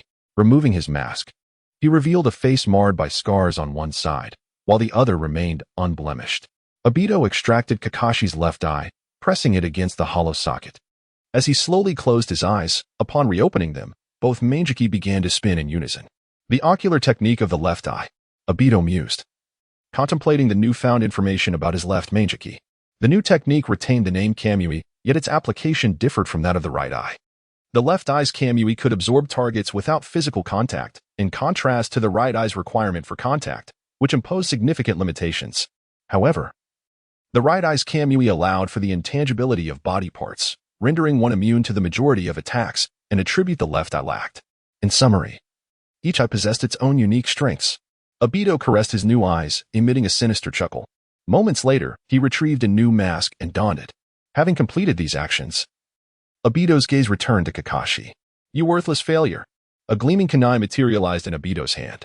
With a swift flick of his wrist, the kunai shot forth, landing perilously close to Kakashi's neck. The two Meijiki spun rapidly as Obito expelled Kakashi from the Kamui dimension. Death may offer you a reprieve. Let endless regret and guilt torment you. Kakashi, I want you to spend the rest of your life atoning for your sins.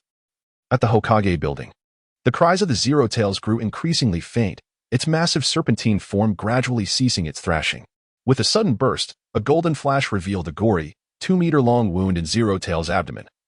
As Chihane emerged from within, upon his emergence, Zero Tails' body swiftly shrank, returning to the form of Shinnong, who collapsed to the ground, motionless and unconscious for the time being. Gazing upward at the swirling storm clouds still hovering in the sky, Chihane's attention shifted to Bairuhua. Bairuhua regarded Chihane warily, refraining from idle chatter. With a sweeping motion of his hand, the storm clouds began to roil, as if boiling water. At that moment, Chihane extended his palm toward Bairuhua, his thoughts shifting. Bairuhua noticed Chihane's movement but dismissed it, confident in his ability to withstand most ninjutsu due to his storm-release bloodline limit. However, in the next instant, he felt an invisible force acting upon him, compelling his body to soar toward Chihane. What technique is this? Bairuhua gasped in alarm, unable even to form hand seals as he helplessly approached Chihane. Your ninjutsu is quite impressive. Chihane remarked softly as he drew Bairuhua closer before casting him into the storm clouds above. Ah! Bairuhua was swiftly engulfed by the tempest, his screams echoing through the air. Chapter 127. Uchiha Shadow Kisame. I harbor suspicions of a traitor within the organization, specifically in the Leaf Village. Obito stood atop an immense edifice. His arms crossed over his chest, his gaze coldly surveying the disarray below. The carnivorous plant emerged from the rooftop, and Kurizetsu remarked, Obito, something feels amiss. What has transpired? Jiraiya is safeguarding the Nine-Tails Jinchuriki, while Kakuzu engages him in combat. Shisui has captured Deidara and is now en route to where Sasori resides. As for Haiden and Shinra, they are clashing with Uchiha Chiyu. Together, they are unable to best a single Uchiha Chiyu. Obito rubbed his chin thoughtfully, taken aback by the situation's escalation. Regarding Uchiha Chiyu, the youngest clan leader in Uchiha history, Obito held a rather mediocre assessment. While not entirely lacking, he possessed no particularly remarkable traits. Chiyu was on par with Shisui, having awakened the Meijiki Sharingan at a tender age, yet his strength paled in comparison to Shisui's. Had it not been for Shisui's intervention at the border of the Land of Fire, Uchiha Chiyu would have already been captured. Such a flimsy figure manages to triumph over Haiden and Shinra. As he had anticipated, what a farce.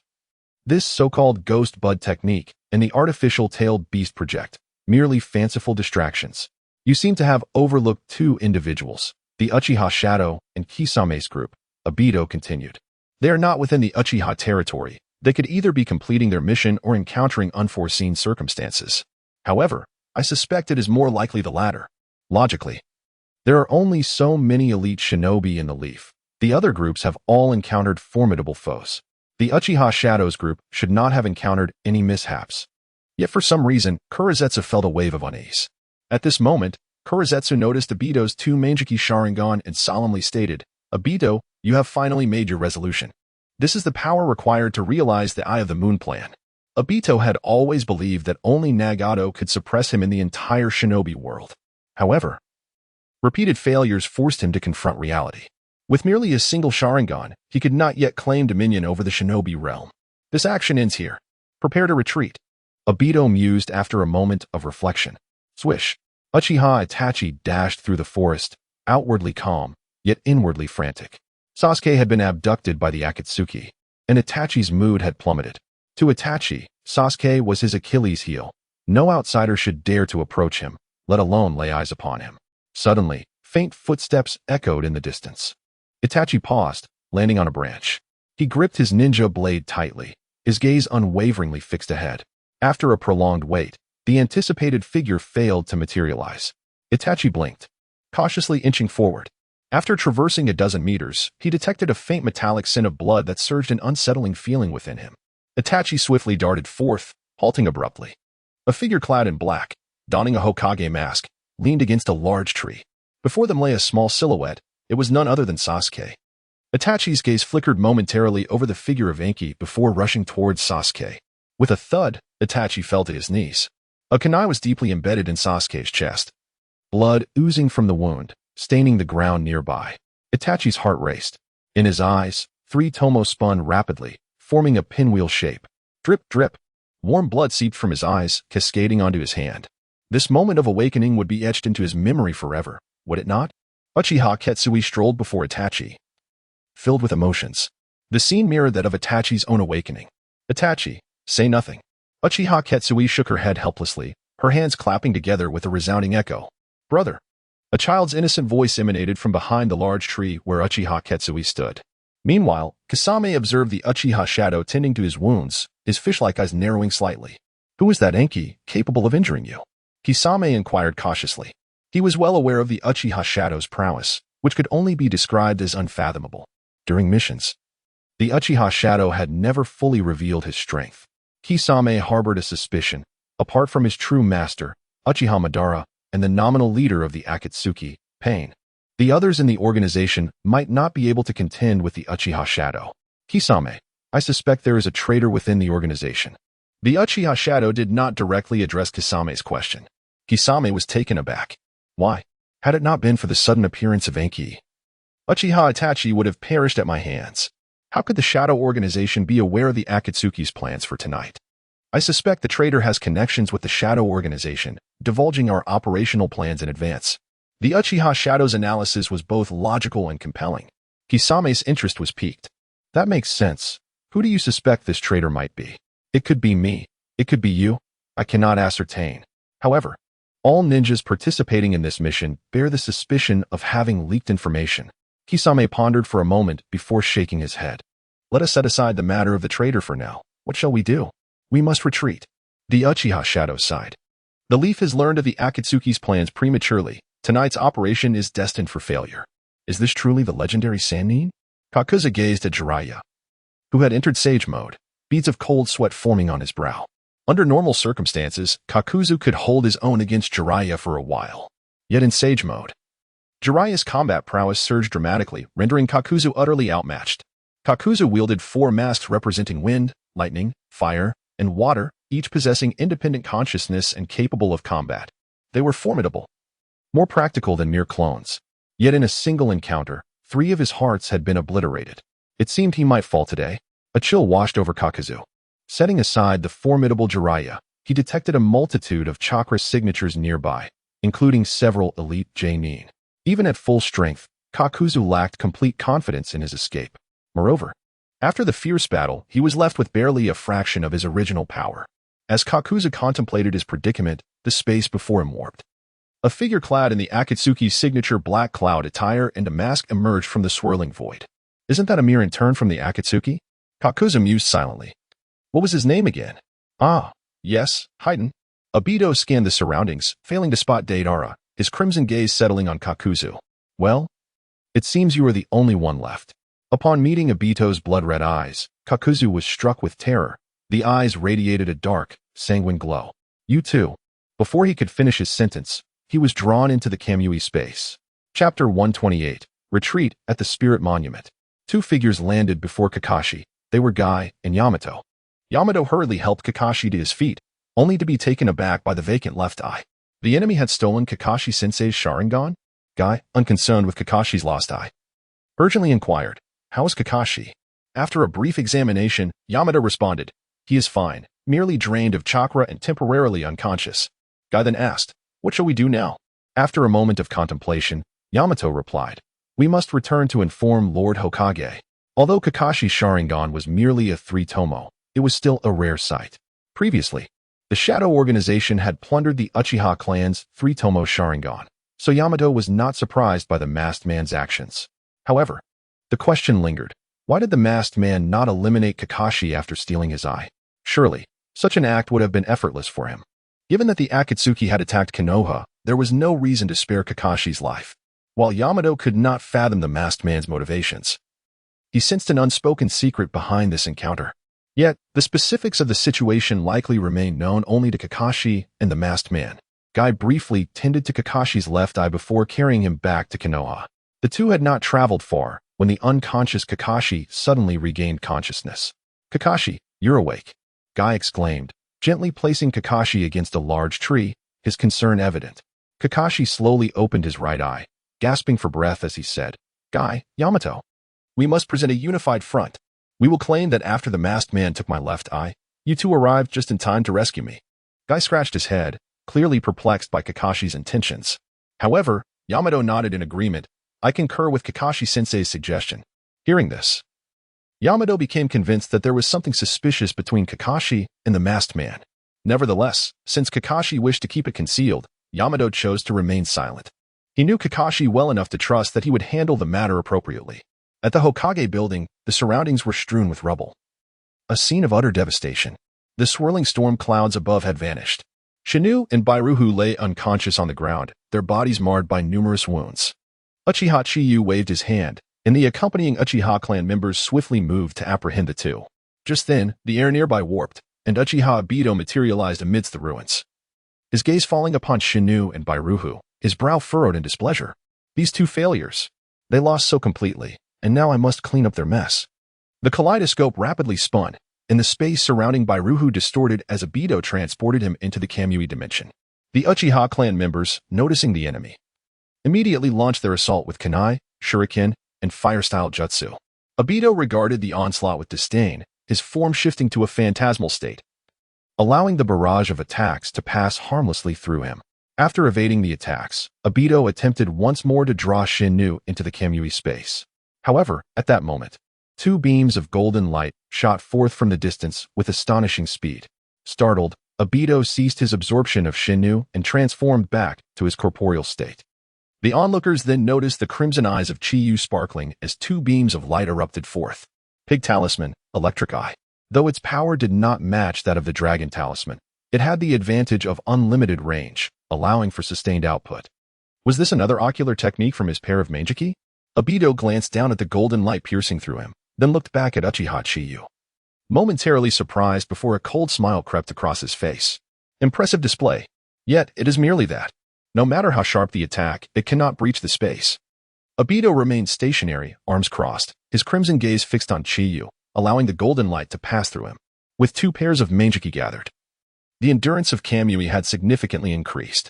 In a contest of ocular power consumption, he believed he would not be outmatched by Uchiha Chiyu. Time flowed slowly. 1 minute passed. 2 minutes passed. 5 minutes passed.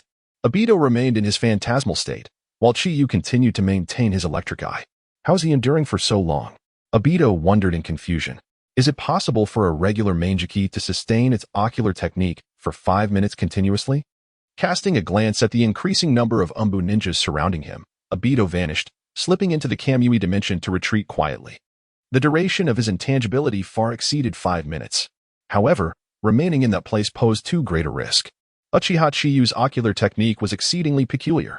Furthermore, the likes of Minato and Jiraiya might be en route to this location. No matter how arrogant Obito was, he did not believe he could face 3 opponents alone. Has he fled? Chiyu observed the vanishing Obito with an impassive expression, his brow deeply furrowed. Obito had amassed 2 pairs of Manjiki. If he truly wished to escape, Chiyu could not hinder him. Uchiha clan leader. Is this man truly Uchiha Madara? Tsunade approached Chiyu, a small slug perched upon her shoulder. Thanks to her formidable healing abilities, her injuries had mostly healed. If he were truly Uchiha Madara, do you think he would flee? That is indeed a valid point. Tsunade nodded. Then continued, do you know his true identity? I do not. Chiyu replied, feigning ignorance. The fewer people who knew Obito's true identity, the better. Stepping forward, Chiyu placed his hands upon Shinu's abdomen, a multitude of sealing techniques enveloping the man. The sealing techniques of the Miko clan, originally devised to counter malevolent spirits, were more than sufficient to restrain the gravely injured Shinu. Once the sealing was complete, Chiyu lifted Shinu and turned to Tsunade, saying, Lady Hokage, may I take this man for further handling? Though phrased as a request, his tone conveyed an undeniable authority. Tsunade glared at Chiyu, her irritation apparent. You may. But I require a reasonable explanation from you. Although she had been forewarned by Chiyu about the Akatsuki's impending attack on Konoha, she had prepared herself. Yet, who could have anticipated that the Akatsuki would dispatch so many powerful individuals? Just the 2 impersonating Uchiha Chiyu and Uchiha Shursui were formidable enough to rank among the top 10 in the entire ninja world. Such individuals should have been recognizable to Tsunade. Yet, even now, she remained in the dark about their true identities. Not a problem. After tonight, I will disclose some intelligence regarding the Akatsuki. Chapter 129, The Death of Haiden. The following day, within the village, thousands of ninjas were in a state of panic as they hurriedly cleared the remnants of battle. The Akatsuki's assault had been anticipated by Konoha, resulting in minimal casualties. However, several buildings within the village lay in ruins, particularly the areas bombarded by Deidara. The most devastating loss was the Hokage building, which had been utterly obliterated by the onslaught of Haiden and Shin. Yet, Tsunade appeared notably indifferent to the issue of reconstruction. After assigning a group of ninjas to oversee the rebuilding of the Hokage Tower, she promptly took Jiraiya and headed to the Uchiha Chiya's residence. Chiya, under the intense gaze of Tsunade, exchanged a resigned glance with Jiraiya, fully aware that these 2 were privy to much of his background. It was unreasonable not to divulge some intelligence about the Akatsuki. Pouring them both a cup of water, Chiya began. Let us first discuss last night's events, shall we, Jiraiya-sensei? Jiraiya nodded, stating, the 2 members of the Akatsuki tasked with capturing Naruto Uzumaki were named Kakuzu and another whose identity remains unclear. Kakuzu was rescued by a mysterious masked man, while the other was slain by me. Haiden is dead? Chiya inquired with curiosity after a moment of contemplation. Jiraiya hesitated before replying. That individual was trapped within the stomach of a toad in my Bokuzen, effectively consumed as nourishment. Is that so? Chiya responded, realizing that Jiraiya's method could indeed eliminate Haiden. The notion of Haiden's so-called immortality was merely a fade. In truth, it was quite superficial. Chiya had at least 9 methods to ensure Haiden's demise, such as dismembering him or incinerating him in flames. Immortality, after all, was but a mortal body. How could it withstand the fury of fire? Furthermore, Pain's human path could extract Haiden's soul. In essence, while Haiden's abilities were unique, his overall strength was quite lacking. For true powerhouses, vanquishing him was not a formidable task. Where shall we begin? Chiya mused, stroking his chin. Let us commence with the leader of the Akatsuki. The leader of the Akatsuki was an exceedingly enigmatic figure. Even the informants I had embedded within the organization had scarcely glimpsed him. All I know is that he possesses the legendary Rinnegan, the Eye of the Sage of 6 Paths. Upon hearing the name Rinnegan, Tsunade's jaw dropped in astonishment as she regarded Chiya. The Rinnegan was thought to exist solely in legend, and she was incredulous that the leader of the Akatsuki possessed such a pair of eyes. Jiraiya's brow furrowed immediately. Years prior, while in the Land of Rain, he had taken on 3 apprentices, one of whom, Nagato, possessed a Rinnegan. Jiraiya once believed that Nagato was the prophesied child spoken of by the Sage of Toads. Unfortunately, not long after, turmoil erupted in the Land of Rain, leading to the untimely demise of the trio. This incident weighed heavily on Jiraiya for a long time, as he regretted not bringing them to Konoha. I once encountered a boy with a Rinnegan, but he should be deceased now, Jiraiya murmured. Another Rinnegan? Tsunade's expression was filled with astonishment. Jiraiya was uncertain if Nagato was indeed the leader of the Akatsuki, so he asked, what of the other members in the organization? Chiya took a sip of water. The Akatsuki comprises rogue ninjas from the 5 great nations, including Konoha's Uchiha Itachi, Orochimaru, Tsuna's Sasori, Takigakure's Kizu, Iwagakure's Deidara, Kirigakure's Kisame, and the mysterious masked man who calls himself Uchiha Bido. The 2 imposters from last night, who masqueraded as myself and Shursui, are also formidable. One is named Haiden, a rogue ninja from Konoha, while the other is Shin, the leader of the Sky Village. Haiden? Tsunade and Jiraiya exchanged incredulous glances, both astonished by the implications. How could Haiden, once a mediocre ninja of their generation, become so powerful? Tsunade inquired curiously. They were well aware of Haiden's history. Once an unremarkable ninja, he had fled Konoha due to his unethical human experimentation. He had developed a forbidden technique called the Toshikage Bunshin no Jutsu, which allowed him to steal others' bloodline limits. Now he wielded 5 different bloodline limits. Jiraiya's expression grew increasingly grim. The strength of the Akatsuki was beyond his expectations. One last question. Where is the Akatsuki's headquarters? Jiraiya pondered aloud. Chiya hesitated before responding, in the Land of Rain. The Land of Rain? Upon hearing this, Jiraiya's face displayed skepticism. The Land of Rain was the domain of Hans, the demigod of the ninja world. How could he permit the Akatsuki to wreak havoc? Years ago, Hans had already perished at the hands of the Akatsuki's leader. This revelation caused Tsunade to gasp in astonishment. The title of demigod was not merely self-proclaimed by Hans.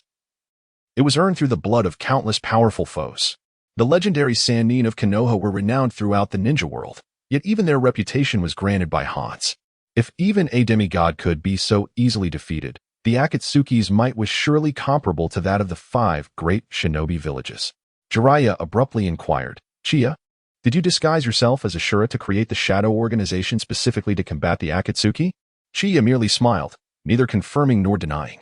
Tsunade, however, slammed her fist on the table in frustration, declaring, the Akatsuki has repeatedly caused chaos in Konoha.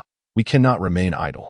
Uchiha clan leader, I am preparing to orchestrate an assault on the Land of Rain to eradicate the Akatsuki once and for all. After a prolonged silence, Chiya finally nodded. We can initiate an assault, but solely relying on Konoha will make it challenging to dismantle the Akatsuki. I propose to ally with other ninja villages. The true core members of the Akatsuki are Nagato, Obito, and Kagaya.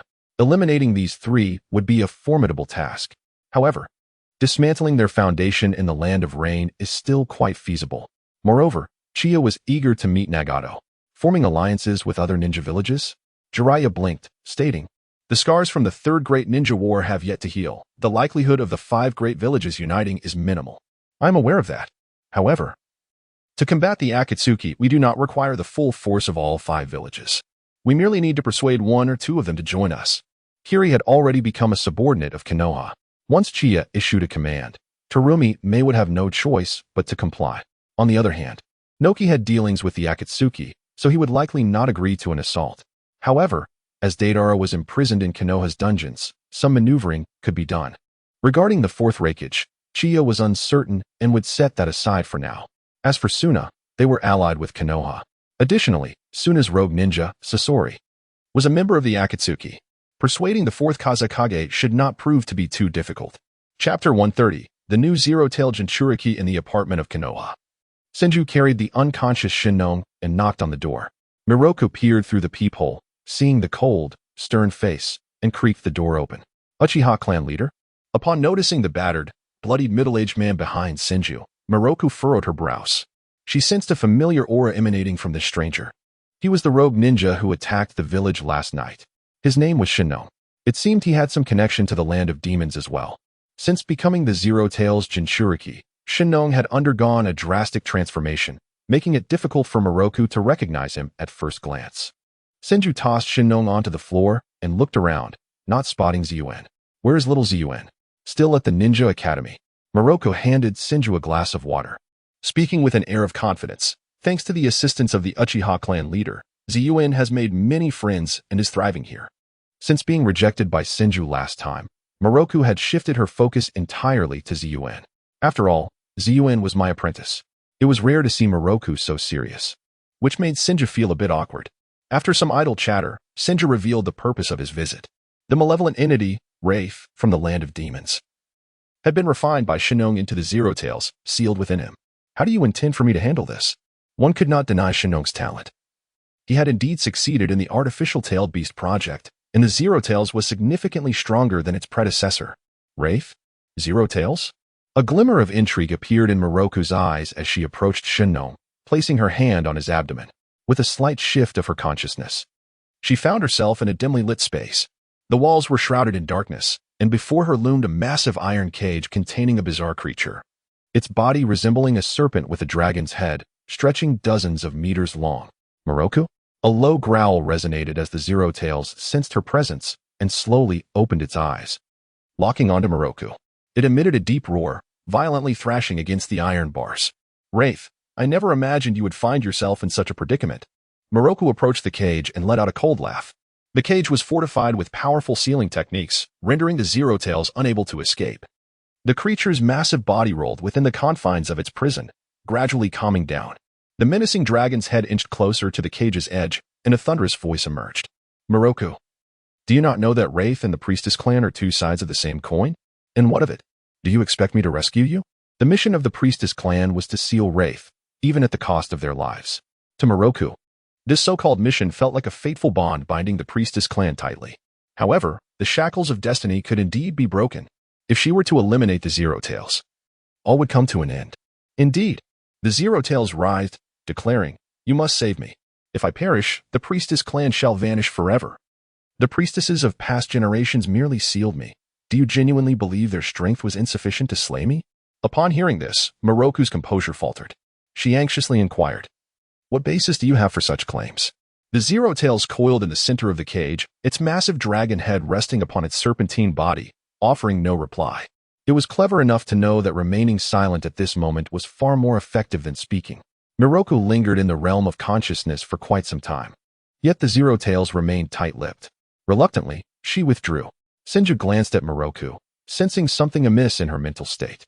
After a moment of silence, Moroku suddenly stated, Uchiha clan leader, I request that you seal the Zero Tails within Ziyuan. Sinja furrowed his brow slightly, asking, what is your reasoning?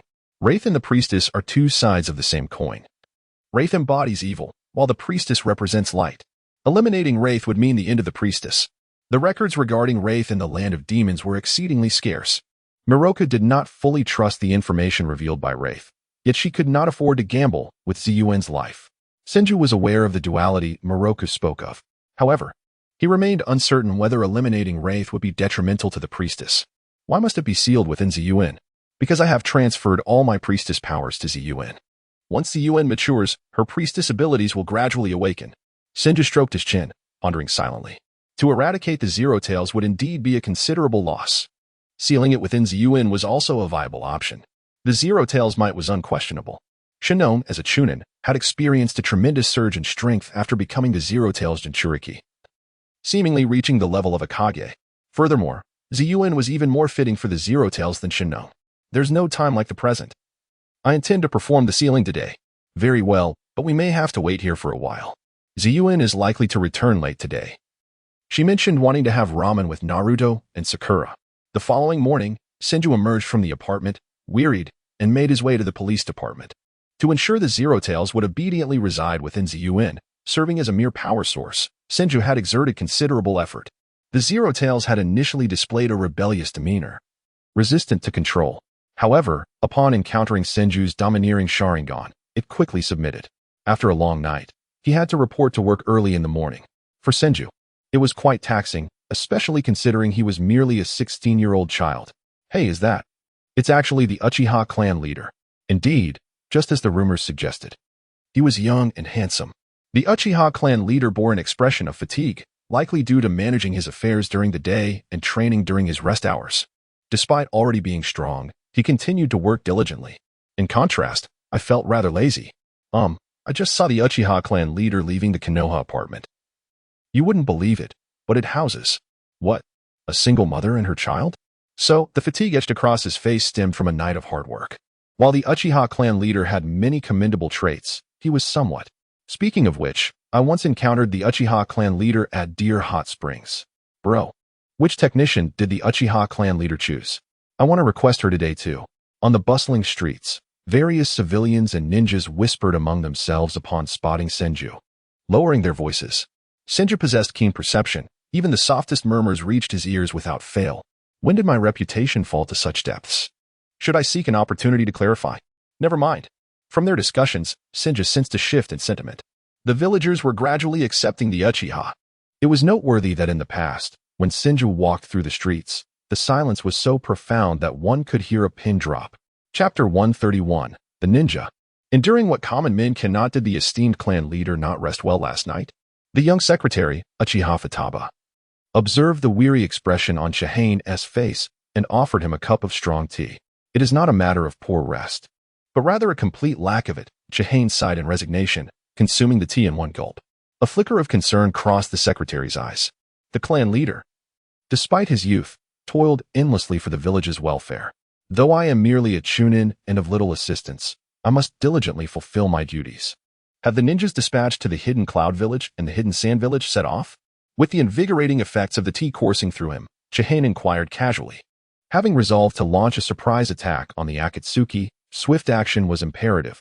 Delay could invite unforeseen complications.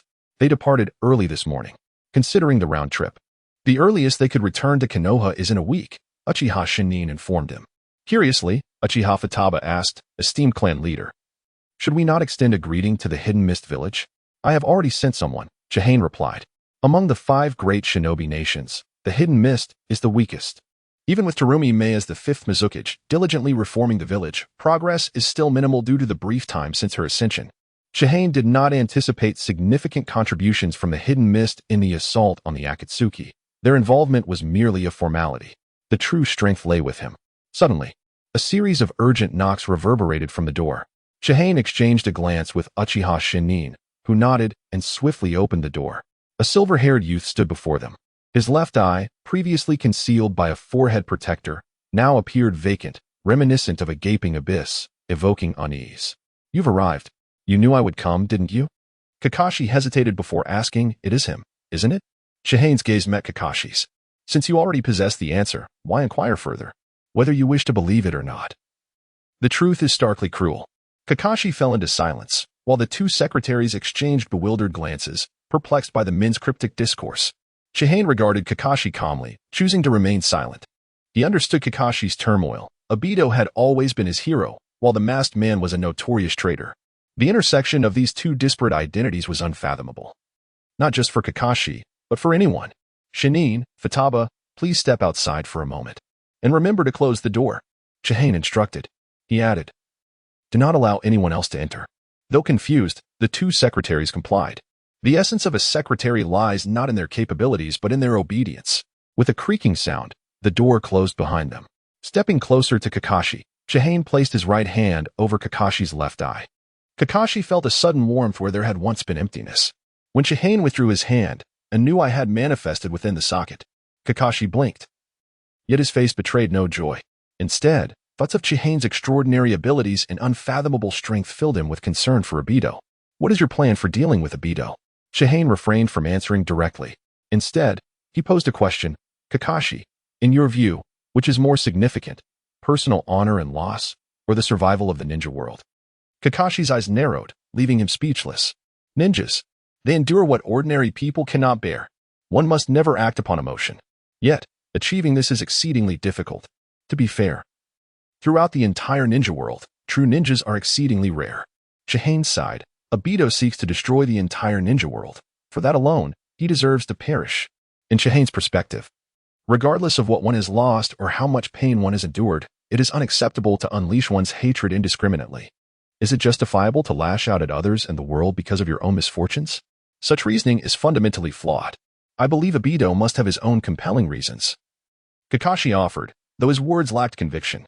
Reasons? A mere excuse cannot atone for the sins Obito has committed. Do you know how Minato and Kushina perished? At this, Kakashi's hand clenched tightly. The thought that Obito had killed his beloved teacher was unbearable. Kakashi, my resolution remains unchanged. However, Chihane paused before continuing. I do not wish to impose my will upon you. Therefore, Before I eliminate Obito, you are free to do everything in your power to save him. Save him? Kakashi's eyes brightened momentarily before dimming again. I am simply too weak. Given my current strength, I cannot even hope to engage Obito on equal footing, let alone save him. Chihane retrieved a scroll from his pocket and handed it to Kakashi. I have long intended to pass this technique to you. Fortunately, it is not too late. Curiously, Kakashi opened the scroll, revealing 3 bold characters. Flying Thunder God.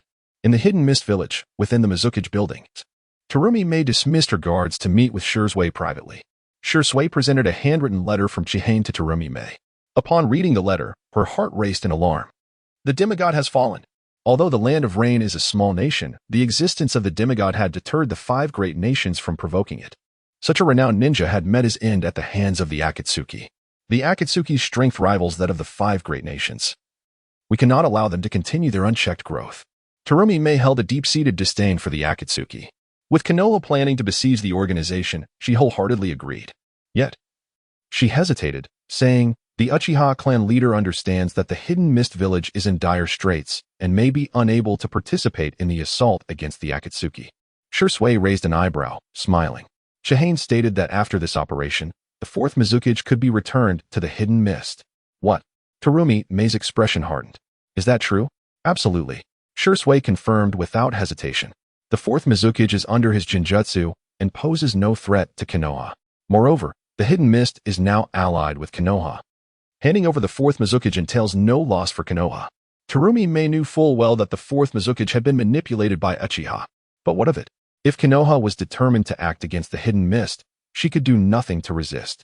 Given her powerlessness, why concern herself with the consequences? After reviewing Chihane's letter once more, Terumi Mei declared, the Hidden Mist will commit fully to this operation against the Akatsuki. Chapter 132. The Siege. Did the deal fail?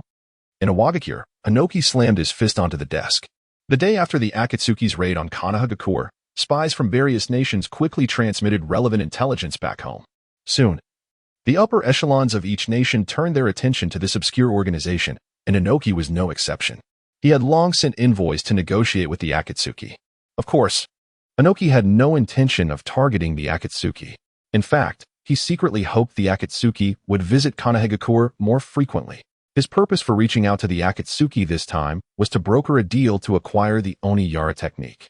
This technique could seize the bloodline limits of others simultaneously. The potential side effects were secondary. Its feasibility had already been confirmed through the experiences of Bairu. This miraculous forbidden technique could not be overlooked even by Inoki. The disparity between the elite and the commoners in the ninja world stemmed from the bloodline limits passed down through generations within noble families. If the Oniyara technique were to spread widely, common ninja would finally have an opportunity to soar to great heights. Conversely, bloodline ninjas would likely live in constant fear. After all, even the most prestigious ocular bloodline, the Sharingan, had been successfully usurped. What of the other bloodlines? Son, inform Yamamoto Kaichi that I shall personally lead the charge against the Akatsuki. Inoki declared after a moment of contemplation, his voice filled with indignation. In the office, Kuratsuchi narrowed his eyes and spoke solemnly. Is it because the Akatsuki refused to trade the Oniyara technique? No. Even if they agreed to the trade, I would still proceed with this. Inoki retorted angrily. That scoundrel Deidara is locked up in the Konohagakure prison. I cannot simply ignore that. Kuratsuchi hesitated. But Deidara has already defected from Iwagakure. The young often stray from the path. If he sincerely repents this time, I am willing to grant him a second chance.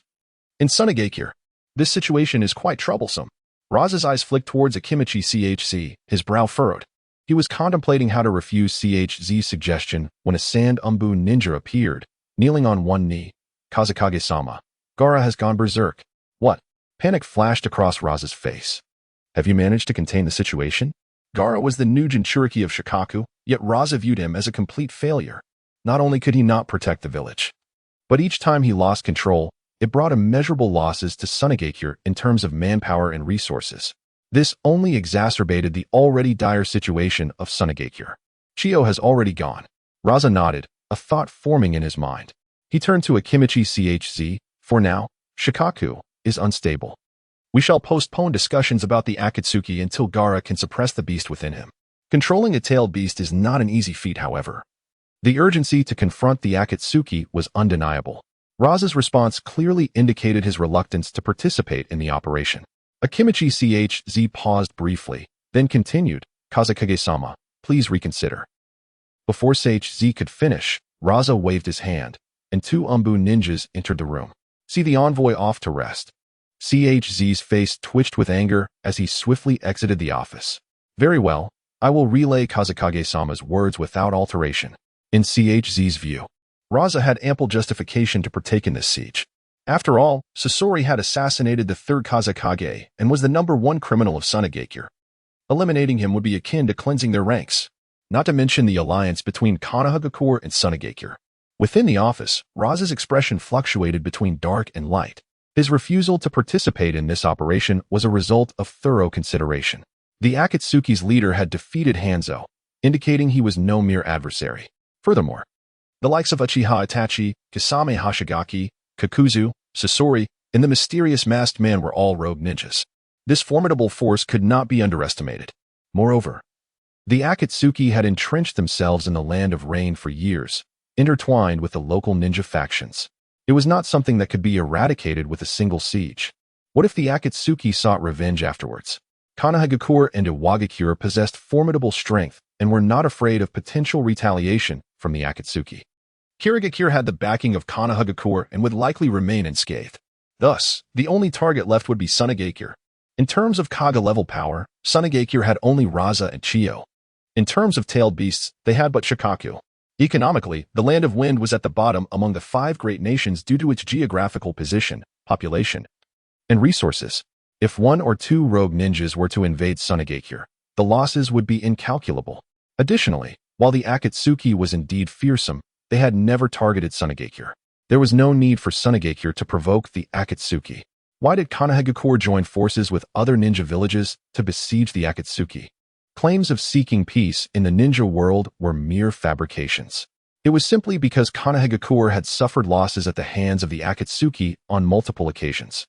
Raza suddenly asked, "Has Yukumo confessed?" The Umbu ninja lowered his head and slowly shook it. Raza sighed helplessly, thinking to himself, "Isn't it better to die in the name of a hero in Kirigakure? You are forcing me to ruin your reputation." In Konohagakure, the temporary Hokage office, Uchiha Shursui, Yamamoto Kaichi, and Akimichi Chz were reporting on their recent diplomatic endeavors. Tsunade bit her lip in confusion. What on earth is Raza up to? Chu2 could not fathom why Raza would refuse to act. However, the arrow had been loosed, and there was no turning back. Since Raza would not participate, she would take his place. After a pause, she turned to Chu. I too wish to witness the legendary Rinnegan. Seeing Tsunade's determination, Chu could only refrain from saying more. The following day, a group quietly departed the village, heading towards the borders of the Land of Fire. Within a few days, the 3 parties gathered at a secret meeting point along the border. The contingent from Iwagakure included Inoki, Karatsuchi, and a dozen elite jonin. Though their numbers were limited, no one dared to underestimate this force. Inoki was the only Kage to have eliminated a bloodline limit, and his combat prowess undoubtedly ranked first among the 5 Kages. As for Kirigakure, those who arrived included Mei Terumi, Ao, Hozuki Mangetsu, and others. Everyone was well aware of Kirigakure's circumstances, so no one spoke further. After a brief discussion, the 3 Kages decided to leave a small contingent for unforeseen circumstances. The remaining forces formed a siege army, marching day and night towards the Land of Rain. The group encountered little resistance and soon delved deep into the heart of the Land of Rain, drawing near to the outskirts of Amigakure in just a few days. To minimize the risk of allowing any escapees, the 3 Kages decided to split their forces into 3 directions to attack Amigakure from different fronts.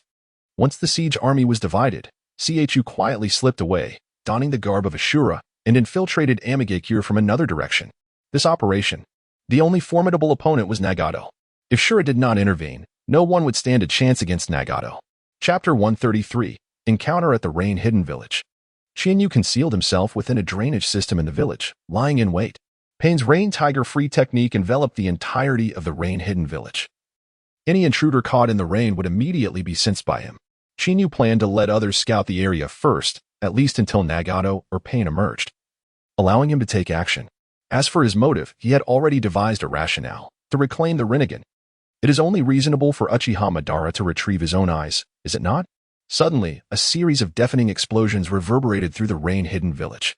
causing the very drainage system where Qian lay to tremble. He furrowed his brows, estimating the time. Could it be that he had already been exposed? To the south of the rain-hidden village, countless pieces of paper danced in the air, coalescing into the silhouette of a graceful figure that landed before Tsunade and her companions, with long, lavender hair cascading down her back.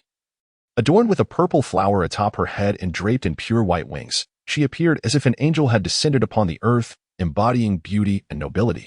This figure was none other than Conan. Jiraiya-sensei, it has been a long time.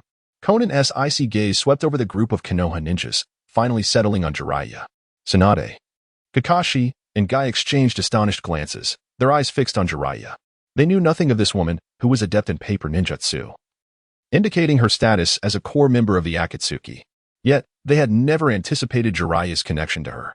Jiraiya looked at Conan in disbelief. Conan, you're still alive? The Conan I once knew is gone.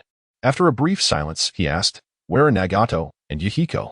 They will be here soon, Conan replied coldly. Jiraiya's expression darkened.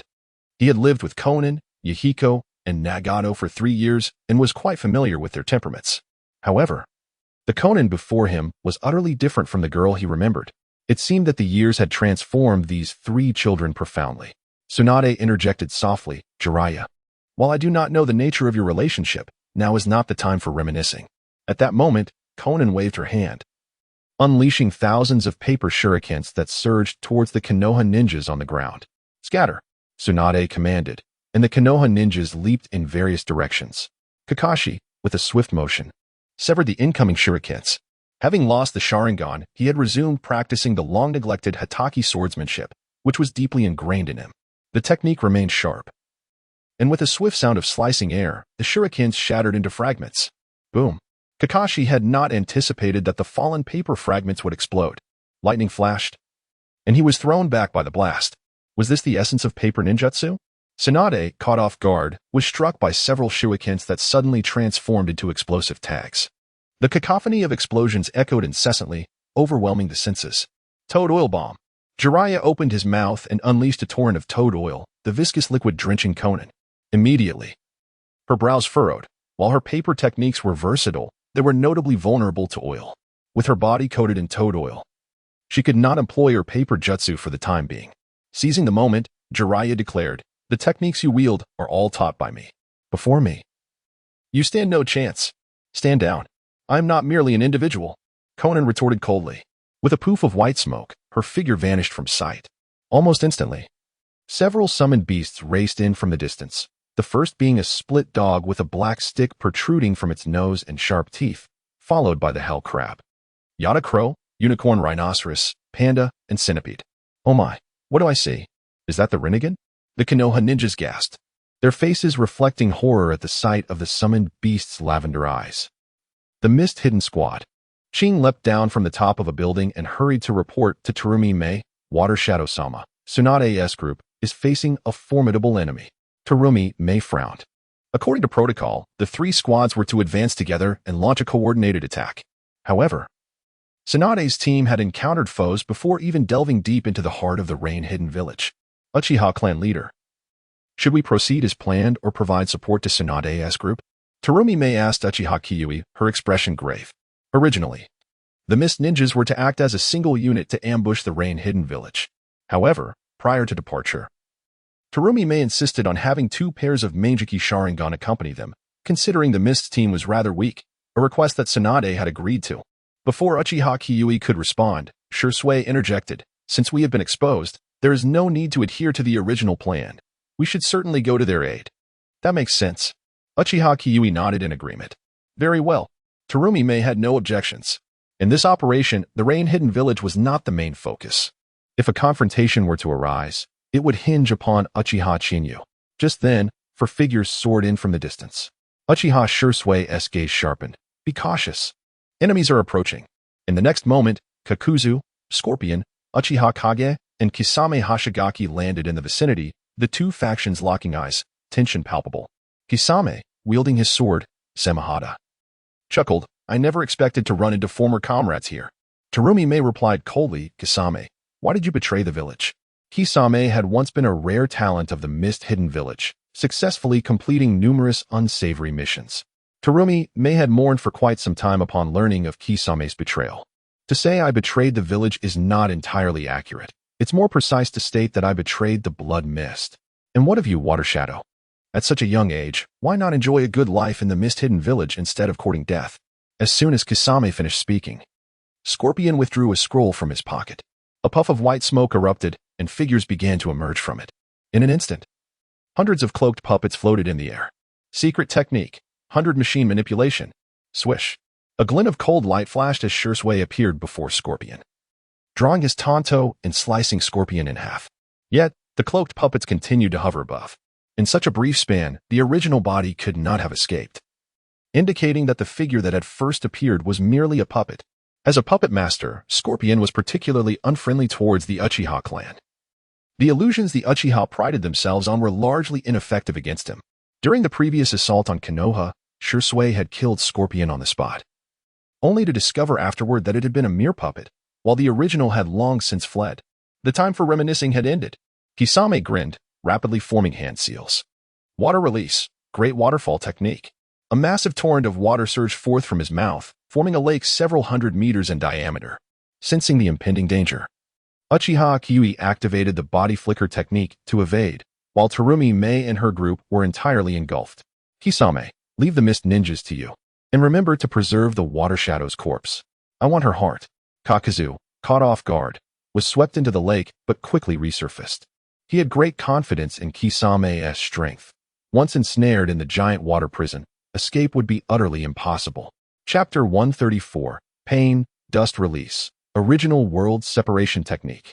With a thunderous shout, Inoki spread his arms wide, and a rapidly expanding square transparent barrier enveloped the masked man before him.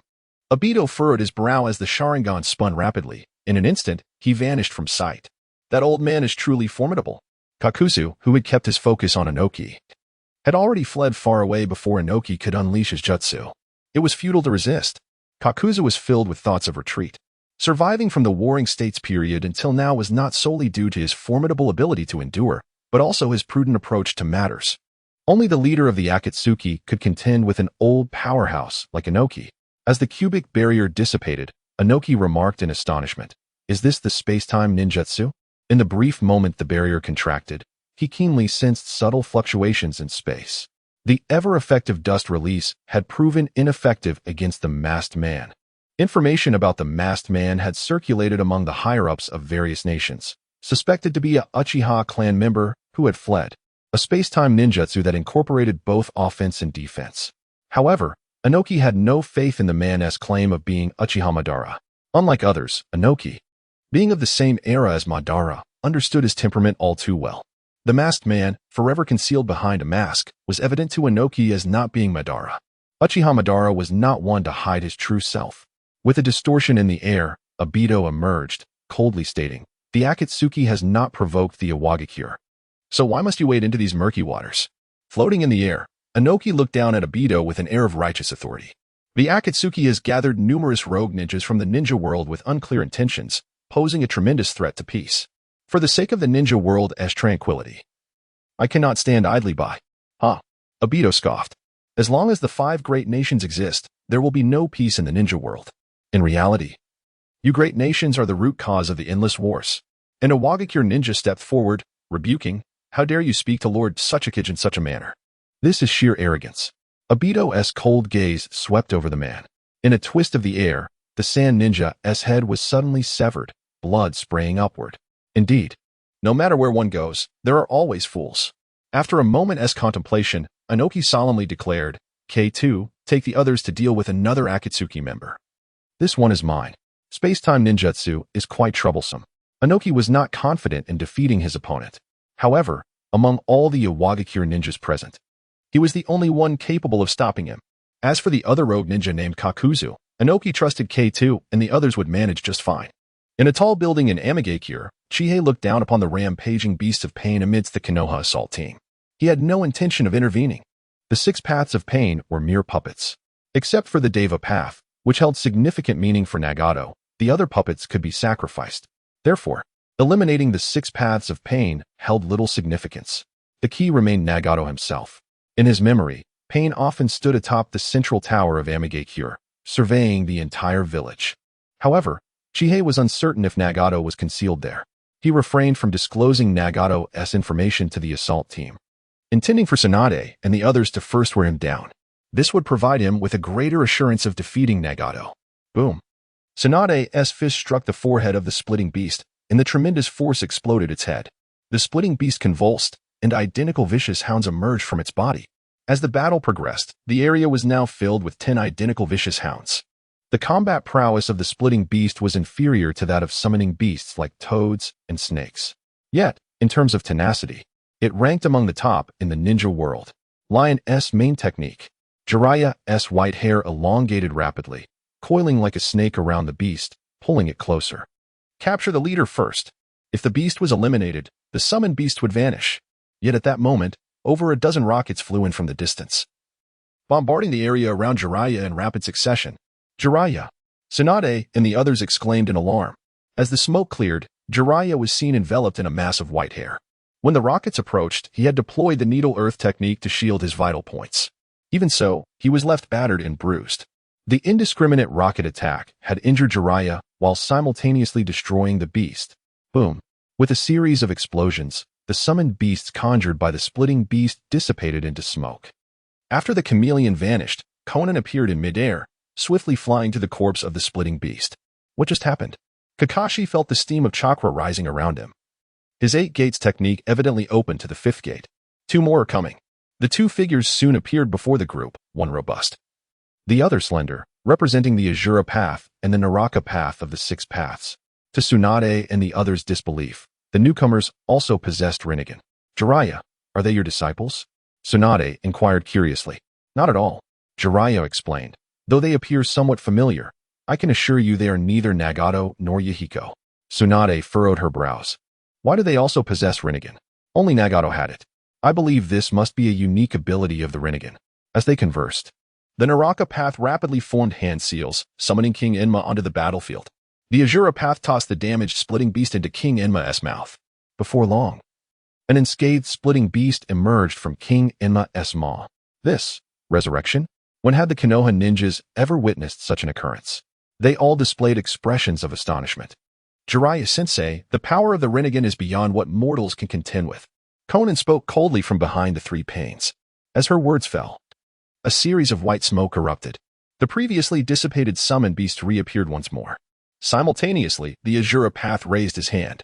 The wrist and arm separated, revealing a series of missiles aimed at the Konoha ninjas. Countless rockets were launched in fury. Jiraiya, dipping his thumb in the blood on his clothes, formed hand seals and declared solemnly, summoning technique. Boom! With a burst of white smoke, a toad wielding a steel fork and carrying a giant lid appeared before Jiraiya. Mystical palm technique. Jiraiya leaped into the air, landing atop the toad's head, and resolutely stated, I will summon 2 toad sages to help me buy time. I will make it happen. The toad responded, positioning the lid in front of itself. Chapter 135. The Way of Heaven. Yahiko with a swift motion. Kakashi grasped the power of thunder and instantaneously appeared behind the Animal Path ninja. Can you evade this strike? Just as Kakashi's palm was about to connect with the back of the Animal Path ninja, a shadow materialized before him, enveloped in a translucent shield. The electric force in Kakashi's hand dissipated entirely. His hand, propelled with great speed, struck the opponent's chest, producing a dull thud. What is this? Failing to land his attack, Kakashi was abruptly forced back, his gaze filled with uncertainty at the newly appeared ninja. Hungry Ghost Path. The sudden appearance of this ninja startled Guy, yet he charged forward, executing a flying kick. The Hungry Ghost Path ninja raised both hands to block Guy's assault, but was subsequently sent flying. An opportunity. Kakashi swiftly activated the Chidori, darting towards the Hungry Ghost Path ninja, aiming for the heart. Once again, the electric force failed to reach its target, vanishing as if absorbed. This ability bore resemblance to the Reaper's unique bloodline limit. The Hungry Ghost Path retaliated with a punch, sending Kakashi sprawling. Guy rushed to assist Kakashi, who groaned and gasped. This individual possesses the ability to absorb ninjutsu, quite troublesome. Absorb ninjutsu? Leave that to me. Guy flashed a bright smile, his teeth glimmering. Youth may arrive late, but it will never be absent. Open the 8th gate. With that declaration, Guy clenched his fists, his chakra surging dramatically, radiating outward. At that moment, a barrage of missiles descended from afar, targeting Guy. Having engaged in several encounters, Guy recognized their tracking capabilities and chose not to evade. Peacock. His fist struck rapidly, unleashing a torrent of flames that erupted like a peacock's display. The flames collided with the missiles, resulting in a series of thunderous explosions. Moments later, Guy appeared before the hungry Ghost Path ninja, delivering a single flying kick that incapacitated him. Meanwhile, through Tsunade and Fukasaku's relentless efforts, Jiraiya finally summoned two Toad Sages. Casting a glance at the nearby pain, Fukasaku furrowed his brow. The Rinnegan has emerged? Jiraiya, why are you facing such formidable foes? Jiraiya sighed. On the other side, Shima, perched on Jiraiya's shoulder, widened her eyes. I recall you mentioning that Rinnegan users are the children of prophecy, but it seems. Before Jiraiya could respond, Fukasaku shook his head. Who truly is the child of prophecy? Not even you, Jiraiya, nor even the great Toad Sage could ascertain that. Jiraiya insisted, Sages, spare the purple-haired girl. We shall discuss other matters later. Fukasaku countered, in the face of such powerful adversaries, if we do not resolve to defeat them, we may be the ones to perish. At that moment, all three witnessed Guy's astonishing prowess, their faces reflecting surprise. The 8 gates? Shima remarked curiously. I didn't expect anyone from Konoha to master such a forbidden technique. From the looks of it, he may have cultivated it to the 7th gate. Jiraiya also felt a sense of disbelief. During the Third Great Ninja War, there had been a ninja who attained the 8 gates, but regrettably, that individual had perished on the battlefield of the Mist Village. Jiraiya had never witnessed their might firsthand, even in Sage mode. I would not dare to confront such an attack. Amidst his astonishment, Jiraiya chuckled. Sages, we have a battle to fight. Let us assist him. With Konoha's forces unleashing their true capabilities, the tide of battle swiftly turned. Before long, four bodies of pain were successfully destroyed. Konan remained floating in midair, her expression imbued with cold indifference. This outcome had been within her expectations. The most powerful Deva Path had yet to make a move. Relying solely on the 4 bodies of pain, they could not hope to match Konoha's warriors. Konan, surrender. I can guarantee your safety. Jiraiya implored from atop Fukasaku's head. Making one final appeal. Jiraiya-sensei, you do not comprehend what the Rinnegan truly signifies. A figure descended from the sky, Deva Path pain manifested before them. Another pair of Rinnegan? The crowd's brows furrowed in unison. The Akatsuki's hidden cards indeed seemed endless. Jiraiya's gaze hardened upon recognizing the newcomer. You are Yahiko. Jiraiya recalled Yahiko's visage vividly. Yet the Rinnegan embedded in Yahiko's eyes deepened his confusion. This marks the 5th pair of Rinnegan. Who knows if there will be a 6th or 7th? Deva Path spoke coldly. Jiraiya-sensei, you should not have come. Jiraiya retorted, must we, as master and disciple, resort to mutual destruction? Mutual destruction? Deva Path scoffed, responding solemnly. The term is not quite accurate. It is you who will surely perish. Is the Rinnegan what grants you such confidence? Jiraiya's expression turned sorrowful. Indeed. Great power can lead one astray. Perhaps I should never have taught you ninjutsu. Jiraiya felt an inescapable sense of responsibility for Yahiko and his companion's downfall. Deva Path's tone was devoid of emotion, filled with authority. As long as this ninja system exists, there will be those who seek power. No one can alter this. If I lacked power, I would not even have the right to converse with you, esteemed shinobi of the great nations. The assembled ninjas fell into a contemplative silence. Even in opposition to pain, they could not deny the truth in his words, reflective of the harsh realities of this ninja world. Tsunade, filled with fury, demanded, what does your organization truly aim to achieve? To alter the order of the ninja world, replacing the 5 great nations with Akatsuki in order to establish genuine peace.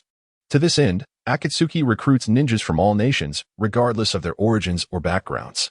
In the moment Yahiko perished, Nagato realized that true understanding between individuals was impossible. Only absolute power could intimidate the nations and bring peace to the ninja realm. Thus, Nagato endorsed Obito's plan to gather the tailed beasts, leveraging their might to instill fear in the 5 great nations. Jiraiya questioned, Yahiko, what about the world where people truly understand one another? Before Jiraiya could finish, Konan interjected coldly, can people truly understand one another? Why did Konoha and the Mist Village engage in battle not long ago? Why have we, master and disciple, turn against each other? Let us assume, for argument's sake, that true understanding is possible. Has Jiraiya-sensei ever discovered a feasible method to achieve it? No.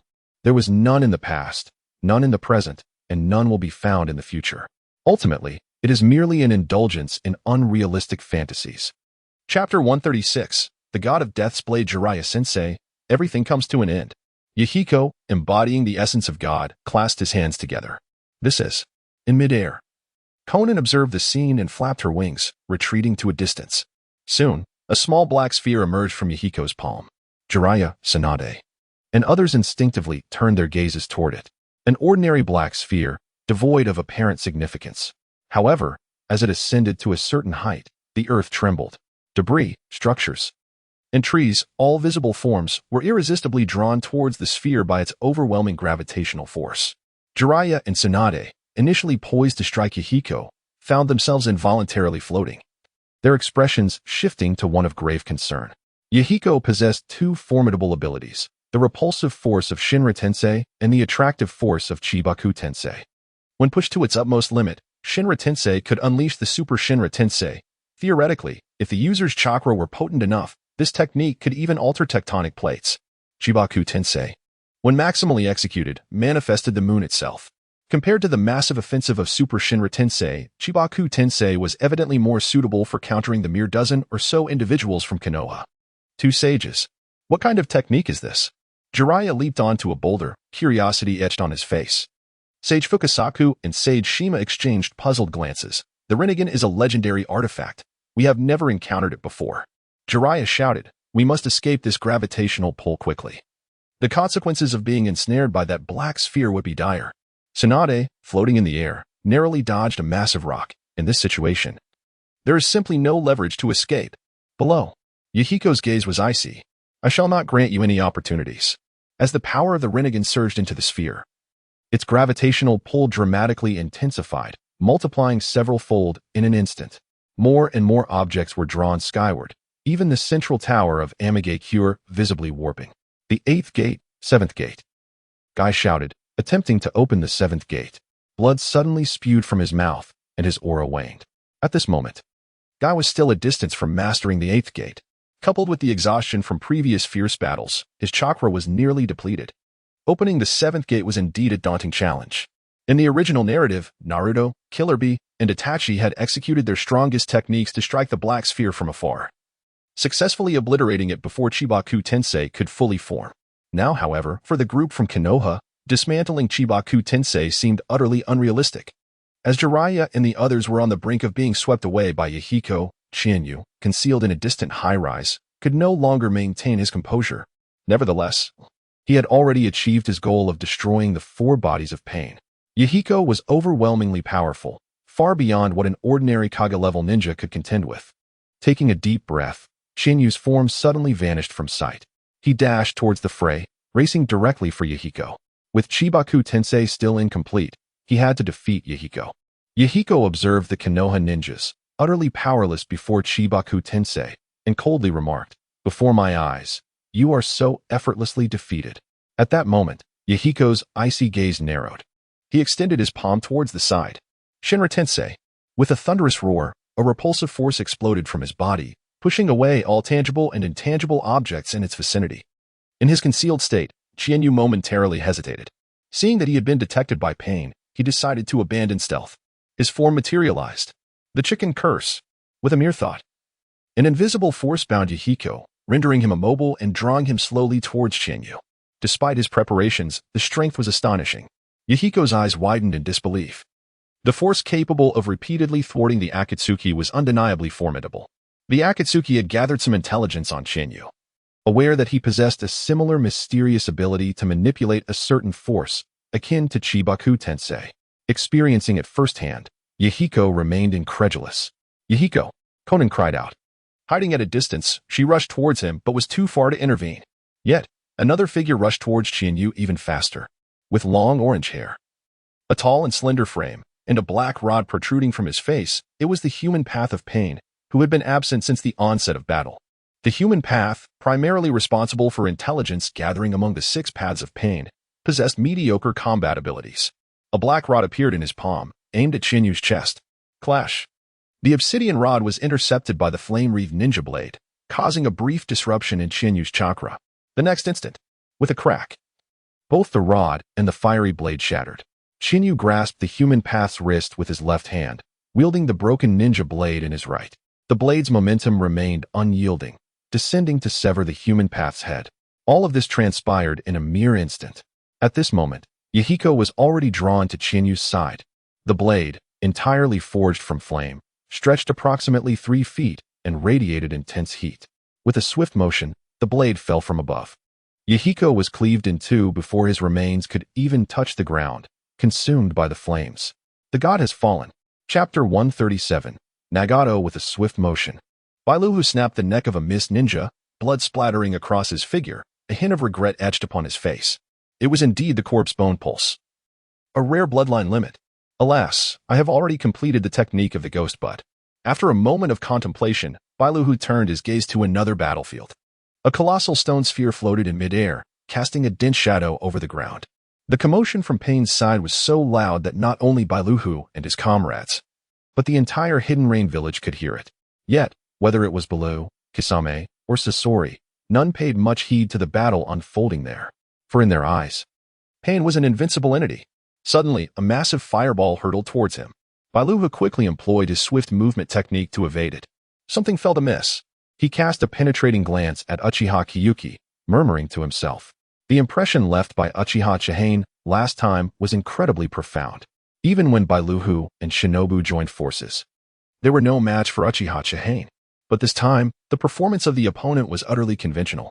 On another front, would release, cutting technique. Obito slammed his palm into the chest of an umbu from the rock village.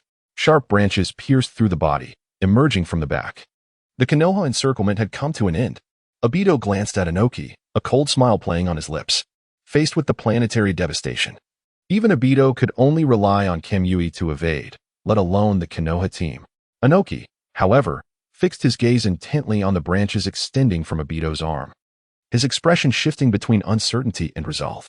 He was well acquainted with the power of wood release, the very ability that allowed Senja Hashirama to dominate the ninja world and suppress Uchiha Madara. Ever since the decline of the Senju clan, wood release had vanished from the shinobi realm. Who would have thought that this mysterious masked man before him possessed such powers? More critically, he also wielded the eternal Mangeki Sharingan. The combination of Senju and Uchiha, Sage Body, and Sage Eyes all manifesting in one individual. I am quite curious about your identity.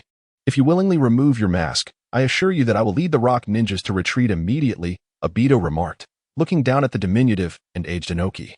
Do you think your position as Tsuchikage is secured merely by your silver tongue? Meanwhile, Uchiha style, Fire God Sword. As Conan lunged towards him, Chihane swung his ninja blade with fury. Paper flowers danced in the air as Conan's body split into two and then reformed. Yet, at that very moment, the figure of Chihane vanished from sight. A hand landed on Conan's shoulder, sealing power coursing into her being, causing her delicate form to tremble. Conan was astonished to find that all her papers could no longer disperse. Paper jutsu was both offensive and defensive, yet it was powerless against sealing techniques. As Chihane moved from behind Conan to stand before her, he caressed her cold, striking face, gently grasping her chin. Tell me, where's Nagato? Conan's beautiful eyes glared at Chihane, her voice icy. When you finally meet him, you will understand how ignorant you truly are. Ignorant?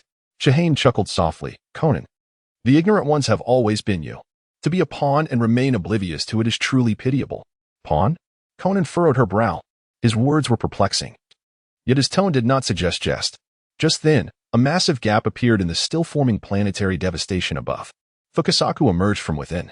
Following that, a torrent of debris rained down from the heavens, the gigantic sphere gradually collapsing. Jiraiya, Tsunade, the two-toed sages, and Kakashi landed on the ground, stepping onto the falling boulders. Each bore a small toad on their shoulders, quietly healing their wounds.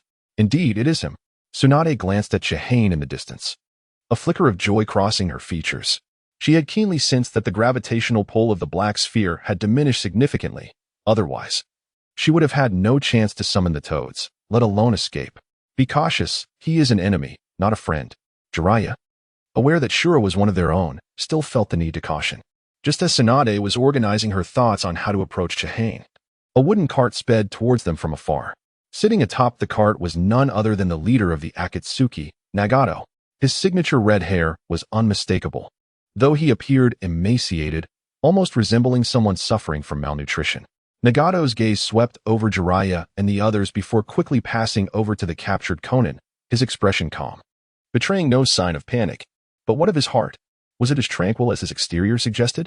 Finally, he scrutinized Chihane closely. Indeed, as rumored. He wore black clothing and a devilish mask.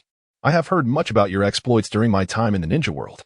Chihane remained silent, his crimson eyes fixed on Nagato. Could it be that this man was the true leader of the Akatsuki? Who would have thought that the leader of the Akatsuki was paralyzed, reliant on a cart for mobility? Tsunade's face registered disbelief. Then, recalling something, she inquired, Jiraiya. Is he not your disciple? Jiraiya sighed. Indeed, his name is Nagato, the true wielder of the Rinnegan. Nagato was so close.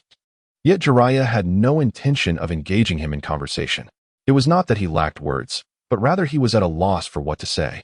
The earlier dialogue, though relayed through Yahiko, had made Jiraiya realize that his three disciples had fundamentally diverged from his ideals and embarked on a different path. At that moment, Chihane suddenly spoke. Nagato, it's been a while. As the words fell, Nagato's heart was filled with suspicion. It's been a while? Have we met before? Yet since Yahiko's death, Nagato had remained in the shadows. Over the years, aside from Conan, the Masked Man, and Zetsu, no one had laid eyes on him. This implied that Shura had met him long before. Nagato was intensely curious about Shura's true identity, asking, Who exactly are you? Uchiha Madara. Chihane responded succinctly. Humph. Nagato scoffed. You claim to be Uchiha Madara, and he claims the same. But in my eyes, neither of you are Uchiha Madara. I know you don't believe me, but that is of no consequence to me. I, Uchiha Madara, require no validation of my identity from anyone. Chihane's tone was laced with arrogance. True to Madara's character, he would not deign to explain himself to anyone. Nagato fell silent for a moment, then said, For now, I shall refer to you as Uchiha Madara. Tell me, what is your ultimate objective? The Akatsuki and the Shadow Organization seem to have no grievances. Why have you repeatedly opposed the Akatsuki? The initial plan of the Akatsuki was to remain hidden in the ninja world for several years, waiting for the opportune moment to collect the tailed beasts. However, due to the Shadow Organization, our plans have been prematurely exposed to the 5 great ninja villages. I do not oppose the Akatsuki. I have always targeted that imposter who masquerades as me. As for this time, it is to reclaim something. Chihane produced a premeditated statement. Upon hearing this, Nagato inquired curiously. What is it? The Rinnegan. Chapter 138. The truth hidden in darkness. If one wishes to seize my eyes, let them prove their worth. Many in the ninja world covet the Rinnegan. Nagato is unperturbed. Shinyu chuckles coldly and states, You are mistaken. The Rinnegan is rightfully mine. Nagato pauses for a moment before bursting into laughter. Is it absurd? Quite so. Since he could remember, Nagato has been aware of the distinct power emanating from his eyes. The Rinnegan exudes formidable strength at all times. In his youth, he endured relentless suffering. Upon meeting Jiraiya, he learned various ninjutsu, gradually unlocking the abilities of the Rinnegan. Later, after Yahiko's death, Nagato underwent a profound transformation, guided by Obito, mastering the 6 paths techniques. It is only now that he has essentially grasped the abilities of the Rinnegan. However, he senses that the Rinnegan might possess some form of potent ocular technique yet to be unveiled. What this technique is, Nagato cannot ascertain. It is merely an instinct. Nevertheless, the Rinnegan has accompanied him for over a decade. Now, this man claiming to be Uchiha Madara asserts that the Rinnegan belongs to him. Nagato finds this notion both ludicrous and laughable. Nagato, you who pride yourself as the savior, are merely a pitiful pawn. Shinyu shakes his head, speaking with a tone of pity. Tsunade and the others furrow their brows, unsure of Chinyu's intentions. Jiraiya, standing nearby, suddenly interjects, Uchiha Madara, if you truly possess the Rinnegan, how did you lose to Lord Hashirama at the Valley of the End? After betraying Konoha, Madara wandered the ninja world alone. Years later, he returned with the Nine Tails, launching a frenzied assault on Konoha. Ultimately, he faced Hashirama at the Valley of the End in a battle that would echo through the annals of the ninja world. The result was his defeat, utterly decisive. He perished in the Valley of the End, while Hashirama, gravely wounded, succumbed shortly thereafter. This episode of history is known to all within the ninja realm. It is certain that Madara does not possess the Rinnegan. Otherwise, how could he have been vanquished by Hashirama? Shinyu explains solemnly, the truth has always been concealed in darkness. The battle at the Valley of the End was merely a means to acquire that man's power and awaken the Rinnegan. Uchiha Madara feigned death through Izanagi, deceiving Hashirama. His assault on Konoha was not to annihilate it, but to obtain Hashirama's flesh and blood.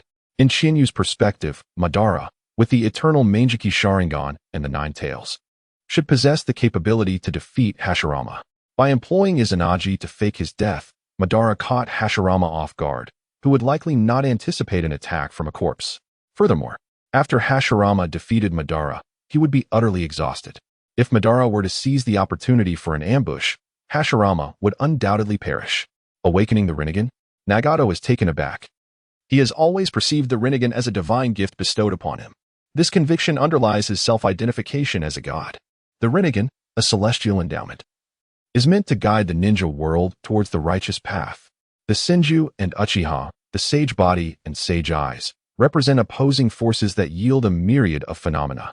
The Rinnegan is, in essence, the pinnacle of the Sharingan, which embodies the power of the In release bloodline limit. However, achieving the zenith of the Sharingan is an arduous endeavor. Since the inception of the Uchiha clan, only the Sage of Six Paths and Uchiha Madara have awakened the Rinnegan. Nagato shakes his head, scoffing. These eyes have accompanied me through countless days and nights. To claim they evolved from the Sharingan is truly absurd. Chinyu retorts calmly. Every occurrence in this world leaves traces. How could one of humble origin possess such a legendary artifact as the Rinnegan? Have you never questioned it? Nagato counters. Because I am the child of prophecy, destined to bring true peace to this ninja world. The Rinnegan is a gift from fate. Nagato's self-proclamation as a deity is not solely due to the Rinnegan's immense power. It is also rooted in his sense of mission. Jiraiya-sensei has said he is the child of prophecy. He has always believed in this notion. It is merely due to conflicting ideologies that he has chosen a different path. Chinyu shakes his head, stating gravely, the Rinnegan was transplanted into you before I fell into slumber. You are merely a pawn I buried within the ninja world. At this juncture, Chinyu pauses, observing a flicker of panic in Nagato's otherwise composed gaze. In Nagato's mind, the words of Shura cannot all be false, for that would serve no purpose. Yet, which parts are true and which are false remain inscrutable to him. At the Valley of the End, I obtained Hashirama's flesh and blood, successfully awakening the Rinnegan. However, this drained my strength entirely, forcing me into a slumber. Transplanting the Rinnegan into you was to nurture it through your unique constitution. Unique constitution? Nurturing? Nagato is acutely aware of his body's distinct attributes, robust vitality and abundant chakra. Yet, he has always attributed this to the Rinnegan. Nagato, you are, in fact, a descendant of the Uzumaki clan. Your crimson hair is their most distinctive trait. The Uzumaki clan does not possess the Rinnegan. This alone proves that the true master of the Rinnegan is not you. Tsunade and the others turn their gazes towards Nagato in unison. The Uzumaki clan has long since dwindled, with surviving members scattered throughout the ninja world. The most vivid memory they have is of Uzumaki Kushina, red-haired and tempestuous. Clenching his fists, Nagato's aura surges as he roars. Such a claim cannot possibly be true. I am the child of prophecy, the one destined to correct the course of the ninja world. You, a mere shadowy figure. Before he can finish, Nagato extends his left hand towards Konan and exclaims, Shinra Tensei. Under immense gravitational pull, Konan is thrust towards Nagato. Simultaneously, the muscles in his right arm quiver as two mechanical arms emerge. With a cacophony of mechanical sounds, dozens of missiles launch from his wrist, hurtling towards Chinyu. Chinyu raises his right hand, and the missiles come to a halt midair. Then, redirecting them, he pushes his palm forward, sending the missiles hurtling back towards Nagato at an accelerated speed. Boom, boom, boom. A series of explosions ensue. In Chinyu's line of sight, the wooden carriage Nagato occupied is shattered by the missiles, yet he remains unscathed. Observing this, Chinyu unhesitatingly activates his Susanoo. A golden radiance envelopes him. Konan, retreat. Nagato dispels the seal Chinyu placed upon Konan and pushes her away forcefully. A thunderous roar reverberates as the golden Susanoo rises. Originally only possessing an upper body, it gradually manifests legs. With all four limbs, it approaches its complete form. With a mere thought from Chinyu, searing flames engulf the golden Susanoo, transforming it into a fiery giant in an instant. The fiery giant wields a colossal sword, measuring 20 meters in length, and strikes down upon Nagato with tremendous force. Chapter 139. The Outer Path Golem, the ghostly Jinchuriki, merged with the skin of the sea beast, swiftly overpowered Terumi Mei and her companions, who were ensnared within a colossal water prison. In terms of combat prowess, the ghostly figure was not significantly superior to Terumi Mei. However, the advantage of terrain was unmistakably in his favor, as Terumi Mei was trapped in the water prison, rendering her boiling release and melting release techniques ineffective. Furthermore, the ghostly figure possessed the ability to devour chakra. Upon physical contact, chakra would be siphoned away. Thus, the individuals from the Mist Village had essentially become a source of energy for the ghostly entity. In this exchange of strengths, it was only a matter of time before the Mist ninjas faced defeat. Meanwhile, Uchiha Chiba was being steadily pushed back by the relentless assault of Byakuho. Even with the activation of Susanoo, she found it challenging to resist the absorption of 5 bloodline limits by Byakuho. Among her allies, only Uchiha Shursui held the upper hand, effortlessly fending off both Uchiha Akira and Scorpion. Naturally, this was partly due to Uchiha Akira's leniency. However, a flicker of urgency crossed Shursui's brow when he noticed the battle on Jinchuriki's side had concluded. Should the ghostly figure and Byakuho join forces against Uchiha Chiba, her defeat would be inevitable within minutes. At that moment, even he would struggle to withstand 4 shadow-level adversaries. Just then, Uchiha Sakura, who had been entangled in combat with him, activated her Sharingan, flooding Shursui's mind with a deluge of information. Shursui was momentarily taken aback, momentarily lost in thought. In a brief hesitation, his tanto thrust deep into Uchiha Akira. With a sickening sound, the blade pierced through, emerging from Akira's back. As Uchiha Akira was grievously wounded, a multitude of puppets hovering in the air surged towards Shursui. He swiftly deployed the body flicker technique. 8 shadow clones appeared around him, and in an instant, the air was filled with dazzling flashes of blades. Soon, over 10 puppets lay in ruins upon the ground. Are you all right? One puppet appeared before Uchiha Akira, expressing concern. I'm fine, but before the words could fully escape, a flash of the blade swiftly emerged from Akira's hand. With a sickening sound, the gleaming ninja blade plunged into the puppet's chest, blood trickling down the blade's edge. The puppets surrounding Shursui abruptly ceased their movements, plummeting from the air. A colossal flaming sword stained half the sky, its intense heat rivaling that of A-rank fire techniques. The Leaf Village ninjas paled in horror, retreating hastily to avoid collateral damage. As the flaming sword descended toward Nagato, the ground beneath him fractured violently amidst a cacophony of tremors. A towering giant erupted from the earth, its immense fists crashing down upon the flaming sword. The giant, standing at over 100 meters tall, bore 9 eyes on its head, its skin withered like tree bark, and a row of wooden pillars sprouted from its back. Is this the Outer Path Golem? Qianyu's expression revealed. I knew it wouldn't be so straightforward. The combination of Susanoo and the explosive power of the Dragon Talisman was thwarted by the Outer Path Golem, a turn of events that was anticipated by Qianyu. The Outer Path Golem, the husk of the 10 tails, was nigh indestructible. In the original narrative, only Kakashi, wielding the power to tear through space, managed to sever a small segment of the golem's arm. Although Qianyu's assault was formidable, it still fell short of shattering the void. What on earth is this? Jiraiya gulped, utterly astonished. The Frog Sage remained silent, equally bewildered. While the fiery Susanoo was somewhat understandable, given the rarity of the Uchiha clan's Mangeki Sharingan, the 100-meter giant was utterly unprecedented. Perhaps it is some form of powerful summoning beast? Senin Shima speculated uncertainly. Summoning beast? Jiraiya's expression twitched. The summoning beasts of the 3 sage lands were already the most powerful entities in the ninja world, yet this giant overshadowed them all. In the midst of the battlefield, these 2 colossal beings wreaked havoc. The Leaf Ninjas, who had retreated 1,000 meters due to the flaming Susanoo, found themselves forced to retreat once more. Boom, boom, boom. Clouds of dust filled the air as shockwaves radiated outward. The Outer Path Golem swung its arms, crashing into the flaming Susanoo. Qianyu roared in fury, lifting the giant sword once more to strike at the Outer Path Golem. However, this time, the flaming sword descended with even greater speed and force. Susanoo Dragon Talisman Bull Talisman. Elsewhere in the Rain Village, Obito swung his scythe, driving away Oinoki, before swiftly turning to gaze toward Nagato's location. What is happening? With Nagato's strength, dealing with a few Leaf Ninjas should be effortless. Why summon the Outer Path Golem? Could something have gone awry? Upon this realization, Obito felt a twinge of retreat.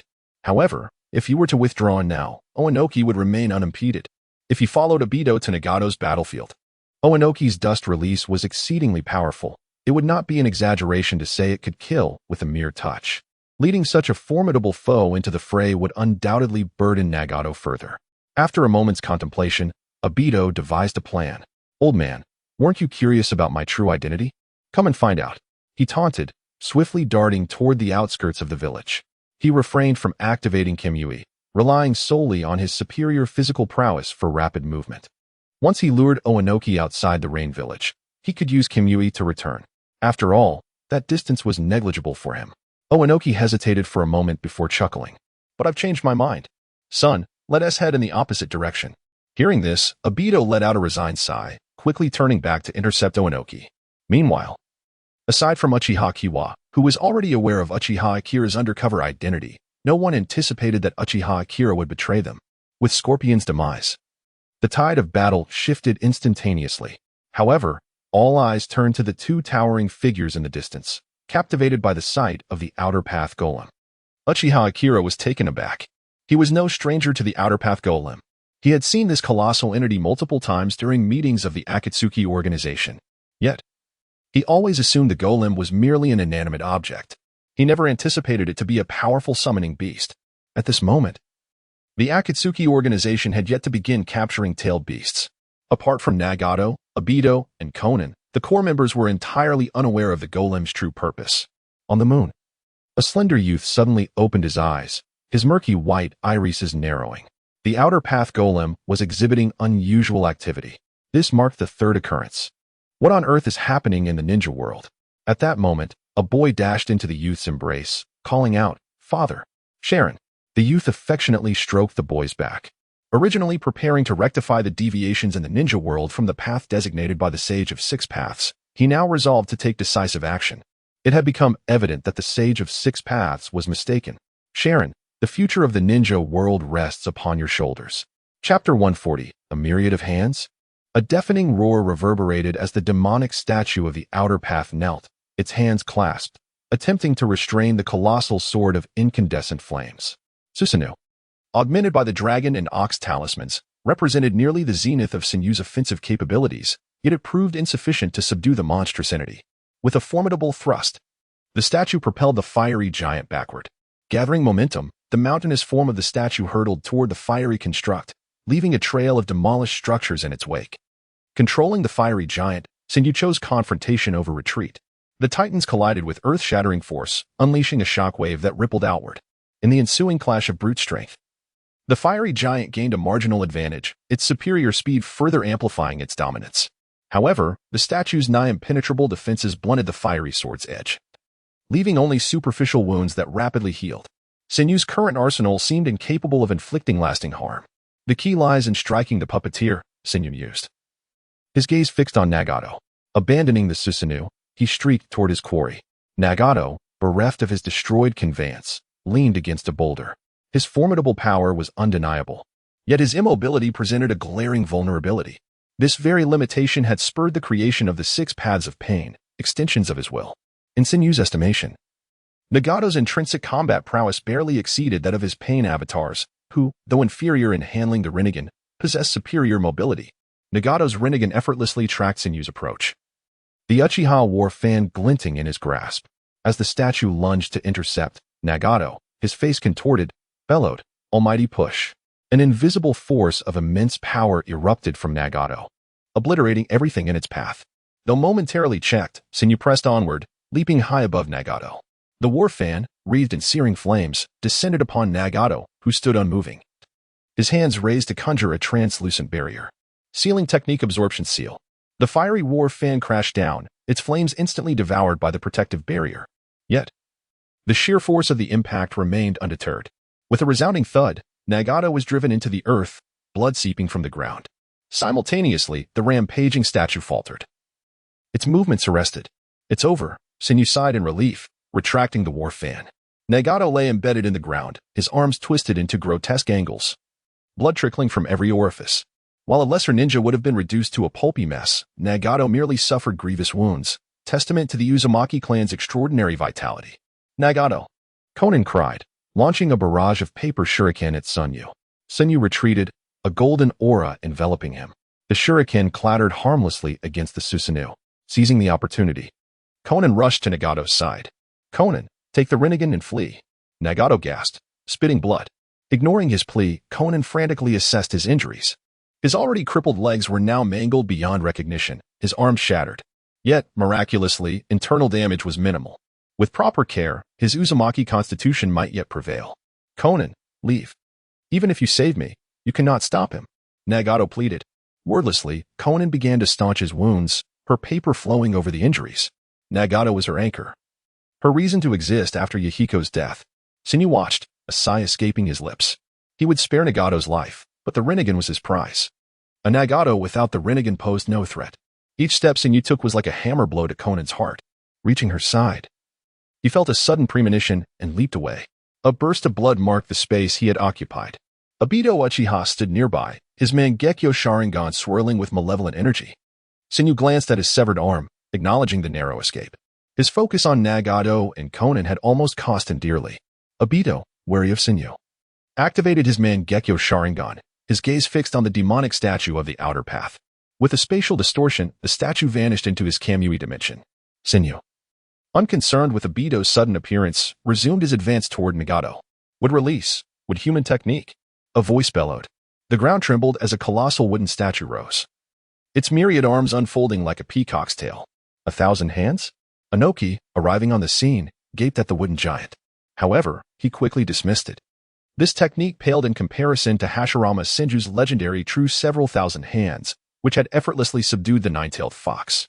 This was, at best, a true several hundred hands. Troublesome, Sinyu muttered, taking to the air.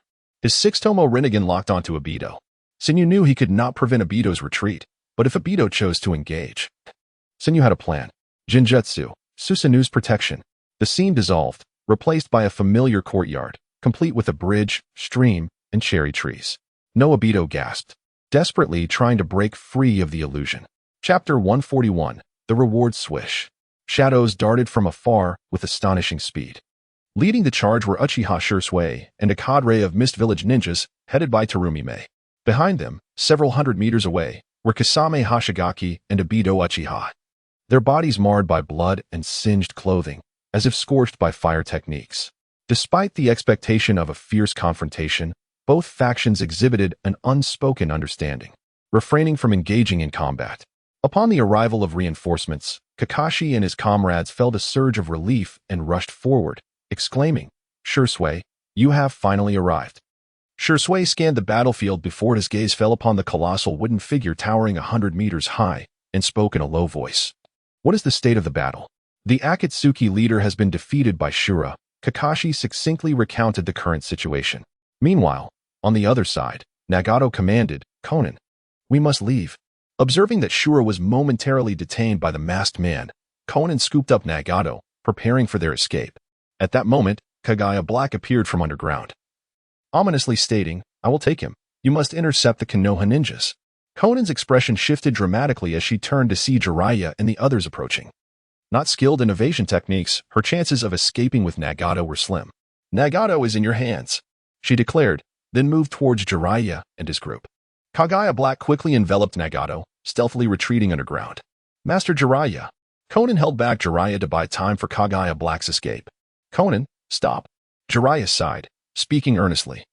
"The Akatsuki organization is." Before he could finish, Tsunade struck his forehead with a punch, glaring at him.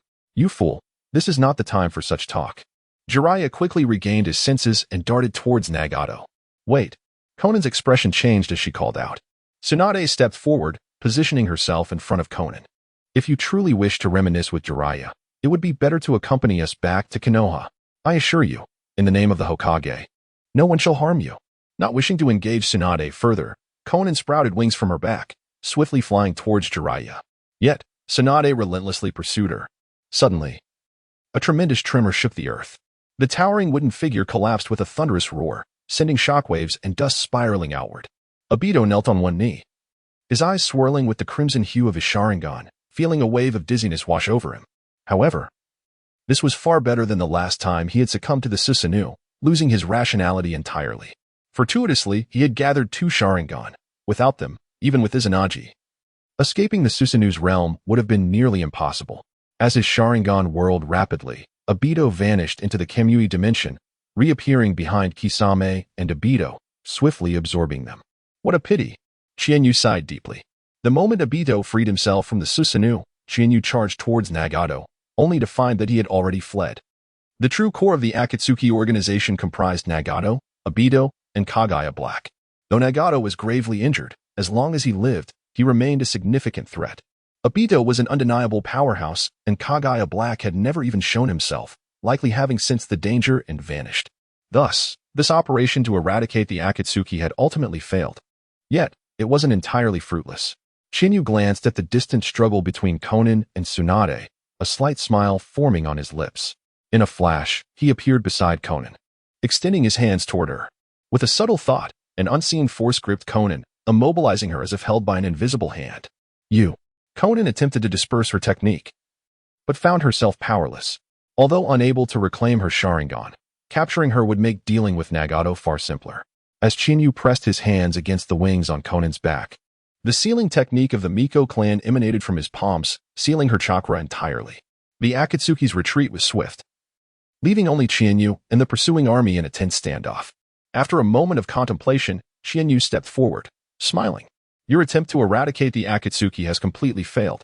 Furthermore, had I not intervened at a critical moment, all present would have perished in the Hidden Rain village. Hearing this, Onoki's expression darkened as he replied, even in failure, I still have the means to retreat safely. Jiraiya approached Onoki, recounting the events that had transpired, particularly emphasizing the prowess of Shura and Nagato. Onoki snorted but remained silent. Despite his inflated ego, he could deduce from the recent battle that both the Akatsuki leader and Shura surpassed him in strength, especially Shura, who had effortlessly bested the masked man, leaving Onoki feeling powerless. Tsunade interjected, What are you trying to convey? Shinyu grinned, I have saved your lives. It would be remiss not to receive some compensation. How about this? Konoha contributes 10 billion Ryo, while the Mist and Rock villages each contribute 2 billion Ryo. Let us consider the matter settled. At this proclamation, Tsunade's anger flared, her bosom trembling with indignation. 10 billion Ryo. That was equivalent to Konoha's entire annual budget. Shinyu was audaciously demanding an exorbitant sum. However, recalling Shura's true identity, Tsunade's ire diminished somewhat. After all, he was one of their own. She doubted Shinyu would dare to misappropriate such a fortune. Moreover, to be fair, Shinyu's demand was not entirely unreasonable. The elite forces of Konoha were currently concentrated in the Hidden Rain village. If sold on the black market, the value would surely exceed 10 billion Ryo. Terumi May of the Mist Village wore a troubled expression, but refrained from opposing the proposal. The entire Mist Village was subordinate to Konoha. If Shinyu demanded money, how could she refuse? On the other hand, Onoki's countenance darkened further. The attempt to eradicate the Akatsuki had already been a thankless endeavor. And now Shura sought to extort him. He would not entertain such a notion. That money was simply out of the question. Whether it was 2 billion or 20 billion Ryo, the Rock Village could certainly produce it. If Shinyu desired such funds, he could very well go to the Rock Village. Shinyu's voice turned cold. Within 6 months, I will personally visit the Rock Village, and I shall unleash a storm of bloodshed. Such alarmist rhetoric. Onoki scoffed, turning away without a glance. While Shura was powerful, he had not yet reached the level of overwhelming dominance that Senju Hashirama once held. As for Shura's claim of being Uchiha Madara, Onoki dismissed it entirely. Before his death, everyone feared Uchiha Madara. After his demise, everyone became Uchiha Madara. Could he, Onoki, don a mask and 2 Sharingan and also claim to be Uchiha Madara? Watching Onoki's retreating figure, Shinyu suddenly burst into laughter. He intended to gradually reclaim the 4 great ninja villages. Now that the Mist had become Konoha's subordinate, it seemed more prudent to target the Rock Village next rather than the weaker Sand Village. Chapter 142, The Symphony of Life and Harmony Before Long. The encircling army departed from the Land of Rain. Onoki directly led the Rock Shinobi back to the Land of Earth, while Tsunade and her companions proceeded to Konoha. Meanwhile, Chiyu did not join Tsunade's group. Instead, he took Konan and returned home ahead of them. What are your plans for me, Uchiha Madara? Konan inquired, her eyes icy and her expression impassive. Chiyu grasped her chin and chuckled. You could exhaust all your imagination and still never guess my intentions. Humph. Konan scoffed, turning her head slightly. In truth, even without Madara's words, she could surmise his intentions. He intended to use her against Nagato. The mere thought of Nagato stirred a complex wave of emotions within Konan. In her understanding, Nagato, wielding the Rinnegan, was an invincible being. To have lost to Uchiha Madara, and so utterly, felt akin to a collapse of faith. You previously claimed that the Rinnegan was transplanted onto Nagato. How much of that is true? Konan queried curiously. Now that she had become a prisoner, she posed no threat to Uchiha Madara and presumed he would speak honestly with her. Is it necessary for me to deceive you? Chiyu shrugged, then added, Would you like to see my true form? True form? Conan was momentarily taken aback. Before she could respond, Chihyu removed the mask from his face. Uchiha Chihyu, it's you. Who is that Uchiha Chihyu from Amagakure? A flash of astonishment crossed Conan's beautiful eyes. She is another of the Mangeki. Chihyu tossed the devil mask onto the sofa and poured himself a glass of water. If you are not Uchiha Madara, how could you possibly defeat Nagato? The facts lay bare, yet Conan struggled to accept them. Uchiha Chihyu was one of the most renowned geniuses of the Uchiha clan, immensely powerful, but even the strongest could not defeat Nagato with the Rinnegan. Chihyu took a sip of water and spoke solemnly. My trump cards far exceed your expectations. Moreover, Nagato cannot unleash the full potential of the Rinnegan because it does not belong to him. This time, Conan did not doubt Chihyu, since he had revealed his true identity. There was no need for deception regarding such matters. Conan continued, you established the Akatsuki organization and disguised yourself as Uchiha Madara. What is your true purpose? After a moment of silence, Chihyu replied, initially it was to save the Uchiha clan. Subsequently, it became a means to combat the Akatsuki. As for now, he paused before saying, in a certain sense, our goals are aligned. The Akatsuki seeks peace in the shinobi world, and so does the Shadow Organization. The Akatsuki aims to gather the tailed beasts to resurrect the Ten Tails, creating an ultimate weapon capable of obliterating nations, thereby intimidating the 5 great nations and achieving lasting peace in the shinobi world. Of course, Tobi's motivation for urging the Akatsuki to collect the tailed beast was ultimately for the Moon's Eye plan. Conan was unaware of Tobi's true intentions, as he had not disclosed the plan to Nagato. Distrust and concern that Nagato would not embrace his ideology led to this secrecy. In the original narrative, only Madara, Tobi, and Kisame supported the Moon's Eye plan. Among these 3, Madara and Hashirama had conflicting ideologies, compounded by being deceived by Black Zetsu. As Madara aspired to realize a world where only the victors exist, a world of peace, Uchiha Tobi, having lost his beloved, was engulfed in despair and harbored hatred for the cruel shinobi world, longing only for Rin. As for Kisame, who had completed numerous unsavory tasks for the village and killed countless comrades, he felt the world's hypocrisy and yearned for the world Tobi had envisioned, one devoid of falsehood. However, Nagato was different. Until Yahiko's death, Nagato firmly believed in Jiraiya's teachings, convinced that understanding could be achieved through dialogue. Following Yahiko's demise, Nagato underwent a profound transformation, embarking on a path of martial force to attain peace. What is your ideology? Is it as Navi as Jiraiya-sensei's? Conan inquired, taken aback. Chihyu shook his head and replied solemnly, only idealists like Jiraiya would believe in mutual understanding. I am not like him. The root of war lies within the 5 great nations. As long as they exist, even if you create the ultimate weapon, it will only resolve temporary difficulties. My aim is to unify the shinobi world through absolute military power, subjugating the 5 great nations one by one, with the absence of conflicts over national interests. The shinobi world shall not erupt into significant strife, thus achieving enduring peace. Conan's eyes widened in astonishment as she murmured, unity? Chihyu's ideology struck her profoundly. For as long as history has been recorded, there has never been a unified entity, nor has anyone ever contemplated such a notion. If you endorse my ideology, you can join me in transforming the shinobi world. At noon, Tsunade and her group returned to Konoha. Upon learning from Ketsuki that Uchiha Chihyu had returned home, he hastily made his way there. Moments later, he swiftly entered Uchiha Chihyu's residence, heading straight for her room. Suddenly, the door creaked open, and Uchiha Chihyu turned to see Chihyu entering. Her lips moved, unsure of what to say. Before their meeting, she had countless words to express. Yet now, faced with him, she found herself at a loss for words. Chihyu casually closed the door behind him, his gaze fixed intently on Uchiha Chihyu. Why haven't you come to my house?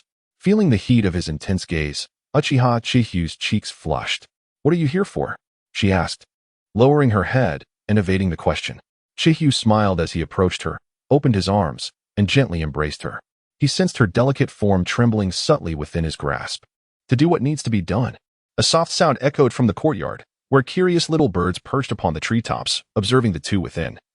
As they began to play a harmonious symphony of life, Uchiha Chihyu slowly opened her eyes, the lingering sensations of the previous night still evident on her lovely face. She turned to gaze out the window. The sun was already high in the sky, marking the arrival of a new day. The house was a testament to their activities, with signs of their presence scattered throughout the living room, on the sofa, and the mahogany table. As she sat up, a frown creased Uchiha Chihyu's brow, her body aching acutely. The memories of Chihyu's actions flooded her mind, leaving her feeling a wave of embarrassment. She playfully struck his chest and scolded, "You are such a bull. I've given you all my savings. You must take responsibility for me." Chihu crossed his arms, adopting the demeanor of a slightly aggrieved spouse. While Uchiha Chihu was in the midst of dressing, she paused, taken aback by his words. "What? Are you stealing my lines? Come live at my place."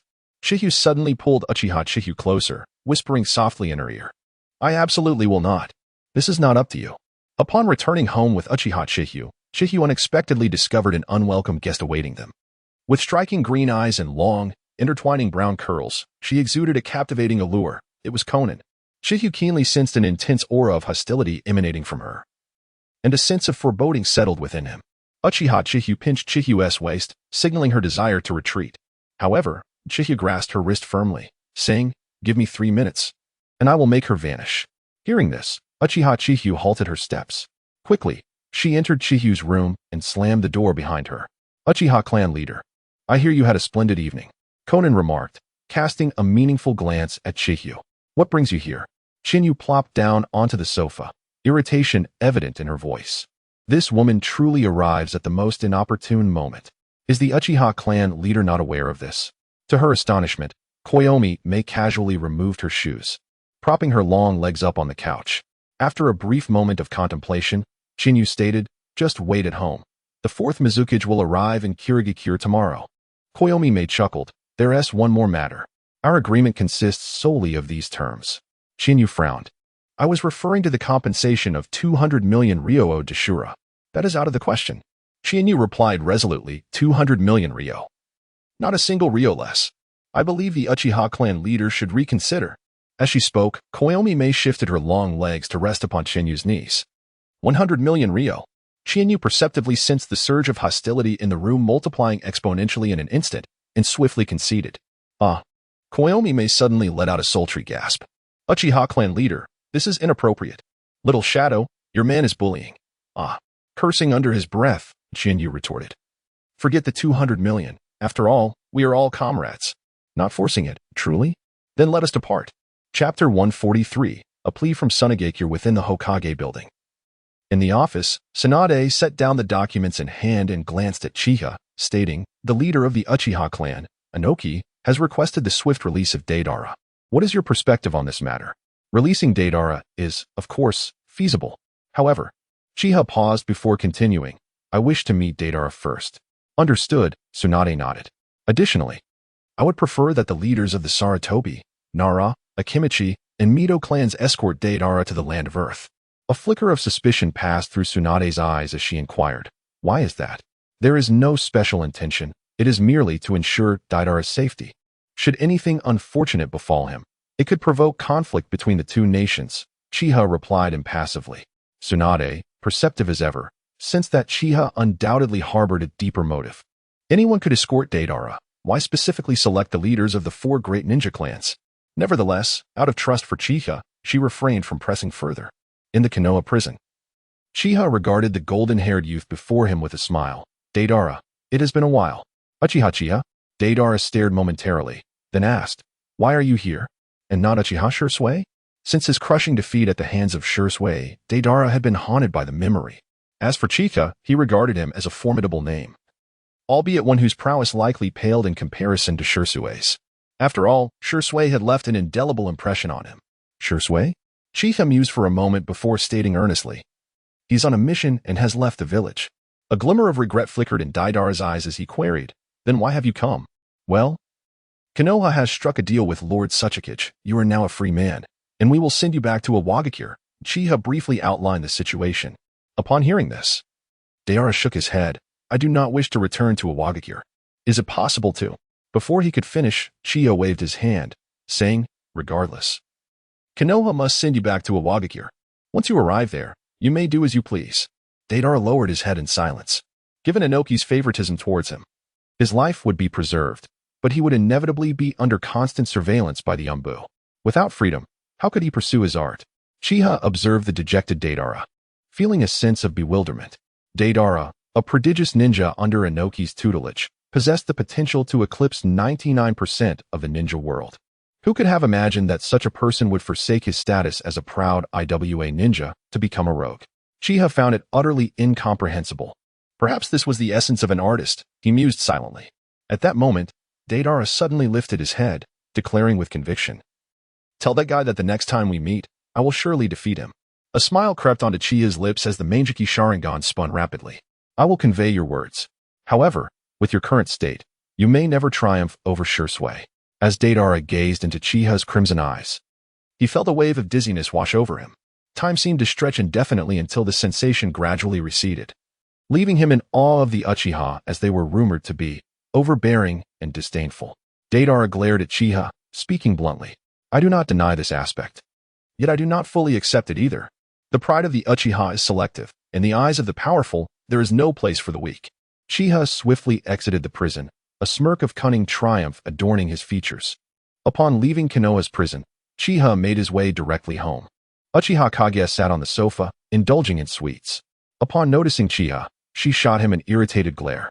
Chiha observed that the room belonging to Uchiha Kage and her brother was conspicuously empty, prompting him to inquire, "Where have Kage and the others gone?"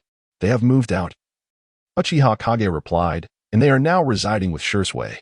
Chiha was momentarily taken aback, genuinely pleased for Shursui.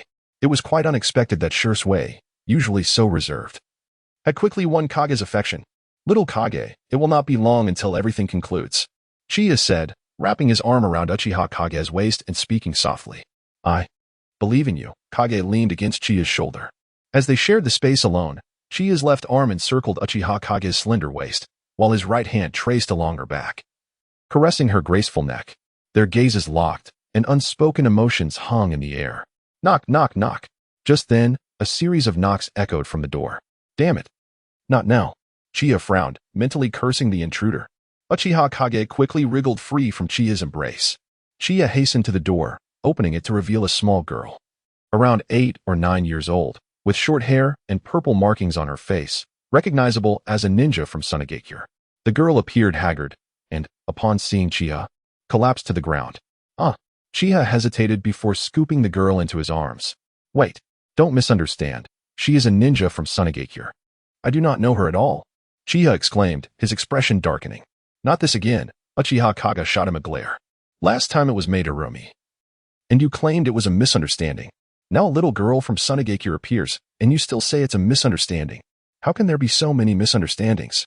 An hour later, the girl stirred awake, and upon seeing Chiha, anxiously exclaimed, "Chiho-Nizen, please, you must come with me to Sunagakure." Chiha quickly questioned, "Who are you? We do not even know each other." "I am the apprentice of Yakumo. My teacher has mentioned you," she replied. "Chiho-Nizen, please, you must save teacher Yakumo." "Yakumo, the user of the Blaze release?"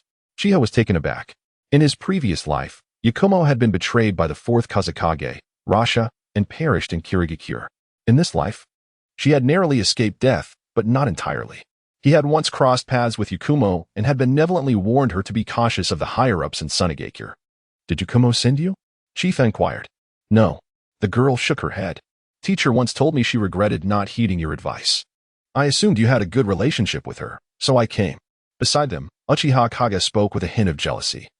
"I never imagined the leader of the Uchiha clan would have so many admirers. Are you going to play the savior once again?" Chiha replied solemnly, "I must save Yakumo. It is vital for my plans. Moreover, you shall accompany me this time." Chapter 144. How could I trust you if you were so clean? The furious winds howled, and yellow sand filled the sky, casting the world into a dim haze. The sand blew fiercely, making it impossible to open one's eyes, forcing Chianyu to descend from the heights. Narrowing his eyes, he looked at the little girl beside him and asked in a deep voice, "How far is it to Sunagakure?" The little girl jumped onto a nearby sand dune, carefully surveying her surroundings. Before long, she swiftly landed back on the ground. "If we head in this direction, we should reach Sunagakure in about an hour." Uchiha gently patted the girl's head and curiously inquired, "On what charges did the 4th Kazekage capture Yitsan?" To understand this matter, one must go back a year. The girl's expression dimmed, and she briefly recounted the events. There was collusion with the rogue ninja Akatsuki from Sunagakure, as well as with the leader of the empty ninja village, Shinnome, who stole the forbidden technique of reincarnation from Sunagakure. After the plot was uncovered, they murdered the Umbu ninja from Sunagakure who came to apprehend them. A flash of anger crossed Qianyu's eyes. A year ago, he had escorted Shinnome to the land of grass, where they happened to encounter Yitsong. After completing the mission, Yitsong successfully captured Shinno. However, before Yitsong's group could return to Sunagakure, they were targeted by Akatsuki, lying in wait near the village. Severely injured, Yitsong managed to escape back to Sunagakure, while all the Umbu ninjas sent to support him were killed by Akatsuki. This incident provided the opportunity for Raza to frame Yitsong. As for why Raza was determined to eliminate Yitsong, it was simply due to fear that Yitsong's overwhelming prestige could threaten his power. It is worth noting that Yitsong bore a striking resemblance to the White Fang. Both were immensely powerful, ambitious, highly esteemed, and, crucially, still young. Thus, they became victims of the political ambitions among the village's higher-ups.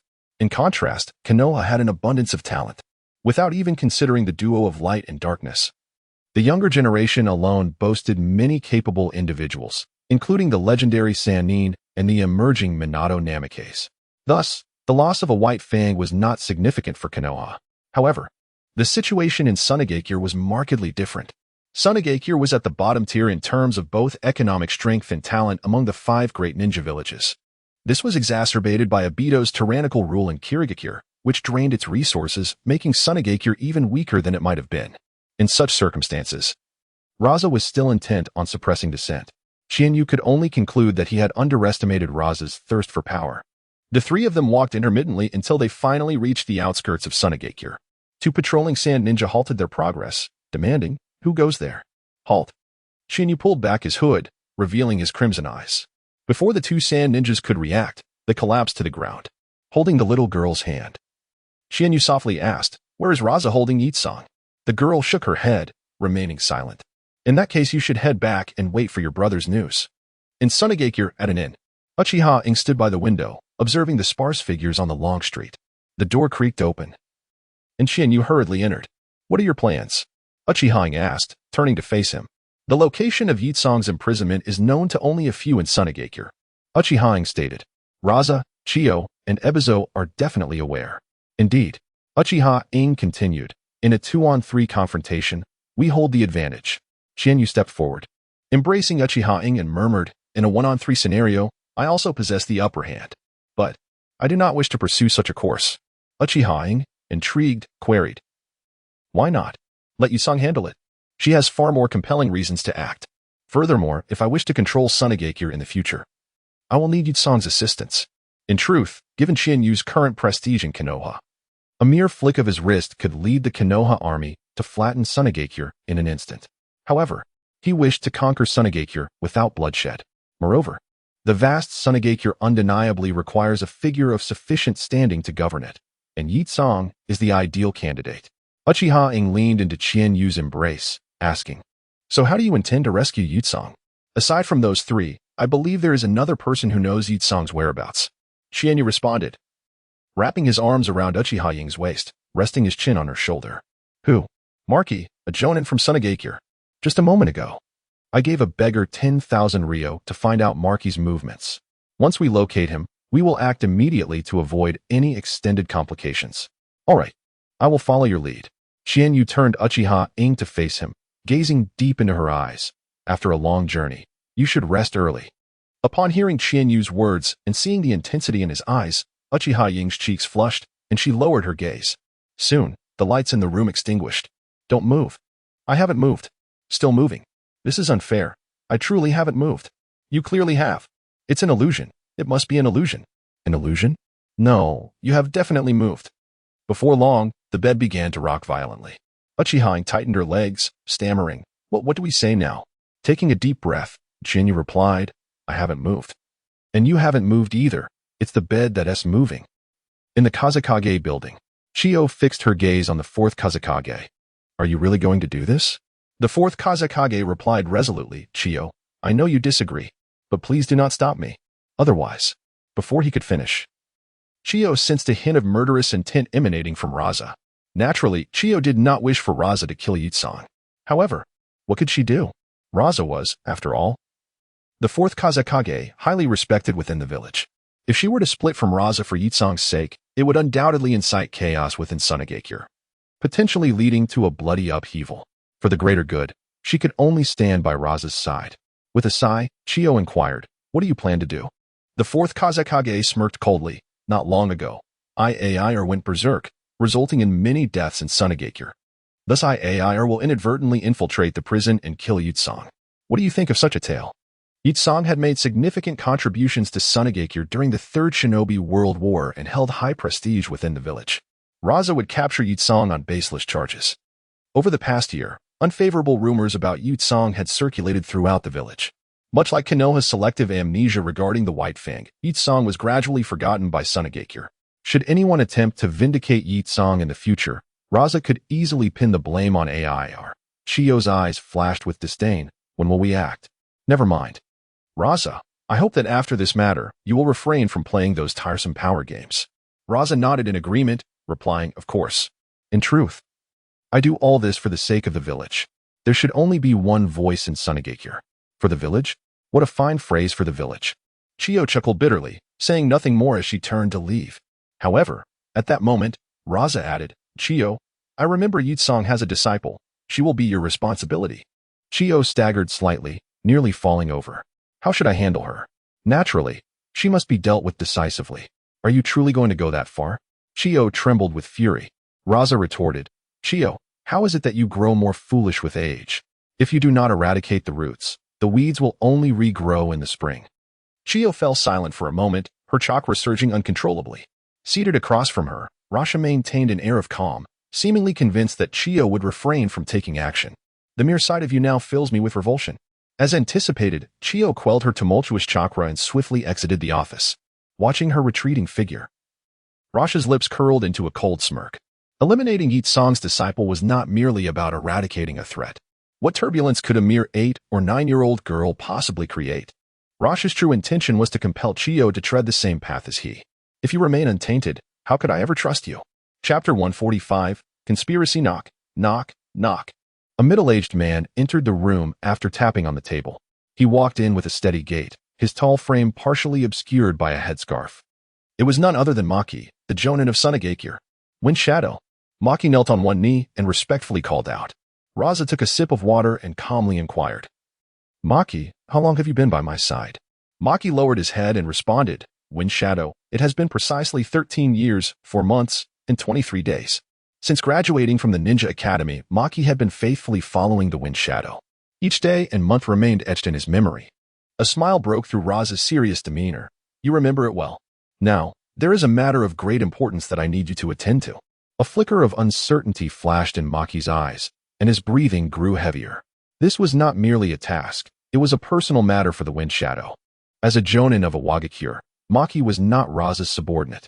Without a moment's hesitation, he replied decisively, Wind Shadow, please give your command. Raza nodded with satisfaction and said, 3 days from now, take Gaara to the sand-hidden prison and, using his hand, eliminate Yakura. This must be executed with utmost precision, leaving no trace behind. A chill crept into Maki's heart as he softly asked, Do Chiyo and Erzi know of this matter? Crash. At these words, Raza hurled his teacup to the ground. His voice icy, Have you forgotten? I am the Wind Shadow. Maki trembled in fear, hastily assuring, Rest assured, Wind Shadow, I will do my utmost to carry this out. Not just your utmost, but it must be accomplished. Do you understand? Understood, understood. Maki exited the office, his heart heavy. To slay a fellow countryman, especially a hero of Sunagakure like Yakura, was a filthy deed. Yet Maki found himself with no room for choice. If the fourth Wind Shadow dared to lay bare such matters, refusing would surely lead to a fate worse than Yakura's demise. As the Wind Shadow, he was preoccupied with dealing with subordinates. As a sand ninja, he was compelled to wield the blade against his comrades. As a hero of Sunagakure, he was falsely branded a traitor. In this sordid world of ninjas, would it ever improve? Maki felt a profound sense of confusion wash over him. In the land of Earth, the leaders of the Sarutobi, Nara, Mito, and Uchiha clans trekked through treacherous terrain, escorting Deidara, soon arriving at Iwagakure. The captain of the IWA patrol reported Deidara's return to Noki, who promptly set aside his work and rushed over. Old man, you're still alive. Deidara smirked at Noki from a distance, speaking in a mocking tone. I nearly died from your antics. Do you have any idea how perilous this was? Surviving under the hands of that Konoha lot is a stroke of luck. Noki scolded, slapping Deidara on the forehead. The 4 clan leaders stood nearby, their spirits lifted by the amusing exchange between master and disciple. Uchiha Chiba had specifically requested the 4 clan leaders to escort Deidara. They had sensed something amiss along the way and had remained vigilant. Fortunately, they completed their mission without incident. The Saratobi clan leader stepped forward, saying, "Lord Tsuchikage, the task is accomplished. If there is nothing else, we take our leave." "Thank you for your efforts," Noki replied politely, showing no intention of detaining them. Just then, Deidara turned to the four clan leaders and spoke seriously. "Remember to inform Konoha about those 2 pairs of Sharingan. Next time, I will not." Before he could finish, Deidara suddenly froze, his right eye exposed to the air flashing a deep crimson. The 6 tomo of the Sharingan spun rapidly. Fire release, head hardening. Lightning release, false darkness. Wind release, pressure damage. Water release, water curtain. Powerful ninjutsu erupted from Deidara's eye in rapid succession, directed at the 4 clan leaders of Konoha. Even Noki had not anticipated this sudden turn of events. By the time he reacted, it was too late. Boom, boom, boom. After a series of deafening explosions, the 4 ninjas escorting Deidara vanished without a trace, leaving no remains. In the distance, a male and female ninja rushed over, alarmed by the commotion. The long-legged girl approached Deidara, concern etched on her face. "Deidara, what happened?" At that moment, Deidara clutched his right eye in agony, blood seeping through his fingers. Naka's expression darkened as he commanded, "Akatsuchi, take Deidara below to rest. Keep a close eye on him. He must not escape. Understood?" Akatsuchi glanced at Noki, sensing the gravity of the situation. However, she did not inquire further and helped Deidara away. "Father, what should we do now?" The moment Akatsuchi learned of the events from the witnesses, her face fell. 4 Konoha ninjas, including 4 clan leaders, had perished in a Wagakure. This was a dire warning. If Konoha pursued the matter, a Wagakure would be left defenseless. The worst-case scenario could ignite war between the 2 nations. "Son, you must immediately head to Konoha. Inform the 5th Hokage about the slaying of the Saratobi clan leaders. Tell her there are those attempting to instigate conflict between our nations." Noki, seasoned and wise, recognized that the 4 ninjutsu unleashed from Deidara's eye were clearly set by the Uchiha clan's Sharingan. The true mastermind behind the deaths of the 4 was most likely the young Uchiha clan leader. Yet, what use was this knowledge? The dead could not testify. All he could do was pray that the 5th Hokage, Tsunade, was not involved in this matter. If she were also a hidden hand in this, war would surely be reignited. Akatsuchi, puzzled, asked, "Father, I believe it would be better for you to go personally." Noki waved his hand dismissively. "I have more pressing matters to attend to." Akatsuchi was bewildered. Was there anything more important than this? "I must go to the land of lightning and persuade that reckless 4th Raikage. Only by uniting the strength of both nations can we hope to stand against Konoha." Konoha's current strength was not to be underestimated. It rivaled the power during the 3rd Shinobi World War. The Uchiha possessed 2 pairs of, no, 4 pairs of Sharingan. It was utterly terrifying. Uchiha Fugaka needed no introduction. The previous clan leader was already renowned in the ninja world for his formidable strength. Uchiha Chihane and Uchiha Shisui had risen to prominence during the 3rd Shinobi World War, currently basking in their glory. As for Uchiha Kage, he was an undercover agent buried within the Akatsuki organization, equally formidable. In fact, including Itachi and Kiwa, the Uchiha had 6 pairs of Sharingan. However, the 2 had remained well hidden. Not even Tsunade was aware of their existence. Akatsuchi added, "But if I succeed in persuading the 5th Hokage," Noki interrupted, "Even so, the Wagakure must ally with Kumogakure." Speaking of Kumogakure made Naka's head ache. During the 3rd Shinobi World War, the 3rd Raikage perished among thousands of Wagakure ninjas. The 4th Raikage was impulsive and hot-headed. Persuading him to set aside his vendetta would require considerable effort. Chapter 146, The Rampaging Gaara with Such Adornments. "Are you members of the Shadow Organization?"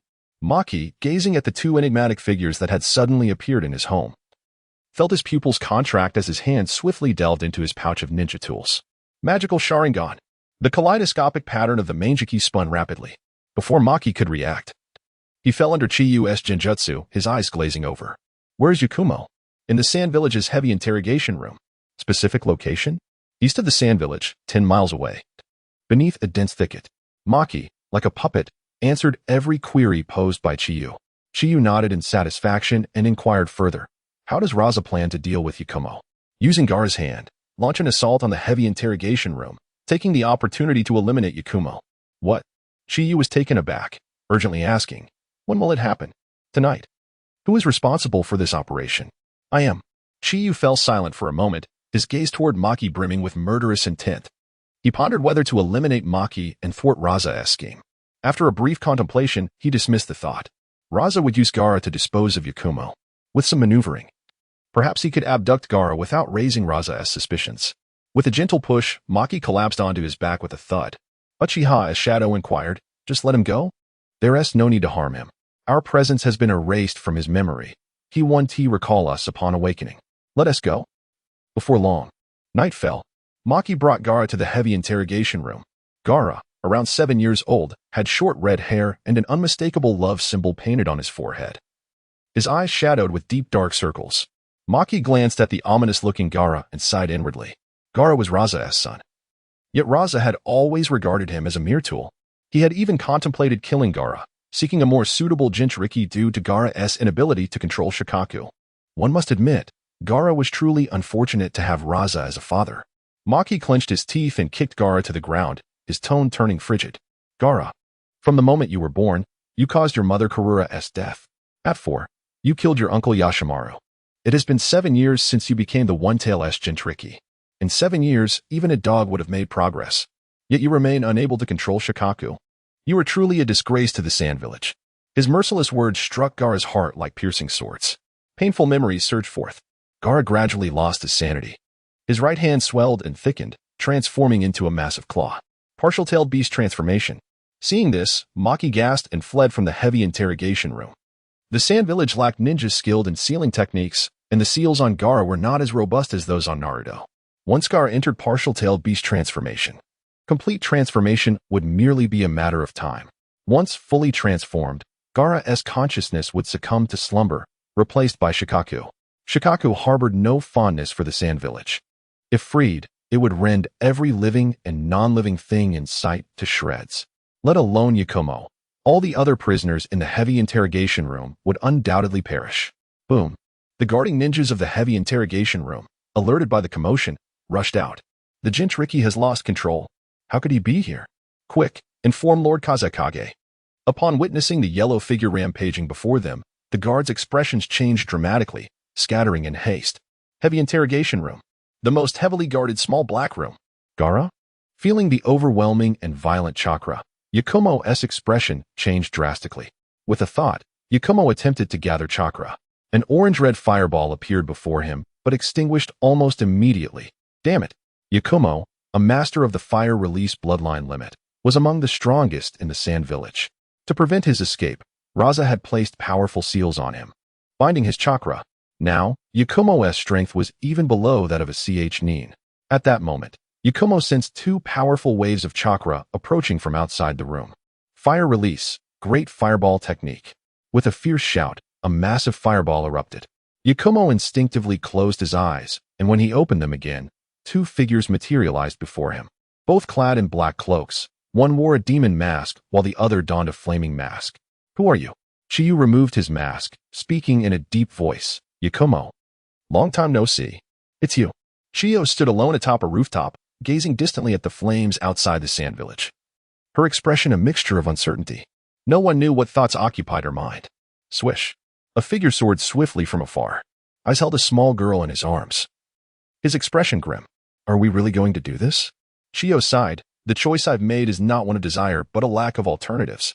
Such is the tragedy of a ninja. Eyes fell silent for a moment, then nodded. He placed the little girl down, brandishing a gleaming kunai.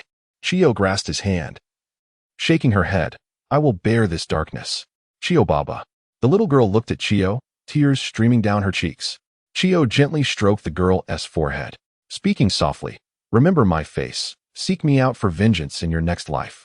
Meanwhile, Kazekage Tower, Raza stood atop the building, observing the heavy interrogation room through the eye of sand. Seeing Gaara completely lose his reason, he nodded in satisfaction. Yakumo is doomed. In the entire Sand Village, only Raza, possessing the magnet release bloodline limit, could directly suppress Shikaku.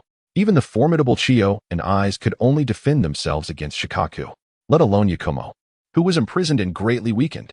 Raza withdrew the eye of sand and gazed at the moon hanging high in the sky, his spirit soaring. At that moment, 2 disheveled figures flew in from the distance. The guarding ninjas of the heavy interrogation room knelt, trembling uncontrollably. Lord Kazekage, Gaara has gone berserk. The heavy interrogation room is lost. Raza calmly nodded, falling silent. The two ninjas exchanged glances, each seeing confusion reflected in the other's eyes. In the past, whenever Gaara went berserk, Lord Kazekage would be more anxious than anyone. Yet now, he appeared remarkably calm. Intriguing. Intriguing indeed. Heavy interrogation room. Gaara stared at the figure clad in black with a flaming mask, emitting wild cries of excitement. Ha! Die for me. As he spoke, a torrent of sand surged from Gaara, crashing toward Uchiha as shadow. With a thought, Uchiha enveloped himself in a pale purple skeletal frame, charging directly into the yellow sand. Chapter 147. Transforming Sunagakure in Your Own Way. Bang. The violet skeletal claw struck Gaara, sending him hurtling into the wall. In the next instant, the chakra enveloping Gaara surged with ferocity. Be cautious. Shikaku is about to emerge. Yukura shouted. In a flash, Uchiha Kage appeared before Gaara, his Sharingan spinning rapidly like cherry blossoms. With a fierce gaze, Shikaku's consciousness gradually faded, swiftly succumbing to slumber. This is the power of the Sharingan?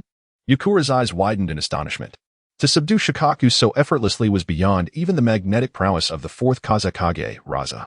At that moment, Chiyu appeared beside Yukura, cradling an injured and unconscious sand shinobi in his arms. I need you to do something, Chiyu commanded. Yukura, curious, inquired, What is it?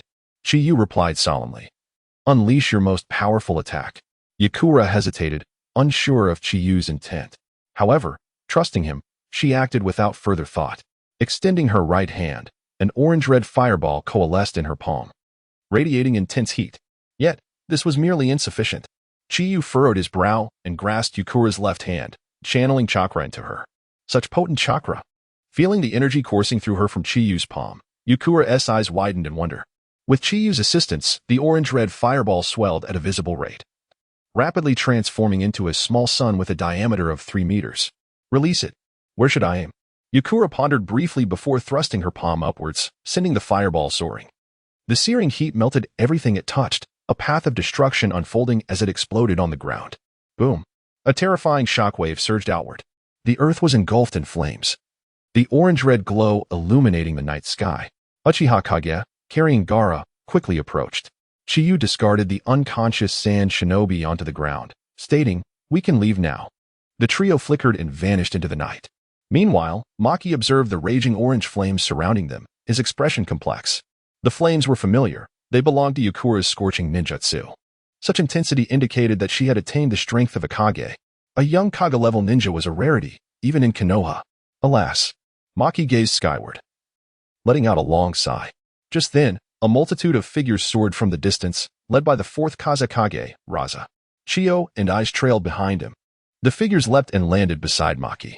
Raza, his face etched with urgency, asked, What is the situation? Lord Kazekage, Gaara has gone berserk and infiltrated the heavy confinement area. Many have perished at his hands. Maki hung his head in shame. A fleeting look of sorrow crossed Raza's face, soon replaced by suspicion.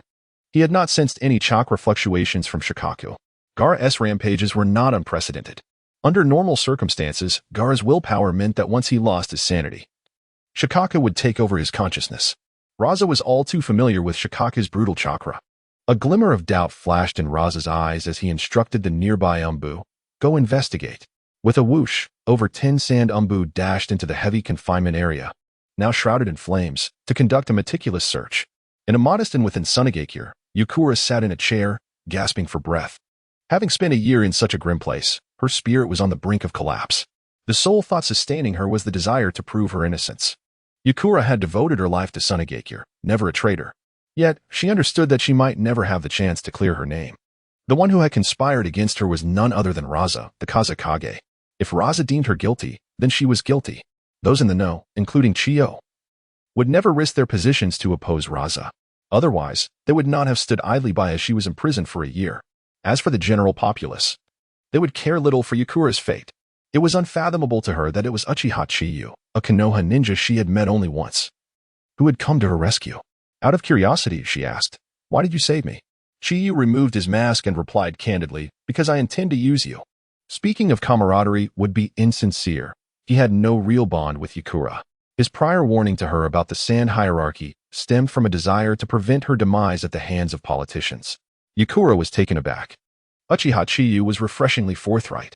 Perhaps it was her disillusionment with Raza that made her appreciate this candor. After a moment of contemplation, she said, I can serve you, but I cannot act against Sunagakure. Uchiha Kage offered Yukura a glass of water, his tone grave.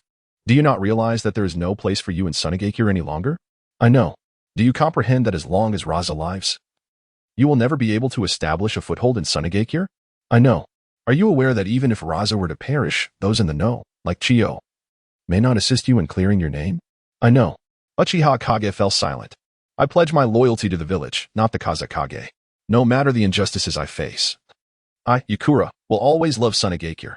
Chiyu chuckled. You are hopelessly foolish. Yet, I admire that about you. If there were more individuals like you, the world of ninjas might be a better place. In contrast, Obito's singular obsession with obliterating the world for a woman is utterly absurd. Chiyu continued. Perhaps you could consider usurping Raza and governing Sunagakure in your own way. A flicker of intrigue crossed Yukura's eyes as she suddenly asked, What exactly do you want me to do? Through you, I will seize control of Sunagakure. Chiyu stated plainly. Do you truly believe I would agree to that? Chiyu nodded, saying, You will, for you have no other choice. Should you refuse, I will have no option but to resort to the simplest, most brutal methods to raise Sunagakure to the ground. A bitter expression crossed Yukura's face as she inquired, What is your purpose in doing this? Peace. Chiyu took a sip of water, his tone indifferent. The 5 great ninja villages are the root of warfare. For lasting peace in the ninja world, only one village can remain. What grand ambition! Yukura blinked, asking, Can I trust you? Words are often the most feeble and ineffective means of persuasion. Who knows what Chiyu's true intentions are? Chiyu shook his head. I do not know. That question is one only you can answer. Yukura sighed. Previously, she had trusted Raza, only to discover that the person she had trusted most sought to eliminate her by any means necessary. Now, Yukura dared not place faith in anyone too easily. I choose to believe in you. I hope you do not disappoint me. Uchiha Kage smiled. In time, you will realize you have made a wise choice. Come with me. By the next time we return to Sunagakure, you will be the 5th Kazekage. For the time being, Chiyu had no intentions of assaulting Sunagakure. The next target was a Wagakure. Speaking of which, the gift for Inoki had likely already arrived. The old man should appreciate it, right? Yukura hesitated before saying, I wish to meet someone first. Then I will go. Very well. Chapter 148. The True Method to Control the Tailed Beasts. Lord Kazekage. Only one guardian ninja survived in the heavy encampment. The others perished. A dark ninja from Sunagakure carried a severely injured guardian ninja and approached the 4th Kazekage with great respect. Raza furrowed his brow and stepped forward to inquire. What transpired inside? The guardian ninja, gasping for breath, replied. Gaara and Yukura engaged in a fierce battle and both perished. Perished? Raza's eyes flickered with skepticism at this claim. Although Yukura was formidable, he could hardly believe that she could vanquish a fully tailed beast-empowered Gaara. Unless, of course, Gaara had not fully succumbed to tailed beast transformation. What was Gaara's condition at the time? Raza asked. The guardian ninja softly spoke. Gaara lost all rationality and attacked indiscriminately. He was in a half-tailed beast form. At this moment, Maki stepped forward and said, Lord Kazekage, judging by the rampant flames nearby, it seems Yukura has attained the strength of a Kage. Raza gazed thoughtfully at the blazing orange flames before nodding. Yukura was indeed not weak. Otherwise, Raza would not have attempted to eliminate her on multiple occasions. As a traitor of Sunagakure, she deserved the village's punishment. Her demise, however, felt too lenient. With an air of pretentiousness, Raza proclaimed, Such a hypocritical display makes me want to retch. He then addressed the gathered dark ninjas, Monitor the status of Shikaku. Should it re-emerge, notify me immediately. The 9-tailed beasts are composed entirely of chakra, and technically, they are not living beings. Even if a Jinchuriki dies, the tailed beast merely vanishes temporarily, destined to be reborn before long. To Raza, the death of a Jinchuriki was inconsequential. A new one could always be found. However, Shikaku was singular. Shikaku represented a vital safeguard for Sunagakure and must not be compromised. After all, Gaara is an utter failure. If he dies, so be it. He has 2 children, Temari and Kankuro. One of them can be chosen as the next Jinchuriki for Shikaku. Surely they cannot be worse than Gaara. 50 miles outside Sunagakure, on a sand dune. The night air was frigid. Chiyo and Uchiha Shadow sat by a campfire to keep warm. Beside them, Gaara lay on the sand, his eyes shut tight. With a breath, Gaara slowly opened his eyes and turned his head towards Chiyo and Uchiha Shadow. You're awake. Uchiha Shadow reached out to help Gaara sit up, offering him a flask of water. Gaara drank heartily before his gaze fell upon the ninja headbands adorning Chiyo and Uchiha Shadow, and he curiously asked, Konoha ninjas? How did I end up here? Chiyo smiled and explained, We brought you from Sunagakure. Oh, Gaara lowered his head, uttering the words without a hint of hostility towards Chiyo. A glimmer of sadness flickered in Uchiha Shadow's eyes. At this moment, Gaara was merely around 7 years old. Yet his despondent demeanor belied the vitality expected of a child his age. This might be the tragedy of a Jinchuriki. Chiyo offered, If you long for Sunagakure, I can take you back. Gaara shook his head, stating, It makes no difference where I am. My existence holds no significance. Uchiha Shadow remained silent for a while before asking, Why? I cannot control Shikaku. I am a failure. My mother despises me, my father seeks to kill me. My uncle wants me dead, and the villagers loathe me. What meaning does my existence hold? Gaara turned to Uchiha Shadow, tears glistening in his eyes. In his quest to ascertain whether Gaara could genuinely control Shikaku, Raza had intentionally commanded Yukura to deceive Gaara with lies. In truth, Karura had always held deep affection for Gaara, even imbuing her chakra to envelop him and protect him at all times. Chiyo consoled, Gaara, your life is still long. You have ample time to seek the meaning of existence. Gaara shook his head, his fingers digging into his hair as he trembled. Every night, the beast roars within me. Do you know how agonizing that is?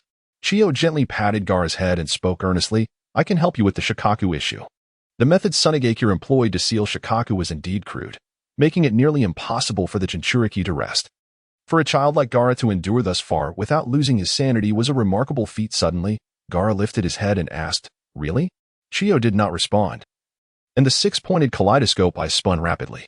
In the realm of the mind, unlike the spiritual worlds of other Jinchuriki, Gaara's was an endless desert. Shikaku roared and bellowed within the sands, with no cage nor even chains to restrain him. Gaara cowered atop a dune, trembling. Shikaku, sensing the intrusion, charged towards Chiyo. Unperturbed, Chiyo stood his ground, motionless as the six-pointed kaleidoscope continued to spin. Suddenly, several lengthy chains manifested from thin air, swiftly ensnaring Shikaku's limbs. Crimson-eyed? Damn Uchiha! Shikaku seethed with fury upon perceiving Chiyo's eyes. A tempest of sand swirled around him. Silence! Chiyo bellowed, and a towering fire giant appeared before Shikaku, delivering a mighty slap to its forehead. I will surely destroy you. Shikaku's enormous form sank into the sands, howling in fury. Sealing technique, forbidden. With those words, an increasing number of chains coiled around Shikaku, swiftly wrapping it into a colossal bundle. The roars that once echoed in the desert fell abruptly silent, leaving tranquility in their wake. In the real world, Chiyo looked at Gaara and asked, For the time being, Shikaku will not trouble you. Gaara touched his eyes and exhaled a long sigh of relief. At that moment, Chiyo inquired, Do you know how to truly control Shikaku? Control? Gaara shook his head. That is Shikaku, the most powerful weapon of Sunagakure. How can a human control it? Gaara had always held a profound awe for Shikaku. There are two methods. First, attempt to communicate with Shikaku. Second, exert absolute power to intimidate it. Chiyo claimed there were two methods, but in his heart, he dismissed the first as folly. If understanding between humans was fraught with difficulty, how could one expect harmony between man and beast? What the tailed beasts truly desired was freedom. Yet the existence of Jinchuriki had stripped them of that very freedom. To contemplate peaceful coexistence with a tailed beast at such a moment was absurd, ridiculously absurd. To say the least, even the most unscrupulous rogue would not stoop so low. Chapter 149. I, Shinja Chihane, shall avenge my fallen comrades Gaara. You may attempt to communicate with Shikaku, but only if you possess the qualifications to contend with him. Shikaku was long ago abducted by the Akatsuki, which is why Gaara has not reconciled with the tailed beast like Naruto or Killer Bee. Nevertheless, from Shikaku's later demeanor towards Gaara, it seems he harbors a favorable impression of him. If managed correctly, Gaara might become the perfect Jinchuriki. Suddenly, a shadow darted from the distance. Yakumo appeared in sight, cradling a small girl in her arms. Chihane noticed the somber expression on Yakumo's face, and an ominous feeling surged within her. Why? She is merely a child. Yakumo laid the girl's lifeless body upon the sandy ground and collapsed beside it. Chihane shook her head and sighed. Because she was your disciple. Raza, you truly are heartless. Chihane had not anticipated events would unfold in such a manner. Yakumo abruptly raised her head, her eyes wide with rage. Please, help me. Chihane nodded. You wish for me to assist you in eliminating Raza? That is certainly within my capabilities, but the time is not yet ripe. Allow me to deal with the Wagakure first. Before Chihane could finish her sentence, Yakumo vehemently shook her head. No, I must personally eliminate Raza. Your potential is undoubtedly at the level of a Kage, but there remains a long path ahead to achieve that goal. Raza ascended to the position of the fourth Kazekage through his formidable Kekkei Genkai, Magnet Release. In terms of rarity, it surpasses Yakumo's Scorch Release. As for battle prowess, it goes without saying, and it also has the potential for great profit. Even Chihane feels a twinge of envy in this regard, which is precisely why I require your assistance. You must possess a solution, do you not? To my knowledge, Konoha boasts several powerful forbidden techniques. Is it possible? Yakumo's words trailed off, but her meaning was unmistakable. You are thinking too simplistically. Forbidden techniques are not easily mastered. First, it depends on one's aptitude. Secondly, it requires an immense amount of time to practice. Konoha possesses many formidable forbidden techniques, such as the 8 Gates and the Flying Thunder God technique. Many ninjas endeavor to learn these, yet few truly master them. Take Kakashi, for instance, Konoha's premier genius ninja. He has studied the Flying Thunder God technique for quite some time, yet he has yet to grasp it. Of course, aside from forbidden techniques, sage techniques can also significantly enhance one's power. However, sage techniques are even more difficult to master, with only a handful of individuals in the entire ninja world having succeeded. A hint of bitterness flashed in Yakumo's eyes. Was there truly no way? Chihane pondered for a moment before responding. Beyond forbidden techniques, I have another method, on the condition that you help me locate a certain individual. Who? Orochimaru? Is it he? Yakumo asked, her face filled with surprise. Orochimaru possesses such abilities? In the entire ninja world, no one is more adept at this than him. Even without your current predicament, I was already planning to send someone to seek him out. Some matters cannot be accomplished without Orochimaru's assistance. Whether it be the eternal Manjiki Sharingan, the sage body of Hashirama, or even the Rinnegan, all require Orochimaru's help. Moreover, Chihane harbored a bold conjecture in her heart. Cursed seals. The cursed seals from the original story were created by merging the sage art of the Dragon Cave with the genes of Yugo. If we could improve upon the cursed seal, combining the power of the talisman with the cursed seal to develop an entirely new form, how exhilarating. Yakumo contemplated this and asked, "Where is Orochimaru?" Chihane shook her head. Orochimaru's whereabouts are scattered across the ninja world. I cannot pinpoint his location. However, you may wish to visit the village of Sound in the Land of Rice. The Land of Rice? The village of Sound? Yakumo nodded and then inquired. Once I find Orochimaru, how shall I persuade him? Chihane formed hand seals and performed the summoning technique. With a puff of smoke, a naked man, entirely white, appeared before them. White Zetsu. Chihane broke off one of White Zetsu's fingers and handed it to Yakumo. When you encounter Orochimaru, first introduce yourself as my envoy. If he refuses to accompany you, present him with this finger. Then tell him that the Senju and Uchiha, the sage body and sage eyes, are to be united as one. Chihane was confident that the information she provided would be sufficient to entice Orochimaru. After finalizing the details, Yakumo set out alone for the Land of Rice, while Chihane and Uchiha Shadow returned to Konoha with Gaara. Upon learning of his return, Tsunade immediately convened a meeting to discuss the deaths of the clan leaders of Sarutobi, Shimura, Mito, and Uchiha in Awagakure. In the Hokage Tower, the 5th Hokage, that old Fulanoki, is responsible for the deaths of Sarutobi, Shimura, Mito, and Uchiha clan leaders. This is an outright humiliation, and you intend to compromise? Chihane slammed his hand on the table, glaring fiercely at Tsunade. Uchiha clan head, do not lose your temper. Let us discuss matters calmly. There is no need to raise such a ruckus. Jiraiya tried to mediate just moments ago. Tsunade unilaterally announced acceptance of compensation from IWA and relinquished the pursuit of accountability for the deaths of the 4 clan leaders. Chihane naturally would not acquiesce to this. He had orchestrated the deaths of the 4 clan leaders through Deidara to find a suitable pretext to mobilize forces against the Land of Earth. When Chihane proposed to personally lead the Konoha army to the Land of Earth to avenge their fallen comrades, Tsunade flatly rejected him, unreservedly expressing her discontent. Uchiha clan head. Peace is hard won. The Konoha army has only recently returned from the Eastern Front. The souls of the departed have yet to find rest. It is unwise to reignite conflict.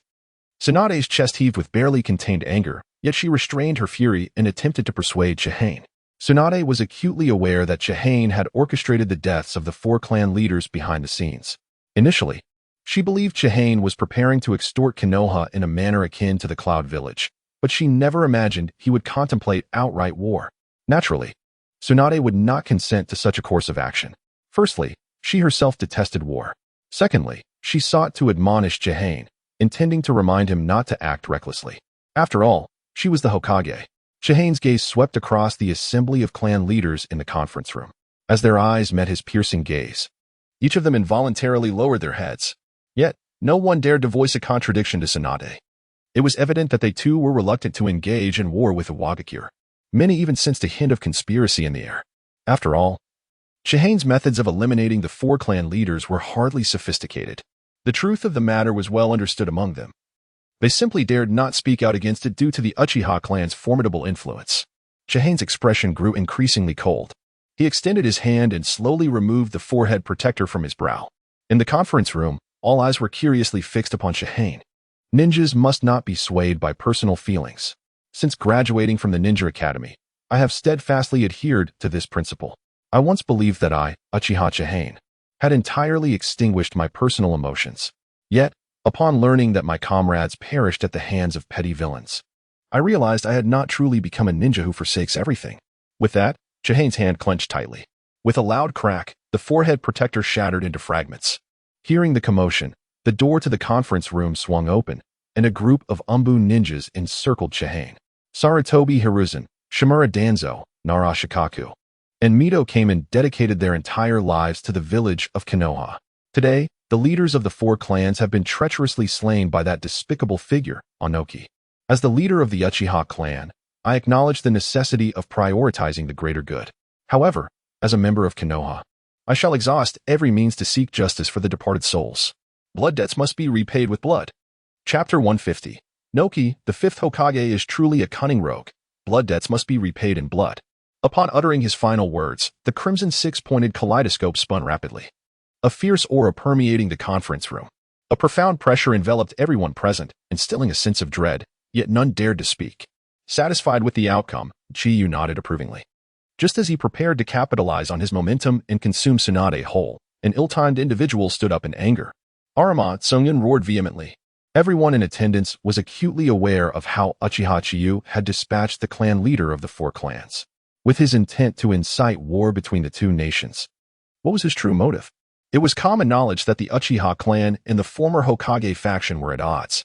While Chiyu's elimination of the clan leader warranted no protest, given the current circumstances, the deceased was merely the leader of the four clans, and they had no reason to defy Uchiha Chiyu for a handful of dead. However, should Uchiha Chiyu attempt to leverage the clan leader's demise to wage war against the land of Earth, the situation would change entirely. The Uchiha clan was vast and populated with warriors unafraid of conflict. In stark contrast, the Arama clan, with its long-standing heritage and expertise in illusions, had been diminished by years of warfare and could afford further strife. Nara Shikaka cast a sidelong glance at the agitated Arama Songyun, a flicker of sorrow passing through his eyes as he silently prayed that Uchiha Chiyu would spare Songyun's life.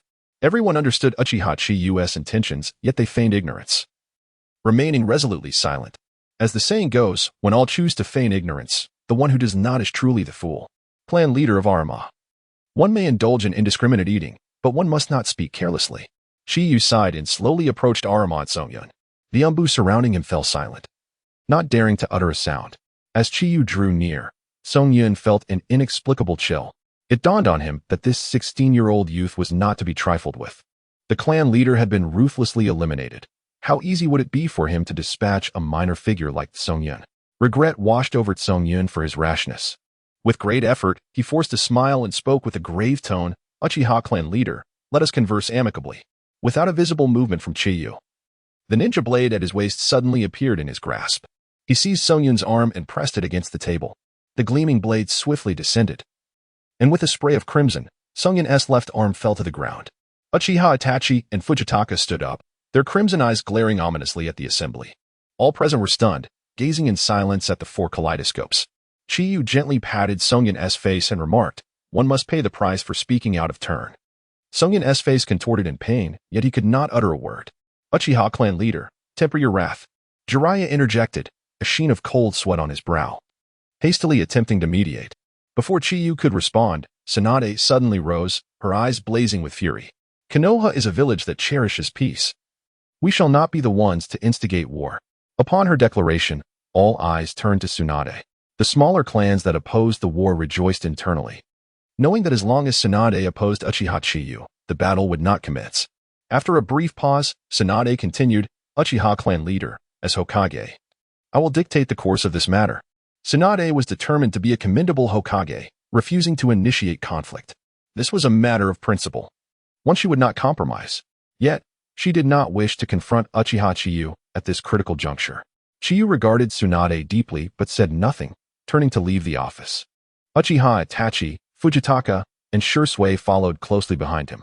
After their departure, the office fell into a heavy silence. Tsunade collapsed into her chair. Uchiha Chiba's silence left her uncertain about his stance. However, based on her knowledge of him, she surmised he was unlikely to relent. What should be done now? As Uchiha Itachi and Chiba walked side by side towards the Hokage building's exit, Tsunade's disposition suggested she would not side with them, a prediction that proved accurate. Thus, Chiba pondered briefly before turning to Shursui. Shursui, there is a task I need you to undertake.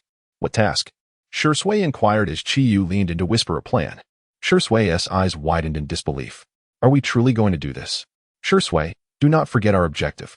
If you are unwilling, I shall proceed alone. At the border of the Land of Lightning, a patrol team of 7 IWA ninja traversed the dense forest, braving the night breeze. One bore a lantern, leading the formation. Recent events had been unsettling, and vigilance was paramount. The tanned middle-aged IWA ninja surveyed the darkened woods, an unshakable sense of unease washing over him. Suddenly, rustling sounds echoed from the thicket. Something is amiss. The middle-aged ninja's senses heightened, his black eyes gleaming with alertness. Thud. A noise erupted from behind him, a pungent odor invading his nostrils. Enemy attack. The thought barely crossed his mind before he felt the world spin violently. In the next instant, his head was severed. A familiar figure emerged before him. Shursui shook his ninja blade, blood dripping steadily to the ground. 14th. He muttered to himself, counting silently. Shursui vanished into the night, initiating a one-sided slaughter. In the darkness, IWA ninja fell beneath Shursui's blade.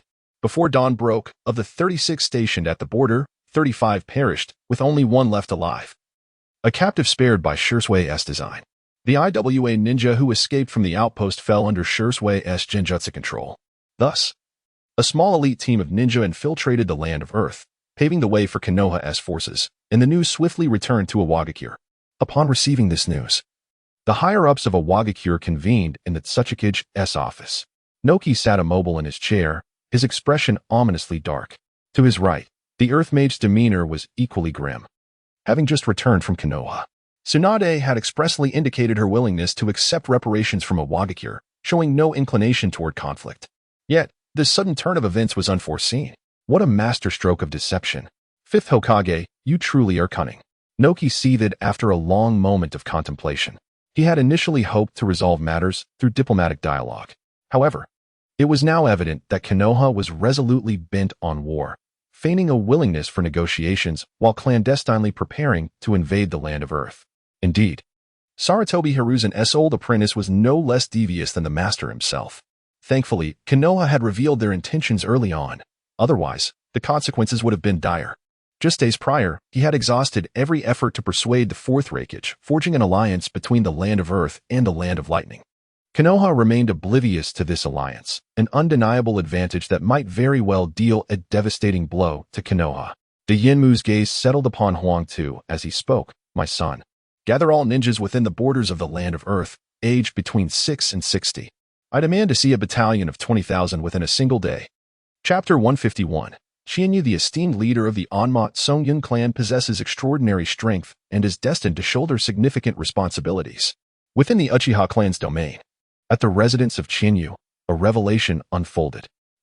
That the Yimu has unexpectedly allied with the Cloud Ninja Village. This truly caught me off guard, Qianyu mused, sipping tea while perusing the battle reports dispatched from the front lines.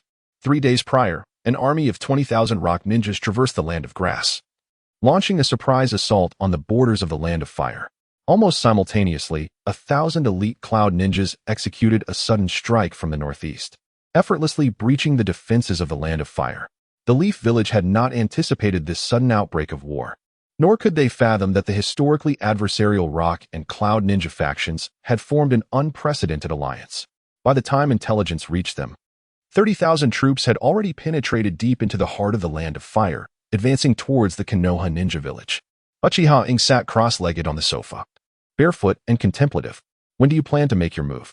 Shinyu casually tossed the battle report aside with a chuckle. Naturally, I shall wait until Tsunade personally comes to invite me. Tsunade was reluctant to instigate war at this moment. It was the Rock and Cloud ninjas who had taken the initiative. Surely, there is no reason to retreat at this juncture? Uchiha Ing rested her chin on her palm. The Yimu's dust release is quite formidable, and the Cloud ninjas are not to be trifled with. Besides the AB combination, there is also the Two-Tails Jinchuriki involved. This situation is rather troublesome. Indeed, it is challenging, but we must eliminate one faction before the two armies converge. Victory is assured. Curious, Uchiha Ing inquired. Which faction do you intend to eliminate first? The Cloud Ninjas or the Rock Ninjas? The Cloud Ninjas. Uchiha Ing nodded in agreement. In comparison to the Yimu, the Cloud Ninjas are indeed more manageable. No, it's not that simple. I merely wish to deal with the Yimu last. It's akin to a table laden with delicacies. One inevitably saves the most delectable dish for last. A flicker of concern crossed Uchiha Ing's eyes. The Manjiki Sharingan exerts considerable pressure on Jinchuriki, yet we cannot afford to be careless. Our adversaries are formidable. Shinyu approached Uchiha Ing, wrapping his arms around her slender waist. Whispering in her ear, rest assured, there is no one in the entire ninja world who poses a threat to me. His gaze grew increasingly fervent. Please, don't. Uchiha Ing recoiled. We have guests. Pay them no mind. In the adjoining room, Xiaonan, hearing the commotion from the living room, cursed silently and promptly covered her ears with paper.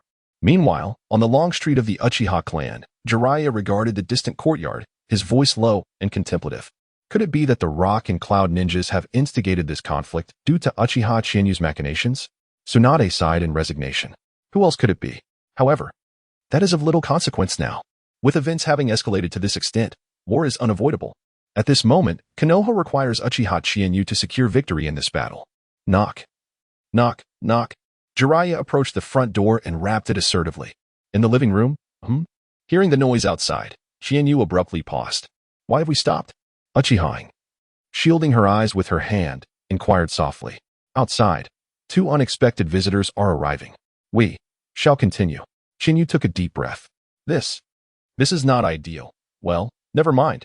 Outside, Tsunade and Jiraiya waited for quite some time in silence. Jiraiya wondered if Uchiha Chinyu might not be home. Beside him, Tsunade rolled up her sleeves, preparing to force her way inside. At that moment, two shadowy figures glided through the entrance, positioning themselves before Tsunade. Cloaked entirely in black, their crimson eyes glinted ominously. Ghost Shadow Ninjas. Tsunade gasped, her heart racing. Though they stood right before her, she sensed no trace of life emanating from them, as if they were mere puppets. Tsunade scrutinized the Ghost Shadow Ninjas, her voice firm. I am the fifth Hokage. The Ghost Shadow Ninjas remained utterly silent. Is Uchiha Chinyu at home? One of the ninjas nodded. Open the door and allow me entry. The Ghost Shadow Ninjas extended their arms, blocking Tsunade's path. Not letting me in, are you? Very well, please inform him that Tsunade seeks an urgent discussion. The Ghost Shadow Ninjas shook their heads. You insolent wretches. Tsunade fumed, delivering a powerful punch towards one of the Ghost Shadow Ninjas. The punch whooshed through the air with tremendous force, but upon impact, the ninja staggered back only slightly before regaining composure. Tsunade was taken aback. A typical Nin would have been annihilated by such a blow, yet this enigmatic figure remained unscathed. Uchiha Chinyu truly possesses numerous formidable techniques, she mused silently.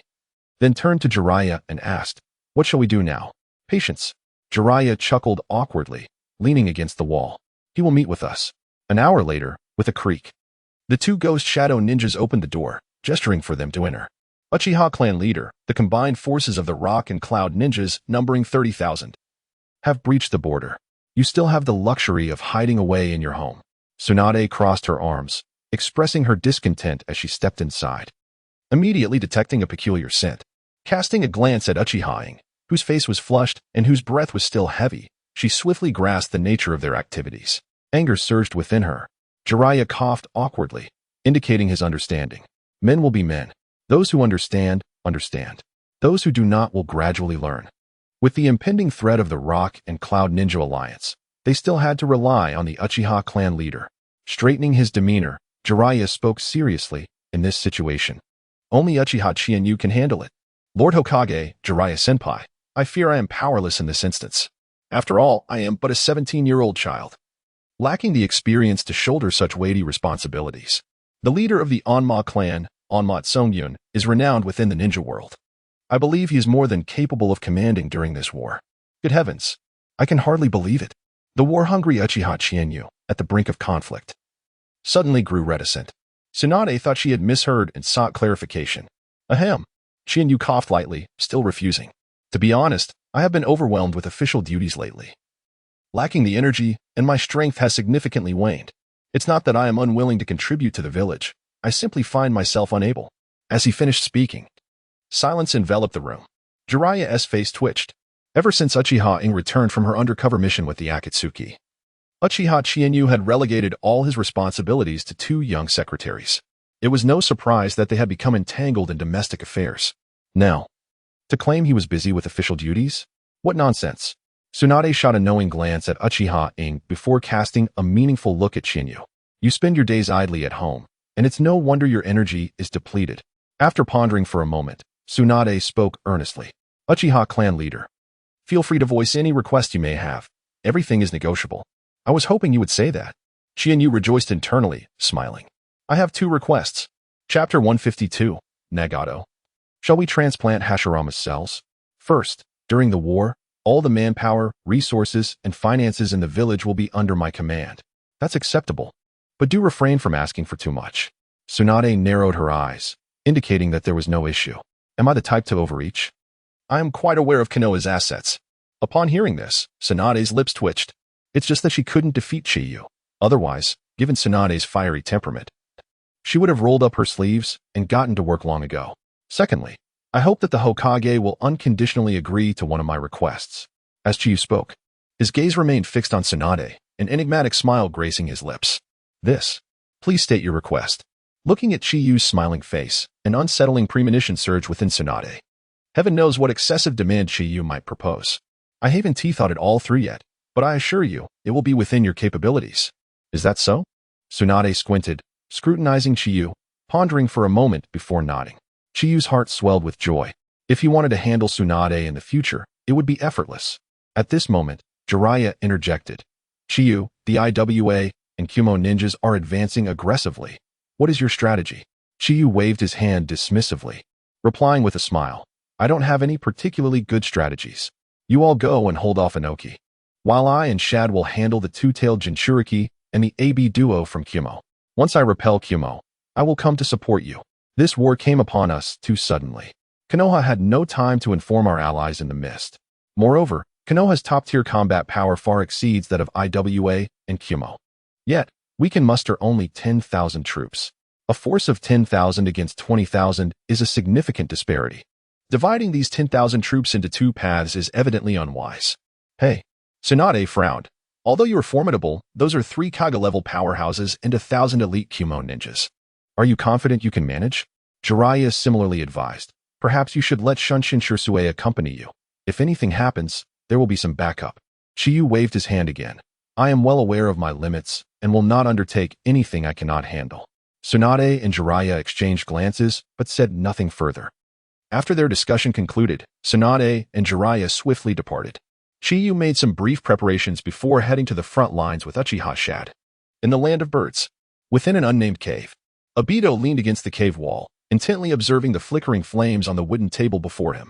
Since being defeated by Chiyu, the Akatsuki organization had retreated from the land of rain, relocating their base to the inconspicuous land of birds.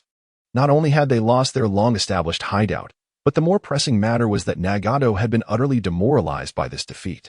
To this, Obito could only conclude that Nagato's will was excessively feeble.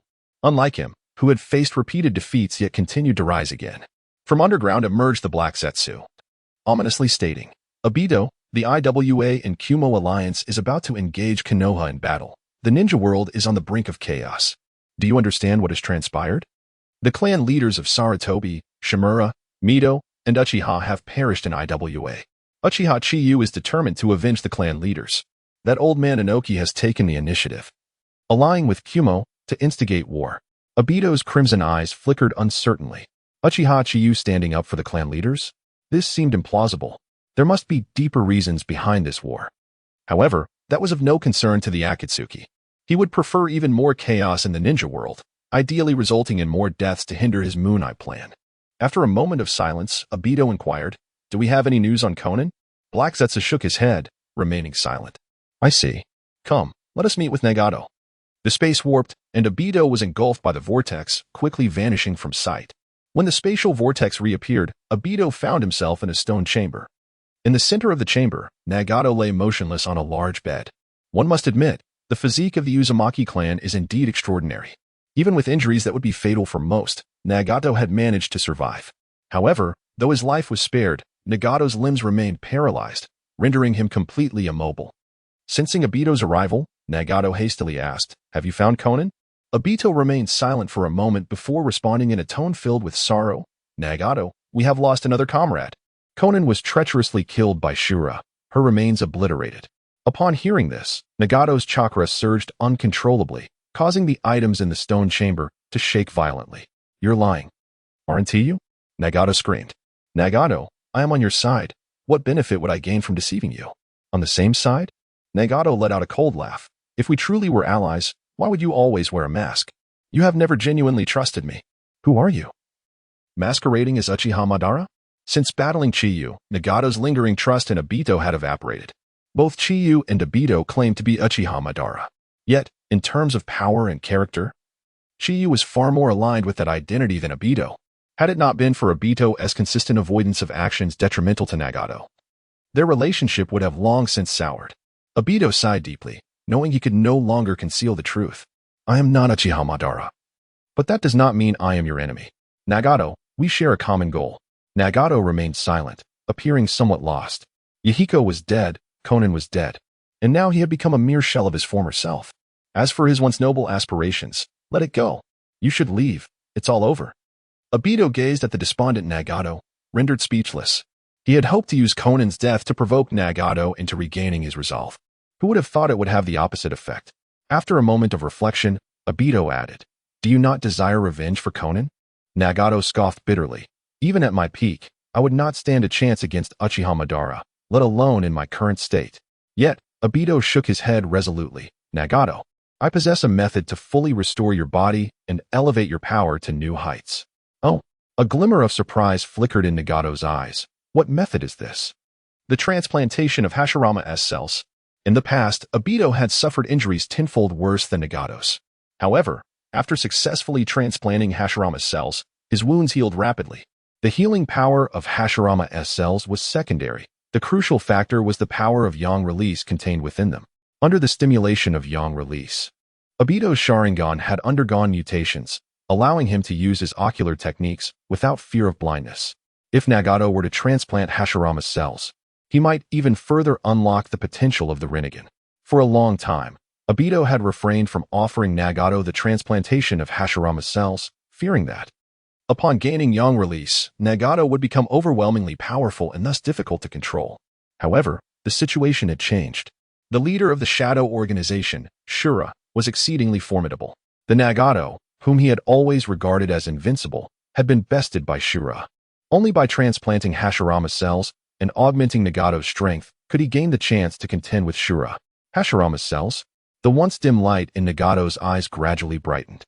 Hashirama Senju's power surpasses that of Uchiha Madara. Acquiring Hashirama's strength may very well provide him the opportunity to defeat Uchiha Madara.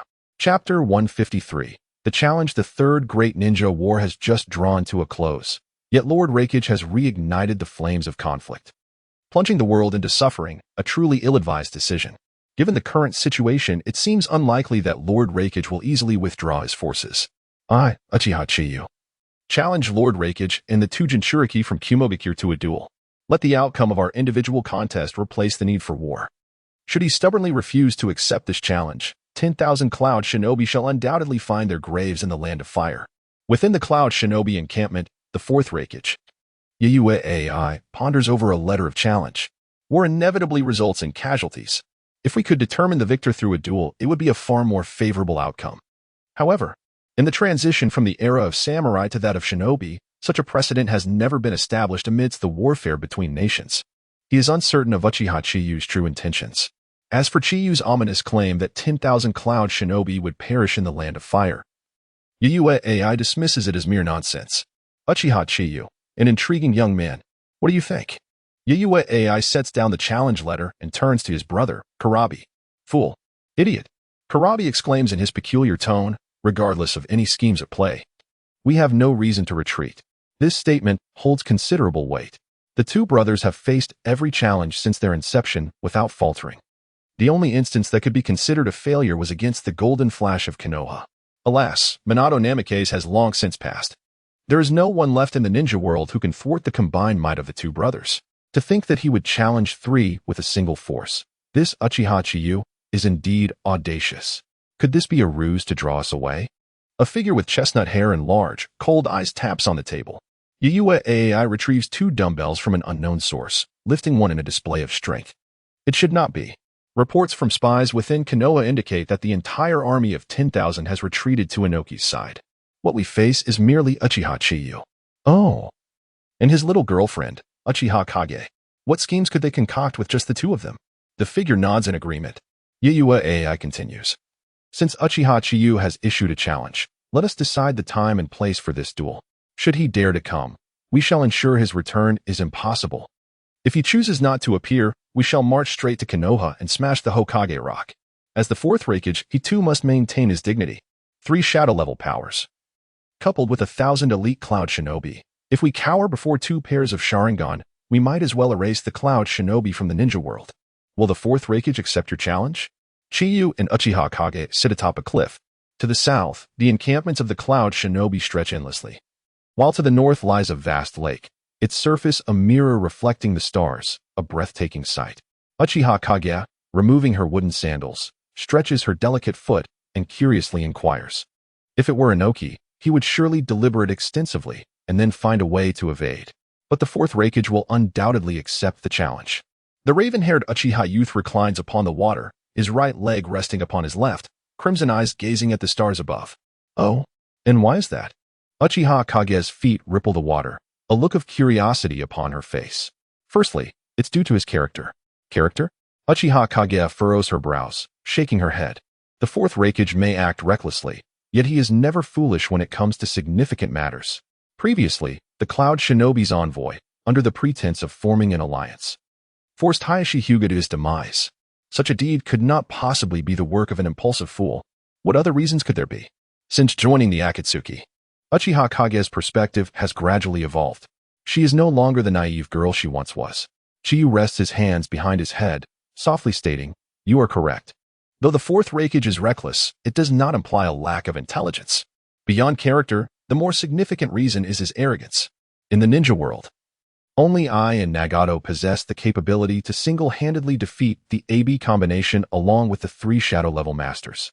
Yet the 4th Raikage remains unaware of my true strength. This is why he dares to accept the challenge. There are many who know of my identity as Azura, yet they are few. The 4th Raikage is certainly not among them. To him, Chiyu is merely a talented youth, strong yet unaware of his own limitations. That is indeed so. Uchiha Kage nods. Then adds, speaking of Nagato, how do you intend to deal with Konan? What do you wish to express? Uchiha Kage remains silent for a moment. Do not harm her. From Chiyu, she learned the intertwined stories of Nagato, Yahiko, and Konan. The tender-hearted girl cannot help but feel empathy. Reflecting upon her own heart, she muses.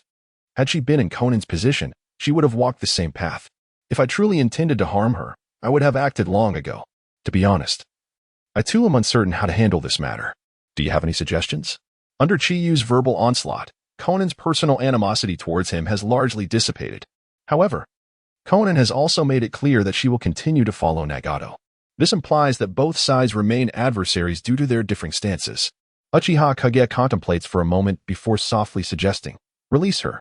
Oh, Chiyu inquires with curiosity, and the reason? If I were captured by the Akatsuki and subsequently released by Nagato, would you continue to trust me as before? Uchiha Kage does not answer directly but poses a question in return. Of course, Chiyu replies. Similarly, Nagato would always trust Konan. Uchiha Kage subtly understands Chiyu's intention, stating, Yet the masked man will undoubtedly not trust Conan. Indeed, Uchiha Kage affirms, if you were to reveal the masked man's true intentions to Conan, she would certainly not trust him either. Indeed, Conan trusts only Nagato. Two individuals who do not trust one another cannot possibly foster goodwill. Perhaps, under Conan's persuasion, Nagato may sever ties with Obito. Resolving the matter without the use of force would be ideal. Let us proceed as you suggest. At this moment, Uchiha Kage inquires again. What are you watching? The stars in the sky. Chiyu responds. Uft. Uchiha Kage chuckles sweetly. It seems you are brimming with confidence. Chiyu remains silent, feeling a distinct firmness against his abdomen. Uchiha Kage sits upon Chiyu's waist, her pale heel resting on his shoulder, her toes gently brushing against his ear. With arms wrapped around her chest, her two crimson eyes gaze intently at him. In moments of low energy, one often finds themselves lost in self-reflection. Yet when brimming with vigor, the mind seeks tasks to engage in. Those who understand will understand. For those who do not, perhaps a romantic endeavor would enlighten them. As the leader of the Uchiha clan, now joined by me, facing 4 opponents, how confident are you in your victory? Overwhelmed. Overwhelmed? So that implies you can still endure. Chapter 154. The Wheel of War. As Chinyu anticipated, the 4th Raikage accepted his challenge. The battleground was set on a plain less than 10 miles from the camp of the Cloud Ninja Army. Chinyu arrived early with Uchiha Ing at the designated location. As the appointed time approached, a dozen figures appeared before them. Indeed, it was the 4th Raikage, along with Killer B, Yumu, and the Shadow Guard. The 4th Raikage gazed into Chinyu's crimson eyes, murmuring to himself, remarkable eyes, at such a young age, he has awakened the Meijiki Sharingan. If only Uchiha Chinyu were granted a few more years to mature, no one in the ninja world could possibly subdue him. Alas, he will not have that opportunity. An offering of the Meijiki Sharingan should not be disregarded. Uchiha Chinyu, no need for further words. Let us commence the battle. Impatient by nature, the 4th Raikage shot a glance at Chinyu, tore off his white outer garment, revealing his robust chest. Yet, Chinyu showed no intention to strike. He surveyed the 4th Raikage, Killer B, and Yumu, then spoke in a deep voice. I believe the 3 of you can engage me together. The trio exchanged glances, and Yumu stepped forward, positioning himself over 10 meters away from Chinyu. The 4th Raikage and Killer B remained still. 3 against 1, an advantage in my favor. However, should all 3 attack at once, they risk losing their effectiveness in combat. Prior to this moment, they had deliberated to employ a rotating strategy, with the weaker Yumu initiating the engagement to gauge Chinyu's strength. Given Chinyu's willingness to face 3 opponents, he must possess considerable power. Yumu would likely falter, at which point the 4th Raikage could intervene to decisively defeat Chinyu. Even in the worst-case scenario, should Yumu be defeated, Chinyu would struggle to withstand the 3rd wave of Killer B's assault. Mousetail Bomb. Yumu swiftly formed hand seals, his chest inflating as he expelled over a dozen mouse-shaped chakra orbs. With great speed, these orbs surged towards Chinyu under Yumu's command. Chinyu's cold gaze remained devoid of emotion as he gripped the hilt of his blade at his waist, adopting a standard drawing stance. With a flicker of thought, sharp claws erupted from Yumu's fingertips. With a powerful leap, she darted toward Uchiha Chinyu, sensing the chakra within him stirring, her expression growing grave. Yet, what truly astonished her lay ahead. Uchiha style, sort of the fire god. In the blink of an eye, Chinyu vanished, reappearing behind Yumu. Blood trickled down the blade's tip as she collapsed to one knee, a deep gash marking her chest, crimson seeping from her fair skin. A howl of anguish escaped Yumu's lips, her face contorting in pain as she emitted a primal scream. Azure chakra poured from her body, and 2 long tails sprouted from her rear. This was the power of the Nakomata. A cold voice resonated in Yumu's mind, and she beheld a pair of crimson Meijiki. The once raging Nakomata abruptly fell still, her large pupils replaced by a pair of scarlet, 6-bladed Meijiki. If you had entered your tailed beast form immediately, you might have exchanged a few blows with me. But now, it is too late. In the material world, the azure chakra enveloping Yumu began to fade. She felt an overwhelming dizziness, unable to utter a word before losing consciousness. Chinyu subtly shifted his right foot, sending the injured Yumu tumbling before the 4th Raikage. Medical ninjas from the Shadow Guard rushed to treat her. Raikage-sama, it is your turn to enter the fray. The 4th Raikage's expression darkened as he regarded Chinyu. The opponent's strength surpassed his expectations. Such a swift and decisive defeat of Yumu was something even he could not achieve. Crackling blue-white electricity surrounded A, his golden locks standing on end. In an instant, he entered the lightning release chakra mode. With a flash, the Raikage appeared before Chinyu, leaping high and delivering a downward kick. Arai! Thunder Axe. The terrifying lightning chakra far exceeded that of the Chidori, combined with his exceptional taijutsu, a formidable force. Qianyu stood motionless, facing the Raikage's ferocious strike, merely raising his right hand to withstand the brutal ninjutsu. Oxeal. A thunderous roar erupted as the ground beneath them shattered upon impact. Yet, Qianyu remained unscathed. At that moment, the fourth Raikage chakra surged once more, wrapping his arms around Qianyu's waist, lifting him high before slamming him into the earth. Lightning release, explosive bomb. Killer Bee stroked his chin, murmuring, "No one can endure my brother's technique. Even if Uchiha Qianyu uses Susanoo to defend, he will emerge battered." The ground trembled violently, causing several nearby ninjas to wobble, with some weaker ones even falling to the ground. Is this all? A gentle breeze swept through, dispersing the dust as Qianyu slowly rose. He appeared disheveled but completely unharmed, not a single drop of blood marring his form. Golden rib-like structures emerged on his body, covered in a web of cracks. How was this possible? The Cloud Ninjas looked on in horror. It seemed that the Raikage was unable to overcome Uchiha Qianyu. The once confident crowd began to reassess their thoughts. Golden Susanoo? Wasn't Uchiha Qianyu's Susanoo purple? Killer Bee too was taken aback by Qianyu's unscathed condition. However, what surprised him more was the golden Susanoo that Qianyu had manifested. It is well known that no two pairs of Manjiki are identical, and neither can there be two identical Susanoo. The golden Susanoo was undoubtedly a hallmark of the shadowy figure known as Uchiha Madara. Its appearance on Uchiha Qianyu signified something profoundly significant. Could it be Killer Bee felt a wave of unease wash over him? He suddenly realized that the recent Allied assault on Konoha was a grave strategic blunder. Humph. Those involved are often blinded, while the observers see clearly. The fourth Raikage, oblivious to the underlying intricacies, seated upon hearing Qianyu's unabashed taunts. His chakra surged once more. Your power and speed have reached the limits of human capability. However, no matter how great one's strength, one cannot lift oneself. No matter how swift one's speed, one cannot leap into the sky by stepping on one's own foot. Qianyu slowly extended his right hand, his will in motion. The fourth Raikage's body began to float uncontrollably. Chapter 155. The true man. The essence of technique lies in transcending the limits of the human body. Alas, the skills you possess are inherently limited in potential. As he spoke, Qianyu's right hand grasped the hilt at his waist, and a blaze of flame ignited. His figure transformed into an afterimage, passing through the fourth Raikage. Uchiha style, solar halo dance. The fourth Raikage sustained deep wounds on his left shoulder, chest, and abdomen, exposing bone. Blood trickled down his hardened muscles. Clutching his chest, in the lightning release chakra mode, his cellular activity surged, gradually stemming the flow of blood. Although he had not reached the point of physical regeneration, his injuries would not worsen and, at the very least, would not hinder his combat abilities. When it comes to the development of lightning release, the fourth Raikage is indeed the foremost figure in the current ninja world. How could this fellow penetrate the armor of lightning release solely with swordsmanship? The fourth Raikage pondered briefly. In an instant, he appeared before Qianyu again, his arm slashing like a blade towards his forehead. Lightning torture, Chiyo dance. A cold snort echoed as the fourth Raikage beheld a pair of crimson, six-tomo Sharingan. The scene before him shifted rapidly, and before he could comprehend, he found himself in an unfamiliar courtyard. Rock formations, flowing water, a small bridge, and bamboo groves.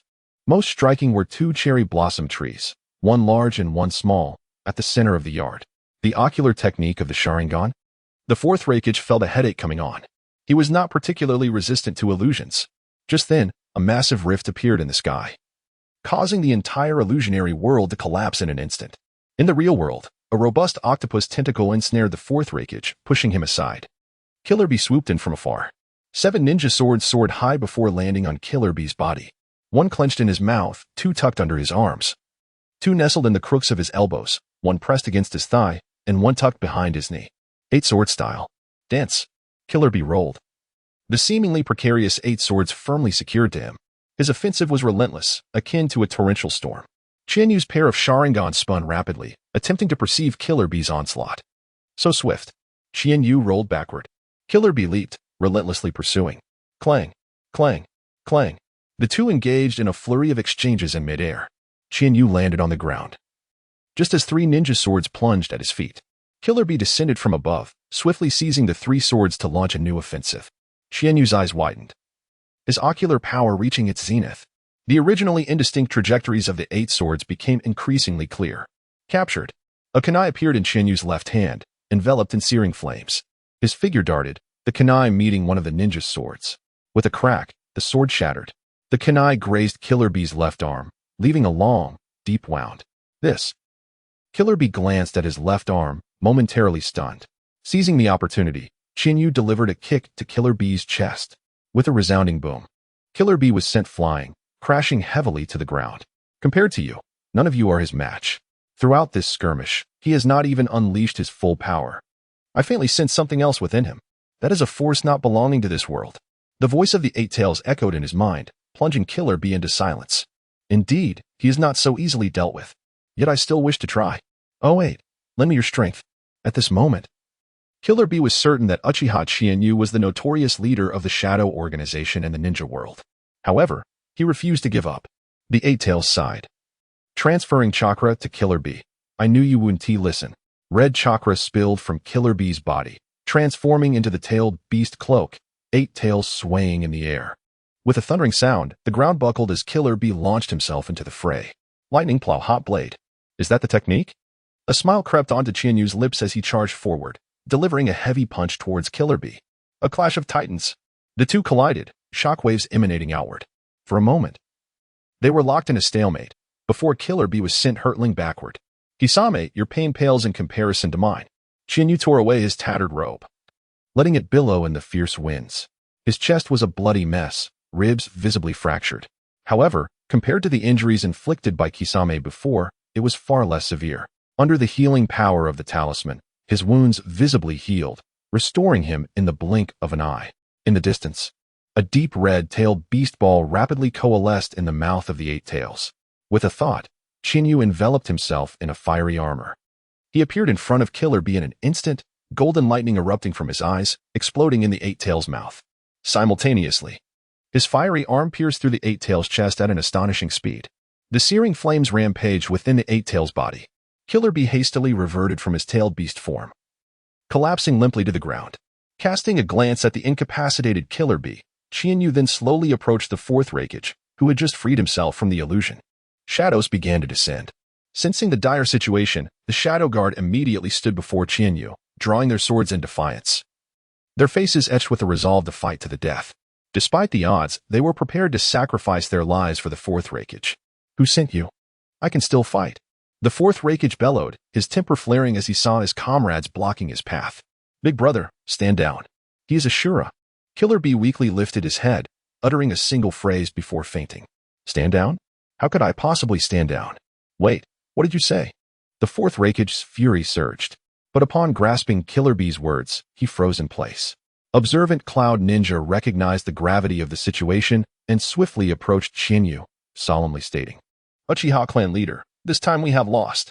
But if you wish to kill the fourth Raikage, I can assure you that 10,000 Cloud Ninja will fight to the last man. Unlike the infighting of Konoha, the Cloud Ninja are renowned for their unity in the ninja world. The Raikage holds unparalleled prestige. Qianyu harbored no doubts about the Cloud Ninja's resolve. In fact, he had never contemplated killing the fourth Raikage. First, it was unnecessary. Second, a living fourth Raikage is far more valuable than a dead one. Promise me two conditions. And Konoha will not pursue this matter. First, the Cloud Ninja must immediately head to another battlefield to assist Konoha against the Stone Ninja. The fourth Raikage contemplated for a moment, reluctantly nodding. He was thoroughly duped by Inoki this time. Had he known that Uchiha Chiba was the leader of the Shadow Organization, he would never have dispatched troops to the Land of Fire. Second, the two Jinchuriki from Kumogakure must come to Konoha as hostages. The fourth Raikage decisively shook his head, refusing. Impossible. That demand is too excessive. Qianyu gazed at the fourth Raikage with keen interest and remarked, so there's nothing to discuss then? Just then, with a crack, the fourth Raikage stepped forward, unperturbed, and snapped his right arm, discarding it on the ground. Sent to Konoha by the shinobi, I exchanged this arm for him. Are you satisfied with this outcome? What a man. Qianyu could not help but feel a flicker of admiration for the fourth Raikage. Though brash and seemingly a complete brute, he exhibited more responsibility than Sarutobi Hiruzen and Danzo combined. I can forego Killer Bee, but the shinobi must forever remain in Konoha. In addition, the Cloud Village must also deliver 2 hostages to the Hidden Leaf Village. Chapter 156, where Jiraiya casually tied his disheveled white hair into a rough knot. his hands swiftly forming seals. Little Jiraiya, what has transpired? A voice resonated as Fukasaku Sage leaped from the void, landing upon Jiraiya's right shoulder. This time, not only have we summoned the two of us, but three little ones as well. It seems the situation is dire. Shima Sage settled on Jiraiya's left shoulder, gazing thoughtfully at the ominous mass of rock ninja troops. War. Once again, war. Boom, boom, boom. Three dark figures plummeted from the sky, causing the earth to tremble. As the white smoke dissipated, three colossal toads from MT Miyaboku appeared behind Jiraiya. Mealtime. Service is not available. The irritable Gamabunta, pipe in mouth, gripped his short blade tightly, casting a fierce glare at Jiraiya. Brother, if it weren't for the pressing circumstances, Jiraiya wouldn't have summoned us all, cautioned Gamaken, who bore two ninja blades on his back, restraining the temperamental Gamabunta. Gamaken then positioned his shield in front of him, his expression grave as he stated, "They're coming." "What is it?" Gamabunta questioned, tapping the hilt of his sword lightly against Gamaken's forehead, perplexed. Without responding, Gamaken leaped high into the air. With a resounding crash, a steel fork shattered a massive boulder, 10 meters in diameter, hurtling from the distance. Concurrently, an increasing number of stones flew towards them. Gamaken drew his two ninja blades from his back, their gleaming edges slicing through the air, creating a distortion in the atmosphere. Dozens of boulders transformed into a rain of stones. Below, Jiraiya brushed the dust off his forehead, biting his finger to draw blood, inscribing sage markings upon his cheek. The enemy comprises Inoki, the Four-Tails Jinchuriki, and the Five-Tails Jinchuriki, Han. Additionally, there are 20,000 rock ninja troops. The Konoha side is at a disadvantage. The natural energy drifting through the heavens and earth surged into Jiraiya's body. Nearly 7 years had passed since the Third Shinobi World War, and yet, war had begun anew. It was precisely because of war that we established the Holy Land. Such is the inevitable fate of humanity, adept at self-destruction. The two sages mercilessly criticized the situation while their hands continued to form seals. With Konoha behind him, a single step back would result in the death of countless comrades. Everyone, I am aware that many will perish in this war today. However, Tsunade, vow that before I draw my last breath, I shall not allow a single rock ninja to advance. Tsunade unleashed the 100 healing jutsu, her body enveloped in seals. Standing upon the head of a slug, she proclaimed with unyielding spirit. Behind her stood an army of 10,000 spirited Konoha ninja. Jiraiya leaped several times, landing before Fugaku and Shursui. Fugaku, Shursui. Inoki will be engaged by Tsunade and myself. You two shall handle the Jinchuriki from the rock village. That is the only course of action, Shursui replied gravely. Fugaku, standing beside him, nodded solemnly.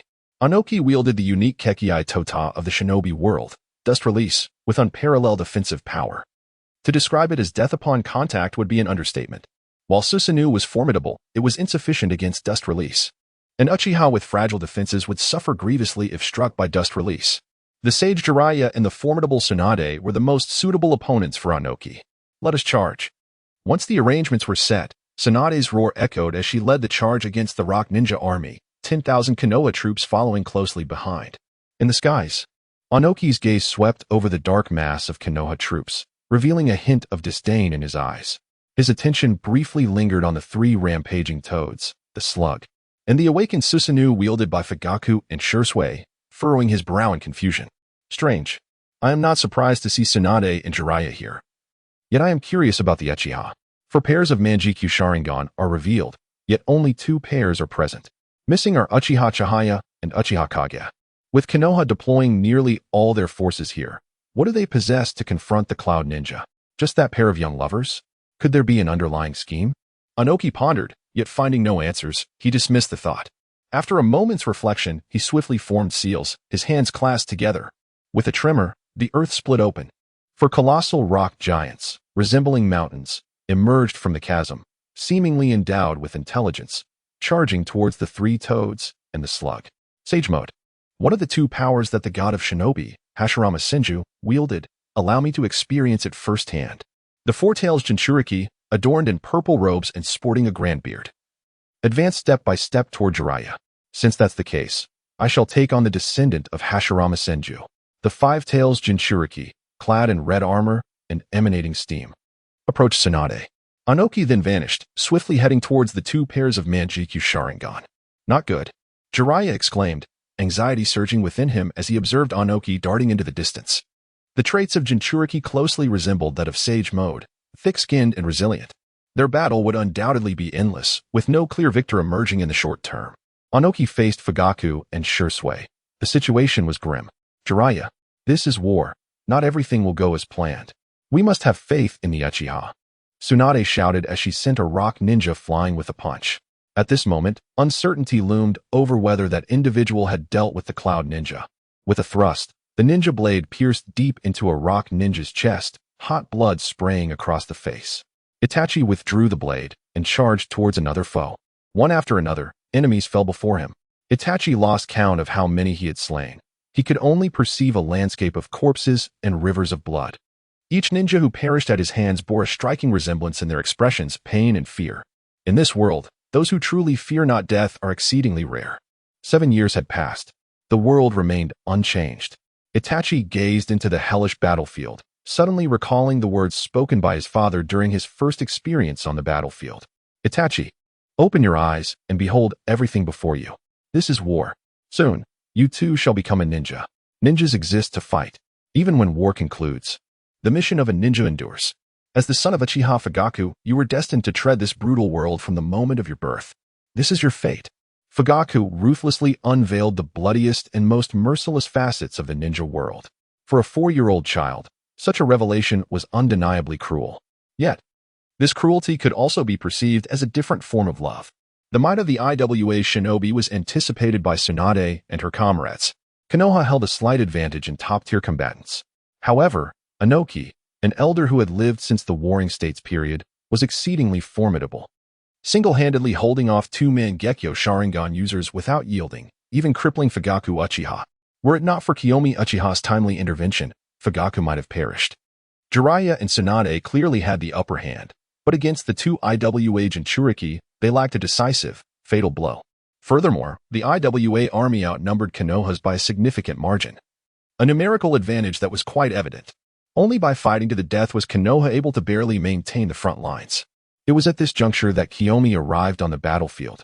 Inside the makeshift encampment, Fugaku sat slumped on the tatami, the sleeve of his missing arm fluttering in the breeze. Indeed, these older generation Kage-level shinobi are not to be underestimated. Shursui, who had always been confident in his abilities, was suddenly struck with a sense of frustration. Unlike Fugaku, he had sustained no injuries. His body flicker technique, coupled with his rudimentary flying thunder god technique, rendered him invincible. Yet, while he could not be defeated, neither could he defeat Onoki. Tsunade and Jiraiya were panting, their faces ashen. There were simply too many IWA shinobi. Even with Sage Mode and the strength of 100 seal, which allowed them to steadily overpower the 2 IWA Jinchuriki, they were still stretched thin. Unless one's personal combat prowess reached the pinnacle of Kage level, it would be difficult to cope with such a massive onslaught. We will assist you in repelling the IWA shinobi. And in exchange for the previous terms, all grievances will be forgiven. The one-armed 4th Raikage declared, casting a glance at the dispirited Tsunade and the others. Having been persuaded by Kiyomi, the 4th Raikage, Killer Bee, and Yujito, 3 Kage-level combatants, had rushed over without delay. With their addition, the fight against IWA would undoubtedly be much easier. Kiyomi had initially considered having the 4th Raikage lead 10,000 Cloud Shinobi straight to Inoki's lair, a classic diversionary tactic. Alas, the 4th Raikage adopted a scorched earth stance, refusing point blank. Kiyomi had no choice but to relent. Even a cornered dog will jump a wall, let alone the even more volatile 4th Raikage. Terms? Tsunade inquired. Her curiosity piqued as she glanced at the 4th Raikage. What terms? Humph. The 4th Raikage scoffed, remaining silent. This defeat was a great humiliation. Although he had lost to Kiyomi Uchiha, not Tsunade. Naturally, the 4th Raikage was unwilling to give Tsunade the satisfaction, just as Kiyomi was about to explain and rally morale. A series of violent explosions erupted outside. These were immediately followed by earth-shattering roars, faintly accompanied by the howls of beasts. It's the 2 IWA Jinchuriki. Jinchuriki were akin to war machines, their chakra reserves virtually inexhaustible, always ready for battle. For the past few days, the 2 Jinchuriki had been harassing them with raids, causing the Konoha forces considerable distress. How long has this been going on? Kiyomi frowned. As soon as we pursue, they immediately retreat. So, we've been forced to tolerate it.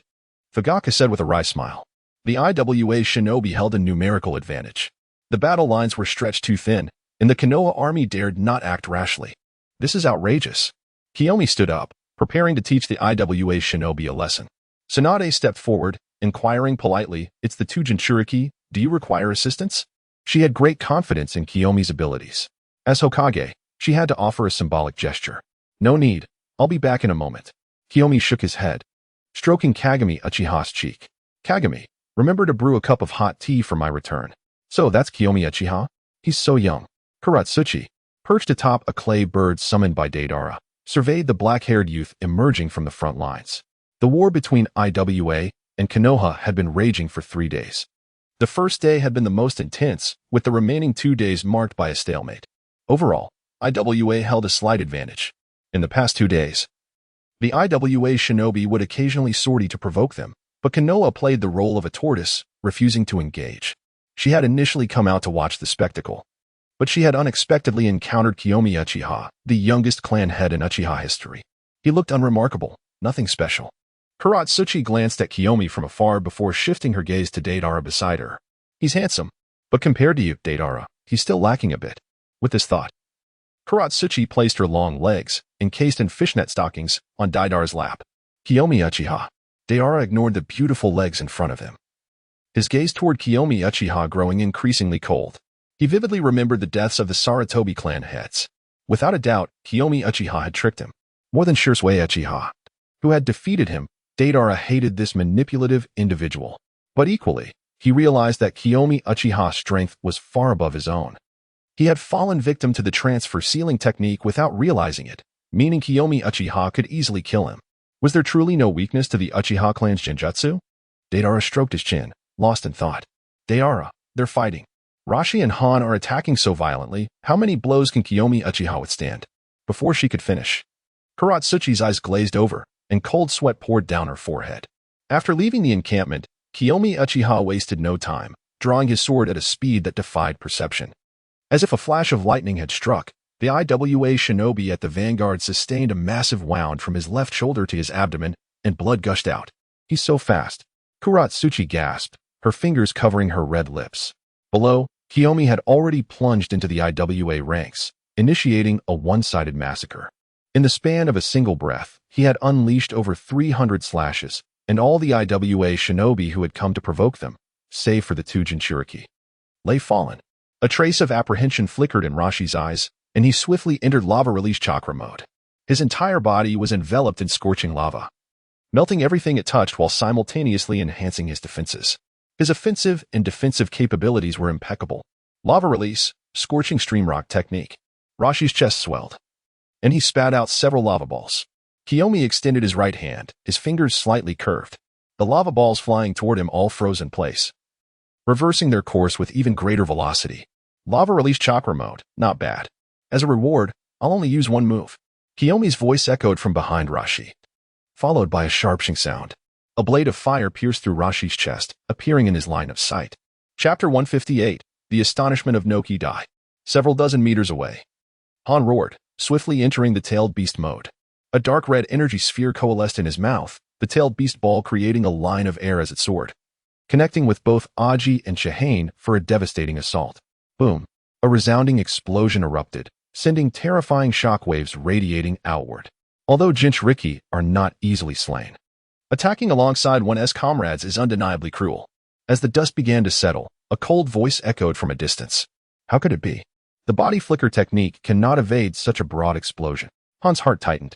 He endured the impact of a tailed beast ball, but it was evident that Uchiha Chihane was not gravely injured. Why evade?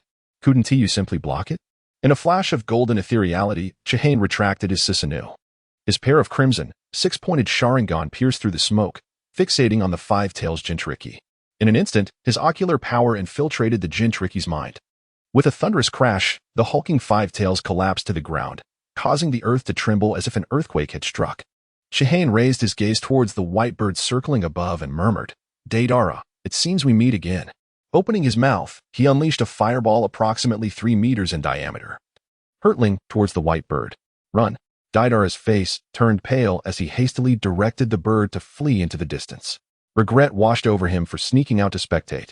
The prowess of Uchiha Chihane far exceeded his expectations. The two Jinchuriki of Sunagakure could not withstand even 10 moves against Chihane. Even Noki would struggle to achieve such a feat. Chihane watched the white bird retreat without any intention of pursuit. He carried the incapacitated Jinchuriki back to the camp. Upon Chihane tossing the two defeated Jinchuriki into the tent, everyone was left dumbfounded. The two formidable Jinchuriki, who had caused considerable trouble for the Leaf Army, were so effortlessly subdued by Chihane. Here you go. Uchiha Kage offered Chihane a cup of strong tea. Chihane took a sip and nodded. Ah, still warm. Chihane.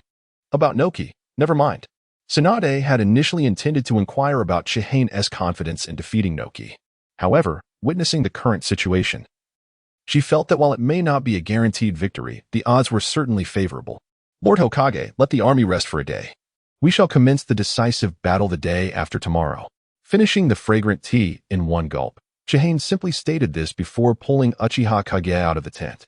These past few days had been filled with relentless activity. First, he dealt with the Cloud Ninja, then hurried over without pause. To say he had traveled 1,000 miles would not be an exaggeration. After all, Chihane was still a boy of less than 17. His energy was limited. Having endured consecutive fierce battles, his body ached from exhaustion. The upcoming battle was crucial to the outcome of the war, and thus, he needed to rest and recuperate. Gathering strength. Yes, that's it. Aim to subdue Noki within 100 moves. Bang. Upon hearing Daidar's report, Noki dropped the teacup in his hand, shattering it on the ground. Both Jinchuriki captured alive. Noki inquired once more. Indeed, Deidara forced a bitter smile. While he had escaped from Chihane's grasp, he understood well that it was not due to his own capabilities, but rather that Uchiha Chihane had chosen to let him go. Hearing Deidara's reply, Naka's heart sank deeper. Wasn't Uchiha Chihane supposed to be on the side of the Cloud Ninja? How could he suddenly appear here? The fourth Raikage led 10,000 Cloud Ninja. Even 1,000 pigs standing there to be slaughtered could endure for several days. What trickery were those damned Cloud Ninja playing at? Noki couldn't help but curse. What perplexed him further was the strength of Uchiha Chihane. Uchiha Chihane was on par with Uchiha Shisui. Having fought against Shisui, he knew he was a remarkably talented youth. In a few years, even Noki would struggle to suppress him. Chihane was reputed to be as formidable as Shisui, implying that his strength was likely comparable. Yet, to the extent of capturing two Jinchuriki alive? Capturing alive was far more challenging than defeating or killing. At that moment, an IWA ninja rushed into the tent. Kneeling on one knee and speaking solemnly, Lord Tsuchikage, a messenger from the Cloud Ninja seeks an audience. Let him in quickly. Noki ordered hastily. He had a multitude of questions weighing heavily on his mind. Killer Bee, shrouded in a dark cloak, hurriedly entered the tent. Upon seeing Noki, he removed his hood. Can you tell me what on earth your Cloud Ninja are up to? Noki wasted no time with pleasantries and got straight to the point. Killer Bee responded calmly. Lord Tsuchikage, our previous agreement is hereby nullified. 10,000 Cloud Ninja have begun to withdraw from the Land of Fire. What did you say? I must have misheard. Noki sprang to his feet, disbelief etched on his face. Killer Bee shrugged helplessly. I was quite clear, was I not? Not only that, but the Cloud Ninja have pledged allegiance to Uchiha Chihane, joining forces with the Leaf to combat the IWA Ninja. Currently, my brother is among the Leaf Army. The alliance between IWA and Cloud Ninja had lasted less than half a month. Given their historical animosities, Killer Bee harbored no fondness for Noki. His visit was merely a political maneuver. Should Noki insist on a desperate battle, not only would he risk his own life, but 2,000 IWA ninja might also perish alongside him. In such a scenario, the land of Earth could very well be erased from the ninja world. As the saying goes, when the lips are gone, the teeth are cold. The fourth Raikage did not wish to see this unfold, which is why he sent Killer Bee to warn Noki. Lord Tsuchikage, surrender. Preserve your strength. There remains a possibility for a resurgence. Noki's complexion turned pale. And after a moment of silence, he suddenly asked, Why? Why has your Cloud Ninja suddenly allied with the Leaf? Killer Bee gave a self-deprecating smile and replied, Of course. It is because we cannot win. The strength of the Leaf is far greater than what we perceive on the surface. To be frank, Uchiha Chihane holds another identity as the leader of the Shadow Organization, Azura. His words struck Naka's mind like a bolt from the blue. Upon returning from the Land of Rain, Noki had conducted some investigation into the identity of Azura. The individual claimed to be Uchiha Madara, a name Noki found hard to believe.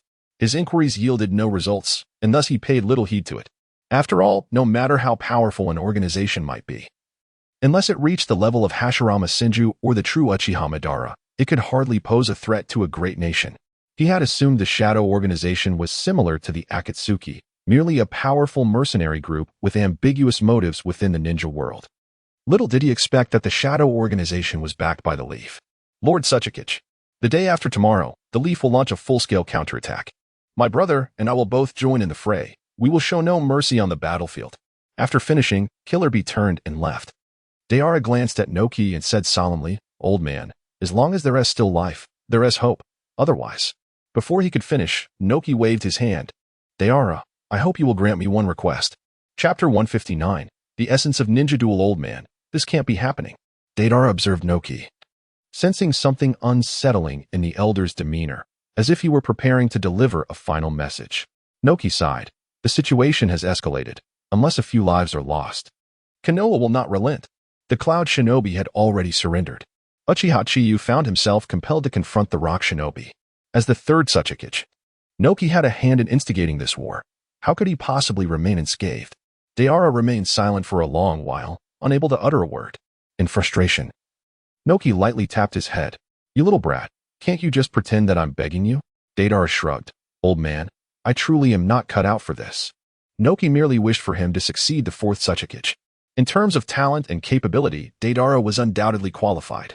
Unfortunately, his aspirations lay elsewhere. He sought art. The role of Tsuchikage entailed too many responsibilities and constraints. He yearned for freedom. Noki regarded Deidara with a knowing look. You will learn in time. After all, one inevitably grows. At that moment, Deidara was not yet the youth wholly devoted to art. There remained a softness in his heart. After pondering, he remarked, Just so you know, if I ever find myself unable to endure the solitude, I will certainly abandon my post. Do as you wish. Noki chuckled. As long as Deidara agreed for now, the future could be addressed later. Moreover, Noki did not believe that once Deidara ascended to the position of Tsuchikage, he would become a renegade shinobi. Even if, theoretically, the role could not keep Deidara tethered, Noki had another card to play. By the way, I entrust that girl Karatsuchi to you. She is naive. Do not let anyone bully her. Deidara placed a hand over his right eye, rendered speechless. Not only was he being offered the position of Tsuchikage, but now he was also being tasked with looking after a granddaughter. It seemed that escaping this responsibility in the future would be quite the challenge. Before long, the time for Konoha's counterattack arrived. Beneath the rising sun, Chiyu traversed the air.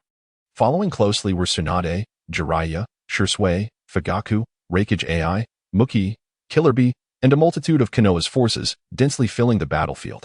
On the opposite side, Noki floated alone in the void, commanding 20,000 rock shinobi to steadfastly hold the front line. He stood ready to sacrifice himself before Uchiha Chiba or the entirety of Konoha's army. He had accepted this fate. Before long, Chiba floated 10 meters away, gazing at Noki with calm eyes. It was evident that Noki was already aware of Chiba's capabilities. Yet, at this juncture, concealment was no longer necessary. Noki, with a solemn look, inquired, Uchiha clan leader, if I had agreed to give you 200 million in remuneration that day in the Rain Village, could today's situation have been avoided? Chiyu shook his head decisively, a smile gracing his lips.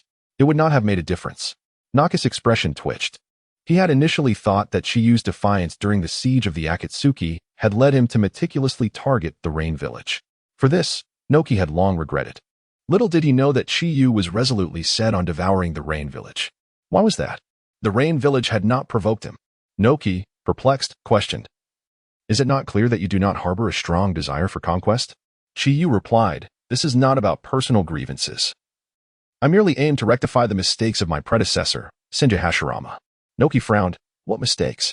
Senju Hashirama quelled the chaos and established the system of one village per nation. However, after his passing, war reignited in the shinobi world, resulting in 3 great ninja wars. In these few decades, the number of sacrifices has not diminished. Some clans have even vanished entirely from the shinobi world. Hashirama should have led the Konoha army to conquer the other 4 nations. In my view, the shinobi world should be reduced to a single nation. Chiyu's voice lowered, meant for Naka's ears alone. Noki fell into a deep silence. Uchiha Chiba sought to unify the shinobi world. It seemed that not only the Rain Village, but other shinobi villages would also face calamity. After a long pause, Noki posed a final question. Apart from your Sharingan, from where do your other powers originate? Noki was well aware of the Uchiha clan's prowess, reliant on the Manjiki Sharingan. Yet Chiyu, or rather, the Uchiha Chiyu, evidently possessed additional abilities. For instance, his exceptionally rare flight capability, formidable fire techniques, rapid healing from severe injuries, and the enigmatic power of intangible strength. These powers were not typical of an Uchiha. It was indeed perplexing. Chiyu smiled without responding. There was no need for explanation. Nor could he provide one. Noki recognized Chiyu's intent to conceal and refrained from further inquiry. The countdown to death had officially commenced. Noki felt a fleeting shadow pass by, a cold voice resonating from behind him. With a swift motion, a fiery sword pierced through Naka's chest, flames flickering at the blade's tip. Yet, with a resounding crash, it was revealed that Noki had employed the rock clone technique, evading Chiyu's approach. Although he was not Chiyu's match, Noki was not about to surrender easily. This was a matter of dignity for a shadow-level powerhouse, especially for Noki, who bore the will of stone, unyielding in spirit. "Where are you?" Noki glanced around, unable to find Chiyu's figure, as if he had completely vanished. Snake talismans, invisibility. Suddenly, Noki bellowed, his right hand enveloped in rock, striking at the empty space to his left without warning. With a resounding boom, debris flew, and Noki launched himself like a projectile. Chiyu emerged from the void, racing towards Noki. Dust release, original world stripping technique. Chiyu not only possessed flight capabilities, but his speed was astonishing. The aerial advantage Noki had relied upon was instantly negated. As Chiyu closed in, Noki hastily executed the dust release technique. A conical mass of dust rapidly expanded between his palms. Chiyu frowned, shifting his body to the left. The destructive power of dust release was unparalleled, having even obliterated the complete Susanoo of Uchiha Madara in the original story. In terms of technique, only the Rinnegan's sealing abilities could effectively counter dust release. However, no matter how formidable a technique was, it was ultimately wielded by a human. Chiyu could not contend with dust release, but his target was not the technique itself. Rather, it was Noki. In subduing Noki, Chiyu felt confident. The essence of a duel between ninjas boiled down to the contest of speed, strength, chakra, and other fundamental abilities. For instance, when Uchiha Madara unleashed a fire technique, it rivaled forbidden arts.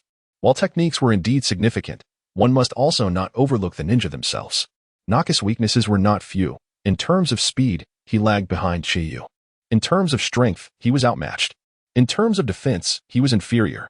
What could he possibly use to contend against Chiyu? Chapter 160. Farewell, Serpent. And such detestable eyes. Noki hovered in midair, his once magnificent cloak now tattered and torn. His complexion was pale and haggard, occasionally heaving a sigh as he rubbed his weary back. Shadow clone technique. Chihei whispered, and 7 clones materialized before him, vanishing along with his true form into the ether. Yet again, this technique. It bore resemblance to the body flicker technique, yet was distinctly different. Noki felt a wave of dizziness, his hands spreading wide as a transparent cube rapidly expanded. Boom, boom, boom. 6 plumes of white smoke erupted, causing the shadow clones to dissipate. However, from above and behind, 2 heavy fists struck simultaneously at Noki's head and back. Empowered by the might of the Ox Charm, Chie's punch was capable of shattering hills and diverting rivers. Naka's battered flesh, already bruised and broken, could scarcely withstand Chihei's full-force assault. Gasp! A mouthful of blood erupted from his lips, his consciousness gradually fading. 10 miles away from the battlefield, in a dense forest, 2 figures perched atop the treetops. One, tall and slender, was particularly striking in her backless attire, revealing a fair and beautiful back. This was Yakura. Yakura withdrew her gaze to the charming girl beside her.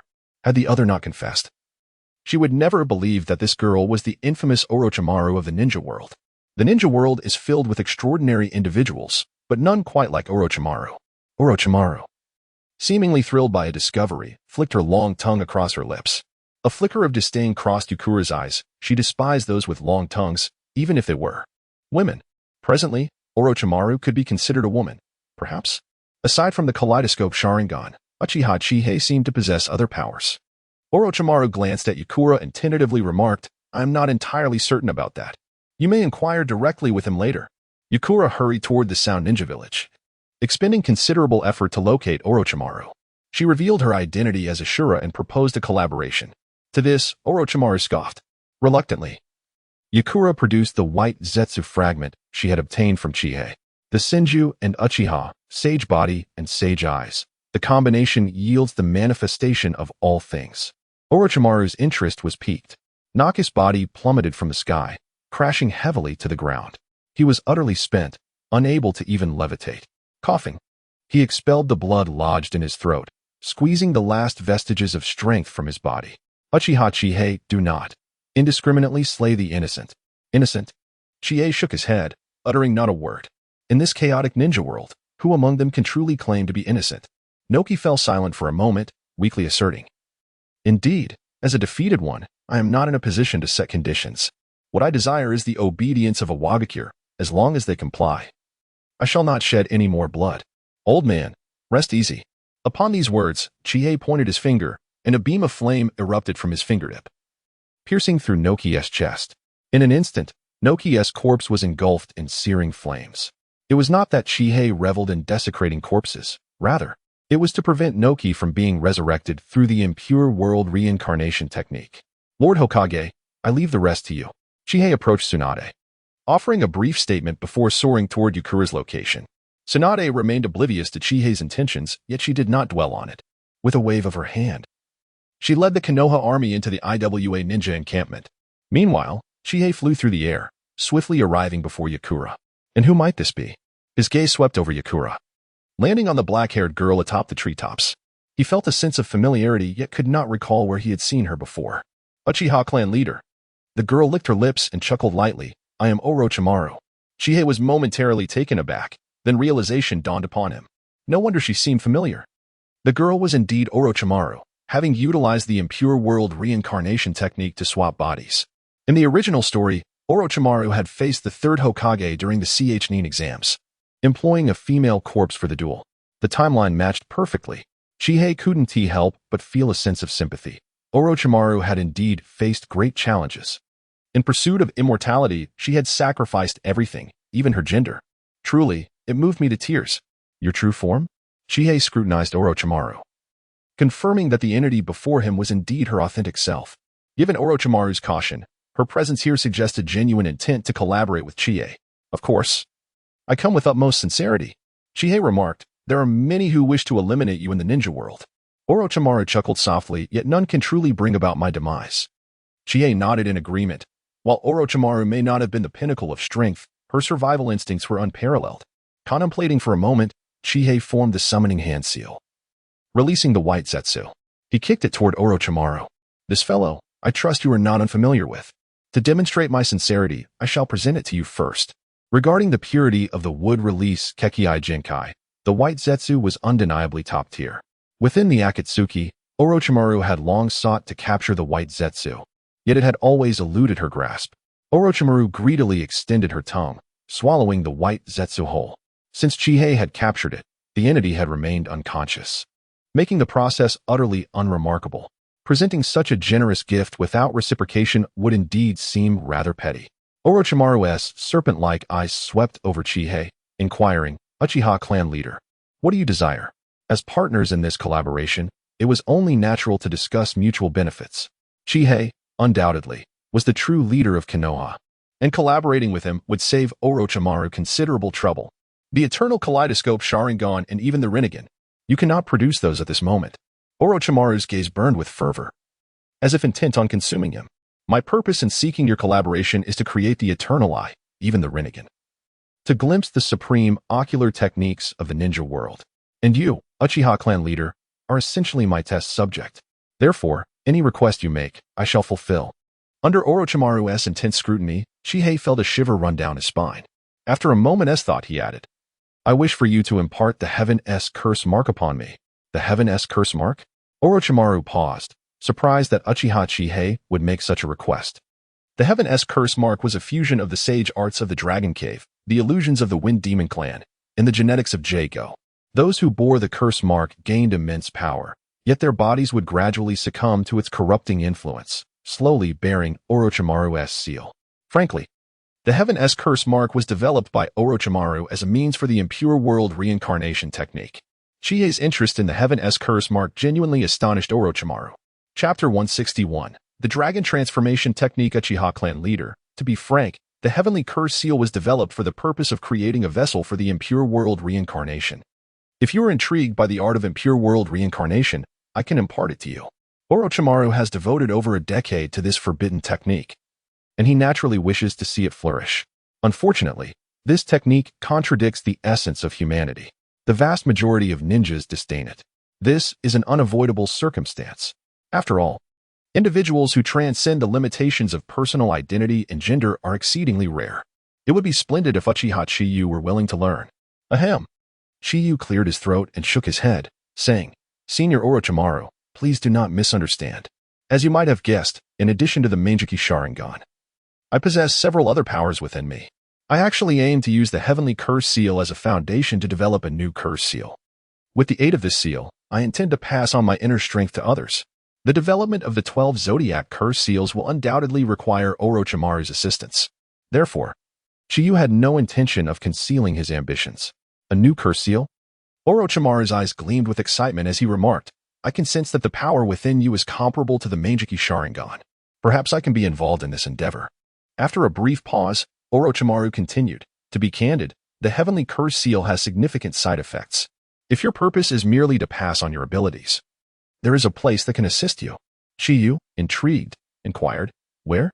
The Dragon Cave. It houses the Dragon Transformation technique, and the Curse Seal is developed based on that technique. Speaking of the origins of the creation of Curse Seals, it harkens back to Jiraiya.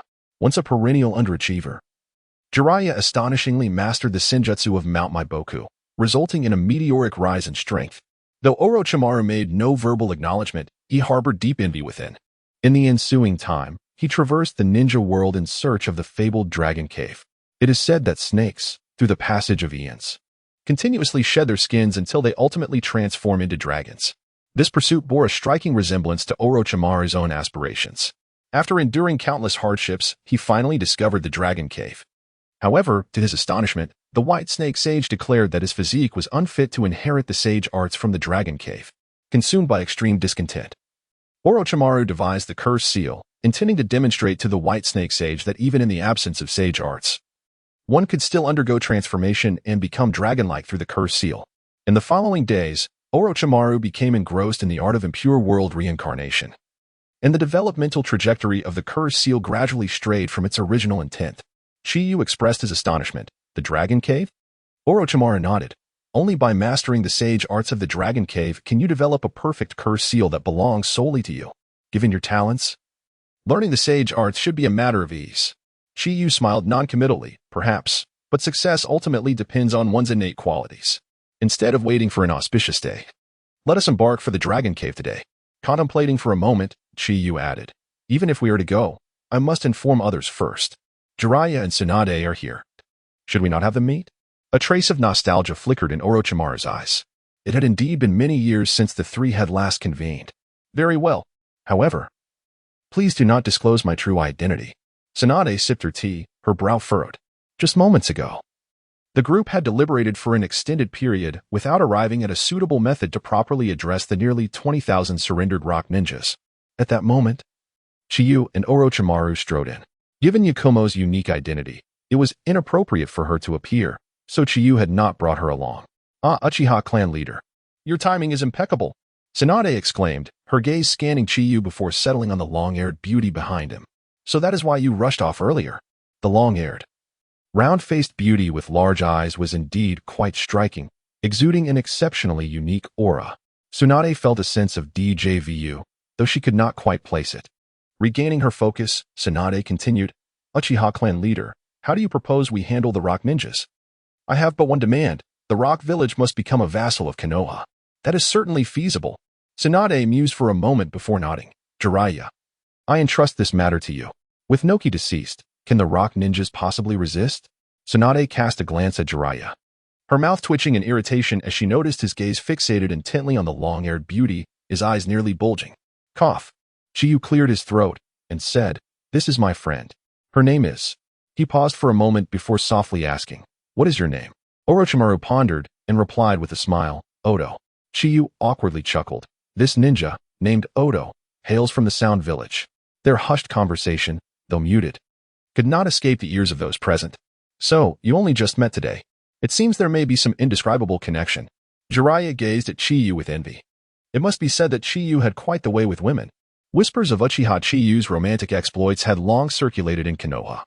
Tales of him frequenting brothels in broad daylight and monopolizing the affections of a lonely woman from a small nation. Upon reflection, there was a high probability that the rumors held a grain of truth. Chiyu too noticed Jiraiya's gaze brimming with predatory intent and felt an overwhelming surge of indignation. With a hint of mischief, he remarked, "Senior Orochimaru, Odo harbors great admiration for you. Her primary purpose for visiting the Land of Fire was to meet you. In the coming days, you two should endeavor to converse more deeply."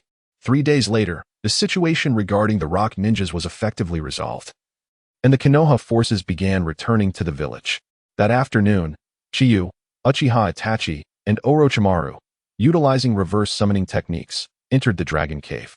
In comparison to Mount Maiboku and the Forest of Dead Bones, the Dragon Cave was considerably less renowned. Rumors had long circulated within the ninja world that those who entered the Dragon Cave to cultivate sage arts, if unsuccessful, would be devoured by the White Snake Sage. While such tales may have been exaggerated, Orochimaru had previously ventured to the Dragon Cave and had emerged unscathed. Nonetheless, the Dragon Cave retained a reputation among ordinary ninjas as a place of darkness and malevolence. No sooner had the three entered the Dragon Cave than the White Snake Sage opened her eyes. With a mere thought, the three divine maidens, who had dwelt within the Dragon Cave for over a millennium, materialized before her. "Welcome, esteemed guests. Please go and greet them." Esteemed guests? The three divine maidens exchanged puzzled glances. Those who entered the Dragon Cave typically fell into one of two categories, either contractees or prey. It seemed that this time, the visitors were of a different ilk. The three divine maidens floated gracefully through the air, making their way toward the entrance of the Dragon Cave. Before long, they encountered Chiyu and his companions. "Isn't that Orochimaru? How has he transformed so drastically in just a few days?" The maiden, Ichikishima, whose appearance resembled that of a 15 or 16-year-old, squinted her eyes at the long-haired beauty now embodying Orochimaru. As a divine maiden who had lived for millennia and successfully shed her serpentine form to take on human appearance, it was only natural that she could see through Orochimaru's disguise. Though Orochimaru had altered her external form, the chilling aura inherent to serpents remained unmistakably intact. Chapter 162. The transaction. Orochimaru wore a grim expression, remaining silent. He was no stranger to the three divine goddesses who had transformed into human forms before him, the three goddesses of the Dragon Cave, Tenshin, Ichikishima, and Takuji. The youngest among them, Ichikishima, appeared to be merely 15 or 16 years old, yet she had lived for over 1,000 years. Years ago, Orochimaru had ventured to the Dragon Cave in search of the White Snake Sage to cultivate his sage arts. However, he never even caught a glimpse of the sage, being promptly sent away by the three goddesses instead. Deep down, Orochimaru, who was inherently proud and ambitious, harbored resentment towards them and certainly wouldn't show them any kindness. The beautiful and mature Takuji, in her late 20s, cast a glance at Chinyu, her eyes sparkling, her fair face flushed with excitement, and saliva pooling in her mouth. For reasons unknown, this man before her evoked a hunger she had not felt in centuries. She was drawn to his very being. This must be the esteemed guest her grandmother had mentioned. "Please, follow me." The enchanting Tenshin, appearing around 20, surveyed Chinyu with her dark crimson eyes, similarly experiencing a primal urge to consume. It seemed to be an instinct akin to that of serpents. Did the White Snake Sage already know we were coming? The transformation technique passed down in the Dragon Cave was undoubtedly the pinnacle among the three sacred lands. The presence of these three transformed goddesses was proof of that. Even after living for a millennium, the Great Toad Sage and the Slug Sage had failed to achieve such transformation. Ichikishima circled Chinyu, her nostrils flaring as she drew closer, nearly pressing herself against him, her mouth slightly agape, revealing sharp fangs. "Grandmother has permitted us to personally receive you. What makes you so special?" Among the three, Ichikishima was the youngest and least skilled, unable to discern Chinyu's uniqueness. She was simply filled with curiosity. In the past, ninjas who visited the Dragon Cave had to undergo trials set by the three goddesses before they could meet the White Snake Sage. Those who failed would naturally become the goddess's sustenance. Chinyu furrowed his brow and took a step back, feeling as though he were trapped in a den of serpents. These three goddesses were, to put it bluntly, transformed female demons. Demons, after all, were known to consume humans. "Let us not waste any more time. Grandmother is waiting," Takuji said, pulling Ichikishima aside and waving her hand, creating a dark spatial portal in the air. "This way, esteemed guest. You two, come along as well." As Qianyu observed the three snake spirits encircling him, a shiver ran down his spine. He regretted coming to the dragon cave. It seemed that escaping this den of serpents unscathed would not be an easy feat. Grasping Uchiha Kage's small hand, he stepped cautiously into the portal. In the dim and damp cave, Qianyu, Uchiha Kage, and Orochimaru stood before a stone bed. An elderly woman clad in a white robe, with dark red hair and a black round hat, puffed on a pipe while scrutinizing Qianyu. He remained motionless, his gaze steady upon the white snake sage. Ninjas who came here to cultivate their skills had to pass 3 trials before being taught sage arts. You are the first to arrive directly here. After a long pause, the white snake sage broke the silence. What an honor! Qianyu inquired curiously.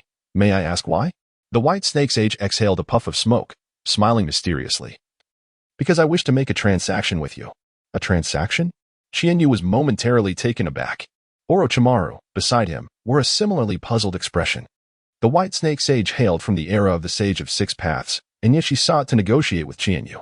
Although Uchiha Qianyu was remarkable, it was hard to believe he warranted the white snake sage's attention. Uchiha Kage's eyes flickered as she sensed something.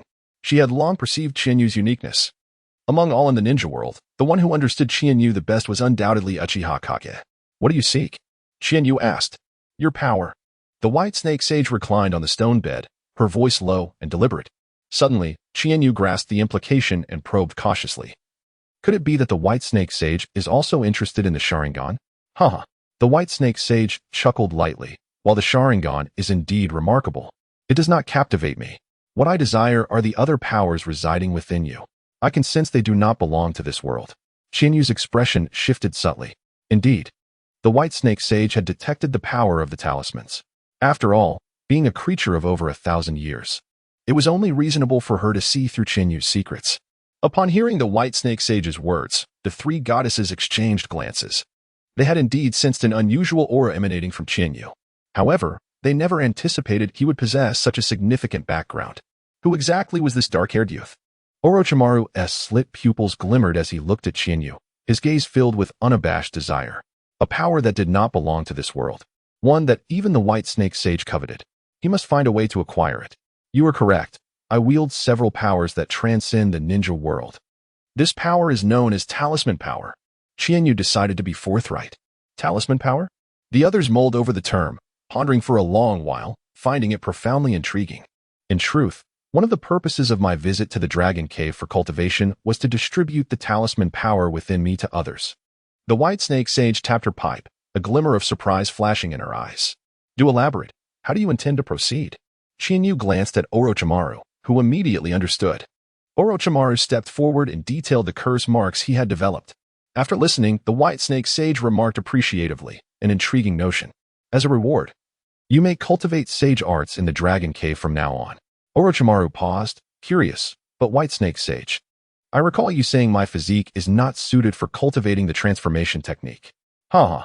The white snake sage laughed heartily before continuing. If I say you are suitable, then you are suitable. If I say you are not, then you are not. Understand? Goodness. Orochimaru felt speechless. He realized he had been deceived by the white snake sage. The sage alone held dominion over the transformation technique. Who could truly determine what was suitable? It was utterly absurd. Qianyu silently cursed, then added, once I complete the curse marks, I will certainly leave a portion of talisman power in the Dragon Cave. However, the white snake sage shook her head. Through the inheritance of curse marks, even if it were feasible, the power obtained would merely be a pale imitation. I intend for this power to be passed down eternally. Eternally passed down? Such grand ambition. By your account, this transaction is hardly beneficial for me. The 12 talismans, aside from those considered less valuable such as sheep, snake, tiger, and monkey, each possess immense worth. They cannot be compared to the mere transformation technique. Indeed, it is not advantageous. The white snake sage nodded. How about this? You may send 10 exceptionally talented individuals here each year to cultivate the transformation technique for a period of 500 years.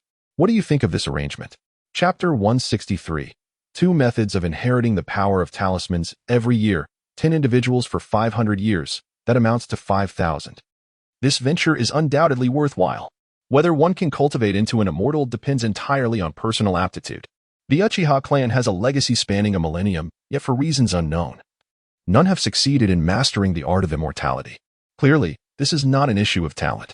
The three great sacred lands seem to hold little regard for the Uchiha. Seizing this opportunity to befriend the White Snake Sage appears to be an exceptionally wise transaction. Suddenly, Chinyu recalled something and curiously asked, White Snake Sage, do you possess any methods to pass on the power of talismans? The White Snake Sage smiled mysteriously. The human body is one of the most intricate structures in existence. Though I am uncertain how you acquired the power of talismans, I believe it is deeply rooted within your genes.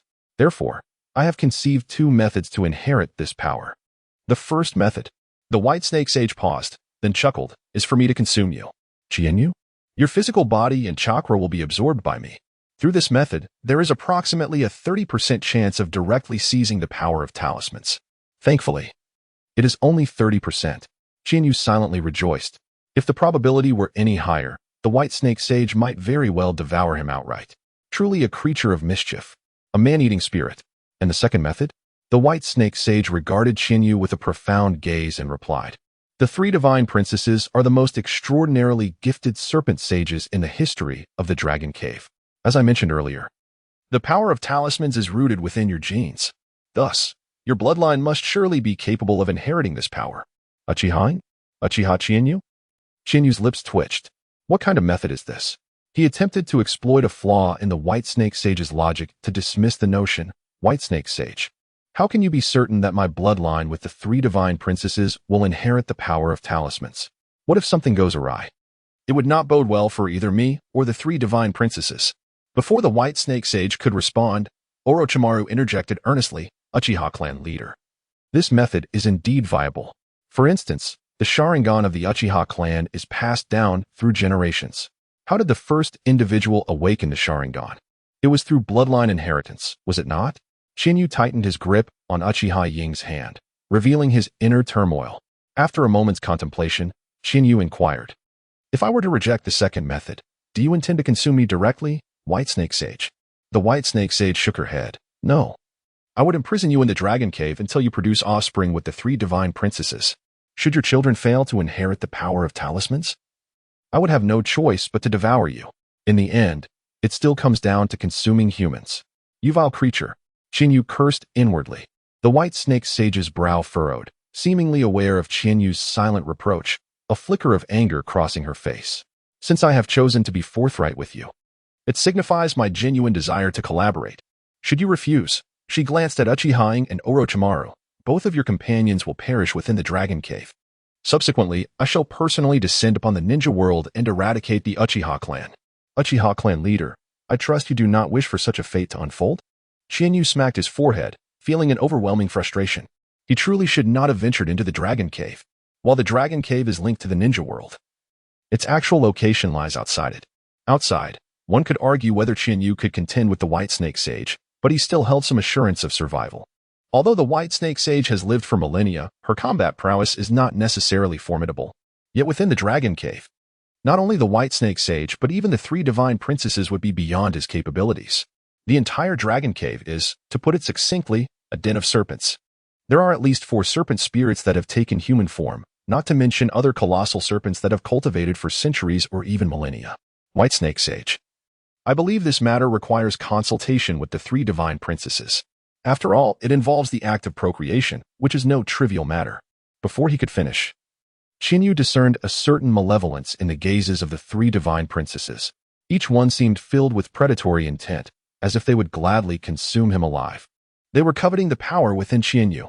Uchiha clan leader, I have made my intentions clear. Please provide me with your response. The White Snake Sage appeared somewhat impatient, her tone cold. Chinyu tightened his grip on Uchiha Ying's hand even more. At this moment, he had made his decision. The White Snake Sage seemed to offer 2 options. Yet in reality, only one choice existed, a choice he was compelled to make. Chinyu gazed at Uchiha Ying, a flicker of guilt passing over his face. Little Ying, Uchiha Ying hastily covered Chinyu's lips with her hand. There is no need for us to discuss so much. Regardless of your choice, I will support you. Yet I feel this is unfair to you. A woman might find it exceedingly difficult to accept the notion of her partner bearing children with another. Uchiha Ying shook her head, her palm gradually descending to rest upon Chinyu's chest, where a strong heart was beating fervently. As long as this heart belongs to me, it is sufficient. The rest is inconsequential. Uchiha Ying's eyes brimmed with profound affection. Qianyu held little Ling tightly. Encountering someone to love deeply is a true blessing. Neither spoke. Nor was there any need for words. The cave fell into a prolonged silence. Before the white snake sage remarked, "Human emotions are indeed intriguing. Yet, I seem to have been moved by you. As compensation, this girl may also cultivate immortal arts within the dragon cave. Moreover, she shall not count among the 10 designated individuals." Qianyu released Uchiha Ying. Turning to the white snake sage, "I hope you will honor your word." "Excellent." The white snake sage nodded. "From this moment forth, the transaction is complete. You three, lead the Uchiha clan leader down to rest." Qianyu waved his hand, declaring, "I wish to learn the immortal arts immediately." The white snake sage replied, "Why the rush?" Qianyu retorted, "Then why are you in such a hurry?" The white snake sage's elongated eyes swept over Qianyu. Suddenly, her neck stretched, and her serpent head darted behind Qianyu, opening wide to bite down heavily. Qianyu felt a sharp pain in his neck as a faint golden serpent-shaped mark appeared. "I have planted a spatio-temporal mark upon you. No matter where you flee, a mere thought will summon you before me." The white snake sage licked her lips, nodding with satisfaction. "Aha." Qianyu chuckled. "I never intended to escape. You are truly cautious. Being cautious is always prudent. You, as a human, should understand better than I the truth that those not of my kind will surely have different intentions." The white snake sage cast a glance at the 3 divine princesses, whispering, "Take the Uchiha clan leader to the dragon pool to cultivate immortal arts. Ensure you serve him well, as you command." Chapter 165. The 3 sage arts of the dragon cave. I once conducted experiments on animals, utilizing cloning technology to create clones that closely resembled their progenitors. Therefore, should the application of cloning technology on humans prove successful, it is highly probable that the clones will inherit the power of the seals. Orochimaru extended his tongue, licking his face, his eyes gleaming with a fervent intensity. "Indeed, at that point, you shall be able to perform the impure world reincarnation on the clones, correct? What is your current confidence level in achieving the creation of these clones?" 30%. Qianyu exhaled in relief. Thankfully, it was only 30%. Following the conclusion of the 4th Great Ninja War, Orochimaru's cloning technology had matured, even leading to the creation of a batch of artificial beings. However, it appeared that the relevant technology was not yet fully developed. Otherwise, he might have taken direct action against him. "Once the Rinnegan is deciphered, I shall consider assisting you." Qianyu issued an empty promise. The success of the clones inheriting the power of the seals remained uncertain. Even if they succeeded, they would merely be inferior replicas. Not worth worrying about. Should Orochimaru become distracted by this, it might hinder the progress of the Rinnegan, leading to a regrettable outcome. "How many types of sage arts exist within the Dragon Cave?" Qianyu inquired with curiosity. The Dragon Cave, with its 1,000-year legacy, must possess a considerable number of sage arts. Qianyu's most profound impression of the dragon transformation sage art was not of Orochimaru, but rather of Yakushi Kabuto. In the original narrative, Yakushi Kabuto could be regarded as the sole practitioner of the dragon transformation sage art in the ninja world. However, he only showcased 2 sage arts repeatedly, the White Rage technique and the inorganic reincarnation. His primary combat methods remained the Orochimaru-style ninjutsu and the abilities of the Sound 5 implanted within him. In terms of combat prowess, it cannot be deemed weak. Yet it certainly does not stand strong, as he was even captured by the Uchiha brothers. His true combat strength was even inferior to that of Sasuke, who had only just begun to achieve the eternal Manjiki Sharingan and was still unable to wield it proficiently. However, this does not imply that the dragon transformation sage art is weak. Yakushi Kabuto, despite his rigorous training, had only mastered 2 sage arts, which is hardly commendable. The Dragon Cave's legacy spans millennia, and it is said that there are hundreds of sage arts. Not even the Elder could master them all. The goddess Tianxin, radiant with joy, fixed her gaze intently upon Qianyu. As Qianyu confidently seated himself upon the stone platform, Tsunetsuki Haim's eyes sparkled as she stated gravely, "There are numerous types, including levitation, flight, devouring, scales, transformation, earth manipulation, and cloud and mist generation, among others. However, there are only 3 supreme sage arts." Maiko Shikuj, embracing Qianyu with one arm, seized the opportunity to elaborate. "These 3 sage arts are an organic reincarnation, one thought across the horizon, and reality of illusion. Each is extraordinarily powerful, with unique functions." Maiko Shikuj kindly explained the corresponding functions of the 3 sage arts to Qianyu. The more he listened, the more captivated and astonished he became. The might of these three sage arts even surpassed the ocular techniques of the Rinnegan. He had witnessed inorganic reincarnation firsthand. The stone platform beneath him was created through this very technique. The most rudimentary application of inorganic reincarnation grants temporary life to inorganic matter, allowing for its control. This technique was devised by the previous Whitesnake sage, said to wield godly might, capable of transcending the boundaries of life and death to create life itself. Presently, within the entire Dragon Cave, only Tianqin Shinheim had mastered inorganic reincarnation. Yet, in terms of its might, it was but a fraction of the legendary potency. One thought across the horizon is a space-time sage art. Once mastered, it transcends spatial limitations. With merely a thought, one can traverse to the ends of the earth. Unlike the flying thunder god technique, which can only traverse within a fixed space and requires a marking. One thought across the horizon allows for free crossing of spatial boundaries without any prerequisites. Maiko Shikijheim had learned this technique, yet her proficiency in its application was still lacking. Decades ago, in a fit of curiosity, she stealthily ventured out of the Dragon Cave into the ninja world and nearly failed to return.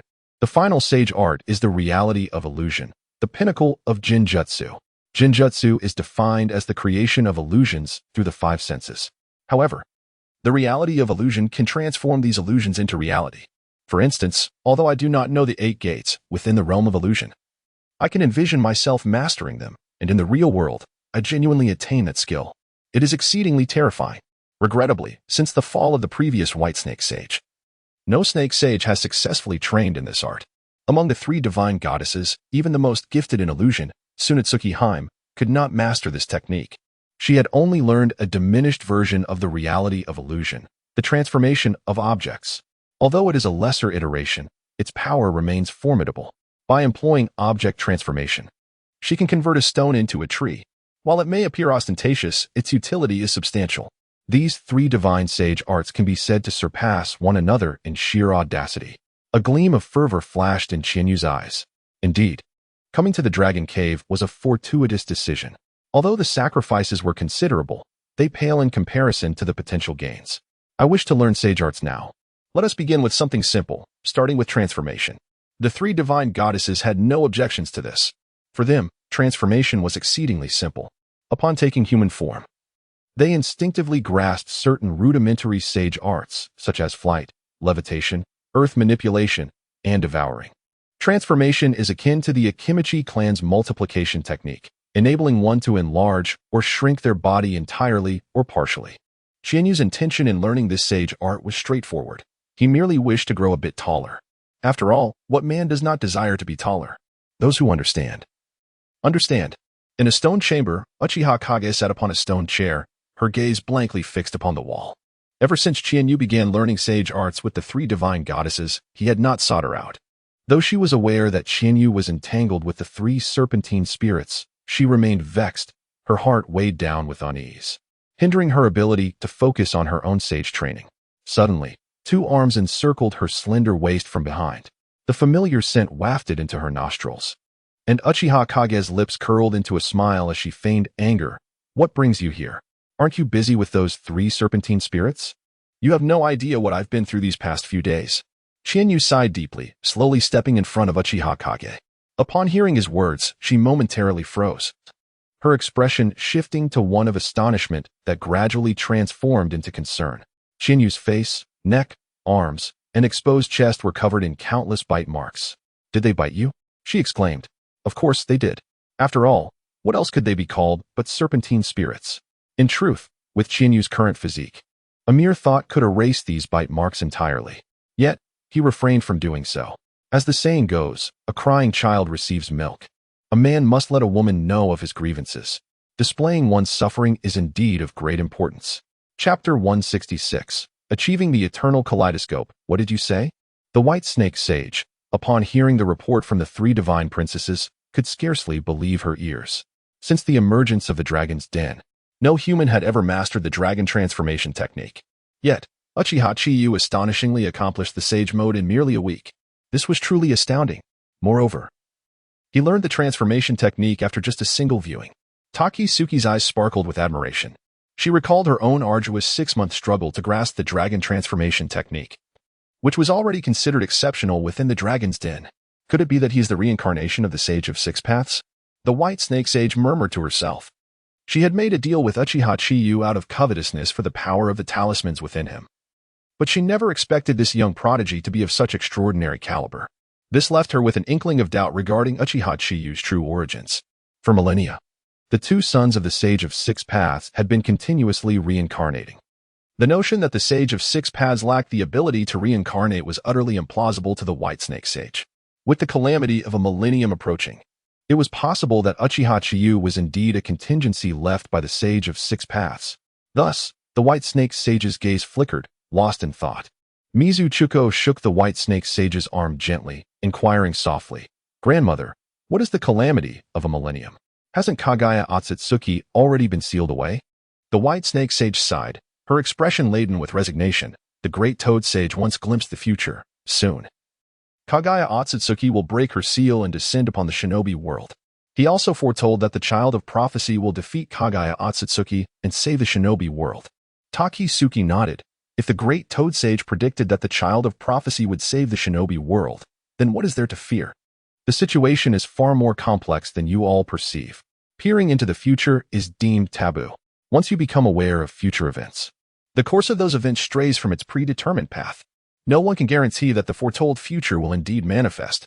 Otherwise, the Great Toad Sage would not have gone to such lengths to seek out the Child of Prophecy. Tion Xin Shinji remarked, "It seems that Uchiha Chiba is very likely the Child of Prophecy mentioned by the Great Toad Sage." The White Snake Sage nodded. "Only if Uchiha Chiba is the Child of Prophecy can we adequately explain the mysterious talismanic power within him. If the Great Toad Sage were to discover that the Child of Prophecy had been intercepted by the Dragon's Den, I wonder what expression he would wear. Beyond the calamity of a millennium, what troubles me even more is the Otsutsuki clan from the cosmos." The White Snake Sage's expression suddenly grew grave. The three great sacred lands are affiliated with the shinobi world, yet they maintain a degree of independence. They have endured for millennia. For the Dragon's Den, it matters little whether the shinobi world is ruled by ninjas or by Kaguya Otsutsuki. The Sage of Six Paths would not have stood idly by while sealing Kaguya Otsutsuki if the White Snake Sage and the Great Slug Sage did not share similar sentiments. Yet, should a formidable Otsutsuki from beyond the stars descend upon the shinobi world, their intent would not be to rule it, but rather to obliterate the entire planet. Otsutsuki clan? Grandmother, what was the world like before the emergence of ninjas? Mizuchuko inquired curiously. Before the advent of ninjas, the deities were the most powerful beings on this planet, residing in Takamagara, ruling over all for countless millennia. Until one day, two individuals claiming to be Otsutsuki traversed the cosmos and arrived on this planet. Subsequently, the gods began to fall one after another. The White Snake Sage's eyes reflected a complex array of emotions: nostalgia, fear, regret, and more. Chiyu spent the entire night training in the dragon transformation technique alongside Uchiha, reaping significant rewards. The following morning, he arrived at the dragon transformation pool. There, he encountered the White Snake Sage and the three divine princesses, who had been waiting for some time. Uchiha clan leader, it appears you had a splendid night. The White Snake Sage teased with a smile. What brings you here? Chiyu replied with a smile that did not quite reach his eyes. The White Snake Sage spoke earnestly. I am here to assist you in your training. This took Chiyu by surprise. His instincts warned him that there was more to this than met the eye. There is no such thing as a free meal. The old hag's overt eagerness surely concealed ulterior motives. What must I offer in return? Nothing at all. The White Snake Sage shook her head, gesturing to the stone bed. Just lie down comfortably. Chiyu, still skeptical, reclined on the stone bed. He could not discern the White Snake Sage's true intentions. Yet regardless of what her motives were, he felt compelled to comply. After all, resistance was futile. Since he could not fight back, he might as well enjoy the experience. As long as he had not acquired the talismanic power, the White Snake Sage would not dare to harm him. The White Snake Sage approached the stone bed, extending her hands, from which two serpents of sage chakra materialized. The serpents opened their jaws wide, sharp fangs sinking into Chiyu's neck, piercing deeply. Moments later, a torrent of sage energy surged into Chiyu's body. As the energy coursed through him, Chiyu began to believe that the White Snake Sage was indeed assisting him in his cultivation. With a single thought, he swiftly entered sage mode. A soft, white light enveloped his form, and a pristine white horn emerged from his forehead. Chiyu greedily absorbed the sage energy, feeling the surge of sage chakra within him. Moreover, he sensed a peculiar warmth brewing in his mind, coalescing within his eyes. A strange pain emerged, reminiscent of something being forcibly crammed into them, evoking memories of the prior experience when he activated the Manjiki Sharingan. Could it be? Chiyu pondered the possibility. 5 minutes later, the White Snake Sage withdrew her hands. At that moment, Chiyu's eyes underwent a profound transformation. How do you feel, Uchiha clan leader? The White Snake Sage inquired with a smile. Thank you. Chiyu replied sincerely. He could feel his internal sage power had amplified more than tenfold. However, the most crucial aspect was the transformation of his eyes, the eternal kaleidoscope. The six-pointed kaleidoscope spun rapidly, and Chiyu sensed a refreshing clarity within his gaze, enhancing his perception of the surroundings. With the talismanic power within him, he need not fear blindness. Yet, the talisman alone would not grant him the eternal eye. He had initially hoped that Orochimaru could help him solve the conundrum of the eternal eye, but unexpectedly, he awakened it while cultivating sage techniques. Though the enhancement of the eternal eye did not significantly bolster his combat prowess, it was undeniably a necessary step toward the Rinnegan. This hurdle he must surmount at all costs. Eternal eye? The White Snake Sage noticed the crimson hue of Chiyu's eyes and was momentarily taken aback. Indeed, Chiyu, filled with curiosity, asked, I have perused the Uchiha clan's records, and it states that to achieve the eternal eye, one must transplant the Manjiki Sharingan of a relative. What does my situation entail? The White Snake Sage sat on the stone bed, elaborating gently. The essence of the dragon transformation technique is in a constant state of evolution. When perfected, it may even transform you into a dragon. You have absorbed nearly 50 years of my sage power, thus achieving a preliminary mastery of the dragon transformation technique. Advancing to the next level of existence and unlocking the eternal kaleidoscope Sharingan aligns perfectly with this progression. The eternal eye, after all, is merely an upgrade of the Manjiki Sharingan. Chapter 167. Return to the village. If I were to master the dragon transformation technique, would it be possible to awaken the Rinnegan? The White Snake Sage shook her head, stating that awakening the Rinnegan was impossible solely through the Uchiha clan.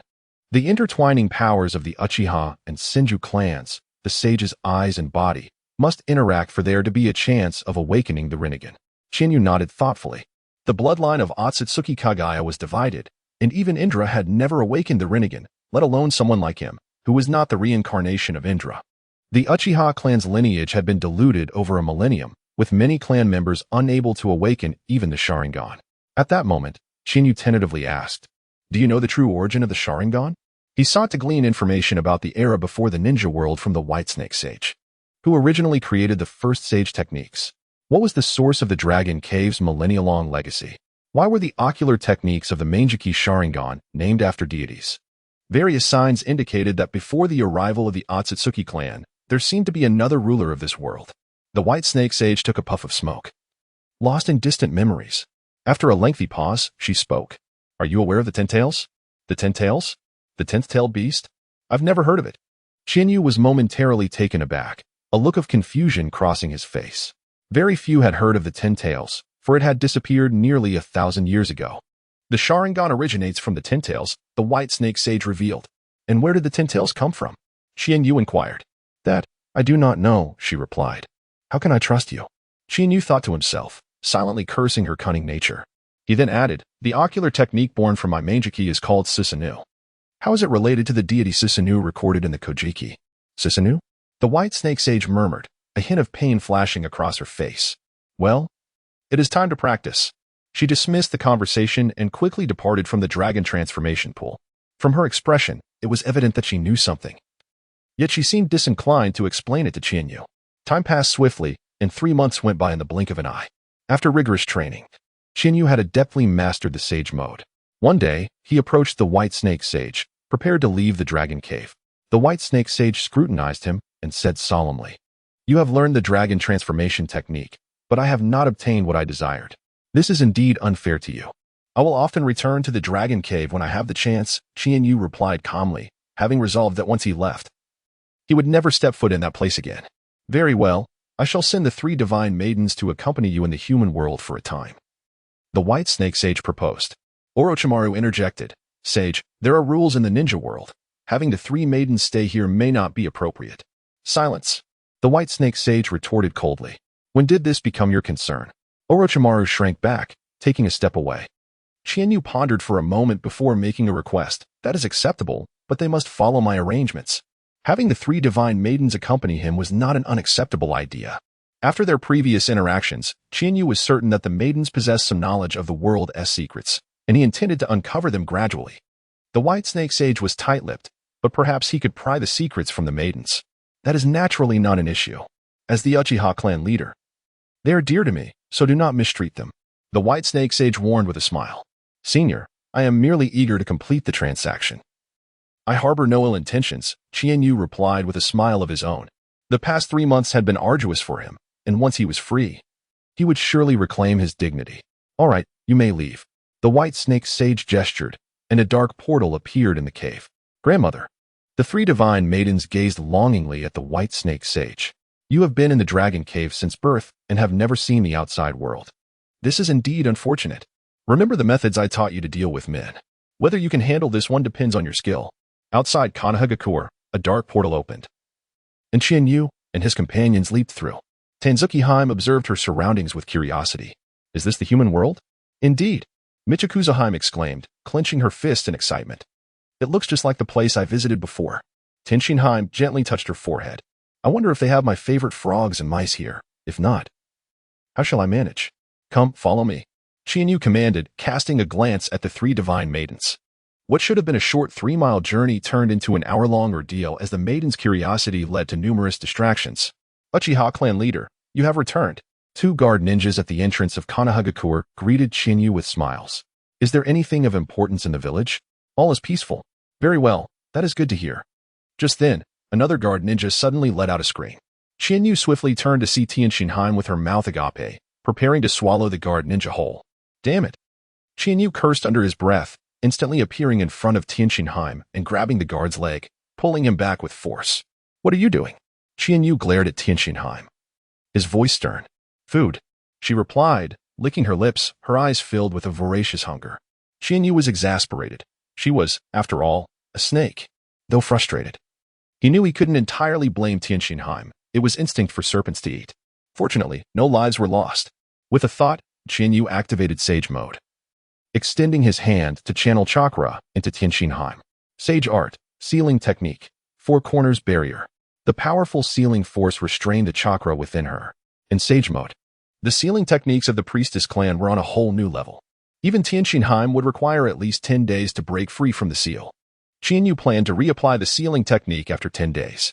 Next, he performed the sealing technique on Tanzuki-Heim and Michikuza-Heim as well. As a serpent spirit trained for a millennium, even without chakra, their strength was at the elite J-Nin level. Qianyu was entirely unconcerned for their safety. At that moment, Uchiha Kage stepped forward and softly asked, how do you plan to arrange for them? I will first find a place to settle them, then allow them to learn about the human world, Qianyu replied. Chapter 168. You are free. Are you getting used to living here? Qianyu casually chatted with the icy beauty, Zenin, with her purple hair, as they sat at a small table. Konohagakure is truly a paradise on earth, but I still prefer the Rain Village, Zenin replied softly, enjoying her bread and milk. In terms of living conditions, the Rain Village could not compare to Konohagakure. Her hostility towards Qianyu had long since dissipated, yet her heart still belonged to Nagato. If it weren't for Qianyu suppressing her chakra, she would have surely found a way to escape by now. Jiraiya is in Konohagakure. Perhaps you should pay him a visit. Uchiha casually remarked, handing Qianyu an egg. Zenin paused for a moment before shaking her head. The master and disciple have differing ideologies. What could we possibly discuss upon meeting? After they had eaten their fill, Qianyu approached Zenin and unsealed the sealing technique he had placed upon her. From this day forth, you are free. Zenin looked at Qianyu in astonishment, yet soon a hint of disappointment flickered in her eyes. Qianyu had initially intended to use her against Nagato, and now allowing her to leave indicated that her strength far surpassed Nagato's. How could the Manjiki Sharingan possibly surpass the Rinnegan? However, being able to leave and return to Nagato was ultimately a positive development. I will escort you. Qianyu gently placed his hand on Zenin's shoulder, marking her with a Flying Thunder God seal. During the past 3 months of training in the Dragon Cave, he had devoted most of his time to mastering the 3 sage techniques. His understanding of Jinjutsu was still rudimentary, yet he had made some progress in the basics of the transmigration technique. Furthermore, he had achieved some success with the one thought to the ends of the earth technique. In his spare time, Qianyu also mastered the Flying Thunder God technique. With the seal on Zenin, no matter where she ventured, Chinyu could appear by her side with just a thought. A dark portal materialized within the room, and Chinyu and Zenin leapt through it. As the scene shifted, they found themselves at the Valley of the End, standing upon the statue of Uchiha Madara, overlooking the rushing waters below. Do you know the true origins of the nine-tailed beasts? Origins? A trace of confusion flashed in Zenin's eyes. Obito had never trusted Nagato or Zenin, and he had kept his lips sealed about the Eye of the Moon plan. In the shrine of our clan, there exists a stone tablet that records the birth of the nine-tailed beasts. 1,000 years ago, a monstrous creature known as the Ten-Tails wreaked havoc upon the world. The Sage of Six Paths intervened, subduing the Ten-Tails and sealing it within himself, becoming its Jinchuriki. Fearing that no one would be able to suppress the Ten-Tails after his death, he extracted its chakra before dying, splitting it into 9 parts, which became the nine-tailed beast we know today. The body of the Ten-Tails was sent to the moon by the Sage of Six Paths, later summoned back to Earth, manifesting as the Outer Path's demonic statue. Obito's intention in having you collect the nine-tailed beasts was not to create an ultimate weapon capable of destroying the ninja world. He seeks to revive the Ten-Tails. Zenin gazed at Chinyu in shock. This was the first time she had heard such revelations.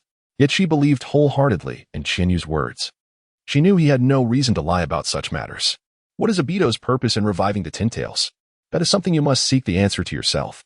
I can only tell you that Obito and you have never walked the same path. Sometimes, being too explicit can be detrimental. That harsh truth must be uncovered by you. Zenin looked deeply at Chinyu. Regardless, thank you. With that, wings sprouted from her back, and she slowly ascended into the air. I will persuade Nagato to resolve the grievances with Konohagakure. I believe we can become friends. With that, Zenin flapped her wings and soared into the distance. Friends, you say? Chinyu smiled faintly. With a thought, a dark spatial passage appeared before him. In the next moment, Chinyu found himself in the home of Shursui. Where is Shursui? Chinyu asked, glancing at Uchiha Masaru, who was eating in the living room. Masaru swallowed his bread and stammered. He hasn't gotten up yet. This surprised Chinyu greatly, given Shursui's ninja discipline. He shouldn't be sleeping in at this hour. Could it be? As a certain possibility crossed his mind, Chinyu's lips curled into a slight smirk. After waiting for half an hour in the living room, just as Chinyu was growing impatient, the door creaked open.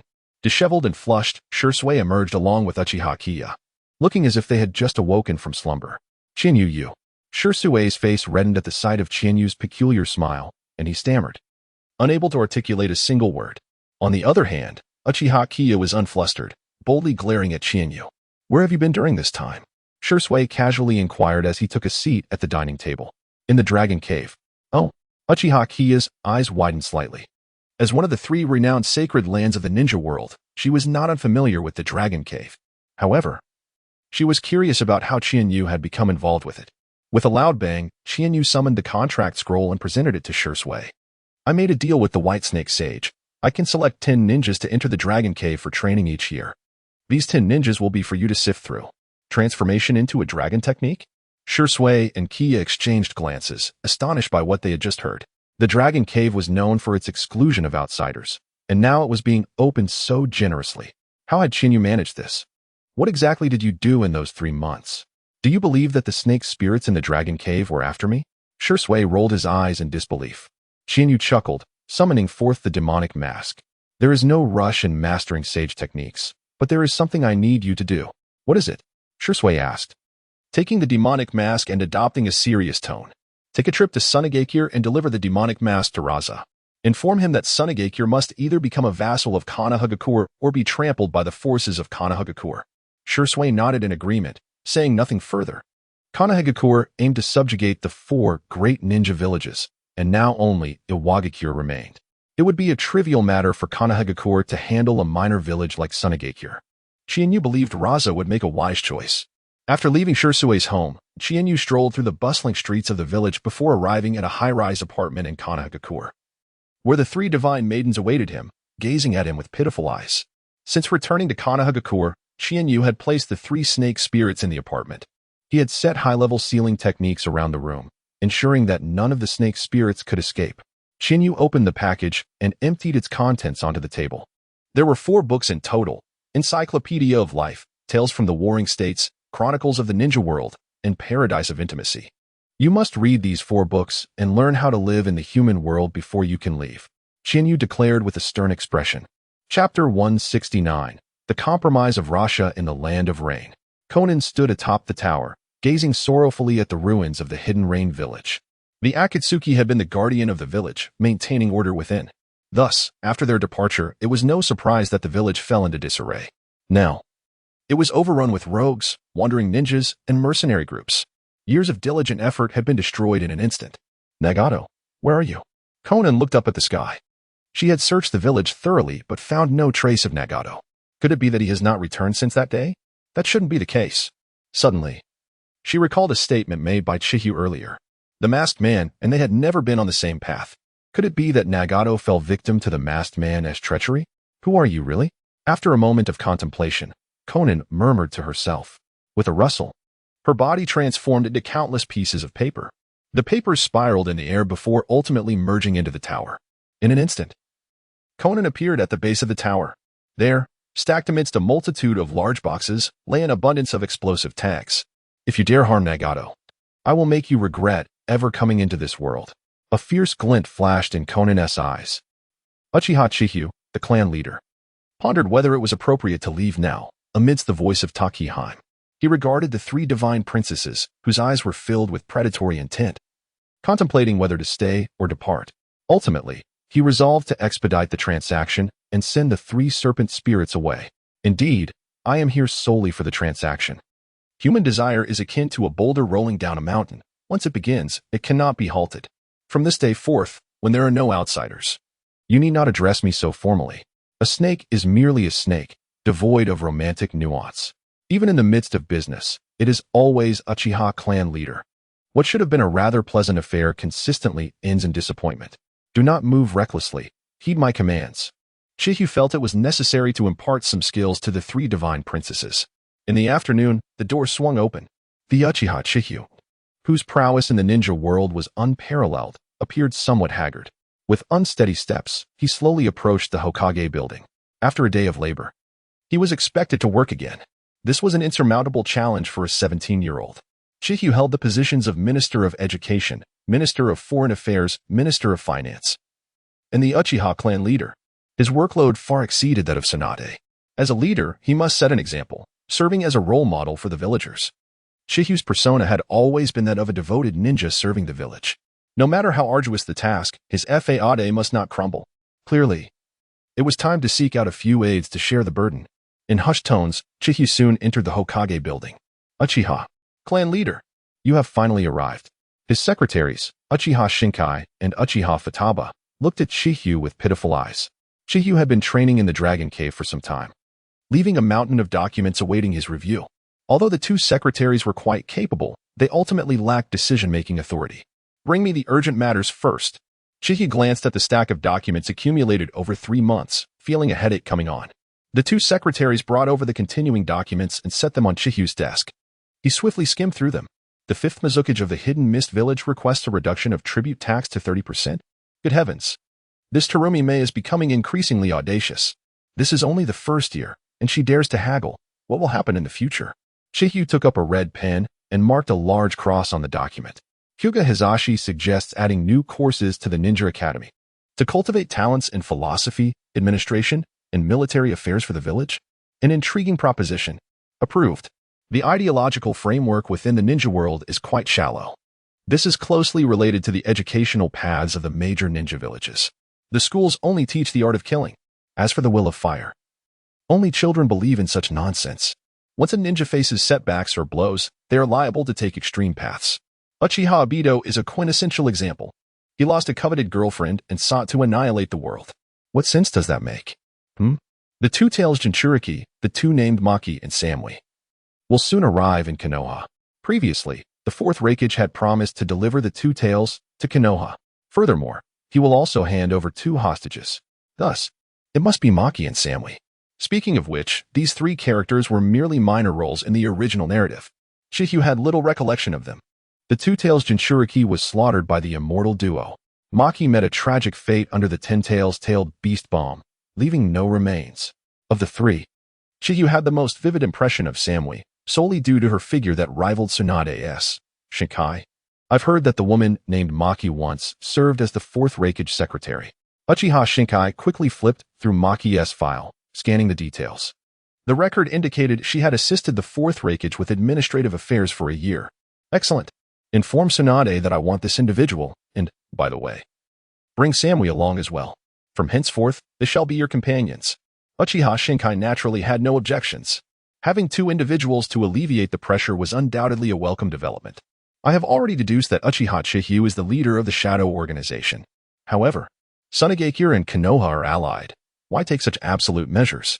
Rasha gazed at the two Uchiha standing before him, his expression gradually darkening. Absolute measures? Uchiha Yui smirked coldly. Rasha-senpai, if Konoha truly wished to take extreme actions, they would have already mobilized forces in the Land of Wind. Why waste words with you here? From the mouth of the Uchiha Shadow, she learned of Gaara's and Yashiro's tragic fates. Thus, Uchiha Yui harbored no goodwill towards Rasha. A man who betrays his own son and subordinates deserves to be brutally punished. Spare me the talk of the village. If it were truly for the village, why not seal the one tail within himself? Why focus solely on eliminating the hero Yashiro of Tsunade?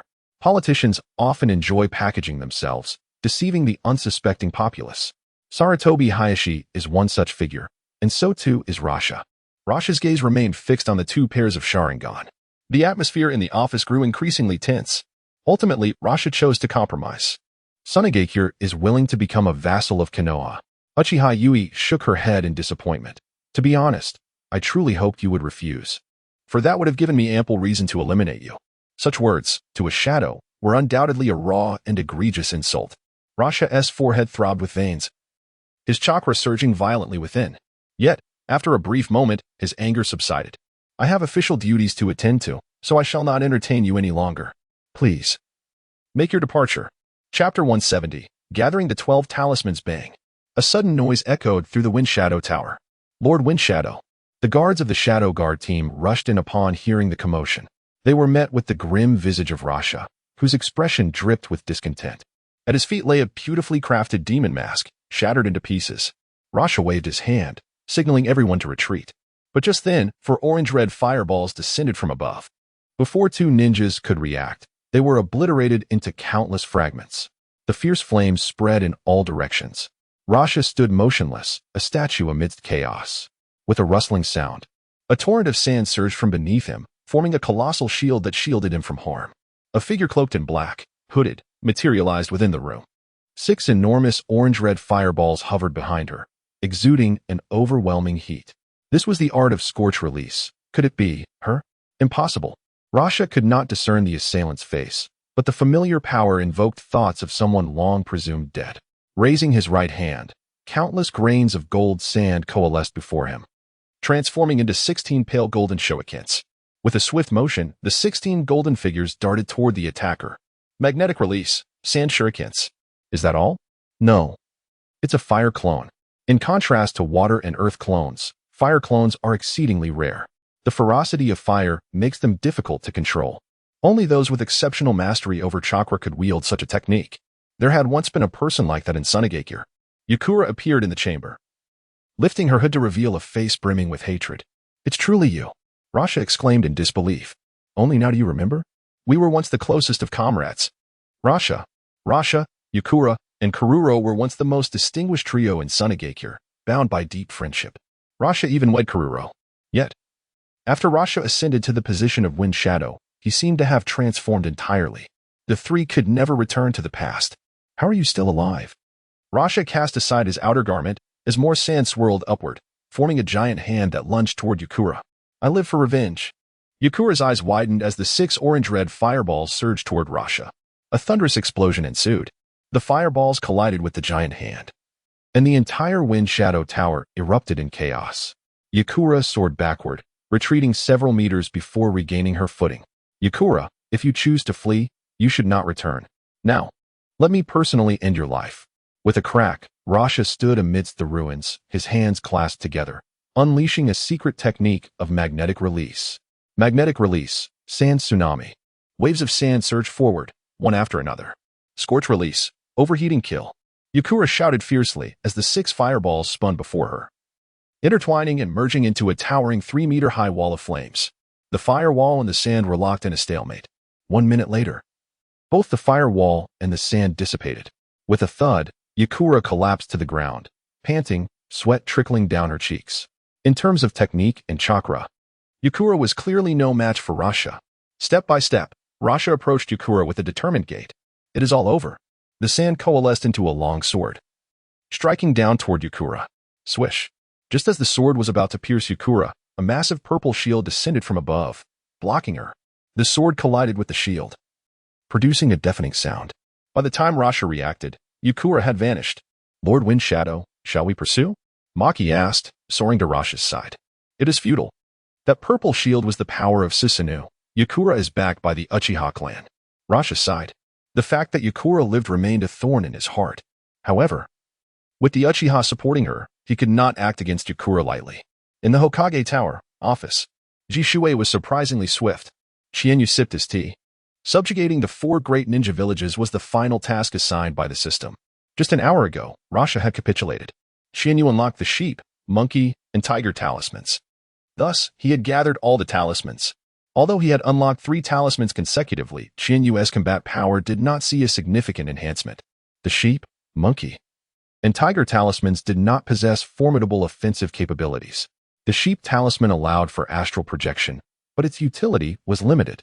The monkey talisman enabled transformation into animal forms, seemingly trivial, yet with a broad range of applications. The tiger talisman balanced various powers, ensuring that in the future, when implanting would release, he would not have to fear losing control. The next step is the Rinnegan, Qianyu murmured, then performed the summoning technique. With a loud bang, white smoke billowed, and the youthful figure of Ichikashima Haim appeared in the room. Master summoned me alone this time, could it be? Ichikashima Haim leaped into Qianyu's embrace, nuzzling against his chest. You too, please step outside. Remember to close the door. Qianyu glanced at the blushing Uchiha Shinin and Uchiha Futaba, softly instructing them. The two fled the office as if granted a reprieve. Gripping Ichikashima Haim's mischievous hand, Qianyu spoke earnestly.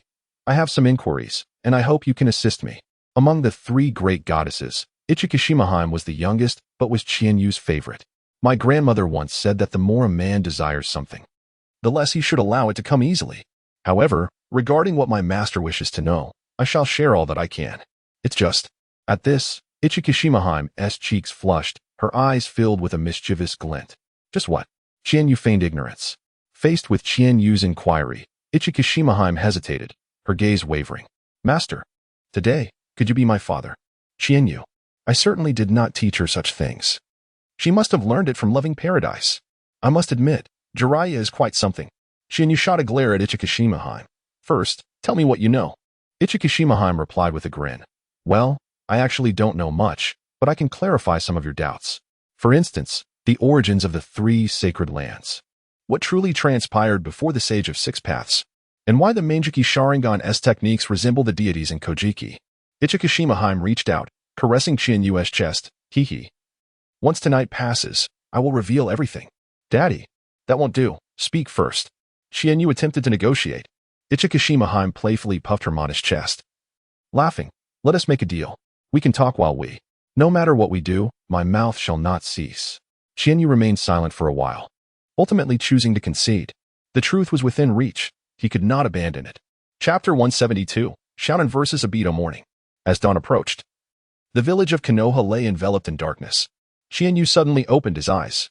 After a restless night, it was time to sleep again. Beside him, Uchiha sensed the movement but had no intention of waking up. He wrapped his arms around Qianyu's right leg and tightly clasped his legs around Qianyu's neck. A rather beautiful posture. Someone has arrived. I shall go investigate. Qianyu gently pushed Uchiha aside, quickly dressed, and vanished from the room. Uchiha hesitated for a moment, then rolled out of bed, yawning as he approached the window. In the courtyard. What brings you here? A beautiful figure with dark green hair cascading down either side of her face, the tips glistening with dew, emerged slowly from the shadows. This person was, of course, Yekom. I am far from her match. Were it not for Jie's timely assistance, I might not have returned. Yekom hung her head, her eyes filled with bitterness. Rasha ranked lowest among the 5 great leaders, yet he was a long-established powerhouse whose strength could not be underestimated. Chio, Aiz, and others supported Rasha as the 4th Kazekage. Besides his exceptional political acumen, strength was also a crucial factor. Tell me, will I ever have the chance to avenge my grievances? Yekom suddenly threw herself into Qianyu's arms. Weeping, Qianyu's powerful body trembled. He placed his hand on Yekong's slender waist, attempting to push her away. Yet, for some reason, he found himself unable to exert any force. In due time, once I develop the Zodiac Talisman, you will have your revenge. He transformed his push into an embrace, offering comfort. In today's Konoha, dealing with a mere Rasha is indeed a trivial matter. However, Yekong was stubborn and refused to rely on external assistance, insisting on taking down Rasha herself. Inside the room, Uchiha watched the two tightly embraced figures, his expression complicated. In the land of rain, Shounen sat upon the long tongue of a statue, gazing blankly down at the hidden village of rain. The space warped momentarily, followed by a low, gravelly voice. Why betray the Akatsuki, a ninja as capable as you? Obito appeared behind Shounen, his crimson eyes fixed intently upon her. I have not betrayed the Akatsuki. Obito scoffed. Do you truly expect me to believe that? With your strength, it is impossible for you to escape from Uchiha Chiba. Shounen had no intention of explaining herself to Obito. No matter what she said, he would not believe her. Where is Nagato? That is of no concern to you, for you are about to die here. Shounen fell silent for a moment, and her form transformed into countless paper shards, scattering toward the village outskirts. Obito unleashed his Kamui power, vanishing into the void in relentless pursuit. The two engaged in a chase, ultimately emerging above the ocean outside the hidden rain village. The dance of paper is an impressive technique, both offensive and defensive. But alas, it bears no efficacy before my eyes. Obito stood upon the water surface, gazing at Shounen hovering in the air. His calm tone betrayed an unmasked arrogance. If what you say is true, how could you repeatedly fall to Uchiha Chiba? Shounen was acutely aware of the capabilities of Obito's dual eyes. His right eye possessed the ability to void attacks, transferring them to another dimension. The voiding lasted for at least 5 minutes. His left eye had an absorption ability, enabling him to transfer objects from a distance without contact. Ordinary means could not inflict even the slightest harm upon him. Thus, Shounen had meticulously prepared a grand surprise. Little girl, you understand nothing of the Uchiha's ocular powers. Obito replied with a condescending tone. Despite having been defeated by Uchiha Chiba several times, he believed it was merely due to Chiba alone. Obito did not consider Shounen a threat. As he spoke, his eyes began to spin rapidly. Shounen felt her body disconnect from the space around her and swiftly performed the dance of paper. With a rustling sound, countless paper shurikens surged toward Obito, raining down upon him. Unmoved by Shounen's fierce counterattack, Obito stood still, the shurikens passing harmlessly through his form. Suddenly, Obito extended his right hand, seizing Shounen, who had concealed herself within the paper. A clever tactic, using paper shurikens as a feint to find an opening to ambush me. However, it is all too apparent. Obito grasped Shounen's neck, disdain evident in his voice. A spatial vortex appeared, preparing to draw Shounen into the Kamui dimension. Just then, an explosion resonated in their ears. Obito furrowed his brow. Shounen had insidiously embedded explosive tags within the paper. These explosive tags were indiscriminate in their destruction. At such close proximity, they would not spare Obito either. This was a life-for-a-life approach. Shounen evidently intended to trade her life for his. A tremendous roar erupted. As the smoke cleared, Obito remained steadfast in his position. A cerulean skeletal figure enveloped him, shielding him from all the explosions. Opposite him, Shounen floated, her lower half vanishing.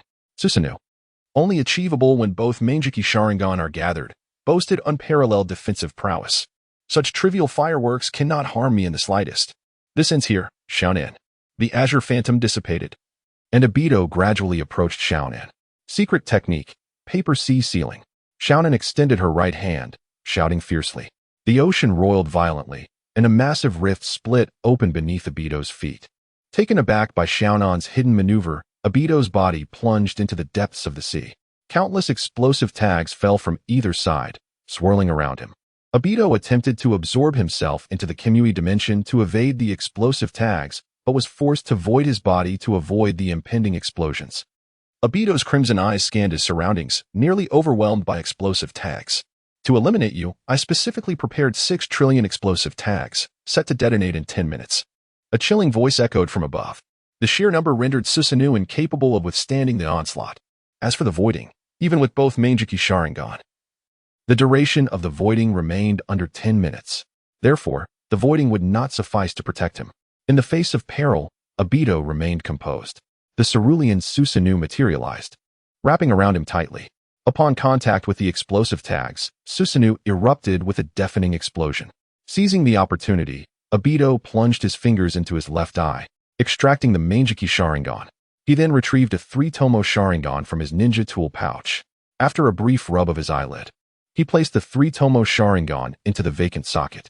The ocean's depths erupted with violent explosions, as if heralding the apocalypse. 10 minutes later, calm returned. Even the true Uchiha Madara could not have survived such a catastrophic explosion, let alone this pretender. Shounen thought to herself. The sea breeze blew, and the pale purple flower adorning her right temple fell away. Shounen plummeted from the sky to the ocean's surface. She was utterly spent. Is this your trump card? A chilling voice echoed from behind her. Then, with a swift motion, Obito's dark rod pierced through Xiaonan's abdomen. How could this happen? I had rehearsed. You should have perished. Xiaonan clutched her abdomen with both hands, her features contorted in agony, her eyes reflecting an expression of disbelief. Chapter 173. The mistake lies not with the Akatsuki, nor with you Izanagi, a forbidden illusion of the Uchiha clan, at the cost of losing one's sight. It grants the liberty to manipulate both reality and dreams. It transforms all adverse factors affecting the caster, including death, into mere dreams, while turning all favorable elements into reality. Obito believed he had the upper hand and patiently explained to Conan, how can such an extraordinary illusion exist? The ability to freely switch between dreams and reality touches upon taboo concepts such as causality, time, and reincarnation. In light of its astonishing effects, the price paid is evidently trivial. This is the Uchiha. Obito himself was perplexed as to how a mere 3-tomo Sharingan could wield such an unfathomable illusion. Yet, this was reality. What is your true motive? Do you remember Jay-Z? Obito withdrew the black rod embedded in Conan's body and stood before her, calmly recounting the past. Jay-Z? Conan was lost in distant memories. At the inception of the Akatsuki, it was a genuine organization devoted to peace.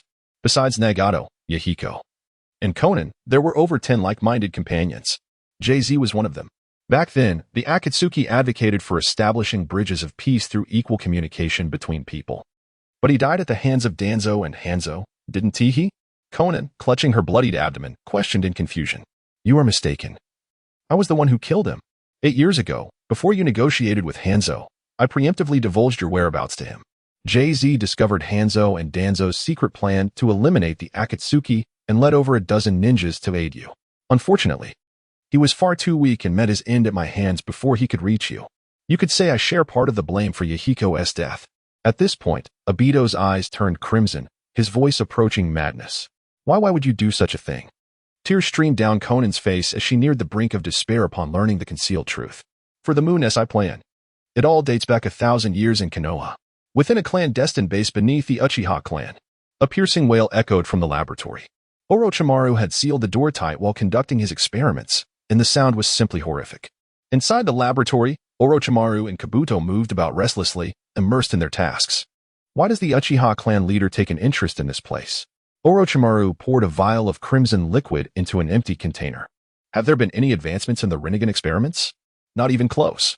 The situation was as Chienyu had anticipated. After all, it was the Rinnegan, and significant breakthroughs would be challenging to achieve in a short span. Fortunately, Chienyu had ample time. His primary purpose for visiting was to inquire about the difficulties regarding cursed seals. Orochimaru, regarding the cursed seal issue, I think at this juncture, Chienyu's expression drastically changed. He clasped his hands together and swiftly entered sage mode. With a wave of his hand, a pitch-black spatial portal materialized before him. Thoughts of distant shores. Chienyu leaped into the portal and vanished in an instant. Orochimaru-sama, Hikabuto stared blankly at the closing spatial portal, utterly shocked. Uchiha Chienyu has actually mastered the dragon transformation technique from the Dragon Cave. That is not our concern. Orochimaru shook his head, injecting the liquid from the test tube into the experimental subjects. These subjects were all death row inmates from Konoha and bandits within the Land of Fire. It's advantageous to have a powerful ally like Uchiha Chienyu. We need not labor to find subjects for our experiments. Meanwhile, on the other side, that form resembles sage mode. Obito lowered his arm from Conan's neck, his expression grave as he gazed at Uchiha Chienyu. Did you arrive here through space-time ninjutsu? Sage art, dragon flame shuriken. Chienyu clasped his hands together, gathering the natural energy drifting through the air into his palms, transforming it into a blazing shuriken. With a thunderous boom, the shuriken surged towards Obito, piercing through him with unrelenting force, leaving a wide path across the ocean surface. Do you care for her? Obito taunted mockingly. Unfortunately, she is as good as dead, and even you cannot save her. Maintaining his ethereal state, Obito provocatively replied, "Do not think that Kim Yui has no weaknesses. If I am willing to pay any price, I can still kill you." As he spoke, Shinyu instantly appeared before Obito.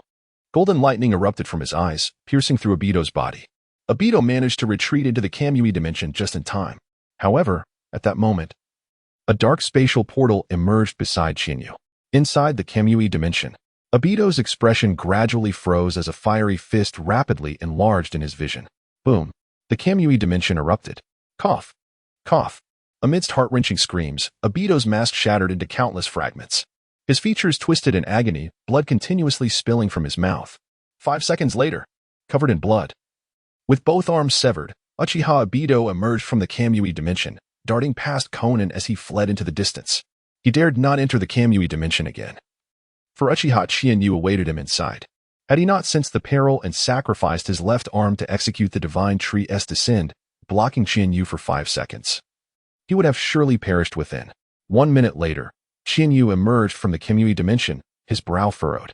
Beside him stood a divine maiden, Uchiha Chiba, appearing to be around 15 or 16 years of age. Were it not for Uchiha Chiba's assistance, he might have struggled to exit the Kamui dimension in a timely manner. The usage of thought of distant shores was still not mature enough. The reason he could enter the Kamui dimension was largely due to Obito's ethereal state, which opened a connection between the two spaces. Once Obito ceased using his ocular technique, the passage would close. With his current abilities, he could not freely traverse between the two spaces. "Master, who is this guy? He has mastered wood release. What is his origin?" Uchiha Chiba inquired curiously. "Wood release?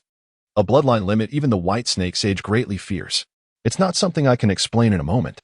Chiba replied evasively, moving to Konan, who was barely hanging on to life. "I'm so sorry. The mistake lies not with the Akatsuki, nor with you. I beg you, kill him."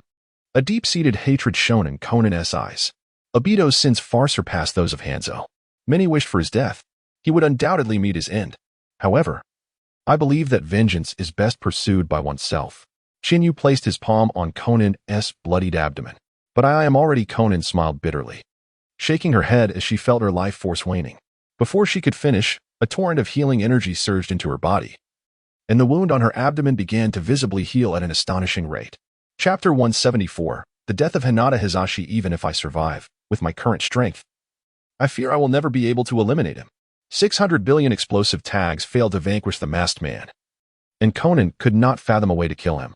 "You have a solution, don't you?" Konan suddenly recalled something and inquired. "There is indeed a method. I can bestow upon you greater power. In due time, I will develop a legacy known as the Zodiac Curse Seal. Those who bear the Zodiac Curse Seal will inherit the power of the seals within me. With your aptitude, combined with the seal's power, it is not without hope that you could slay him. Are you willing to bear this power?" A glimmer of hope flashed in Konan's eyes as she nodded vigorously. Chiyu pondered for a moment before continuing. "However, matters are not as simple as you envision. To inherit the power of the seals means you become my vessel. In this lifetime, you may never." Before Chiyu could finish, Konan interjected, "As long as I can kill him, I am willing to sacrifice everything. I sense your resolve. Follow me." In the Hyuga clan's territory, amidst the shadows of towering walls, 2 figures, one large and one small, stood upright, their gazes fixed on Hinata as she practiced her taijutsu in the courtyard. "Sharon, she shall be your wife." A man in his 30s, with long pale blue hair, closed his eyes and perceived Hinata's bloodline limit purity with his mind's eye. "Father, what does she look like?" The young Otsutsuki Sharon, appearing around 7 or 8 years old, raised his head, revealing his hollow eyes. He was born without vision. "She is quite beautiful. More importantly, this little girl's Byakugan purity is remarkably close to that of our ancestor, the Rain Village. If you unite with her, you could resurrect the reincarnation eye of our forebear." The power of the divine tree was divided between the two Yui and the Rain Village. The Rinnegan is a fusion of the Sage Body and the Sharingan, while the reincarnation eye is a blend of the Sage Body and the Byakugan. After the Senju and Uzumaki clans were nearly exterminated, the Sage Body has become almost extinct, a fact known to very few. The descendants of the Rain Village on the moon possessed the purest Sage Body. Just as Sharon's father contemplated when to bring Hinata to the moon, a dozen shurikens came hurtling towards him.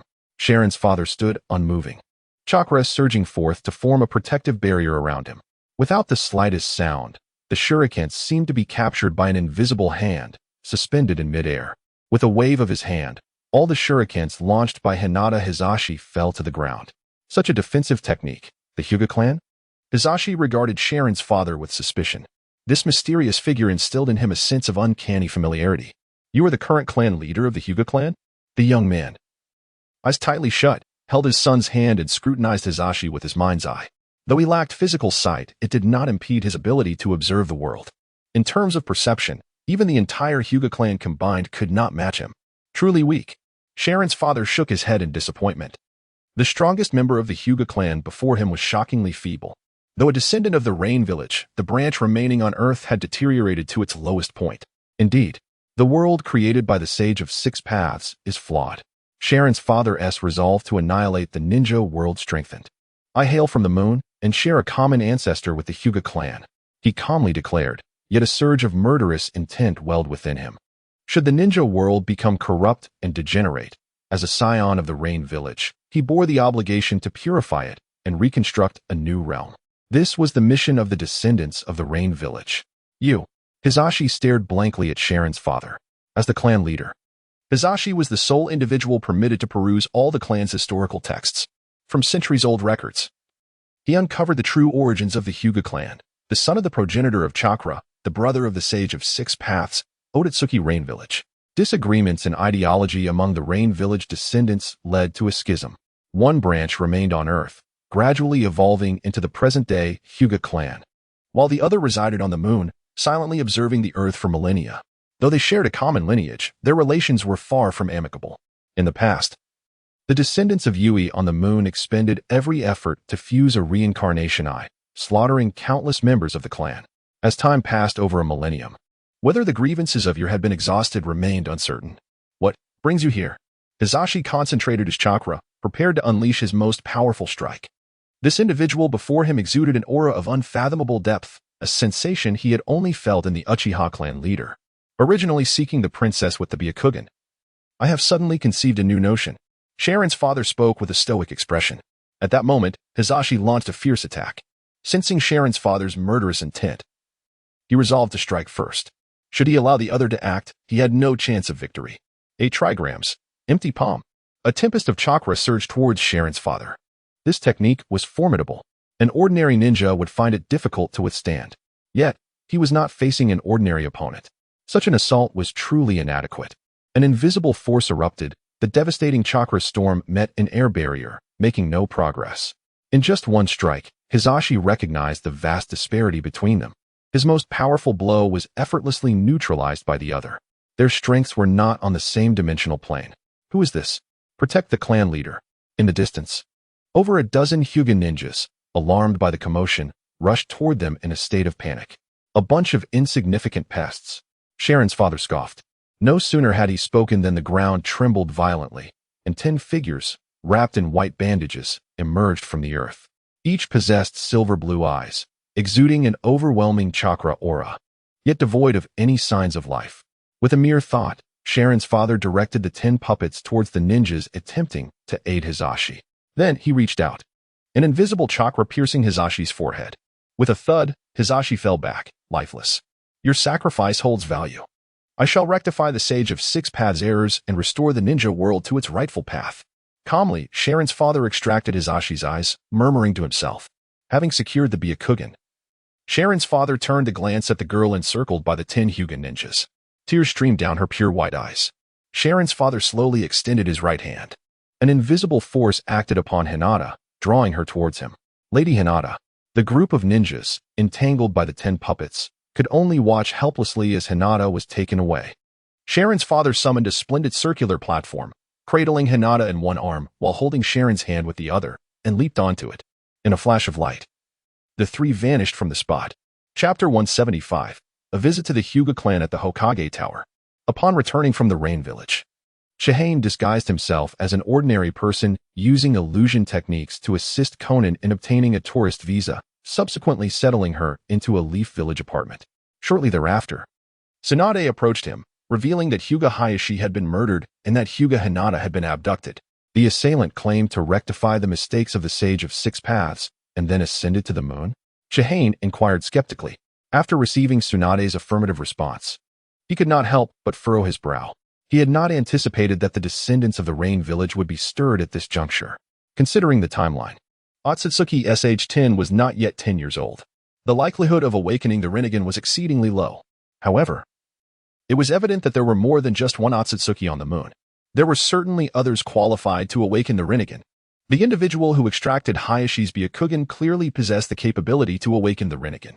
As for the abduction of Hinata, it was most likely due to her status as the princess of the Byakugan. Uchiha clan leader, do you know who the perpetrator is? I am not a deity. There are things I do not know. Chihane resolutely shook his head. After speaking, he donned his outer garment and exited the office. Where are you going? Tsunade inquired. To the Hyuga clan to assess the situation. I shall accompany you. As a senior ninja of the village, Hayashi had rendered significant contributions to the Leaf Village. Consequently, as Hokage, Tsunade felt compelled to pay her respects. Before long, the two arrived at the residence of Hayashi. Upon seeing the Hokage and the Uchiha clan leader, one of the guarding ninjas immediately dashed inside, while the others approached swiftly. Hokage-sama, Uchiha clan leader, Hyuga Genfu, what is the situation? Tsunade asked, gazing at the 20-year-old Genfu. After the incident, the elders of the Hyuga clan have all arrived. They are currently in the morning hall. Let us proceed inside. In the morning hall, a woman with flowing blue hair knelt beside the memorial, accompanied by the not yet 3-year-old Hinata Hanabi. The former clan leader, Hayashi's father, stood at the entrance, greeting the visiting guests. Soon, Genfu led Tsunade and Chihane inside. After exchanging brief pleasantries, Tsunade and Chihane followed the old clan leader into a side chamber. What a loss. Hayashi was an exceptional ninja and could have potentially become the 6th Hokage. Tsunade offered a few words of condolence, expressing her regret. The elder wore a pained expression. Losing a child before one's own demise is undoubtedly a cruel fate. On the moon, the descendants of the Rain Village. The assailant who murdered Hayashi is of considerable lineage. Chihane spoke directly, causing the elder to appear astonished. Tsunade, standing nearby, raised an eyebrow at Chihane. Did you not just claim ignorance regarding the assailant? How do you know this? The old clan leader asked, bewildered. The Uchiha and Hyuga clans are both ancient ninja clans. The Uchiha lineage possesses numerous records about the origins of the Hyuga clan. Chihane mentally commended himself for this impeccable reasoning. So that is how it is. The elder nodded. In fact, the Hyuga clan's records also contain various secrets regarding the Uchiha. For instance, Izanagi, Izanami, and the eternal Mangeki Sharingan, among others. The ninja world is not vast. As prominent clans, it is not unusual to be aware of each other's inconsequential secrets. How long do you believe it will take for the descendants of the Rain Village to awaken the Rinnegan? Chihane inquired, revealing the purpose of his visit. The elder pondered briefly before responding. The exact time is unclear, but I estimate it will take a minimum of 6 months, and possibly up to a year. Such a long duration? In the original tale, Otsutsuki SH-10 activated the Rinnegan almost instantaneously after acquiring Hanabi's Byakugan. The time required to awaken the Rinnegan is indeed related to the purity of the bloodline limit. Hayashi's Byakugan purity was among the lower ranks of the clan leaders throughout history, even if the individual on the moon possessed a high concentration of bloodline limit. It would still require at least half a month's time. However, if that person chose to merge with Hinata's Byakugan, they might awaken the Rinnegan in a matter of days. So that is how it is. Chihane nodded, stating, Elder, if the descendant of the Rain Village utilizes Lady Hinata's Byakugan, it is unlikely that they will capture her alive. Therefore, in the short term, Hinata should remain quite safe. I hope so. The elder sighed, suddenly recalling something. Hokage-sama, Uchiha clan leader, with Hayashi's demise. The Hyuga clan cannot be without a head for even a day. Hinata was originally the designated successor, but now her fate is uncertain. Hayashi's youngest daughter, Hanabi, is still too young, so I propose we pass the leadership to Niji, Hayashi's son. What are your thoughts on this? The Hyuga clan has long been divided between the main and branch families, and with Hayashi's sacrifice, the elder felt deeply regretful towards his younger son. Thus, he intended to appoint Niji as the clan leader, both to ease tensions between the main and branch families and to make amends for his younger son's loss. I have no objections to whatever decision the Hyuga elders make. Tsunade offered a non-committal smile. While she expressed her thoughts, it was essentially a non-statement. Family matters are best resolved by family members, especially for a clan as storied and complex as the Hyuga, which has endured for a millennium. Although Tsunade held the position of Hokage, it was not appropriate for her to interfere. Chihane took a sip of tea and said, "Elder, I once heard an intriguing tale. This story transpired in the Iron Country during the height of the samurai era. Centuries ago, the lord of the Iron Country met an untimely death. The lord had 2 sons. The elder son was of average talent but held the right of primogeniture. The younger son was exceptionally capable but, being a bastard, lacked inheritance rights. After deliberation, the ministers unanimously supported the elder son's claim to the lordship. To everyone's astonishment, on the eve of the elder son's ascension, the younger son gathered a group of samurai and murdered his elder brother in a most brutal manner. Thus, the lordship fell to the younger son. Even more astonishingly, the younger son was also responsible for his father's demise. At this point, Chihane paused. Tsunade, captivated by the tale, urged, "What happened next?" Under the younger son's governance, the Iron Country experienced unprecedented prosperity. Tragically, he ultimately met his end at the hands of his own youngest son, just like his father. Even more lamentable was that his descendants continued to enact a cycle of patricide and fratricide in their quest for power. To this day, upon hearing this, Tsunade felt a chill run down her spine. The elder clan leader, meanwhile, suddenly rose to his feet and bowed deeply to Chihane. Uchiha clan leader, thank you for your enlightening tale. Chapter 176. The illusion of grandeur and the reality of decay. What does the story you just told mean? Tsunade inquired curiously after departing from the Hyuga clan's territory. It signifies that appointing Niji as the clan leader would convey a profoundly detrimental message to the branch family. The suitable heirs of the main family are all deceased, and thus the branch family can ascend to the leadership position. Tsunade pondered for a long while before nodding. While appointing Niji as the clan leader may temporarily alleviate the discord between the main and branch families, it conceals a far deeper peril. Niji is indeed a prodigy, yet he was born into the branch family.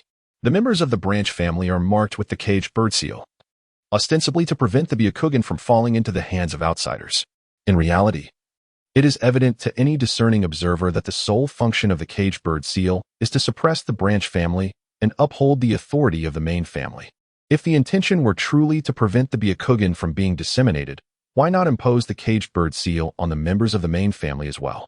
Such a simplistic logic fails to hold water. Once marked with the caged bird seal, even a genius like Niji loses the potential for further advancement. Though Chiyu is reluctant to admit it, the concept of fate indeed exists. Chiyu sighed deeply. Is there anything else you wish to inquire about regarding the descendants of the Yuyama on the moon? Tsunade shook her head. As long as you are at the forefront, I shall not worry. But what about you? Do you not have any questions for me? What questions could I possibly have? Wait. There is indeed a question I have long wished to pose to Tsunade. Chiyu glanced at Tsunade, whose figure seemed to be straining against its confines, clearing his throat. How could this change occur? Chiyu gestured with his hands in front of his chest, speaking softly. He had previously seen photographs of Tsunade in her youth, and to say she resembled an airport would not be an exaggeration. She was quite similar to Uchiha Itachi, yet the current Tsunade was excessively exaggerated. As she walked, her movements were unsteady and burdensome. The transformation was utterly incomprehensible. Upon hearing this, Tsunade stood frozen in place, utterly taken aback by Chiyu's audacious question. She had always perceived him as a man of cunning and cold demeanor. Could it be? Tsunade recalled Uchiha Itachi, a remarkable girl, albeit too young. Well, it's not particularly difficult, yet not exactly simple either. First, one must master the in-sealing technique, and then practice daily with special methods. A month later, in the secret base beneath the Uchiha clan, Orochimaru gently swayed a test tube filled with crimson liquid. On the stone bed before her lay a peculiar figure, bound by iron chains, none other than White Zetsu. A dark spatial portal materialized within the base as Chiyu entered alongside Yukura and Konan. Today, he intended to bestow the Zodiac seal upon the 2 women. Yoshiru? Konan exclaimed, her beautiful eyes widening in surprise at the sight of the young man beside the long-haired woman. Yoshida turned to adjust his glasses, glancing at the hooded purple-haired woman without uttering a word, returning to his work. However, Orochimaru, without turning her head, spoke up. Konan, long time no see. Who are you? Konan approached Orochimaru, scrutinizing the long-haired woman with a suspicious gaze. She was certain she did not recognize this girl, yet the aura she exuded felt strikingly familiar. Do you not recognize me? I suppose that is understandable. In this form, not only you but even Tsunade would fail to recognize me. Orochimaru extended her long tongue to wash her face. Orochimaru, how have you transformed into this? Konan finally recognized Orochimaru. as only she would possess the peculiar habit of washing her face with her tongue. What is wrong with my appearance? Orochimaru replied nonchalantly, pouring the crimson liquid from the test tube into White Zetsu's mouth. For her, gender and even race held no significance. Save, White Zetsu attempted to cry out to Konan, yet before the words could escape, a series of agonizing screams erupted from its mouth. Its body began to swell at a visible rate, the iron chains binding it shattering one by one. Having never witnessed such a scene, Konan furrowed her brow. She slowly raised her palm, a paper shuriken spinning rapidly in her hand. Should White Zetsu go berserk, she would be prepared to eliminate it at once. Chiyu approached a nearby desk cluttered with dense sheets of white paper, filled with intricate experimental data. The cacophony of White Zetsu's wails was unsettling. Orochimaru, do not kill White Zetsu, Chiyu admonished, his brow furrowing as four venomous snakes emerged from Orochimaru's arm, sinking their fangs into White Zetsu's limbs. The potent paralyzing toxins swiftly subdued the near-violent creature. Does your sand village conduct similar experiments? Konan asked, her complexion pale as she observed the inhumane human experimentation for the first time, glancing at Yakura with a furrowed brow. Yakura shook her head decisively. She held a position of significant authority within the sand village and had encountered numerous core secrets. In her understanding, the most brutal experiments in the sand village involved transforming humans into puppets. These experiments were primarily intended to provide some mobility to those who had lost limbs due to war. Of course, excluding the likes of that lunatic, Sasori. She had thought that the human puppet experiments were already quite cruel. However, the bizarre man on the stone bed had shattered Yakura's perception. While Konoha publicly championed the will of fire, inhumane human experimentation had been conducted since the era of the second Hokage. During Sarutobi Hiruzen's tenure as Hokage, schemes including, but not limited to, would release transplantation and Sharingan transplantation were orchestrated. The facade may be glamorous, but the reality is as filthy as it can be. This is the true nature of Konoha. Orochimaru calmly articulated these disillusioning truths to Yakura and Konan. Konan, puzzled, inquired, what prompted you to pursue this path, Konoha? The objective reason lies in the research outcomes left by the second Hokage. Those findings opened a new door for me. The subjective reason is the pursuit of knowledge. Knowledge? Konan was taken aback by Orochimaru's response. You did not mention immortality. That is quite unexpected, Konan exclaimed. She had always perceived Orochimaru as a person willing to forsake everything in the quest for eternal life. Immortality is merely a condition for me to acquire knowledge, Orochimaru replied, extracting a vial of milky liquid from White Zetsu's body. At that moment, Chiyu interjected, the more knowledge you acquire, the more you will realize how little you truly understand. It is, in fact, a vicious cycle. And when you possess sufficient power, the knowledge of others can also serve your purpose. Chapter 177. Shinyu with a creak. A stone door in the underground base swung open. Shinyu entered the secret chamber, followed closely by Yetsong and Xiaonan. Once the three had stepped inside, Yetsong secured the stone door tightly. At last, they had arrived at this pivotal moment. Yetsong's expression was one of excitement, her orange eyes darting with fervor. The Zodiac curse seal, derived from the Dragon Cave's transformation technique, would, once successfully implanted, initiate a profound metamorphosis within you. Even if one lacks mastery of such techniques, the power of the seal would enable you to absorb the natural energies that permeate the world. More importantly, there exists a significant likelihood that you will inherit the powers associated with the Zodiac. Within my being lies the essence of 12 Zodiac powers. However, I cannot dictate how many or which of these powers you will inherit. Shinyu calmly elucidated the principles behind the Zodiac curse seal to the two women. After a brief pause, he continued, there is one crucial point to consider. Once the seal is implanted, your physical constitution will begin to align with mine. And what may ultimately manifest is something even I cannot foresee. Therefore, you must deliberate carefully. Once you take this step, there is no turning back. The curse seal was originally devised by Orochimaru to cultivate vessels for the reincarnation of the dead. Even though Qianyu would refine the essence while discarding the dross to create a unique Zodiac curse seal, this fundamental truth would remain unchanged. As long as I can gain the power to vanquish Luo Sha, I care not how I may transform. I feel the same. As long as I can eliminate the masked man, I would sacrifice anything. The two women, sharing a mutual understanding of their plight, were prepared to go to any lengths for revenge. Hatred drives one to acts of desperation, unrestrained and fearless. With a sigh, Qianyu said nothing further. Then, let us commence. The two women exchanged glances, and Xiaonan stepped forward, seemingly having made prior arrangements. She was the first to receive the Zodiac curse seal. The first step is the tattoo. Qianyu murmured softly. At his words, Xiaonan slowly removed her top. Just yesterday, Qianyu had thoroughly explained the process of implanting the Zodiac curse seal. This tattoo refers to the curse seal tattoo, and it may sting a bit. Qianyu produced a kunai and pressed it against Xiaonan's fair back. Xiaonan felt a sharp pain coursing through her back, yet she gritted her teeth in silence. Half an hour later, a vividly lifelike dragon tattoo adorned Xiaonan's back. The next phase will be even more painful. After inscribing the tattoo, Qianyu sheathed the kunai and entered sage mode. Leaning close to Xiaonan, he bit down. With a sudden surge, sage chakra flooded into her body, causing Xiaonan to tense up. The chakra circulated throughout her being, eventually converging in the most enigmatic part of the human body, the brain. Simultaneously, the 3-foot-long fire dragon tattoo on her back appeared to come alive, writhing and exhaling flames. The fire dragon tattoo symbolized rebirth through fire, a transformation into a dragon. 20 minutes later, everything concluded. Qianyu released his grip, his complexion slightly pale. Continuously channeling sage chakra for 20 minutes had taken its toll, even on him. How do you feel? Yetsong asked curiously as she helped Xiaonan dress. There is a powerful chakra surging within me. And Xiaonan brushed her right hand across her left arm. To her astonishment, a layer of dead skin shed from her arm, revealing skin as tender as that of a newborn. Her body had undergone a transformation. How marvelous. Yetsong gazed at Xiaonan with envy. Now it is your turn. Qianyu inhaled deeply. Do you not need a moment to rest? Yetsong asked with concern. No problem. I can still endure. After a moment of contemplation, Yetsong suggested, then, let us move to the apartment. This will suffice. Qianyu did not dwell further on the matter. With a thought, a dark spatial portal manifested within the stone chamber.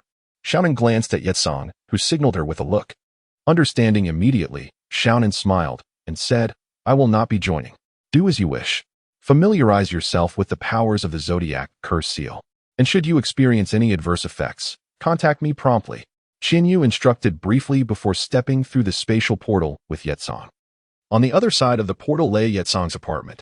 Under Qianyu's astonished gaze, Yetsong swiftly removed her backless attire, facing Qianyu directly. A blush crept across her delicate features. Let us inscribe it on the front. Qianyu. He regretted following Yetsong here. Why? Because I do not wish to part with my beloved backless outfit. Yetsong stammered, her reasoning rather feeble. Very well. However, this may require more time. Qianyu studied Yetsong for a long moment. In her orange-yellow eyes, he perceived not only a longing for power but also a complex array of emotions. Chapter 178. The Evolved Duo in the Land of Wind. At the ruins of Sunagakure, Rasha, Chiyo, and their companions stood amidst the remnants of what was once a stronghold. A perplexed expression creased Chiyo's brow. Months prior, the tailed beast Shikaku and the formidable Yokozuna had perished together. However, tailed beasts do not truly die. It is merely a matter of time before they re-emerge. Chiyo had consistently instructed the Ambu to keep a vigilant eye on Shikaku's movements, ready to capture it upon its reappearance. Logically, the elapsed time should have been sufficient for Shikaku to reform its corporeal form. Yet, to this day, Shikaku had seemingly evaporated into thin air. Could it be? Rasha's thoughts drifted to the resurrected Yokozuna, his expression darkening. If Yokozuna had survived, then Gaara must also be alive. Coupled with the backing of the Uchiha clan, it was entirely possible that Shikaku had fallen into their hands. Let us return to the village. Rasha uttered with resignation, turning away. Shikaku was not merely a weapon of war for Sunagakure. It was the very foundation of their existence. If it were to be taken by others, Rasha would stop at nothing to reclaim it. However, the adversary was Konohagakure. To seek Shikaku from them would be akin to courting disaster. The actual power behind Konoha, Uchiha Chiba, was not as accommodating as Shinja Hashirama had been. Before he could take more than a few steps, Rasha abruptly halted, his gaze sharpening as he turned towards the distant sand dunes. Stay alert. Chiyo, too, sensed the anomaly. Her keen eyes swept over Maki, who promptly led a dozen Ambu operatives to disperse and investigate. Adjusting his hat, Rasha's demeanor transformed, his focus intensifying. With 2 fingers pressed against his right eye, he invoked the magnet release technique. The Eye of Sand. The scene from the distant dunes materialized before him. 3 figures stood upon the dunes. Yokozuna, an unknown, strikingly elegant woman with violet hair, and Uchiha Chiba. Rasha's complexion paled, beads of cold sweat forming on his forehead. Paper rain. Conan observed the approaching Ambu shinobi with a disdainful scoff. A flurry of paper shurikens erupted from her, darkening the sky like a tempest. Distract the others. I shall handle Rasha. Yokozuna glanced at Konan. After binding their Zodiac seals, their powers had undergone a profound transformation. After a month of acclimatizing to their newfound prowess, Yokozuna resolved to confront Rasha.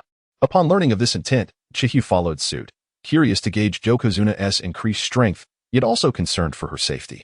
Tsunegakure shinobi excel in puppet techniques, particularly Chiyo, whose mastery is unrivaled in the shinobi world. Exercise caution, Chihi advised attentively. Yokozuna activated her seal. Dark flames adorned her body, a tempestuous chakra swirling around her. Moreover, Chihi sensed the natural energy in the environment flowing rapidly into Yokozuna. The Zodiac seal was based on the transformation into a dragon. Even if Yokozuna and her companions lacked sage abilities, they could harness natural energy through the power of the seals. If you find yourself outmatched, do not hesitate to call for assistance. Chihi recalled the absurdity that had transpired during the sealing, feeling a complex emotion toward this woman. Rest assured, this time Rasha will meet his end, Yokozuna declared, her eyes ablaze with vengeance, as her form began to levitate. Rooster seal, levitate. 6 fire dragons, each 3 meters in diameter, encircled her, resembling a blazing column as they surged towards Rasha. Dragon seal, detonate. Has she already inherited 2 types of seal powers? Chihi mused. Astonished. This is remarkably convenient. White secret technique. Chikamatsu's 10 puppets. As the seemingly deceased Yokozuna charged forth, radiating a murderous intent, Chiyo's expression shifted to one of shock. Yet her extensive experience in tumultuous battles allowed her to quickly respond, unleashing her most formidable technique. At that moment, Chiyo caught a glimpse of a flash of white light darting past the 10 puppets. In an instant, the heads of the puppets fell to the ground. Such speed. Who are you? Chiyo queried, her gaze fixed on the purple-haired woman, whose alabaster skin was adorned with black markings. With her hands clasped behind her back, she deftly manipulated the Chikamatsu puppets. Is this the power of the seals within Chihi? Konan mused, astonished as she observed her own hands. In the span of a single breath, she had traversed hundreds of meters, dispatching 10 puppets in a single strike. Unlike the flying thunder god technique, which relied on space-time manipulation, this was achieved through sheer speed. In terms of velocity, Konan would rank among the top 5 in the shinobi world.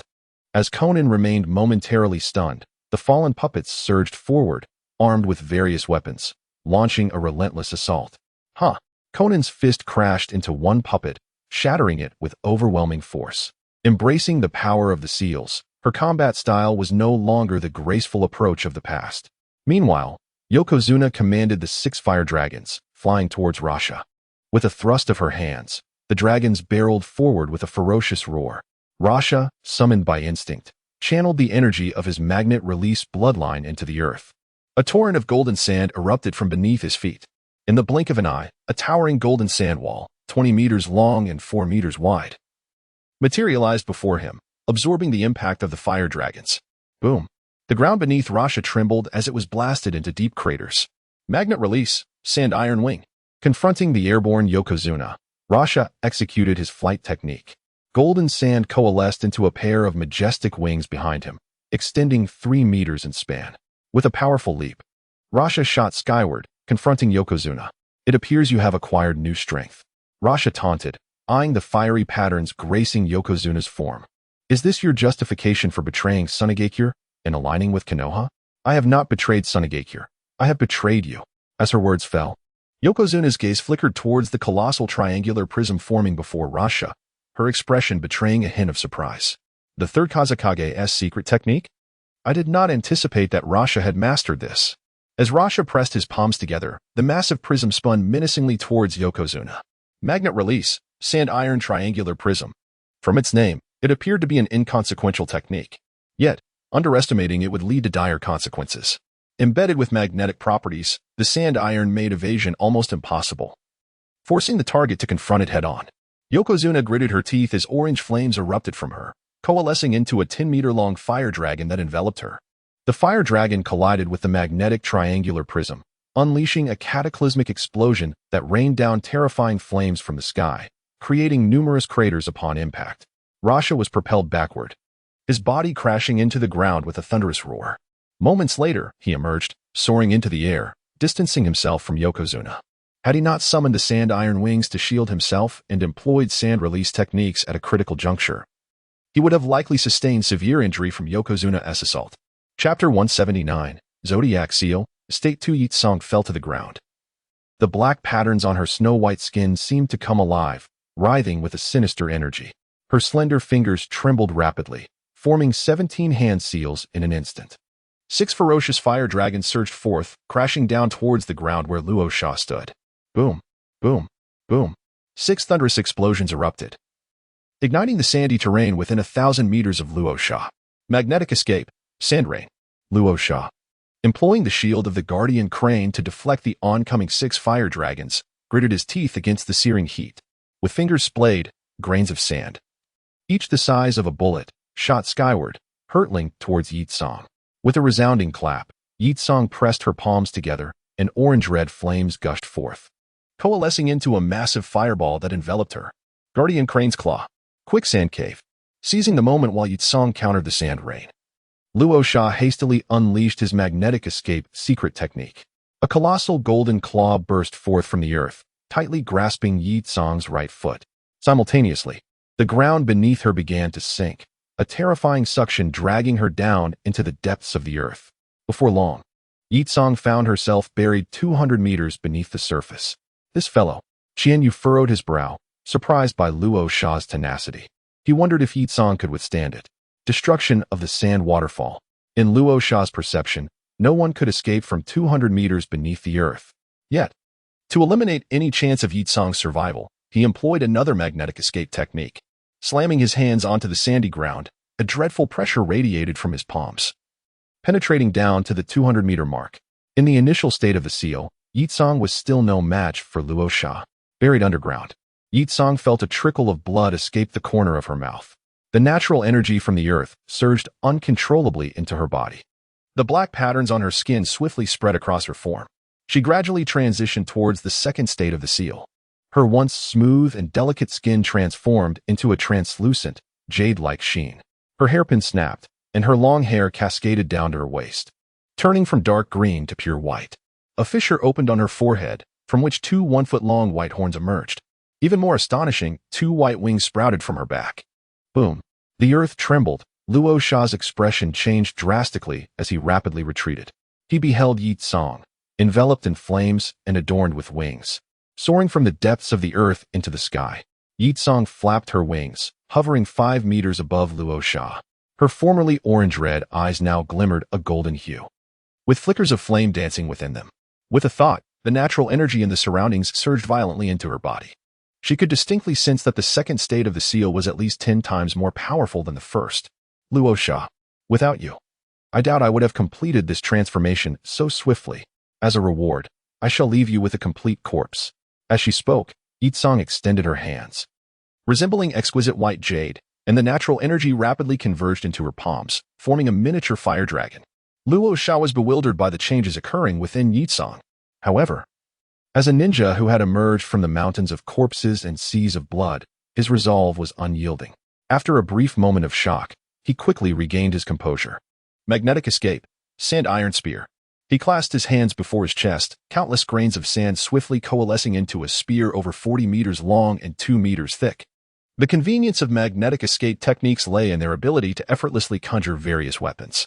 The spear was Luo Sha's most familiar weapon. He had once pierced through a mountain with this sand iron spear, even penetrating the body of the guardian crane. Even the legendary third Kazekage, hailed as the strongest of all time, could not rival Luo Sha's mastery of magnetic escape. Yi Tsang's golden eyes flickered with fire. The 3-foot-long fire dragon in her palms suddenly vanished. In the next instant, Luo Sha expended nearly all of his chakra to summon a colossal sand iron spear, which began to crack rapidly from its tip. The spear, over 40 meters long, disintegrated inch by inch. The 3-foot-long fire dragon, seemingly insignificant, incinerated everything it touched. In less than a breath's time, how could this be? Luo Sha exclaimed in horror, his hands hurriedly forming seals. Sand shield, sand armor, empty sand barrier. 3 defensive techniques materialized before him. Yet, just as with the sand iron spear, the protective techniques were effortlessly dismantled upon contact with the fire dragon. With a resounding explosion, the small fire dragon pierced through Luo Sha's abdomen, leaving a gaping, bloody hole. After penetrating his body, the fire dragon continued unabated, soaring into the distant sand dune, leveling it to the ground. How could you become so powerful? Luo Sha, with the last remnants of his chakra, desperately attempted to use sand to staunch the bleeding from his abdomen. His eyes widened in disbelief as he questioned. The strongest sand-iron spear had failed to withstand even a single strike from Yi Tsang. This outcome was unbearable for the prideful Luo Sha to accept. Any ninjutsu, when infused with natural energy, would undergo a qualitative transformation. Yi Tsang flapped her wings, gliding before Luo Sha. Her translucent, jade-like hand seized his collar, lifting him effortlessly and flying towards Chiyo. Although she had not inherited the power of the rabbit talisman, Yi Tsang's speed in the second state of the seal was astonishingly swift. In less than a breath, she arrived before Chiyo, tossing Luo Sha onto the sandy ground like a lifeless dog. Lord Kazekage. Chiyo gasped upon seeing Luo Sha, her voice trembling. She glanced at the menacing Yi Tsang and then at Conan, who stood nearby, adorned with bizarre patterns and yet to unleash her full power since their confrontation began. Chiyo collapsed helplessly to the ground. The strength of these two women was overwhelmingly formidable. Had Uchiha Chiba been spectating from the sidelines all along? Uchiha, why are you aiding Yi Tsang against Sunagakure? A weary Luo Sha questioned as he gazed at the approaching Uchiha Chiba. Confusion etched across his face. Sunagakure and Konoha had always been allies, and he had never provoked Uchiha Chiba. There were many reasons, but the most crucial one was that it was time for Sunagakure to welcome a new master. Chiba approached Luo Sha, speaking softly. Indeed, you aim to seize complete control of Sunagakure. Luo Sha spat out a mouthful of blood. Do you have any final words? Yi Tsang raised her right hand, orange-red flames gathering at her fingertips. Luo Sha fell silent for a moment, then painfully closed his eyes. As the Kazekage, all I have done was for the sake of making Sunagakure the strongest in the ninja world. For this, I abandoned my wife, betrayed my son, and sold out my friends. Only in my final moments did I realize I had never lived for myself. How pitiful indeed. When birds are about to die, their cries are mournful. When men are about to die, their words are kind.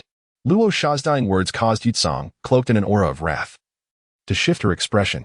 Many years ago, Luo Sha, Yi Tsang, and Kururo were the closest of companions. But ever since Luo Sha became Kazekage, everything had changed.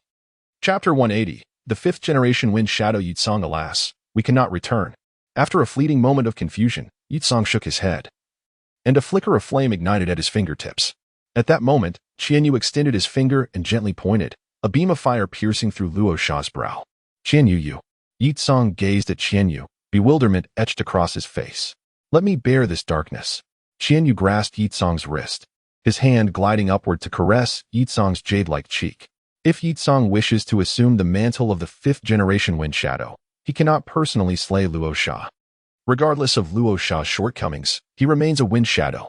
Soon a village may, under pressure from Konoha, compel Yi Tsang to take on the role. Yet this will inevitably sow seeds of discord among the populace. Thank you. Yi Tsang's voice quivered as warmth surged within him. Qianyu led Yi Tsang before Chiyo, speaking coldly. Chiyo, you are an astute individual. You know what must be done. Chiyo hesitated, then slowly responded. I shall fully support Yi Tsang in becoming the fifth generation Wind Shadow, but you must agree to one condition. Speak. As long as it is not excessive, I shall endeavor to comply. I only hope to preserve the name of Suna Village. At this, Chiyo's expression turned somber. This was all she could do. Yet, Qianyu resolutely shook his head. That is not feasible. I can only assure you that during Yi Tsang's tenure, Suna Village will remain Suna Village.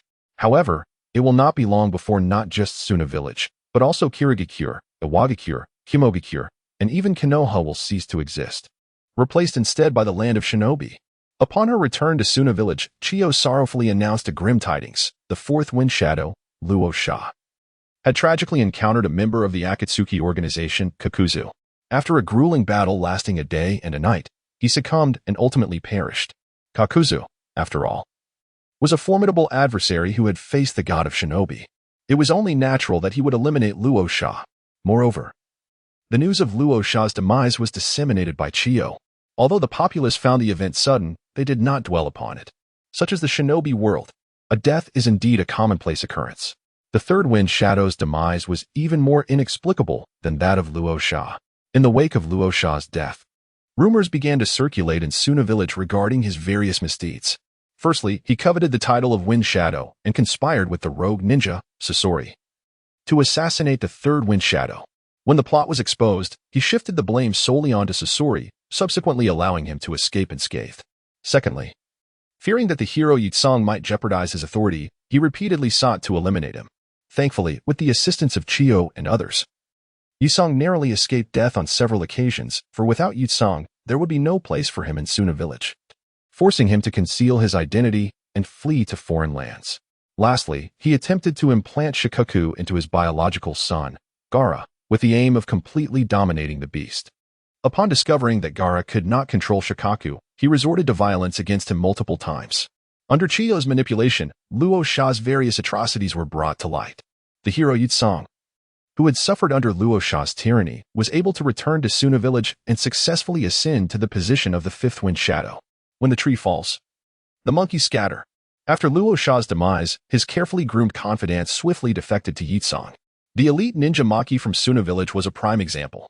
The remaining loyalists to Luo Sha were naturally dealt with by Chiyo and her allies. How to deal with them, you ask? Naturally, with a heavy hand. Living individuals pose a problem, while the dead are quite simple to handle. In a luxurious apartment near the Wind Shadow building, Xianyu inhaled deeply after toiling diligently. Yitsong, though appearing cold, possessed an unexpectedly rich emotional world. Do you love me? Yitsong's eyes, hazy and dreamy, locked onto Xianyu as her hand traced his chest, slowly ascending to caress his face, whispering weakly. After such an extensive endeavor, she truly felt exhausted. Xianyu remained silent. He was at a loss for words, too apprehensive to meet Yitsong's gaze. To speak of love, there was none to declare. He did not wish to deceive himself, nor did he want to mislead Yitsong. He could only remain mute. A shadow of sorrow flickered across Yitsong's beautiful eyes as she inquired, "Then, do you like me?" "A little." Yitsong entwined her arms around Xianyu's neck, her delicate form coiling around him like a snake, blinking playfully and declaring, "A little is sufficient." The cleanup of Luo Sha's confidence was nearing completion. It was time for me to depart. Xianyu gently patted Yitsong's lovely back and whispered, "Leave in a couple of days." Yitsong tightened her embrace. After a pause, she added, "After all, once you leave, who knows when you'll return?" That may be the case. The downfall of a man often occurs in a single day. 2 days later, Conan stood beneath the apartment, idly fiddling with paper flowers. Truly troublesome. Casting a glance at the top floor, a flicker of irritation crossed her lips. It was past 9, yet there was still no sign of movement. After waiting downstairs for another 2 hours, Xianyu remained absent, just as Conan was in deep contemplation, pondering whether to make the first move. A fleeting shadow darted in from afar. Frowning, Conan's form gradually became transparent, disappearing in the blink of an eye. A concealment technique. A youth adorned with a Konoha ninja headband, sporting a round nose and carrying a short blade, landed before the apartment. It was Shirzue. 6th floor. Shirzue muttered, swiftly ascending the stairs towards the 6th floor. Knock, knock, knock. Shirzue rapped on the door, calling out, "Xianyu, are you inside?" Soon, he heard a flurry of frantic sounds from within, as if someone were hastily dressing. "Shirzue, wait for me to wash my face." Xianyu's words trailed off, her mouth abruptly muffled, the latter part of her sentence becoming incoherent. Perhaps she was brushing her teeth, Shirzue surmised. After a while, Shirzue heard a soft splatter. Likely Xianyu spitting out water. He waited patiently outside. After a full 2 hours, just as his patience wore thin, the sound of a key turning in the lock rang out. Xianyu emerged, clothed and seemingly fatigued, with dark circles under her eyes and a pallid complexion. "Come in. I have pressing matters to attend to, which delayed me a bit," Xianyu stated, her demeanor unabashed. Shirzue felt a twinge of doubt in his heart. Upon entering, he spotted Yitsong seated on the sofa, offering him a radiant smile. Instantaneous movement. "A pleasure to meet you. I am Yitsong, the 5th Wind Shadow of Suna village." Xianyu's lover. Yitsong. Shirzue's mind raced, recalling having heard that name before. The 5th Wind Shadow? Luo Sha abdicated? When did this happen? His thoughts struggled to catch up. Yet, he quickly seized upon the critical point. Lover?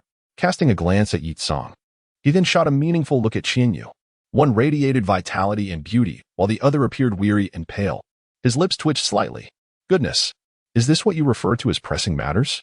By the way, are you not afraid that SHY would slay you if he found out you were cavorting with a lover?" Coughing, Xianyu's face flushed crimson as he replied, "Shirzue, we are brothers." Chapter 181. The Eye of Reincarnation in the back mountains of Konoha, Qianyu stood upon a clearing, surrounded by Orochimaru, Kabuto, Uchiha Shad, Uchiha Shisui, and Uchiha Kiyoshi. Orochimaru, how confident are you? 2 days prior, Shisui had journeyed a great distance to Sunagakure, announcing that Orochimaru had made groundbreaking progress in his research, enabling a singular experiment with the Eye of Reincarnation. Qianyu was both astonished and elated, astonished by the suddenness of the news, and elated at the prospect of advancement. After much contemplation, Qianyu resolved to accompany Orochimaru in this endeavor. With Orochimaru's scientific acumen, he was unlikely to undertake any venture without certainty. After all, what was there to fear? An 80% chance. Orochimaru proclaimed with unwavering confidence, astonishing the onlookers. The awakening of the Eye of Reincarnation was not a trivial feat. Are you certain? Qianyu queried, skepticism lingering in his tone.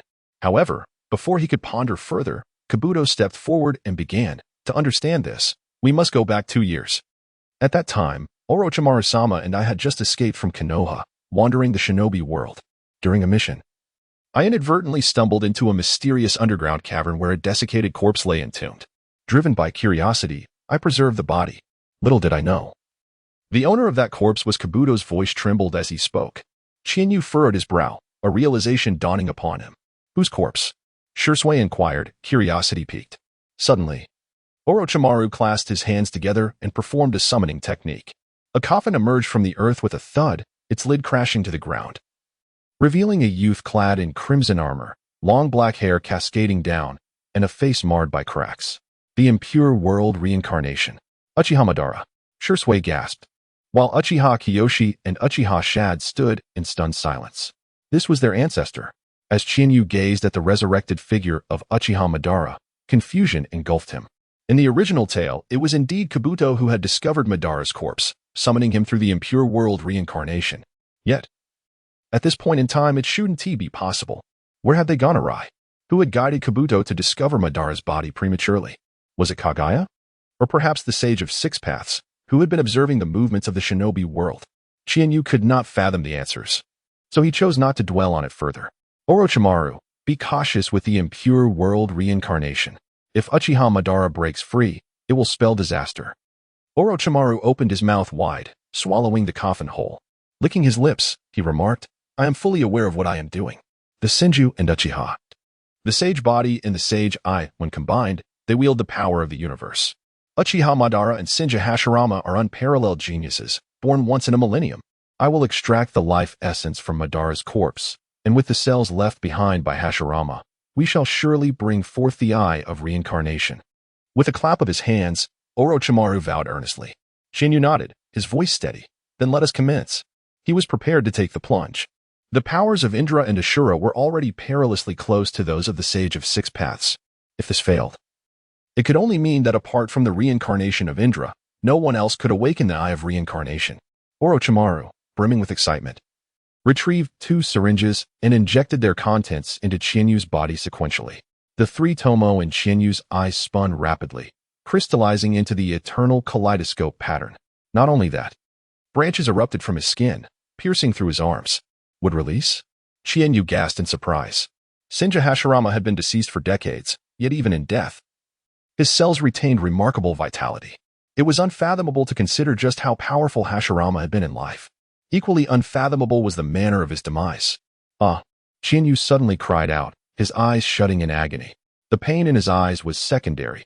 The more pressing concern was that the kaleidoscopes voraciously consumed his chakra. His chakra was dissipating at an alarming rate, visibly reduced to merely 30% in an instant. All of this indicated that the kaleidoscope was evolving towards the Eye of Reincarnation. With a thought, Qianyu rapidly entered sage mode. White scales appeared on his skin, and horns sprouted from his forehead. An infinite reservoir of natural energy surged into his being. Yet even with the infusion of natural energy, it still could not satisfy the demands of the evolution toward the Eye of Reincarnation. Qianyu was in torment. Was there any way to halt this experiment? Uchiha had observed Qianyu's pained expression and, with concern, asked, Is there anything we can do? Orochimaru shook his head. At this juncture, even I cannot control the experiment. Qianyu's chakra was evidently insufficient. If this continued, it could lead to catastrophic consequences. A flicker of worry crossed Chirsue's eyes. In this moment, there was no choice but to make a final stand. Qianyu, Enduring the discomfort, bit his finger and performed the summoning technique.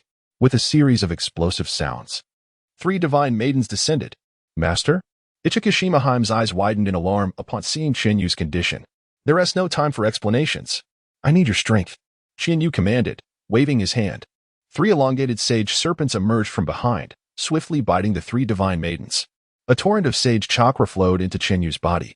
With this new source of chakra, he finally replenished his internal deficits. Half an hour later, his body began to stabilize. In an instant, Qianyu's eyes sparkled with newfound clarity. Simultaneously, the world around him dimmed. All light converged upon Qianyu's eyes in that fleeting moment. However, this phenomenon lasted less than a second before normalcy returned. Above the moon, the colossal reincarnation eye trembled. The attendant, standing nearby, abruptly rose. The last time the giant reincarnation eye exhibited unusual behavior, it was due to the use of an external divine statue. What could be the cause this time? Yet, it no longer mattered.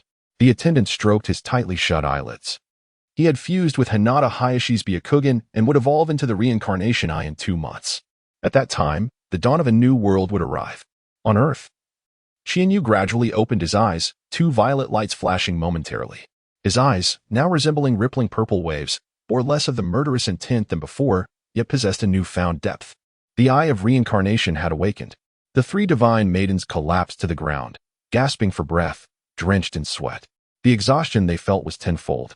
100-fold more intense than anything they had previously experienced.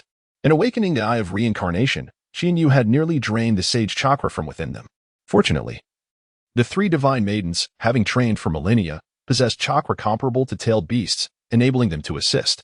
Otherwise, awakening the eye of reincarnation would have been impossible. And the worst-case scenario could have resulted in Qianyu being drained dry. Should the old woman learn of your awakening the eye of reincarnation, she would surely be astounded. Surikame Heim licked her lips, her cheeks flushed with a deep crimson, an unprecedented hunger igniting within her. She longed for him. The eye of reincarnation. Even the sages in the 3 sacred lands would covet such power, a crystallization of divine might from the heavens above. Chapter 182. Qianyu. Orochimaru joined the Akatsuki organization. In the office, Qianyu inhaled deeply, adjusting his trousers with a serious expression as he reluctantly pushed away the enchanting Tenshin Shiniji who had wrapped herself around him. Ever since awakening the Rinnegan, the 3 divine goddesses had become even more passionate than before. Qianyu welcomed their presence, fulfilling their every request. After all, without their assistance, he might not have awakened the Rinnegan. This favor must be repaid. The matter concerning the child was troublesome. Tenshin Shiniji tidied her attire, a rosy hue spreading across her charmingly cold face. It was merely a transaction, hardly a burden. Not at all, in comparison to the transformation into a dragon technique. You have given far more. Qianyu wholeheartedly agreed with Tenshin Shiniji's assertion. To be fair, he had spared no effort and had invested everything in the 3 divine goddesses. Qianyu glanced at the time. It was already 12 o'clock. The workday had come to an end. He escorted Tenshin Shiniji back to her apartment, calming his breath to ensure no outsider could detect any anomaly before slowly pushing open the door. Along the way, many villagers regarded him with a mixture of awe and respect. To this, Qianyu had long since grown accustomed, walking expressionlessly towards the Uchiha clan grounds. As he approached his doorstep, a long-haired woman appeared before him, seemingly having waited for a while. It was Orochimaru. Orochimaru licked her lips, a wicked smile playing on her face. Uchiha clan leader, how does the new eye suit you? It will require some time to develop the Rinnegan's abilities, Qianyu replied, stroking his eyes nonchalantly. Orochimaru, blocking his entrance, clearly had no intention of engaging in idle chatter. I wish to witness the legendary progenitor of chakra, Kagaya Otsutsuki. A fervent gleam flashed in Orochimaru's eyes. Qianyu frowned.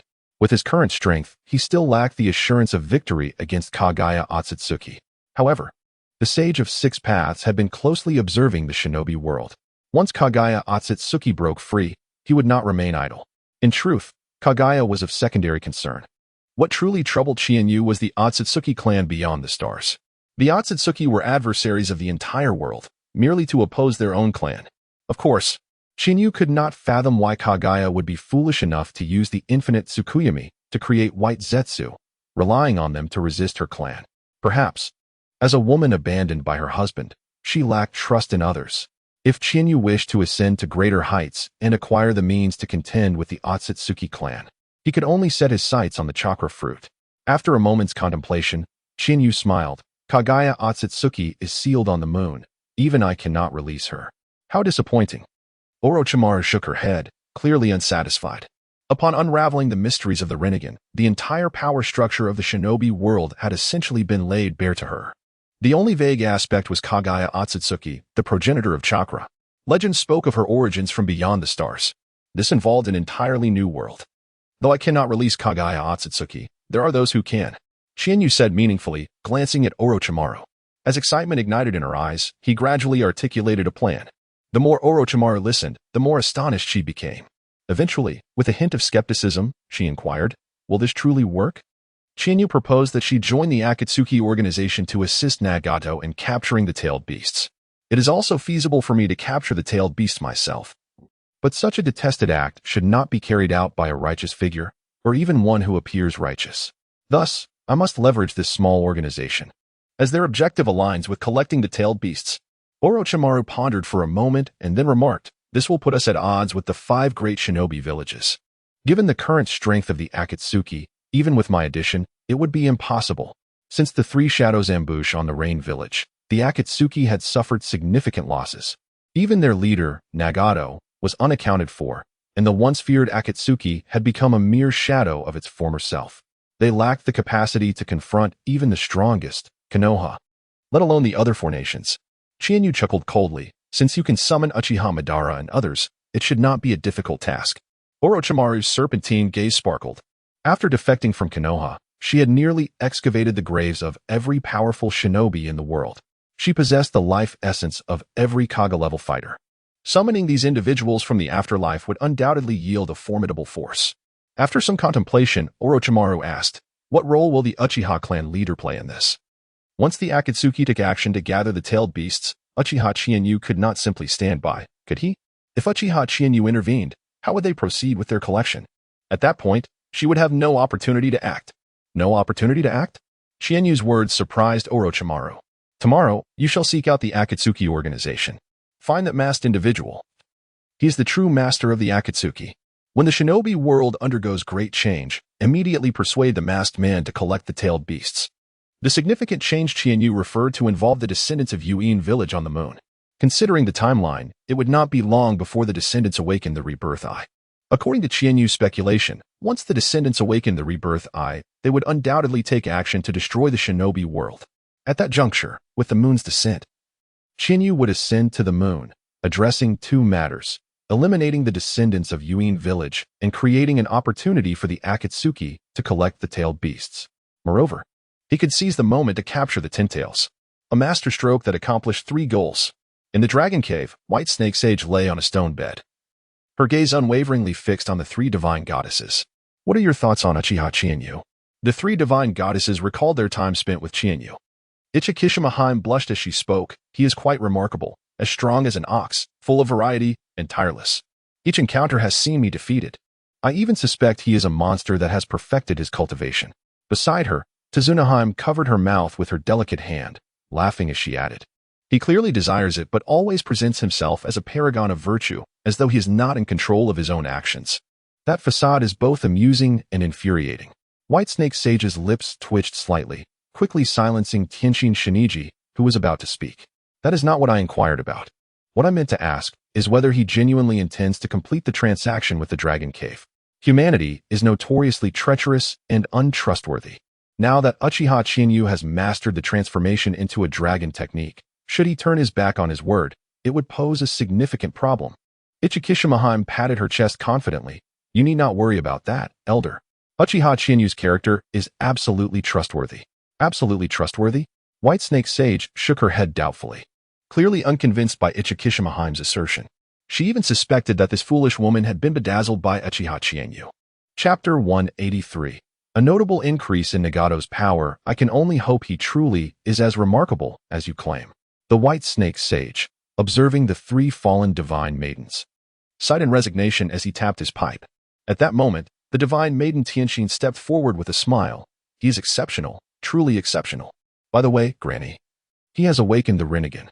Upon hearing this, the White Snake Sage could no longer remain seated and abruptly stood up. "The Rinnegan?" He has genuinely awakened the Rinnegan? How infuriating. Just who is this young man? The Otsutsuki brothers, Ishiki and Kagaya, annihilated all the deities in Takamagara, planting the divine tree and devouring the world's essence. The Rinnegan, the rebirth eye, is the crystallization of the power born from the divine tree's consumption of the original energy. Awakening the Rinnegan signifies touching the source of power. The white snake sage pointed into the void with his left hand, and a dark door materialized within the stone cave. You three return to that young man's side and keep a close watch on him. I shall confer with those two old geezers. Among the three great sages, the great toad sage possesses the ability to foresee the future.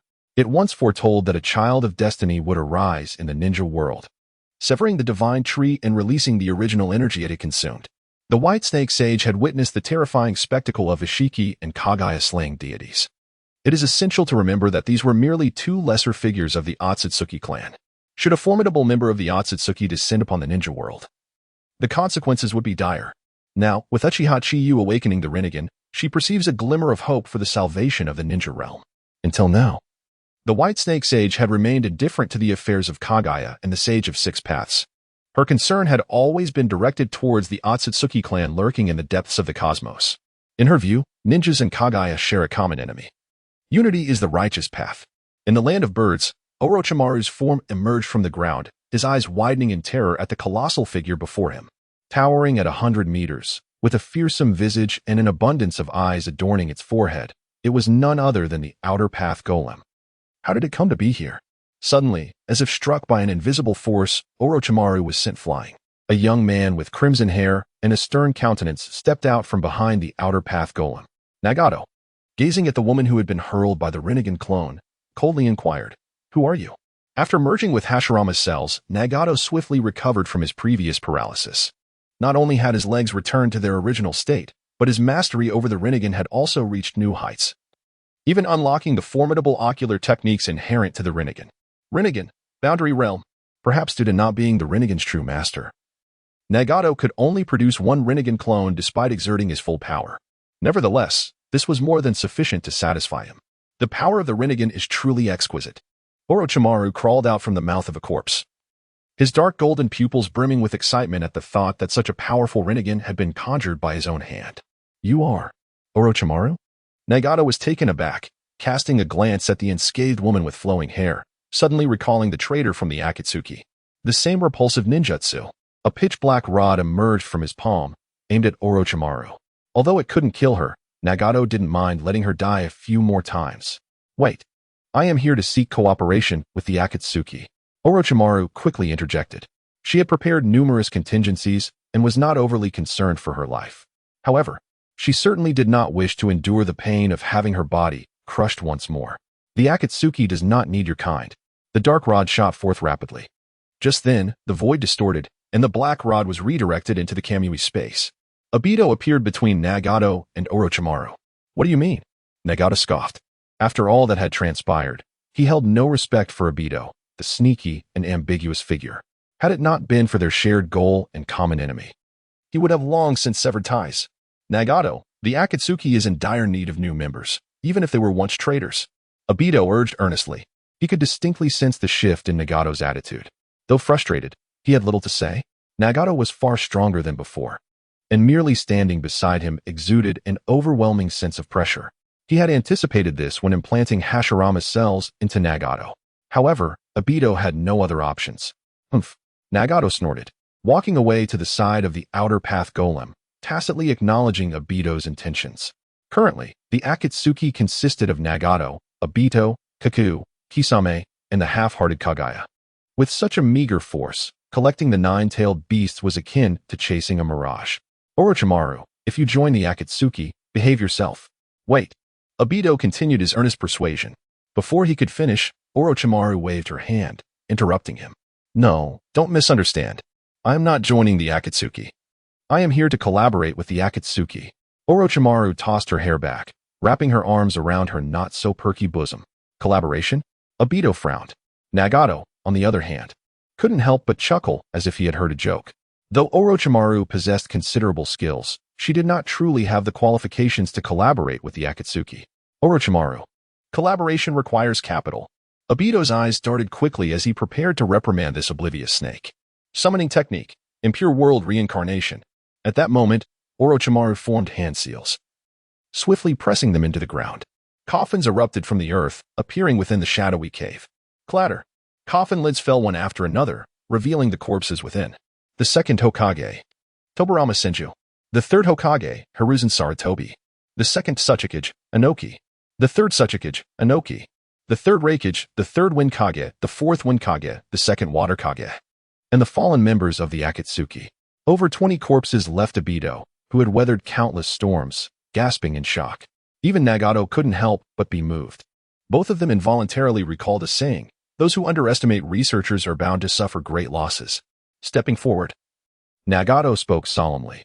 "I have long heard of a forbidden technique in Konoha known as impure world reincarnation, which can summon the deceased from the afterlife. Today, I have finally witnessed it. Now, you possess the qualifications to collaborate with the Akatsuki." Orochimaru licked his lips with his tongue, revealing a wild smile. Not just qualifications. "The Akatsuki must collaborate with me." With that, Orochimaru summoned 2 more coffins. One contained the corpse of the first Hokage, Hashirama Senju. The other housed the legendary figure of the ninja world, Uchiha Madara. Nagato paused momentarily, a smile creasing his lips. "I apologize for my earlier words." While he did not regard the other impure world reincarnations with much concern, these two were different. The names and legacies of Hashirama Senju and Uchiha Madara commanded the admiration of countless ninjas, built upon their overwhelming strength. Even as impure world reincarnations, their power could not be underestimated. Clack. At that moment, Obito removed his mask, tossing it aside, revealing half of his flawless face and half marred by scars. "Since you have summoned him, I see no reason to continue hiding." Chapter 184. The Fragile Alliance finally reveals its true nature. "But who exactly are you?" Nagato scrutinized Obito's grotesque yet ordinary visage, his brows furrowed. In the world of shinobi, Nagato was familiar with many prominent figures, having either witnessed them firsthand or at least heard tales of their exploits. Yet, before him stood a man shrouded in mystery. Who could this individual possibly be? Obito Uchiha, who was believed to have perished during the Third Great Ninja War, had returned from the depths of the afterlife due to an unforeseen twist of fate. Obito spread his arms wide, his crimson eyes casting a chilling glare. "I have no interest in your origins. Please state your intentions." Orochimaru, maintaining an impassive demeanor, felt turmoil brewing within. Obito Uchiha was a hero of Konoha, having sacrificed himself gallantly to save his comrades. His death was both tragic and noble. Who could have imagined that he not only survived, but had also aligned himself with the Akatsuki, a nefarious organization of mercenaries intent on the destruction of Konoha? The couple, Minato and Kushina, had indirectly fallen victim to Obito's hand. What experiences could have led Obito to such a dire fate? Surely, he must be a man with a story to tell. Orochimaru pondered this, but quickly reined in his thoughts. There were far too many individuals with compelling stories in the ninja world. The tale of Obito Uchiha was hardly unique. What piqued his interest more was the true purpose behind Obito's actions. "I seek to resurrect the Ten Tails." Obito had no intention of revealing the Eye of the Moon plan, fearing that Nagato and Orochimaru might oppose it. The worst-case scenario would be a rift forming between them, perhaps even turning adversarial. Should that occur, the hope of realizing the Eye of the Moon plan would be lost forever. Nagato frowned, perplexed. "The Ten Tails? What is that? How lamentable." Orochimaru mused inwardly. Nagato, as the Akatsuki's strongest asset, was being toyed with by Obito, completely unaware until now.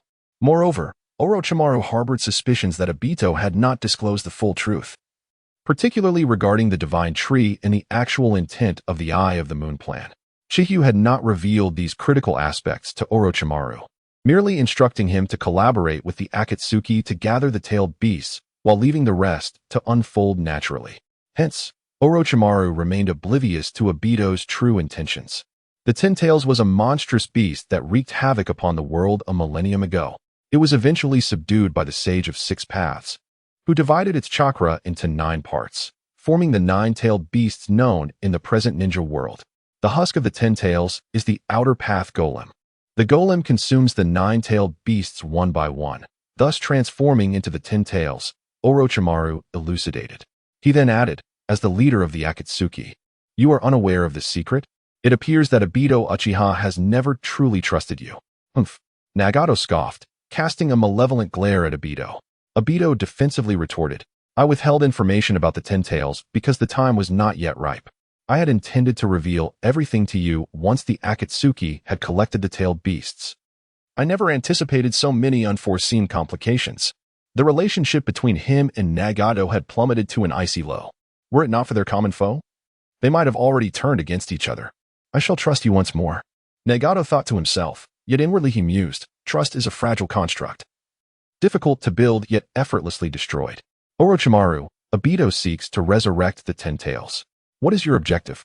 Orochimaru licked his lips, a sinister smile gracing his features. I have two aims. First, to obliterate Konoha. I, Orochimaru, have traversed countless miles for Konoha during 2 great ninja wars, earning accolades for my efforts. Who would have imagined that I would be relentlessly pursued by the old man merely for researching the second Hokage's legacy? I was forced to abandon my home and live as a fugitive. This indignity is one I cannot endure. Nagato furrowed his brow at Orochimaru's words. Merely destroying Konoha? With your current power, you could accomplish that alone. Why collaborate with the Akatsuki? While Uchiha Chiba was formidable, Nagato, having developed the Rinnegan, was confident he could prevail. Orochimaru sighed in resignation. There is rather grim news to share. A month ago, I assisted Uchiha Chiba in awakening the Rinnegan. His current abilities are unfathomable. Even if the god of shinobi, Hashirama Senju, and the embodiment of the battlefield, Obito Uchiha, were to descend, they would struggle to defeat him. The Rinnegan? Obito gasped in shock. It was known that the Uchiha clan had only produced one Rinnegan wielder in a millennium. Madara. Now, a second, Uchiha Chiba, had emerged. Nagato's expression darkened. Why did you assist him?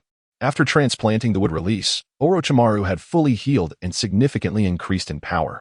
He had initially intended to manipulate Uchiha Chiba to his advantage. However, he never expected Chiba to awaken the Rinnegan. I am not merely aiding him. I am fulfilling my long-held ambition. The sense of accomplishment from personally creating the Rinnegan is something you cannot comprehend. Orochimaru's face radiated the pride of a researcher, a genuine emotion. Suddenly, Obito recalled something and inquired, if you are collaborating with Uchiha Chiba, how can we trust you? At this, a profound hatred flickered across Orochimaru's face. I approached the Akatsuki with utmost sincerity. Uchiha Chiba is now my greatest enemy. According to our agreement, once he awakened the Rinnegan, he was to grant me one as recompense. Yet, I underestimated Uchiha Chiba's treachery. Not only did he betray me, but he also sought to eliminate me to cover his tracks. Thankfully, my survival skills are exceptional, and I escaped with my life. My second aim in collaborating with the Akatsuki is to seize the Rinnegan from Uchiha Chiba. It should rightfully belong to me. Nagato understood Orochimaru's deep obsession with the Rinnegan, having witnessed his relentless attempts to obtain it before. Very well. I believe in your sincerity. Nagato nodded with a smile, extending his palm. Though our objectives may differ, we share a common enemy. May our collaboration be fruitful. Obito said nothing, and the three of them, each with their own ulterior motives, formed a tenuous alliance. As for the degree of trust among them, only they could truly comprehend it. Chapter 185. The moon's descent in the dead of night. After a hard day's toil, Shinyu took a deep breath, cradling Uchiha Ing in his arms, his gaze fixed vacantly on the ceiling. His heart was as tranquil as a still lake, his expression as inscrutable as a deep well. He resembled an enlightened monk who had attained profound wisdom. Uchiha Ing turned over, her palm resting on Shinyu's chest, licking her lips with lingering desire. Recently, she had been quite dissatisfied with Shinyu's behavior, sensing something was amiss. Suddenly, she inquired, have you been unfaithful? Shinyu was taken aback. What? It has even been a few days, and I'm already exposed? Did women possess an innate radar for infidelity? Or had Jishui betrayed him so swiftly? Panic surged within him, yet he managed to feign anger, tapping Uchiha Ing lightly on the head. What nonsense are you spouting? Am I that kind of person? You know the 3 divine maidens have been a great help to me. So I've been. As he spoke, Shinyu felt a flush of embarrassment, scratching his nose, appearing somewhat helpless. It was true that he had squandered considerable energy with the 3 divine maidens. As for Yetsong, cough. It was challenging for any adult, wasn't it? One couldn't simply ignore someone in need. Men would understand. Uchiha Ing, however, remained unconvinced by Shinyu's explanation. Then dare you let me inspect your memories? Startled, Shinyu felt the weight of his predicament. After a long contemplation, guilt clouded his eyes as he confessed, I've let you down. Uchiha Ing silenced him with a hand over his mouth, her gaze piercing through him. Who is it? Yetsong or Conan? Why Yetsong? Shinyu stammered reluctantly. Uchiha Ing unleashed a barrage of teasing blows upon him, leaving Qianyu speechless. Yet her unwavering gaze stirred a discomfort in his heart. Uchiha Ing thought to herself, as expected, and then queried, "Do you have feelings for her?" "Just a little, only a little," Qianyu replied earnestly. Uchiha Ing positioned herself atop Qianyu, leaning forward with her arms propped under her chin. "A little is sufficient. If it's Yetsong, I wouldn't mind." Her claim of indifference was a facade. But what could she do? Should she sever Qianyu's connection entirely? Wouldn't that be a boon for Yetsong? Furthermore, after all they had been through together, separation was an impossibility. After much contemplation, Uchiha Ing resolved to accept Yetsong. Firstly, she had no aversion to Yetsong. In fact, she harbored a fondness for her. Secondly, given her understanding of Qianyu, the more magnanimous she appeared, the more guilt he would feel, cherishing her all the more. Upon hearing Uchiha Ying's words, Qianyu was at a loss for how to express his emotions. "If I were to demand that you cut ties with her, never to interact again, I believe you could do it, but it would certainly leave a bitter taste in your heart. That would be unfair to Yetsong. She is a good girl." Uchiha Ing's delicate hand traced Qianyu's cheek, her expression serene and tender. A wave of emotion washed over Qianyu, and he embraced Uchiha Ing tightly, as if wishing to merge her with his very being. Yet, he understood that such an act would be even more unjust to her. "Therefore, I demand compensation." "How should I compensate?" "Love me twice as much." "On the moon, father, why must you slaughter everyone?" Shiren gazed in horror at the countless corpses strewn across the lunar palace. Apart from the two of them and Hinata, all their kin had fallen victim to Shiren's father. Her father opened his eyes, revealing a pair of deep azure orbs, his Rinnegan. The moon housed a colossal Rinnegan, a legacy forged from the fusion of countless Otsutsuki clan members' Byakugan. Even after millennia, it retained an ominous potency, rather than merely an eye. The colossal Rinnegan was akin to a divine artifact crafted by the Otsutsuki clan. In the past, the Otsutsuki wielded the Byakugan to control the colossal Rinnegan. Now, with the awakening of his own Rinnegan, Shiren's father possessed the highest authority over the colossal Rinnegan. With its assistance, he effortlessly dispatched thousands of Otsutsuki clan members. With a heavy heart, he declared, "They opposed my desire to obliterate the shinobi world, attempting to use our ancestors' Rinnegan against me. Regrettably, they have failed. Before long, I shall create a new world, rectifying the errors of the Sage of Six Paths." Before his demise, Otsutsuki you had left behind words of caution. Should the shinobi world stray from its path, the Rinnegan's power must be employed to amend and guide it. Yet, as time passed, the descendants of you diverged in their interpretations of these words. The moderates advocated for peaceful dialogue, while the radicals outright rejected the world created by the Sage of Six Paths, seeking to annihilate it and forge a realm devoid of conflict. The conflict between the two factions escalated into a brutal war. Ultimately, the radical faction, led by Shiren's father, emerged victorious. Must we truly annihilate everyone for the sake of a new world? Pain flickered in Shiren's eyes. The young boy could not comprehend his father's actions. Kin had perished at the hands of kin, a bitter irony indeed. With a resigned sigh, Shiren's father remarked, "To achieve great things, one must be willing to sacrifice even those closest to them. My actions are all for you. You and Princess Hinata shall create a world devoid of war and strife." "How shall we create it?" Shiren asked, perplexed. Shiren's father fell silent. Indeed, how would they accomplish such a feat?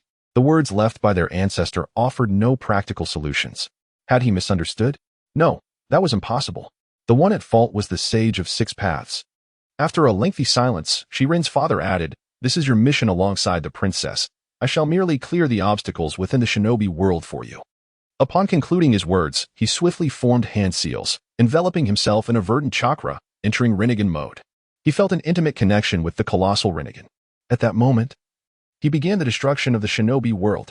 His booming voice echoed throughout the moon, and as he spoke, the moon trembled, beginning its descent. The sun hung high in the sky. Qianyu, deeply entrenched in slumber, was jolted awake by a series of heavy, insistent knocks. "What is going on? I thought I had taken a month-long leave?" He gently extricated himself from Uchiha Ying's embrace, donning his clothes with a stern expression as he stepped outside. "Eh? Why does the sky seem so overcast?" Rubbing the sleep from his eyes, he looked up at the heavens. Suddenly, clarity dawned upon him. The moon was falling. The descendants of the Otsutsuki were set on annihilating the shinobi world. The Uchiha clan head, it seemed, was about to face a storm of upheaval. As he opened the courtyard door, Tsunade, the fifth Hokage, stood there, her expression fraught with urgency. Chapter 186. Unrest from all sides. The moon's descent. The entire ninja world is thrown into chaos. In the Hidden Leaf Village, within a vast conference room, Tsunade presides over the assembly of the village's elite. Surrounding the walls are LCD screens displaying the other four shadows and elder advisors. The moon is plummeting rapidly, and in approximately 24 hours, it will collide with the ninja world. Tsunade's expression is grave as she addresses the assembly directly. What consequences will arise from this? The one-armed fourth Raikage lifts a dumbbell, curious as he exercises his arm strength. He is not alone. Many share this question. Chinyu steps forward to elucidate. With Orochimaru, the scientist, absent, he must enlighten the others on the principles of physics. The relative velocity between the Earth and the Moon is immense, and the energy produced upon collision could easily obliterate everything in the vicinity of the impact. Moreover, such a collision is likely to trigger earthquakes, tsunamis, and other natural disasters. Worse still, the dust raised by the explosion would linger in the atmosphere for decades, blocking sunlight and causing the temperature in the ninja world to plummet, leading to the gradual extinction of species unable to adapt to the cold. As Chinyu expounds, the four shadows furrow their brows, bewildered and overwhelmed by his extensive yet convoluted explanation. He finally concludes, in simple terms, humanity faces extinction. Upon hearing this, the expressions of all present change dramatically. Uchiha clan leader, this is no jest. Kuratsuchi taps her long fingers on the table, her beautiful brows knitted in concern. Everyone, there is no need for exaggeration. The ninja world is on the brink of unprecedented catastrophe. After Chinyu finishes, he nonchalantly sits back down. The other four shadows, along with their respective advisors, deliberate for some time but arrive at no conclusion. Yukura observes the composed Uchiha Chinyu, his anxiety gradually subsiding. Seeing Chinyu's demeanor, he suspects a solution is at hand.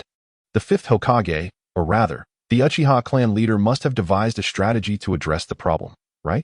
Deidara shakes his blonde hair in frustration. He never imagined such a grave threat lurked within the ninja world. Everyone, take a look at this intel. Tsunade stands and gestures to Ino, who solemnly transmits images of the descendants of Yuin gathered from eyewitnesses to the four shadows. The Leaf has obtained credible information identifying this individual as the architect of the moon's descent. He may have awakened the legendary Rebirth Eye, his power unfathomable. With a resounding thud, the fourth Raikage slams his fist onto the table, shattering it into pieces. Stop the suspense. Uchiha clan leader, reveal your countermeasures. The fourth Raikage speaks plainly and directly. Under the gaze of the assembly, Chinyu stands slowly. I shall confront the formidable adversary on the moon. Upon saying this, Chinyu brushes his hands over his eyes. The eyes, long concealed by illusion, reveal the true form of the Rinnegan. The assembly gasps in shock. The Rinnegan, the legendary Rinnegan, identical to that of the Akatsuki leader. The Rebirth Eye is indeed formidable. Even I cannot guarantee victory. At this critical juncture for the ninja world, I wish to convey that should I miraculously defeat the enemy and save the ninja realm, I hope you will acquiesce to one condition. Everyone grimaces. Do they even have a choice? They would agree to one condition, or even 1,000, if need be. Uchiha clan leader, state your request. Tsunade gazes at Chinyu, perplexed. With Chinyu's current strength, no one in the ninja world could thwart him. What else could he desire? I have two great aspirations in this life. First, to restore the Uchiha clan to greatness. Second, to bring a ceasefire to this war-torn world. The first aspiration has been achieved, but to fulfill the second, I require the support of all present. The ongoing turmoil in the ninja world stems from conflicts of interest among the great nations and differing stances between the ninja villages. Therefore, I propose that if the ninja world were to unite under a single nation and village, wars would cease to erupt easily. During the Warring States period, Senju Hashirama established the Hidden Leaf Village. In this model of one nation, one village was emulated by the other nations, gradually leading to the unification of the ninja world under 5 great nations. Now, I hope the 5 great ninja villages and nations can join forces to create a new ninja village, a new nation. In the land of birds, Nagato, Obito, and Orochimaru stand atop a high mountain, gazing skyward at the increasingly large and luminous moon. Strange, why is the moon suddenly falling? Nagato murmurs, furrowing his brow. Orochimaru's golden pupils narrow sharply as he turns to Obito. Obito, do you know what has transpired? Uchiha Obito shakes his head, remaining silent. He is aware that the descendants of Otsutsuki reside upon the moon. Yet how they managed to manipulate it remains a mystery. The descendants of Otsutsuki are utilizing the power of the Rebirth Eye to control the moon and impact the ninja world. At that moment, a carnivorous plant emerges from the ground, and the ominous voice of Black Zetsu resonates. The schemer Black Zetsu had not anticipated such an event. However, this may not be a misfortune for the current Akatsuki organization. After all, turbulent waters are easier to navigate. The disturbances on the moon will undoubtedly capture Uchiha Chinyu's attention. The Akatsuki can seize this opportunity to gather tailed beasts. Rebirth Eye? What is that? Obito inquires with curiosity. The knowledge imparted by Uchiha Madara did not include the Rebirth Eye. It is an eye of sage powers, rivaling even the Rinnegan. Black Zetsu's tone is grave as he succinctly explains the Rebirth Eye. What should we do now? Nagato hesitates, uncertain. It is evident that the entire ninja world faces impending disaster. Although he has resolved to make the world feel pain, this is not the way to achieve it. The moon's collision with the ninja world would result in far more civilian casualties than that of ninjas. The grievances among ninjas should not drag ordinary people into the fray. Obito's cold voice interjects. The moon's collision is a fortuitous opportunity for us. Uchiha Chinyu will surely confront the moon, and once he departs, we shall immediately act to gather tailed beasts. Without Uchiha Chinyu, the 5 great nations pose no threat. Collecting tailed beasts will be a piece of cake. Nagato shakes his head and replies, the ninja world is on the brink of catastrophe. Now is not the time to gather tailed beasts. Chapter 187. On the moon. Cataclysmic events. Chinyu, bearing a fiery fan, gently caressed Uchiha Ying's head and softly remarked, what will transpire on the moon? Even I cannot fully grasp. Are you truly intent on accompanying me? Chinyu intended for Uchiha Ying to retreat to the Dragon Cave to evade the impending turmoil. As the shinobi world was on the verge of unrest, Chinyu had to confront the descendants of Yuin village and, with a high probability, the formidable Kagaya Otsutsuki, who might break the seal. He lacked the energy to care for Uchiha Ying. However, Uchiha Ying adamantly refused, insisting on traveling to the moon together. No matter what. I have awakened the Manjikyu Sharingan and trained in sage arts. I am quite powerful. At the very least, I will not be a burden to you. Please allow me to accompany you on this final leg of the journey. Uchiha Ying gazed intently at Chinyu, resolute in his decision. Very well. We shall traverse this final path together. Chinyu embraced Uchiha Ying tightly. It was not only he who could act on impulse. Uchiha Ying had the right to choose as well. At that moment, Konan's figure appeared in the distance. Her crimson lips moved, wavering between speech and silence. Chinyu gently pushed Uchiha Ying aside and approached Konan, saying, my departure will herald significant changes in the shinobi world. Nagato will soon act to gather the tailed beasts. I hope you will not intervene. Konan nodded, though I do not comprehend the reasons. I trust you. Chinyu smiled, his fingertip touching Konan's forehead. A flash of violet light emanating from his eyes. In the next instant, Konan felt the cursed mark on her back grow heated, followed by a sharp pain in her eyes, as if something were merging within them. Instinctively, she closed her eyes, and when she opened them again, her light orange pupils had vanished, replaced by a deep purple hue. The Rinnegan. For a time, I shall not appear in the shinobi world. I will rely on your Rinnegan to observe its developments. After a moment's thought, Chinyu added, with your current strength, coupled with a stroke of luck, eliminating that individual should not pose a challenge. Konan looked at Chinyu with gratitude. He had sacrificed much for her. Just then, a meteor descended from the sky, trailing a long tail of flames, hurtling towards the earth. The moon had not yet fallen, yet some fragments of meteors had already arrived. Boom! A fiery red dragon soared into the sky, effortlessly shattering the meteor. Shushue, Fugaku, Kei, and Itachi flew in from afar. Chinyu exchanged a glance with Konan, who then vanished from sight. Chinyu, clan leader, brother Chinyu. Soon, the 4 Manjikyu Sharingan users stood before Chinyu. He surveyed them gravely and stated, once I depart for the moon, you must protect Konoha and safeguard the Uchiha clan. You must return safely. Shushue patted Chinyu's chest calmly, expressing his thoughts. He had initially considered accompanying Chinyu, but he knew Chinyu would likely not agree. You possess the Dragon Cave summoning scroll, should any unforeseen circumstances arise. Retreat to the Dragon Cave. After uttering his final words, Chinyu entered sage mode, gripping Uchiha Ying's hand. A thought spans the horizon. On the other side, Orochimaru's eyes darted mischievously as he smirked. Uchiha Chinyu had previously instructed him that if any upheaval occurred in the shinobi world, he should persuade Nagato to gather the tailed beasts. Now that the moon was about to collide with the shinobi world, was this not the upheaval Chinyu had spoken of? It was the perfect opportunity to gather the tailed beasts. He must convince Nagato at all costs. Nagato, gathering the tailed beast, does not conflict with saving the shinobi world. With Uchiha Chinyu's strength, who knows the outcome against the descendants of Yuin village? Regardless of the victor, it will not hinder us three. The optimal scenario would be for them to weaken each other, allowing us to clean up the aftermath. Obito chimed in. Collecting the 9-tailed beasts is no trivial task. Now is the time to gather them, so we can focus solely on confronting Uchiha Chinyu or the descendants of Yuin village. After much persuasion, Nagato finally agreed to take advantage of Uchiha Chinyu's absence to capture the tailed beasts. Have we arrived on the moon? Uchiha, stepping on the fragmented stones, felt the distinctly different gravity from Earth, inquired with curiosity. Indeed, it was the moon. He looked around. There was no moon in the sky, but a colossal orb of light. In his memories, that orb was the dwelling place of the descendants of Yuin village. It was evident that they were indeed on the moon. Chinyu let out a slight sigh of relief. This was the first time he had used one thought across the horizon to traverse such a great distance, and thankfully, nothing had gone awry. Oh? Have they already detected us? Suddenly, Chinyu looked up at the sky. Thousands of puppets sat atop puppet birds, soaring down from the luminous orb suspended in the heavens. The puppeteers brandished various weapons, launching chakra beams toward the two. Controlling such a multitude of puppets demonstrated a mature application of the Rinnegan. The Rinnegan also possessed the ability to control puppets, unlike the Rinnegan's use of black rods. The Rinnegan controlled through infusing chakra into living beings to exert control. In the original story, Hinata was easily manipulated by Shino. Thus, in terms of puppet control, the Rinnegan was more straightforward and practical than the Rinnegan.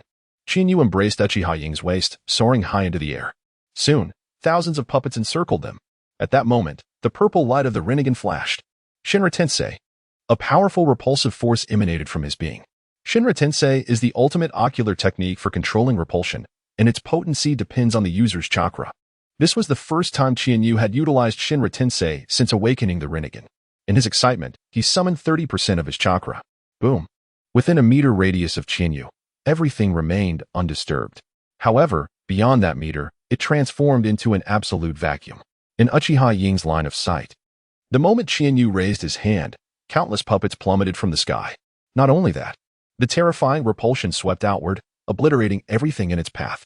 A tremendous roar echoed. The heavens shattered, the earth collapsed, resembling a cataclysm. The same technique, executed by Chinyu, exhibited a power far surpassing that of Pain. Perhaps Pain was merely a puppet. Or perhaps Nagato was not the true master of the Rinnegan. Nagato could not fully unleash the true power of the Rinnegan. Xiaoling, do you see how impressive I am?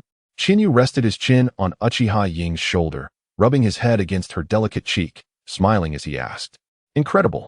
Uchiha Ying gave a thumbs up, sincerely exclaiming for words. Like a deity. Chapter 188. The Capture of the Tailed Beast in the Land of Earth. Obito's cold gaze swept over the ninja from a Wagakure, clad in red armor and wearing a conical hat. The Jinchuriki of the 5 tails, Han, was utterly weak. A disdainful smile curled Obito's lips as 4 black rods pierced deeply into the limbs of the Jinchuriki. The space began to warp, drawing the Jinchuriki into the Kamui dimension. Though the 5 tails Jinchuriki was formidable, he was still insufficient against Obito, who wielded dual Kamui powers. At the edge of a cliff, an elderly man in purple robes, with a bushy red beard, was intently walking his dog. The old man suddenly raised his head, his gaze sharp as he fixated on 2 uninvited guests. The 4 tails Jinchuriki, had he remained in a Wagakure, the Akatsuki would have had no means to contend with him. Alas, he chose to leave the village. Kisame, bearing the Samahata, approached the old man with a sinister smile. A bird's cry echoed through the sky as Obito leapt down from the synthetic beast. His 3-tomo Sharingan flicked over the old man, before he settled beneath a nearby tree, closing his eyes in meditation. Hey, he is still the 4 tails Jinchuriki. Besides, the leader instructed us to bring him back alive. Are you really going to leave me to face him alone? Kisame shot a glance at Obito, his eyes wide with discontent. We're supposed to be working together, yet you are merely biding your time. Is this not a form of bullying the innocent? I shall take responsibility for capturing the 7 tails, Obito remarked calmly, reopening his eyes momentarily before shutting them once more. Kisame shook his head in resignation, forming hand seals rapidly as his chest swelled. Water morphed into a colossal sphere, enveloping an area of 100 meters, easily ensnaring the old man. Molten lava orbs erupted from the old man's mouth, attempting to break free from the water prison. However, before reaching the edge of the water sphere, the lava orbs came to a halt, sinking to the bottom. This fellow's combat style remained as simple and brutal as ever. As soon as Kisame unleashed his jutsu, Obito had already retreated, positioning himself a kilometer away. Watching the Four-Tails Jinchuriki trapped in the water prison, a hint of pity flickered in Obito's eyes. Once ensnared by Kisame, he would become nothing more than a mobile battery. Even the Four-Tails would eventually succumb. The battle did not endure for 10 minutes. Merging with the Samahata, Kisame charged like a shark, breaking the old man's spine. The old man flailed feebly before slipping into unconsciousness. Kisame shattered the old man's limbs, suspending him from the Samahata, and ambled back towards Obito. Though the Seven-Tails was a girl, she was not to be underestimated. If you find yourself in trouble, I will intervene. At the castle of Katsuragi Mountain, the abode of the descendants of the user of the impure world reincarnation. Outside the castle, a young man donned in black with red clouds appeared. Here it is, Nagato murmured, gazing at the majestic castle. The rogue ninja from Kirigakure, the Six-Tails Jinchuriki Yutaka, was hiding within. Boom. Suddenly, a 2-meter diameter meteor plummeted from the sky, aiming to crash into the castle.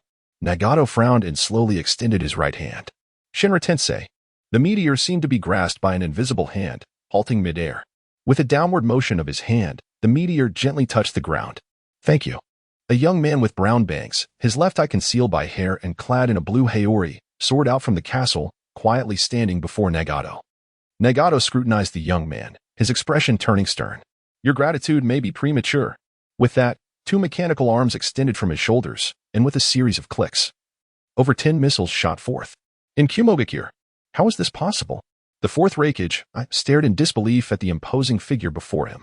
A spiky-haired man, muscles rippling and crackling with powerful lightning, stood there. He was all too familiar with this sight. Son, I never expected our reunion to occur in such a manner. The third Reikage gazed at I, filled with emotion. Impure world reincarnation? Who is responsible for this? I roared, furious. The second Hokage, Tobirama Senju, had developed a forbidden technique capable of summoning the deceased from the afterlife. After Tobirama's death, under pressure from various nations, Hiruzen Sarutobi had sealed this technique away. It was thought that no one had mastered this forbidden art. Who would have imagined that it had resurfaced? What enraged the fourth Reikage further was the realization that his father had been summoned by the mastermind. I have no idea who the user is. The third Reikage shook his head. I have a premonition that the ninja world is about to plunge into chaos. That scoundrel Tobirama Senju. The fourth Reikage tore his shirt, stomping the ground into fragments. Boy, repeat what you just said. A silver-haired man with red eyes, clad in blue armor, descended, his gaze fixed on the fourth Reikage, exuding a murderous intent. Swish, swish, swish. Several figures soared in from the distance. The second Tsuchikage, Inoki. The third Tsuchikage, Noki. The third Hokage, Hiruzen Sarutobi. The Dark Ninja, Danzo Shimura. This Killer Bee stared in astonishment at the dozen or so shadow-level powerhouses that dominated the ninja world. An uncontainable chill rising within him. Are you a monkey? Tobirama Senju scrutinized Hiruzen Sarutobi, his expression stern. Teacher, I never anticipated that you two had been manipulated. Hiruzen sighed.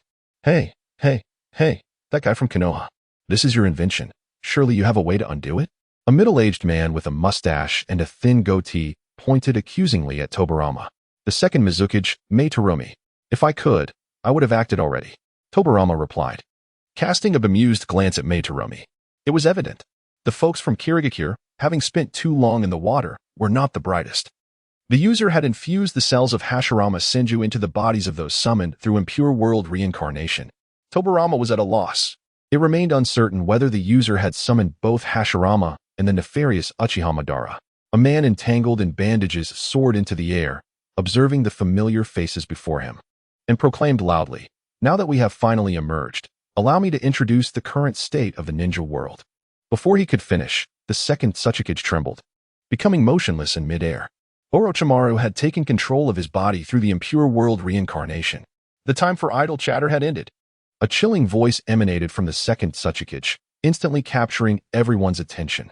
Outside Sunagakure, atop a sand dune, Yakura crushed a monster mask underfoot, his expression grave as he watched the retreating figure of Kakuzu. The Akatsuki is collecting tailed beasts at this time? What an inconvenient season. Gaara had remained in Konoha. Yakura had initially planned to find a suitable reason to bring him back to Sunagakure when the time was ripe. Now, it seemed that Gaara staying in Konoha might not be such a bad thing after all. Chapter 189, Two battlefields, a grave expression adorned Qianyu's face as a radiant white light enveloped his body, and elongated horns emerged from his forehead.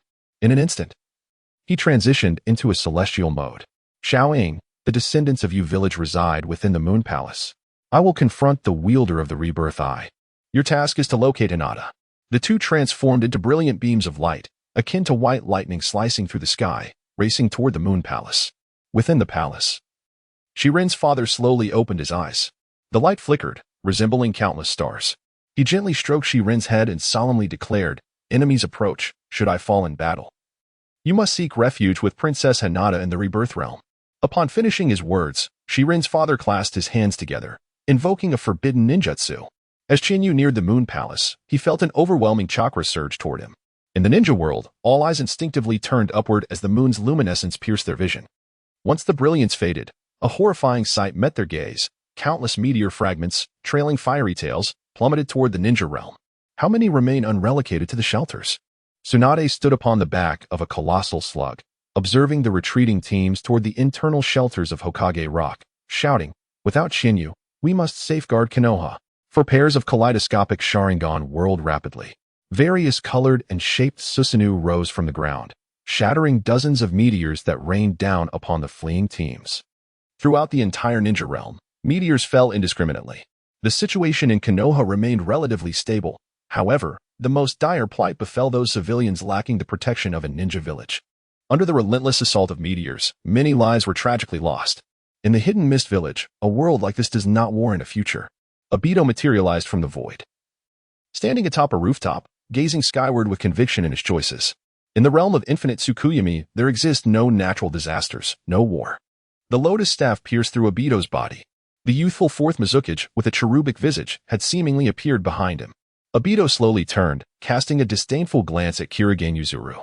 "This pattern of Sharingan, it is you." Kurigane Yuzuru recognized Uchiha Obito.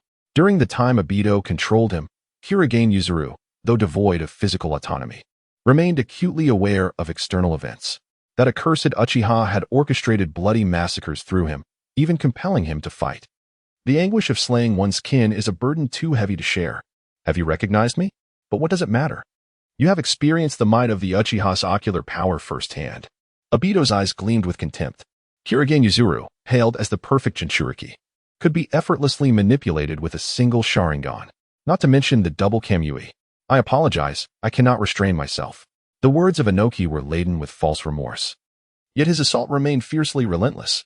A conical force emanated from his chest, enveloping an entire raikage building.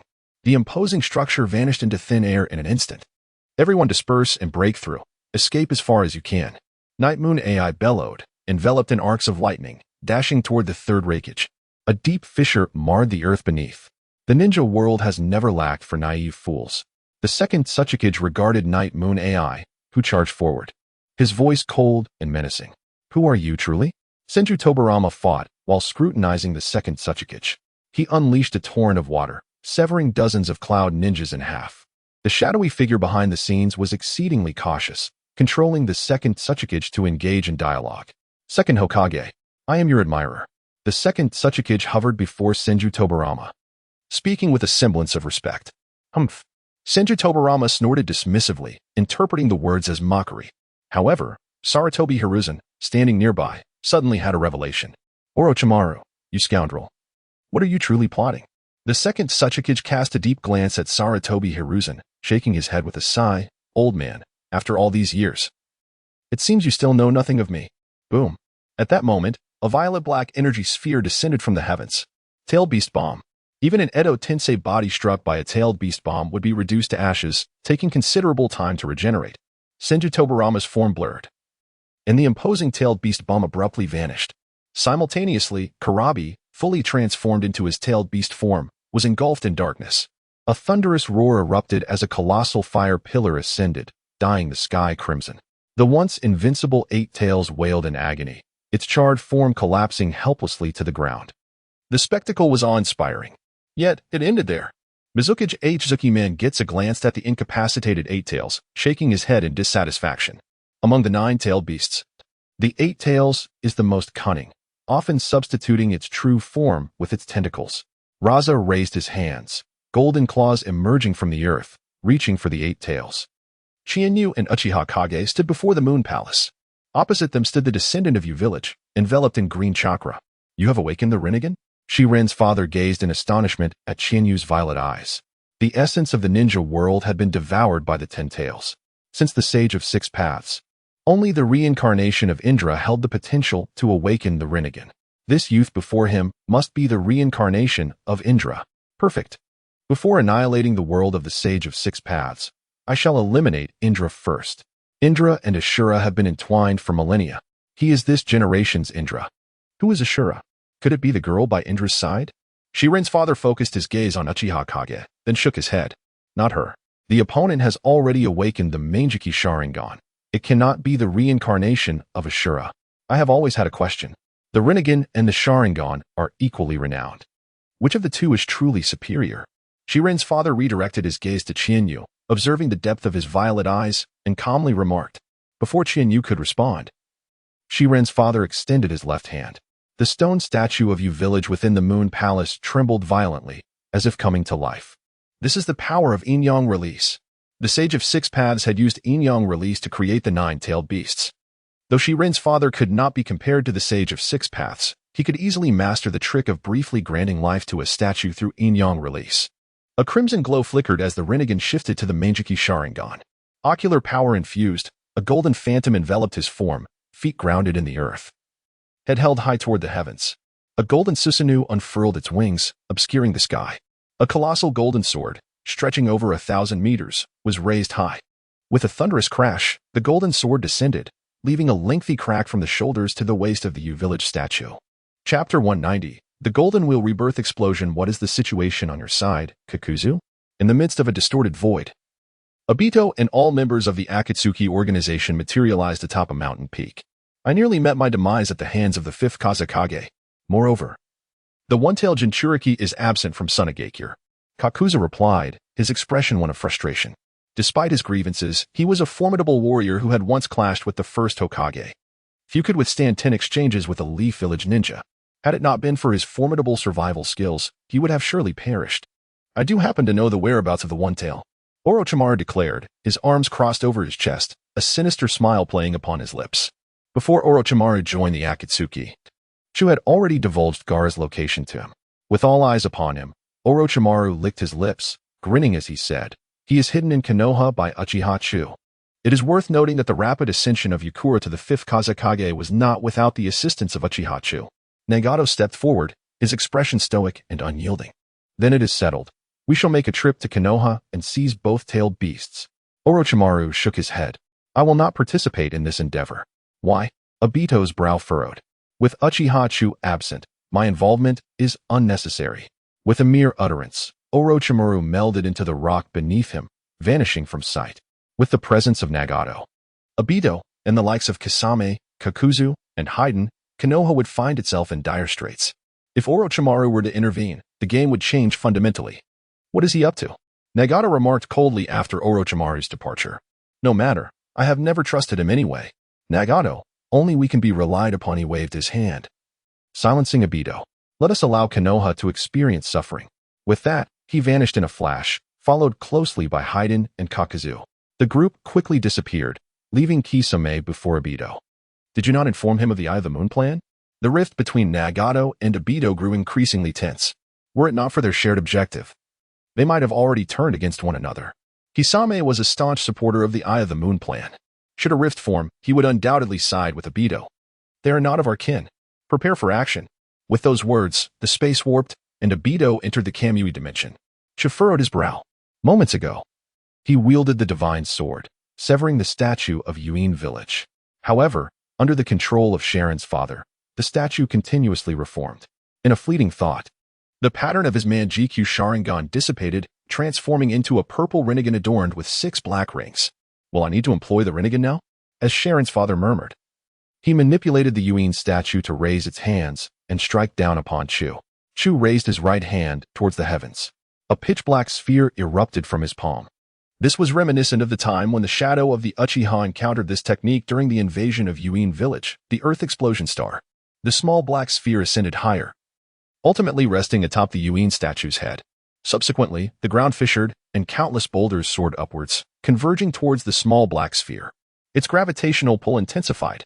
The towering Yuan statue, nearly 1,000 meters high, began to fracture, firmly bound by the black sphere. To an outside observer, it appeared as though a piece of the moon had been devoured by a celestial creature. If given sufficient time, she might indeed obliterate the moon using the Earth explosion star. However, Sharon's father would not remain idle. He formed hand seals, swiftly entering the Rinnegan chakra mode. 9 truth-seeking balls materialized behind him. With a flash of golden light, Sharon's father grasped one, resembling a divine sword that connected heaven and earth. Golden Wheel Rebirth Explosion. The divine sword, imbued with the might of wind and thunder, sliced through the massive sphere formed by the Earth explosion star with ease, as if cutting through tofu. The 2 hemispheres, under the control of Sharon's father, plummeted towards Cha. The Rinnegan possessed the ability to manipulate both gravitational and repulsive forces. However, when compared to the ultimate ocular techniques like the Earth explosion star or Shinra Tensei, it was lacking by a considerable margin. The golden sword cleaved through the moon, unrelenting as it advanced towards Cha. In response to this move capable of bisecting the moon, Chu unleashed the ultimate ocular technique representing the pinnacle of repulsion. Super Shinra Tensei. The repulsion did not disperse outward but coalesced into an invisible sword, braving the Golden Wheel Rebirth Explosion. To achieve this, the Chicken Talismans played a crucial role. The Chicken Talismans represented the force of levitation. More precisely, they embodied the power of thought to manipulate objects. The synergy between the Chicken Talismans and Shinra Tensei, or the Earth Explosion Star, enabled Chu to wield repulsion and gravity with unparalleled precision. With a resounding roar, the moon fractured, yielding numerous deep fissures. In the air raid shelter beneath Hokage Rock, within a stone chamber, Tsunade presided at the head of a round table. All present wore furrowed brows, silently scrutinizing the intelligence in their hands. Damn that Akatsuki! Jiraiya slammed his fist onto the table, his voice trembling with fury. The audacity of the Akatsuki to capture tailed beasts at this juncture was utterly reprehensible. It was not just the Akatsuki. Someone had employed the reanimation jutsu to summon the deceased leaders of the 5 great ninja villages. Now, the entirety of Kumogakure lay in ruins. Tsunade set down a document, rubbing her forehead in exasperation. The Akatsuki alone was already a considerable headache. Now, another malevolent force, one rivaling the Akatsuki, had emerged. Who was the individual executing the reanimation jutsu? Fugaku pondered quietly, his eyes glinting with suspicion. Shirzue, with his head bowed, remained silent. The only one in the ninja world who mastered the reanimation jutsu, aside from Orochimaru, was none other than him. Furthermore, just recently, he had witnessed Orochimaru summon Uchiha Obito. Yet, Shirzue was uncertain why Orochimaru had suddenly allied with the Akatsuki. He sensed the shadow of Chu looming over the situation. Lord Hokage, I propose we transfer the One-Tail and Nine-Tails Jinchuriki to the Dragon Cave, Shirzue suggested after a moment of contemplation. He had vowed to Chu to protect Konoha and the Uchiha clan. Now that the Akatsuki had commenced their assault to capture Jinchuriki, a great battle was inevitable. The best strategy before the conflict ensued was to relocate the Jinchuriki. The Dragon Cave? Tsunade murmured, inquiring, as far as I know. The Dragon Cave is the most reclusive of the 3 holy lands. Would the White Snake Sage really shelter the Jinchuriki? Tsunade had a close relationship with the Sage of Wetbone Forest, while Jiraiya was well acquainted with the Great Toad Sage of Mount Myaboku. However, such friendships took decades to forge. The Uchiha clan had only recently risen to prominence. When had they formed ties with the Dragon Cave? Not an issue. Shirzue nodded firmly. Truth be told, he too was unsure how Chu had established relations with the Dragon Cave. Nevertheless, the White Snake Sage had shown considerable goodwill towards the Uchiha clan. Chapter 191. Let the world experience pain upon the moon. This fellow, the father of Shiren, gazed upon Uchiha Chinyu, and his previously calm demeanor finally shifted in hue. Chinyu held Uchiha Ying's hand with his left, engaging in battle with only one hand throughout, indicating that he had not exerted his full strength. The opponent's power far exceeded his expectations. Gritting his teeth, Shiren's father swiftly formed hand seals, his Rinnegan glowing brightly, as if a myriad of stars were swirling in the depths of his eyes. Simultaneously, the colossal Rinnegan within the lunar palace shone brilliantly. His greatest trump card was not the awakened Rinnegan but the gigantic Rinnegan within the palace. Would he harness the power of the colossal Rinnegan? Chinyu gently pushed Uchiha away, instructing him to leave for the palace and seek Hinata. The raw strength of the descendants of Yutsuin could not match Chinyu. Yet they could manipulate the colossal Rinnegan. If it came to a serious confrontation, Qianyu genuinely could not subdue him. Biting his thumb, Qianyu performed the summoning technique. 3 great clouds of smoke erupted, and the 3 divine maidens of the Zodiac were summoned forth by Qianyu. His opponent was the descendant of Yutsuin possessing the Rinnegan. "I require your assistance, the 3 of you," Qianyu said gravely, gazing at the 3 divine maidens. This was the first time fighting alongside his master. Outside of the confines of a bed, Shichikuge extended her snow-white hand, employing a space-time ninjutsu to teleport the charging Shi-Ren's father away to a distance of 10,000 meters. Unexpectedly, encountering the descendant of Yutsuin here, Takuji extended her crimson tongue, her snow-white cheeks flushed with a rosy hue. Her slit pupils fixated intently on Shi-Ren's father, awakening her appetite. Hey, is it really that exaggerated? The 18 or 19-year-old innocent maiden, Tianxin Shinheim, crossed her arms and teased.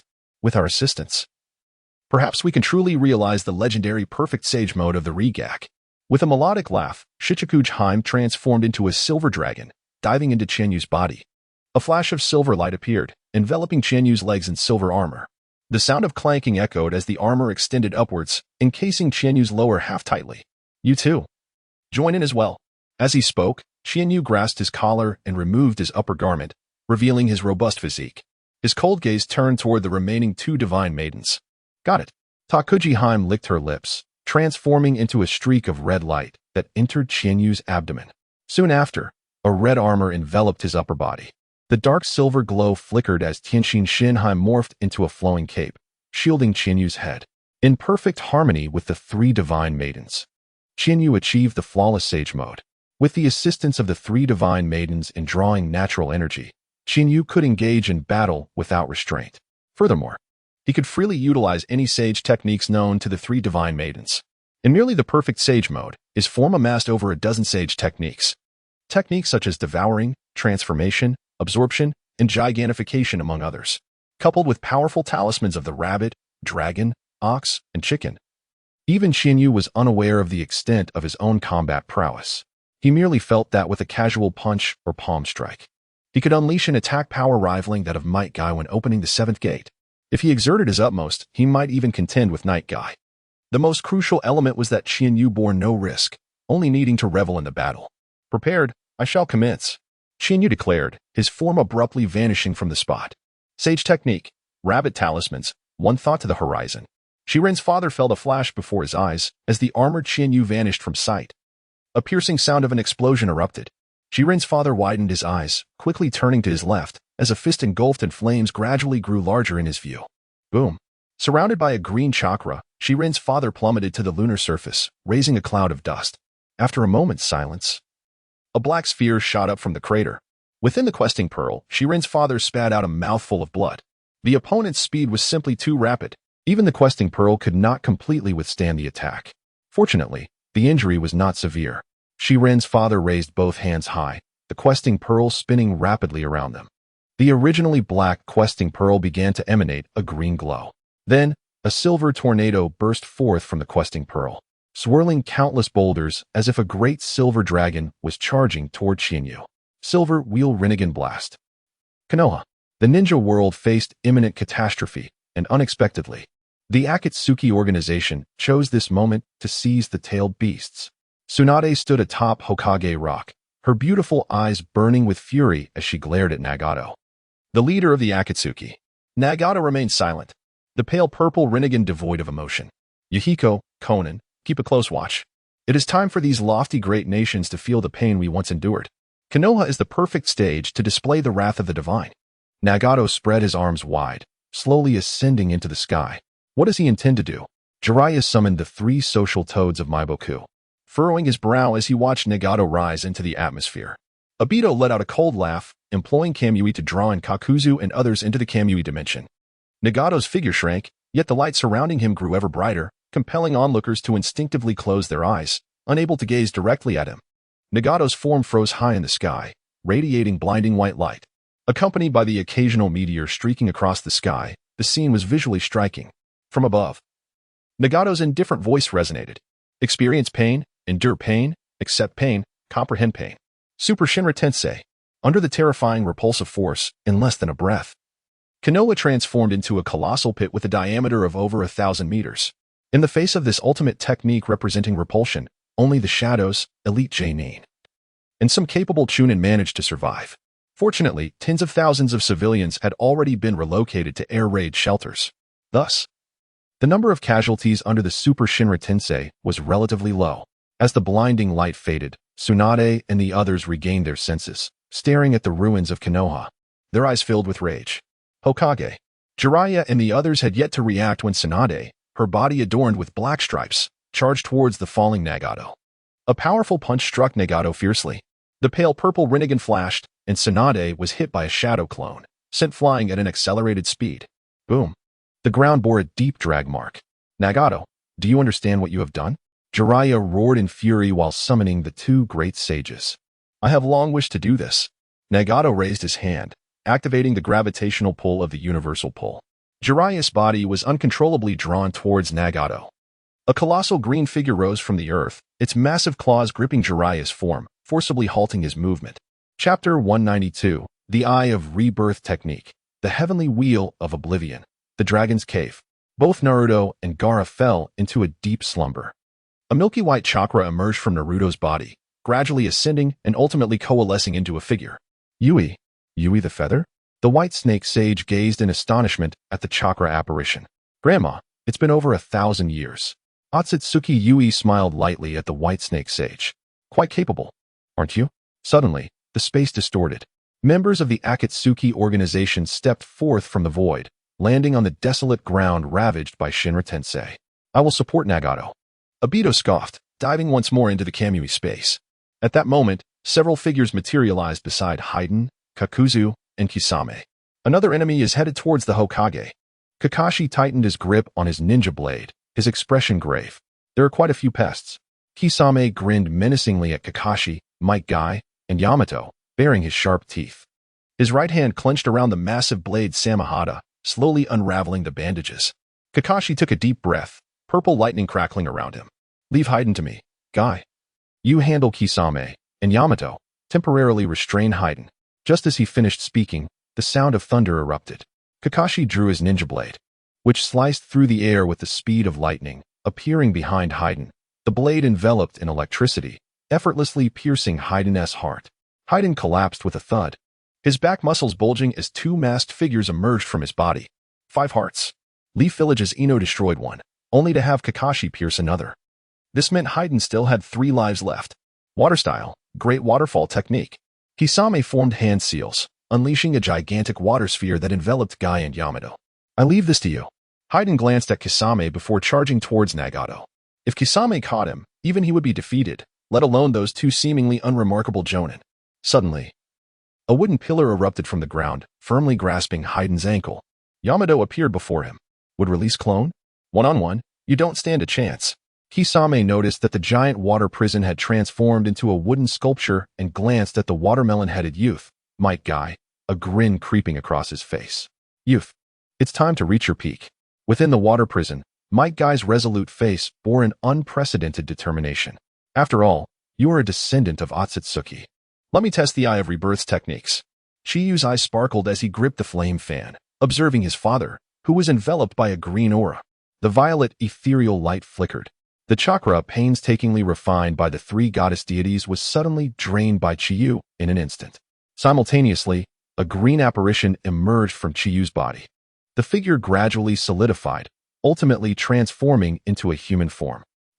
How is this possible? From 10,000 meters away, Chiyu's father stared in horror at the figure materializing before Chiyu. With pale skin, blue-white hair, and slender willow-like eyebrows. He donned white robes adorned with a Magatama pattern around his neck, his eyes shimmering like countless stars. The apparition was indistinguishable from himself. Is this the Eye of Rebirth's technique?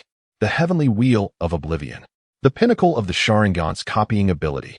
It can perfectly inherit all the capabilities of any living entity it visually encounters. Chiyu explained word by word. The Heavenly Wheel of Oblivion has 2 flaws. First, the copy lacks intelligence and combat experience, requiring Chiyu to control it. Second, if Chiyu's strength significantly differs from the copied entity, the copy cannot perfectly inherit the other's power, leading to a high probability of failure. These 2 flaws are, in fact, trivial. The first doesn't need elaboration. Multitasking is a relatively simple ability. Not to mention, In the original story, Kabuto could control over 100 reanimated bodies simultaneously in battle. As for the second flaw, there is no one in the entire ninja world who exceeds his strength. In the original story, Naruto and Sasuke, who ultimately acquired the power of the Sage of Six Paths, are no match for him in a one-on-one. Shiryu is confident he could easily prevail, even against Otsutsuki Kagaya or the Sage of Six Paths, Madara. Who wins or loses must be determined through battle. Ultimately, the Eye of Rebirth is superior. Chiyo's father sighed, expressing his unwillingness. Even with the aid of the giant Rinnegan, he could not surpass Uchiha Chiba. Now, with a copy possessing strength comparable to his own, this battle was destined for defeat. It's not that the Eye of Rebirth is stronger. It's that my Eye of Rebirth surpasses your Rinnegan. Chiyo shook his head. Both the Eye of Rebirth and the Rinnegan have their strengths and weaknesses. In terms of sheer attack power, the Rinnegan is superior. The Silver Wheel Rebirth explosion that Chiyo's father just unleashed nearly pierced the moon. The Eye of Rebirth possesses a multitude of attack methods, but lacks those astonishingly destructive techniques. The Super Shinra Tensei, though grand in scale, has limited lethality. The former is used to clear out minor enemies, while the latter is a powerful sealing technique. The greatest advantage of the Eye of Rebirth lies in the ocular techniques produced upon activation. The Wheel of Rebirth and the Heavenly Wheel of Oblivion are incredibly powerful ocular techniques. Of course, there is also the somewhat less impressive space-time ocular technique, Heavenly Hand Power. Yui, are you truly going to proceed with this?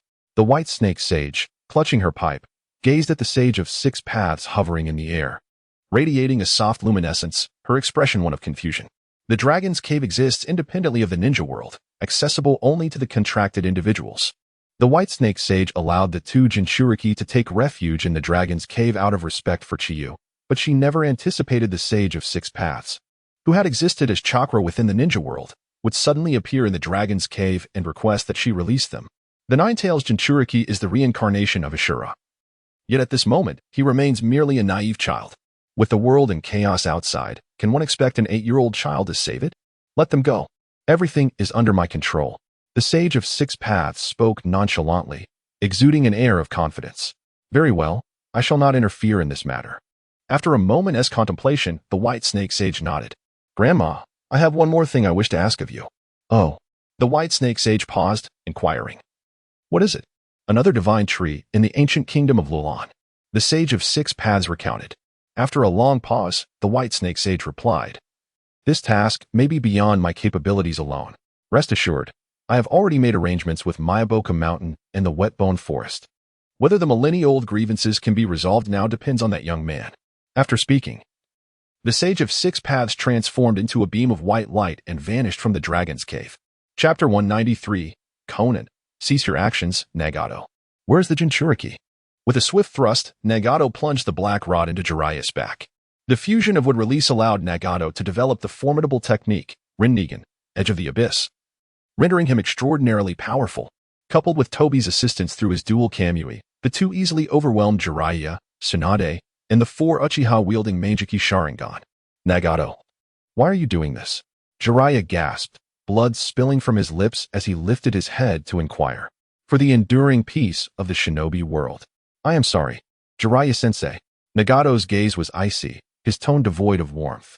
He slowly extended his hand towards Jiraiya's forehead, the Rinnegan glowing ominously. Just as he prepared to utilize the human path to delve into Jiraiya's memories, two plumes of white smoke erupted before him. What is happening? Tsunade, pinned to the cliff face of Hokage Rock by the black rod, widened her eyes in disbelief. How could this be? Jisue stared, dumbfounded, at Naruto and Gaara, who had suddenly appeared in Konoha. Damn it, the White Snake Sage has betrayed us. Wasn't it promised to be entirely safe and foolproof? It's over. Kyui gasped, spitting blood and collapsing weakly to the ground. How intriguing. The Jinchuriki has appeared voluntarily. Black Zetsu's raspy, cold voice echoed from underground. Though the circumstances were unclear, Nagato remained undeterred. He extended his right hand, activating the universal pull. The terrifying gravitational force began to draw Naruto and Gaara towards him. Azura Path.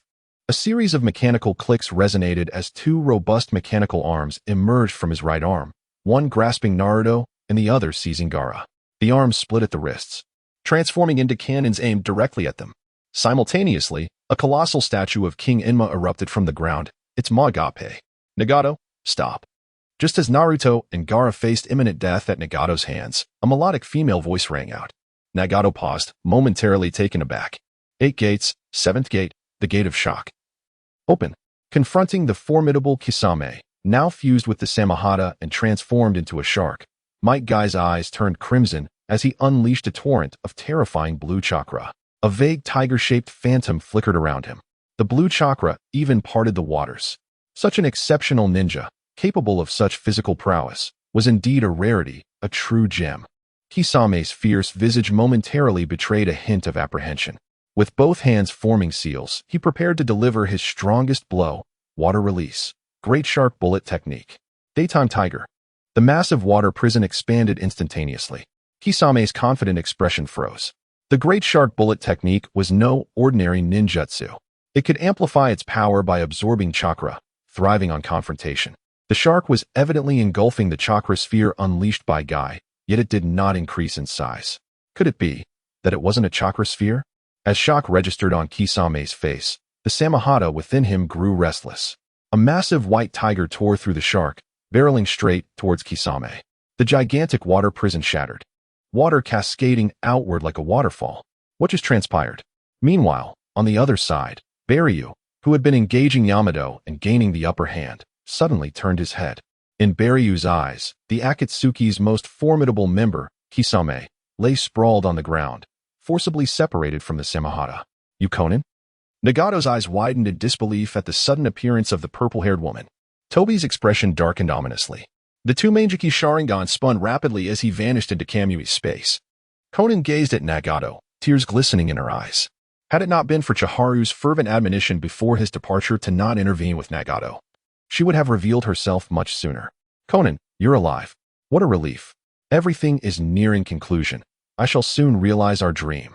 Nagato released the nearly suffocated Naruto and Gaara, speaking with fervor. Cease your actions, Nagato. Tears streamed down Conan's cheeks. Do you also believe I am in the wrong? Nagato trembled, standing frozen in place. The moon has ceased its descent. Jisue looked up to see the moon, which had been drawing ever closer to Earth, now seemingly suspended in slumber high above. This signified that Chiharu had dealt with the adversaries on the moon, alongside the sudden appearance of Conan. Though Jisue remained unaware of the unfolding events, it appeared that matters were shifting favorably. Indeed, you two are unreliable, a chilling voice echoed. And Nagato felt a sharp pain in his chest. His limbs turned weak and powerless. On the moon, a fiery hand burst from the chest of Sharon's father. With a sickening sound, blood sprayed, staining the earth in crimson. Wah! Sharon's father felt the chakra within him dissipating at an alarming rate. Not only that, the once easily manipulated colossal Rinnegan, with the chakra's disappearance, felt the connection grow tenuous. I have failed. How did such a person come to exist in the shinobi world? It must be that the sage of the Six Paths foresaw the Uchiha clan's intent to use the Rinnegan to obliterate the shinobi world, thus planting you as a pawn in advance. Sharon's father, forced out of the Rinnegan mode, clutched his bloodied chest. You are mistaken. The strength I possess now is solely the result of my relentless training, with no relation whatsoever to the so-called Sage of Six Paths. Indeed, if one disregards the cursed seal system, boom, 3 plumes of white smoke erupted. Ishikawa, Tatsuzi, and Taniguchi emerged from Chiharu, each panting heavily, their bodies nearly spent. Master, after dealing with the remnants of the Uchiha clan, we must find a way to restore the moon. Chiharu nodded, his cold gaze fixed on Sharon's father. You should know how to move the moon, correct? Heh, do you really think I would divulge such information? Sharon's father collapsed to the ground, a mocking glint in his eyes as he regarded Chiharu. Of course not. Chiharu smirked, but that is of little consequence. The Sage of Six Paths was erroneous. Since I cannot destroy the shinobi world, let us. Before Sharon's father could finish his sentence, his gaze turned vacant, and foam spewed from his mouth. For Chiharu's hand had already pressed against his forehead. The pale purple Rinnegan flickered, and Chiharu began to read his memories. 10 seconds later, Chiharu withdrew his hand. The Rinnegan. A remarkable set of eyes. Chiharu's gaze flickered as he plucked out Sharon's father's 2 eyes. Holding each Rinnegan in his hands, he gently kneaded them. When his palm opened, 2 brilliant blue eyes were embedded within his grasp. From this day forth, the Rinnegan shall serve my purposes. Chapter 194, Sealing Technique, the 9 Seals of Illusory Dragon's Black Setsu. What are you doing? Nagato gazed down in shock at the pitch-black hand emerging from his chest. Black Zetsu was under Obito's command, and Nagato had long anticipated Obito's betrayal. However, he was confident that his overwhelming power could suppress Obito.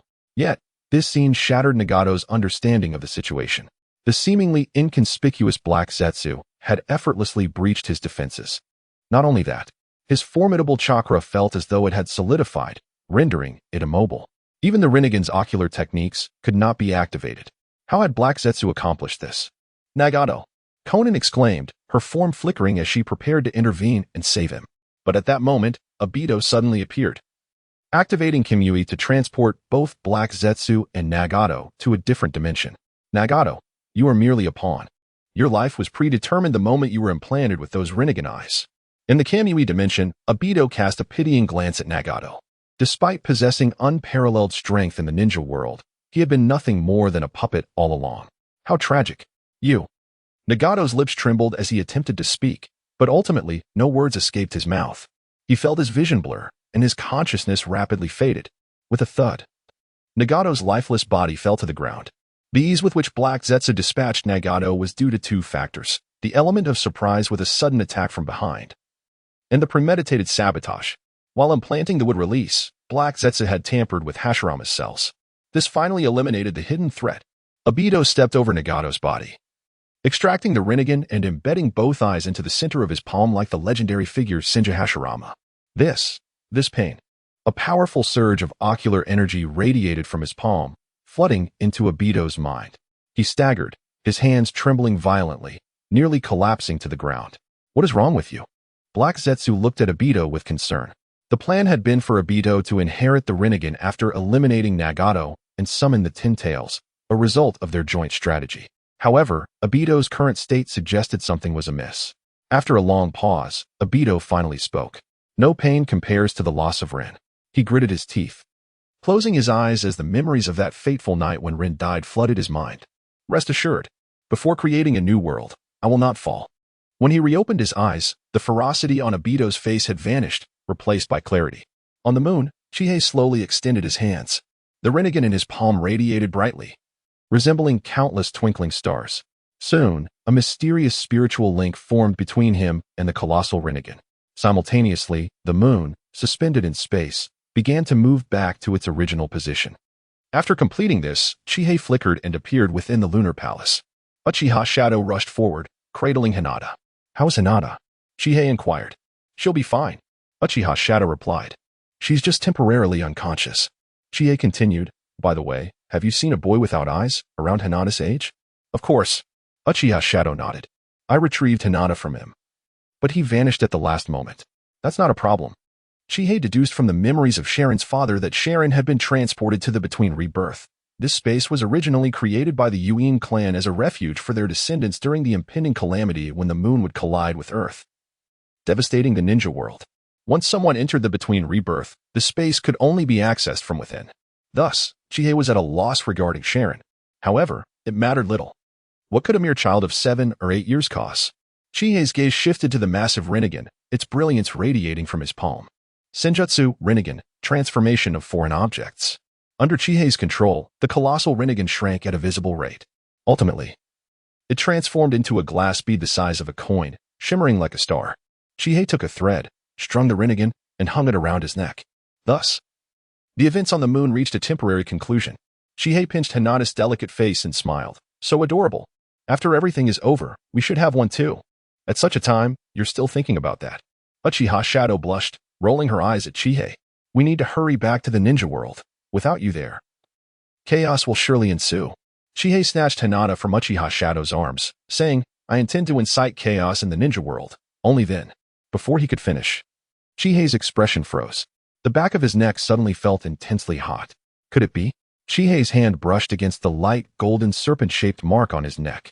This mark, left by the White Snake Sage during his training in the Dragon Cave, was intended to control Chihei's movements.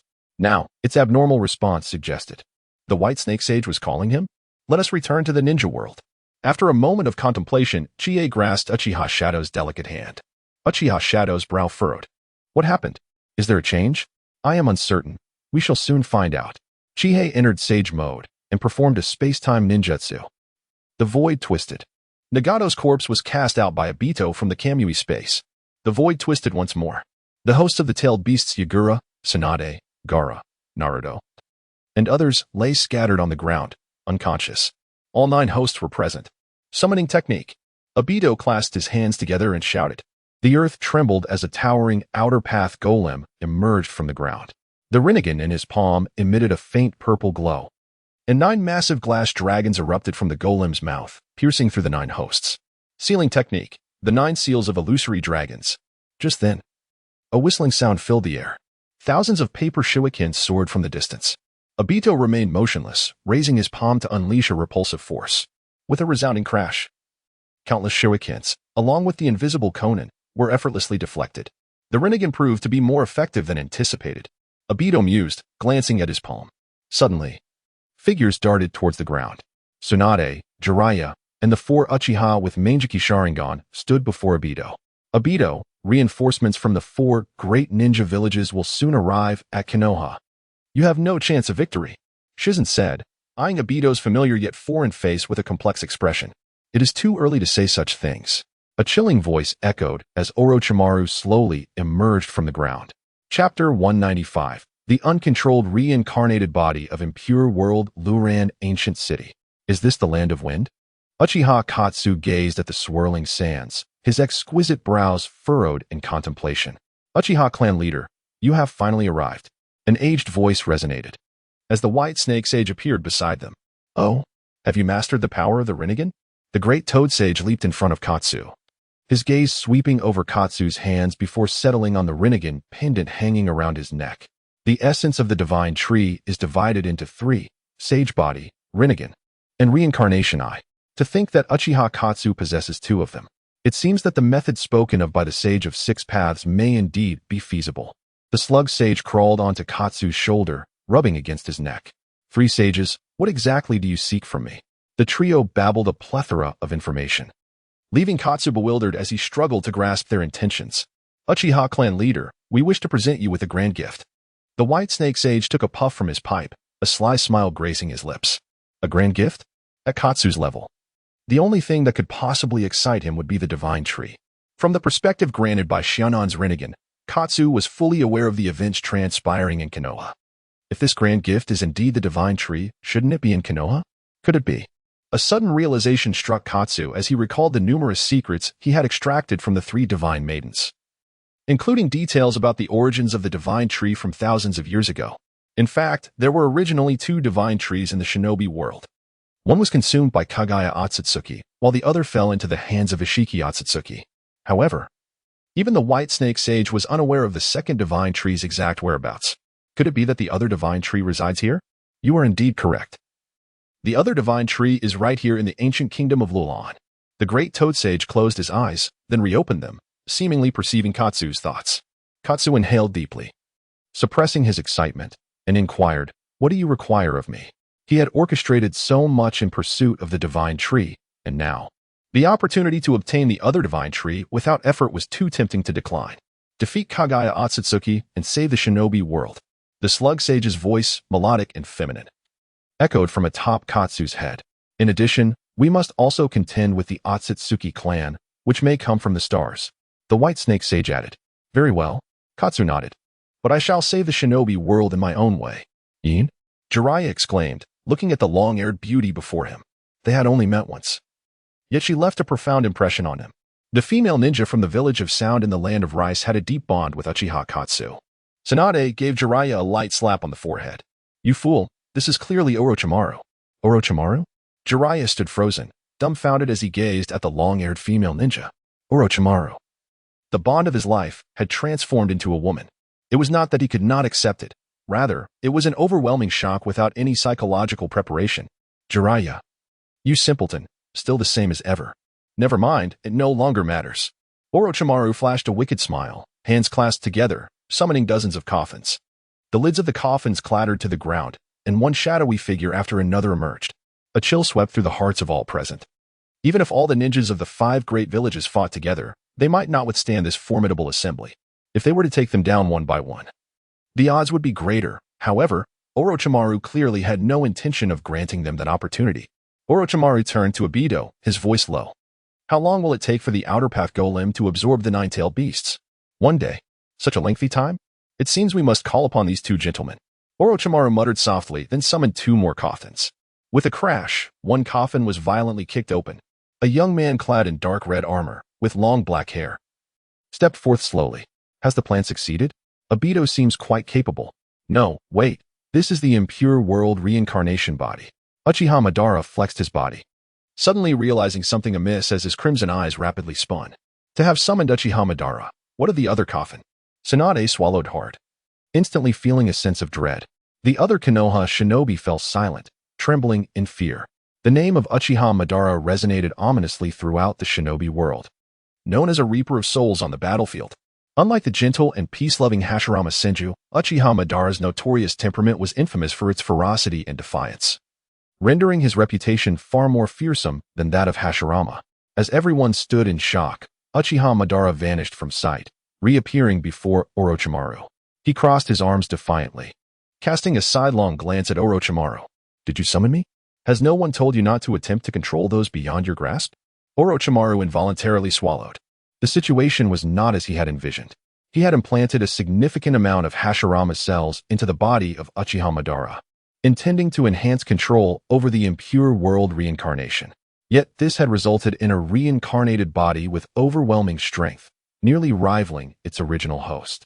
Uchiha Madara, the man who ended the Warring States period. How formidable was he? Orochimaru himself was uncertain. Surely, he could not break free from the impure world reincarnation and turn against his summoner, could he? Orochimaru had thought so, but now, with the palpable aura of murderous intent emanating from Madara, he realized his assumptions were naive. With a loud clap, Orochimaru pressed his hands together with all his might, attempting to control Uchiha Madara. This little bug is rather unruly. Or do you wish to dance as well? Ignoring the bindings of the impure world reincarnation, Uchiha Madara seized Orochimaru's neck. The plan has deviated. It was I who ordered him to resurrect you. Obito quickly positioned himself in front of Uchiha Madara, seeking to extricate Orochimaru from danger. These are Konoha ninjas. It won't be long before the shinobi from the 5 great villages arrive here. The enemy is rather formidable. Uchiha Madara raised an eyebrow, casually tossing Orochimaru aside as his gaze shifted disdainfully towards Tsunade and the others. Konoha's rats, I suppose I can stretch my limbs a bit. At that moment, with a creaking sound, another coffin lid finally fell to the ground. A figure with shoulder-length black hair, wearing the Konoha headband and clad in a tight black outfit, yawned as he emerged from the coffin. Uchiha Madara's contemptuous expression abruptly froze. It's that man. Where's this? So vast, are you Hashirama? Hashirama Senju squinted at Tsunade, momentarily stunned. Grandfather, I am Tsunade. Tsunade exclaimed, a mix of joy and surprise flooding her heart. If Uchiha Madara could break free from Orochimaru's control, then surely her grandfather, who surpassed Uchiha Madara in strength, could as well. Hashirama. Before Hashirama could comprehend the situation, he suddenly heard a familiar voice. Chapter 196. The Ancient Kingdom of Lulon. The Ancient Kingdom of Lulon, a modest realm, largely unrecognized, nestled within the borders of the Wind Country. The technological advancements of Lulon far surpassed those of other smaller nations within the shinobi world, with towering structures piercing the heavens at every turn. However, tranquility was abruptly shattered today by the arrival of 4 unexpected guests. A towering mechanical puppet emitted a series of ominous clicks as it discharged a chakra energy cannon, aiming directly at Namake's Minato. Shadow clone technique with shuriken. Minato hurled a shuriken, rapidly forming hand seals. The shuriken multiplied. 1 became 2, 2 became 4, 4 became 8.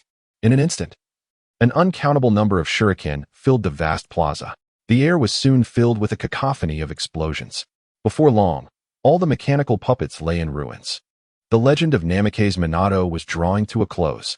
With a thunderous roar, a colossal puppet descended from the sky, towering nearly 100 meters and adorned with 100 massive legs. One of its mechanical limbs grasped a red-haired beauty tightly. Secret technique. Insect Jade. Yamanaka Shimi manipulated a swarm of irregularly shaped insects, directing them towards the giant puppet. Multiplication technique. Aikido Danzu unleashed a secret art, his form swelling to several times its original size, matching the height of the giant puppet in the blink of an eye, with 2 companions holding the creature at bay. Minato finally discerned the puppet's weakness and employed the Flying Thunder God technique, materializing at the chest of the giant puppet. Rasengan, a blue sphere rapidly coalesced in his palm, crashing into the puppet's chest with a resounding explosion. The giant puppet shattered into countless fragments, scattering across the ground. This level of attack cannot harm me. United with the dragon vein, I am immortal. A chilling voice resonated from the wreckage of the puppets. A surge of immense chakra erupted from beneath the earth, enveloping the scattered puppet debris. In the blink of an eye, the giant puppet, previously destroyed by Minato, was restored to its former glory. Minato furrowed his brow and teleported in front of Queen Sarah, attempting to rescue her. Not a chance. Queen Sarah is my prize. I shall transform her into a puppet and fully dominate the ancient kingdom of Lulan. The giant puppet seized Queen Sarah with its mechanical arm, just as a dark portal materialized in the void. Qianyu, Uchiha Shadow, Hinata Hyuga, and the three sages stepped forth from the spatial rift. Temporal turbulence? Have we traveled to the past? Qianyu glanced at the bustling ancient city of Lulan, his brow twitching. On the eve of the Third Shinobi World War, Konoha received a plea for help from the ancient kingdom of Lulan. The third Hokage dispatched Minato, Danzu, Shimi, and Kakashi to protect Queen Sarah. Yet, the kingdom was ultimately destroyed. In the final moment, Minato executed a sealing technique, binding the dragon vein beneath the earth. At that instant, when Qianyu broke the seal of the dragon vein, a blinding white light filled their vision. Subsequently, the group was swept into temporal turbulence. Returning to the moment of Lulan's destruction, no wonder temporal turbulence has occurred. The divine tree lies beneath the earth. The so-called dragon vein is merely a wisp of chakra emanating from it. The great sage closed his eyes, contemplating the situation with clarity. How do we return? Uchiha Shadow inquired with concern. If Qianyu absorbs the divine tree, the timeline of Lulan will revert to normal. Hashirama, I never expected to encounter you here. Uchiha Madara's lips curled into a faint smile, and in an instant, he vanished, delivering a powerful punch towards Senju Hashirama. Wait, I do not wish to see you right now. What has transpired? Hashirama intercepted Madara's fist. In a flurry of movements, the two engaged in a breathtaking display of martial prowess. The Konoha ninjas surrounding them were caught in the crossfire, sent sprawling in all directions as if struck by a shockwave. Madara, we are both souls long departed. We should not linger in the shinobi world. Hashirama restrained Madara's hands, propelling them into the distance.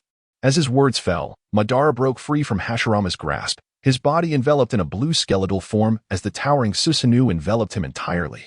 Would release. Would golem technique. Hashirama clasped his palms together. A colossal wooden figure rose from the ground, its robust arms lifting the sword of the Susanoo. Would release. Flowering worlds descend. Countless thick roots erupted from the earth, entwining around the blue Susanoo like a mighty dragon. What a jest! Is this truly the strength of our ancestors? Numerous ninjas gazed in at the blue Susanoo and the towering wooden figure, utterly dumbfounded. They were powerless to intervene. The disparity in strength was insurmountable. It was uncertain whether summoning these two would be a blessing or a curse. Orochimaru could acutely sense the spiritual connection between Hashirama and Madara. Yet, he had already lost control over them. Who do you think will emerge victorious? Orochimaru glanced at the composed Obito beside him, inquiring softly. Madara holds the upper hand. Obito pondered for a moment and replied gravely. Hashirama has always been stronger than Madara. However, back then, Madara had not awakened the Rinnegan. Now, the reanimated Madara possesses the Rinnegan and wields would release. His strength should surpass Hashirama's. Reinforcements from the 4 great ninja villages have arrived. If we can hold them off, victory will belong to us. Obito gazed toward the distant throng, his brow furrowing slightly. A mere rabble. Orochimaru scoffed, glancing at the dozens of motionless reanimated bodies standing beside him. He extended his tongue to lick his lips, a look of disdain upon his face. Once Madara and Hashirama broke free from his control, Orochimaru implanted pre-prepared curse seals within all the reanimated bodies, enhancing his control over them. Tens of thousands of ninjas congregated in Konoha. Orochimaru remained quite optimistic about the situation. Each of the shadow-level warriors he summoned was formidable, especially when gathered together. Among the reanimated bodies, several were exceptionally powerful. For instance, the third Raikage, a fierce fighter who had battled thousands of rock ninjas for 3 days and nights. And then there was Inoki, whose dust release was fearsome, ensuring death upon contact. Eliminating the lesser foes would be a trivial task. More crucially, the nature of the reanimated bodies. They were immortal and possessed unlimited chakra. Dealing with these reanimated beings required one of 2 methods. either sealing them or controlling Orochimaru to release the reanimation technique. Regardless of the method, resolving the matter of dozens of reanimated bodies in a short span was unrealistic. All they needed to do was hold out until the Outer Path's demonic statue successfully absorbed the tailed beasts. Don't be overly optimistic. Obito glanced at the Rinnegan in his palm, his gaze shifting uncertainly. Now that the Rinnegan resided within him, for Madara to revive, he would have to sacrifice his own life to perform the Rinnegan's transcendental technique. Naturally, Obito was unwilling to do so. He aimed to seize the opportunity before Madara and become the Jinchuriki of the Ten Tails. Chapter 197. Six Paths, Obito, and Minato. They are ninjas from the Hidden Leaf Village. Members of the Uchiha clan, as well as the Hyuga. Shibi Aburame glanced at Chiyu and the others, adjusting his sunglasses. Could they be reinforcements? Yet, why would the Hokage send Uchiha ninjas? And what about the old lady, the toad, and the slug?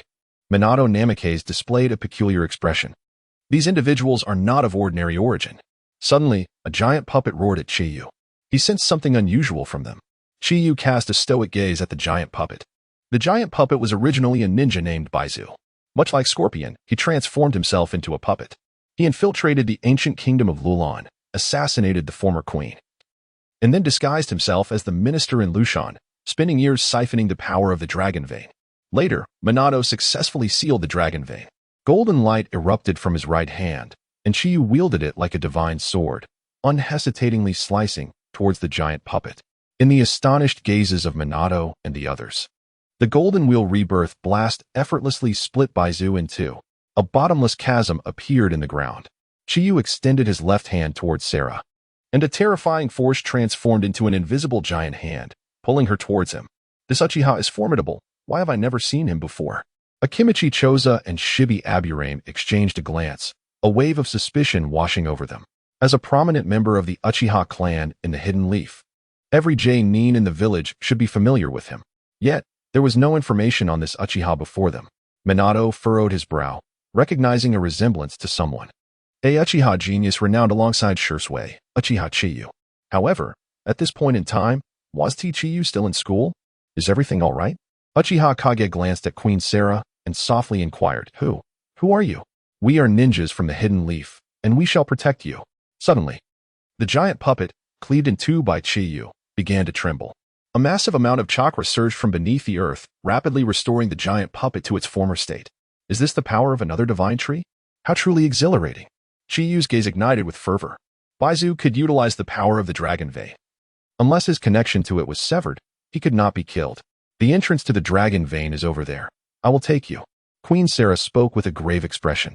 Chiyu's group inspired her with hope to defeat Baizu and save Lulon. Sarah, allow me to guide them. Minato utilized the body flicker technique to appear beside Chiyu, examining him closely, and then said, Kakashi is guarding the entrance to the dragon vein. I left a flying thunder god mark there. No, he is not immortal. Chiyu replied dismissively, casting a glance at the now fully restored Baizu. Slowly extending his left hand, a brilliant blue light radiated from the center of his palm. A silver vortex began to swirl from his hand. With a thought, flames enveloped the silver vortex, transforming into a flaming whirlwind. Chiyu gently pushed with his left hand, and the flaming whirlwind descended, engulfing Baizu. This is futile. I am immortal. What is happening? Before he could finish, Baizu's face contorted in horror as the terrifying heat rapidly dissolved his puppet form. A series of anguished screams echoed. Soon, the flaming whirlwind dissipated, and Baizu vanished entirely from sight. Life, as long as a physical or spiritual presence exists, it can be obliterated. From this perspective, even Chiyu is not truly immortal. This individual is remarkable. Sarah covered her red lips with her delicate hand, staring in shock at Chiyu. In the ruins of the Hidden Leaf, Senju Hashirama and Uchiha Madara were locked in an intense battle. Orochimaru commanded dozens of shadow-level warriors, fiercely resisting the coalition of thousands of ninjas. Obito's crimson eyes scanned the battlefield with indifference. No one knew what he was contemplating. At this moment, the Outer Path Golem had completely absorbed the tailed beasts from the 9 Jinchuriki, transforming into an ugly beast. 10 tails swayed behind it. On its head, a 9-tomo Rinnegan gleamed. Is this the 10 tails? Orochimaru gazed at the terrifying creature, a hint of madness creeping onto his face. Orochimaru. At this moment, Obito approached Orochimaru and spoke solemnly, I need you to assist me. Orochimaru was momentarily taken aback. Before he could react, a terrifying gravitational force acted upon him, pulling him towards Obito involuntarily. You, turning against me at this moment is unwise, Orochimaru thought in shock. Having lost control of Hashirama and Madara, he had abandoned the idea of fighting the Ten Tails. He intended to find an opportunity to slip away unnoticed after the Ten Tails revived, lurking in the shadows to monitor the ninja world's movements. Yet, he never anticipated that Obito would strike at this moment. In an instant, Obito had Orochimaru before him. I merely wish for your assistance. As Obito spoke, his crimson eyes filled with killing intent, his tone turning icy. Quickly, embrace the resolve to kill me. Orochimaru was baffled by Obito's words. Sensing the palpable murderous aura emanating from Obito, he instinctively threw a punch. His fist struck heavily against Obito's chest. Though the force was formidable, Orochimaru did not believe such an attack could harm Obito. However, the outcome astonished him. His right hand effortlessly pierced Obito's heart. Obito had not even used Kamui to defend himself. Thank you. Obito coughed up blood, smiling as he spoke. This left Orochimaru utterly bewildered, nonchalantly discarding Orochimaru to the side. Obito leaped atop the Ten Tails, murmuring, "This world shall be brought to its end by me." With that, Obito quickly formed hand seals. Six Paths Ten Tails coffin seal. He had actually devised a method to destroy the seal that Madara had set. I underestimated him. Hidden in the shadows, Black Zetsu observed this scene with surprise. However, this was not necessarily a bad thing. Whether it was Obito or Madara, both were mere pawns. As long as infinite Tsukuyomi could be unleashed, his goals would be achieved. On the battlefield, all combatants sensed something amiss and halted their actions. Obito. Uchiha Madara felt a formidable surge of chakra and immediately understood what had transpired. Uchiha Obito had become the Jinchuriki of the Ten Tails before him. Madara, let us set aside our matters for now. Standing atop the wooden giant, Hashirama sensed an impending crisis. An existence even more terrifying than himself had been born. Chapter 198. The opening of the 8 gates of Duanjia Formation. The dragon vein lies here. After eliminating the centipede, Qianyu conveyed his intentions to Queen Sarah. Grateful for Qianyu's rescue of the ancient nation of Lulan, Sarah agreed to offer the dragon vein. But will Lulan endure in the future? Sarah, sensing the origins of Qianyu and his companions, inquired with curiosity. Qianyu gazed at the red-haired beauty, enveloped in silence, uncertain of how to respond. In the original timeline, the ancient nation of Lulan fell victim to the conflicts of interest among great powers, ultimately being destroyed by Sunagakure during the Third Shinobi World War. Countless small nations have met their demise at the hands of the great powers. The downfall of Lulan was, alas, inevitable. Despite its technological advancements far surpassing those of the 5 great nations, Lulan lacked a ninja system. In the world of ninjas, a nation without ninjas cannot exist. The tragedy of Lulan was already fated. I understand now. Queen Sarah deduced the future fate of Lulan from Qianyu's expression, her face turning as pale as paper. Where the people of Lulan reside, there lies Lulan. In the future, the ninja world will be unified. There will be no wars, nor oppression of small nations by great powers. Live well. At that time, lead your people to rebuild Lulan upon this desolate land. Qianyu, observing Sarah's ashen face, spoke softly. A world without war, how wonderful. I must see it. A glimmer of determination flashed in Queen Sarah's eyes. Meanwhile, in the void, Obito, embodying the 6 paths, stood proudly with the heavenly halberd. This divine artifact, resembling a double spiral spear, measured several dozen meters in length. The stronger the user's will, the greater its power. In this world, Naruto, known for his verbal prowess, lay on the ground, unaware of his fate. With Obito's formidable willpower compelling the Ten Tails, his control over the heavenly halberd rendered his combat abilities unimaginable. The most direct manifestation of this power was Obito's overwhelming presence as he swept away all ninjas from the 5 great villages, along with all reincarnated ninjas except for Hashirama and Madara. Let us end this ninja world. The Ten Tails, the divine tree. A colossal tree connecting heaven and earth erupted from the ground, yet due to a lack of chakra, the buds at its peak remained closed. 15 minutes later, the divine tree would blossom and bear fruit. The Rinnegan within the flower buds would reflect upon the moon's surface, enabling the casting of infinite Tsukuyomi over the entire ninja world through moonlight. Kakashi, on the other side, Might Guy, observing the floating Obito in the void, suddenly called out his dear friend's name with a grave expression. Guy, no. Kakashi sensed the intensifying chakra fluctuations emanating from Might Guy. instantly realizing his intent. As Guy's closest friend, he was fully aware of the 8 gates of Duinjia technique. Open the 8 gates of Duinjia formation. A surge in combat strength by 100-fold. Even 1,000-fold. A mortal body, rivaling that of a deity. However, a mortal's body cannot withstand the side effects of the 8 gates of Duinjia. Guy's demise was inevitable. Ignoring Kakashi's plea, Guy's aura continued to escalate as he calmly proclaimed, "The azure beast of Konoha shall vanish. It is time to transform into the crimson beast. Open, 8 gates of Duinjia formation." As his words fell, a terrifying red steam enveloped Might Guy. Huh? In the sky, Obito, waiting for the divine tree to blossom, suddenly sensed a chakra fluctuation potent enough to threaten his life. Instinctively, he crossed the heavenly halberd before him. Evening elephant, 1 foot. With a resounding boom, Obito plummeted from the sky, embedding himself deep into the earth. He felt as if struck by a mountain of immeasurable height. In the next moment, Obito soared into the sky, astonished as he beheld Guy, engulfed in swirling red steam. Could it be this Guy? During their time at the Ninja Academy, Might Guy, like Obito, was considered a bottom-tier student. However, Obito had never deemed Guy worthy of comparison. Coming from the illustrious Uchiha clan, Obito looked down upon the average ninja. The emergence of a bottom-tier student among the talented Uchiha was indeed a rarity. As Obito awakened his Manjiki Sharingan and ascended, he gradually forgot about Guy. Little did he expect that the once-ignored character would now stand as his most formidable foe. Such mastery in taijutsu. Obito's expression turned unprecedentedly grave. 9 truth-seeking balls rotated rapidly before him. 3 scales behind and 2 scales in front spewed flames, enveloping the truth-seeking balls. With a mere thought, the 9 burning black orbs fused with the heavenly halberd. Truth-seeking balls heavenly halberd's 6 paths senjutsu fire. This could be deemed Obito's most powerful offensive technique. Lin. I shall not lose. Obito murmured the name of his beloved as he faced the charging Might Guy. The ritual was prepared. The Uchiha clan head must achieve the 6 paths to absorb the divine tree. Your combat power has reached the 6 paths level. Yet your physique still falls short of the true 6 paths.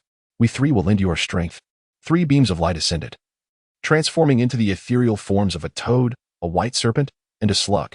Thank you, 3 sages. I shall return. Qianyu glanced at the Uchiha shadow, who seemed hesitant to speak, pinching her cheek before soaring into the sky. The chakra manifestations of the 3 sages entered Qianyu one after another. Simultaneously, a deafening dragon's roar erupted from beneath the earth, and unfathomable chakra energy surged skyward. The chakra of the 3 sages, cultivated over millennia, combined with the chakra of the divine tree from the earth. These 4 forces surged chaotically within Qianyu. Only by entering sage mode could Qianyu manage to absorb them. With a resounding bang, Qianyu's clothing shattered into countless fragments. His long black hair billowed in the fierce wind. As he continuously absorbed chakra, Qianyu's body began to undergo a transformation. White scales emerged from his skin. Dragon scales. The horn in the center of his forehead slowly split, extending outward to form 2 long, spiraled white horns.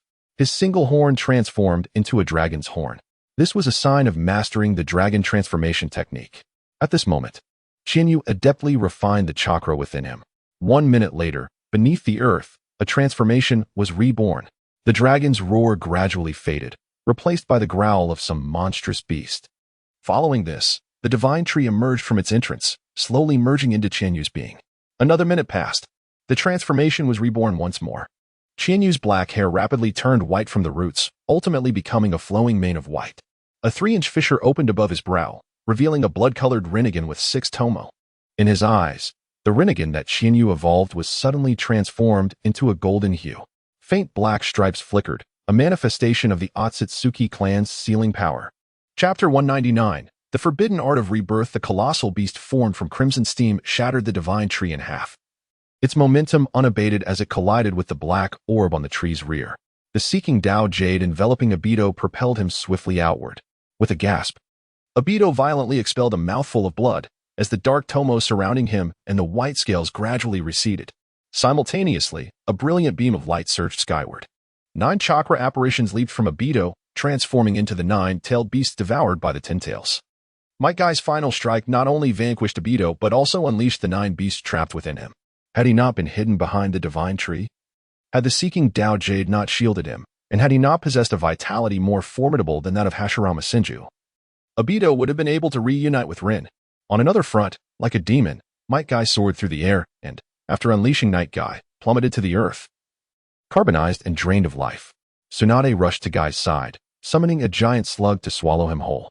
At that moment, a white figure darted through the sky, a woman with paper wings sprouting from her back, her purple hair framing a face filled with murderous intent as she charged at Obito, moving with the swiftness of a flash of white lightning. Simultaneously, the sharp sound of a sword being drawn echoed. Kakashi, enveloped in violet lightning, rapidly advanced in lightning-release chakra mode, positioning himself before Obito. Get away. Conan's orange-red eyes burned with unprecedented fury as she materialized a long paper blade in her hands, striking fiercely at Kakashi. The host would soon perish after being stripped of the tailed beast. There was no need for such haste. Kakashi comprehended Conan's urgency. Yet he could not bear to watch Obito perish before him. I must personally end his life. With so many comrades from the Akatsuki falling to Obito, he could not quell his resentment without taking his revenge. The two figures intertwined, exchanging dozens of blows within mere breaths. Obito tilted his head, casting a glance at the steadily dominant Conan. His expression was complex, a mixture of confusion and a hint of relief. It's over. Rin, I'm coming. However, the anticipated death did not arrive. Obito's eyes widened in shock as he felt something merge within him. With a thunderous sound, Conan struck Kakashi away with a punch, charging towards Obito with her paper knife. This, is it, the end?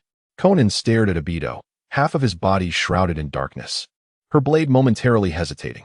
In that fleeting moment, Obito, under the control of Black Zetsu, completed a hand sign, the forbidden art of rebirth. Meanwhile, Uchiha Madara, suppressed by the divine gate, suddenly exuded wisps of white vapor. Ha! Madara's manic laughter erupted. With a crash, the divine gate shattered into countless fragments. What have you done? Hashirama Senju, pierced by black rods, sensed something amiss as he observed Madara's transformation. After his demise, this old comrade seemed to have orchestrated significant events in the ninja world. Madara glared at Hashirama, his Rinnegan now transformed into hollow black voids, a testament to his successful resurrection. Despite the convoluted process, this revival was entirely within my plans. As he spoke, Madara appeared before Hashirama, seizing him by the neck. The sage chakra markings on Hashirama's face rapidly vanished. Concurrently, two dark stripes appeared on the face depicted on Madara's chest. Is this the power of sage chakra? It's rather simple to control. Gazing at Hashirama, rendered immobile by the black rods, Madara wore an expression of assured victory. Hashirama, after decades of conflict, I have emerged victorious. Upon proclaiming this, Madara swiftly darted away. Wait, Madara, your ideology is flawed. Hashirama attempted to appeal to his old friend, yet Madara, impervious to such verbal persuasion, flew towards Black Zetsu. Uchiha Madara had returned. Perhaps this was not entirely a bad thing. Obito murmured to the sky, pondering the nature of his connection with Madara. Conan pressed the paper knife against Obito's neck, posing a question that had long plagued her. What exactly is your relationship with Uchiha Madara? Obito fell silent, his thoughts consumed with the urgency of Madara's Moon Eye plan. I can answer that question. Black Zetsu's sinister voice echoed from within Obito. The Battle of the Divine Bridge was orchestrated by Madara, manipulating the mist ninjas to seal the three tails within Rin-S body, placing the same curse mark on her heart as Obito-S. Ultimately, Obito witnessed Kakashi kill Rin, precisely as Madara had predicted, making Obito a puppet for Madara-S ambitions in the ninja world, unwaveringly executing the Moon Eye plan. Perhaps buoyed by the imminent rescue of his mother, Obito's joy morphed into a fervent desire for expression.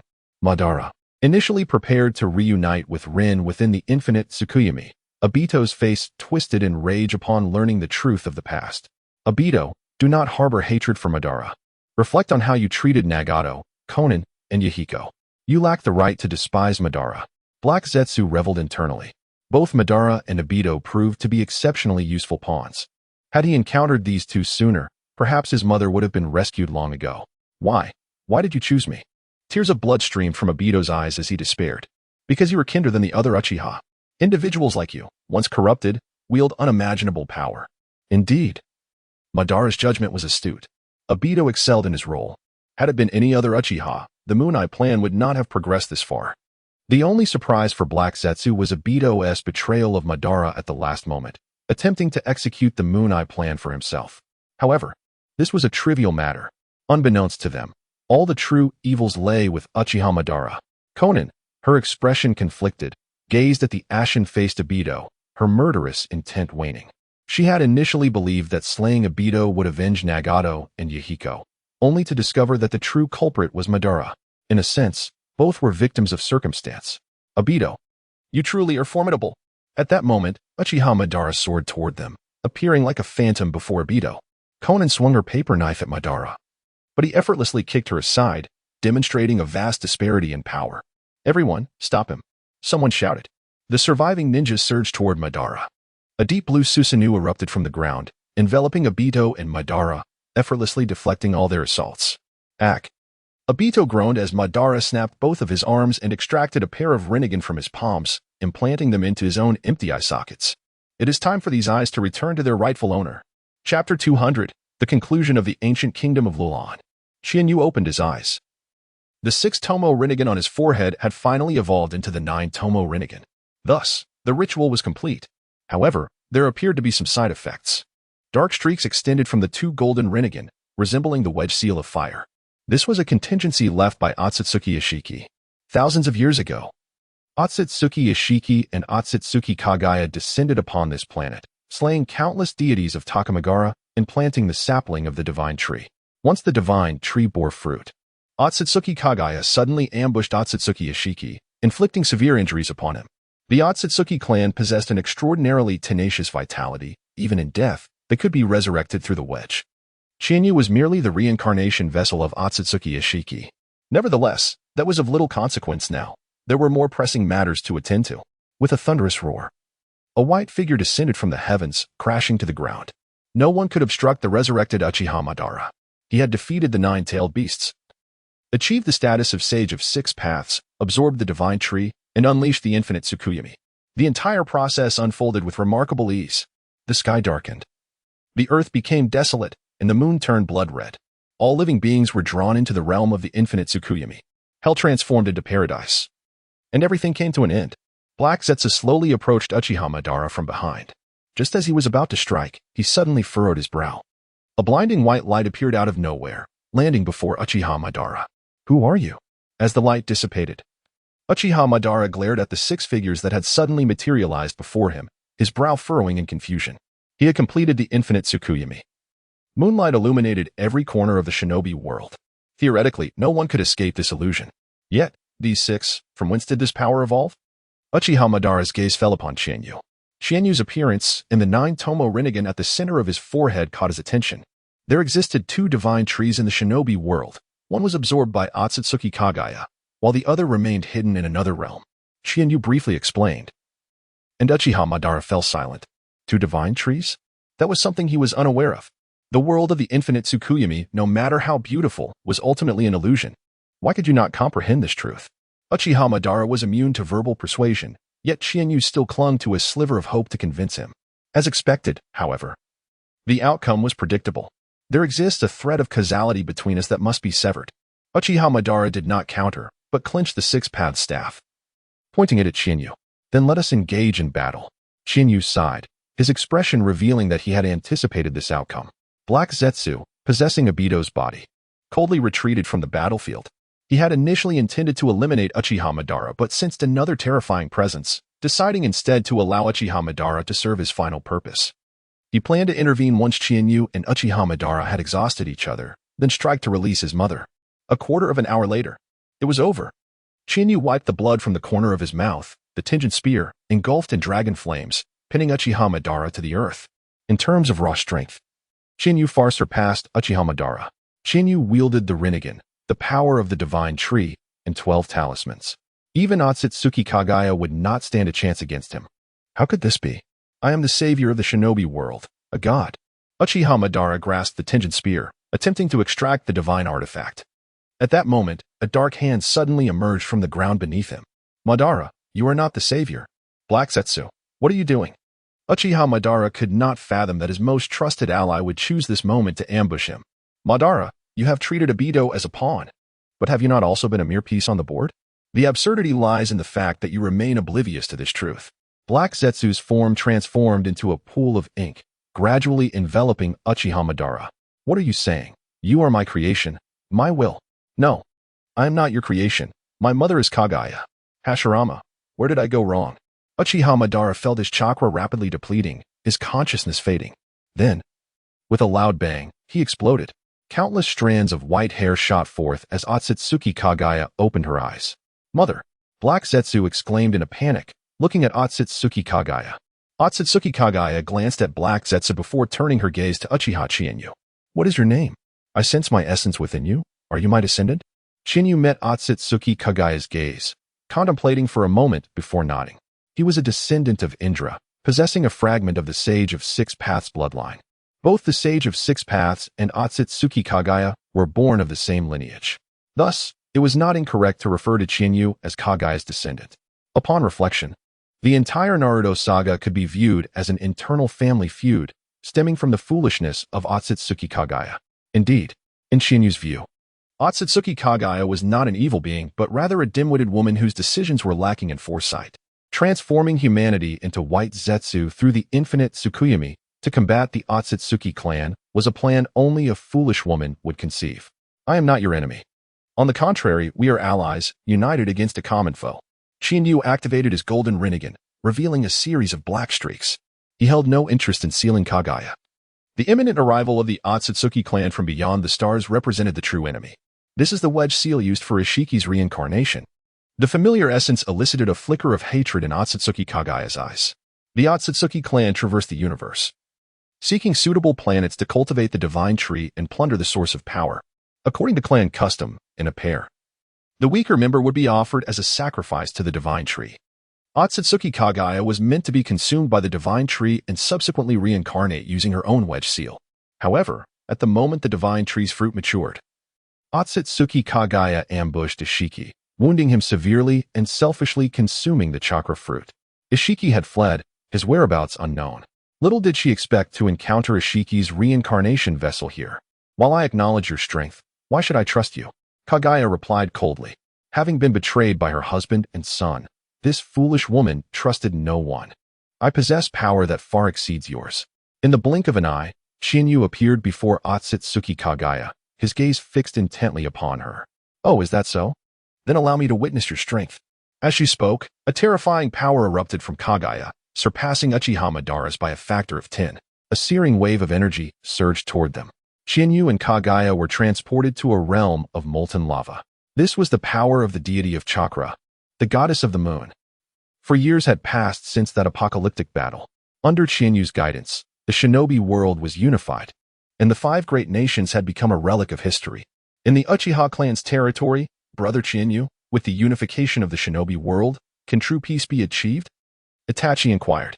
As long as the system of ninjas exists, everlasting peace will remain an impossibility. Then how can we ensure that this peace lasts longer? I do not possess the answer to that either. On the moon, Otsutsuki Kagaya stood atop the reconstructed lunar palace, gazing down at the earth. Mother, our adversaries, the Momoshiki and Kinshiki, are approaching. Black Zetsu perched anxiously on Kagaya's shoulder, speaking in a frantic tone. Fear not. For this time I have companions to fight alongside me. A smile graced the typically serene visage of Kagaya.